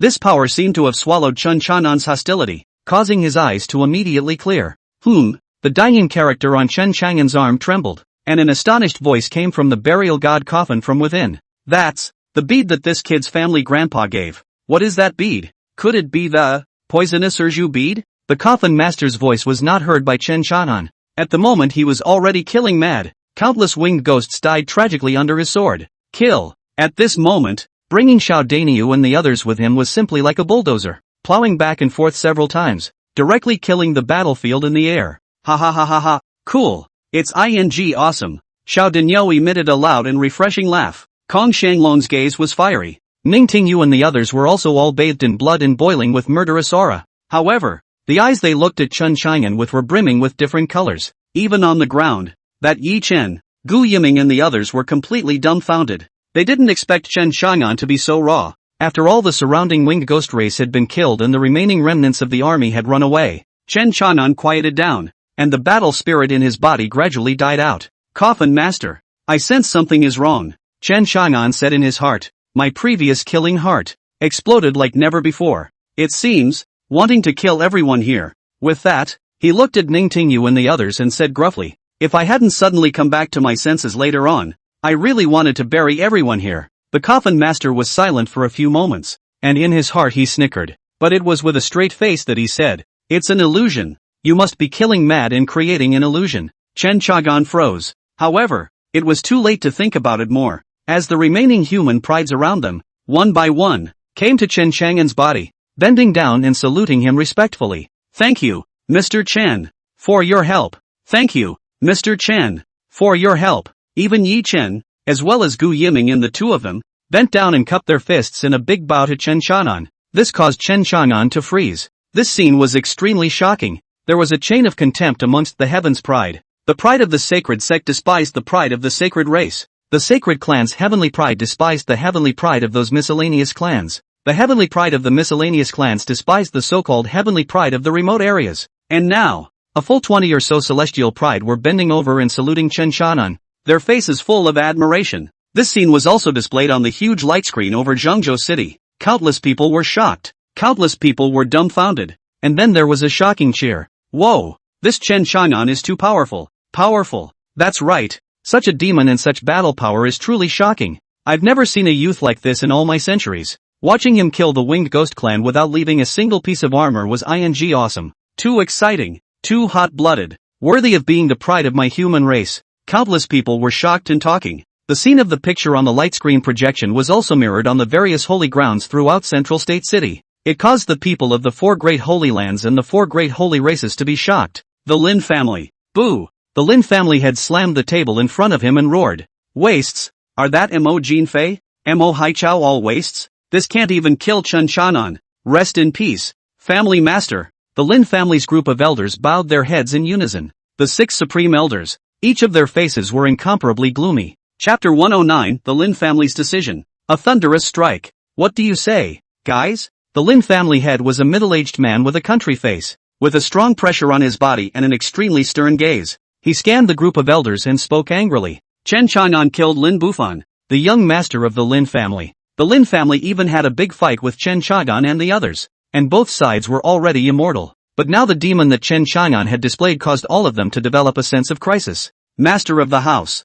At this moment, an elder clasped his fist and bellowed. Chen Chang'an has a beef with the Tai Tsong sword sect, as well as the Jun clan as well, and I heard that Dugujin, as well as Jun Wu Gun, the two of them won't let him go. That's right. Next, it will be a fight for the top 10 rankings. No matter how demonic Chen Chang'an is, he won't be a match for Dugujin and Jun Wu Gun. Another old man clasped his fists and said, then we must also be prepared for everything. We absolutely cannot let Chen Shannon grow up again, the Lynn family head said grimly. Humph. Right at this moment, a cold snort suddenly came in from outside the great hall, as if heavenly thunder was rolling, causing everyone's hearts to tighten violently. Even more so, it caused the Lynn family head to violently stand up from his seat and quickly walk down the tall steps. At that moment, an old man in a red robe walked in from outside the main hall. His body was tall, his face was flushed, and between his white hair scattered, there was more like lightning filling his eyes. His face was gloomy, and as he walked in, it caused the atmosphere in the great hall to become incomparably depressing. Buzz, the aura from his body formed a storm, causing cracks to appear in the ground. There was even a shadow behind it, and it seemed that once it erupted, a horrible disaster would befall the surroundings. See you, old ancestor. The person who came was none other than the Lin family's oldest ancestor, Lin Dong. Lin Dong sat on the first seat. His gaze fell on the family head, Lin Changtian, and he said in a cold voice, Changtian, have you forgotten my Lin family's purpose? Lin Changtian's forehead was sweating as he hurriedly knelt down. Reporting back to old ancestor, Changtian didn't forget. It has always been the aim of our Lin family that if we don't strike, we must strike with a thunderous blow. That's why last time I invited 6 supreme elders to deal with that Chen Shannon. It's just a pity that. Lin Changtian bent his head, his forehead sweating. That poor scholar didn't know what kind of madness he was having. But he even helped Chen Shannon protect the road. That's why our Lin family returned in defeat. Confused, the Lin family's oldest ancestor roared, blaring angrily at Lin Changtian. Old me studied this son earlier. He came from the remote eastern prefecture, yet he managed to create one huge storm after another in the central prefecture city. It was conceivable that this kid was superior in both heart and qualifications, since he has offended our Lin family and can't be defused. It's still a never-ending situation. Even more, you all know that there is a cloth-clad scholar behind him, so why don't you ask Lao Fu to step in? Towards the end, the Lin clan's old ancestor almost roared out in anger. As long as you ask me to step in and let me stall that cloth-clothed scholar, the 6 of them, the 6 Taishan elders, will then perform a thunderous strike on Chen Chang'an. Then, Chen Chang'an will definitely die. Old ancestor, all of the Lin family's top brass froze one by one. What's the point of dealing with a young scion like that? With this commotion, it was almost as if the entire clan was waging war against Chen Chang'an alone. Humph. Looking at the crowd with an expression of killing a chicken with a bull's knife, the Lin clan's old ancestor continued to snort coldly. This Chen Chang'an specializes in defeating the strong with the weak, crossing over to kill, and he's even a sword cultivator. Those who were able to have a sword Dao inheritance were generally those who had the luck to go against the weather. According to what the old man learned from ancient texts, this kind of person is often the legendary son of heaven's destiny. In the future, definitely a supreme figure above all beings. The words of the Lin clan's oldest ancestor caused the Lin clan's crowd to be horrified. So you either don't mess with people like that, either that, or get them completely dead. Not one by one. And even more so, not the young ones and then the old ones. Listening to the old ancestor's words, the faces of all the people in the Lin family were all incomparably ugly. Everyone froze. Some people also felt that Lao Zu was making a big deal out of it, but none of them dared to refute the old ancestor. Lin Changtian, I'll give you one more chance. Either go and reconcile with Chen Shannon, or completely put him to death. The Lin family's old ancestor looked at the sky outside and slowly opened his mouth. In the great hall, countless people looked at each other. Reconciliation? Our holy clan is begging for peace with a brat? What a shame to tell the world. And that's a blood feud. That night, hundreds of people died in the Lin family. How can I solve it? But completely killing Chen Chang'an, it seems, not be too easy either. The Lin family's old ancestor seemed to understand the thoughts of the crowd as he slowly closed his eyes before finally snapping them open. Then kill. Think of every possible way to completely put him to death. Yes, everyone in the Lin family shouted. Looking at the murderous Lin clan crowd, the Lin clan's old ancestor slowly closed his eyes again, silently praying in his heart, I hope that this path, don't take the wrong one. But in exchange for going to beg for peace, he couldn't wipe the slate clean. After all, the Lin family was a holy clan. The holy clan is begging for peace from a brat? That was simply a great shame. The atmosphere of the various holy clans' holy sects became completely different after seeing Chen Shannon's performance. Those with a grudge show concern. No grudges, trying to pull the strings. June's family. The June family head looked at the image that came back from the array projection and then at a beautiful woman whose face was filled with stupefaction, revealing a look of contempt. This woman was none other than Ruyan Lu. She was already an outer disciple of the 100 Flowers Immortal sect. Originally, she had thought that if she could enter the sacred sect, she would be able to leave Chen Chang'an behind by a street. But never did he expect that Chen Xiaonan would be at the Saint Emperor realm. Even though she was a disciple of the sacred sect, she could not close the gap between them. Moreover, his own holy maiden was respectful to Chen Xiaonan. Even more so, the admiration in that holy maiden's eyes couldn't be hidden at all. This caused Ruyan Lu's heart to flip over with jealousy. How is it possible? At first, he only disappeared for a year, and then after he came back, he became a waste. Ruyan Lu muttered, as if she had lost her mind. The man who loved himself to the bone and treated him like a treasure in his heart at the beginning, had already left himself far behind, and his battle power was also above a crowd of the clan's heavenly pride. How can? Damn! He must have faked it in the first place. This man, what a ing. Ruyan Lu muttered, originally having regrets, but it turned to be dissolved by herself and turned into resentment. Indeed, how can a woman admit that she is at fault except by admitting that she married the wrong man? Jun family head, this Chen Xiaonan, but he killed the 2 young masters of the Jun family. He must not be spared, Ruyan Lu said, her gaze revealing a viciousness. I know everything about Chagan Chen. As long as the Jun family master goes to kill Chagan Chen, I will definitely cooperate with all of it. Oh, well. The Jun family head gently blew on the tea in his hand and said indifferently, then you will continue to be a disciple of the 100-flower immortal sect, and then go and follow your sacred maiden. In the back, well, just sneak into Chen Xiaonan's side, to regain his goodwill. Speaking of this, the Jun family head's gaze narrowed. I want to know all the secrets on him. At those words, the light in Ruyan Lu's eyes gradually brightened. Yeah, Chen Xiaonan had become so powerful over the past year. There must be an unknown chance. The corner of her mouth lifted in a playful curve at the thought. On playing with a man's heart, she was absolutely sure of herself. And she can fish each other into warbling. Chapter 110 vying for first place. Just as people in various places in the central state were discussing, the 3 hours that Chen Xiaonan and the others had spent at the border of the Heilong Great Domain had finally arrived. The jade tags on their bodies emitted a brilliant and dazzling white light. Then it enveloped everyone, and in the next instant, a figure disappeared into thin air. When everyone's silhouettes had condensed, they had already arrived at the square above that suspended palace. Chen Xiaonan looked around and realized that only 30 or so people had teleported back.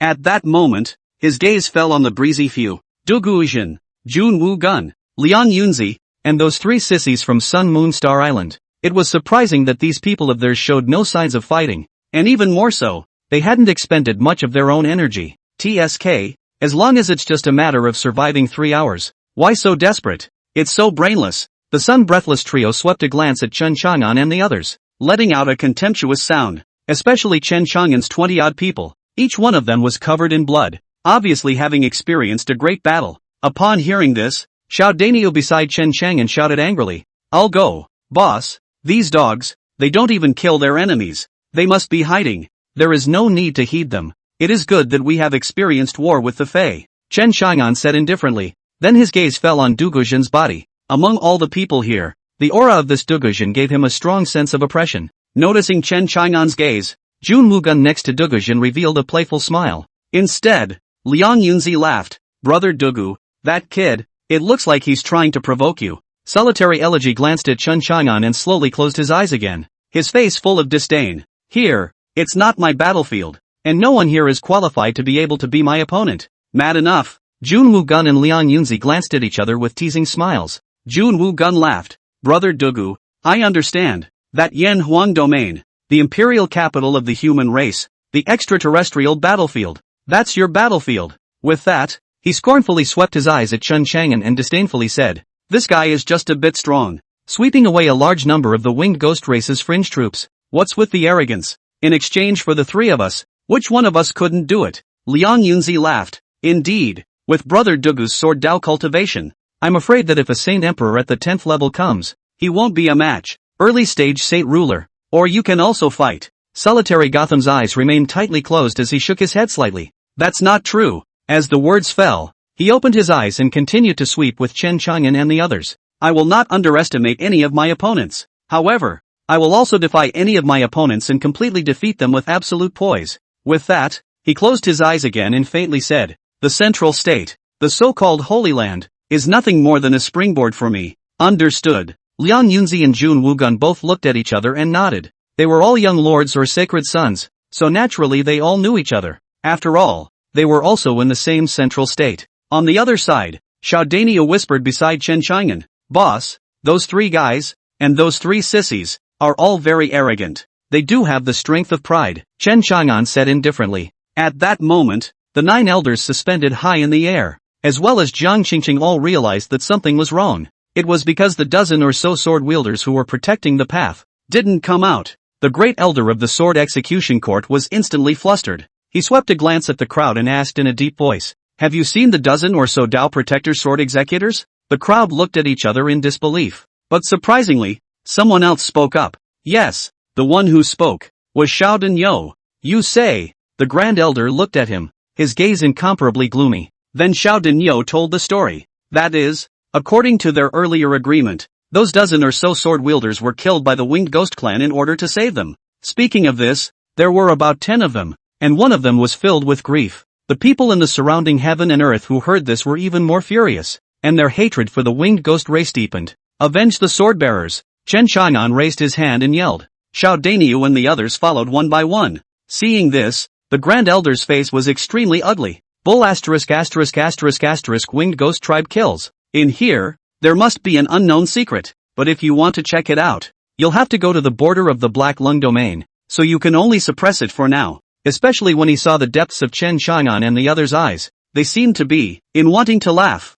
Abominable. Just then, Jiang Qingqing stepped out and opened her mouth majestically. Gentlemen, we will hold funerals for those dozen or so sword executioners who died, and their blood revenge will definitely be avenged. With that, he looked at the remaining 30 or so people and said in a deep voice, "Next, is the 3rd level of your examination. The 3rd level is to compete for the ranking flags on the 10 competition stages. 10 bouts, all ranked. Those who want to fight for first place will grab the flag on the first bout stage. All of you act according to your strengths. If not, if you lose during the fight, there is a possibility that you will not get a single ranking." The crowd quickly understood the rules. For example, if someone's strength is such that they can fight for the 10th place steadily, but you go and grab the 9th place, there is a possibility that you won't even get the 9th place, but instead you lose it along with the 10th place. Also, you have one night to recuperate and continue tomorrow. After Jiang Qingqing finished speaking, she simply left. As for Chen Chang'an and the others, all of them, one by one,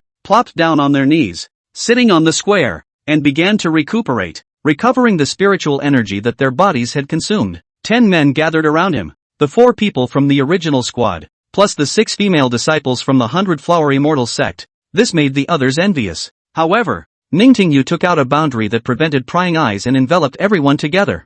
They formed a circle and took out some food and booze to eat. After all, it was quite a hard day's work after the big fight today. As Chen Chang'an sat there, he began to utilize the burial god Coffin, absorbing the corpses inside that space coffin. In there, it was filled with a dozen or so sword executioners, as well as countless corpses of the winged ghost race, enough for him to consume and absorb a wave. Advance to the 3rd level of the Saint Emperor realm. Only then will I be able to get a fresh wave with that Dugujin. Chen Chang'an thought in his mind and absorbed it quickly. His breath, too, was slowly changing. This subtle change, though it drew the attention of those around him, was not too good a surprise. After all, it's normal to have movement in cultivation. Ningtingyu looked at Chen Chang'an and asked softly, "How many places do you want to compete for tomorrow?" Upon hearing this, everyone looked at Chen Chang'an. "First place," Chen Chang'an said indifferently. Showdown and the others looked at each other and sucked in a breath. "Boss, honestly speaking, that Dokuratsu is very strong. Still an old.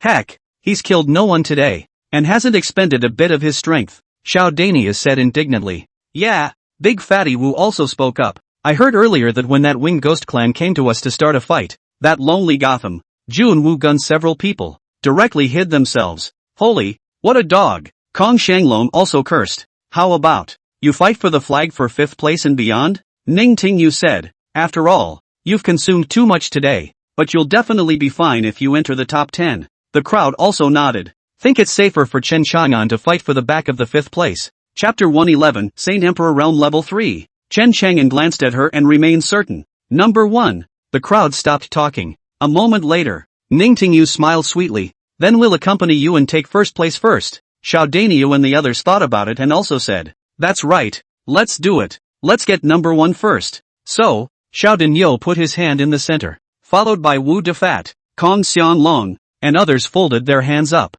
So did Chen Chang'an. Ningtingyu put her hand on the back of Chen Chang'an's hand. The remaining 6 female disciples of the 100 Flower Immortal sect smiled faintly and also placed their hands on the backs of each other's hands. It.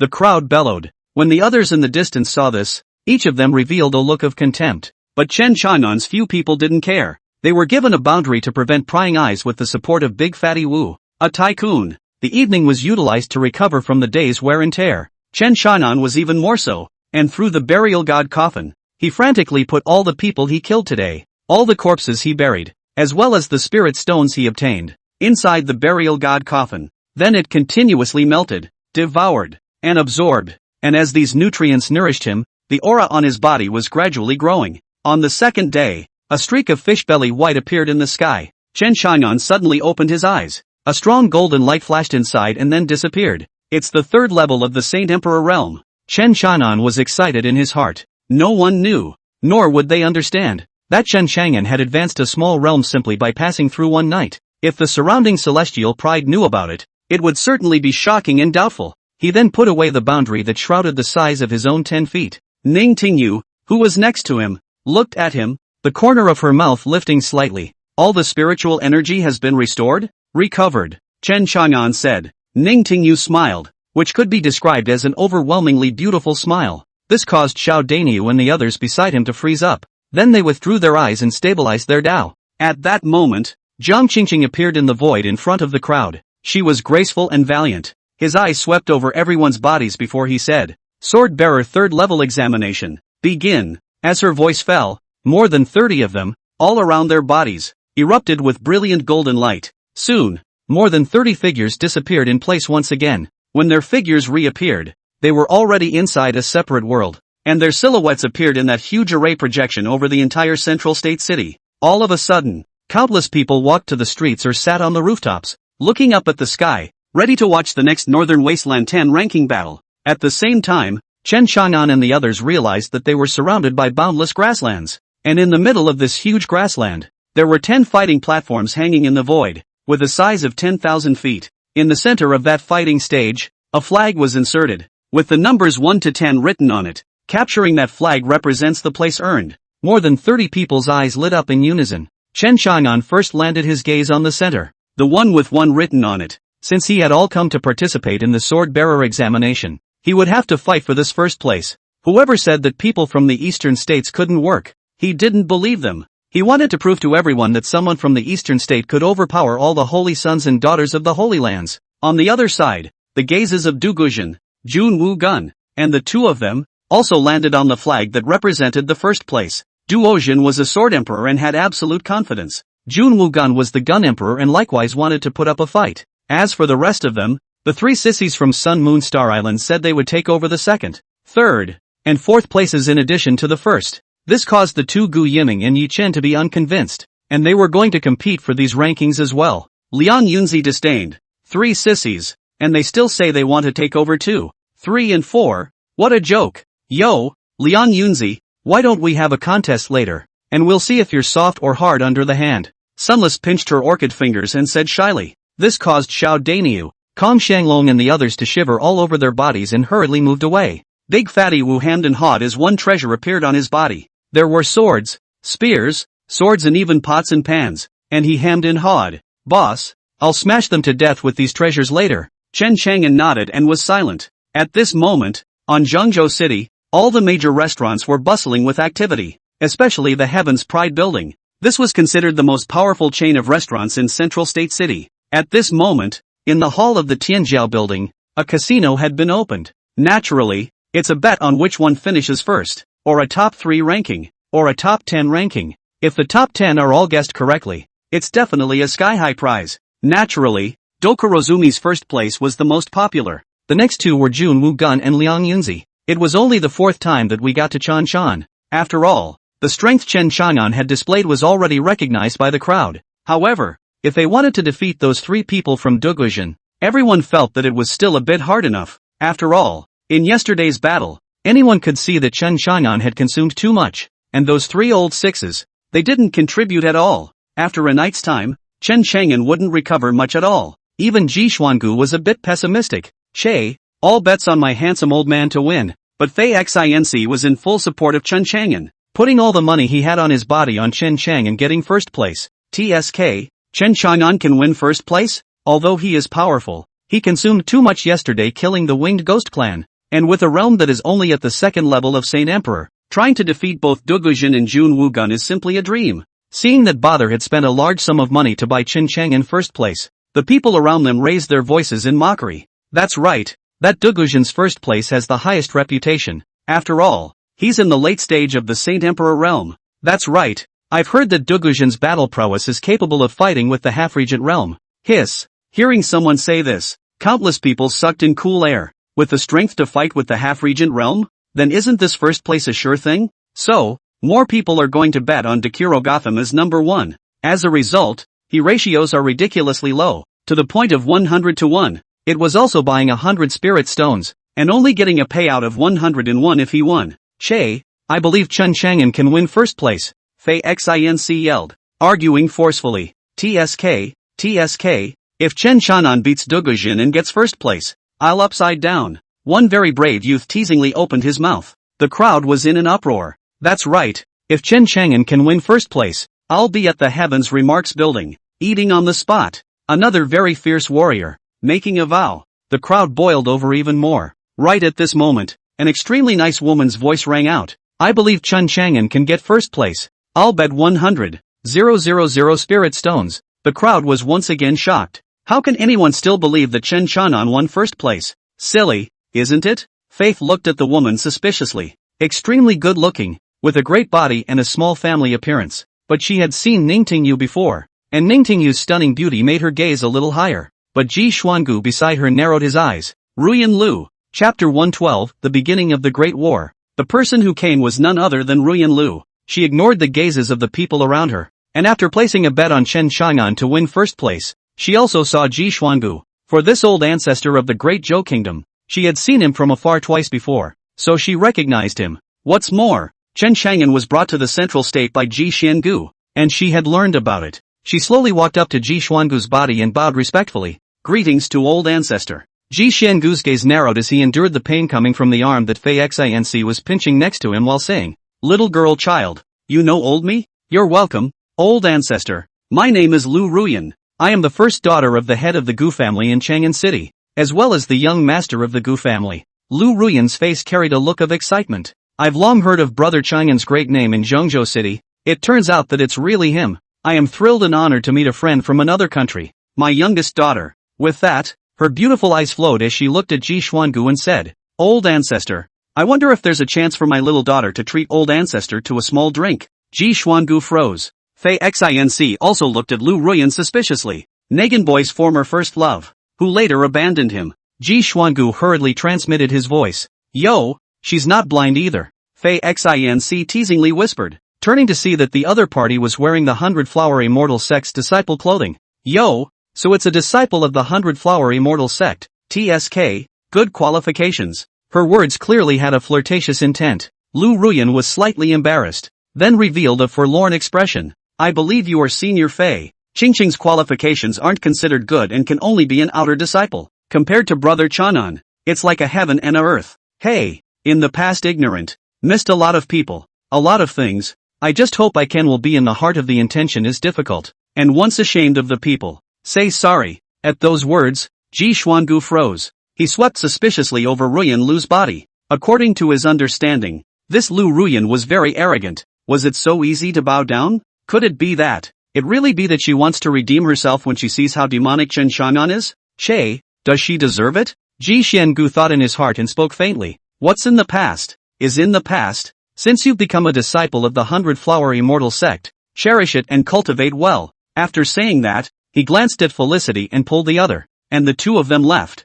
Looking at the backs of the two leaving, Ruyan Lu's soft gaze instantly turned cold. In the world of independent bouts, Jiang Qingqing hovered in midair, looking at the 30-odd heavenly pride, and faintly said, Begin! As the voice fell, Dugujin led two of his fellow disciples and charged directly toward the first competition stage. The same was true of Jun Wugun. He also has two fellow disciples. Thus, the 6 people transformed into a long rainbow and shot down directly onto the first competition stage in the center. Then 2 of Dakurojin's fellow disciples fought with 2 of Jun Wugun's fellow disciples. Duojin looked sideways at Jun Wugun. Jun Wugun looked at him as his battle intent erupted. Brother Dugu, this first place, it's either you or me. Come, let's compare. Good, as you wish. Solitary Gotham spoke blandly, and the two sides charged hard. Boom! The violet energy aftermath shook the 8 directions. The rest of them were appalled. What a powerful burst! The countless people watching were not too surprised that the two of them were fighting for first place. Seeing this,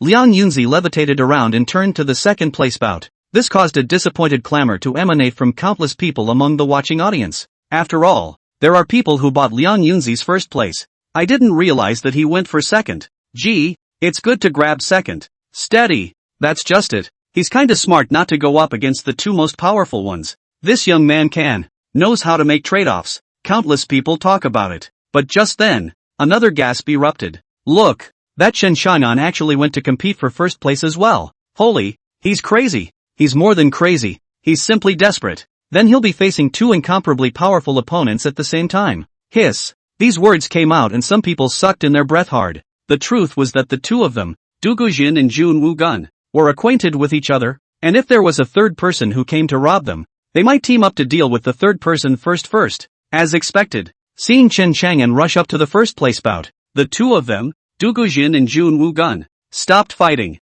The two of them looked at Chen Chang'an with teasing gazes. Yo, brother Dekuro, here comes an ungrateful one. Why don't we throw this ungrateful one out first? Then our two brothers can have a good sparring session. Jun Wugun looked at Chen Xiaonan and spoke with extreme contempt. Good. Solitary Gotham nodded his head, his face always a cold one, and their 4 fellow disciples stopped fighting and surrounded Chen Xiaonan. This scene caused the people watching in Central State City to burst into laughter. Their faces extremely complicated. There was ridicule. Have mercy. There's also gruffness. 6 against 1? But just then, an amazing scene appeared. Chen Xiaonan was not fighting alone. Behind him, a figure also appeared. Ning Tingyu, Xiao Denyou, Kong Xianglong, 10 people in all. The fight for a ranking place is not won by grabbing the flag and guarding. The time is 3 hours to hold the flag without losing it, and the man is still on the fighting stage. So they were perfectly capable of knocking their opponents down first, and then slowly occupying the flag and the bivouac themselves,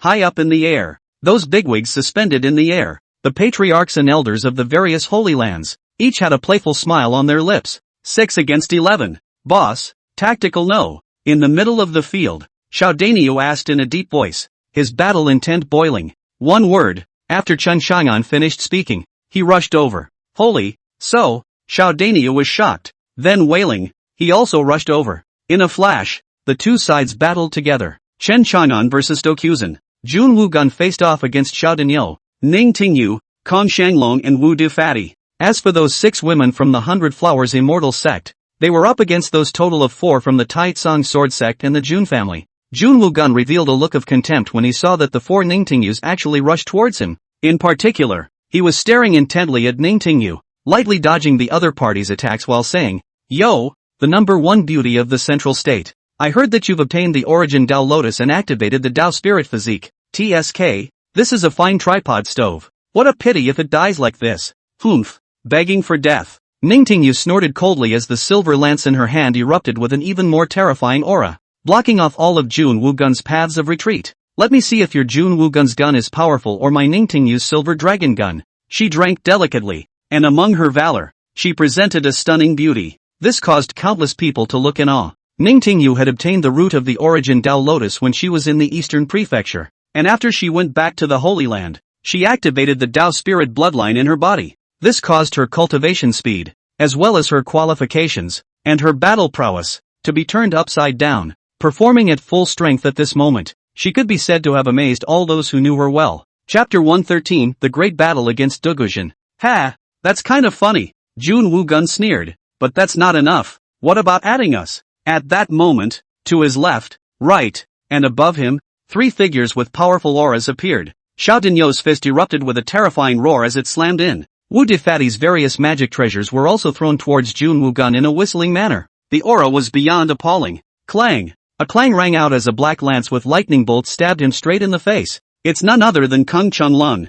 Who are you? Jun Wugun fended it off while looking at Kong Xianglong. This stout, loyal-looking youth was actually a gun cultivator as well. He's your father, Xiao Denyou yelled. I'm your grandfather. Come on, grandson, get off. Hearing such arrogant words, Jun Wugun's gaze turned cold. Seek death. Clang! In a flash, 6 lances appeared behind him. Each of the lances erupted with a palpitating aura. Boom! Boom, boom, boom, boom. In an instant, the five of them fought dozens of moves in a row, and the furious gun she shocked the sky and the earth. This caused those old men watching from high in the air to each reveal a satisfied smile. Jiang Qingqing smiled. All of these people, they can enter the sword execution court. The Grand Elder next to him suddenly said, "Didn't you say it only takes 10? As long as the qualifications are good, take them all." Ginger Haruka said. The crowd was silent, then nodded. Indeed, rules can make way for heavenly pride. Buzz. Right at this moment, a sword sound resounded through the sky.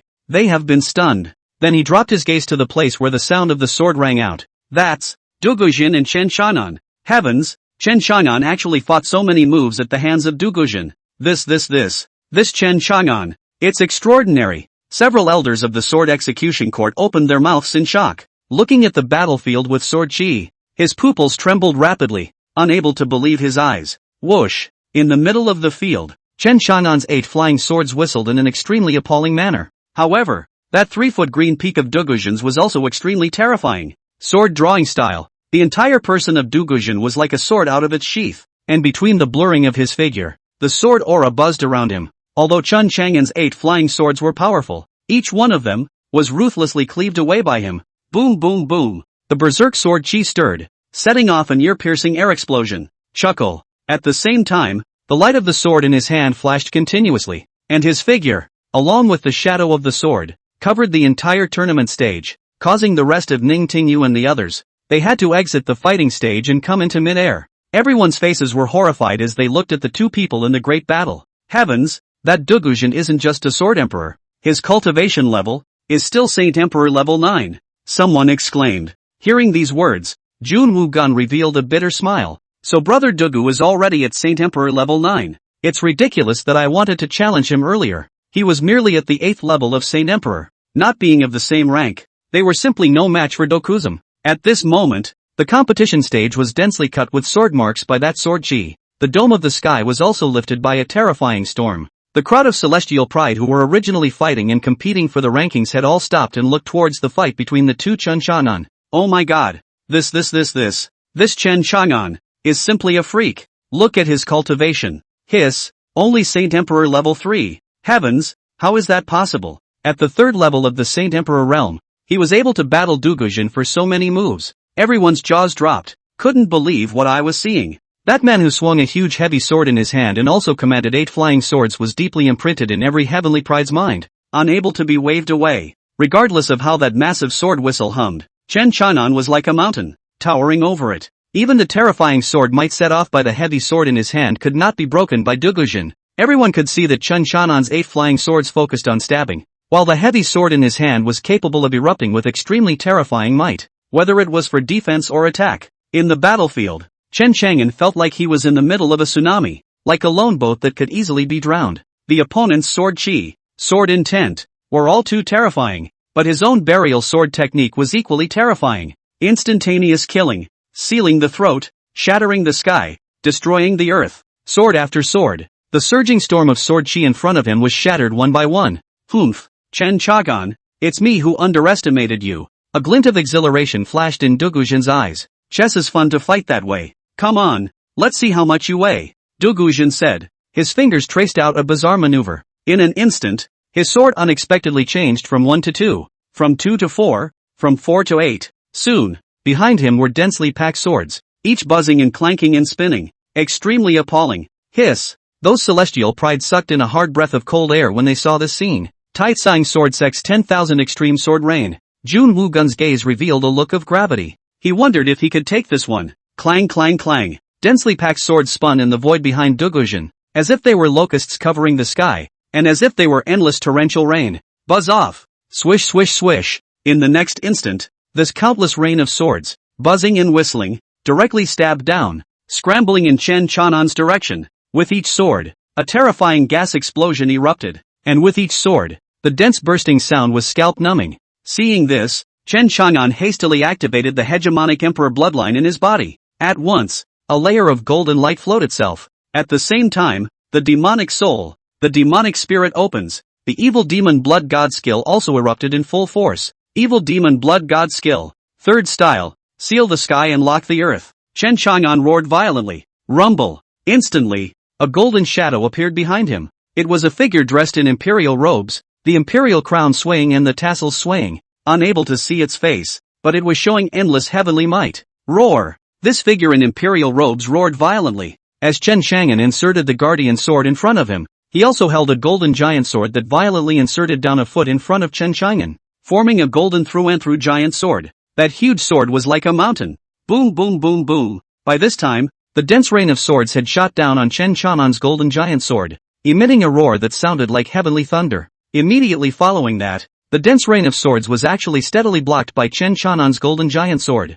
Humph! I'll see how you can block my 10,000 Extreme 1 sword. Solitary Gothic coldly grunted, then merged his fingers and guided them. At once, the remaining dense rain of swords whistled, quickly gathering and then merging. Clank! Clang! Clang! With a clanging sound, countless swords merged, fused, and became a gigantic sword of 1,000 feet. This scene completely shocked everyone. Tai Tsong Wanji One Sword. Chop! As Duguzhen's violent shout rang out, the gigantic sword that was 1,000 feet long stabbed down fiercely towards the gigantic sword in front of Chen Chang'an. Wherever it passed, the wind rose and the momentum was astonishing. The space was even more unable to withstand such a surging sword might and was collapsing by inches. Chapter 114 Human Sword Unity. At this moment, whether it was the group of celestial pride in the independent small world, or the elders of the sword executioner, or the millions of cultivators watching the projections in the central state, each dumbstruck. The power of solitary Gothic was far beyond everyone's expectations.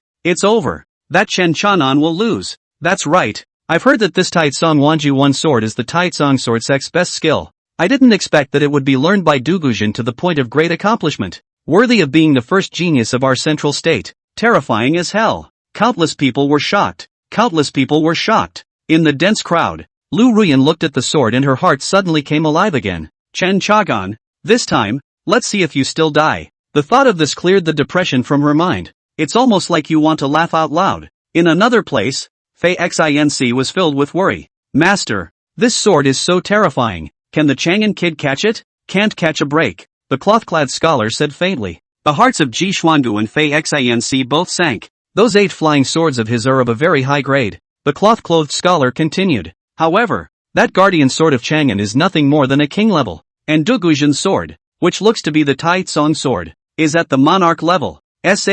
What? Fei Xinc was shocked. This guy, to use a ruler-level sword, or the famous Tai Tsong sword. What a damnation. Tai Tsong sword. That is the overwhelmingly famous sword of Tai Tsong sword sect. It is even more famous in the central state for thousands of years. How is Chen Chang'an's sword a match? Just as they were indignant and incredibly worried, Chen Chang'an, who was in the middle of the competition at the moment, felt a great deal of pressure. The guardian sword in his hand had a slight crack under that massive sword force. Not good. Chen Chang'an's pupils contracted violently as he exclaimed in his heart. In the next instant, suddenly an extremely terrifying and heavy sword might, like billions of mountains, ruthlessly pressed down. Boom! The guardian sword in his hand eventually couldn't hold out and became fragmented. Then a force that suffocated him hit him hard in the chest. Boo! Like a thunderous explosion. The competition stage where Chen Chang'an was located rumbled and shattered, turning into fragments in the sky, and Chen Chang'an's entire body spat out a large mouthful of blood arrows,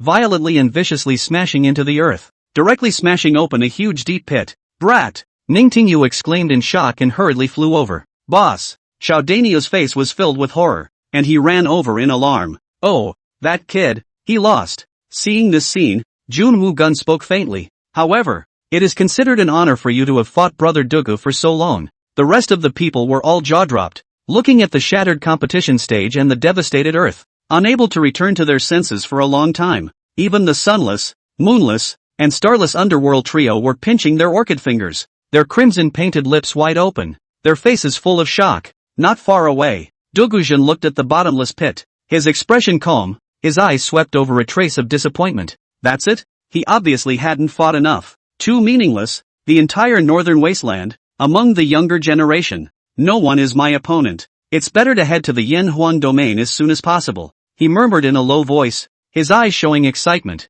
Dugu family, I'll let you know. What is? The king. Return. With a low voice, he walked towards the shattered tournament stage, with the fallen flag in the center. At this moment, the crowd looked at his back, their faces incomparably complicated. It was as if they saw a supreme sword cultivator, ready to step out from the northern wasteland and then shake the continent with fame. And just then, a voice came out from the ruins. Wait, Dekuro Gothic, our fight. It's not over. The crowd was alarmed and looked at the sound. However, he suddenly realized that from the bottomless pit, a figure slowly levitated up. Exactly. Chen Chagan. At this moment, Chen Chagan had blood spilling from the corners of his mouth, and the shirt in front of his body was completely shattered, revealing his lean upper body. As his long hair moved without wind, his gaze was as stern as electricity on his cold face, and in his hand, holding it, was clearly another massive heavy sword. It was a heavy black sword. The body was pitch black, as if it had swallowed all the light.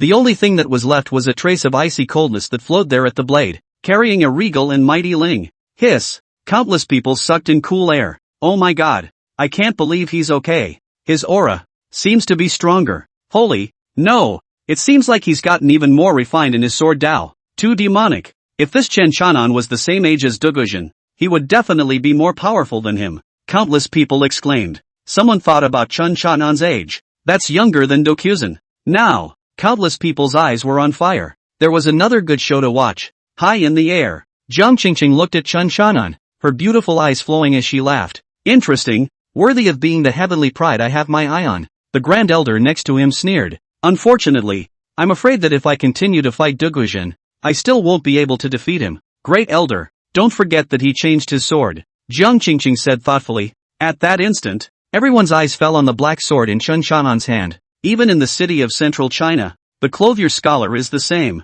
That sword, its craftsmanship and quality, and the aura that erupted from the sword's might. How is it like the ancient canonical records? Similar to the weapon crafted by that weapon-refining emperor from 100,000 years ago? The cloth-clothed scholar muttered, turning to cast the thought down. Impossible. 100,000 years have passed since that famous refiner emperor that shook the heavens back then. That one simply cannot still be in this universe. And how did the Chang'an boy get the weapons he forged? The cloth-clothed scholar's face was full of complexity, and his heart was full of waves. Senior, what's impossible? Fei Xinc asked suspiciously. It's fine. This heavy sword of his. It's fine, the cloth-clothed scholar faintly said, and within his gaze, envy was revealed. As a sword cultivator, who wouldn't want to have a good sword? Moreover, his everlasting academy, 100,000 years ago, could be said to have flourished for countless eras. For in those days, there were 9 gentlemen who made even the great emperors fear them. Mr. Big, Mr. 2, Mr. 9, where are you? The cloth-clad scholar muttered, his gaze bleak. Meanwhile, in the midst of countless shocked gazes, Chen Chang'an slowly walked towards Dugujin. The nervous hearts of Ning Tingyu and the others were hurriedly lowered. Hey, brat, you still want to fight? Ning Tingyu opened her mouth. Chen Chang'an ignored her and instead came straight to Dugujin's face. Ning Tingyu snorted coldly. Sister Ning, boss is fine, don't worry. Kong Shanglong walked forward and comforted. Humph, who cares about him? Ning Tingyu's face became clear and cold. The 6 female disciples of the 100 Flower Immortal sect looked at their holy maiden oddly. You still surprise me. The corners of Dokuzum's mouth lifted into a happy arc. The more powerful you are, the more excited I am. Come on, you'd better beat me to death. Saying that, he held his sword diagonally in his right hand, and his entire person seemed to melt as if he was in the middle of the void. This moment, he, that is the sword. The sword, too, is him. Oh my god. Human swords in one. The elders high up in the air violently passed out exclamations of shock. Their trembling pupils were heady with shock. Whoosh! An even more terrifying sword might erupted, shocking the heavens and shaking the earth, as Dugujin seemed to merge with his sword and stabbed violently towards Chen Chanan. Chapter 115, Chopping the Dao Sword. Extinguishing the Tsan Yen Rain, the sword aura lingered in Chen Chanan's gaze, and his body's aura rumbled even more. He looked at the heavy black sword in his hand, engraved with 3 words, Zendo Sword. This was exactly what the 4th master of his family had given him when he left the great Zhou King city. In the beginning, the 4th master had explained that this new sword could only be replaced when the guardian sword could no longer be used. And earlier, the guardian sword was shattered under Dugujin's Tai Tsang sword. He then took out this heavy black sword.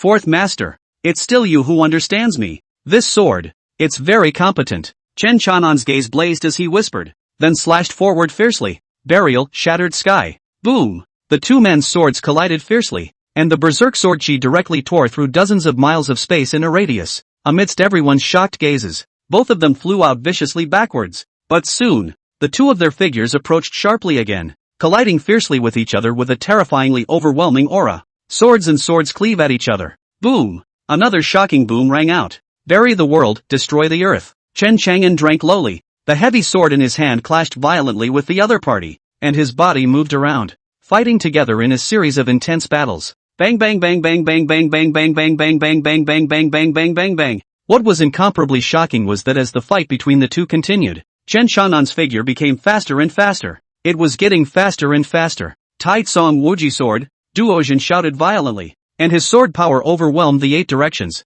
Raging dragon fire breath. At this moment, Chen Chang'an also emanated in a low voice, and then with a boom, a fearful black flame erupted directly above his Dao Chopper sword. Rumble, rumble, rumble. As the flames erupted, the aura on his body, again, rose strongly in a terrifyingly overwhelming manner. Countless people watched with jaws agape, scalp numbness. Not only was Chen Shanan's sword burning with black flames, even behind him, there seemed to be a black dragon roaring. This was precisely Chen Shanan's demonic dragon burning world technique, the gongfu that was obtained in the Eastern State secret realm in the first place. At this moment, the first time it was exerted in the Central State, it was absolutely shocking to everyone's eyeballs. Boom boom boom boom. The terrifying and overwhelming aura, in a crushing posture, transformed into a black residual shadow and continuously bombarded Duguzhen. A booming sound echoed in all directions, extremely appalling, and in less than a dozen breaths of time, Duguzhen's figure had already retreated hundreds of feet away under Chen Shanan's furious bombardment. Chen Shanan's sword might was even more terrifying than before. Dokurozumi's speed was crushed across the board. Seeing this scene, everyone in the arena was dumbfounded. Even the millions of people in Zhongzhou City who were watching this scene, one by one, it was as if they were immobilized, unable to breathe, unable to believe what was happening in front of them. The Chen Chang'an in front of him had previously been beaten into the ground by Duguzhen. In the twinkling of an eye, he had become so strong. The crowd was shocked and dumbfounded. High above the small world, a sword executioner elder looked at Chen Shan'an below, his eyes narrowing slightly. What terrifying speed! What terrifying sword power! I didn't expect that the power exerted by a heavy sword would be so terrifying. Jiang Qingqing opened her mouth with the same shock. Boom! Just as the crowd was shocked, a terrifying and incomparable force erupted within the suppressed Dokurat's body, and at the same time, Chen Chang'an held his sword upright and blocked it horizontally in front of his body, and his entire body was shaken out. What? Dokuro Gotham still has a bottom card?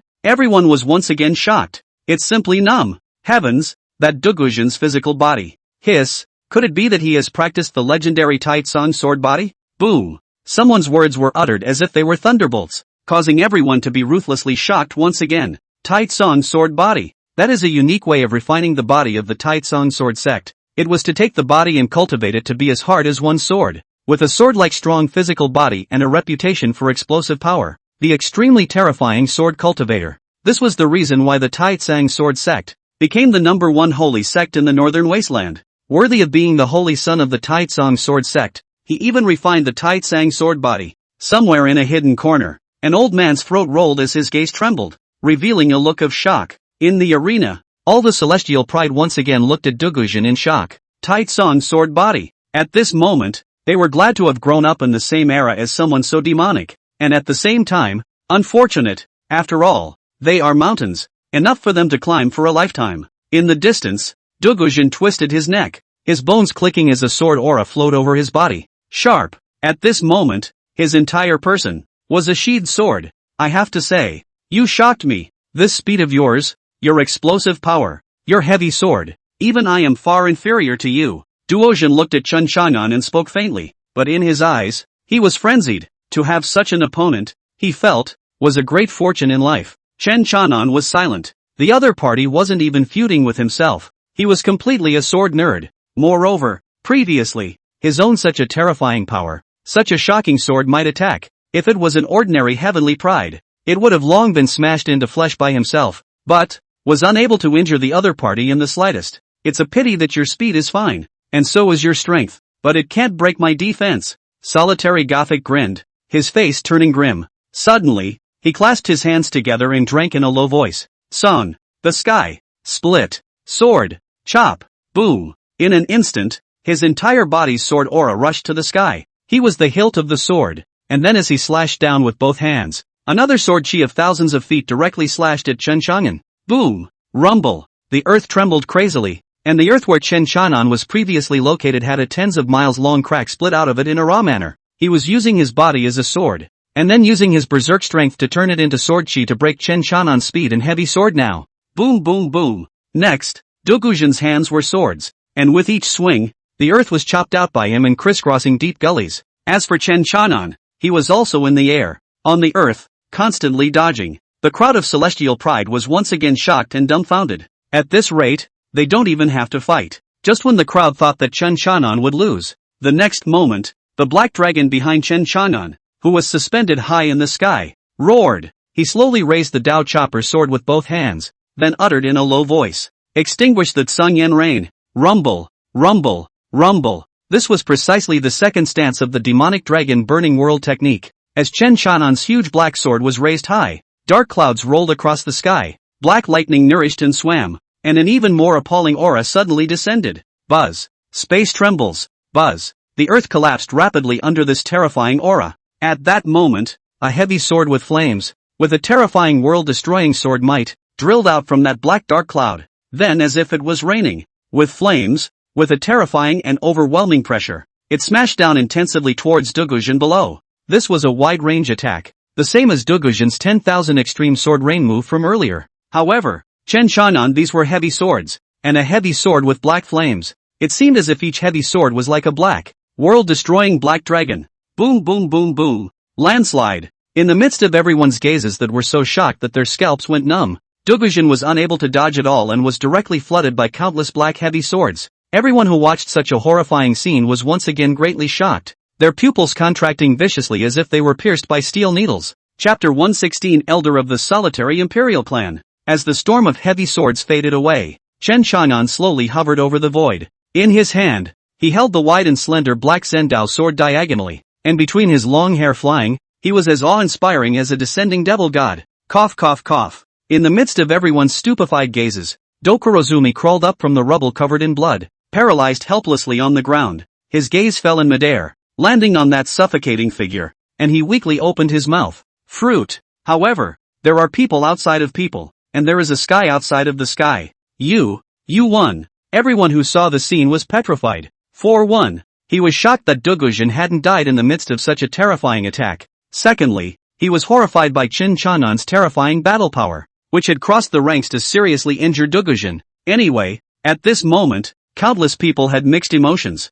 This Chen Chanan, too heaven-defying. However, right at this moment, a terrifying spear on steeply stabbed at Chen Chanan's back undershirt. Ah! Look out! Ning Tingyu yelled. Chen Chanan's figure violently disappeared in place and dodged. Buzz. Almost at the same time, a golden gun shadow continued to bully its way up, pushing straight for Chen Chanan's throat. Chen Chanan swung his right hand and slashed forward with the Dao chopping sword. Boom! The lance split directly, but the next instant, another stab came. Whoosh! Whoosh! Whoosh! Handful after handful of lances stabbed straight at Chen Chanan's heart. Boom! Caught off guard, Chen Chanan was directly shaken and sent flying more than 10 feet away. After stopping, Chen Chanan's arm was wrapped with an arc of electricity and his skin began to blacken. Seeing this scene, the rest of the people were greatly shocked. No, I'm the one who will be going to the great domain Imperial continent. How could I lose here? Right at this moment, Dogujin suddenly let out a low roar, and his entire body erupted with a golden sword chi,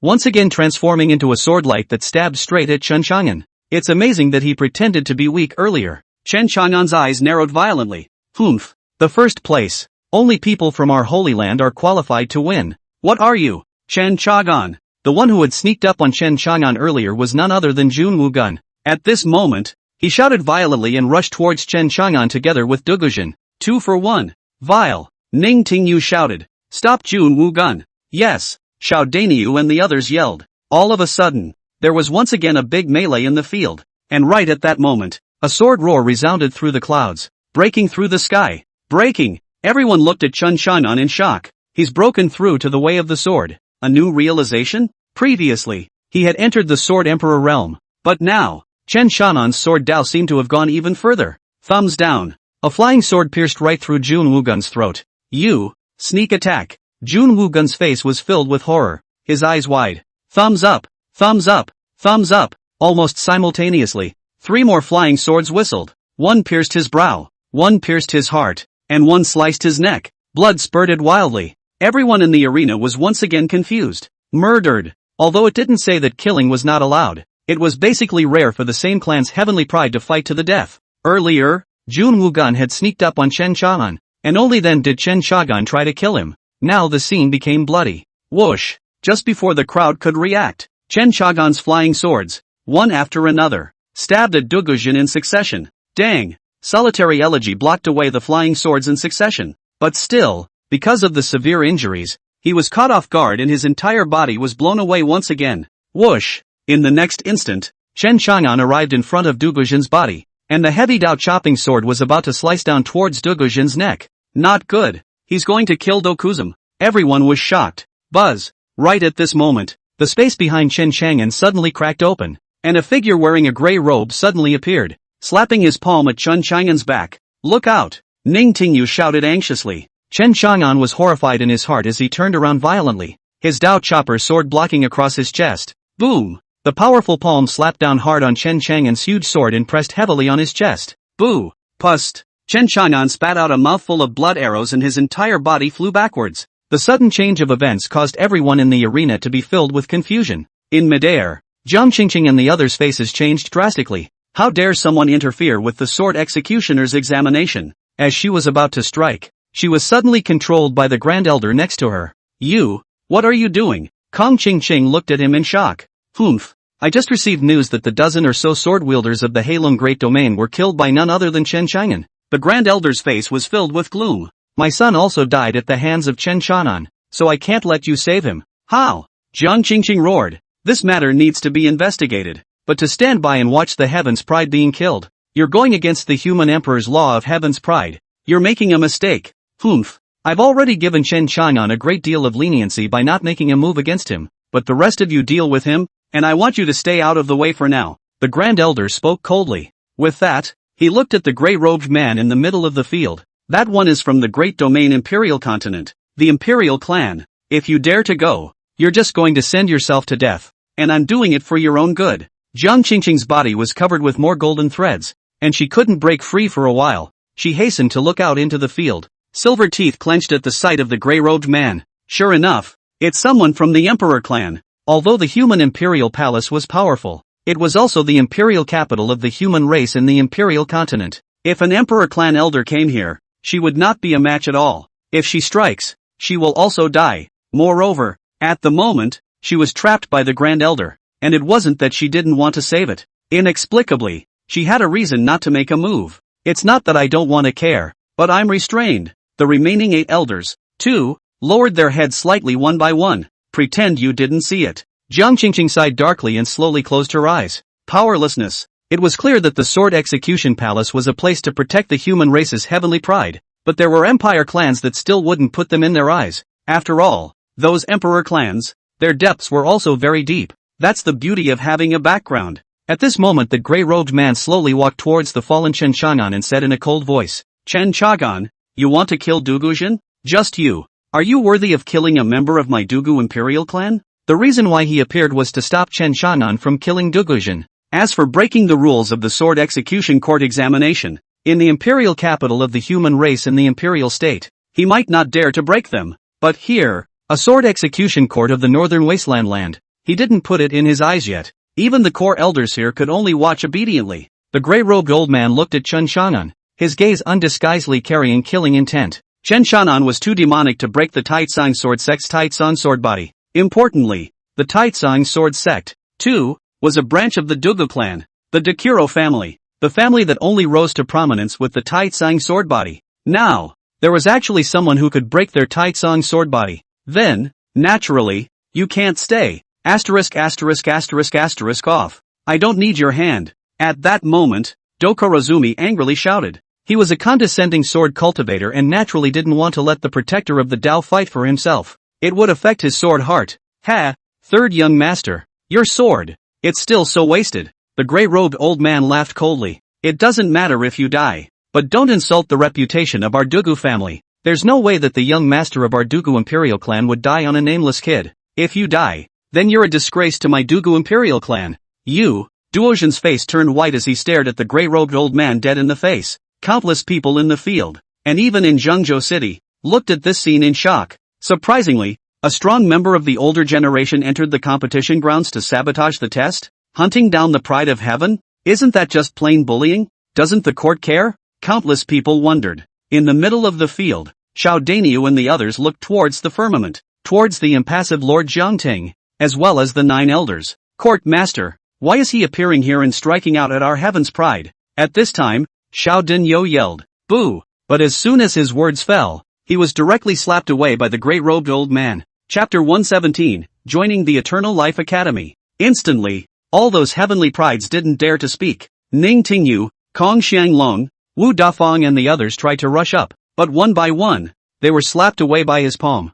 "Humph, get lost. If you guys dare to come up here again, I'll kill all of you along with you." The grey-robed old man angrily shouted at Ning Tingyu and the others. Ning Tingyu and the others were all pale, with blood spilling from the corners of their mouths. "Oh my god, does this even matter? Who is that old fellow? How dare he make a move to mess up the sword executioner's examination?" "Hiss, I see. That person is an elder of the Imperial clan. He is the protector of that Dokuzen." Boom! Someone uttered the words Emperor Clan Elder, instantly causing countless people to stir. The Emperor Clan, that was a more powerful clan than the Sacred Clan. It represented that inside the family, there was the existence of a Saint Emperor. "Hiss, I see. I heard that the Taitsung Sword Sect is a branch of the Duga family, over in the Imperial continent." "So it is. Heavens, in that case, that Dugujin, wouldn't he be a member of the Emperor Clan?" "Indeed, it should be the Imperial Clan's pride. No wonder, he's so demonic." Countless people clamored. Fei Xinc and Ji Shengu were shocked. When she was about to call for her master's hand, the cloth-clad scholar had already disappeared into thin air. Fei Xinc was overjoyed and even looked towards the vaulted sky. At the same time, the grey-robed old man was about to kill Chen Chang'an with a palm strike when an elegant figure appeared beside him. Then a sword stabbed him in the palm of his hand. Boom! A huge boom instantly exploded between the two sides, and both of them retreated a dozen feet. The grey-robed old man's face was grim as he looked at the cloth-clothed scholar, his eyes narrowing slightly. "The Everlasting Academy is all gone, but I didn't expect that you, a scholar, would still be alive." The cloth-clothed scholar hugged his wooden sword and smiled faintly. "I am not talented, but I am the current head of the Changxing Academy." "Oh, that's funny." The grey-robed old man didn't put the cloth-clothed scholar in his eyes at all, and angrily rebuked, "Get lost, or else, even you will be killed together." At that time, when the Eternal Life Academy is extinct, don't blame me for being ruthless. Just as his words fell, the cloth-clad scholar had already stabbed out with another sword. "Humph, a small carving skill. How dare you show off your skills?" The grey-robed old man was about to make a sword strike, but in the next moment, the sword in his hand directly couldn't be pulled out. What? The grey-robed old man was horrified. Boom! In the next moment, his figure flew directly backwards. The cloth-clothed scholar followed closely behind, grabbed the grey-robed old man's head, then directly pressed it to the ground, swung his arm, pulled up his sleeve, and hammered down hard, punch after punch. Boom! Boom! Boom! The whole earth burst into pieces. The crowd was dumbfounded. These two are sword cultivators. Why don't they use swords? And this cloth-clothed scholar, just like no scholarly elegance, like a street punk, grabbed the grey-robed old man's hair, is a fat beat. In the end, that grey-robed old man, surprisingly, was hammered to death by the cloth-clad scholar. The crowd was once again petrified. The cloth-clad scholar wiped the blood on his own sleeve and, taking out another jug of wine and taking a big drink, his eyes aimed at Chen Chang'an. "Kid, are you alright?" "I'm fine. Thanks to Senior for making a move." Chen Chang'an stood up and gratefully clasped his fists in salute. The cloth-clothed scholar glanced at his mouth. "Don't get all this wishy-washy stuff. I want practical. The late generation understands." Chen Chang'an nodded his head. The cloth-bound scholar. "No, what do you understand?" At this moment, amidst everyone's shocked gazes, Chen Chang'an came to Dugujin. "Dugujin, let me tell you something." Duojin raised his head covered in blood. He didn't understand what else Chen Chang'an had to say to him, but just then, there was a flash of sword light. Swish! The head of Dokuzen was then chopped off by him. Solo Gotham. In the arena, everyone was silent. Solo Gotham is dead. Chen Chang'an actually killed him? Hiss! Countless people viciously sucked in cool air. Everyone couldn't believe the scene in front of them. Then Chen Chang'an took that first one's flag and casually threw it away again. The reason why he killed Dugujin was to eliminate any future problems. This Dokuzan was too strong. He had fought hard earlier, and he would definitely be an afterthought in the future. As for having taken the flag, it proves that he got first. Throwing it away again is a sign that he doesn't want to be a sword wielder anymore. Those at the top of this sword execution court disgusted him. The so-called protector of the human race's heavenly pride was a big joke. In the face of great strength, all are no balls. Chen Chagan, what are you doing? Dugujin clearly has no fighting ability left. Why are you killing him? At that moment, the sword execution court Grand Elder angrily shouted. Chen Chagan ignored him and was about to leave. Stop! The Grand Elder shouted angrily. What kind of attitude are you having? Yo yo yo. At this time, the cloth-clothed scholar teased. Great Elder, earlier that grey-robed man in. Do not see you open, now you are good big wind well. The Grand Elder looked at the cloth-clothed scholar. His gaze narrowed. Cloth-clothed scholar. You interfered with my sword-bearer exam. Thumbs up. But before he could finish his sentence, a wooden sword from the cloth-clad scholar pierced through his brow, nailed directly to the spot. The crowd was once again stunned. Humph. That old man interfered earlier and you didn't make a move. I made a move and you jumped in and bleeped. Mother asterisk asterisk asterisk asterisk her. Bullying old thing. Ah shucks. 2A. The cloth-clad scholar cursed and opened his mouth. The Grand Elder was trembling and dying. Once he died, Zhang Qingqing was loosened from her bonds and hurriedly flew over the crowd. Everyone looked at her. She swept a glance at the crowd, her eyes complexly looking at the cloth-clad scholar and then at Chen Chang'an, saying, Sword-bearer examination. Continue. Forget it, I'm not taking the test. Chen Chang'an waved his hand.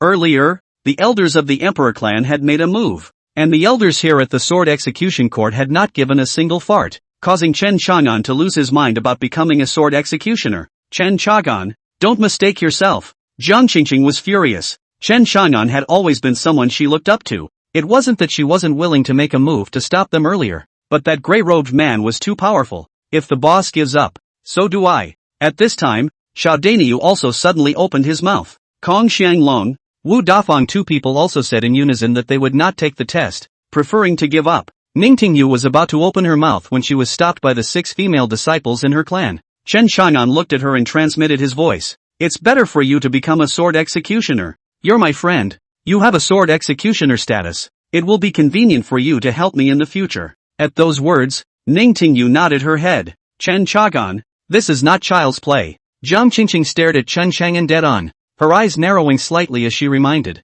If you don't become a sword executioner, you will have more enemies. I know. Chen Chang'an nodded his head as he looked at the cloth-clad scholar and said with a straight face, Senior, I wonder if the Everlasting Academy is willing to accept me? The cloth-clad scholar had helped him so many times, and Chen Chang'an had heard of the Eternal Life Academy. Although down and out, there was at least a powerful sword monarch. Now that he had enemies everywhere, it was better to find a thicker thigh first. The cloth-clad scribe in front of me is a good lapdog. The cloth-clothed scholar's eyes lit up at his words. All right, welcome, welcome, warmly welcome, Elder. Then we'll enter the Eternal Life Academy as well. At this time, Xiao Daniu, Kong Xianglong, and Wu Dafat also immediately opened their mouths. Ha ha ha, it's fine. So my Eternal Life Academy will be lively. The cloth-clothed scholar was very happy, and with a wave of his hand, he took the 4 of them, Chen Chang'an, and left this heaven and earth. In a flash, Zhang Qingqing's face became incredibly ugly. Chapter 118 Gambling. Restoring the size of the Holy Land. Countless people clamored as the cloth-clad scholar led the 4 of Chen Chang'an to appear in the sky above Zhengzhou City. This cloth-clothed scholar. How dare he openly rob the sword execution court? Moreover, that everlasting academy has fallen into disrepair. Are the 4 Chen Chang'an people out of their minds? How dare he give up his identity as a sword wielder and enter the Eternal Life Academy? Buzz. Right at that moment, the surrounding void twisted for a moment. Then a bunch of people show up. It was the Lin family crowd. Lin Dong, the Lin clan's oldest ancestor, and the Lin clan's 6 supreme elders. Countless people were shocked to see the appearance of these people. Buzz. Almost simultaneously, on the other side, the void twisted again. A large group of green-robed men appeared. All of them, carrying a sword. Each and every one of them, were sword cultivators. Their aura was even more terrifying. With their sword auras, people from the Taitsang sword sect. As the people from the Taitsang sword sect appeared, on the other side of the sky dome, another large group of people appeared. Each of them had white long shirts and a thick aura. Among them were those who carried guns, swords, and great swords. Seeing this group of people, the countless people underneath Central State City once again viciously sucked in cool air. A member of the Jun family. These 3 major forces, so to speak, all had a grudge against Chen Chang'an. The The Lynn family's old ancestor stared at the cloth-clothed scholar in death, and said in a deep voice, "Poor scholar. Are you really going to protect that brat?" The cloth-clothed scholar said indifferently, "From today onwards, he is a member of my Chongqing Academy." Poor scholar. On account of the fact that the Everlasting Academy was once a holy land as well. As long as you leave Chongqing behind, I promise I won't make things difficult for you. At this moment, an elder at the head of the Taitsong sword sect spoke in a cold voice. With that, he pointed at Chen Chang'an. "He killed our saint's son. There's no way this matter can just be left at that." "That's right, Lu Bai. Don't let your reputation as a sword monarch be buried here." At that moment, the old man at the head of the Jun family also spoke coldly. His Jun family hadn't wanted to make a move against Chen Chang'an. Although Chen Chang'an had killed Jun Wujian and Jun Wudao in front of him, those two were not core characters and could still be tolerated. But killing Jun Wugun, that was the young master of the Jun family. If this was tolerated, it would be the Ninja Turtles, not their holy clan style. As soon as he spoke, the crowd came to their senses. It turns out that the name of the scholar in cloth is Lu Bai. Chen Chang'an looked at Lu Bai. The three great Holy Land forces were besieging him, and it was up to him to get out. "Ha!" Lu Bai smiled coldly. "If you guys want to kill my disciples of the Eternal Life Academy, I might not be able to stop you. But, from now on, I, Lu Bai, will transform into a vengeful swordsman." With that, he raised his wooden sword and pointed at the people of those three forces, saying with incomparably icy coldness, "Anytime I see a disciple of your three forces, I see one and kill one. Seeing two, I'll kill a pair. How dare you?" The Taitsang sword sect's elder shouted angrily. "Humph, with just you alone, you also want to go against our three major forces?" The Lin family's old ancestor also shouted coldly and angrily. The people of the Jun family erupted with powerful killing chances at the same time. Lu Bai's words made it so that today, no matter what, they would have to suppress the sword monarch here. Ah ha ha ha ha ha. Lu Bai laughed wildly, followed by a rumbling surge in his aura. "You guys can try and see if I dare? I'm a bare pole, so I'm afraid of nothing." As his voice fell, a sword chi on his body formed a terrifying storm that shot straight into the sky. It directly cut through hundreds of miles of emptiness. In the field, countless people's swords, especially the swords of everyone from the Taitsang sword sect, were buzzing and trembling. At this moment, countless cultivators who used swords were horrified. "Oh my god, it seems like he's going to become a sword exalt. Hiss, sword venerable? An honored one among swords? That's troublesome, although it's not a full-blown sword exalt yet. I'm afraid it's still a half-step sword exalt. Ma, a half-step swordfather. That's terrifying too." Countless people clamored. The faces of the three major powers became incomparably ugly. "Ha!" Lu Bai continued to sneer. "I may not be able to stop you from killing Chen Chang'an, but if I want to escape, who among you can stop me? Who can? If I were to try to assassinate your disciples, your clansmen, may I ask, who of them would be able to escape?" Instantly, Lu Bai's words caused the disciples of the Taitsang sword sect, the Lin family, and the Jun family, the three major forces, to have their scalps numb one by one. Being chased by a half-step swordfather? It's scary to think about. However, the people from the three major forces were still surrounding the several people from Chen Chang'an, not willing to let them go just like that. The scene was deadlocked, but Lu Bai doesn't want Chen Chang'an to die, either. He really did see Chen Chang'an's qualifications, otherwise, he wouldn't have protected him over and over again. Watching the face of the person at the head of the three major forces cloud over, Chen Chang'an's heart was shaken. This scribe is usually elegant and a drunkard, but he is still very much so. The words spoken earlier had also completely shocked the three major powers, but at the moment it's going to come down to who takes a step back first. "Lu Bai, we have no intention of being your enemy." At this moment, an old man from the Taitsang sword sect spoke in a deep voice. "But Chen Chang'an killed our saint's son. This matter is already a fact, and it's even more of an undying fact. If we let him leave peacefully today, where will we put our face?" At those words, the Jun family, and the people of the Lin family did the same. They didn't want their family disciples to be inexplicably chased by a half-step sword exalt, but again, don't want to make it easy. Seeing this, Lu Bai seemed to have an idea in his mind, so he spoke in a deep voice. "How about this? Let's make a bet." At those words, the crowd looked at him in surprise. "A bet? What's the bet at this time? How do you want to bet?" The Lin family's old ancestor asked with his eyes narrowed. Lu Bai carried his hands behind his back and exclaimed, "Originally, in the Central State plus my Eternal Life Academy, there were 9 holy places, but my Eternal Life Academy has gradually declined and lost the strength that a holy land should have. And I also know that you covet the holy land and inheritance of my Eternal Life Academy." With that, He scanned the countless people in Zhengzhou City below and said in a deep voice, "How about this? Within a year, my Eternal Life Academy will restore the size of the Holy Land, with 100,000 disciples, 50 Saint Emperor Elders, and 10 Saint Ruler Elders. As long as I can't fulfill the first condition, I'll unlock the boundary of the Holy Land of the Academy, and all the inheritance inside, all the secret realms of Aura, for you to occupy. At that time, even if you kill these few disciples of my Academy, I will have nothing to say, much less retaliate afterward." As Lu Bai's words fell, the field became pin-drop silent. Countless people were shocked. However, the 4 great holy sects, as well as the 4 great families, had their gazes snapped wide open. Being one of the Holy Lands,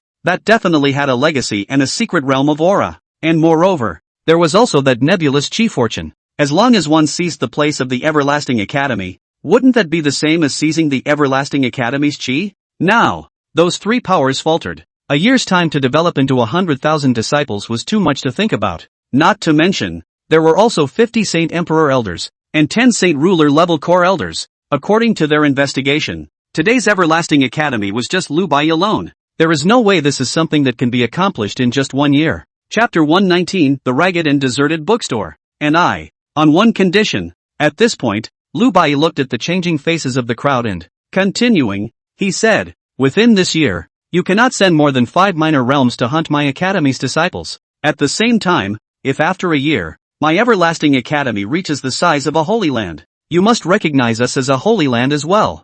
Then we, the Eternal Life Academy, can represent the Northern Wasteland Sacred Land and enter the Imperial Continent of the Yanhuang Domain to compete for the human race's chi." At those words, the crowd once again clamored. This was a no-brainer for the crowd. With such a terrifying enemy, who would want to join the Eternal Life Academy? Not to mention representing the Eastern Wasteland Sacred Land later on, going to the Imperial Continent of the Yanhuang Domain and competing for the human race's chi. Everyone thought that this Lu Bai was crazy, but no matter what, they couldn't figure out what was the significance of the Eternal Life Academy doing this. Stalling? Could it be that within a year, Chen Chang'an won't be able to die? Or was it that within a year, Chen Chang'an would grow to the point where he would terrify all 8 Holy Lands? But no matter what, this was a good stepping stone for the Taitsang Sword Sect, the Jun family, and the Lin family. Now they really couldn't fight Lu Bai to the death unless they were sure they could kill Lu Bai. Thus, the Taitsang Sword Sect and the others and the Jun clan, Lin clan looked at each other and nodded their heads.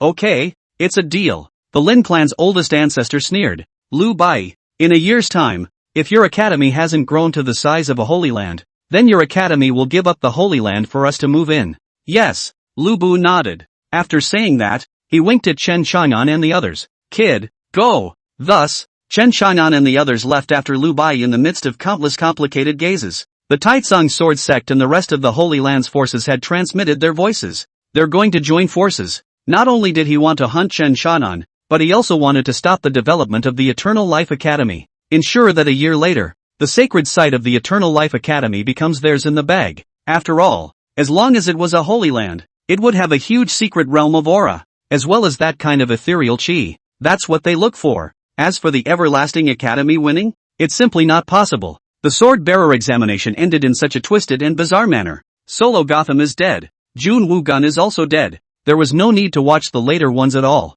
With less Chen Chang'an and Dugujin fighting, the others' bouts were no longer intense. In the end, the top 10 were Liang Yunzi, Yi Chen, Gu Yiming, Sunless, Moonless, Starless, and Ning Tingyu, and so on. And the most shocking thing was that Chen Chang'an was actually unwilling to join the Sword Execution Court. Directly joined the declining Eternal Life Academy. Everyone could see that the Sword Execution Court was bullying the weak and fearful during the examination. It could be said that the reputation of the Sword Execution Court here in the Central State was completely ruined. Even Chen Chang'an, who had defeated Dugujin, was no longer willing to become a Sword Executioner, which made Sword Executioners less sacred. This Sword Executioner examination was simply wonderful and bizarre, especially the matter of the bet between the Everlasting Academy and the 8 great sacred grounds in the back. That's just incredibly exciting and ludicrous. In 1 year, collect 100,000 disciples, 50 Saint Emperor Elders, and 10 Saint Ruler Elders. This is a big joke. For a while, countless people in the city of Zhengzhou were talking about it. When the examination was over, Xiaodania's family also hurriedly left the Central State and went back to the Northern State. Xiao Honhan could only express his support for Xiaodania following Chen Chang'an to join the Everlasting Academy. Although Chen Chang'an had enemies on all sides, It didn't mean that Chen Chanan couldn't kill his way out. After leaving Central State City, the two of them, Fei Xinc and Ji Shangu, exchanged the money they had won at Tianjiaolu and followed. There were 7 of them in total, riding in an airship and flying towards the Eternal Life Academy's address. About half a day's flight. It was already thousands of miles away from Zhengzhou City. Sister Fei, how far is this everlasting academy? On the airship, Chen Chang'an asked curiously. Xiao Daniu and the others also looked over expectantly. After all, what they had heard the most about was the 4 great holy sects, the 4 great holy clans. I've never heard that there's an Eternal Life Academy. Almost there, just ahead in the mountains, Faith said uncertainly. Chen Chang'an and the others were speechless. This looks as if Bother doesn't even know the way. Cough cough. Fei Xinc lightly coughed a few times and looked towards Lu Bui who had been drinking. Master, has it arrived yet? Soon. Cough cough. After saying that, he coughed repeatedly, coughing up all the wine in his mouth, and then blood spilled from the corner of his mouth. The crowd was horrified. Master, are you alright? How are you? Head of the Ryu Academy? Chen Chang'an and the others stepped forward. Forcibly exerting the exalted sword chi has backfired. Luckily those guys couldn't see it. Lu Bai said indifferently, then swallowed it in one gulp along with the blood in his mouth. Don't waste my good drink. The crowd was in a state of shock. It turned out that Lu Bai wasn't a half-step sword exalt at all. Earlier it was all forced pretense. Fei Xinc hurriedly healed Lu Bai's injuries. With his face flushed a little redder, Lu Bui was only slightly better. Soon, after flying for a few more hours, 9 huge peaks appeared ahead. The top of the mountain peaks were covered with clouds and mist, and there were pavilions looming in the background. Chen Chang'an and the others were delighted in their hearts. Is this, in fact, the legendary Eternal Life Academy? Up ahead is the Eternal Life Academy. Lu Bai stood up in a hurry, his face full of excitement, and his eyes filled with complex colors. He hasn't been back here in a while either. As the airship approached the mountain gate, a defense boundary appeared. Lu Bai took out a token. The token is gray and signed with the word Eternal Life. The word longevity is the ultimate dream of a cultivator, and whoever becomes a cultivator doesn't want to live forever. But Chen Chang'an and the others didn't understand why this place was called the Everlasting Life Academy. At that moment, the token emitted a brilliant glow, and the defensive boundary in front of it lifted off to both sides as if it were paper, revealing an entrance. Go! Lu Bai then put away the token and collected the airship, and the group stepped inside the boundary and appeared on the mountain. To the eye was a staircase spreading upwards and a mountain of weeds. The mountain gate pagoda was tall, but rusted and cracked, a look of weathering all over. On the top of it, 4 big characters with dragons and phoenixes, Everlasting Life Academy. Chapter 120, The Fat Richest Man invites you to listen to a song on the hook. Go! Lu Bui was thrilled and took it in stride. As they went all the way up, Chen Chanan's few people were completely dumbfounded. Imagine thinking that a power that could fight against the Holy Land would have more or less a few disciples. But, with all the way up, not a single hair was seen. Even more, the place was overgrown with weeds, and it was a completely deserted scene. Head of Academy Lu. This academy, how many students are there? Chen Chang'an asked with drums beating in his heart. A few more. A few more. Lu Bui laughed awkwardly. Chen Chanan and Xiao Daniu looked at each other in silence. That's no more than 10 people. How dare you say that in a year's time? There will be 100,000 disciples? Ha ha ha ha ha. At this time, in Chen Chanan's mind, came the Coffin Master's loud laughter. Laughing, my lord. This Lu Bai is really ing talented. Does he think he has a system? With a swoosh, he can change 100,000 disciples out? Chen Chang'an was speechless and said in his heart, Coffin Master, why do you always say something inexplicable? The word system, Chen Chang'an had said it many times here at Coffin Master. Chen Chang'an was curious as to what kind of treasure this was. You don't understand. I'm looking forward to it, to see what's next for you boys. When the Coffin Master finished speaking, he was silent. Next to them, Kong Shanglong and Wu Dafeng were both filled with bitterness. Pond. Only Fei Xinc and Ji Xiangu remained full of respect.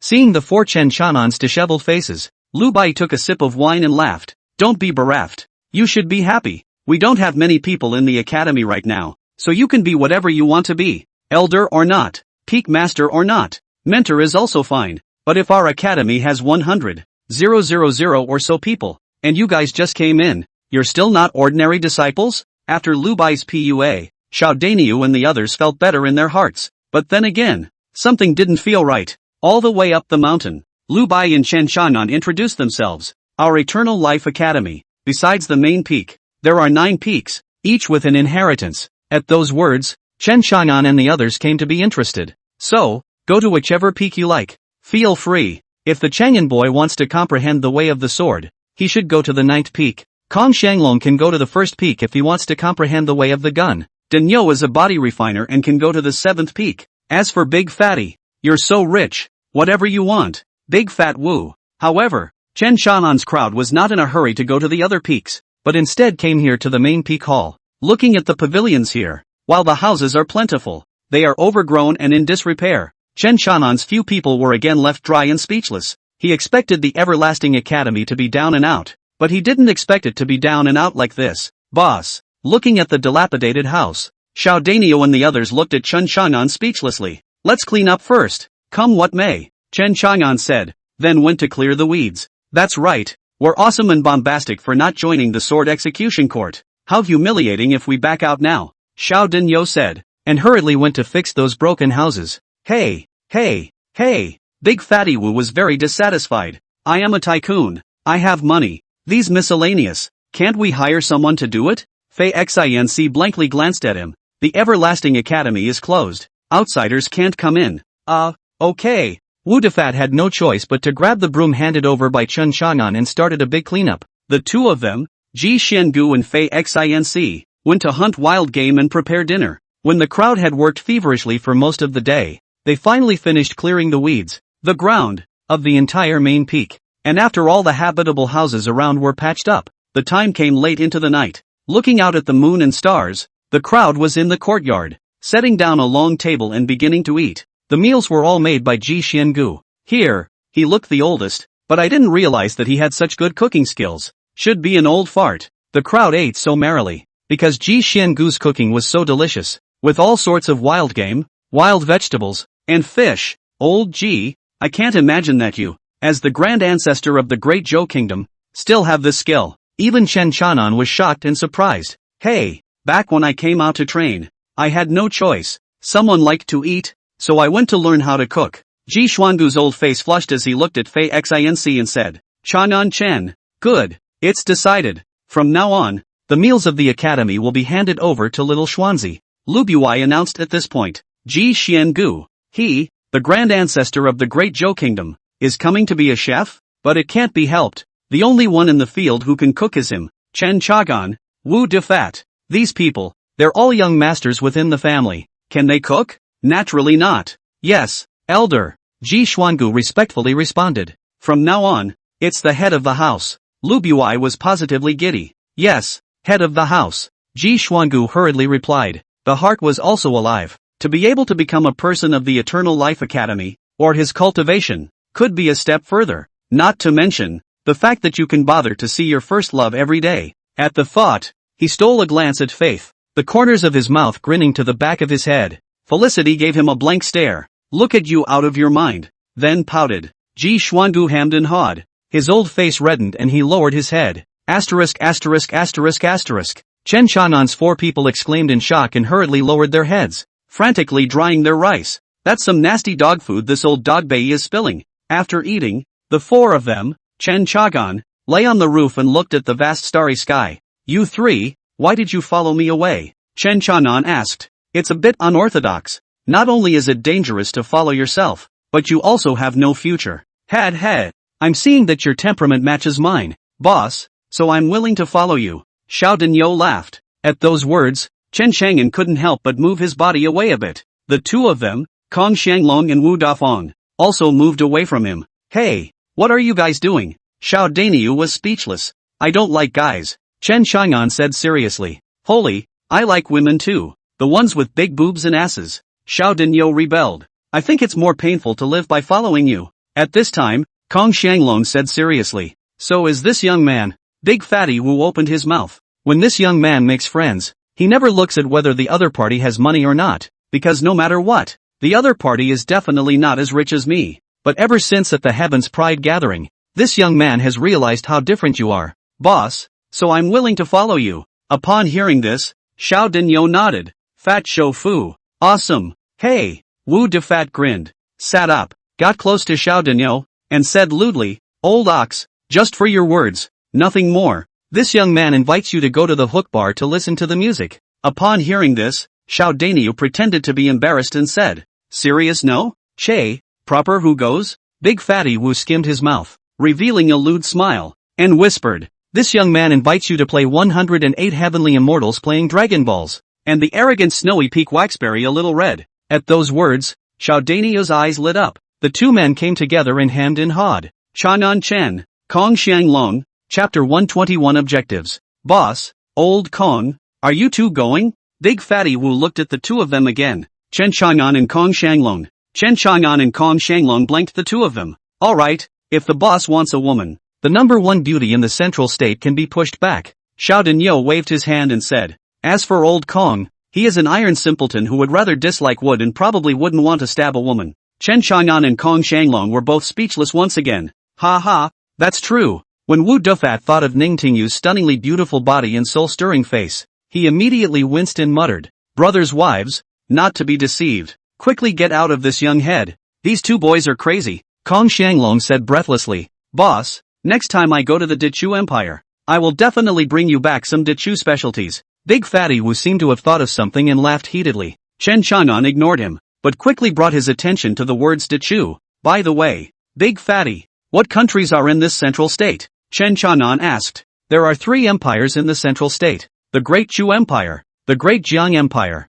and the Great Qin Empire." Wu Dufat thought for a moment and continued. "These 3 empires, all of them have a holy land or a holy race behind them." At those words, Chen Chang'an was thoughtful. The empire is countless times more powerful than the eastern state's Great Zhou Kingdom, Dongxian Kingdom, and so on. That's why it can be called an empire. Kong Xianglong looked at Chen Chang'an. "Boss, you are trying to." "That's right. If our academy becomes an imperial academy, then, is it hard to have 100,000 disciples?" At those words, everyone's eyes lit up big time. Chen Chang'an and a few others then discussed how this was going to come about. After conferring, the people went to their respective rooms. In the room, Chen Chang'an sat cross-legged. He's reviewing. Although this examination with the sword executioner could not allow him to join the sword execution court, the great battle with Dugujin made him gain a lot. "Gotta work on my training and upgrading." Chen Chang'an felt a strong pressure. This time, it was completely offending the Tai Tsung sword sect, the Jun family, and the Lynn family.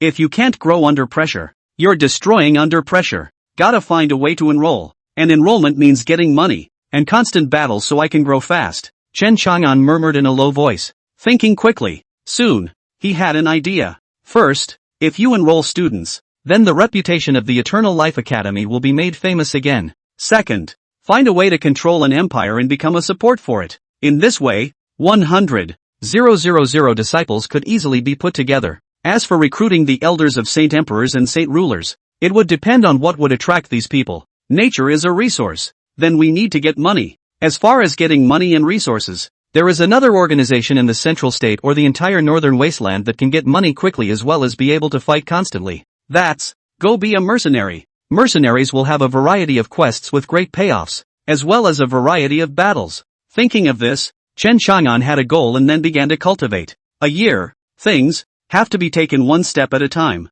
The next day, Lu Bui gathered everyone together and said he was going to have a meeting. Starting today, we, the Everlasting Academy, are going to establish the enrollment hall, Lu Bai said, looking towards Chen Chang'an. "Chang'an, I appoint you to be the hall master of the enrollment hall, with the additional status of being the student's senior brother. Showdown, Kong Xianglong, Wu Dufat, the 3 of you, are still enrollment deacons inside the enrollment hall. From today onwards, the 4 of you will be in charge of the many matters concerning the enrollment of our Eternal Life Academy. Please make sure to recruit enough 100,000 disciples, 50 Saint Emperor Elders, and 10 Saint Ruler Elders within a year." With that, he then looked at Fei Xinc. "Mind girl, you are the deacon of the personnel hall as well as the hall master, and you are responsible for registering the new students into the academy." Then he looked at Ji Xuangu again. Ji Xuangu is the elder of the logistics hall, responsible for buying food, boiling water,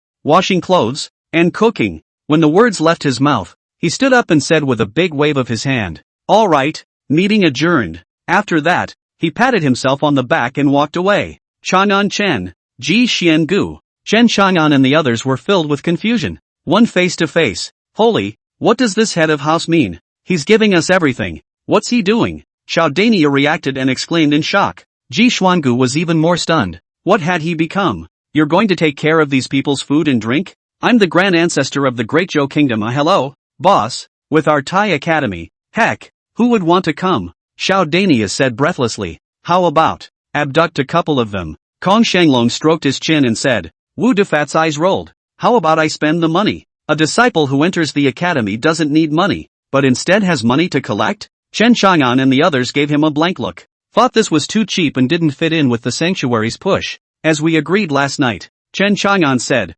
1. First raise our fame, 2. Raise our influence, and 3. Accept an empire as a junior brother. Showdown and the others nodded in unison.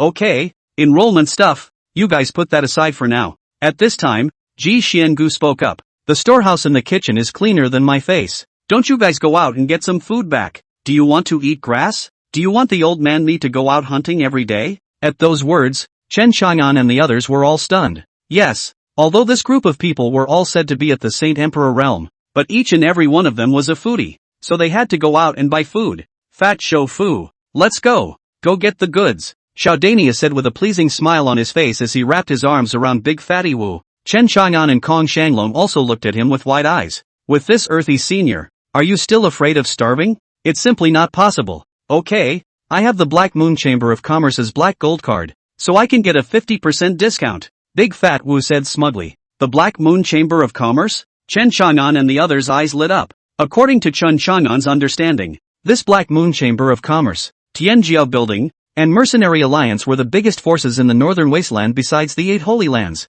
Among them, the Black Moon Chamber of Commerce, Tianjiao Building, was the biggest merchant power. Let's go then. Showdown threw his arms around Wu Dafeng's neck and said excitedly. So the 4 of them, who were in charge of enrollment, had the task of going out to purchase food on their first day. When Chen Chang'an's 4 people walked out of the mountain gate, they froze, because in front of the mountain gate stood a slender figure, a green robe in the cold wind fluttering. Will be her well-proportioned body talent show undoubtedly. Show all the graceful. Magnificent. This person was none other than the Sword Execution Court's courtmaster, Jiang Qingqing. Her gaze landed on Chen Chang'an, clear and cold with a hint of complexity. Talk, boss, we'll wait for you in front. Shouted Yo and Wu Defatty hemmed and hawed, revealing a look that men know how to understand. Then rush off. Chang'an Chen, Chapter 122. The 2 of them, Chen Chang'an and Jiang Qingqing, walked slowly along the mountain path. She was in front, and Chen Chang'an was slightly behind. Unexpectedly,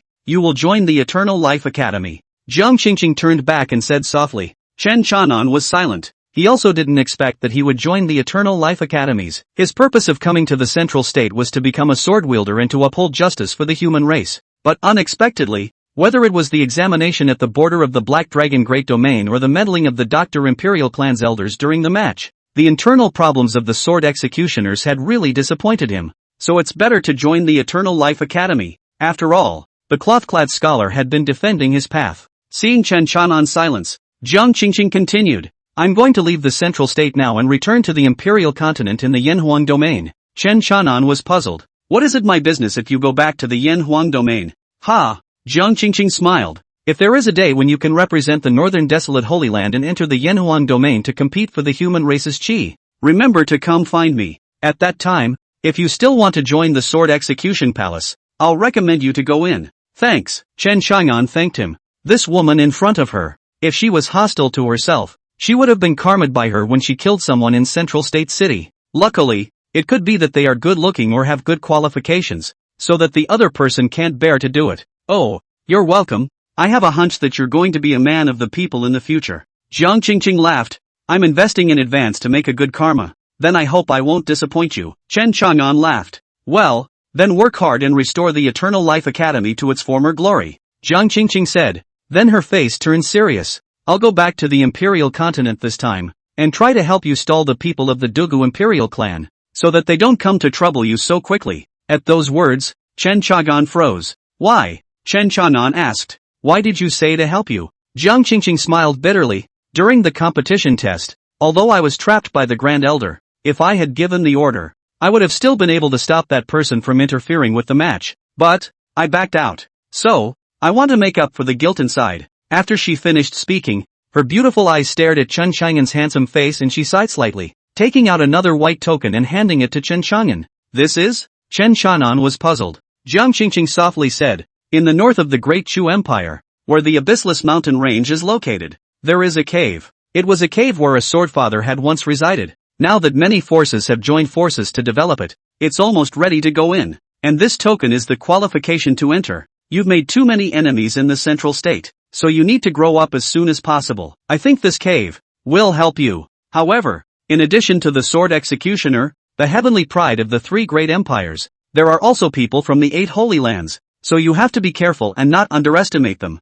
At those words, Chen Chanan was a bit touched. This woman, how could she somehow help herself? After thinking about it, he took the token. What is your purpose in helping me like this? Seeing Chen Chanan's vigilant look, Jiang Qingqing laughed. Didn't I say make a good karma? Since you're unbalanced inside, become an ally of my Jiang family when you go to the imperial continent in the future. Chen Chang'an thought about it and nodded. Good. Jiang Qingqing smiled faintly. Farewell then. Chen Chanan looked at her departing figure and slightly clasped his fists. Then he caught up with the 3 Showdown Yo. Holy, boss, how was it? Big Fatty Wu asked with a face full of gossip. Chen Chang'an ignored him and took out the airship. We'd better go buy supplies as soon as possible. Seeing that Chen Chang'an was unwilling to speak, the 3 of them stopped asking. To the Dechu Empire then? Big Fat Wu said. Okay. Chen Chang'an nodded his head. Then a few people took the airship and flew towards the imperial capital of the Dechu Empire. The Great Chu Empire was in the north, the Great Qin Empire was in the southeast, and the Great Jiang Empire was in the southwest,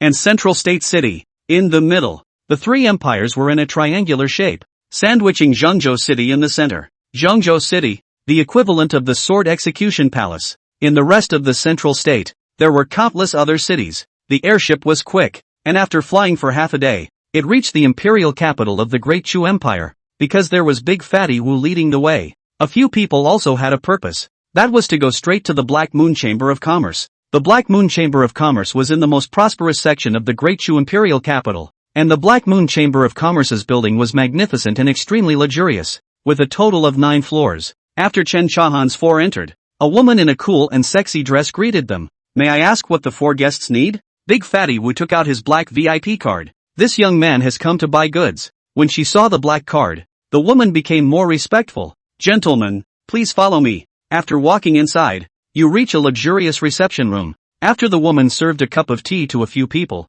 an old man walked in smilingly. A black VIP card. There must be a big deal. I wonder what your honor calls you. The old man could see that the 4 were led by Chen Chang'an, and he hurriedly inquired at Chen Chang'an. Chen Chang'an said indifferently. So it's Mr. Chen. The old man still said respectfully. Then his face was warm with slight excitement. I don't know what orders a few of you have come to my Black Moon Chamber of Commerce. We've come to buy something. At this time, Wu Defat said with bravado, Old man, this young man will give you a big order today. Do you dare to take it? The old man winced and took a closer look at Big Fatty Wu. He realized that the black card was actually in his hand, and then excitedly said, Naturally, I dare to undertake it. No matter what your excellency needs, I, Black Moon Chamber of Commerce, have it all. I want to buy 100,000 pounds of spiritual rice, 1,000 spiritual beast chickens, 500 spiritual beast ducks, 300 spiritual beast pigs, 100 spiritual beast cows, and 100 barrels of oil.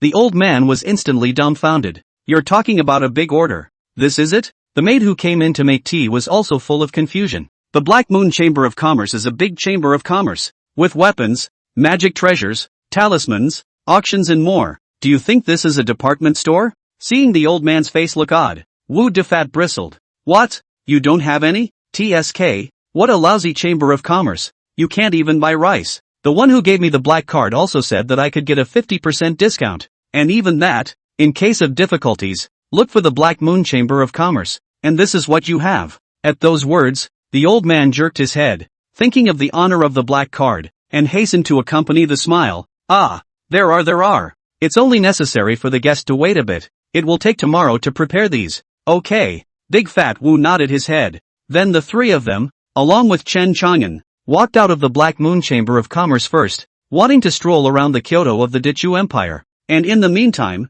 buy some Dechu specialties. Just as the 4 of them walked out of the doorway, a teasing voice rang out. Yo, isn't that Xiaodun Yo and Kong Xian Long? As the words came out, the gazes of the people around them swept over. Chen Chang'an and Big Fatty Wu froze. These 2 grifters, are they that famous in Dechu Kingdom? Chapter 123, When there is blood, blood must be paid. It's really both of them. Someone in the arena exclaimed. And then a teasing voice came out. The two of them are the trash we don't want at Dechu Academy. TSK, didn't they say they were going to become sword bearers? Why are they back again? Bah! Sword executioner, not even at the Saint Emperor realm. This kind of goods are not even qualified to do odd jobs in the sword execution court. In the field, countless people were talking. They wore uniform gradient blue robes with the words Dechu Academy embroidered on them. Chen Qianan and Wu Dafad looked at the two Showdown oddly.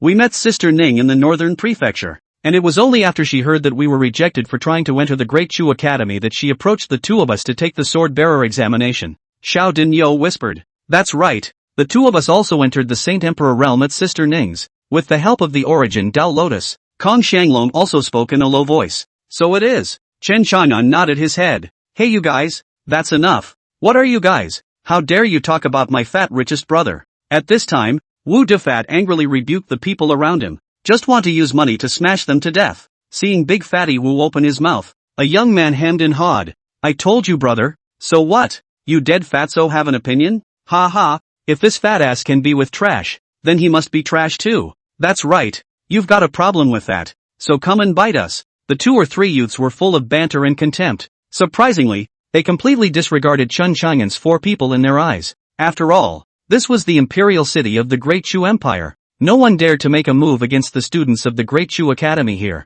Wu Dafadi was so angry that his fat was shaking. He could no longer hold back and violently rushed over. Boom! In the next instant, the person who was in charge was actually directly blown away by him a dozen feet away. Boom! It hit the ground hard again. And in his hands, he wore a pair of gloves that were densely encrusted with precious gems and exuded a palpitating mighty ling. If you say I'm fat, why do you have to add the word dead? I hate it when people call me fat ass. With that, he was like a leather ball again, nimbly riding on the man's neck, his fist slamming down hard on the other's face. Boom, boom, boom, punch after punch, straight into the other side of the wailing and tearing. Seeing this scene, the crowd in the arena was stunned. This person dared to beat up someone from the Dechu Academy in the Dechu Imperial City? Get this fat ass. That's right, go on, get him. The 2 youths roared and were about to go up. Xiao Danio and Kong Shanglong stopped over and instantly held the other party down and pounded them on the ground. Bang! Bang! Bang!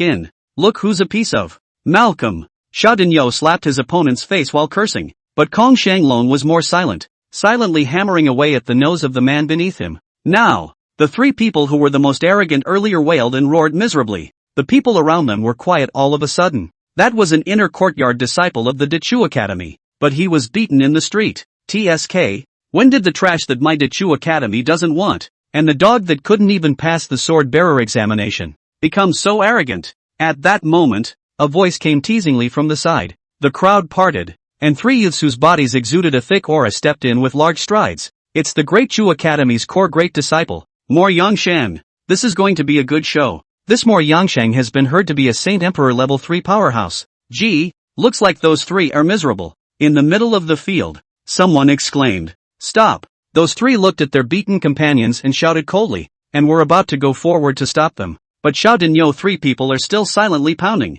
The technique is not too heavy and not too light, to ensure that they will not kill each other at once, but also to export the bad anger. Buzz! Space twisted and blurred as Chen Qianan appeared in front of those 3, his gaze narrowing as he said, My 3 little brothers are busy, so you wait first. Who the hell are you? Wait my ass! Get thee out of here! The leader, Stranger Yang Sheng, was disdainful and slammed his fist into Chen Qianan's face, but Chen Qianan was even faster, lifting his foot and kicking him hard in the chest. Bang! More Yansheng actually flew directly backwards. Blood spurted wildly. The other 2 companions were stunned. I didn't expect their eldest senior brother to be kicked away. Pop! Snap! But in the next instant, both of them were also slapped away by 2 slaps. There was silence all around.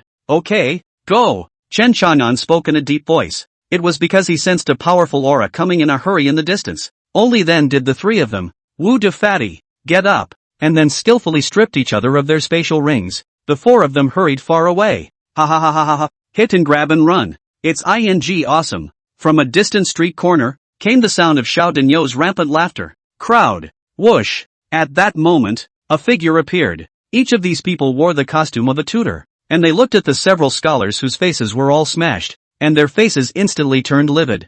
Dare to beat up a disciple of my Dechu Academy. Looking for death. Chase. At once, several tutors chased after them in anger. The disciples of the Dechu Academy were the future pillars of the Dechu Kingdom, and many people were furious when they were insulted in the street. All of a sudden, the city guards started to move out as well. The Great Chu imperial capital was suddenly bustling with activity. Chen Shanan's men hadn't wanted to escape too far. After all, the supplies hadn't been acquired yet, so they were soon caught up by the other side. They simply stood still and waited for each other. It didn't take long for the 5 old men to get closer and closer. The old man at the head of the group said in a fierce voice, "You dog scum, you dare to take on." However, before he could finish his words, Chen Shanan's figure was already like a flash of thunder and lightning as he leapt out in a hurry. A fist slammed into his face. The old man at the head was horrified and hurriedly blocked with both hands. Boom! Click! With a loud muffled sound and bones breaking ringing out, the old man at the head flew out viciously backwards, his hands directly bursting into pieces.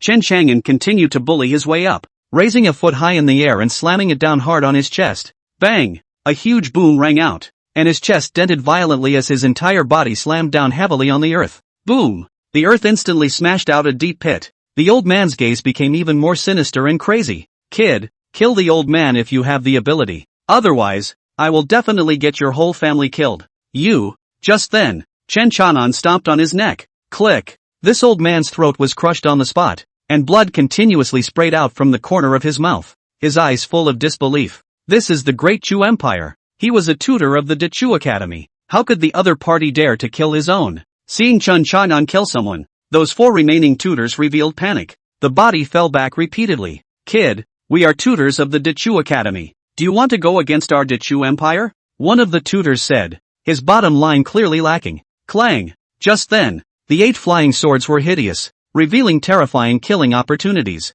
In an instant, the heads of those 4 old men clipped off. Chen Shannan collected their corpses into the space coffin before the 4 of them quickly left. A few moments later, another group of old men in tutor robes arrived in unison. The breath of the person in the lead was extremely thick, and his gaze erupted with a palpitating might. This person, however, was the head tutor among the tutors of the Dechu Academy. Hong Li, mentor leader. An old man said gruffly. Red Fei and the 5 of them have shattered their life tags, and with the blood all over the ground here, I'm afraid it's going to be a disaster.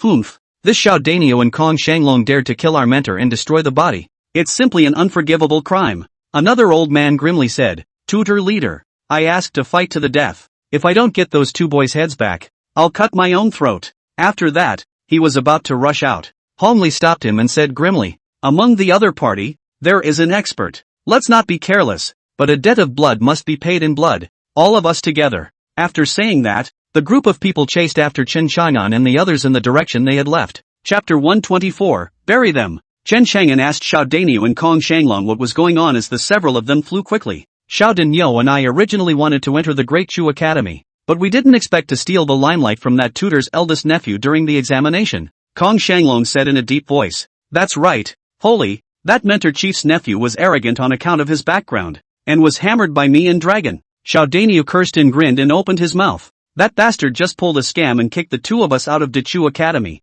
saying that those with poor character will never be hired. My ass. They're the ones with bad character. Kong Shanglong also drank in a deep voice. Chen Chang'an and Wu Dufat glanced at each other. So it was like that. But right at this moment, Chen Chang'an's eyes narrowed. Someone's coming after us. It's still the people from Dechu Academy. They're pretty fast. Xiao Danyo exclaimed. Bury them. Chen Chang'an snorted low and cold. Then the crowd brought their speed down and landed on a hill. Soon, a group of strong members of the Dechu Academy wearing tutor's attire chased after them and surrounded Chen Chang'an's several people. Seeing this scene, the 2 of them, Xiao Danio and Kong Shanglong, had their faces clouded over. Their gazes fell in unison on the old man at the head of the opposite side. Hong Li, it's you old thing. Xiao Danio yelled. How dare you? Xiao Danyo, you're lawless. One of the tutors on the opposite side of the room shouted angrily. Hong Li's gaze landed on Kong Shanglong's body, and he said in a deep voice, Kong Shanglong, I'm very optimistic about your qualifications, but you've chosen to talk about righteousness and join with this rough brute of a brat. I don't know what's wrong with you. Oh, the old ox may talk rough, but it's 100 times better than you.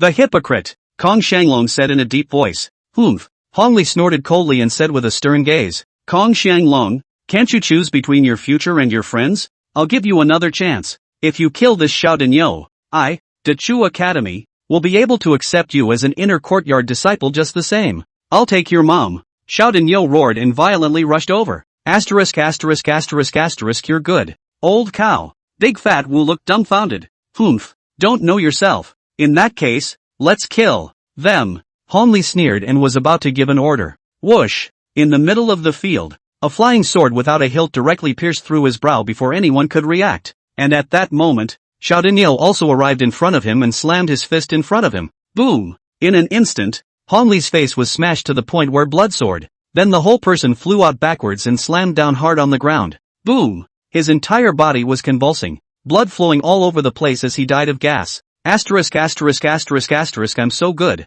Showdown was completely confused. He didn't think he was so good. It's that flying sword. The rest of them were horrified. Asterisk asterisk asterisk asterisk so it's the boss's flying sword. Chump. Thought I was so good I could hammer this mentor chief. Showdown exclaimed. Then wailed and rushed inside the group of mentors and fought. Kong Shanglong also rushed forward, his gun main tearing through the 8 directions. Boom boom boom. Ah, no good. These two guys have entered the Saint Emperor realm. My god, how is that possible? Snort. Oh hoo. Miserable roars rang out from the field. The tutor who had earlier said that he would fight to the death was also completely confused. He hadn't expected Chen Shaman's group to be so powerful at all. What's the point of fighting to the death then? Run. But just as he tried to escape, Chen Shangan had stopped him, 4 flying swords staring at him like vipers. Biggie, spare me. He had his hands up and was about to fall to his knees and beg for mercy. But in the next instant, a flying sword cut across. Thumbs up. His head flew straight up.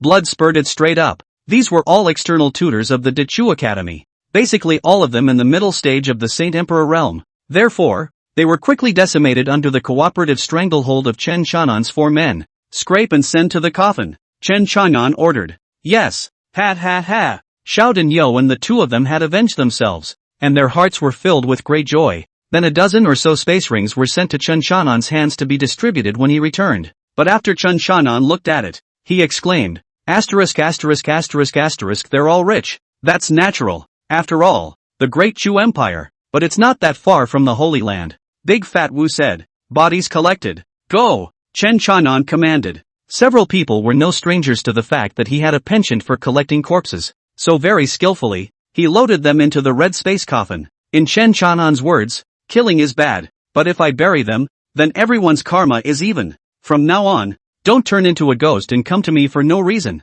What a way to get even. Showdown and the others admired it. But just as the crowd hadn't taken more than a few steps, a gloomy-faced old man suddenly appeared in front of them.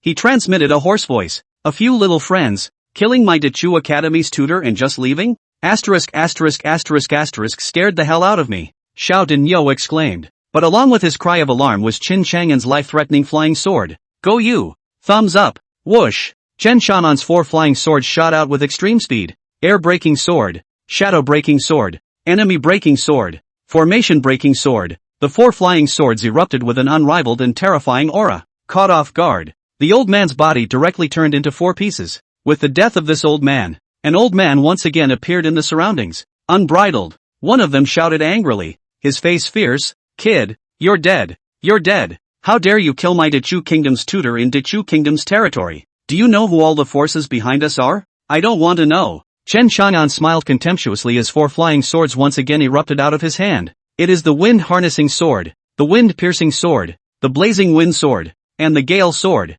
Whoosh! Now, there were 8 flying swords in the field. Thumbs up, 8 flying swords, like the scythes of the god of death, formed a terrifying sword explosion that tore through the field. Instantly, a dozen or so bloody heads flew directly into the sky, and the blood of the headless corpses sprayed several feet high. The face of the remaining old man who spoke changed drastically as he stepped backward. However, 4 flying swords pierced his arms and legs, causing him to be nailed to a tall tree trunk. At this moment, his face was incomparably terrified. He knew that this kid on the other side was a ruthless person who was not afraid of his Dechu Academy. Boy, who are you? He stared at Chen Chang'an in death. His eyes glazed over. I'm your father. At this time, Showdown shouted, and his entire body jerked forward, and with a loud boom, he directly smashed his head with his fist. The old man, after killing all of these people and collecting the corpses and treasures, Chen Chang'an and the few others made a big turn before flying towards the Great Chu imperial capital again. After all, they bought chickens,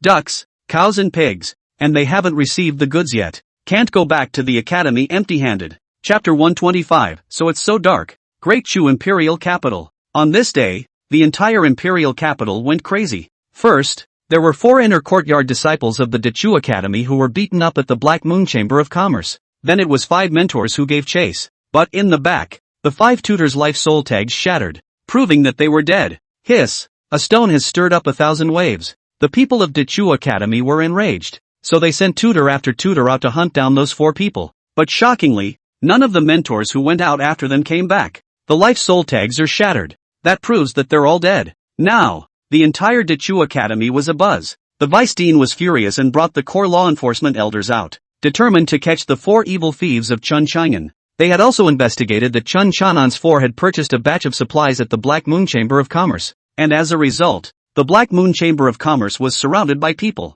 This night, Chen Chang'an's 4 people had to find a hidden cave to stay for the night in the forest outside the Great Chu Imperial Capital. Start practicing, by the way. Through the corpses hunted today, Chen Chang'an tried to impact the 4th heaven of the Saint Emperor realm, because there are a lot of resources. In the hidden cave, watching Chen Chang'an's breath climb, Xiao Daniu, Wu Defat, and Kong Shanglong were dumbstruck.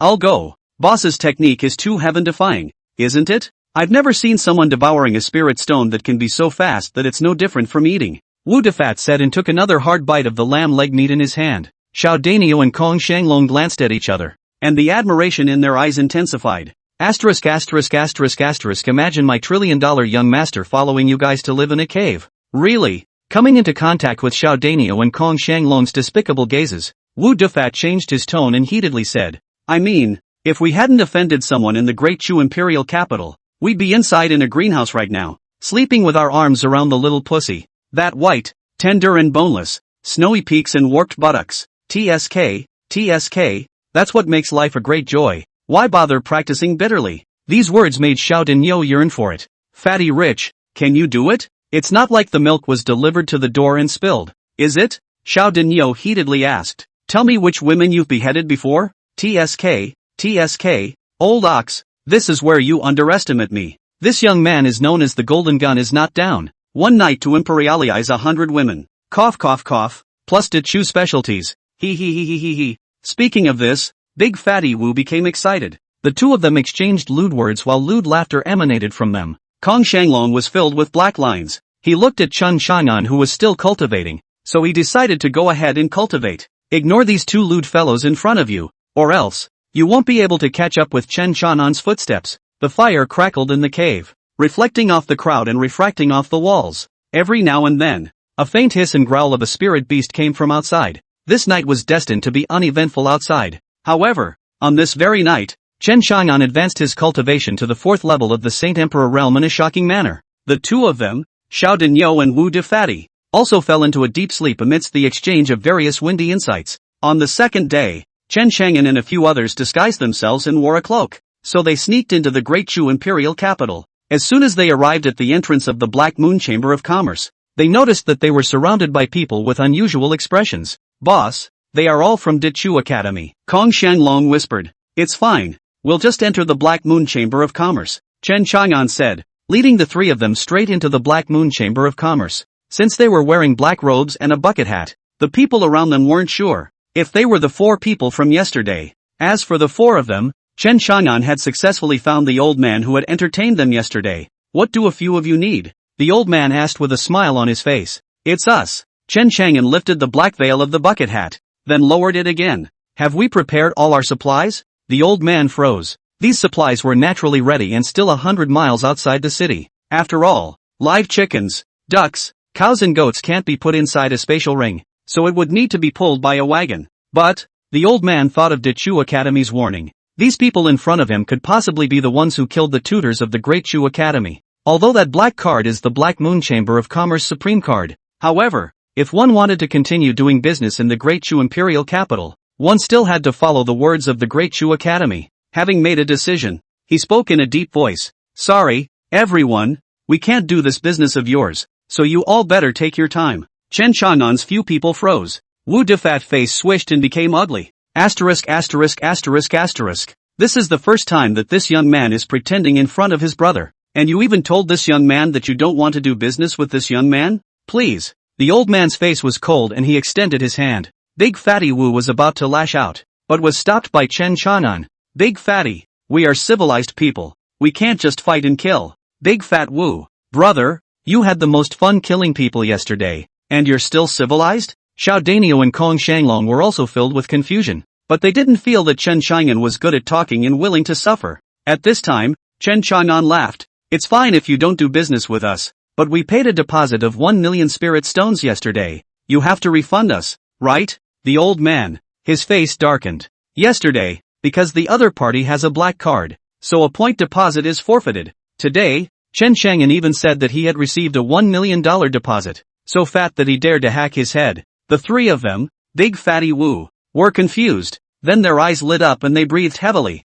That's right, I gave you a deposit of 1 million spirit stones yesterday. Since you don't want to do our business, then return it to us. Wu Defat pulled his voice and said arrogantly, Gentlemen, looking for trouble, have you come to the wrong place? The old man's face was incomparably gloomy. Oh, in that case, you are trying not to give it? No wonder it's called the Black Moon Chamber of Commerce. So it's so dark. The corner of Chen Chang'an's mouth spread a cold smile and said playfully, if you don't give it, you can. Again, as soon as the old man's words came out, he felt that he had said the wrong thing and wanted to shut up. However, 4 flying swords suddenly flew out. Thumbs down. Pust. The 4 flying swords pierced directly into his shoulder blades, and both thighs. Boo! The powerful impact directly nailed him to the wall behind him, and a loud roar came from it. The old man was shocked. You dare to take a shot at me? You're dead. TSK, TSK, that's the kind of talk I heard so much of yesterday. Chen Chang'an sneered disdainfully. Almost at the same time, a large group of old men in power suits came pouring in from outside,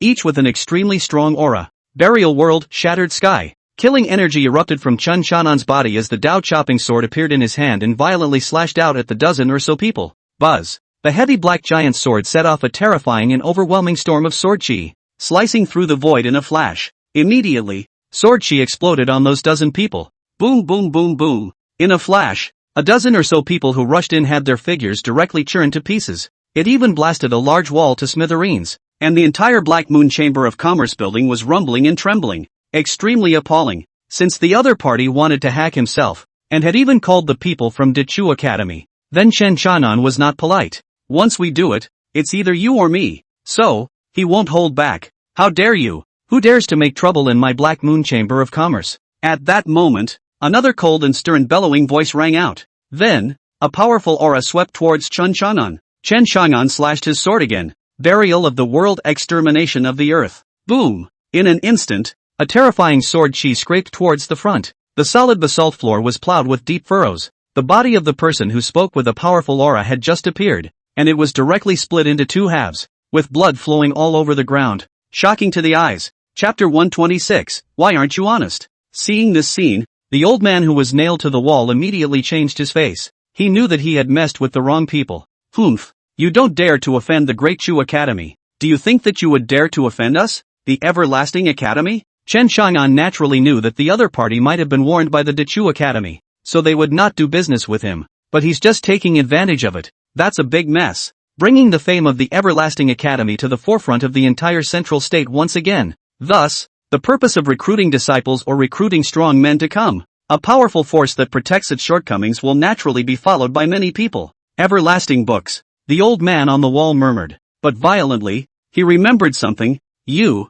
are a sword cultivator. Everlasting Life Academy. You are Chen Chang'an. The Chen Chang'an who killed Sword Emperor Dugujin during the sword executioner examination. The old man finally remembered who Chen Chang'an was. The name of Chen Chang'an could be said to have reached the point where it was like thunder and lightning in Central State City, where no one knew about it and no one was unaware of it. As a steward of the Black Moon Chamber of Commerce, he had naturally heard of Chen Chang'an's deeds, but it was merely that he didn't expect that the other party would come to the imperial capital of Great Chu. No wonder the other party wanted to purchase so many supplies. So it was for the expansion of the academy. Even Dugujin dares to kill people. Even the Taitsong sword sect dares to offend. Against him, the Black Moon Chamber of Commerce. Naturally, he dared. At that thought, the old man on the wall regretted it and was about to open his mouth to beg for forgiveness. At that moment, from above the 9th floor, another powerful person flew down. As soon as he came down, he clasped his hands together, and a powerful blade chi directly slashed down towards Chen Chang'an. It must not be. The old man on the wall was about to open his mouth to stop it, but it was already too late. The Chen Chang'an in his line of sight suddenly disappeared. His body was like electricity, and his sword light traveled across all directions. In an instant, sword chi filled the chamber. Thumbs up, countless walls and pillars, under the cuts of these sword chi, snorted and erupted to form countless debris. When everything fell into place, the old man who had come down from the 9th floor had already been strangled by a sword chi, to the point that there was no dregs left. The entire Black Moon Chamber of Commerce was in complete chaos. Countless people shrieked and ran outside. The old man on the wall looked as if he was dead. Worthy of being able to defeat Dokuzum? It's awesome. Damn. You said you were Chen Chahan ah? I'll make a deal with you ah. You're Chen Chagan. How dare I offend you? You're a fierce man. In comparison to the group of people from Dichu Academy, this Chen Shan'an was even more ferocious. In the main hall of the Black Moon Chamber of Commerce, Chen Chang'an held the black heavy sword diagonally in his hand, and the 4 flying swords were suspended in a ring shape over itself, buzzing and clanking. Can't get enough of killing? Come on. More people. Come on. Chen Chang'an spoke loudly. The look is explosive. Asterisk. Boss. Awesome. Xiao Danyo exclaimed. Wu De Fatty's fat meat trembled, then went over and slapped his face at the walled old man. Let's get you loaded. Let's get you loaded. The old man was confused. I wasn't pretending, and playing innocent. You dare not to do business with a black card member. You're pretty good. Big Fat Wu cursed and snapped and gave him a couple more Bigby pockets. Directly beat the old man until his mouth was full of large white teeth shattered. And even more so, his face was a bloody mess. At that moment, from the roof of the Black Moon Chamber of Commerce, another middle-aged man flew in. When he saw the field full of corpses, his face changed drastically. Gongzi, are you being reasonable? I'll talk your ing sense. Chen Chang'an sneered and bellowed, and with a wave of his hand, a flying sword suddenly flew out. The middle-aged man was shocked, hurriedly blocking. Dang.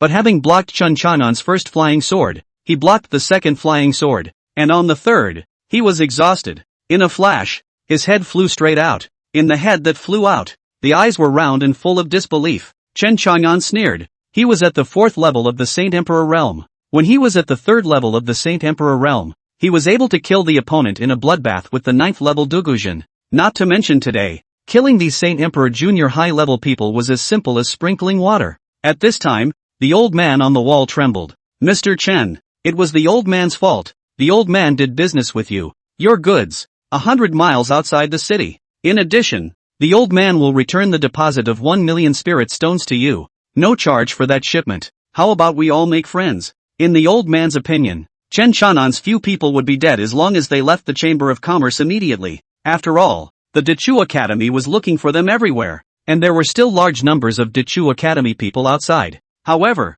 Chen Chang'an was frowning slightly. It's fine to make friends with us. The money for that cargo, you don't accept it. Then thank you. At those words, the old man sighed in relief. However, Chen Chang'an suddenly turned his words around. But, you're remembering it wrong, aren't you? It's clearly a deposit of 10 million spirit stones. How come it's only 1 million? Why are you being dishonest? The old man was so depressed that he vomited blood. Who the hell is being dishonest? Why are you so black? Now it costs 10 million spirit stones. Hearing Chen Chang'an's words, Wu De Fat, Xiao Danyo, and Kong Xianglong's eyes were even wider, filled with disbelief. Nice guy. This boss is fierce. After the 3 of them, Big Fatty Wu, were shocked. They burst out laughing. That's right. This young master misremembered. He clearly gave you a $10 million deposit yesterday. Big Fatty Wu proudly said. Right. Retreat to us or I'll beat you to death. Xiao Danyu also threatened. Kong Shanglong wanted to say a few words, but the words were finished by those 2 guys,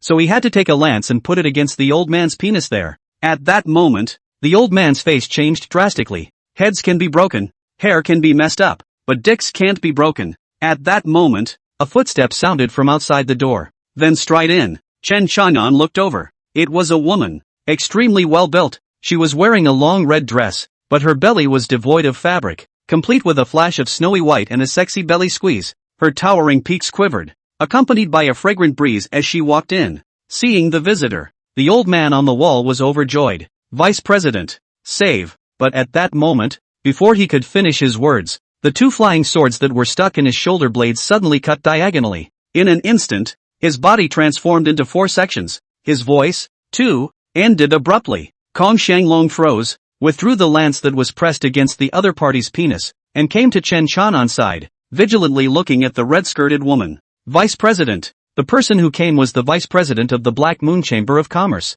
So this was a bit of a problem. The two of them, Big Fatty Wu and Showdown, were also covered in vigilance. Fight, or pay me 10 million spirit stones as he said? Chen Chanan looked at the visitor and spoke faintly. As long as he didn't come to the Saint Ruler, he didn't wimp out on anyone. Just do it and be done with it. Hearing Chen Chang'an's words, the Vice President laughed. Is Your Excellency so confident that you will be able to escape out of the Great Shu Imperial capital? Fight, or pay, cut the ing crap. Chen Chanan stared at her and faintly said, My lord, I must say, you are very brave. The Vice President was about to continue saying something, but he was violently horrified that Chen Chang'an had already disappeared in place. The huge black sword, like billions of mountains, carried the momentum of destroying the heavens and destroying the earth, and slashed down fiercely towards the top of her head. Chapter 127. We have 1,000,000 disciples in the academy. This sword was simply astonishing. The Vice President's face changed drastically, and she hastily took out a curved sword that erupted with a golden light and resisted above her head. Boom! There was a shocking sound, as if 10,000 heavenly thunderbolts had exploded. Rumble, rumble, rumble. The berserk sword chi and blade aura instantly exploded in all directions. Even the 9-story pavilion that was protected by defensive formations rumbled and shattered under this touch. Instant collapse. Dust and smoke. Throughout the streets, countless people looked in the direction of the Black Moon Chamber of Commerce and were instantly confused. Someone had the audacity to cause trouble at the Black Moon Chamber of Commerce, and blew down a 9-story building. A few moments later, with a gust of wind blowing, the dust cleared, revealing a huge deep pit. In the deep pit, the Vice President's clothes were tattered. His spring light leaked out, and he climbed up with his head full of woes. In this moment, she panicked. This Chen Chang'an is simply crazy. You can't even talk a couple of times. You just go straight to work. Just then, a full 8 hovering flying swords topped her body. Eyebrows, neck, chest, belly, lower body. The sharp tip of the sword sent a cold sensation,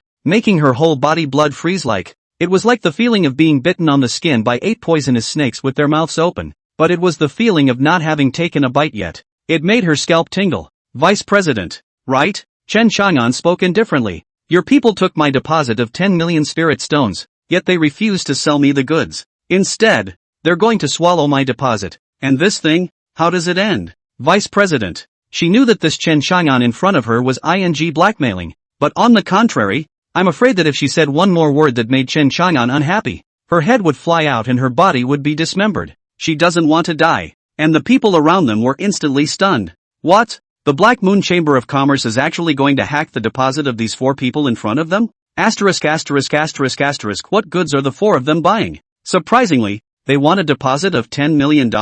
That's awesome. No wonder he was beaten to death by someone else. The house is torn down too. TBH, this is going to be a hoot. There was a lot of talk among the people gathered around. The tutors of the Dechu Academy guarding this place looked at the 4 Chen Chang'an, who were wearing black robes and bucket hats, and revealed puzzled gazes. These 4 people, they look a bit like the 4 youths who beat up their academics yesterday, especially the fat one, short and fat. The Vice President who heard the surrounding discussion was even more depressed to the point of vomiting blood, but for her to pay out 10 million spirit stones for nothing, she was incomparably distressed. After thinking about it, she said in a deep voice, My lord, it was that old man Mo who swallowed your deposit, and it has nothing to do with our Black Moon Chamber of Commerce. Just go ahead and kill him and get your own. Saying that, she glared at Chen Chang'an and continued, What's more, that old man Mo, at most, is a temporary worker, and in yesterday, he left his job automatically. Even Chen Chang'an froze at the word temporary laborer.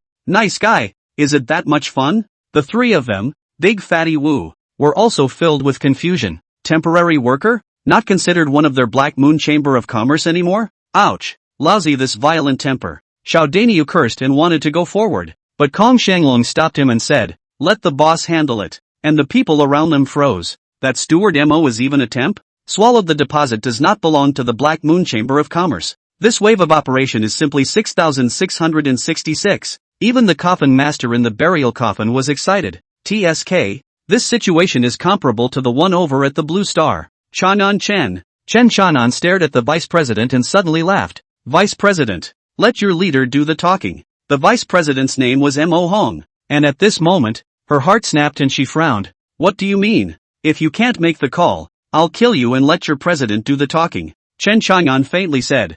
his voice carrying an icy cold killing intent. As the words fell, the sword against Mo Han's body stabbed in a few more points. Mo Han's face changed greatly. Chen, you really dare to become mortal enemies with my Black Moon Chamber of Commerce? He. Chen Chang'an laughed disdainfully and coldly. How about you? The Black Moon Chamber of Commerce, and the Taitsong Sword Sect, the Jun family, and the Lin family to compare? Mo Hong froze. Right. Even the Holy Sect's Holy Land, Chen Chang'an, dared to do it. What was she? The Black Moon Chamber of Commerce? Seeing the complex fluctuations on Mo Hong's face, Chen Chang'an sneered. Or I can kill you now, and then the people behind you will continue to appear, and I will fight them in a bloody battle. Either that, or you'll pay us back right now and we'll leave immediately. Yes. Mo Hong gritted his teeth and took out a token. Chen Chang'an's sword left a little. Then between her waves, all of a sudden, 10 space rings flew out from inside the ruins. This spatial ring, it seemed to have been attracted by the token in her hand and then flew here automatically. Chen Chang'an's few people froze. Good stuff. Here, 10 spatial rings were given to Chen Chang'an, which added up to exactly 10 million spirit stones. Xiao Danio and Kong Shanglong inhaled hard. Worthy of being the #1 chamber of commerce in the central state. So rich. Get rich. Chen Chang'an was also a bit excited. He thought about it and took off his bucket hat, showing his true face. Then he arched his hand toward the people around him. Gentlemen, we are disciples of the Eternal Life Academy. This time I came to the Great Chu Imperial Capital. One of them was to purchase supplies, and the other was to enroll students. Enrollment. Hearing this, everyone was completely confused. Eternal Life Academy? What the hell kind of academy is this? Xiao Danio and Kong Shanglong also took off their bucket hats. Xiao Dania said, that's right, we are the disciples of the Eternal Life Academy. Big Fatty Wu suddenly interjected at this time. Ah yes. Our everlasting academy has millions of disciples. Each one is talented and speaks well. The secret techniques of the Gongfu are taken at will. The secret realm of aura is casually entered for cultivation. And the inheritance is also there. As long as you have good roots, good qualifications, and good character, we'll take them all. The three of them, Chen Chang'an, froze. Million disciples. You're blowing this awesome pretty big, but it works well. This place was supposed to be in the busiest area of the Great Chu Imperial Capital, with people coming and going, plus someone who dared to cause trouble at the Black Moon Chamber of Commerce, which attracted countless onlookers. Now, the surrounding area was surrounded by tens of thousands of people, blackened heads. They started to watch the vice president of the Black Moon Chamber of Commerce get his big white rabbit beat up, and at this moment, the enrollment thing suddenly popped up again. Now, the Eternal Life Academy. These 4 words were deeply imprinted into the minds of the crowd. It was even more confusing for everyone. 1 million disciples? What kind of academy has 1 million disciples? Why haven't we heard of it? After saying that, Chen Chang'an and the 3 of them slightly arched their hands and hurriedly flew towards the outside of the city. And in the scene, tens of thousands of people were left frozen in place. It was at this moment that those from the Dechu Academy finally reacted. Asterisk. The 4 of them are the same 4 that beat up our academy disciples yesterday. Chase. One yelled. Chase a hare. Another person violently threw him a big thin pocket. You did not see even that vice president was suppressed. Big white rabbit messy trembling. You dare to chase? Yes. We'll go back and report it to the dean. Thus, the people from Dechu Academy hurriedly dashed back to the academy and reported away. Chapter 128, Chu Tianshon. Chuli. In the middle of the field, Mo Hong coldly looked at the departing backs of Chen Chang'an and the others. A moment later, her gaze narrowed. Interesting kid. Then she turned away. The imperial capital of the Great Chu Empire was once again boiling. This time, not only did the name Chen Chang'an create a huge stir, and the words Everlasting Life Academy. At first the crowd didn't understand what the Eternal Life Academy stood for, but as those who knew about the sword executioner examination spread the word, it was instantly like heavenly thunder, rumbling in everyone's minds and setting off huge waves. Heavens, that man is handsome as a demon. Is that Chen Chang'an? My god. This guy, it's too much, isn't it? Du Guizhen, who is known as the young #1 in the central state, actually died at his hands? He also killed Jun Wugun, a son of the Lin family,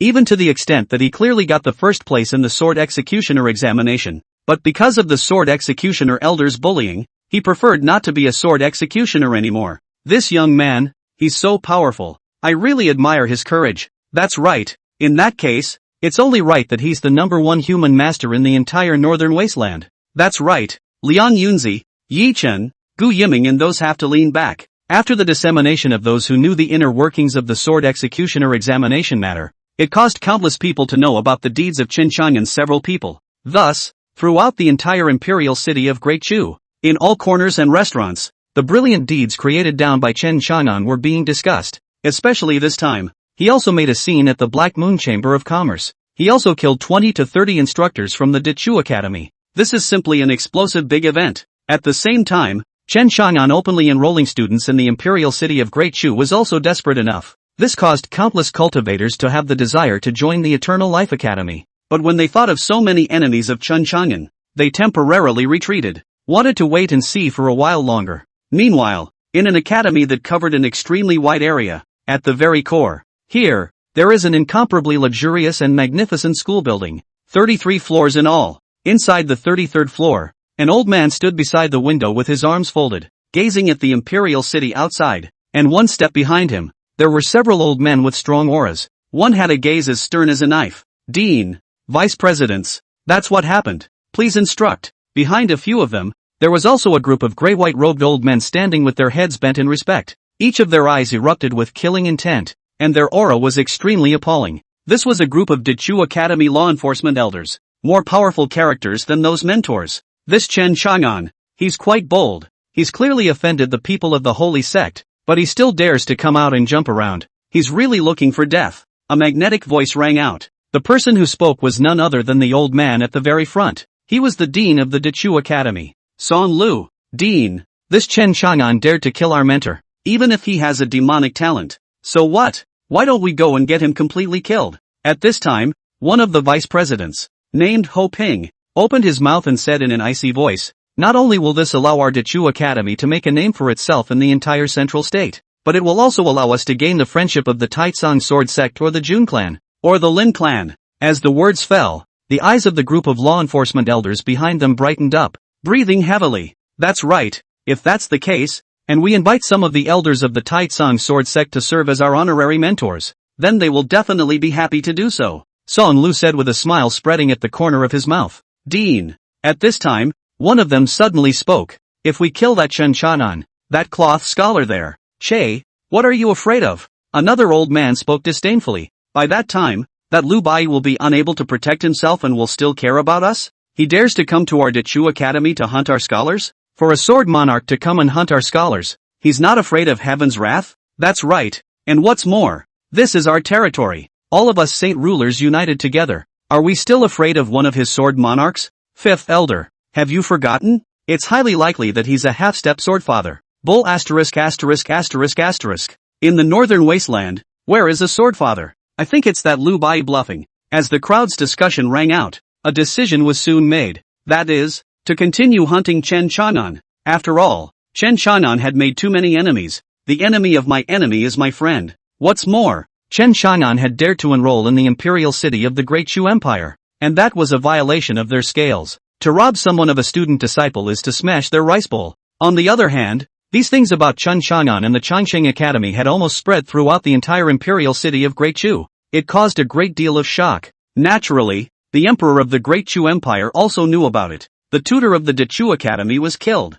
Something that hadn't been encountered in many years. The imperial palace of the Great Chu Empire. A middle-aged man wearing a fancy robe and sitting in a wheelchair looked at the folders in his hands. After a moment, he suddenly laughed softly. Father, did something good happen? Seeing him in this state, a woman holding a guqin next to him slowly stepped out. She was dressed in a long black dress. Her figure was graceful and slender, and she was extremely good-looking, but her hair was snow-white. At this moment, between walking, it was like a fairy who descended to earth holding a guqin. The middle-aged man was none other than the emperor of Great Chu, Chu Tianxiong. This woman was the Chu Kingdom's renowned first princess, the female saint monarch of the Qin, Chu Li, a zither practitioner. Li, take a look. When Chu Tianxiong saw her, his face was covered with a gentle smile, and he handed over the secret folders in his hand, without a care in the world. Chu Li took it over to have a look, and after a moment, his lips opened slightly, revealing a look of surprise. This Chen Chang'an is so bold that he dared to kill so many tutors of the Dechu Academy. Good kill. Though, surprisingly, Chu Li was the one to say such words. That's right, this Dechu Academy controls our nation's cultivator talent. The cultivators who came out of the Dechu Academy were even more in control of the court after they entered it. Others only know of him, Dean Song Lu, but do they still know of my Chu Emperor? Chu Tianxiong spoke in a low voice, a sense of powerlessness welling up on his face. This Dechu Academy was originally meant to be a place to train talents for the Dechu Empire. All along, that dean had been held by the Chu clan's royal clan, but ever since that Song Lu seized this dean's position, he's been on a rampage to train people who only listen to him. This caused the Dechu royal family to slowly lose control of the Dechu Academy. If it wasn't for his Chu clan's royal family, with the presence of a stunningly talented Chu Li, it might have been even more dangerous. Everlasting life books. Reading these 4 words, Chu Li's eyes gradually brightened. Father, this everlasting academy, or our breakthrough. At those words, Chu Tianxiong raised his head violently. You mean,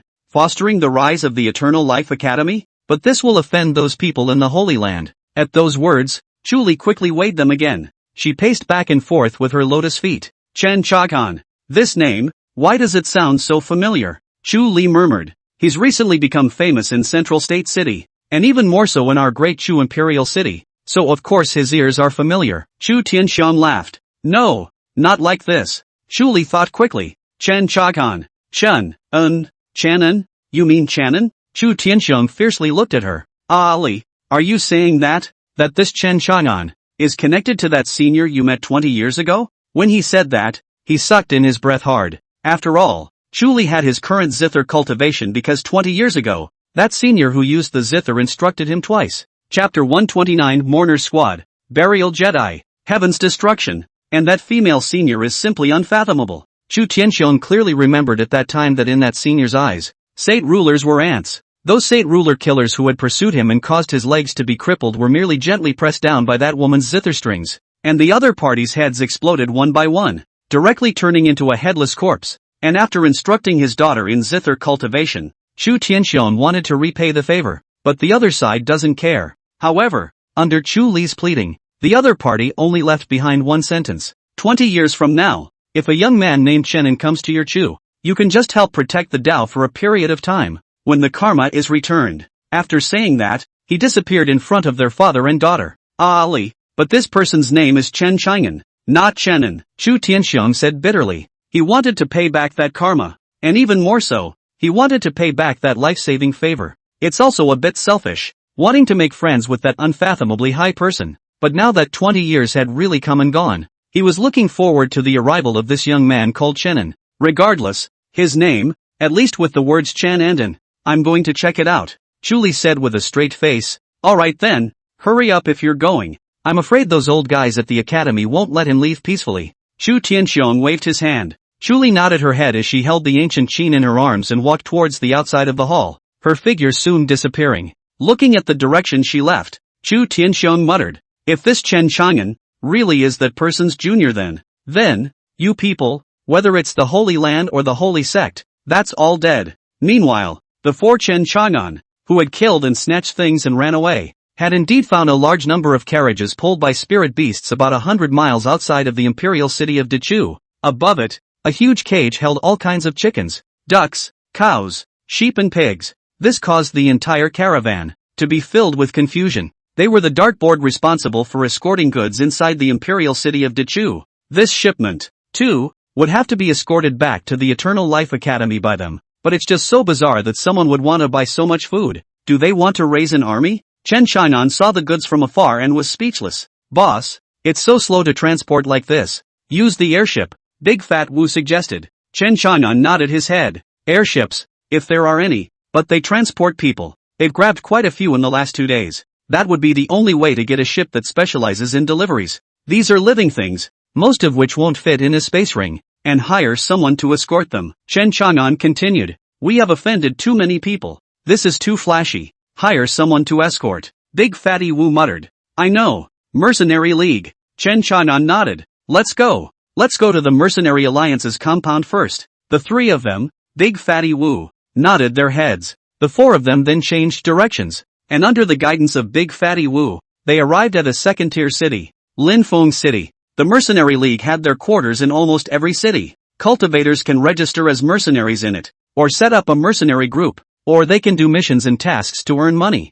Chen Chang'an's 4 people had a clear goal and soon found the Mercenary Alliance's compound. It was a magnificent building with only 3 floors. The first floor is all a hall for quest pickup. The second floor is where you can post tasks and register as a mercenary. As for the third floor, it should be the location of the Mercenary Alliance's top management. Chen Chanan's 4 men went straight to the second floor. Boss, do we post missions that require an escort? Big Fat Wu asked. No, let's register as mercenaries first, Chen Chanan said. So he quickly found a waitress in a sexy dress. 4, how may I help you? The maid said respectfully. We're going to register as mercenaries, Chen Chanan said. Okay. The maidservant was very respectful. Leading the 4 Chen Chagan, they walked inside a compartment, and then registered the 4 of them. You 4, are you forming a squad? The maid asked sweetly when she saw that the 4 were together. Aha. Chen Chanan nodded. Then we'll form a squad. Okay, then I'll register you guys as mercenaries first. The maid lowered her head and seemed to be recording something on top of a jade card. What code name do you want? At those words, Chen Chagan froze, and then fall into thinking. A mercenary's code name is one that doesn't go by his real name. Quickly, he came up with a code name. Let's call it Burial Sky. Days. Burial? The maid thought about it and looked it up again. Yes. So, she sent Chen Chanan a copper token. This is the initial token. If you wish to upgrade the level of the token, that is also very simple. Just go do the quest, or come with 10 bronze tokens that can be exchanged for a silver token. Upon hearing this, Chen Chanan nodded his head. Thus, a mercenary called Burial Sky came into existence. The initial level is still bronze. Chen Chanan had learned about mercenary ranks. They are bronze, silver, gold, platinum, king, emperor, glory, supreme, and legend. I've heard that the group of founders of the Mercenary Alliance are legendary level mercenaries. And a legendary mercenary is a supreme powerhouse at the Saint Emperor level. Next, Kong Shanglon's mercenary codename is Jedi. Xiao Dinyo's nickname is Heavenly Punisher. Big Fat Wu's nickname is Earth Destruction. The maid laughed while registering the several people. The 4 of you are quite interesting. All of you have gotten into a fight with the sky and the earth chanting, bury the sky and Jedi. The sky and the earth will be annihilated. Hey, this is so domineering. Xiao Dinyo heatedly laughed. By the way, what is the name of your mercenary squad? The maid continued to ask. Let's call it the Mourner. Chen Chanan said indifferently. Our slogan is, burying people, burying the sky, burying the earth, burying immortals, burying gods, and burying all beings in heaven and earth. Chen Chanan inexplicably remembered the words of the Coffin Master and said it curiously. Squire. Good. Awesome. Big Fatty Wu patted his bulging stomach. We are the Burial Boys. Burying the world. Ha ha ha ha. The young girl giving the registration was confused, then smiled. There are tons of super awesome monks. In her opinion, these 4 young men in front of her, who were probably nothing more than the Yellow Martial Realm, had such a big mouth, only that they had never died, and the slogans are blowing loud and clear. But what she couldn't have imagined was that the Mourner's mercenary squad, which had been registered through her hands, would later become famous and intimidating to the continent. She was just fulfilling her duties at the moment, and continued. Mercenary team ranks are generally divided into 3 types. 10 men or lesser squads, 100 are regiments, and 1,000 are armies. Mercenary squads, mercenary teams, mercenary armies. You can come and modify the team level later when there are more of you. The 4 Chen Changans nodded their heads. Expresses understanding. Because of the mercenary group, it's easier to get big missions and get big money. If it's a mercenary army, it could even go as far as helping these imperial armies go to war. Chapter 130, Shame on You. Next, the 4 Chen Changans began to issue missions. You guys still need to issue quests? The maid came to be interested. Tell me, what kind of quests are needed? Escort, and a large freighter, Chen Chang'an said. And how many men and how many freighters will it take? The maid continued to ask. But, soon, as Chen Chang'an said that he needed to escort some chickens, ducks, cows, sheep, and pigs, and that he still needed imperial-level mercenaries, the maid was confused. But still, they went ahead and released the mission as Chen Chang'an had said. Roughly 10 emperor-level mercenaries were needed, and the cost per person was 10,000 spirit stones. 10 is 100,000 spirit stones. The emperor level was the holy emperor level of power. As for glory-level mercenaries, Chen Chang'an also wanted to hire them, but it was simply impossible to hire one here, and the cost would require 1 million spirit stones apiece. It's too expensive. Even so, 10 Saint Emperor-level powerhouses couldn't even be invited. Others flinched when they saw that they were escorting some chickens, ducks, cows and goats. Crazy. Who's going to rob your chickens and ducks? So, Wu De Fatty was the boss. and very cluelessly invited 3 more bronze-level mercenaries, Chen Chang'an, Kong Xianlong, and Xiao Denyo. This caused the people in the mission hall to look dumbfounded. Crazy. Spending 10,000 spirit stones and hiring 3 bronze mercenaries. TSK, today is really a small knife across the ass, opening eyes. More than that, it's like the old heifer coming home backwards. Awesome first. What's this? Mourner Squad. Ha, why haven't I heard of it? Just registered, right? It's not a swipe, is it? I saw the 4 of them together earlier. Countless people were talking in the mission hall on the first floor. Earlier, when Big Fatty Wu was the employer and released the mission, there was no sacred emperor to take the mission at all. So, Chen Chang'an and Xiao Denyu, Kong Shanglong and the 3 of them took it. Some of the sharp-eyed ones, seeing that the 4 of them had been together earlier, were up in arms. Report. They post their own quests and their own people take orders? Isn't that swiping? Someone reported it to the elders of the Mercenary Alliance. The elder of the Mercenary Alliance gave them a blank look and stopped paying attention. It's okay for you to swipe. They're more than happy to. After all, they are pumping 30% of the water. Hey boss, can I escort you guys? It doesn't have to be 10,000 spirit stones, just pay according to my mercenary rank. Seeing the uselessness of the complaint, a mercenary approached Big Fatty Wu, wanting to take over the escorting task. It's just escorting some chickens, ducks, cows and goats. Who the hell is going to rob them? Wu Defat glanced at the person in front of him and realized that the other party was a gold-level mercenary, and it would only take 500 to hire him. But often, the cultivation level of such people was only at the Earth Martial realm. That's no different than a vegetable chicken. You're too weak, Big Fatty Wu said faintly. With that, he was about to leave with Chen Chang'an's few people. Stop! That youth was unconvinced as he pointed at the 3 of Chen Chang'an. The 3 of them? They're only at the bronze level. Isn't that even weaker? Are they weak? Wu Defati was speechless. His fat meat squeezed together as he hemmed and hawed. Then prove that you're better than them. Fine. I'll show you what a gold-level mercenary is. That young man was arrogant and walked up to Xiao Denyo, and was about to make a move. Pop! Xiao Denya's backhand was to give him a big BB pocket, instantly sending him flying. The crowd, who had wanted to see a good show, was alarmed. The gold-level mercenary was sent flying with a slap. Xiao Denyo clapped his hands and said disdainfully, "Mercenaries below the level of emperor, don't come out to disgrace yourself." That one sentence offended a whole lot of people. After all, it's full of people who are platinum, kings galore. Kid, don't be so arrogant. At this moment, a mercenary wearing the king's badge walked out and was about to speak when his pupils contracted violently. Go you! At that moment, Big Fatty Wu rushed over. Bang! Both sides collided hard. This king-level mercenary instantly flew backwards.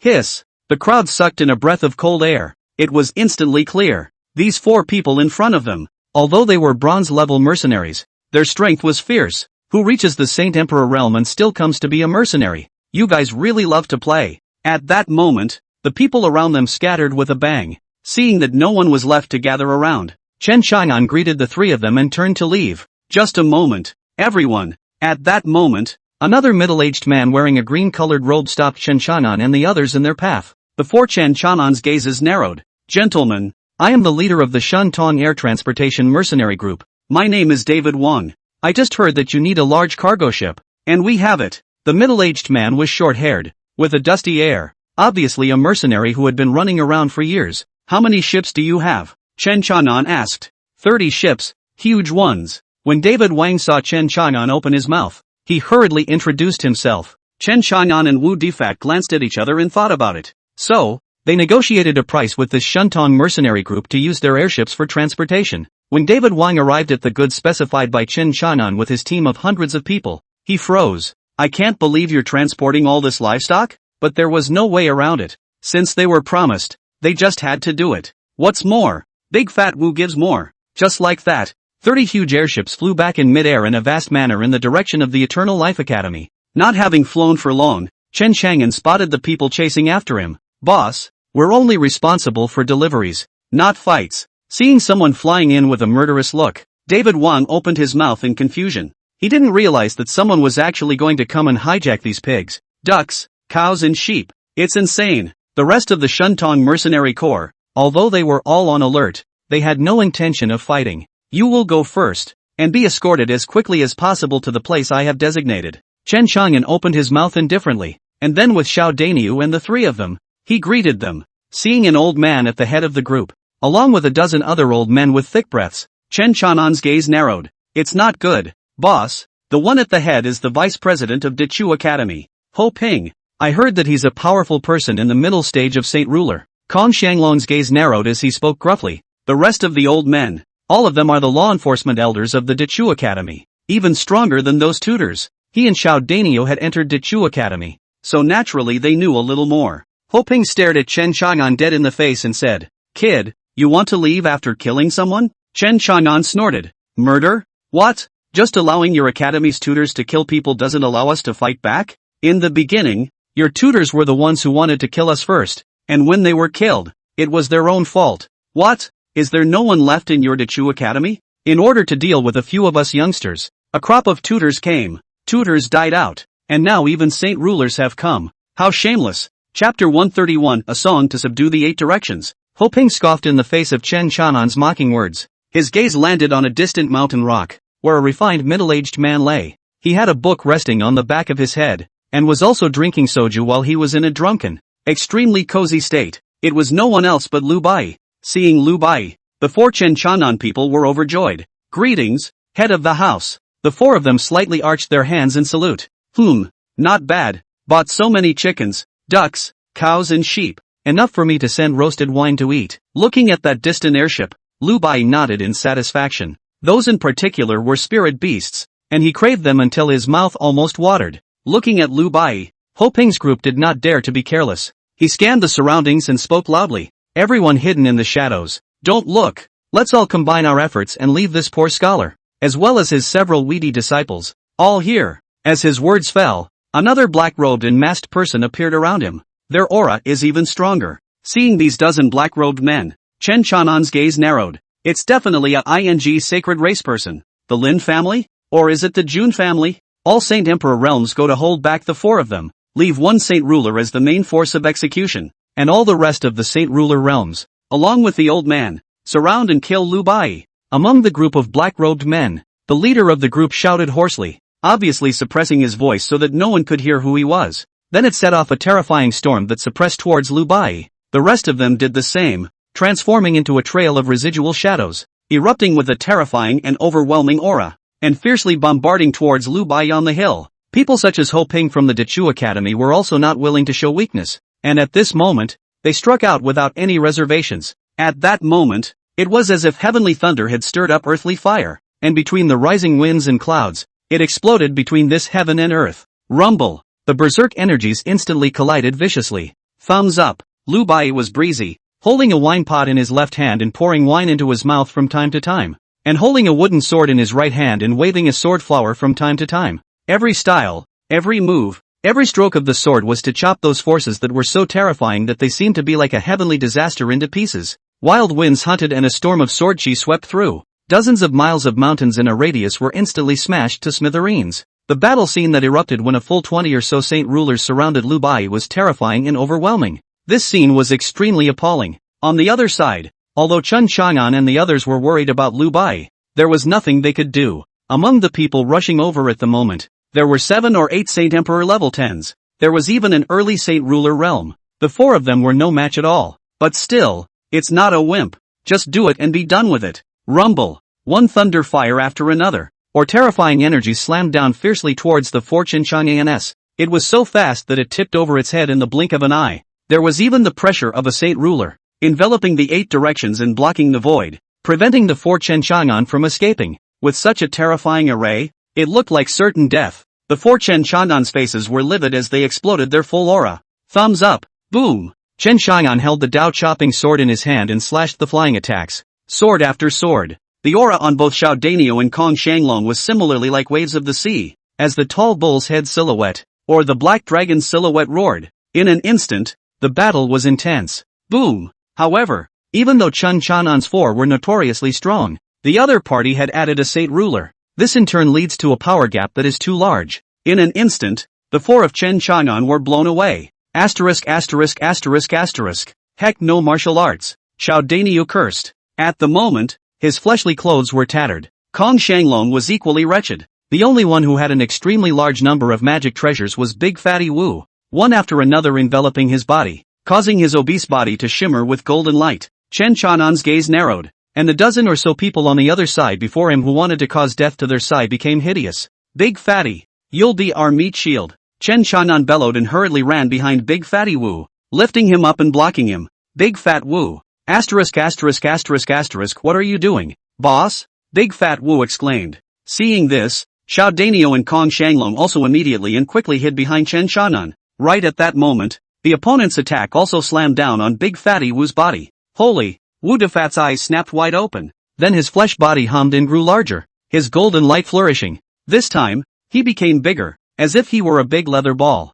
Boom boom boom boom. In the next instant, densely packed attacks instantly smashed down on Big Fatty Wu's body. Again, he was bounced off by the round. Fat meat on his body. Asterisk. Ayaha. Ouch. Ouch. Ouch. Ouch. Ouch. Big Fatty Wu wailed as he was smashed by these attacks. Boss, although this young man's flesh is strong, but it will also hurt.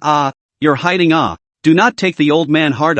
Big Fat Wu was about to cry, although his physical body was incomparably terrifying. He was afraid of pain.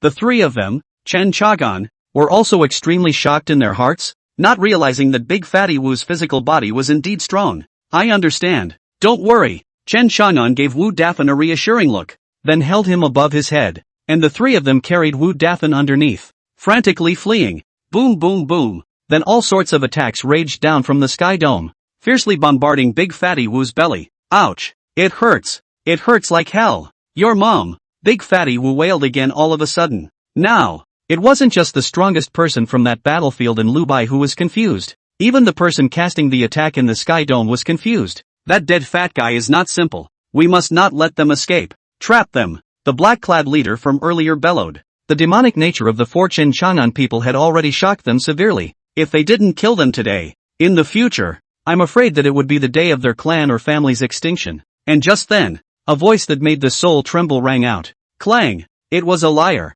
Dang it! Immediately following, the sound of this zither clanging, sometimes the aftermath of the sound, sometimes like a pearl falling from a jade plate, sometimes crisp and pleasant to the ear. Gradually, the sound of this zither more and more high-pitched, as if 1,000 horses in the gallop. Upon hearing these zither sounds, the battle in the arena stopped instantly, and everyone covered their ears. Pain! It was as if someone in the head was beating with a hammer. It buzzed and hummed. However, Chen Chang'an was violently bright-eyed. Could it be the third master? Thoughts of longing surged in his eyes for an instant, excited beyond measure, and he hastily spread out his spiritual sense, wanting to see where this person who was playing the zither was. The sound of the zither was very much like the tones of the zither stroked by his own third master. In his mind, he couldn't help but reflect the magnificent Chen San with a black dress, the third master of the Chen family. Just then, three people appeared in the sky dome. Two old men with withered faces and hunched backs, an extremely good-looking woman with a long black dress that swayed and trailed on the ground, but was full of white hair. Seeing this woman, Chen Chanan's gaze narrowed. This woman's temperament and dress were extremely like her own third master. Chapter 132, Get Lost. Him, I'll bail. When the crowd saw the visitor, their gazes narrowed. Oh, Rapunzel, what are you doing here? At this moment, the vice president of the Dichu Academy, Ho Ping, spoke first, his eyes narrowing. Rapunzel, the first princess of Dichu. Upon hearing those three words, everyone froze, revealing a look of gravity. The Great Chu Empire was nothing, but it had a stunningly talented Rapunzel. Even Lu Bai also looked his gaze over curiously. It was really the reputation of this eldest princess, which was even louder than that Dichu emperor. It could be said that if the eldest princess had not been there, I'm afraid that the royal family of Dichu would have been lost. On the ground, Chen Chanan's trio poked their heads out from beside Big Fatty Wu's stomach. She's the eldest princess of the Great Chu Empire? Chen Chanan opened his mouth curiously. Boss, it's over. I don't know why this Rapunzel has come. Kong Shanglong said gruffly. I've heard that this eldest princess is a Saint Ruler realm powerhouse, and her weapon is an ancient zither. Rumor has it that when the Great Chu and Great Qin empires fought back then, it was with an ancient zither that she suppressed hundreds of thousands of enemy troops at the border. Thereby, she is famous in the northern wasteland, along with the Great Jiang Empire's empress, Jiang Wuxin, and the 100-flower immortal sex holy maiden, Ning Tingyu, known as the northern wasteland's three great goddesses of absolute color. When Kong Shanglong finished speaking, Chen Chahan's heart shook. TSK, in that case, That Ningtingyu can only be on par with Jiang Wuxin in terms of face value and this Chu Princess Chuli in front of her. If we're talking about force, Ningtingyu is scum. At this time, Wu Defat also came to the interest, and hastily commented on it. However, thinking of the relationship between Chen Chang'an's few people and Ningtingyu, he hastily shut his mouth. Chen Chang'an didn't care about their face value, but at the moment, was focusing his mind on Chu Li's Guqin. Her style, as well as the way of the zither, seemed to be similar to her own third master. At that moment, Chu Li, who was high in the air, ignored that Ho Ping's words and instead landed his gaze on Chen Chang'an. You are Chen Chang'an? Chen Chang'an froze. The two of them, Wu Defat and Xiao Dinyo, also looked violently at Chen Chang'an. ******** Boss, it's good to be handsome. There are women everywhere. Big Fat Wu exclaimed. At this moment, anyone could see that this Chu Li was rushing towards Chen Chang'an. I am. Chen Chang'an nodded his head. Chu Li stopped bending the rules and asked directly, were you formerly known as Chenin? Chen Chang'an froze. Before he was 17. His name was indeed Chenin. However, as the reputation of his demonic talent later spread, coupled with the fact that Great Zhou's Lord Ji Wendian was interested in drawing the Chen family closer, he bestowed the word Chang'an on him. Seeing Chen Chang'an's expression, Chu Li was already certain, so he continued to ask, does your family have a senior who uses the Qin? Chen Chang'an jerked his head up again at the words. Who are you? Seeing this, Chu Li was overjoyed in his heart. This Chen Chang'an, indeed, was the person she wanted to protect the Tao. When she thought of this, she looked at the rest of the people and her face instantly became clear and cold. Scram! Him, I'll bail. At those words, both the group of black-robed men and the people from Dechu Academy were all confused. Eldest princess, do you know that he killed our academy tutor and has the blood debt of our academy tutor on him? Ho Ping pointed at Chen Chang'an and said hideously. I already know the ins and outs of this matter. Chu Li, who was holding the ancient zither, majestically said. The aura of the Rapunzel was on display at this moment. She eyed the crowd of academy law enforcement elders and coldly said, it was the academy's disciples who provoked them in the first place. What's more, they didn't lay a deadly hand on them to begin with. It was the tutors that you sent later that tried to kill first. Even if they kill those tutors, it's still considered self-defense. What? Is that all your academy has? For young people in the district, you old geezers have come out one by one. So capable. It's kind of letting this palace have a long look. As the words fell, Ho Ping and the others' faces turned red. Indeed, for that young generation fight, they had almost sent out all the older generation to put them down. It's downright embarrassing to talk about it. However, if one wanted to spare Chen Chang'an, that was impossible. So Ho Ping continued coldly, eldest princess, why are you protecting this brat? Because he's handsome, this palace has a crush on him. How about that? Chu Li coldly said, this is nothing more than a stopgap measure. If they were to unaccountably protect Chen Chang'an, lest they be suspected. Now, it just so happens that this little brother is handsome enough to take advantage of that. Upon hearing this, the group of law enforcement elders were instantly confused. Even Big Fatty Wu and Xiao Danio glanced at each other. Wu Defat muttered, I told you, the boss's face value is simply heavenly. It is true that the goddess is seen by the goddess. I hate Xiao Danio even kept sizing up Chen Chang'an. TSK, boss is really handsome. If I were a woman, I would fall in love with boss too. Get out. Chen Chang'an blankly glanced at these two men before putting Wu Dafan down. Big Fat Wu patted the dust on his body. It seemed that all those terrifying and overwhelming attacks just now were just soiling his clothes. I'm afraid it's not that simple. This Chu Li seems to know the boss. Kong Xianglong said. Rapunzel, don't mistake yourself. Ho Ping opened his mouth with a gloomy face. Chu Li's gaze snapped ice cold. What are you? How dare you be so rude to this palace? She then violently pressed the strings of the ancient zither in her arms. Dang! A sound wave formed instantly, transforming into a transparent skeleton ghost general. This skeleton ghost general held a ghostly-headed greatsword and fiercely chopped at Ho Ping with great speed. Ho Ping's face changed drastically, hurriedly blocking. Boom! The ghost general was an energy shadow, so it was shattered by his punch. But surprisingly, the ghostly-headed greatsword still chopped off one of his arms. The field went quiet. Even the pupils of the group of black-robed masked men were like steel needles stabbing and contracted violently. Wu Defat's throat rolled. This Rapunzel. So boss, you hurriedly have to hold on to this thigh. She really looks at you. You just obey her. Xiao Danio nodded fiercely. Even Chen Chang'an was a bit shocked, regardless of whether or not the other party knew his own third master. At this moment, he had a whole new understanding of his own lords. They were definitely not in the Heavenly King realm, much less the Saint Emperor realm. Otherwise, there wouldn't be such a powerful Saint Ruler realm. Descendant. This Chuli's eyes were respectful when he spoke of the third master. At this moment, Chen Chanan's heart was viciously shaken. Speculation about the strength of the family's lords was plucked up a little higher. Moreover, the third master had said at that time that after coming to the Holy Land, if he met someone, that person would help protect his path and that he would allow himself to hand over a zither score to her. Is this Chuli? Thinking of this, Chen Chanan touched the spatial ring he kept close to him. Inside, there was a zither score given by the third master. In the air, Hoping covered his arm that was bleeding so brightly.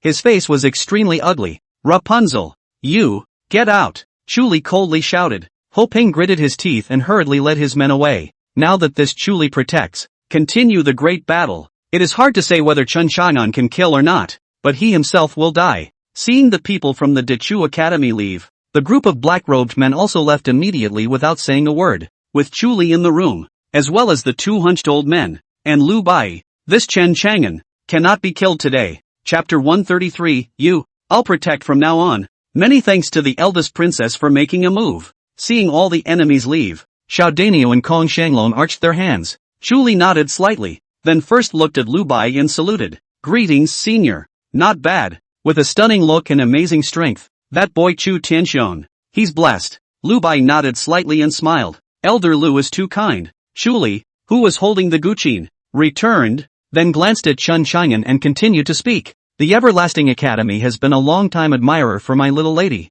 I wonder if I have this honor to visit the Everlasting Academy? Upon hearing this, Xiaodanio and the others were overjoyed. This Chuli obviously wanted to escort them back to the Eternal Life Academy.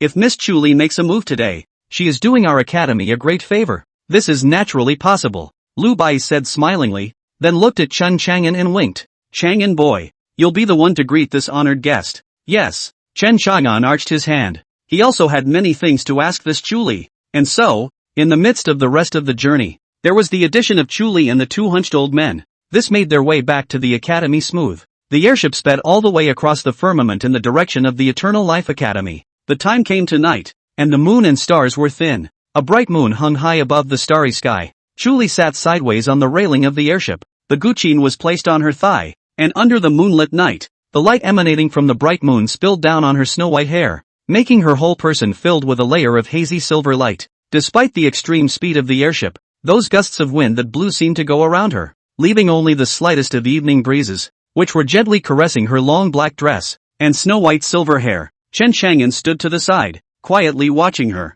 She seemed to be in a good mood, occasionally placing the decanter to her red lips and taking sip after sip. Drinking wine seemed to add to her charm, valiant and overwhelming. It was as if a silver-haired fairy had descended from the sky. In the cabin, one by one, Wu Defat and the others were lying at the window, looking enviously at the two Chen Chang'ans. TSK, you guys, who will end up taking the boss? Big Fatty Wu spoke in a low voice. I think it might be Sister Ning, Xiaodania said. After all, Sister Ning and we have fought side by side. Although this Rapunzel is also beautiful and powerful, but she doesn't seem to be the same person as us. You have a point. Kong Xianlong nodded. Lu Bai, who was drinking wine in the innermost part of the room, was depressed and said, I also like to drink. Why doesn't that little girl come to drink with me? There were also two old men that Chuli had brought with him, and their gazes were also dead set on Chen Chang'an at the moment, lest Chen Chang'an should abduct their master as if he was trying to do so. On deck, after drinking enough wine, Chuli began to stroke the strings on his thighs. Clang! The sound of the zither then sounded slowly like tinkling running water.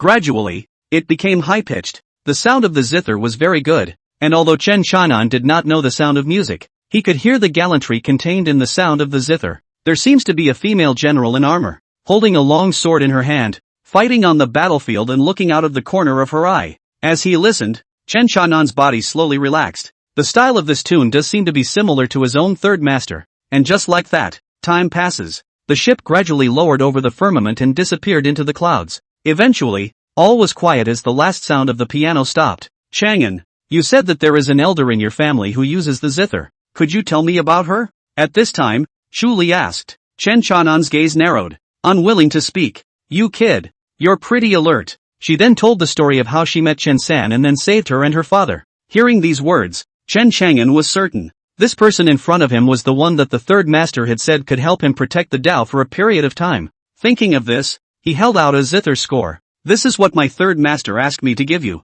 Third master? Chuli was puzzled. but her gaze quickly fell on the zither sheet in Chen Chanan's hand. She snapped to attention, then picked it up. When she came into contact with the words inside, her entire body trembled slightly. Master, it really is Master. At this moment, Chu Li's heart was all agitated. No words could describe her feelings. Although Chen San had never admitted that she was the other party's disciple, in Chu Li's heart, the other party was her master. Chang'an, can you call me senior sister? Chu Li once again looked at Chen Chang'an and said with a face full of anticipation. Chen Chang'an looked at Chu Li and said after a moment of contemplation, senior sister.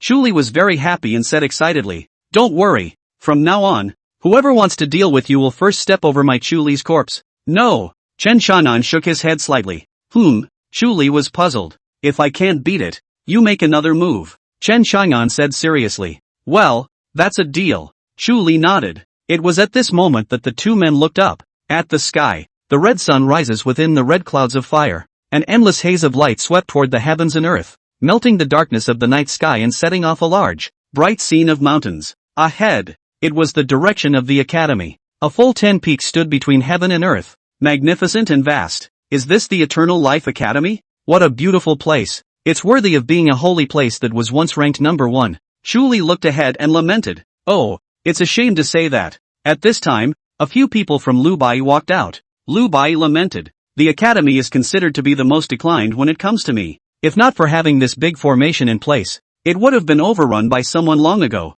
The crowd didn't chime in. At this time, Chen Chang'an suddenly thought of something and asked, Head of Academy Lu, don't all holy places have secret realms of aura? How come we haven't seen any in our academy? Hearing this, everyone looked at him, especially Xiao Dingyou and the others. They didn't find the secret place of aura in the academy. Although the aura was also very rich, it was clearly different from the other holy places. It's gone. The core of that spirit-gathering array plate was taken away by whoever. So none of the 9 secret realms of aura here can be activated. Ryubi said with a bit of embarrassment. Gathering spirit array disc. It was only when he said these words that Chen Chang'an snapped to attention. The 5 elements demon suppressing palace that he obtained in the Eastern State's secret realm. It was also the core of the spirit-gathering array disc, which was originally intended to be placed in the Chen family. But then the family head said that he didn't need it and told him to stay where he needed it. Could it be that? What's wrong, Chang'an boy? Seeing Chen Chang'an's expression, Lu Bai asked curiously. Nope. Chen Chang'an shook his head and decided to try placing the 5 elements demon suppressing palace in the Everlasting Academy to see if it could inspire the secret realm of aura here.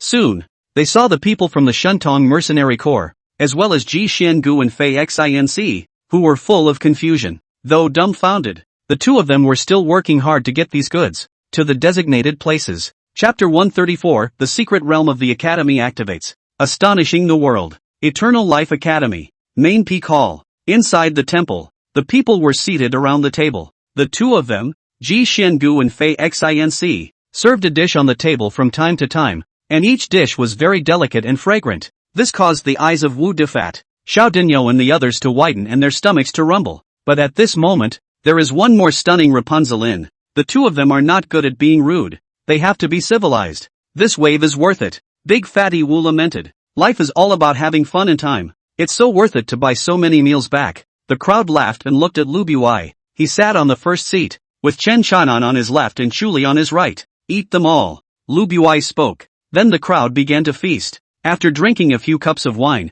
Lu Bai said to Chen Chang'an, You guys were a bit impulsive when you were in the imperial city of Dechu. Upon hearing this, Fei Xinc interjected. That's right, if it weren't for the eldest princess, you guys would be in danger. And Master might not even be able to save the 4 of you. Before Chen Chang'an were silent, Chen Chang'an thought for a moment and said, They bullied our companions. Lu Bui said, It can be endured. Head of Academy Lu, if we endure, they won't let us go, but will continue to humiliate. Chen Chang'an said, looking at Big Fatty Wu. Although it was Big Fatty Wu who made the first move, I think it was well done. Upon hearing this, Wu Defat was so full of emotion that he was almost about to say that he would invite Chen Chang'an to go to the hookah to listen to the music. But when he thought of the terrifying Rapunzel, he hastily shrunk his neck and became well behaved. The disciples of our academy are not to be insulted, Chen Chang'an said with a straight face. This time, others know that Xiao Danio and Kong Shanglong are disciples of our academy, but the two of them were bullied by the people from the Dechu Academy, and were willing to help them get back on their feet. The fiercer we are, the more protective we are, the more we scare them and hurt them so they will fear us. Dignity is fought with fists. and it will also make our academy famous for the purpose of expanding our fame." Lu Bui was silent. Faith was silent as well. It was because of Lu Bai that he had always kept a low profile, thus causing the everlasting academy to be almost forgotten by the world. Instead, they only knew of the 8 Holy Lands, and on top of the 8 Holy Lands, there was the Sword Execution Court. Boss is right. At this time, Xiao Dinyo suddenly said, "This is how Old Kong and I fought in the northern state. Only if you become more aggressive yourself will others not bully you." That's right. So after arriving at Dishu Academy, the two of us couldn't stand their bird breath and left. Kong Shanglong also spoke in a deep voice. "Come on, let's drink a toast with the boss." At this time, Big Fatty Wu proposed. So, the 4 young men of Chen Chang'an toasted a glass of wine together. For the moment, the 4 of them were a small team of like-minded people. Lu Bai looked at the 4 of them and revealed a pleased expression. "You're right." Then the crowd went crazy drying out their food like they were starving. Chu Li looked at them enviously, showing a faint smile and eating very elegantly. She also stayed at the bookstore, together with the 2 old men she had brought with her. Thus, the academy had 3 state rulers from this moment onwards. After eating, Chen Shanan's few people began to divide the spoils. At this moment, the 4 young men went crazy. 10 million spirit stones, plus those miscellaneous spiritual treasures? In the great hall, the cheers of the crowd rang out. With this wealth, they could think better of developing the academy. Before long, only Chen Chagan, Chu Li, and Lu Bai were left in the great hall. Chen Shan'an brewed a pot of tea and poured a cup each for Lu Bai and Chu Li. "Elder sister, you have something else?" Chen Shan'an looked at Chu Li and asked. "Aha." Chu Li nodded. "I want you to become the protector of my great Chu kingdom." As the words fell, Chen Chang'an was startled. Even Lu Bai looked at her in surprise. "It is the protector of the kingdom, not the protector of the elders. The Protectorate State Sovereign." That was a figure that even the emperor had to respect. Chen Chang'an was stunned. He knew what it meant. After all, he was still the protector of the great Zhou kingdom. "Senior sister, you don't have to be like this." Chen Chang'an slowly shook his head. He knew that this was just Chu Li's way of trying to repay the third master for saving his life. "No, you misunderstand," Chu Li said seriously. "I have discussed this with my father, not only to repay the favor, but also to tie you and my Dichu empire together." Upon hearing this, Chen Chang'an laughed. "You're quite honest. Of course, you are my senior brother." Chu Li gently smiled and continued. "As long as you and I join forces and press the Dichu Academy a bit, then a public statement will be made by my Great Chu Empire to enshrine the Eternal Life Academy as our Great Chu Empire's upper sect academy. Shang Tsung Shu Yuan." At those words, even Lu Bai's eyes brightened up. Shang Zong, meaning that the academy was one head higher than the Great Chu Empire. Instead, it's like today's Dichu Academy, with a Dichu in front of it. This Dichu Academy Song Lu has long wanted to make Dichu Academy independent. "Chang'an, you have to help me." Chu Li looked at Chen Chang'an seriously, feeling that pair of absolutely beautiful eyes, with their gentle gaze lingering on his face. Chen Chang'an retrieved his thoughts and looked towards Lu Bai. "Chadan, it's a win-win," Lu Bai said with relief. Chen Chang'an nodded. "But the matter of me being the protector of the Great Chu Empire should not be made public for the time being, because it would focus more of my attention. At the same time, it also brings even more pressure on your Chu royal family as well." "I understand. Thank you," Chu Li said happily and couldn't help but hug Chen Chang'an, then quickly departed. Setting off a fragrant breeze, Chen Chang'an froze. A faint scent still lingered in his nose. Lu Bai revealed a meaningful smile and leisurely sipped his tea. Chen Chang'an took a deep breath, his eyes looking towards him. "Head of the courtyard, take me to the secret realm of Aura there." "Oh," Lu Bai was puzzled, but still led Chen Chang'an towards the back of the mountain. It didn't take long for them to arrive at the location of an array plate in a backcountry. It was an array disc in the shape of an octagram, inscribed with intricate patterned grooves. Looking at this array disc, Chen Chang'an was stunned. "It's kind of familiar. How come it's the same as the one in the Eastern State Mysteries?" Thinking of this, Chen Chang'an took out that 5-element spirit-gathering palace on his body. Seeing this palace, Lu Bai's eyes snapped wide. "Heavens, this. Isn't this my academy's 5 elements demon suppression palace? The core palace of the secret realm of Aura." Now, Lu Bai was not calm, violently grasping Chen Chang'an's arm, his heart almost jumping to his throat. "This is from the academy?" Chen Chang'an froze. "Try it, if you can put it into this array disc in one piece. It's my academy's." Lu Bai was so excited that his body was trembling slightly. He had gone out wandering all these years, and one of his goals was to find this 5 elements demon suppressing palace, because this was the core thing of a holy clan, the great treasure that gathered the auras of the 8 directions. Chen Xiang'an sniffed and threw out the treasure in his hand. Buzz. The palace emitted a humming sound and rose against the wind, rapidly becoming larger, and finally landed on the ground with a bang. And the array disc on the ground, intact and set together. Rumble. All of a sudden, there was a huge palace here in front of him. Buzz. Almost at the same time, the remaining 9 peaks began to tremble, and a pillar of light of different colors began to erupt, shooting straight up into the sky. Rumble. At this moment, the dome of the sky was stirred by these 9 energy vortexes that would cause the winds and clouds to change,